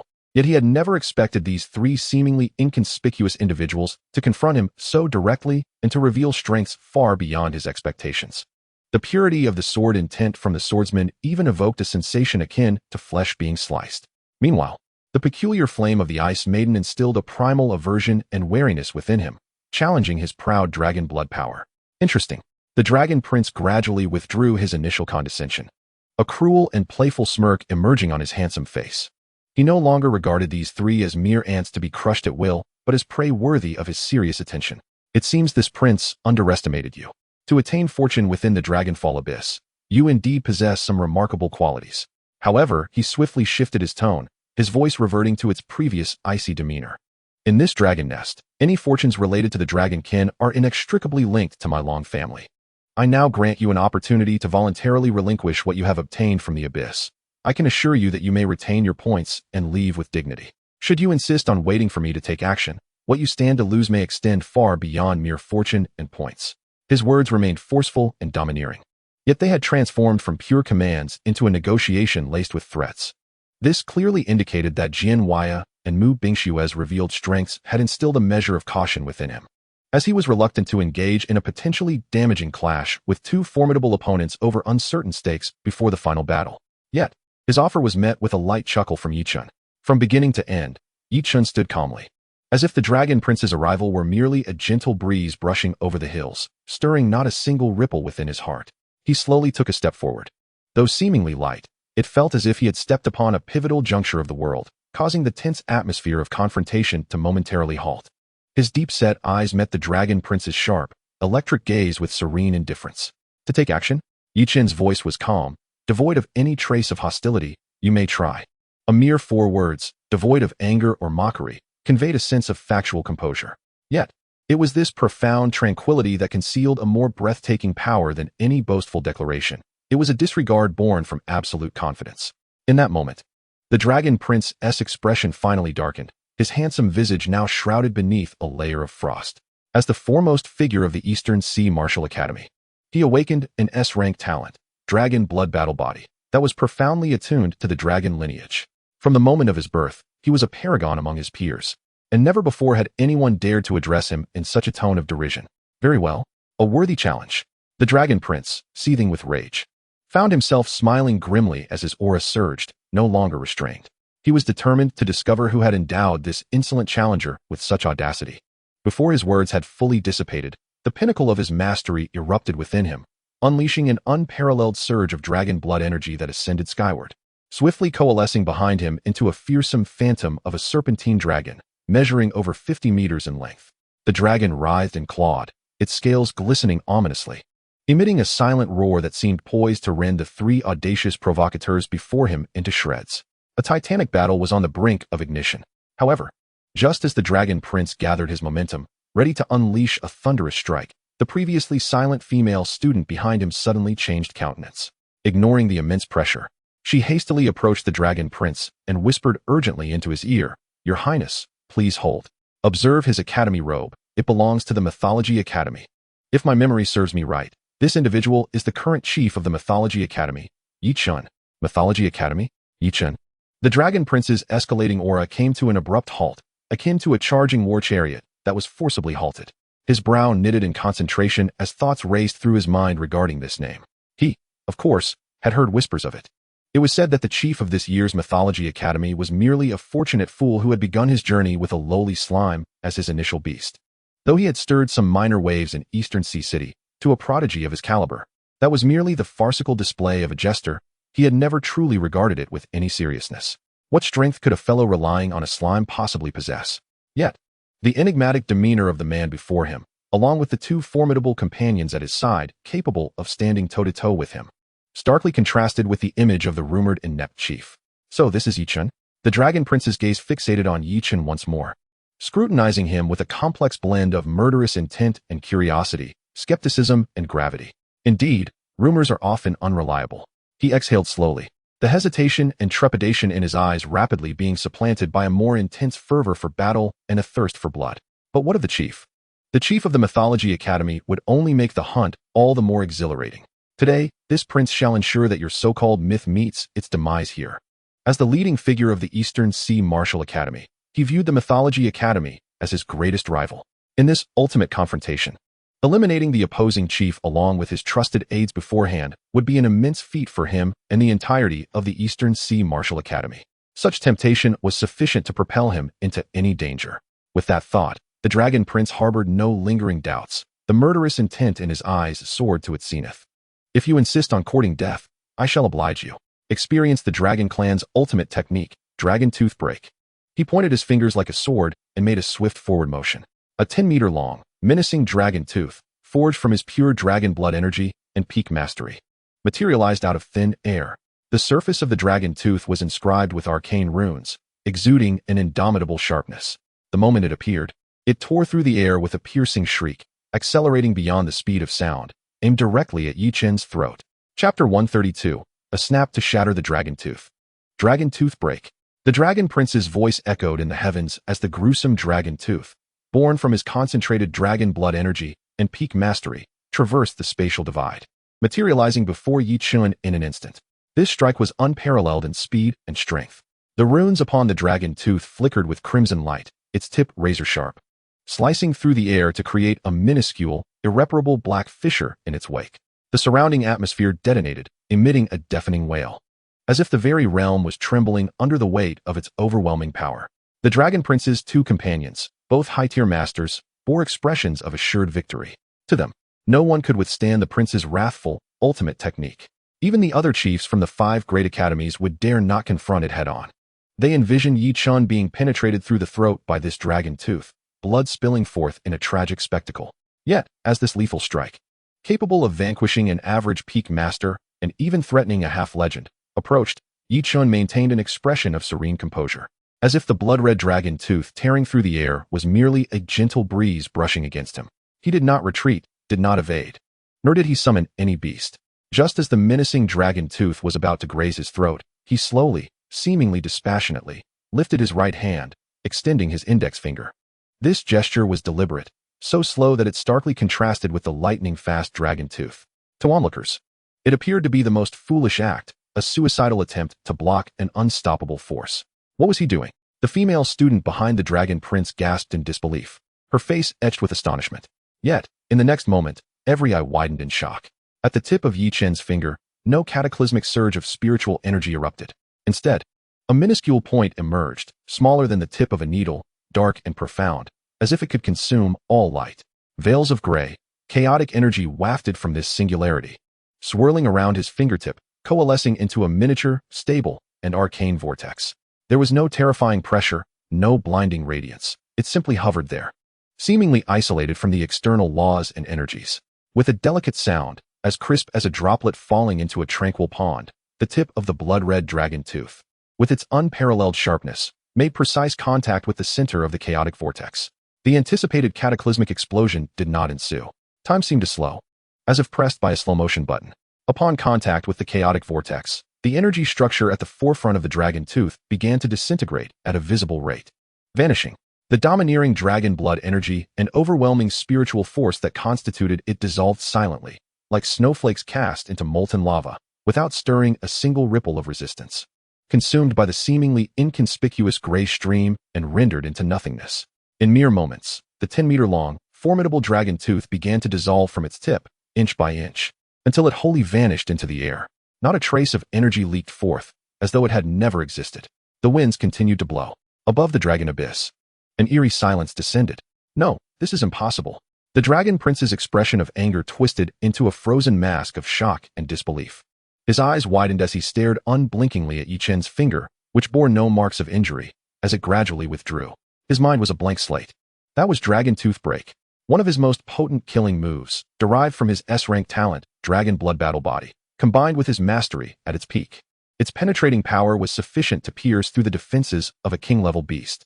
Yet now, such a strike has been effortlessly brushed aside by the opponent with a mere finger, as if it were a fleeting cloud. This is no longer mere defense. It is an utter obliteration on a dimension beyond comprehension. He could not even sense an energy counterbalance of the same caliber emanating from his adversary. His attack vanished like a drop in the ocean, leaving no trace, not even the slightest feedback. This sensation is far more unsettling and humiliating than being directly overpowered by a greater force. Your Highness, what manner of power is this? The trembling voice of the male student behind him was suffused with dread. Long Prince's Adam's apple bobbed with difficulty as he fixed his gaze upon Yichun, squeezing out a few words through gritted teeth. What technique is that? Technique? Yichun retracted his finger and dusted off non-existent particles from his sleeve, as if he had merely performed a trivial task. He lifted his eyelids, his calm gaze settling on Long Prince, and remarked lightly, I merely wish to inform you that your so-called ultimate skill is utterly insignificant before me. You. This statement struck Long Prince's inflated pride like a resounding slap, causing his face to flush crimson before turning an ashen hue. A tempestuous rage brewed within him, more ferocious than before. Very well, very well. Long Prince seethed, his handsome visage distorting in fury. It seemed that without unleashing his true power, he would not comprehend the vast chasm that lay between the foremost among the foremost. He slammed his foot down upon the deep-sea dragon beneath him, barking, Arise. My companion, let this esteemed chief of the mythical academy witness the true might of a dragon. A deafening roar reverberated through the heavens, emanating from the contractual array beneath him. A presence far more pure, noble, and powerful than the deep-sea dragon surged forth, akin to an ancient monarch awakening, sweeping across the entire sky. Chapter 133, The Clash of Dragons and Phoenixes. With a roar that surpassed the deep-sea dragon in purity, nobility, and sheer dominance. The sound erupted from the contract array beneath Long Prince.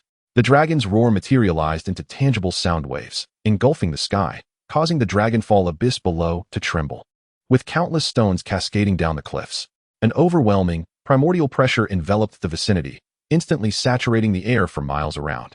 Under the awe-stricken and fervent gazes of Long Prince's two subordinates, a colossal dragon over 100 meters in length broke free from the restraints of the array, coiling majestically in the sky. This was a dragon adorned in azure scales, its form agile and exuding an aura of strength. Two horns adorned its head, reminiscent of the cold iron of the deep sea, while its four powerful claws shimmered with a metallic glint. A long, sinuous tail swayed lightly, generating a thunderous roar with every movement. This was no ordinary dragon. It was a being of exceptionally pure lineage, a true dragon species. Beast name, Songhai Balong. Rank, Emperor tier, high level 8. Bloodline, pure blood Emperor class. The emergence of this Emperor tier dragon rendered the air humid and heavy, as if the entire sky had transformed into an intangible ocean, with it as the sole sovereign within. Yichun, Long Prince stood atop the Songhai Balong, surveying from a commanding height, merging his dragon aura with that of the powerful beast, his presence reaching its zenith. His handsome countenance, twisted by rage, now radiated absolute confidence. Now, Do you still dare to assert your capability to contend? Faced with the immense pressure that seemed to solidify space itself, Jian Wuyo and Mu Bingshue's expressions shifted, and they immediately channeled their entire spiritual energy to resist, yet they still felt their hearts quiver. This was the true power of the foremost leaders among the 5 great academies. With a single move, an Emperor-tier beast is unleashed. However, at the epicenter of this oppressive force, Yi Chun remained unfazed. He slowly raised his head, casting a glance at the imposing Tsang Hai Ba Long, and then spoke with a measured tone. Emperor-tier, commendable bloodline. Sadly, before me, a dragon is destined to coil. As his words fell, he ceased all further discourse. A similarly noble, fervent, and seemingly divine aura surged from within him, soaring skyward. With a clarion call, a phoenix's cry echoed through the heavens, piercing and resounding, eclipsing even the dragon's roar. Golden red flames erupted, dispelling all dampness and oppression. Amidst the blazing divine fire, a magnificent phoenix of the 9 heavens, with a wingspan exceeding 100 meters and adorned in resplendent plumage, made its majestic entrance. Beast name, 9 heavens divine phoenix. Rank, Emperor-tier pinnacle, half-step ruler. Bloodline mythical class. Holy, noble, blazing, and radiant, the appearance of the divine phoenix resembled the arrival of a solar orb, forming a stark contrast against the Tsang Hai Ba Long, which symbolized the depths of the sea and dominance. The age-old adversaries, dragon and phoenix, hovered above the shattered divine realm. Even before engaging in battle, the collision of their auras produced a heavy vibration of space, straining under the burden. An Emperor-tier divine phoenix. Long Prince's pupils constricted sharply, and an unmistakable astonishment flickered across his face. Why, you have actually contracted a mythical-level phoenix, and cultivated it to the pinnacle of Emperor-tier. It was only now that he comprehended the profound depth of Yi Chen's confidence. Now, it is my turn to inquire. Yi Chen's voice, illuminated by the fiery halo of the phoenix, resonated with an air of indifference and authority. Will you still take action? Ha! Excellent. What a remarkable chief of the Mythical Academy. Long Prince erupted into manic laughter after a brief moment of shock, his eyes ablaze with battle fervor. As fellow Emperor-tiers, my Tsang Hai Ba Long possesses the bloodline of the Emperor of the Sea. Today, I shall slay a deity, using the blood of the phoenix to cleanse the humiliation I just endured. Tsang Hai Ba Long, tidal dragon breath. With the command given, the Tsang Hai Ba Long opened its enormous maw, instantly forming a highly compressed blue water orb, which it unleashed with a thunderous roar. This was no ordinary flow of water, but a torrent infused with its primal power, boasting terrifying impact and corrosive capabilities. As the blue deluge surged forth, it tore through space, producing a series of ear-splitting sonic booms, its might threatening to carve a hole in the very sky. In response to this cataclysmic strike, the 9 heavens divine phoenix emitted a proud cry. It did not retreat. Instead, it soared forward, its wings snapping together to conjure a massive barrier of the purest nirvana divine fire before it. Boom! Water and fire, representing 2 extremes of power, collided mid-air with a resounding crash. In that instant, the entire world seemed to fall silent. What followed was a deafening explosion of energy. A violent shockwave radiated from the point of impact, sweeping outward in all directions. A vast quantity of steam was evaporated, forming a gigantic mushroom cloud that obscured the sun for miles around. Jian Wuyo and Mu Bingshue hastily joined forces to erect a defensive shield, barely managing to stabilize themselves amidst the aftermath, their eyes wide with shock. However, Long Prince's assault did not cease there. The sheer force of the tidal dragon breath proved overwhelmingly fierce, despite the majority of its energy being consumed by the divine fire barrier. The residual physical impact and remaining dragon attribute energy still broke through the divine fire's defenses. Bang! An invisible force struck Yi Chen squarely in the chest. He let out a muffled groan as his body was propelled backward uncontrollably for several dozen meters, despite the chaotic energy dissolving 99% of the force in an instant.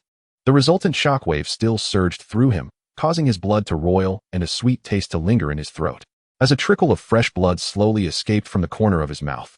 Although merely a trivial injury, this marked the first time Yi Chun had sustained a wound in direct confrontation since entering the dragon's nest.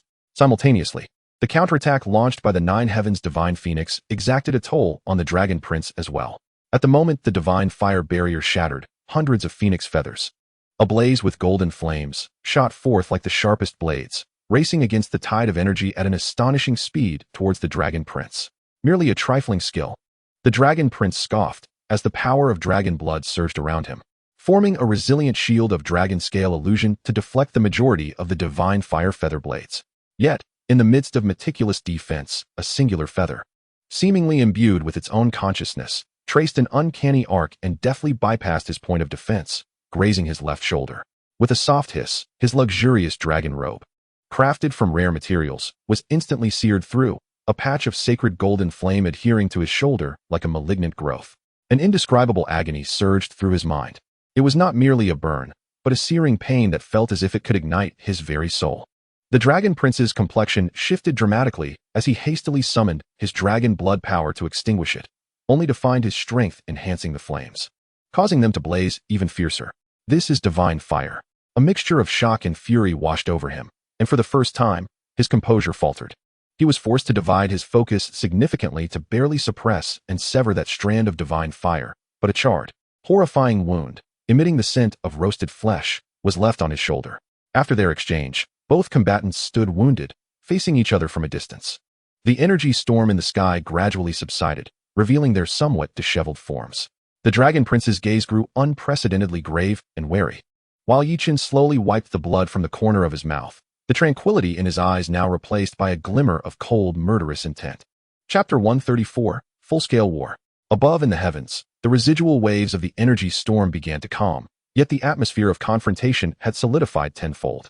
From the charred flesh around the wound on the Dragon Prince's shoulder, wisps of golden flame continued to stubbornly burn, each flicker sending waves of searing pain deep into his soul. His complexion turned ashen as he fixed a steely glare at Yichun, the pride and disdain in his eyes completely evaporating, replaced by an eruption of fury akin to a volcanic eruption. "Well done. You have successfully provoked me," he uttered, each word heavy and frigid. With a fierce stamp of his foot, he unleashed the full extent of his S-rank talent, the Dragon Blood Battle form. A resounding dragon roar erupted from within him, an intricate azure dragon scale illusions manifested upon his exposed skin. His physique visibly grew taller, muscles swelling with explosive power. An even more ferocious torrent of dragon blood energy surged into the Songhai overlord beneath him like a raging flood. Unity of man and dragon. The fury of Songhai. The roar echoed. Empowered by its master, the Songhai overlord's aura surged once more. No longer reliant on energy attacks. Its colossal form abruptly swung its dragon tail, generating a terrifying sonic boom that tore through the air, sweeping towards the she-phoenix like a blue mountain. This strike was a pure amalgamation of strength and speed. The space twisted in the wake of the dragon tail, as if it might shatter under the weight of such brute force. However, this time, the she-phoenix chose not to withstand the blow. Just as the dragon tail was about to make contact, it emitted a melodious phoenix cry, its entire form transforming into a stream of golden red light, vanishing from sight at a defiance of physical laws. Divine Phoenix Flash. Boom. The Songhai overlord's powerful tail struck nothing but empty air, crashing violently into the distant void, triggering a series of intense spatial tremors. In the next heartbeat, the she-phoenix's figure materialized like a specter above the Songhai overlord's back. Chirp. With a powerful beat of its wings, it shifted from defense to offense, summoning a 100-meter-long golden flame spear formed from divine fire, the tip ablaze with the purifying essence of rebirth. Divine art, sunray spear. Not good. The Dragon Prince's expression changed drastically. The she-phoenix's speed was too swift. So swift that even he and the Songhai overlord's reactions lagged. He could only watch helplessly as the flame spear, capable of threatening imperial-level life, plunged down towards the most vulnerable part of the dragon's back. In that critical moment, the two subordinates who had been observing the battle could no longer contain themselves. "Your Highness, we come to assist you. You shall not harm the prince," they shouted in unison, launching their attack. A king-level pinnacle bone dragon, shrouded in black armor and exuding a deathly aura, and a similarly massive king-level pinnacle tsunami dragon were instantaneously summoned, one to the left and one to the right, attempting to intercept the descending sunray spear. They understood well that if the Songhai overlord were to be injured, the balance of this battle would be irrevocably shattered. "Your opponents are us." A clear and calm voice resonated behind them. The Eastern Sea student who summoned the bone dragon felt an intensely sharp, sword-intent lock onto him, raising the hairs on his body. He turned in horror, only to see a brilliant sword light had appeared before him unbeknownst to Wen. Jin Waya stood with a long sword in hand, his gaze placid, yet the indomitable spirit of a warrior emanated from him as if it could pierce through the heavens. He uttered no further words. With a single stroke, the sword light transformed into a streak traversing the horizon, accurately slicing towards the bone dragon that sought to intervene. Clang! The sword light clashed with the bone dragon's hard claws, producing a jarring sound of metal against metal. The pinnacle bone dragon was forced to retreat repeatedly under the might of that strike, a deep sword mark etched upon its claws. Meanwhile, Mu Bingshua's silhouette quietly emerged. She simply raised her hand, pointing at the tsunami dragon that was stirring up a colossal wave. A palm-sized, ethereal blue flame lotus spun forth towards the towering wave. The tsunami dragon's master, witnessing this, wore a look of disdain. Such a diminutive flame dared to contend against the wave conjured by his beast. However, the moment the ethereal blue flame lotus made contact with the massive wave, his expression of disdain froze entirely. Crack! The sound of freezing resonated in unison. The towering wave, capable of toppling a city, began to freeze at an extraordinary speed from the point of contact with the ethereal ice flame, transforming into a colossal blue iceberg radiating an eerie chill. Even the tsunami dragon was affected by this bizarre cold, its movements becoming stiff and sluggish. A thin layer of frost enveloping its immense form. What kind of flame is this? The student exclaimed in terror.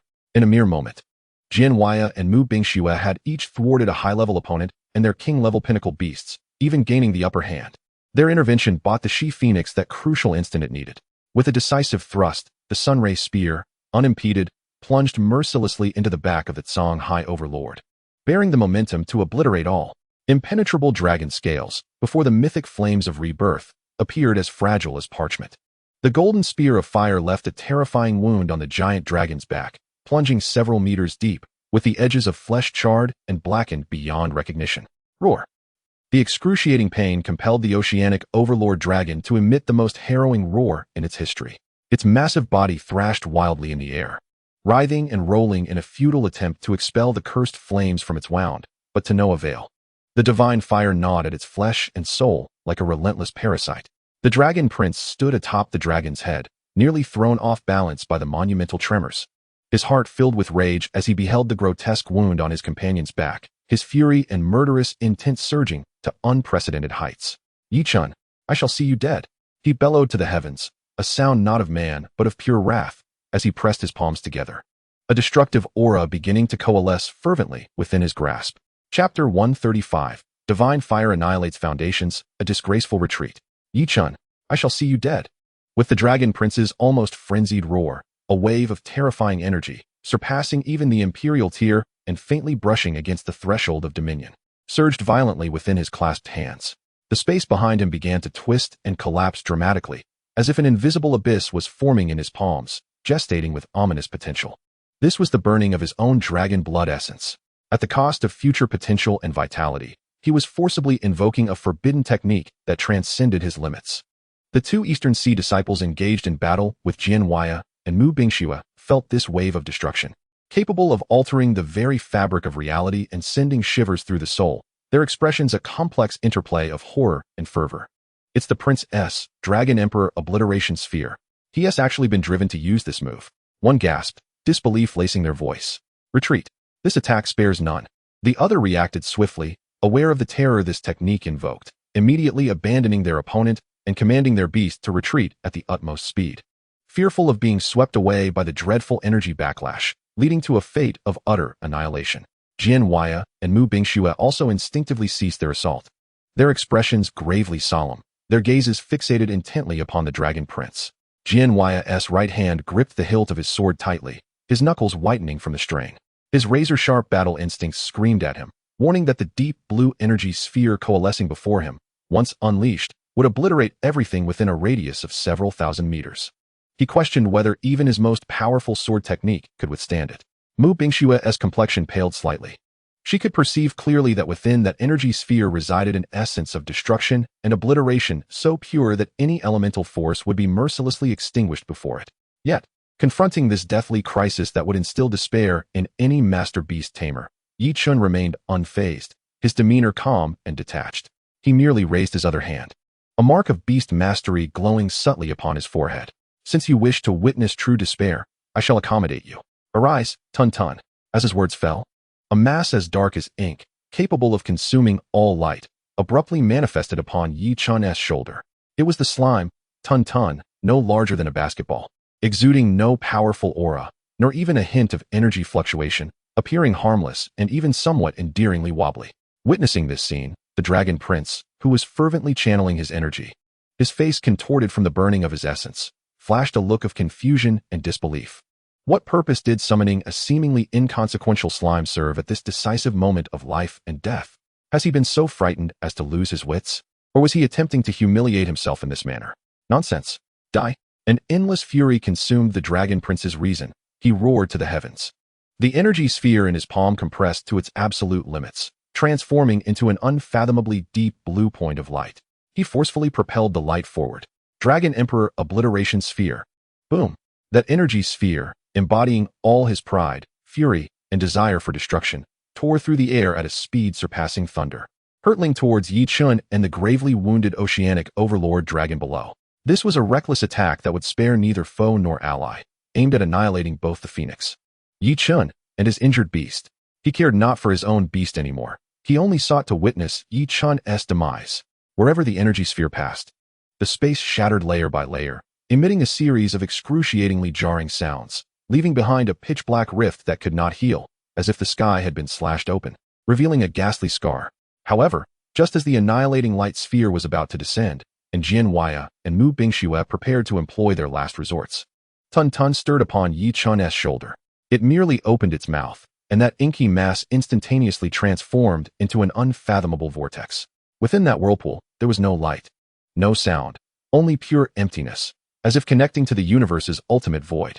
In the incredulous gaze of the Dragon Prince and his two subordinates, that Dragon Emperor Obliteration Sphere, capable of obliterating mountains and evaporating rivers, upon contact with the black vortex, vanished without a trace, as if a cow had sunk into the sea, without a sound or ripple, silently consumed. No earth-shattering explosion, no cataclysmic shockwave, not even the slightest energy leakage. That world-destroying strike simply dissipated. It was as if the overwhelming force had been nothing but a jest. Tun Tun's form slightly swelled before returning to its original state, even letting out a human-like burp. A barely perceptible blue spark flickering across its dark body, before resuming its seemingly innocuous demeanor. No, this cannot be. This is absolutely impossible. In that moment, the Dragon Prince's psyche shattered completely. The strongest strike he unleashed by burning his essence, wagering everything, was consumed by a seemingly harmless slime. What a ridiculous, paradigm-shattering spectacle. This was more unbearable than being defeated outright. He felt as if his very soul and dignity had been devoured cleanly by that slime along with the energy sphere. And this was precisely the despair that Yi Chun had gifted him. It is time to end this. Yi Chun's cold voice resonated in the Dragon Prince's ears like the final decree of death. The Phoenix behind him, under Yi Chun's command, emitted a sound that could rend gold and shatter stone. She unfurled her wings, the golden flames engulfing her, transforming into an overwhelmingly radiant platinum hue, dazzling to the point of being unapproachable. This was the supreme divine fire, the true fire of the sun, a fusion of the flames of rebirth and the essence of the sun, divine judgment of the sun. The Phoenix raised her head high, unleashing a slender but exquisitely refined torrent of platinum flames. This torrent did not target the already mentally broken Dragon Prince, but rather enveloped the thrashing, wounded Oceanic Overlord Dragon below with an unstoppable force. No. The Dragon Prince's eyes bulged in fury as he emitted a wail that was more akin to an animal's than a human's. This time, the platinum flames did not instantly vaporize the Oceanic Overlord Dragon. Instead, they inflicted a cruelty more torturous than annihilation, like countless minuscule divine needles, penetrating every scale, every sinew, and even the deepest recesses of its very soul. Roar. The Oceanic Overlord Dragon's roar was cut short, transforming into a feeble lament. Its colossal form convulsed violently in the air, the essence of life rapidly diminishing at an avalanche-like pace. The true fire of the sun was incinerating its very bloodline at the source, obliterating its spiritual essence, and dismantling the foundational pillars of its existence as an imperial dragon. With a splutter, the Dragon Prince, as if struck by lightning, expelled a significant mouthful of purplish-black, primordial blood.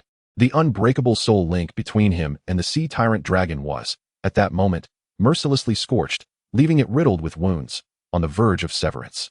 An unimaginable backlash of soul-wrenching agony plunged him into darkness, nearly causing him to lose consciousness. His destined beast had not perished. Yet, it was more dreadful than death. It had been utterly crippled. Its imperial-level cultivation had been incinerated to oblivion, its noble dragon lineage scorched to exhaustion. And the fire of its soul flickered dimly like a candle in the wind, its massive body losing all luster, plummeting from the sky like a charred piece of coal. It had descended from its lofty imperial status to a near-death state, inferior even to ordinary beasts. The torment of falling from the clouds into the abyss. Witnessing the transformation of his closest companion into a mere shadow of its former self was far more harrowing than the shock of death itself. An overwhelming desire for survival and boundless hatred eclipsed all else. Without hesitation, the Dragon Prince fumbled in his bosom and crushed an ancient jade talisman radiating powerful spatial fluctuations. This was the invaluable treasure bestowed upon him by the Dragon Palace of the East Sea, the talisman of long-distance teleportation, capable of forcibly opening a path to survival even in the unstable realm of the Shattered Divine Kingdom. A silver light enveloped his disheveled form. Yi-chun, I shall remember you. The humiliation of this day, the Dragon Palace of the East Sea shall repay 100-fold. Leaving behind a statement devoid of conviction, laced with a hint of desperation, his figure vanished in an instant amidst the distortion of space. He fled, abandoning his companions, forsaking his life-bonded beast. Now reduced to a mere husk, he escaped in utter disarray like a lost dog. The sky returned to tranquility, leaving only Yi-chun, Jianhuaya, Mu Bingxue, and the two East Sea disciples who had been discarded, pale-faced and trembling like aspen leaves. Chapter 136, Clearing the Battlefield, the Dragon Feast. The silver ripples of space dissipated entirely, and the sky regained its original hue, as if the cataclysmic battle had never unfolded. Yet, the sea dragon, encased in ice and frozen in horror, and the bone dragon, its claws severed and ghostly flames dimmed, silently narrated the ferocity of the conflict. The Dragon Prince had fled. He had left everything behind, escaping in disgrace. A peculiar silence enveloped the scene. The two abandoned East Sea disciples now resembled marionettes stripped of their strings, suspended in midair.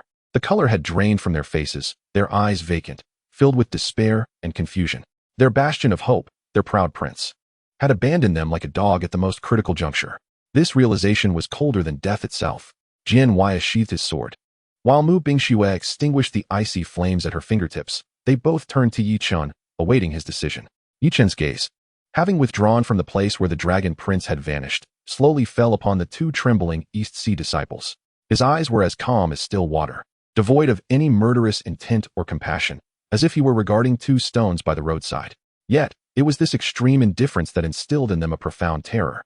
"Spare us." One of them, his mental defenses utterly shattered, knelt in the void, trembling as he pleaded, "Senior Yi." "No, Lord Yi. This was all the Dragon Prince's design. We merely acted on orders. I beseech you, have mercy, and grant us a path to survival." The other, awakening from his stupor, followed suit. Bowing fervently, "We are willing to relinquish everything. Just spare our lives. We swear, we will not utter a word about today to anyone." Yi-chun remained silent, merely observing them. The weight of that silence was more torturous than any form of torture. Finally, as fear threatened to crush them, Yi-chun spoke, his tone devoid of warmth. "Your lives hold no value to me."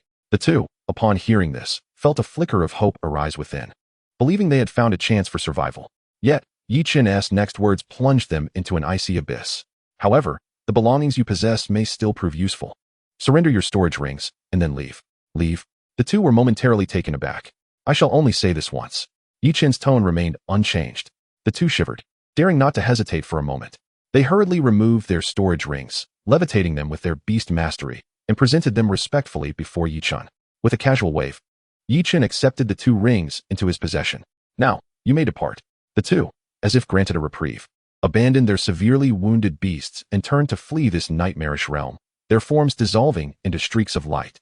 However, Jianhuaya's figure flashed and obstructed their path, the intent of his sword manifesting faintly. "Brother Yi, will you truly let them go? Releasing a tiger back to the mountain will bring endless troubles," he remarked, his principles more direct, believing in eradicating threats at the roots. Mu Bingxue added softly, "The East Sea Dragon Palace possesses immense power. If they return alive, your identity and today's events will inevitably be revealed." Yet, Yi-chun shook his head, his gaze drifting toward the vast and perilous Shattered Divine Kingdom below. A cold smile gracing his lips. Killing them would be too lenient. In this realm fraught with peril, two master-level beast masters stripped of all resources, how long do you think they can survive? Jianhuaya and Mu Bingxue immediately grasped Yi-chun's intent, their gazes toward the two disciples tinged with a hint of pity. Indeed, here, devoid of resources, without a means of survival, and with their beasts gravely injured, their fate would likely be 100-fold more tragic than death itself. They would be slowly tormented to death by unending hunger, despair, and the pursuit of ferocious beasts. This was far more cruel than ending their lives with a single sword strike. The two East Sea disciples comprehended this as well. The flicker of hope that had ignited within them was extinguished instantaneously, replaced by a deeper despair. They looked at Yi Chun as if he were a devil. "Depart." Yi Chun spoke coolly. Jian Huaya withdrew his sword intent, clearing the way. The two, dazed and lost, moved like soulless husks toward the horizon, disappearing into the skies. They understood that awaiting them were fates more terrifying than death itself. Having dealt with the lesser threats, Yi Chun turned his attention to the true spoils of war. He moved swiftly to the side of the sea tyrant dragon, which had plummeted from the sky and crashed into a forest. Once a majestic imperial dragon, it now lay gasping for breath, its massive form riddled with horrific wounds from the true fire of the sun, the flame of life flickering weakly, on the verge of extinguishment. In its eyes remained only boundless pain and pleading. "What a waste," Yi Chun remarked, gazing at the invaluable dragon carcass with a hint of regret. Were it not for the necessity to utterly crush the dragon prince's spirit, he would have hesitated to inflict such a heavy blow. A complete imperial dragon, with its scales, blood, tendons, bones, and even its core, was a treasure trove of top-tier materials for both crafting and alchemy. Nevertheless, it was not too late. Tun, with a thought, Yi Chun summoned the joyful slime from his shoulder. Facing the dragon, a creature millions of times its size, Tun displayed no fear, instead radiating an intense excitement. Its obsidian body rapidly expanded, transforming into a colossal black curtain that gradually enveloped the entire body of the oceanic overlord dragon. There were no sounds of gnashing or tearing, only an eerie silence. The mountain-like dragon form was being dismantled, devoured, and digested at a visibly swift pace within that writhing darkness. Jian Huaya and Mu Bingxue observed this spectacle from the side. Even though it was not their first encounter, they still felt a chill run down their spines. This insatiable ability to consume was undeniably tyrannical and utterly unreasonable. "Brother Yi, what exactly is this slime of yours?" Jian Huaya could not help but inquire, struggling to reconcile this terrifying creature with the lowly monsters described in the tomes. Yi Chun chuckled, offering no explanation, merely stating, "It's just a little fellow with quite an appetite." At that moment, a long-lost system notification echoed frantically in Yi Chun's mind. "Your beast, Tun, is currently devouring the peak Emperor tier creature, Oceanic Overlord Dragon, on the verge of death. Massive high-quality dragon lineage life essence detected. Consumption progress, 1515. Warning. Energy is excessively vast. Tun is about to enter a forced evolutionary hibernation period." Chapter 137. Evolutionary Hibernation, Ancestral Dragon Blood Pool. Warning. Energy is excessively vast. Tun is about to enter a forced evolutionary hibernation period. The cold system notification reverberated in Yi Chun's mind, interrupting his contemplation of the battle situation. He immediately redirected his focus to Tun. At this moment, the black curtain enveloping the oceanic overlord dragon was rapidly contracting. As the dragon's colossal form was entirely consumed, Tun reverted to its basketball-sized shape. However, it was now markedly different. Its body was no longer purely jet black. Deep blue dragon-shaped electric arcs flickered and danced across its surface, exuding waves of ferocious and pure draconic majesty. The entire sphere pulsated uncontrollably, expanding and contracting as if it were an extremely unstable heart, with the energy contained within reaching a critical point, on the verge of exploding. Is it about to evolve? Yi Chun felt the overwhelming fullness and intense desire for evolution emanating from the soul link, and he understood. To consume a peak Emperor tier dragon, even one on the brink of death, was an endeavor of monumental proportions.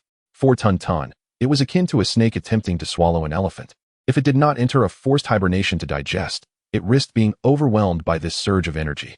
"Come back," Yi Chun commanded without hesitation, opening the beast space. Tun transformed into a streak of black light, instantly merging into Yi Chun's brow.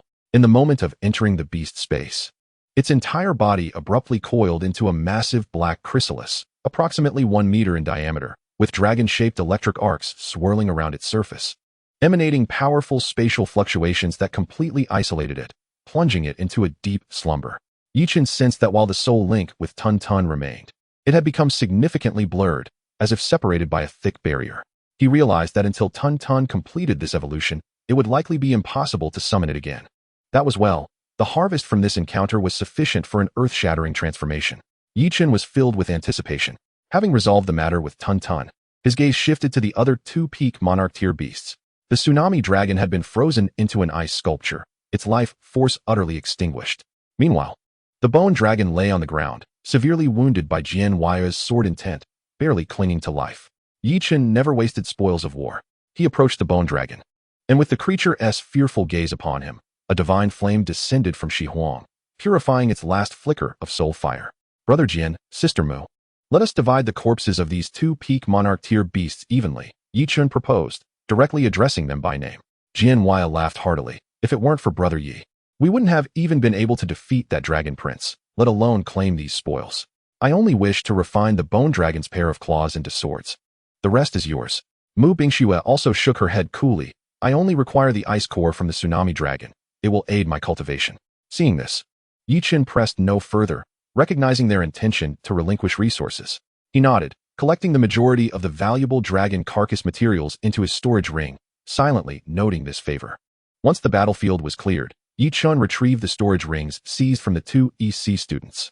Delving into the contents with his consciousness, he discovered a wealth of resources, piles of various pills and spiritual materials, a testament to the substantial wealth of the core disciples of the EC Dragon Palace.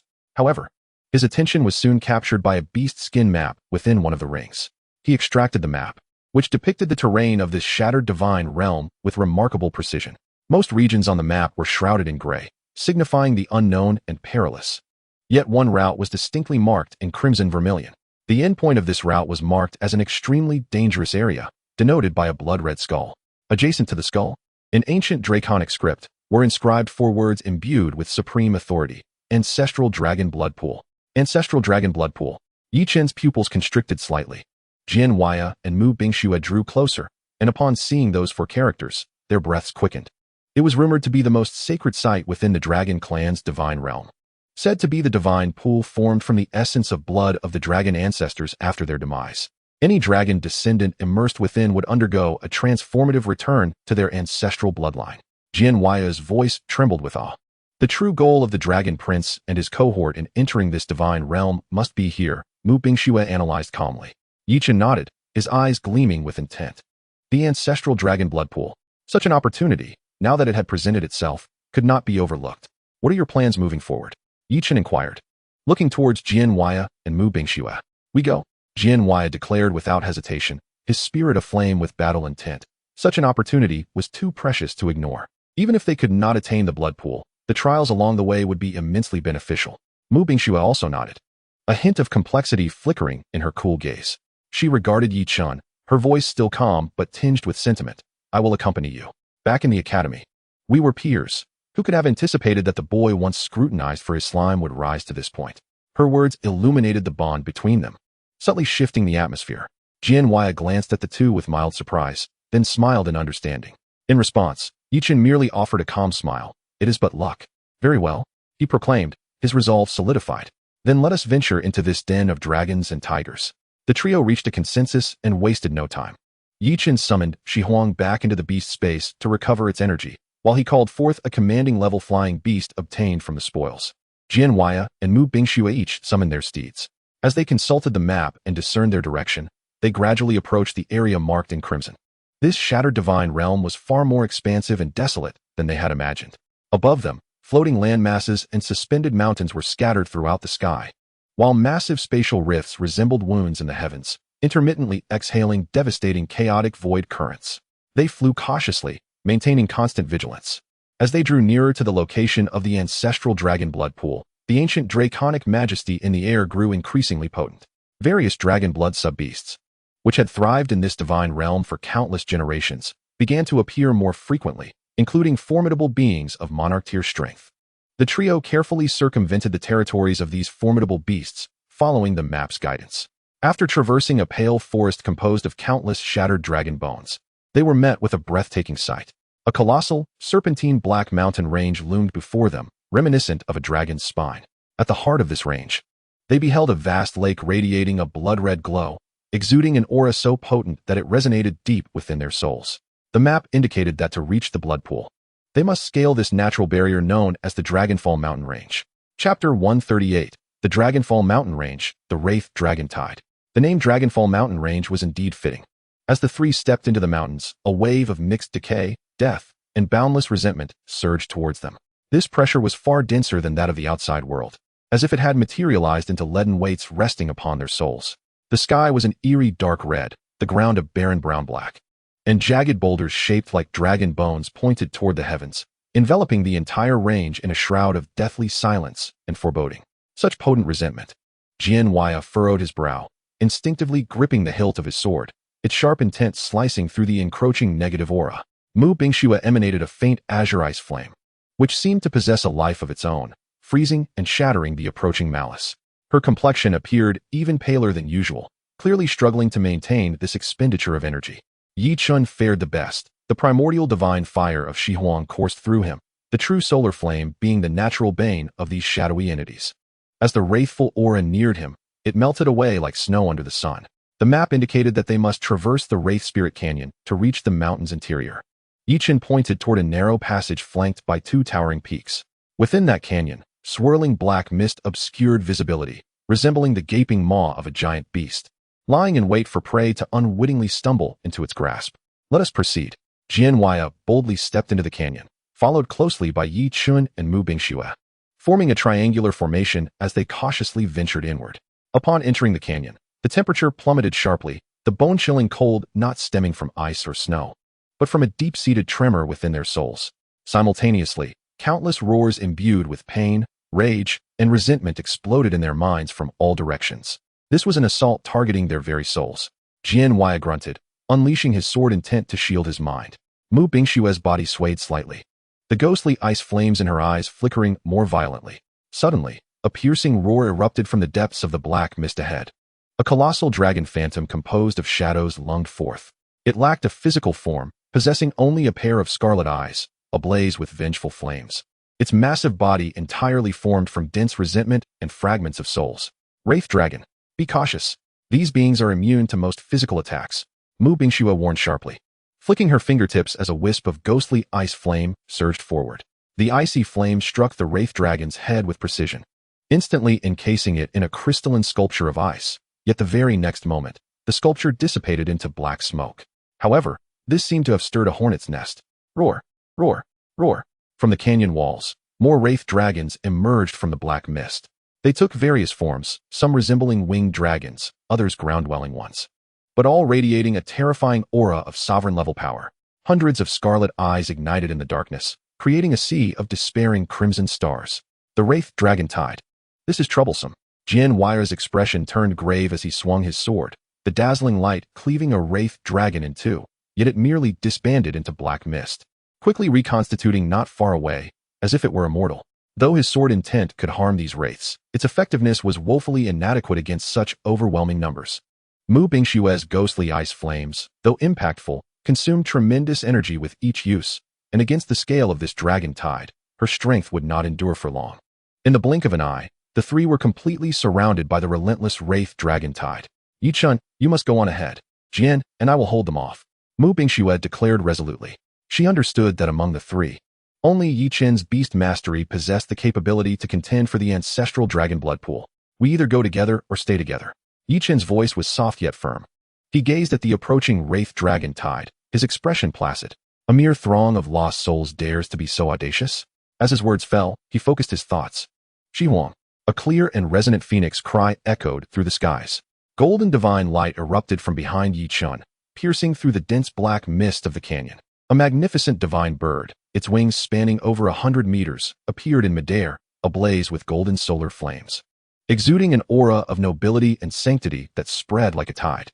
The moment Shi Huang materialized, the temperature within the canyon began to soar dramatically. The once ferocious Wraith Dragons, upon sensing the essence of the solar flames, recoiled in fear, shrieking in terror as they desperately sought to escape the reach of the divine fire's illumination. Divine power restrains the malevolent. This is an absolute suppression stemming from the life level. Purge them, Yi Chun commanded. Shi Huang let out a resounding cry, her wings flaring with might. Divine flames purification. In the next instant, a sea of golden fire erupted from her, sweeping across the entire canyon. This was not a chaotic inferno of destruction, but a cleansing flame imbued with divine warmth. Wherever the golden fire spread, the black mist dissipated and the malice evaporated. As the Wraith Dragons made contact with the flames, they did not emit cries of anguish. Rather, the endless resentment and suffering in their scarlet eyes swiftly faded, replaced by a sense of serene liberation. One by one, the Wraith Dragons transformed into motes of light and dust, vanishing into the ether as if they had been delivered from their torment. In mere moments, The wraith dragon tide that had engulfed the canyon was entirely swept away by Shi Huang's grand spell. The resentment and deathly aura within the canyon were eradicated, and even the once ominous dark red sky lightened, allowing long-lost sunlight to filter through. Jian Huaya and Mu Bingxue stood in stunned silence, awestruck by the spectacle. Was this the power of a mythic beastmaster? With a mere flick of her wrist, she had resolved the dire situation that had left them helpless. With the wraiths dissipated, the path ahead became clear. At the canyon's end, a vast, bottomless cavern loomed before the trio. At the entrance of the cave lay several dragon corpses, now mere skeletons, yet these bones were unlike any other, shining with a dark golden hue, still emanating a faint imperial pressure even after eons. As the three prepared to enter the cavern, a wave of terrifying will, 100-fold stronger than the previous wraith dragon tide, and condensed countless times over, began to awaken from the depths of the cave.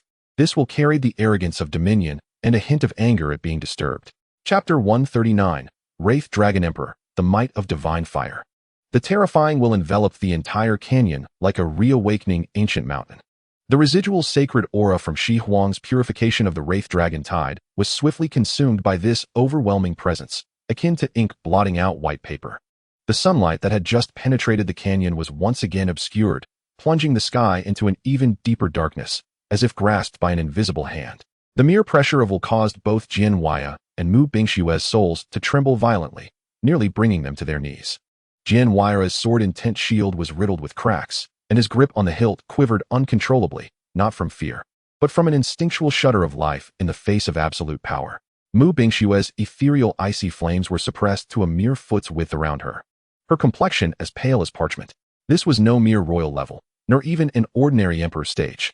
This force had transcended to the realm of laws. Who dares to disturb the slumber of this sovereign? A grand and frigid consciousness resonated without emotion in the minds of the three. The voice seemed to embody the deathly laws that strip away all vitality, making them feel as though their life force was passively ebbing away. Under the weight of their grave attention, from the depths of the cave's darkness emerged a colossal figure. With each step it took, the earth groaned in lament. The scattered dark golden dragon bones at the cave's entrance emitted cracking sounds, as if making way for this former monarch, or perhaps trembling in fear. Before them stood a dragon skeleton exceeding 300 meters in length. Its bones were not the usual white, but were instead forged from an intense black resentment and deathly power, resembling a deathly artifact sculpted from the purest obsidian. Each inch of bone pulsating with an ominous black luminescence. In its hollow eye sockets burned two dark golden flames of the soul, reflecting endless bones and destruction. Within its vast ribcage, a dark golden energy core, akin to a miniature sun, pulsated rhythmically. Thump, thump, thump. Each beat reverberated through the entire Dragonfall mountain range, akin to the heartbeat of this realm of the deceased. The Spirit Dragon Emperor, pinnacle of the Emperor's stage. Born from the countless years of resentment and death lingering in this dragon graveyard, it had devoured the remnants of countless kin, making it the undisputed ruler of the Dragonfall mountain range. Ah, the scent of the phoenix is truly detestable. The Spirit Dragon Emperor's gaze locked onto the hovering Shi Huang, its dark golden flames brimming with brutality and murderous intent. In life, it may have been a formidable dragon, but in death, transformed into a vengeful spirit. The sacred aura of the phoenix was the very thing it loathed most. Brother Jian, Mu Bingxue, step back and guard the canyon entrance. Leave this to me. Yi Chen declared in a deep voice, calm yet imbued with an undeniable authority. This was not a battle for them to intervene in. Jian Huaya and Mu Bingxue exchanged glances, seeing the helplessness and shock mirrored in each other's eyes. They did not attempt to show off, but quickly retreated, distancing themselves from the heart of the battlefield. They understood that their only role now was to avoid complicating matters for Yi Chen. Insignificant humans, arrogant fledglings, become sustenance for this sovereign. The Spirit Dragon Emperor roared, its massive maw formed from resentment agape.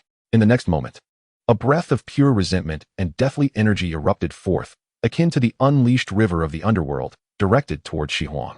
Wherever this breath passed, space emitted a mournful wail under the burden, light warped and devoured, and the hard rock of the ground was silently corroded into powder upon contact with the breath's edges. Shi Huang's phoenix eyes narrowed. Facing this world-destroying strike, she showed no sign of retreat. She spread her wings wide, releasing a dazzling stream of golden divine fire. Solar true fire. Boom. The collision of golden and black energy torrents in the canyon's heart unleashed a destructive shockwave. The entire canyon shook violently as countless boulders tumbled from the cliffs. Golden light and black mist fiercely eroded one another, annihilating each other. The black dragon breath was overwhelmingly dominant, seemingly filled with the wails of billions of lost souls. Corroding all, the golden divine fire was sacred and majestic, as if countless divine birds were chanting within, purifying all. For a moment, the two forces formed a stalemate in midair, depicting a magnificent tableau of the fierce clash between light and darkness. Some skill, yet still insufficient. The spirit dragon emperor, seeing its initial strike thwarted, abruptly raised its giant claw and clenched it towards the void. Soul lock of the vengeful dragon. Beneath the canyon's surface, countless remnants of vengeful spirits, purified by Shi Huang, were stirred, transforming into dark chains composed of distorted dragon souls, breaking through the earth. Faces of anguished dragons emerged upon these chains, emitting silent shrieks as they surged towards Shi Huang, seeking to imprison her divine fire and taint her sanctity. Shi Huang, do not hold back. Purify it with all your might. Yi Chen commanded. Receiving the order, Shi Huang ceased her probing. She let out a resounding phoenix cry that pierced the heavens, as her solar true fire surged violently, transforming from mere flames into an infinite realm of golden light. Divine technique, realm of the sun. The golden realm expanded from Shi Huang as its center, resembling an actual sun descending upon the mortal realm, enveloping the entire battlefield in an instant. Within this realm, Shi Huang reigned as the sole sovereign. The encroaching black chains, upon contact with the realm, revealed expressions of relief on the anguished dragon faces, and subsequently, they disintegrated inch by inch in the sacred light. The terrifying black dragon breath was also rapidly evaporated by the omnipresent divine fire within the realm, retreating step by step. This is the sacred realm. The soul fire of the spirit dragon emperor flickered violently, for the first time betraying a hint of horror.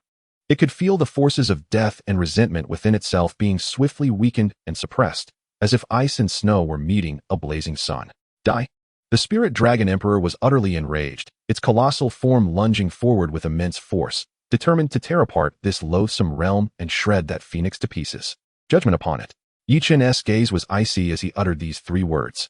Shi Huang brought her wings together and then abruptly spread them, gathering boundless solar true fire before her, forming a cross-shaped sword of flames stretching 100 meters long. The blade bore sacred runes of judgment, each rune seemingly containing a complete flame law, exuding a pressure that made souls tremble. Divine technique, solar judgment. With Shi Huang's will, the golden flaming cross sword cleaved through the air silently, as though slicing through the very fabric of space, wielding the supreme intention to purify all evil as it struck towards the dark golden soul core nestled in the chest of the spirit dragon emperor. The spirit dragon emperor sensed a fatal threat and roared madly, hastily summoning all the remaining resentment within to form a massive black shield composed of countless dragon skulls. The shield echoing with the wails of myriad dragon souls. Yet, this shield, capable of withstanding a full-force strike from the emperor's stage, crumbled before the flaming cross sword as if it were mere parchment. Sizzle.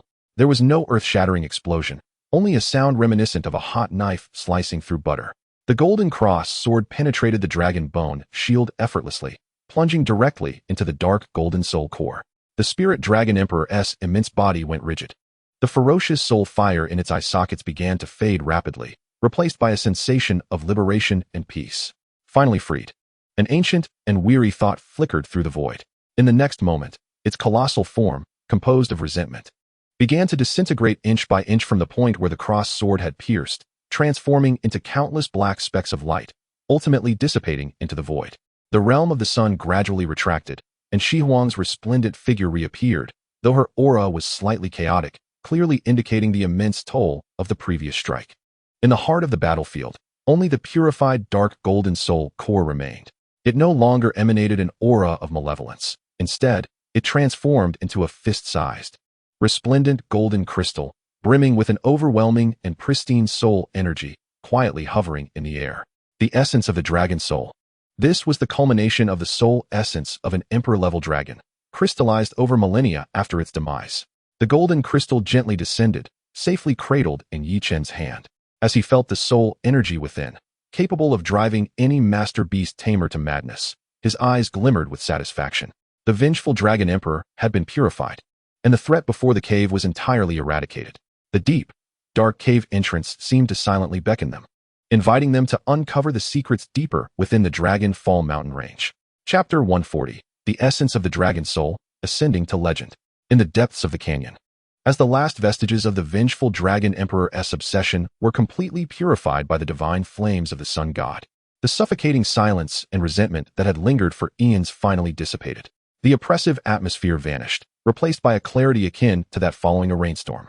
Shi Huang's magnificent wings fluttered gently, transforming into a streak of vibrant golden light, vanishing into Yi Chen's beast-taming space to fall into slumber, restoring the rapidly depleting divine power. At this moment, Jian Huaya and Mu Bingxue, who had been pushed back to the canyon's edge by an overwhelming terror, finally exhaled in relief and cautiously approached. They gazed at the ravaged battlefield, as if it had been plowed by divine hands, then looked at Yi Chen, whose demeanor remained calm and composed.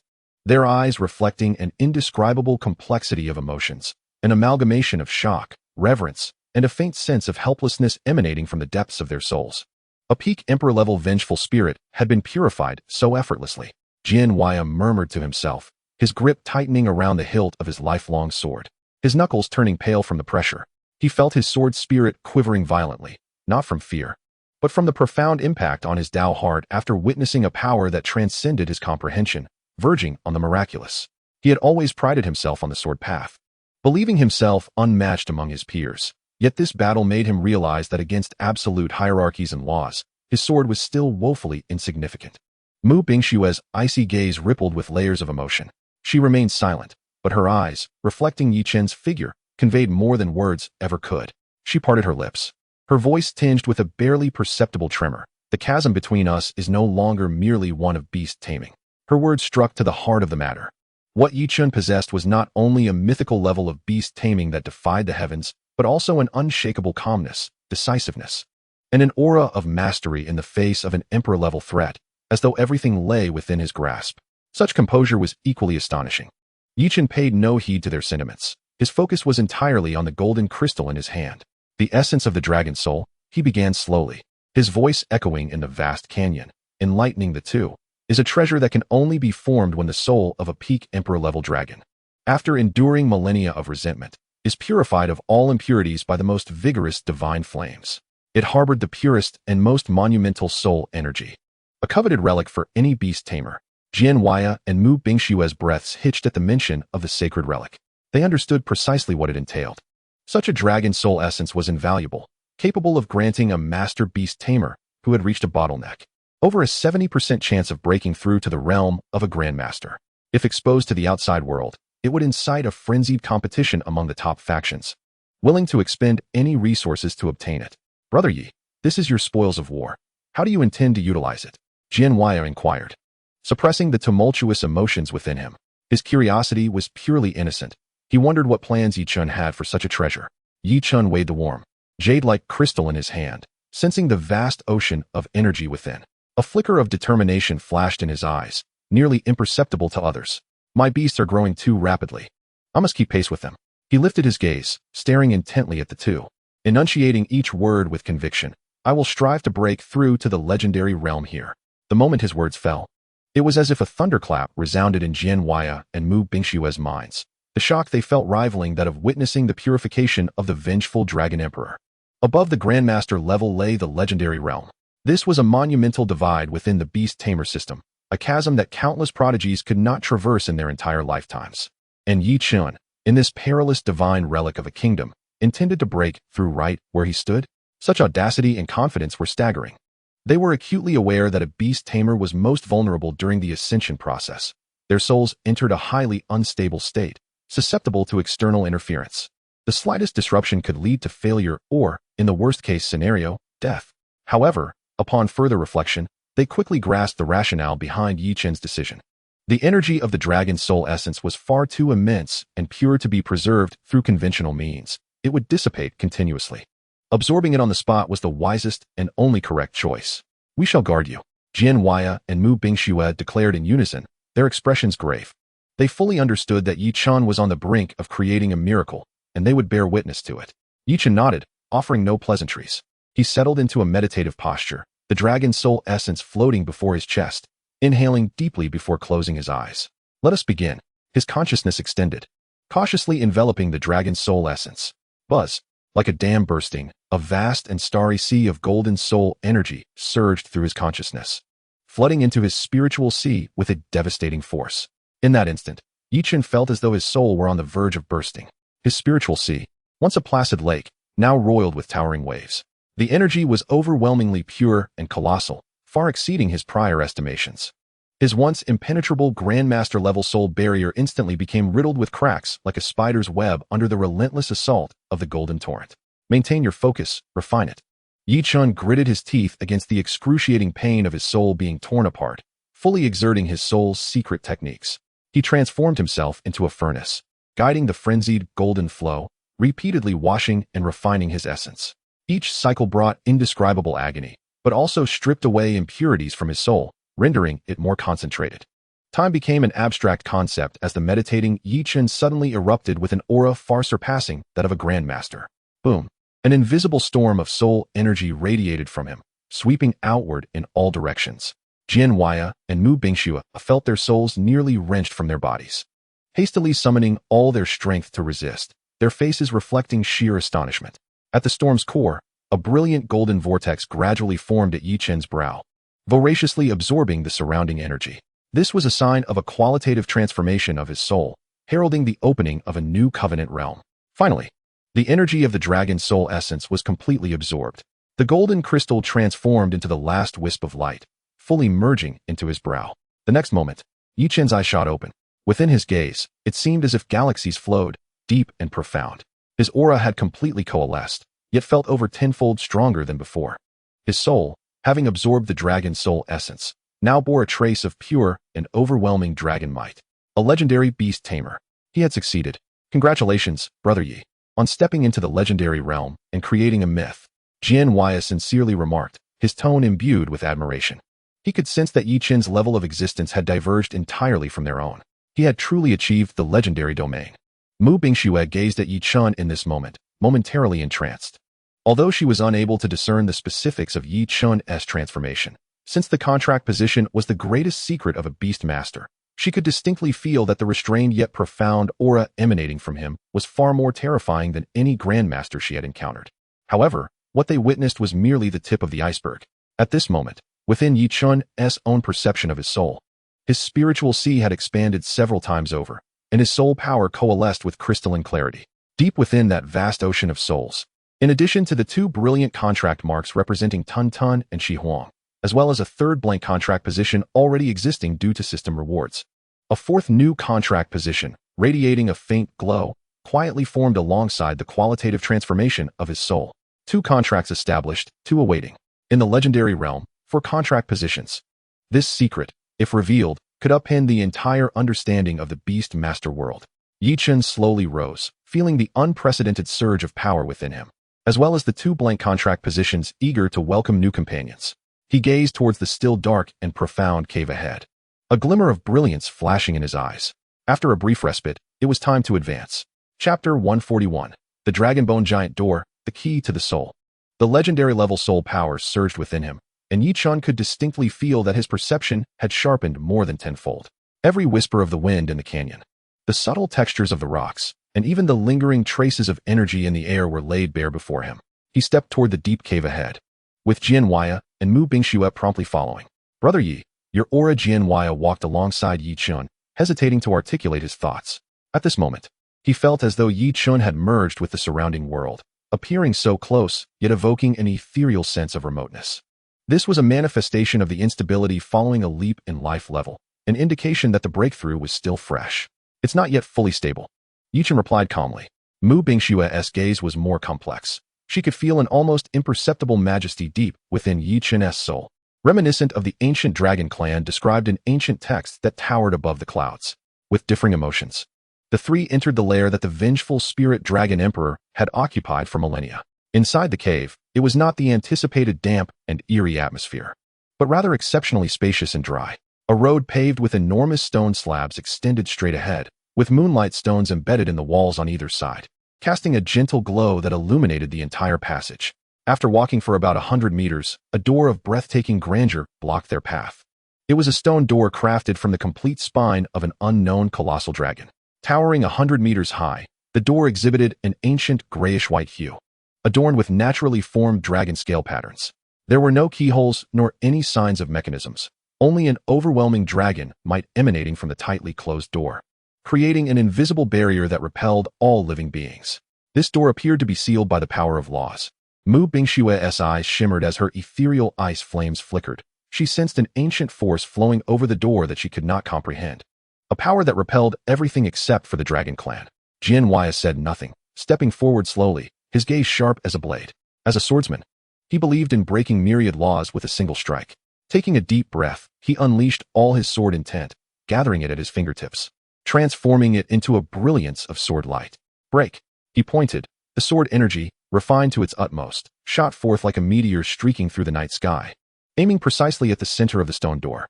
However, the moment the dazzling sword energy made contact with the door, the engraved dragon bone patterns flared to life, and an even more magnificent dragon might surged forth, akin to an awakening ancient behemoth, rebounding with ferocity.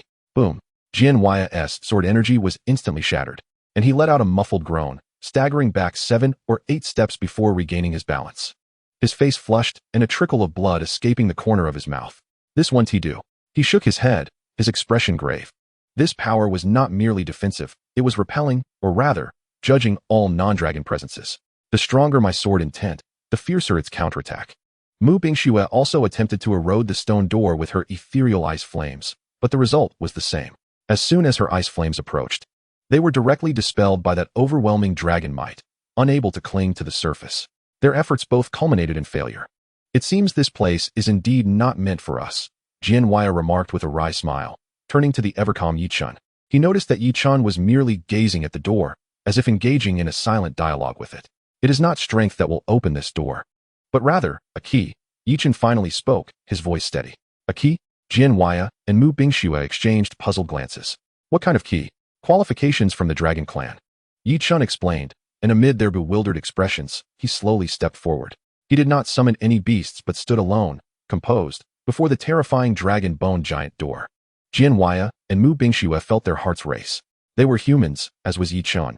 How could he prove his qualifications? Yichun inhaled deeply, closing his eyes.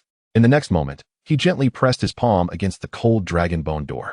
He did not employ any martial techniques or spiritual energy, but rather released his newly acquired, immense legendary-level soul power without reservation, allowing it to flow through his palm to connect with the giant door. A low hum resonated. An aura entirely different from before radiated from Yichun. It was no longer the pure essence of a human soul, but rather imbued with the essence of a true, majestic dragon soul. This was the qualitative transformation of his soul after absorbing the essence of the dragon soul. His soul had been permeated by the essence of the peak emperor dragon, possessing the most pristine dragon soul mark. As Yichun's soul fluctuations made contact with the stone door, a dramatic change unfolded. The once repelling giant door trembled violently. The overwhelming dragon might, upon encountering Yichun's soul mark, did not retaliate. Instead, it responded as if recognizing kin, emitting a joyful hum. The countless Dragon Clan runes carved on the door began to illuminate one by one, the resplendent light swiftly spreading from Yichun's palm to envelop the entire door. How is this possible? Jianwei exclaimed, astounded. He simulated the Dragon Clan's aura with his own soul? No, it is not simulation. Mu Bingshue's eyes sparkled with astonishment, her voice trembling. That is a genuine dragon soul mark. He has completely integrated that dragon soul essence into himself. Under their astonished gazes, a sound resonated, heavy enough to seem capable of collapsing the ages. Crack, crack, crack. The enormous dragon bone stone door, after countless epochs of silence, finally began to slowly open inward. An overwhelming life force, 100 times more intense than the outside, along with an even purer ancestral dragon might, surged forth from behind the door, invigorating the three of them. The scene beyond the door rendered the well-traveled trio breathless in an instant. It was an immense subterranean cavern, its dome adorned with countless crystalline stones that emitted a gentle glow, resembling a resplendent galaxy. At the very heart of the cavern lay a colossal blood pool, with a diameter exceeding 1 kilometer. The liquid within was not the sanguine red of blood, but rather a magnificent, molten gold hue, reminiscent of flowing lava. Atop the surface, crimson flames would sporadically rise, morphing into various miniature dragon forms, frolicking and darting about before merging back into the pool. The entire blood pool brimmed with unimaginable life, energy, and primal dragon power. Merely inhaling the air in this realm invigorated one's entire being, as if every limb and sinew rejoiced. This was the ultimate secret of the Longyun mountain range, the supreme objective of their quest, the blood pool of the ancestor dragon. However, just as they prepared to step into this domain, The viscous, molten gold liquid at the center of the pool suddenly began to churn violently. An ancient and majestic will, far older and more formidable than that of the vengeful dragon sovereign, stirred from the depths of the blood pool, exuding an aura of irreverence that could not be defied. It fixed its gaze upon the three intruders, particularly on Yi Chun, whose soul bore the purest mark of the dragon lineage. Chapter 142, Spirit of the Ancestor Dragon, Trial. This will was ancient and vast, as if transcending the bounds of time, awakening from its slumber. Unlike the vengeful dragon sovereign's brutality and malice, it emanated a more profound and untainted majesty, akin to a deity surveying the mortal realm, rendering all existence before it insignificant as mere insects. Under the astonished gazes of Jian Wuya and Mu Bingxue, the crimson gold liquid at the center of the colossal blood pool began to whirl violently, forming an unfathomable vortex. Soon after, a gigantic dragon head, entirely composed of the molten gold dragon blood and boundless life energy, slowly emerged from the whirlpool. Lacking a physical form, it appeared vividly alive, each dragon scale shimmering with radiant flames, its golden eyes, like twin suns, calmly scrutinizing the three uninvited guests. Merely being gazed upon by those eyes caused Jian Wuya and Mu Bingxue to feel as though their very souls were being frozen, their thoughts rendered sluggish. Jian Wuya's proud sword heart felt minuscule as dust in the presence of this will.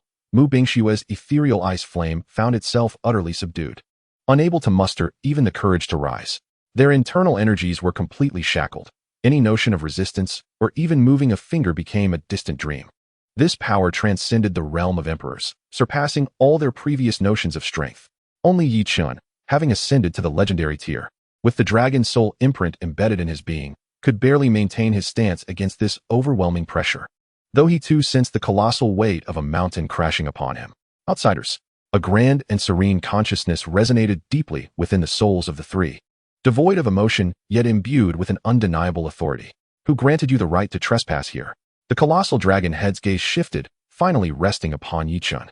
A fleeting ripple passed through its golden eyes. There is a trace of my ineffectual descendant's soul essence upon you. The consciousness carried a hint of almost imperceptible weariness and disappointment, accumulated over eons, yet merely this was insufficient for you to stand before me. This self-proclaimed spirit of the ancestor dragon was evidently the guardian of the blood pool.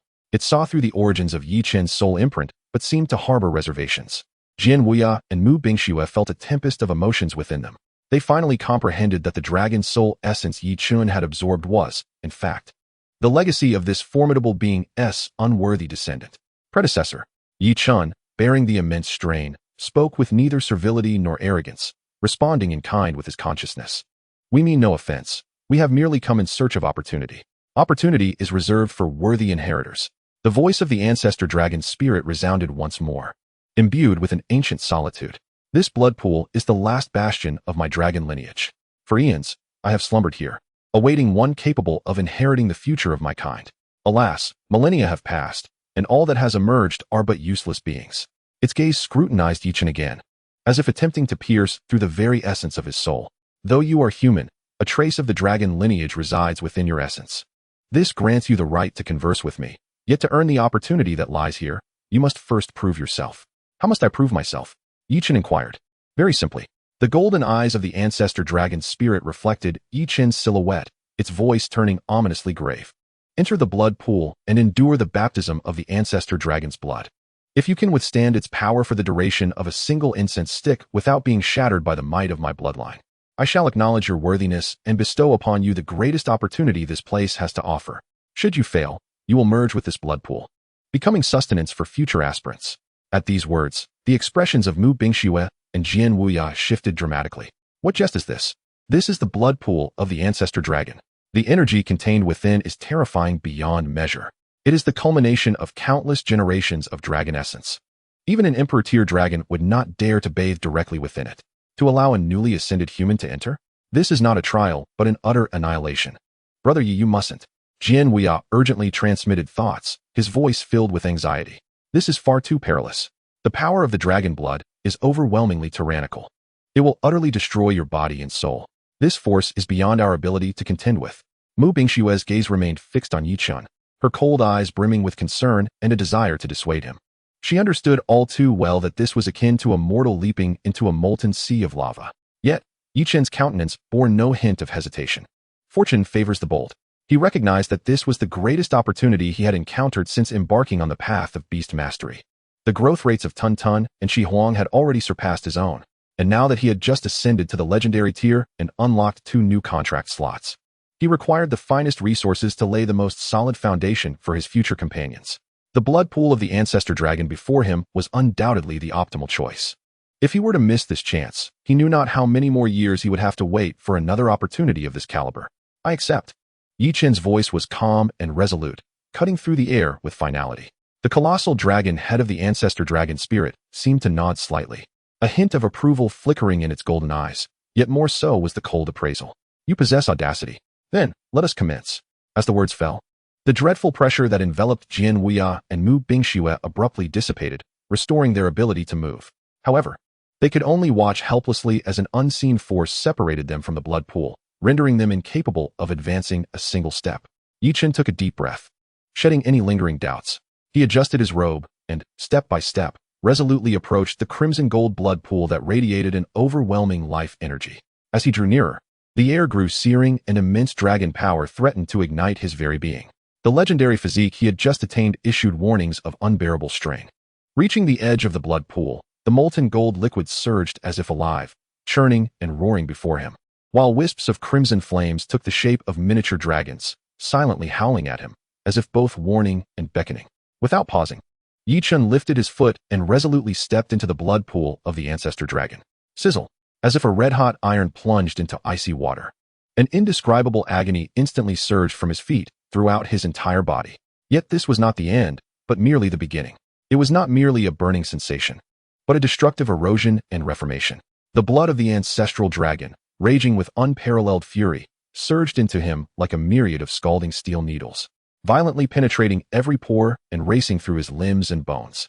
The moment his skin, muscles, and bones came into contact with this overwhelming force, they began to collapse and disintegrate. A muffled groan escaped Yi Chen's lips as excruciating pain plunged him into darkness, nearly leading him to faint. He felt as though his body no longer belonged to him, transformed instead into a battleground. The tyrannical power of the dragon's blood was forcibly dismantling every aspect of his humanity, attempting to fundamentally reshape him into an entirely different being. His newly attained legendary-level soul power surged forth desperately, striving to withstand this torrent, yet it was as futile as a mantis attempting to stop a chariot. Hold on. Yi Chen bit down on his tongue, the sharp pain restoring a flicker of clarity. He understood that mere resistance would lead to his demise. He had to guide, to yield, and then to master. He relinquished his futile struggles, opting instead to open his heart and mind, channeling all his soul power into an expansive net, endeavoring to envelop and untangle this frenzied energy. Boom. His body sank completely into the blood pool. Outside, Jian Wuyo and Mu Bingxue could only watch in horror as the entire blood pool erupted violently, centered around Yi Chen, with crimson golden light soaring into the heavens, illuminating the cave like a divine realm. Beneath the surface, Yi Chen's consciousness wrestled at the precipice of destruction and rebirth, each passing second akin to an eternity of torment and hell. Chapter 143, Dragon Blood Body Tempering. Within the blood pool, Yi Chen's consciousness resembled a solitary boat adrift in a storm of annihilation, teetering on the brink of capsizing. The frenzied blood of the ancestral dragon, the highest grade of life essence and the deadliest poison, was obliterating every inch of his flesh, dissolving his bones, and incinerating his meridians. His recently ascended legendary body was as fragile as a parched leaf under the blazing sun, disintegrating into powder at the slightest touch. With every passing second, he endured countless agonies akin to being flayed alive. His consciousness began to blur amidst the excruciating pain, his soul seemingly submerged in acid, emitting a hissing sound as it corroded. The shadow of death materialized, looming over his heart like a chilling maw. Was this the end? Yi Chen's will began to wane, and he nearly surrendered to the force, allowing his body to be completely assimilated, becoming part of the blood pool. This torment had surpassed the limits of what any being could endure. Just as he was on the verge of succumbing, deep within his soul, the dragon's soul mark bestowed by the vengeful spirit of the Dragon Emperor erupted with a resplendent golden light. Buzz. This mark seemed to respond to a great provocation, or perhaps was activated by a higher-order power of the same origin. It was no longer a dormant emblem but a core of awakened will, radiating an undeniable authority, as if declaring its sovereignty over the surrounding ancestral dragon blood. The once chaotic and destructive dragon blood, upon sensing this higher and kindred mark, found an outlet for its fury, converging towards the mark as if subjects bowing before a sovereign. If the ancestral dragon blood had previously surged like a formless flood, now the dragon's soul mark stood as a dam's gate, forcefully redirecting the flood's course.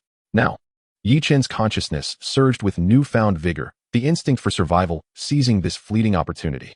He endured the agony of his soul being torn apart, mobilizing all his legendary-level soul power, not as a barrier of defense, but transforming it into countless slender threads, actively entwining with the initially restrained torrent of dragon blood. Working in concert with the dragon's soul mark to painstakingly guide and refine it. No longer merely enduring, he embraced and refined. This process was 1,000-fold more agonizing than simple destruction, akin to a mortal attempting to master molten lava, shaping it to their will. His bones, after dissolving, were forcefully reshaped by the crimson-golden energy of the dragon blood. He could distinctly hear his bones shattering into the tiniest fragments, producing a sound that made one's teeth ache, only to be reconstituted by the domineering dragon blood energy acting as both adhesive and mold. The newly formed bones were denser and harder, adorned with countless intricate golden dragon patterns, resembling a natural array of runes. His meridians were incinerated inch by inch, like burning fuses. Subsequently, an even more formidable surge of dragon blood power rushed through, expanding and reinforcing the original channels into a vast conduit capable of accommodating a torrent. The newly born meridians were incredibly resilient, shimmering with a faint golden hue. His blood was being assimilated and purified by a higher level of dragon blood. Drops of mortal blood evaporated into nothingness, replaced by a pale golden blood born from the reborn marrow, imbued with immense vitality. Each drop felt as heavy as mercury, and with every heartbeat, this newfound power surged throughout his being. This was a complete transformation from the inside out, from genes to soul. At the edge of the pool, Jian Wuyo and Mu Bingxue felt their hearts leap into their throats. Initially, witnessing the blood pool boil violently and the radiant light surge forth, they were terrified that Yi Chun had been instantaneously reduced to ashes. Mu Bingxue's nails dug into her palm, drawing blood without her awareness, her delicate face paling. However, as time passed, they began to sense something amiss. The frenzied energy fluctuations not only failed to diminish, but grew increasingly rhythmic and robust. Pillars of crimson gold light erupted from the blood pool, no longer chaotic explosions, but resembling the breath of a slumbering behemoth, rising and falling, steeped in the cadence of life. The entire cave resonated with deep, powerful sounds, akin to a colossal heart beating, each thump causing the space to tremble. What is this? Jian Wuyo's eyes widened, his steadfast resolve quaking, not from fear, but from witnessing a miracle. Had he endured? Not only endured, but was he absorbing this power, converting it for his own use? Mu Bingxue also perceived the shift, her cold eyes reflecting an unparalleled astonishment. She could distinctly sense that the life essence emanating from the center of the blood pool was ascending at an unfathomable speed, undergoing a cataclysmic transformation. This essence began to carry an ancient and noble dignity, uncharacteristic of humanity. The immense spirit of the ancestral dragon hovered above the blood pool, its golden eyes watching Yi Chun throughout. When Yi Chun's body began to collapse, its gaze remained unchanged. For eons, it had witnessed countless beings attempt to defy the blood pool's majesty, only to become nourishment, including many brilliant progeny of dragons. Yet, when the dragon's soul mark illuminated and Yi Chun, through extraordinary willpower, began to guide the dragon blood, the eternal gaze of the ancestral dragon spirit revealed, for the first time, a flicker of genuine surprise. To carry the ancestral dragon blood within a human form, not only without bursting but transforming it for one's own use, reshaping one's very foundation, this understanding was more resilient than any progeny it had ever encountered. The grand consciousness reverberated in the void, imbued with a barely perceptible approval and contemplation. It had initially sought to teach this audacious human a lesson, or perhaps to present an inescapable trial. Yet, it found that the challenger had indeed carved a path of survival that even it had not anticipated. Within the blood pool, Yi Chun had completely lost track of time, immersed in the profound state of his body's reformation. As he was continually baptized by the blood of the ancestral dragon, he felt as if his body had transformed into that of a true young dragon, brimming with explosive power. More importantly, this pure energy was nourishing his soul and beast-taming space in an unrelenting manner. His spiritual sea, which had previously been merely at the legendary initial stage, was now expanding continuously under the infusion of dragon blood, becoming more robust and profound. The surface of this sea roiled violently, with waves no longer mere illusions, but rather imbued with the faint golden sheen of soul power. Meanwhile, the two newly opened, Vacant contract positions were fervently absorbing the dissipating essence of the dragon blood. From the previously insubstantial contract slots, strands of golden threads materialized out of thin air, intertwining and eventually coalescing into two vividly lifelike golden dragon totems. Perched atop the contract slots and exuding a subtle dragon majesty. These two contract positions had been forcibly reinforced by the blood of the ancestral dragon into top-tier dragon nests. The beasts contracted here in the future would be constantly nourished by the dragon aura, establishing an extraordinarily solid foundation and an elevated starting point, far surpassing their peers. Time passed unmeasured, and as the transformations within Yichun reached a state of equilibrium, the earth-shattering agony began to recede like a tide, replaced by an unprecedented sense of strength and fulfillment. He slowly opened his eyes, and two dazzling golden beams shot forth from them, leaving deep scorch marks on the rocky wall. Upon glancing down, he saw that his original skin had completely shed, revealing new skin that sparkled like jade and emanated a radiant glow.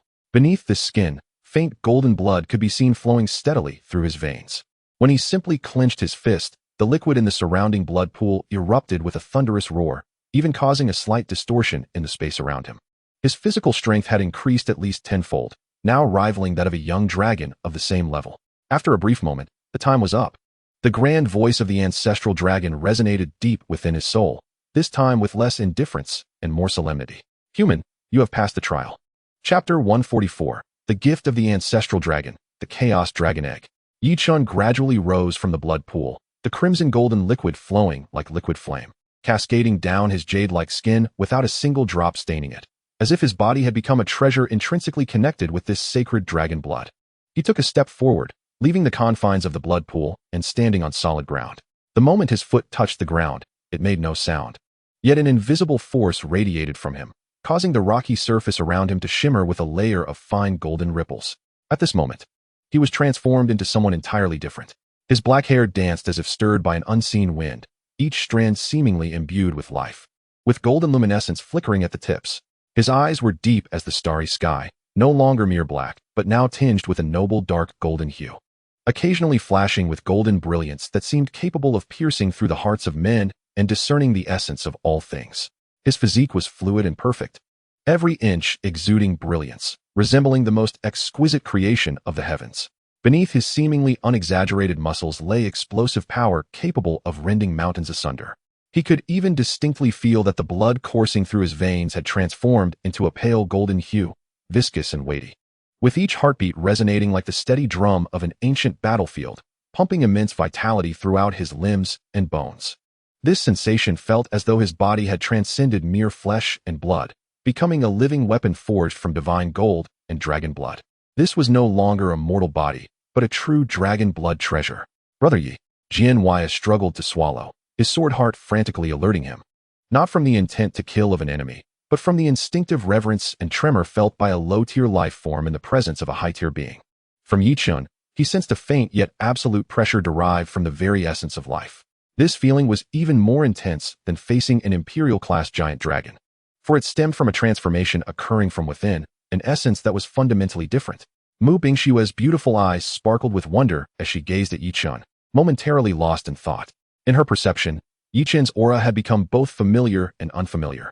Familiar was the sole imprint belonging to Yichun himself, while unfamiliar was the weighty life aura reminiscent of an ancient divine mountain, as fiery as a newly born star.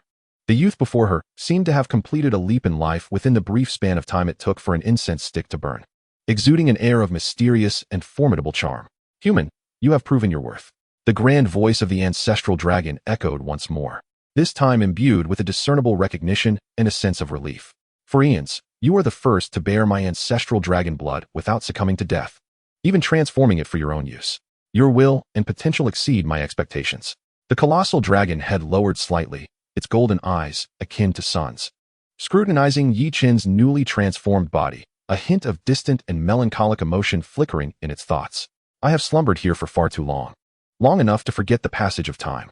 I have witnessed countless dragon descendants come forth, some with extraordinary talents, others with noble bloodlines, yet invariably, they have all perished before the trials of this blood pool, turning to mere bones and sustenance. Their will was insufficiently resolute, their bloodline too impure, having long lost the glory of their ancestors. I once believed the destiny of my dragon clan had reached its end, but then, you appeared. The ancestral dragon's gaze grew fervent, a human possessing a more resilient will than any of my descendants.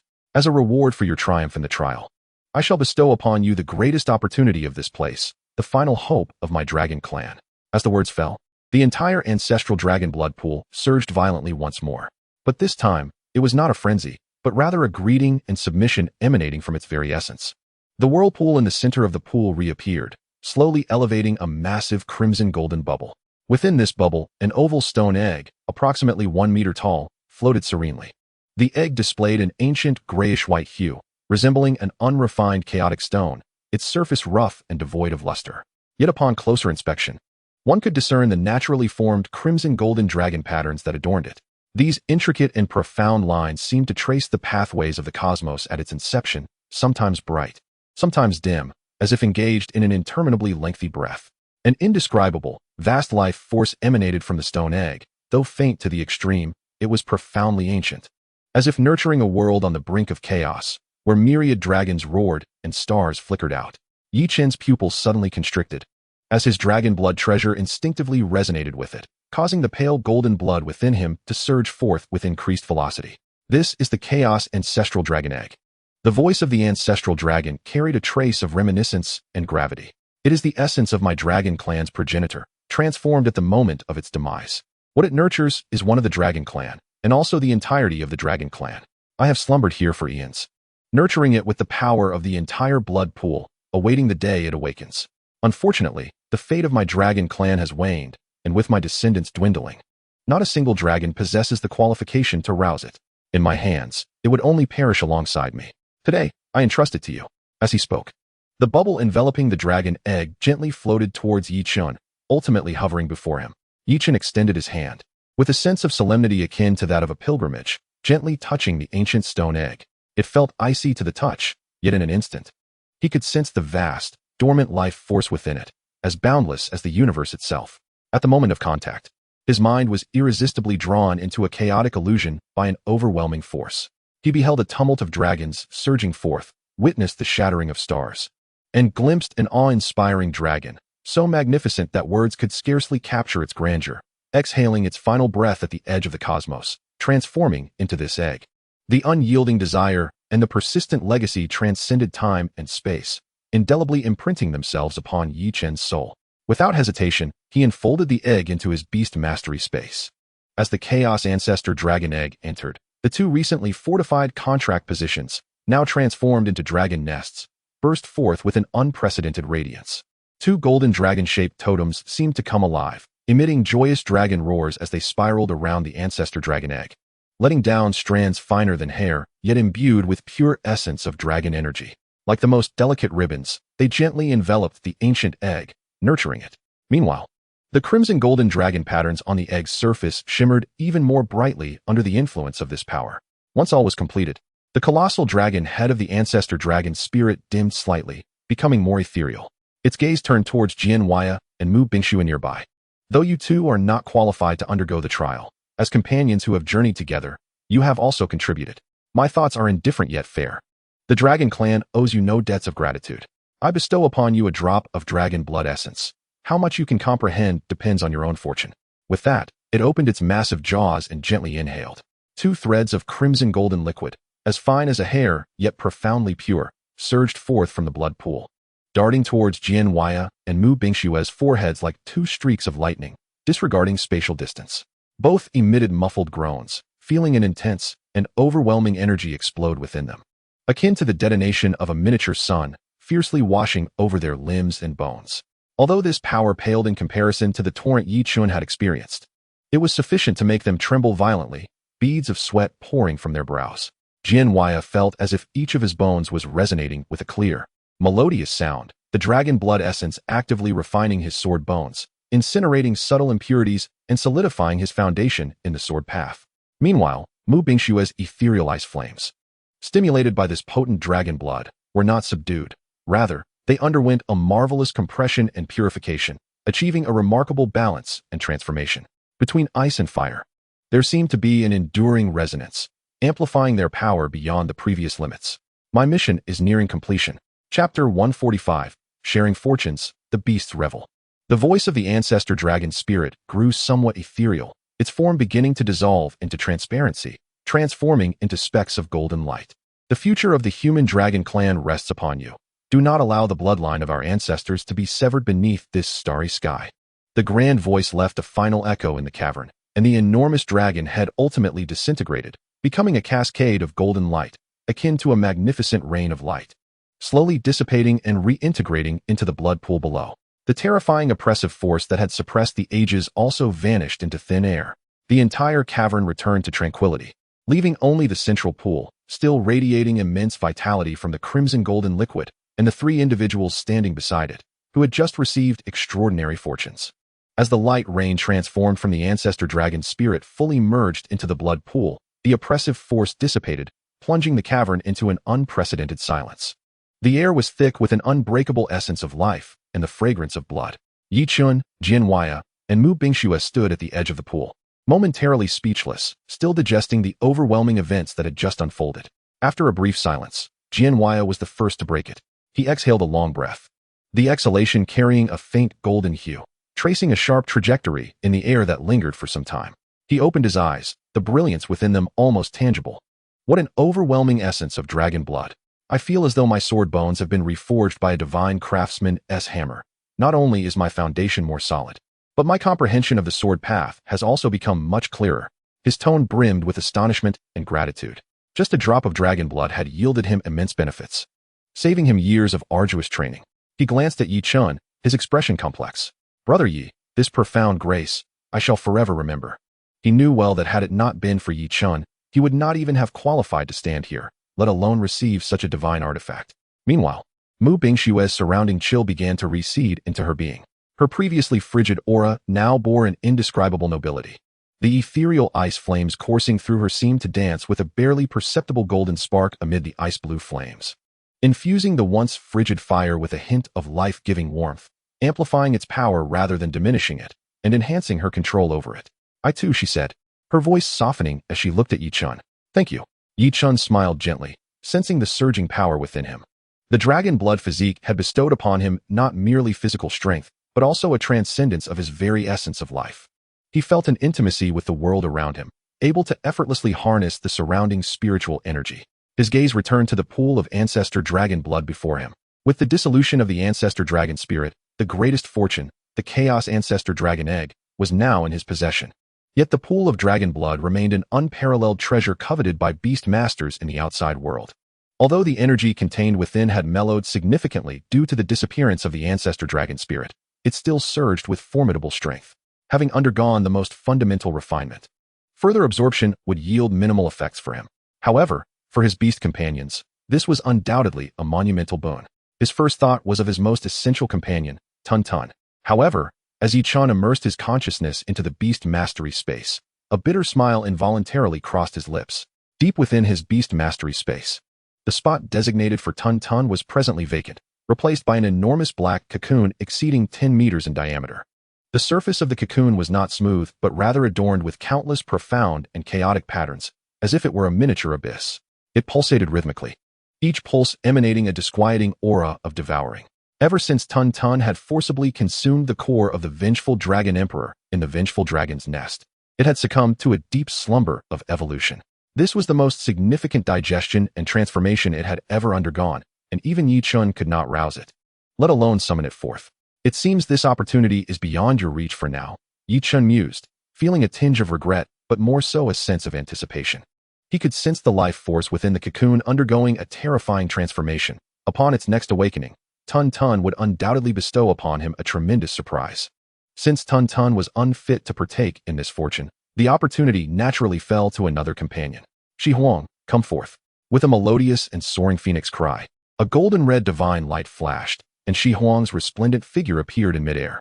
She elegantly stretched her wings, her golden red divine flames illuminating the entire cavern. Proud and noble, she immediately sensed the unusual nature of the blood pool, the essence of the draconic lineage, emanating from the apex of life, along with its inherent pure life energy, exerted a fatal allure on her rebirth fire. Shi Huang emitted a joyous cry, her gaze brimming with longing. Go forth. How much you can absorb depends solely on your own capacity, Yi Chun remarked with a smile. Having received her master's consent, Shi Huang no longer suppressed her instincts. Unlike Tun Tun's brutish approach, she transformed into a streak of light, gracefully descending to the edge of the blood pool. Bowing her noble head, she cautiously took a gentle sip of the dragon's blood. Buzz! A brilliant, golden-red flame erupted from her being with tremendous force.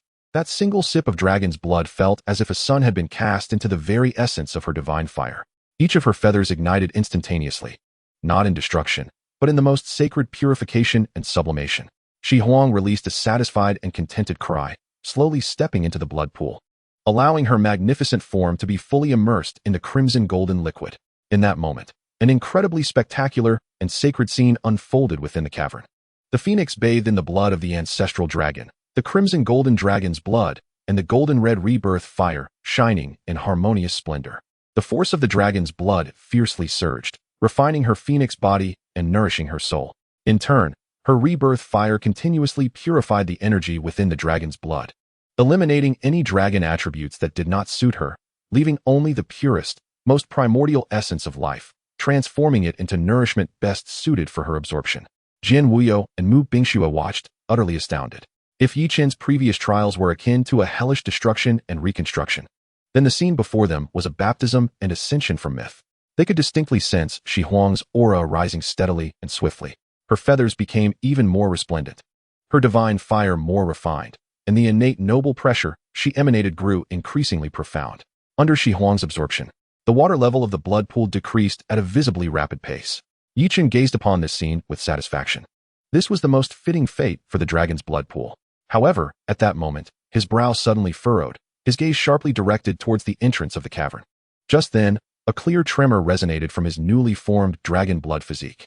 His heightened perception, far surpassing before, detected a powerful and unfamiliar presence swiftly approaching the dragonfall abyss. Its strength hinted at the pinnacle of the Emperor tier. Were they the indigenous inhabitants of the dragonfall abyss, or formidable beings drawn by the extraordinary phenomenon? Either way, it signified that their time was limited. Chapter 146. Uninvited Guests, the Abyssal Overlord. Something is approaching. Yi Qin's voice was low, yet it struck like a boulder into the still surface of a lake, instantly shattering the sacred and serene atmosphere within the cavern. Jian Wuyo and Mu Bingshue's expressions of joy froze, their faces paling. Though they lacked Yi Qin's extraordinary perception, their instincts as top-tier geniuses warned them of a chilling presence rising from the depths of their souls, as if an unparalleled beast from the netherworld had cast its cold and greedy gaze upon this energy-soaked realm. What level of power? Jian Wuyo's hand instinctively gripped the hilt of his sword, his expression gravely serious. Very strong. Yi Qin's sight penetrated through layers of rock, as if he could behold the colossal entity drawing near, poised on the brink of entering that legendary realm, the true overlord of the dragonfall abyss, the pinnacle of the Emperor tier. Jian Wuyo and Mu Bingshue's hearts sank simultaneously. A beast of this caliber was beyond their capacity to confront lightly, even in their prime. The three of them united would likely face a brutal battle with an uncertain outcome. Moreover, their current circumstances were exceedingly unfavorable. The two cast their gazes toward Shi Huang, who was at the heart of the blood pool. At this moment, she was in the most critical stage of her evolution. Her entire being was engulfed in flowing divine fire, as the tremendous energy of dragon blood intertwined, collided, and fused with the rebirth fire within her. Her aura surged ever higher, yet in this state, she remained incredibly vulnerable and could not endure any interference. Should her process be forcefully interrupted, it could lead to the total loss of her progress or, worse, damage to her essence, even risking her demise. What should we do? Should we forcefully take her away? Mu Bingxue inquired anxiously, her lovely face etched with worry. There is no time left. Yi Qin shook his head, his expression remarkably calm. Their speed is great, and they have already locked onto this source of energy. If we retreat now, we will only be pursued, putting Shi Huang in even greater danger. His gaze swept over the still boiling blood pool, then back to Shi Huang, who was immersed in her evolution, and he swiftly made a decision. You two stay here. Set up defenses, and protect Shi Huang with all your might. Yi brother. Jian Wuyo's complexion changed. I will face it. Yi Qin's lips curled into a smile filled with battle intent. His dragon blood physique had just been forged, and he yearned for a vigorous battle to test its mettle. An Emperor tier pinnacle beast served as the perfect touchstone. No, it's too dangerous. Mu Bingxue immediately protested. That's an Emperor tier pinnacle. You cannot face it alone. Trust me. Yi Qin interrupted her, his gaze steady and resolute, radiating a convincing power. Do you not yet understand my current physique? It's perfect for testing just how strong the true dragon blood physique can be. Your task is to buy time for Shi Huang. With every bit she absorbs, our odds of survival increase. If I cannot hold my ground, you must find a way to collect the remaining dragon blood and retreat immediately, without hesitation. Yi Qin's tone brooked no argument, the determination within it leaving Jian Wuyo and Mu Bingxue momentarily speechless. They gazed at the young man standing tall like a spear before them. He was outlining the worst-case scenario. Yet the confidence and battle fervor he exuded inexplicably instilled a sense of reassurance in them. All right, be careful. Jian Wuyo nodded solemnly, no longer voicing further objections. He drew his long sword, and sharp sword energy instantly wove into a net at the cavern's entrance. Mu Bingxue promptly summoned her beast, erecting layers of ice walls around them. Yi Chun cast a deep glance at Shi Huang in the blood pool, then turned, transforming into a golden blur, charging unhesitatingly towards the cavern's exit. Rather than waiting passively, it was far better to take the initiative. Navigating through the narrow passageway, Yi Chun arrived at a grander underground cavern. This was the very place they had traversed earlier. And the oppressive sensation was now palpable. Boom. The entire cavern began to tremble violently, stalactites raining down like a downpour, accompanied by a deafening roar. An enormous head suddenly emerged from the darkness at the far end of the cavern. It was a dragon of terrifying ferocity. Its size dwarfed all the dragon beasts they had encountered before, its body cloaked in dark, armor-like scales reminiscent of forged iron, interspersed with eerie green flames flickering between the seams of its scales. Its head was adorned with menacing bony protrusions, and its eyes were not the golden slits typical of dragons, but rather swirling vortices of burning rage and greed. An aura of decay, brutality, and a thirst for annihilation surged forth, as if a malevolent dragon from the depths of hell had emerged. The Abyssal Overlord, the pinnacle of the Emperor tier. The Abyssal Tyrannosaurus, clearly the undisputed sovereign of this realm, was roused from its slumber by the energy fluctuations emanating from the ancestral dragon blood pool. Following the scent, it approached, and upon laying its gaze upon Yi Chun, who stood at the cave's entrance exuding a similar draconic aura, an inferno of fury and avarice ignited within its blood-red eyes. To the beast, this diminutive creature was audaciously attempting to seize a treasure that rightfully belonged to it.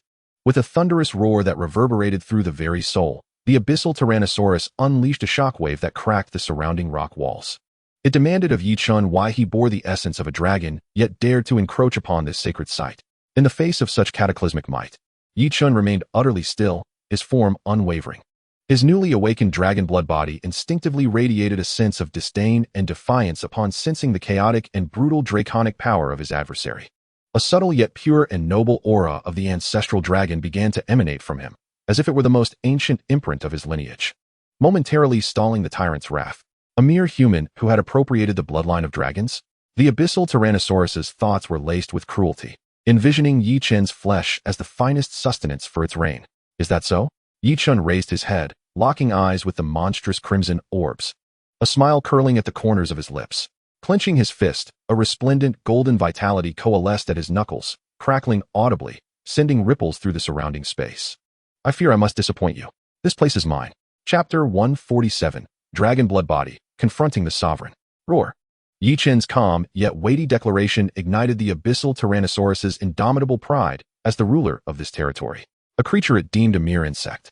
A human who had usurped dragon power, dared to assert dominion over this hallowed ground. It was the most brazen affront to its bloodline and status. The Abyssal Tyrannosaurus opened its cavernous maw, large enough to swallow a small mountain, enveloping the massive cavern in an invisible force. Deep within its throat, a sphere of ghostly green energy rapidly coalesced, compressing the surrounding air into mournful cries as the temperature plummeted, causing a strange green frost to form on the rock walls. This was no ordinary dragon breath. It was the ultimate exhalation of deathly light, infused with abyssal power, decaying dragon flames, and the anguished wails of countless souls. Whoosh! There was no earth-shattering spectacle, only a piercing sound that sent shivers through the very essence of being. A ghostly green beam, as thick as a barrel, seemed to rend the fabric of space, carrying the scent of annihilation as it shot towards Yi Chun's chest, traversing hundreds of meters in an instant. The air crackled as the beam passed, and the hardened ground was gouged into an unfathomable abyss, the edges disintegrating into black dust as if erased from existence. This strike was a furious blow from the peak of imperial might, capable of severely wounding dragons of the same rank and obliterating any beings beneath the imperial tier. Yet, in the face of this terrifying onslaught that could melt all, Yi Chun displayed no intention of retreat.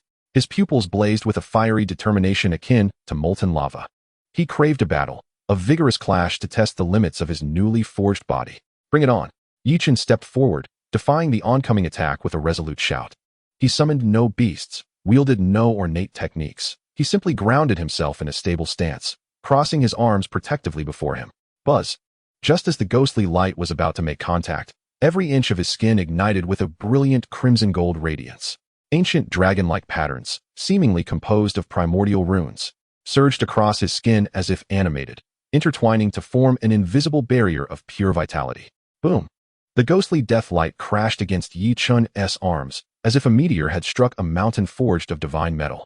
A cataclysmic explosion of energy erupted. The decaying green light clashed violently with the sacred golden glow, intertwining, colliding, and annihilating one another. A ferocious shockwave radiated from Yi Chun, manifesting as a visible white airwave that spiraled outward. The grand underground cavern trembled under the force, colossal stalactites shattered like hail, and clouds of dust mingled with energy particles obscured everything. In the cave behind, Jian Wuyo and Mu Bingxue felt a terrifying surge akin to a 12th-degree storm rushing towards them from the depths. Jian Wuyo's web of sword chi was instantly torn apart, while Mu Bingxue's ice wall cracked within a second. The two struggled to channel their full strength to stabilize themselves, their faces etched with shock and concern.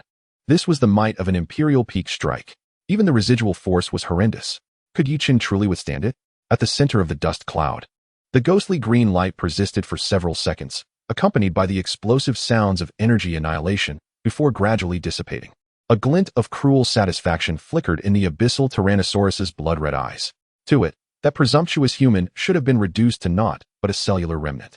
However, as the dust settled, the creature's pupils constricted to a perilous pinprick. There stood Yi Chun, unmoved, his crossed arms still intact, the ground beneath him showing no signs of disturbance. His upper garments had been reduced to ash, revealing a physique sculpted as if by divine artistry, radiating a faint golden glow. On his forearm, a charred imprint the size of a bowl lingered, tendrils of ghostly green energy attempting to invade his body. But in the next instant, Yi Chen's body trembled slightly, and a torrent of golden vitality surged forth as if a volcano had erupted. With a soft pop, the lingering ghostly energy was instantaneously vaporized and purified, the charred mark rapidly receding to unveil skin as flawless and pristine as ever. Not a hair out of place. He had indeed withstood the full brunt of a peak imperial beast's assault purely through the strength of his physical form. Impossible. The abyssal Tyrannosaurus roared in disbelief, its mind swirling with shock and fury. Its ghostly death light was among its most formidable innate abilities, one that even dragons of the same tier would not dare to confront with their bodies. What was this human made of? Your attack has come to an end. Yi Chen slowly lowered his arms, casually flexing his wrists, the sound of cracking bones ringing like metal. Feeling the slightest tingling sensation in his arms, his gaze grew brighter. Now it is my turn. You have no objections, I trust? Before the words had fully left his lips, the ground beneath him erupted. His figure vanished in an instant, leaving behind a terrifying chasm that spread like a spider's web. He launched himself towards the abyssal Tyrannosaurus's mountainous head like a golden cannonball. The abyssal Tyrannosaurus reacted swiftly. In the moment Yi Chun disappeared, its colossal tail whipped through the air, producing a thunderous sonic boom, transforming into a black iron whip capable of shattering mountains. Sweeping towards the direction Yi Chun had vanished. However, Yi Chun's speed was even swifter. A golden streak of light carved an acute angle in the air, defying the laws of physics, and instantaneously evaded the devastating sweep of the dragon's tail, reappearing directly beneath the colossal head of the abyssal Tyrannosaurus. He leapt high into the air, his form dwarfed by the mountainous dragon head, appearing as insignificant as a speck of dust. Yet, the aura emanating from him was far more ancient and domineering than that of the dragon before him. Dragon Fist, Yi Chen roared, as the entirety of his dragon blood power converged upon his right fist. A dazzling golden light enveloped his entire arm, transforming it into a pure golden hue as if forged from divine metal, radiating an indomitable and unparalleled will of invincibility.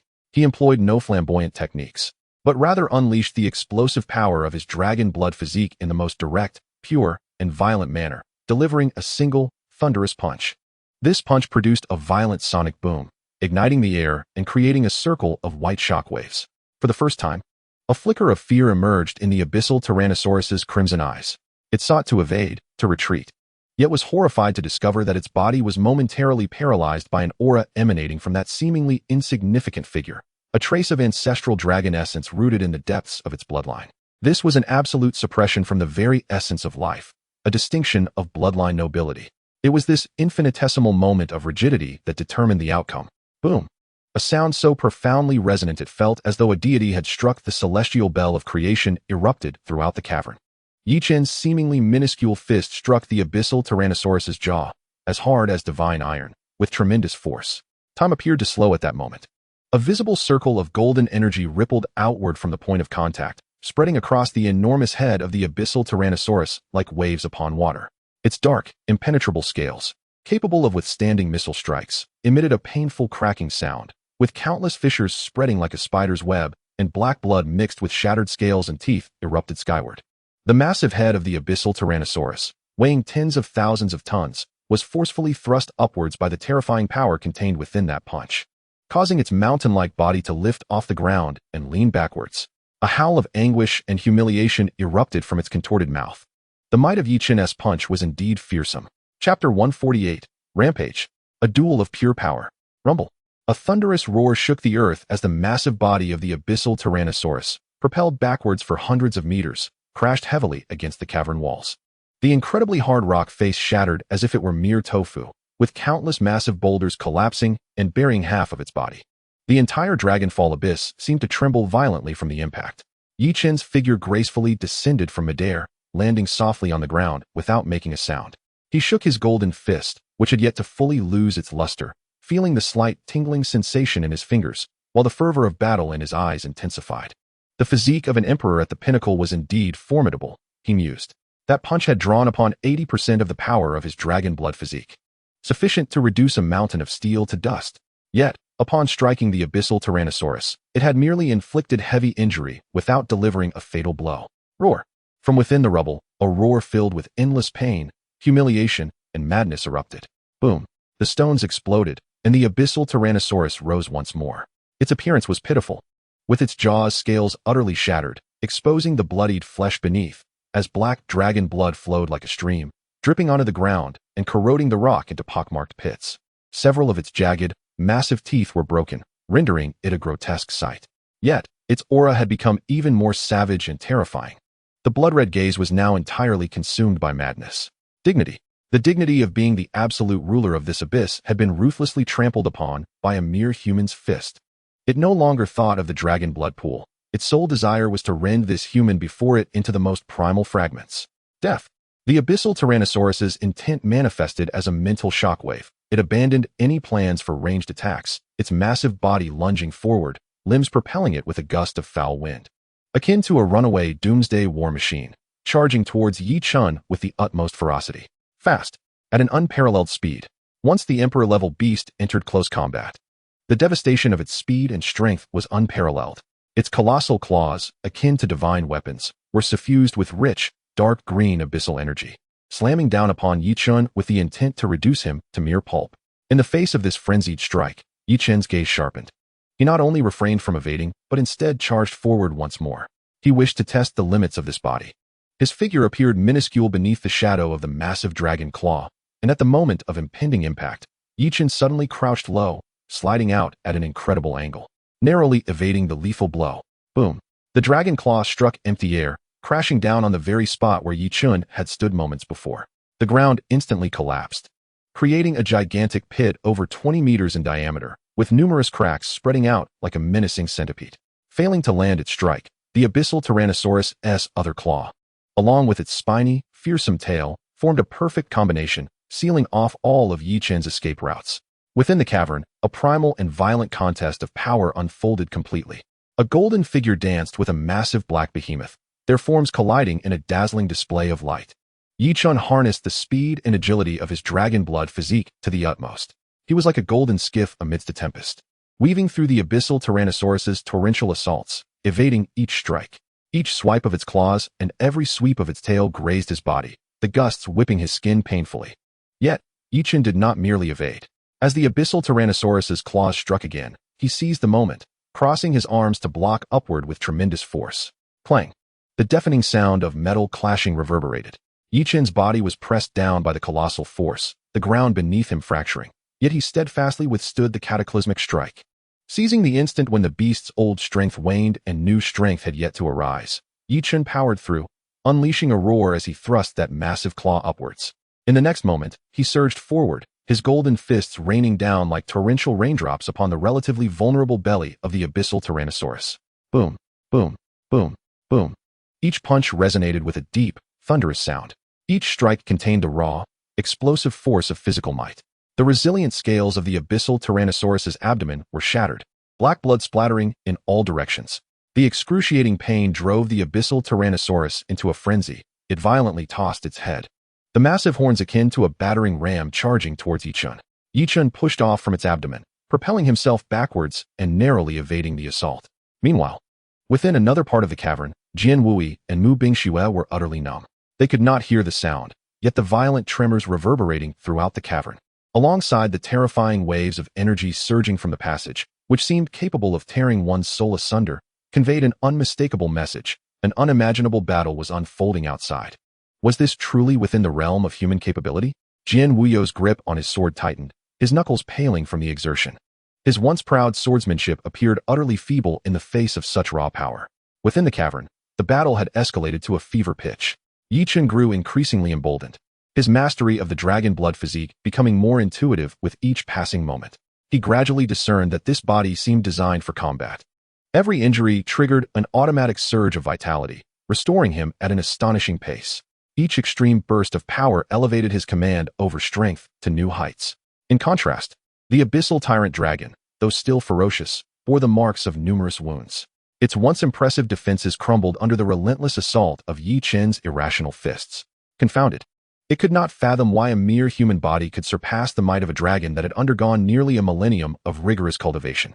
As the prolonged assault took its toll, the abyssal tyrant dragon's movements began to falter. Yi Chen, ever perceptive, seized this opportunity. He deftly evaded another sweeping tail strike, his form flashing like lightning as he appeared at the massive joint of the dragon's hind limb, with his right leg resembling a battle axe. Infused with a force of tremendous magnitude, he brought it crashing down. Break for me. Crack. The sound of bone shattering echoed ominously, sending chills down the spine. Chapter 149, The Fall of the Overlord, The Dawn of a New Era. Crack. That sharp, spine-tingling sound of bone fracturing resonated clearly amidst the continuous roars of the cavern, reminiscent of the tolling of a death knell. Roar. The abyssal tyrant dragon emitted an unprecedented, heart-rending wail. No longer did it embody mere madness and brutality. Instead, it was overwhelmed by an unbearable agony and dread. The hind limbs that supported its colossal form were brutally severed, causing its massive body to lose balance and topple to the ground like a fallen mountain, raising a cloud of dust. It struggled to rise, but the excruciating pain from its fractured limbs rendered its efforts futile and absurd.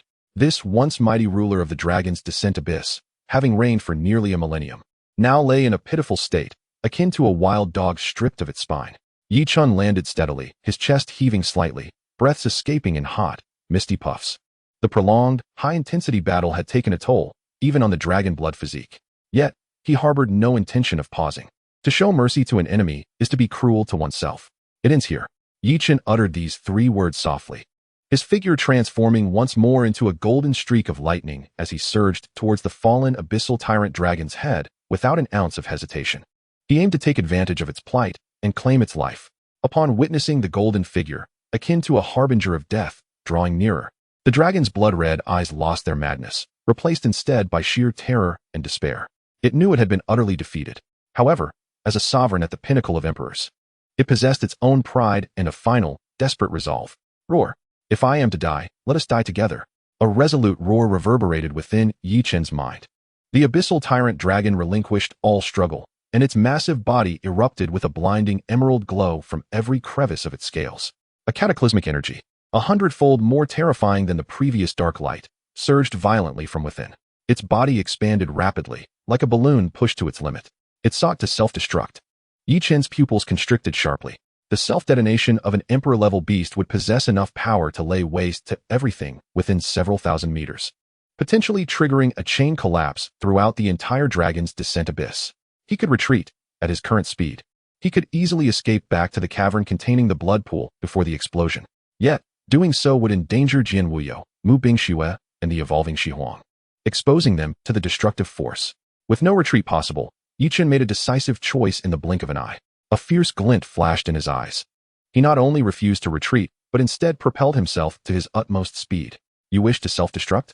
You shall have no such opportunity. In that moment, the crimson-golden radiance enveloping him reached its zenith, the formidable ancestral dragon's vitality being summoned without reservation. Behind him, a vague yet majestic golden dragon silhouette materialized. Overlooking the ages with authority, he seemed to merge with that dragon shadow, all his strength and will coalescing into his right fist. This blow transcended mere physical power. It bore a trace of the supreme dignity and suppressive force belonging to the ancestral dragon, rooted deep within his bloodline. Break. In the instant the abyssal tyrant dragon's self-destructive energy reached its critical point, Yichen's fist, resembling a golden meteor slicing through darkness, struck fiercely at the already cracked surface of its head. Sizzle. The golden fist collided violently with the emerald energy barrier of destruction.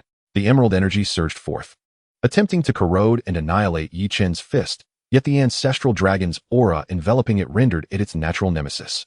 That sacred and tyrannical force acted like a blazing sun, effortlessly purging and tearing apart the emerald energy. The fist surged through the energy barrier, ultimately imprinting itself solidly upon the dragon's forehead. Boom. This time, it was not merely a dull thud, but a grand roar reminiscent of the very birth of the universe. Time seemed to freeze at that moment. Cracks of golden hue instantly spread from the point of contact on the dragon's massive head, traversing through its skull. In its blood-red eyes, the last vestiges of madness and defiance crystallized, only to shatter like a wind-eroded sand sculpture, ultimately extinguishing all semblance of life. The once impending emerald light of self-detonation flickered and then extinguished, as if the power supply had been abruptly severed. The gargantuan body trembled violently, then fell completely lifeless, transforming into a cold mound of flesh and blood. Thus, the once mighty abyssal overlord met its demise. Huffing, Yichen slowly retracted his fist, panting heavily. His right hand bore lacerations, golden blood trickling down, clearly indicating the tremendous strain from that last strike. Yet, as he gazed at the immense corpse before him, his eyes sparkled with an unprecedented brilliance. He had succeeded. With the strength of a single individual, he had confronted and slain a genuine emperor-level beast. Through this battle, he achieved the most direct and profound understanding of the power contained within the dragon blood physique. At that moment, on the other side of the cavern, within the sanctuary guarded by Jian Wuyo and Mu Bingxue, an unexpected transformation took place. The thunderous sounds of battle and the tremors that had once filled the air had completely subsided. Jian Wuyo and Mu Bingxue held their breath, anxiously awaiting the outcome. Suddenly, an indescribable surge of warmth and noble energy erupted from the blood pool behind them. Buzz. The entire cavern was enveloped in a resplendent golden-red divine light. The once crimson golden dragon blood pool had become utterly clear, all energy absorbed to its nadir. And at the center of the pool, the figure of Shihuang floated serenely. Her form had nearly doubled in size, each feather seemingly sculpted from the purest flames and glass, radiating a kaleidoscope of colors, divine and extraordinary. The essence of the divine fire of rebirth surrounding her had become remarkably refined and profound, as if capable of incinerating all things in existence while simultaneously nurturing boundless vitality. A tremendous pressure, far exceeding that of a king and even surpassing the ordinary emperor level, emanated from her being. In the next moment, her tightly shut eyes suddenly flung open, with a piercing cry. A melodious and resounding phoenix call filled with the joy of rebirth and supreme majesty echoed throughout the dragon's fall abyss. Chapter 150. The Dragon and Phoenix in Unity, Transformation. The resounding phoenix cry seemed to pierce through the dense layers of rock, reverberating throughout the underground realm of the dragon's fall abyss. This sound contained the exuberance of new life, the exhilaration of breaking free from shackles, and an innate, unparalleled nobility that transcended all beings. Within the cavern, Jian Wuyo and Mu Bingxue were forcefully pushed back by this sudden influx of pressure, their faces etched with astonishment. In the center of the blood pool, the figure of the Phoenix of Dawn floated serenely. The ancestral dragon's blood, rich with immense energy, had become crystal clear, having absorbed all its essence. At this moment, the Phoenix of Dawn had undergone a transformation of monumental proportions. Its size had nearly doubled, with a wingspan exceeding 10 meters. Each feather appeared to be crafted from the most immaculate flames and glass, shimmering with divine radiance.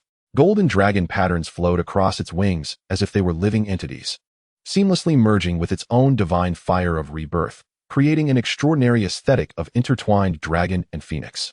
Most astonishing was its aura. Its rank remained at the pinnacle of the Emperor level, yet this pressure was over tenfold stronger than before.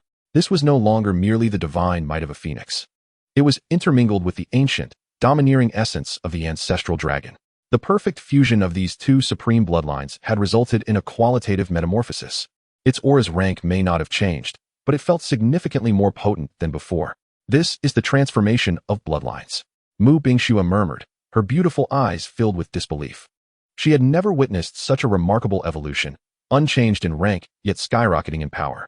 Jian Wuyo was equally shaken. His gaze fixated on the golden dragon patterns on the phoenix of dawn's wings. This is not merely a transformation of bloodlines. Look at its wings. It has fused with the ancestral dragon's blood, becoming the legendary body of the dragon and phoenix. As a fellow at the pinnacle of the Emperor level, it could now easily overpower its former self.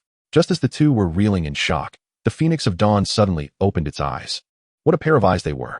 No longer filled with the previous liveliness, they now resembled two burning golden suns, majestic and profound, seeming capable of piercing through the human heart and incinerating all illusions of the world. It gently unfurled its magnificent wings, and in the next moment, its form transformed into a streak of gold and crimson light, instantly soaring out of the cavern. In the expansive cavern, Yichen sat cross-legged beside the massive corpse of the abyssal Tyrannosaurus, recuperating from the energy expended in the recent fierce battle. The recovery power of the dragon blood body was astonishing. The gaping wound on his fist had already scabbed over and was healing rapidly. Suddenly, he sensed something and lifted his head. A familiar yet distinctly different powerful aura was approaching him at an astonishing speed. Before he could rise, a resplendent figure in gold and crimson appeared above him, the gust of wind stirring his hair. It was the Phoenix of Dawn. Gazing at this awe-inspiring creature, seemingly emerged from myth, a genuine smile broke across Yichen's face. She succeeded. The phoenix emitted a joyous trill, its regal golden eyes melting with warmth and affection upon seeing Yichen. It retracted its majestic aura, gently nudging Yichen's shoulder with its massive head, akin to a once aloof child returning home to seek comfort from its master. Yichen smiled and patted its warm beak, distinctly feeling the surging, unprecedented power coursing through its being. You've worked hard. The phoenix shook its head, then opened its beak, softly releasing a small orb of gentle, life-infused orange-gold flame, which floated above the wound on Yichen's right fist. This flame radiated warmth and a serene life force, devoid of any burning sensation.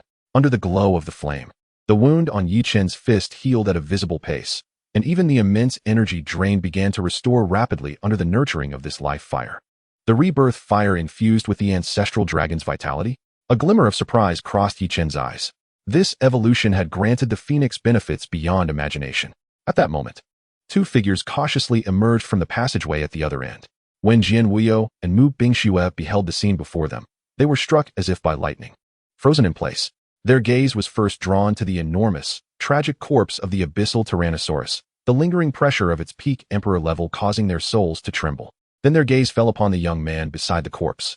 Though his clothes were tattered and stained with blood, he stood tall and proud as a pine. A dragon blood phoenix, having just completed its bloodline transformation and radiating overwhelming power, affectionately nudged its head against his shoulder. This tableau was filled with an indescribable visual impact. One man, one phoenix, and the carcass of a tyrant. All the clues in their minds connected, ultimately leading to a conclusion that nearly made their hearts stop. Yichen. Jian Wuyo's voice was parched as he pointed at the massive dragon's corpse, struggling to ask, "Did you kill this?" Though phrased as a question, his tone was laden with certainty, for there was no other explanation possible. Indeed, it was not very friendly.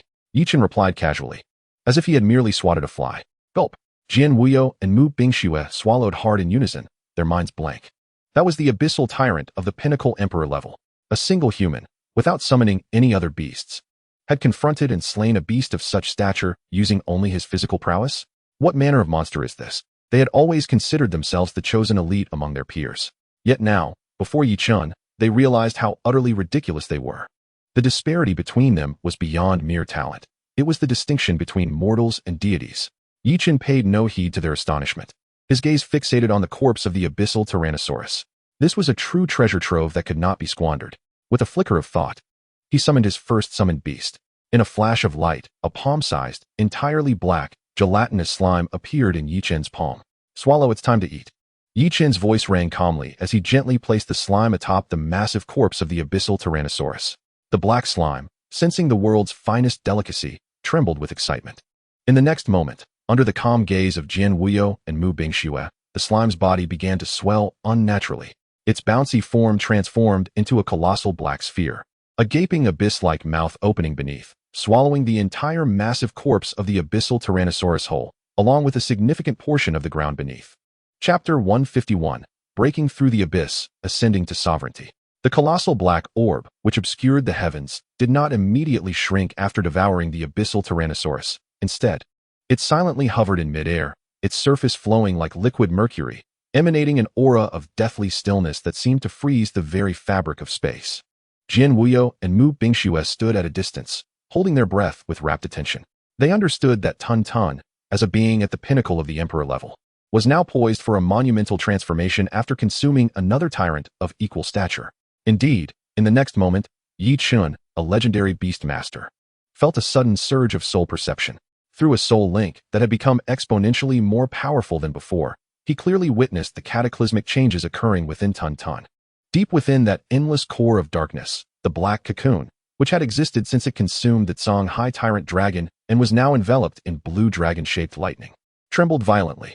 The immensely pure and vast abyssal essence from the recently devoured abyssal Tyrannosaurus flowed into the cocoon like rivers returning to their source, completing the final convergence of the two distinct sources of power from the emperor-level dragon clans at this pivotal moment, reaching an enigmatic threshold. Crack! A sound akin to the universe's birth erupted from the depths of Yi Chen's soul. Warning. Final evolution conditions met. Evolution procedure initiated. Songhai Tyrant Dragon, Emperor Peak. Essence fully analyzed. Abyssal Tyrannosaurus, Emperor Peak. Essence fully analyzed. The two emperor-level dragon bloodlines begin ultimate fusion, breaking through the barriers of the world and ascending to a higher dimensional life form. Evolution commencing. Target tier, sovereign. Boom. A terrifying pressure beyond articulation erupted from the immense black orb. This was no longer the aura of an emperor, but rather an absolute dominion imbued with laws and authority. A manifestation of a higher realm. Under this overwhelming force, Jian Wuyo and Mu Bingxue felt their very souls tremble, akin to mortals gazing upon deities, unable to harbor even the slightest thought of resistance.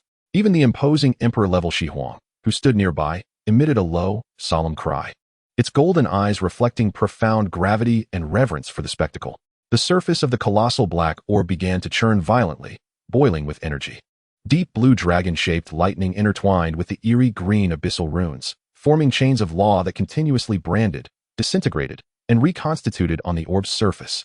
The entire black sphere rotated at an astonishing speed, contracting until it ultimately collapsed into a singularity that reflected no light. Space warped, and light was devoured. A genuine black hole seemed poised to manifest in this very spot. Finally, when all light and energy were swallowed by that singular point, the entire cavern was plunged into profound darkness and silence. A second later, a resounding hum erupted. A beam of black light, reaching from earth to heaven, shot forth from the singularity, striking the cavern's apex. The once impenetrable rock walls crumbled before this black light as though made of paper, instantly creating a bottomless pit that connected to the outside world. As the light dissipated, a new life form quietly floated in midair. Its core remained a black sphere approximately 2 meters in diameter, but its surface was no longer smooth.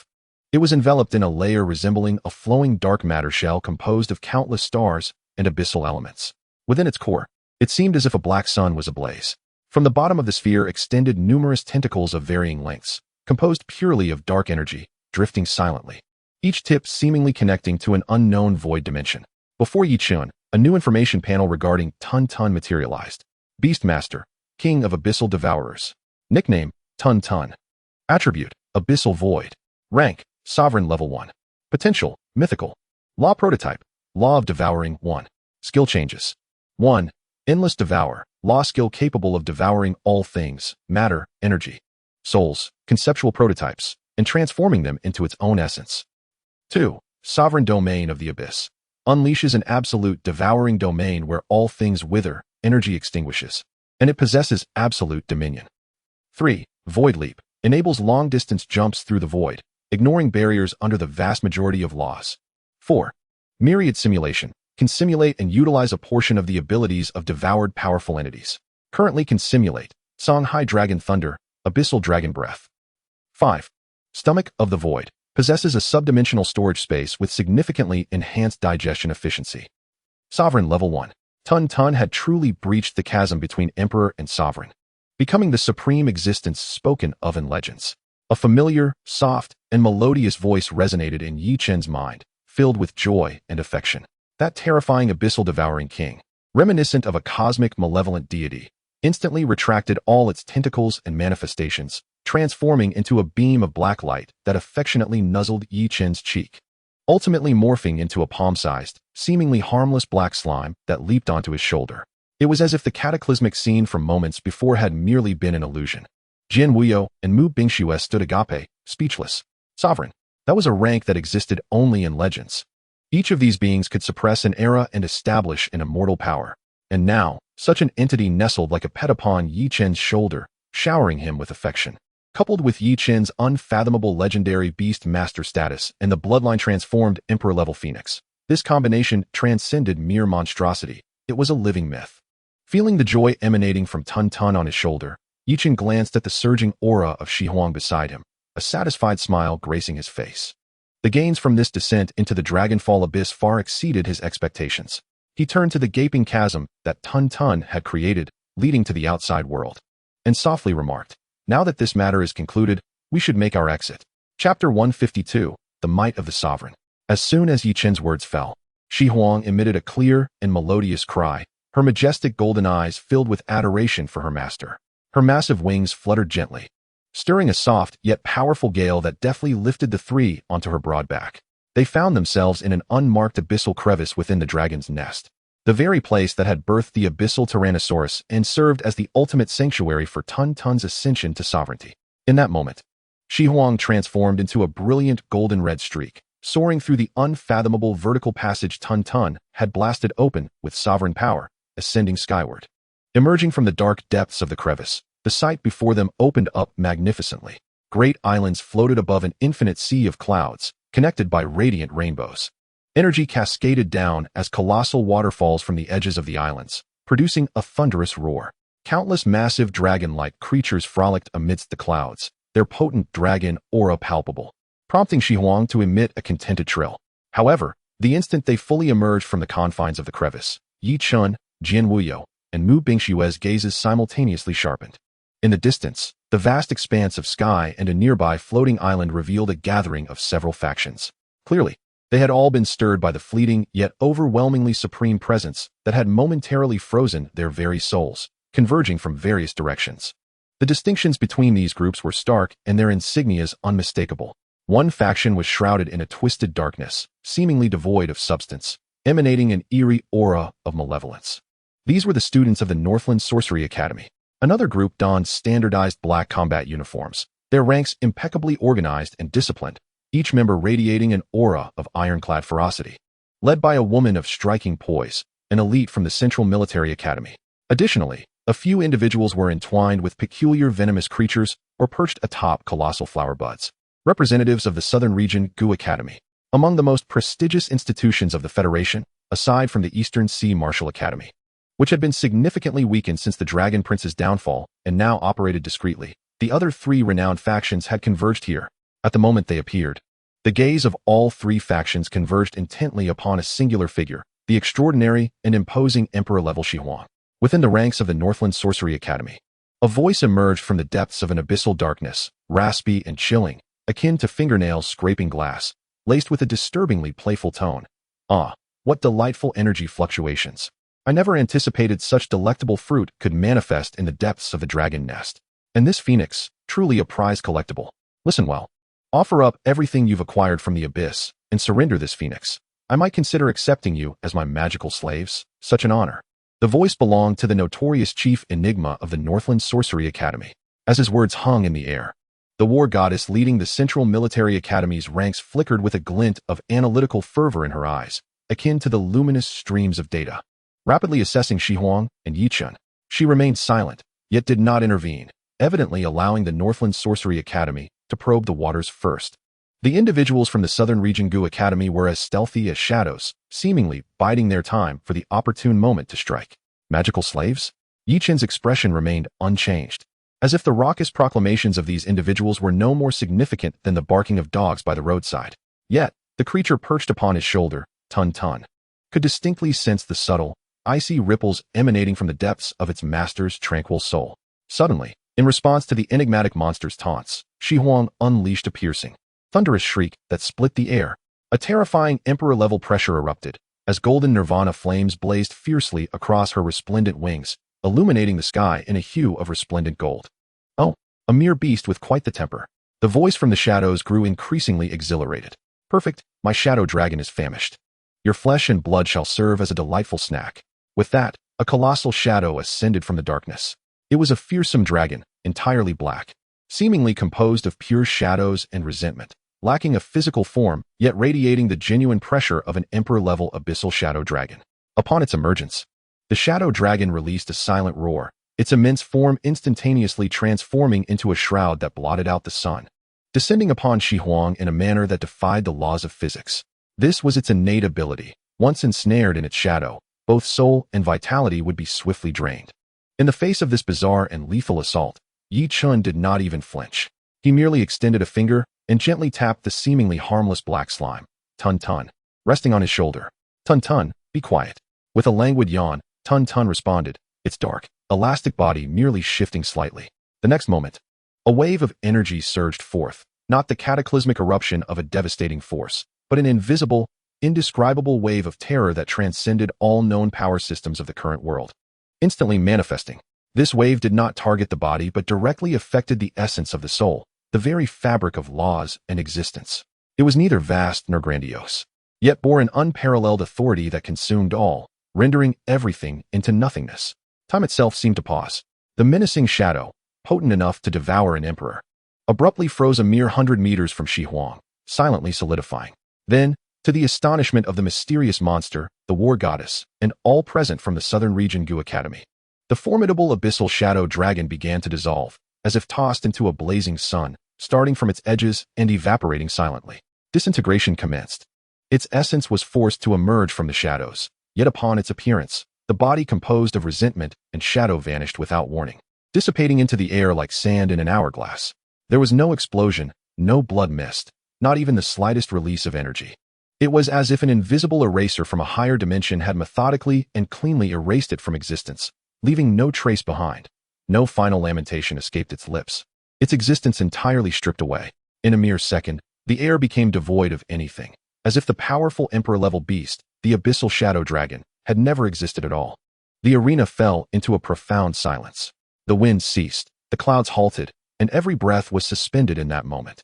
Within the Northland Sorcery Academy, the darkness enveloping the mysterious monster quivered violently, as though its master had suffered a tremendous psychological shock. The raspy laughter abruptly ceased, replaced by a short, involuntary gasp of terror. In the ranks of the Central Military Academy, for the first time, the war goddess's eyes, previously as calm as the most precise aiming device, surged with tumultuous waves. Her fists clenched tightly, knuckles whitening from exertion, as her tactical analysis system spiraled into chaos due to the incomprehensible data. Enough. Yi Chen's indifferent voice resonated from above, akin to a divine verdict upon mere ants. He did not glance at the stunned talents from the various academies. As Shi Huang's magnificent wings once again flapped, transforming into a streak of light, vanishing into the horizon, heading toward the very heart of the dragon nest. Only when the terrifying pressure that had halted their souls dissipated entirely did the talents from the three academies seem to come back to life, gasping for air, their eyes reflecting a blend of bewilderment and the indelible mark of fear. Upon Shi Huang's back, Jian Wuyo and Mu Bingxue exchanged a glance, each reflecting profound shock and a hint of bitter amusement. Was this the power of dominion? Merely a slip of breath had erased an emperor-level beast from existence. This surpassed their comprehension of combat, entering the realm of the divine. Brother Yi, Jian Wuyo's voice was parched. Where do we go now? The lead on the ancestor dragon's bloodline? Standing atop Shi Huang, Yi Chun allowed the fierce winds at high altitude to billow his garments as he gazed calmly toward the floating divine mountain at the center of the dragon nest, encircled by endless thunder. No need to search, it will come to us. Chapter 153, The Aftermath, the Master of the Dragon Nest. A golden red streak sliced through the sky as Shi Huang's figure swiftly vanished into the depths of the cloud sea. However, the lingering aura of terror and the emptiness that enveloped the air served as an indelible mark, deeply etched into the souls of everyone present. A deathly silence persisted for several long seconds. Gulp.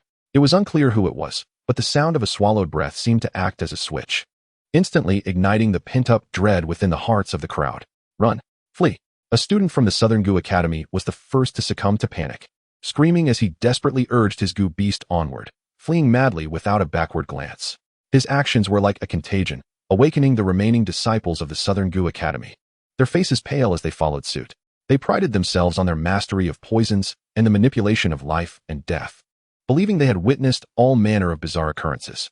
Yet, the scene they had just witnessed had utterly shattered their understanding. This was not battle, nor was it death. It was the obliteration of existence from a higher dimension. In the ranks of the Northern Demon Academy, the darkness shrouding the mysterious creature contracted violently, ultimately revealing a figure clad in a black robe, his complexion as pale as parchment.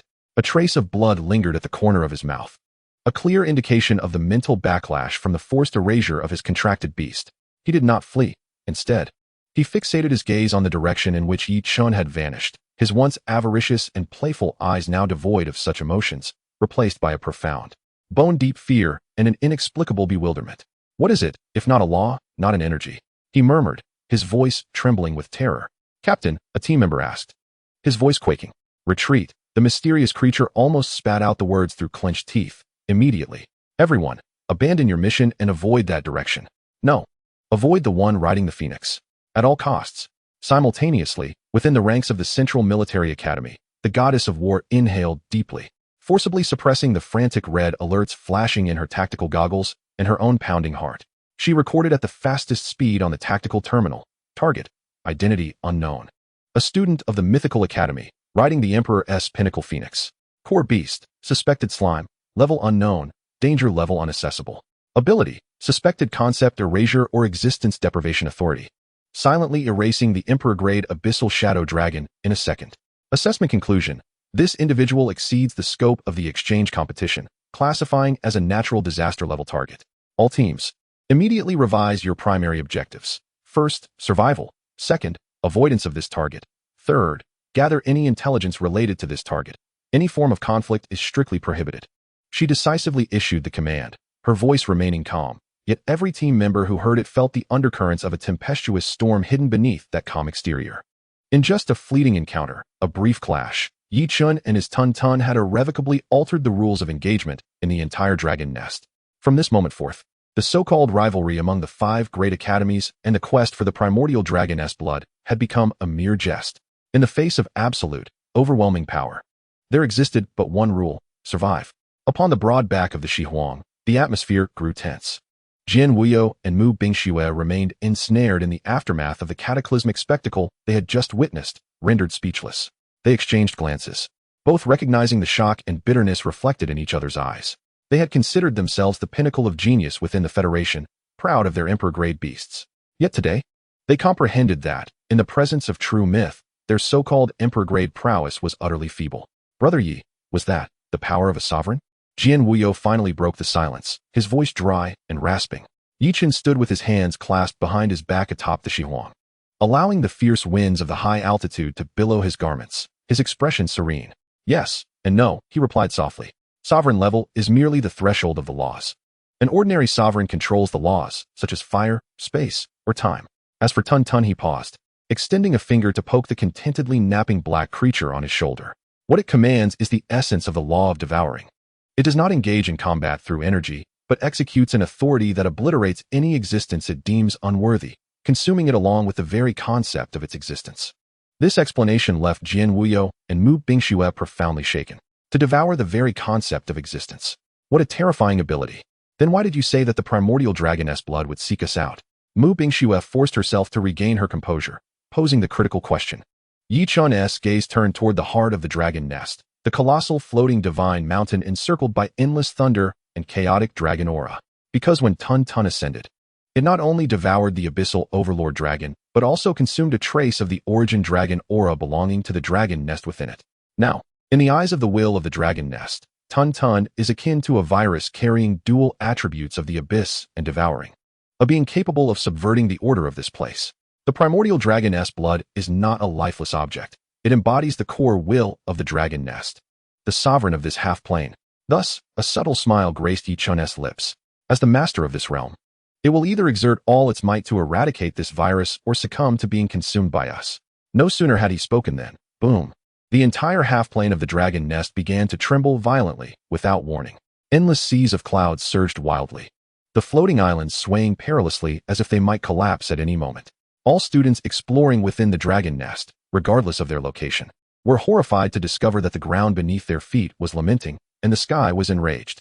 An indescribable, ancient, and vast dragon might erupted like a reawakened primordial deity from the central divine mountain, instantly enveloping the entire world. In that moment, all dragon creatures within the dragon nest, whether commanding or kingly, prostrated themselves upon the ground, trembling in fear as they directed their submissive wails toward the central divine mountain, emanating from the depths of their souls. Following this, a grand, majestic voice, seemingly transcending the boundaries of time, resounded directly within the souls of Yi Chun and his companions. Outsider, thou art burdened with the resentment of my descendants' demise, as well as the taint of the abyss. Depart from my domain, or become but dust in this realm.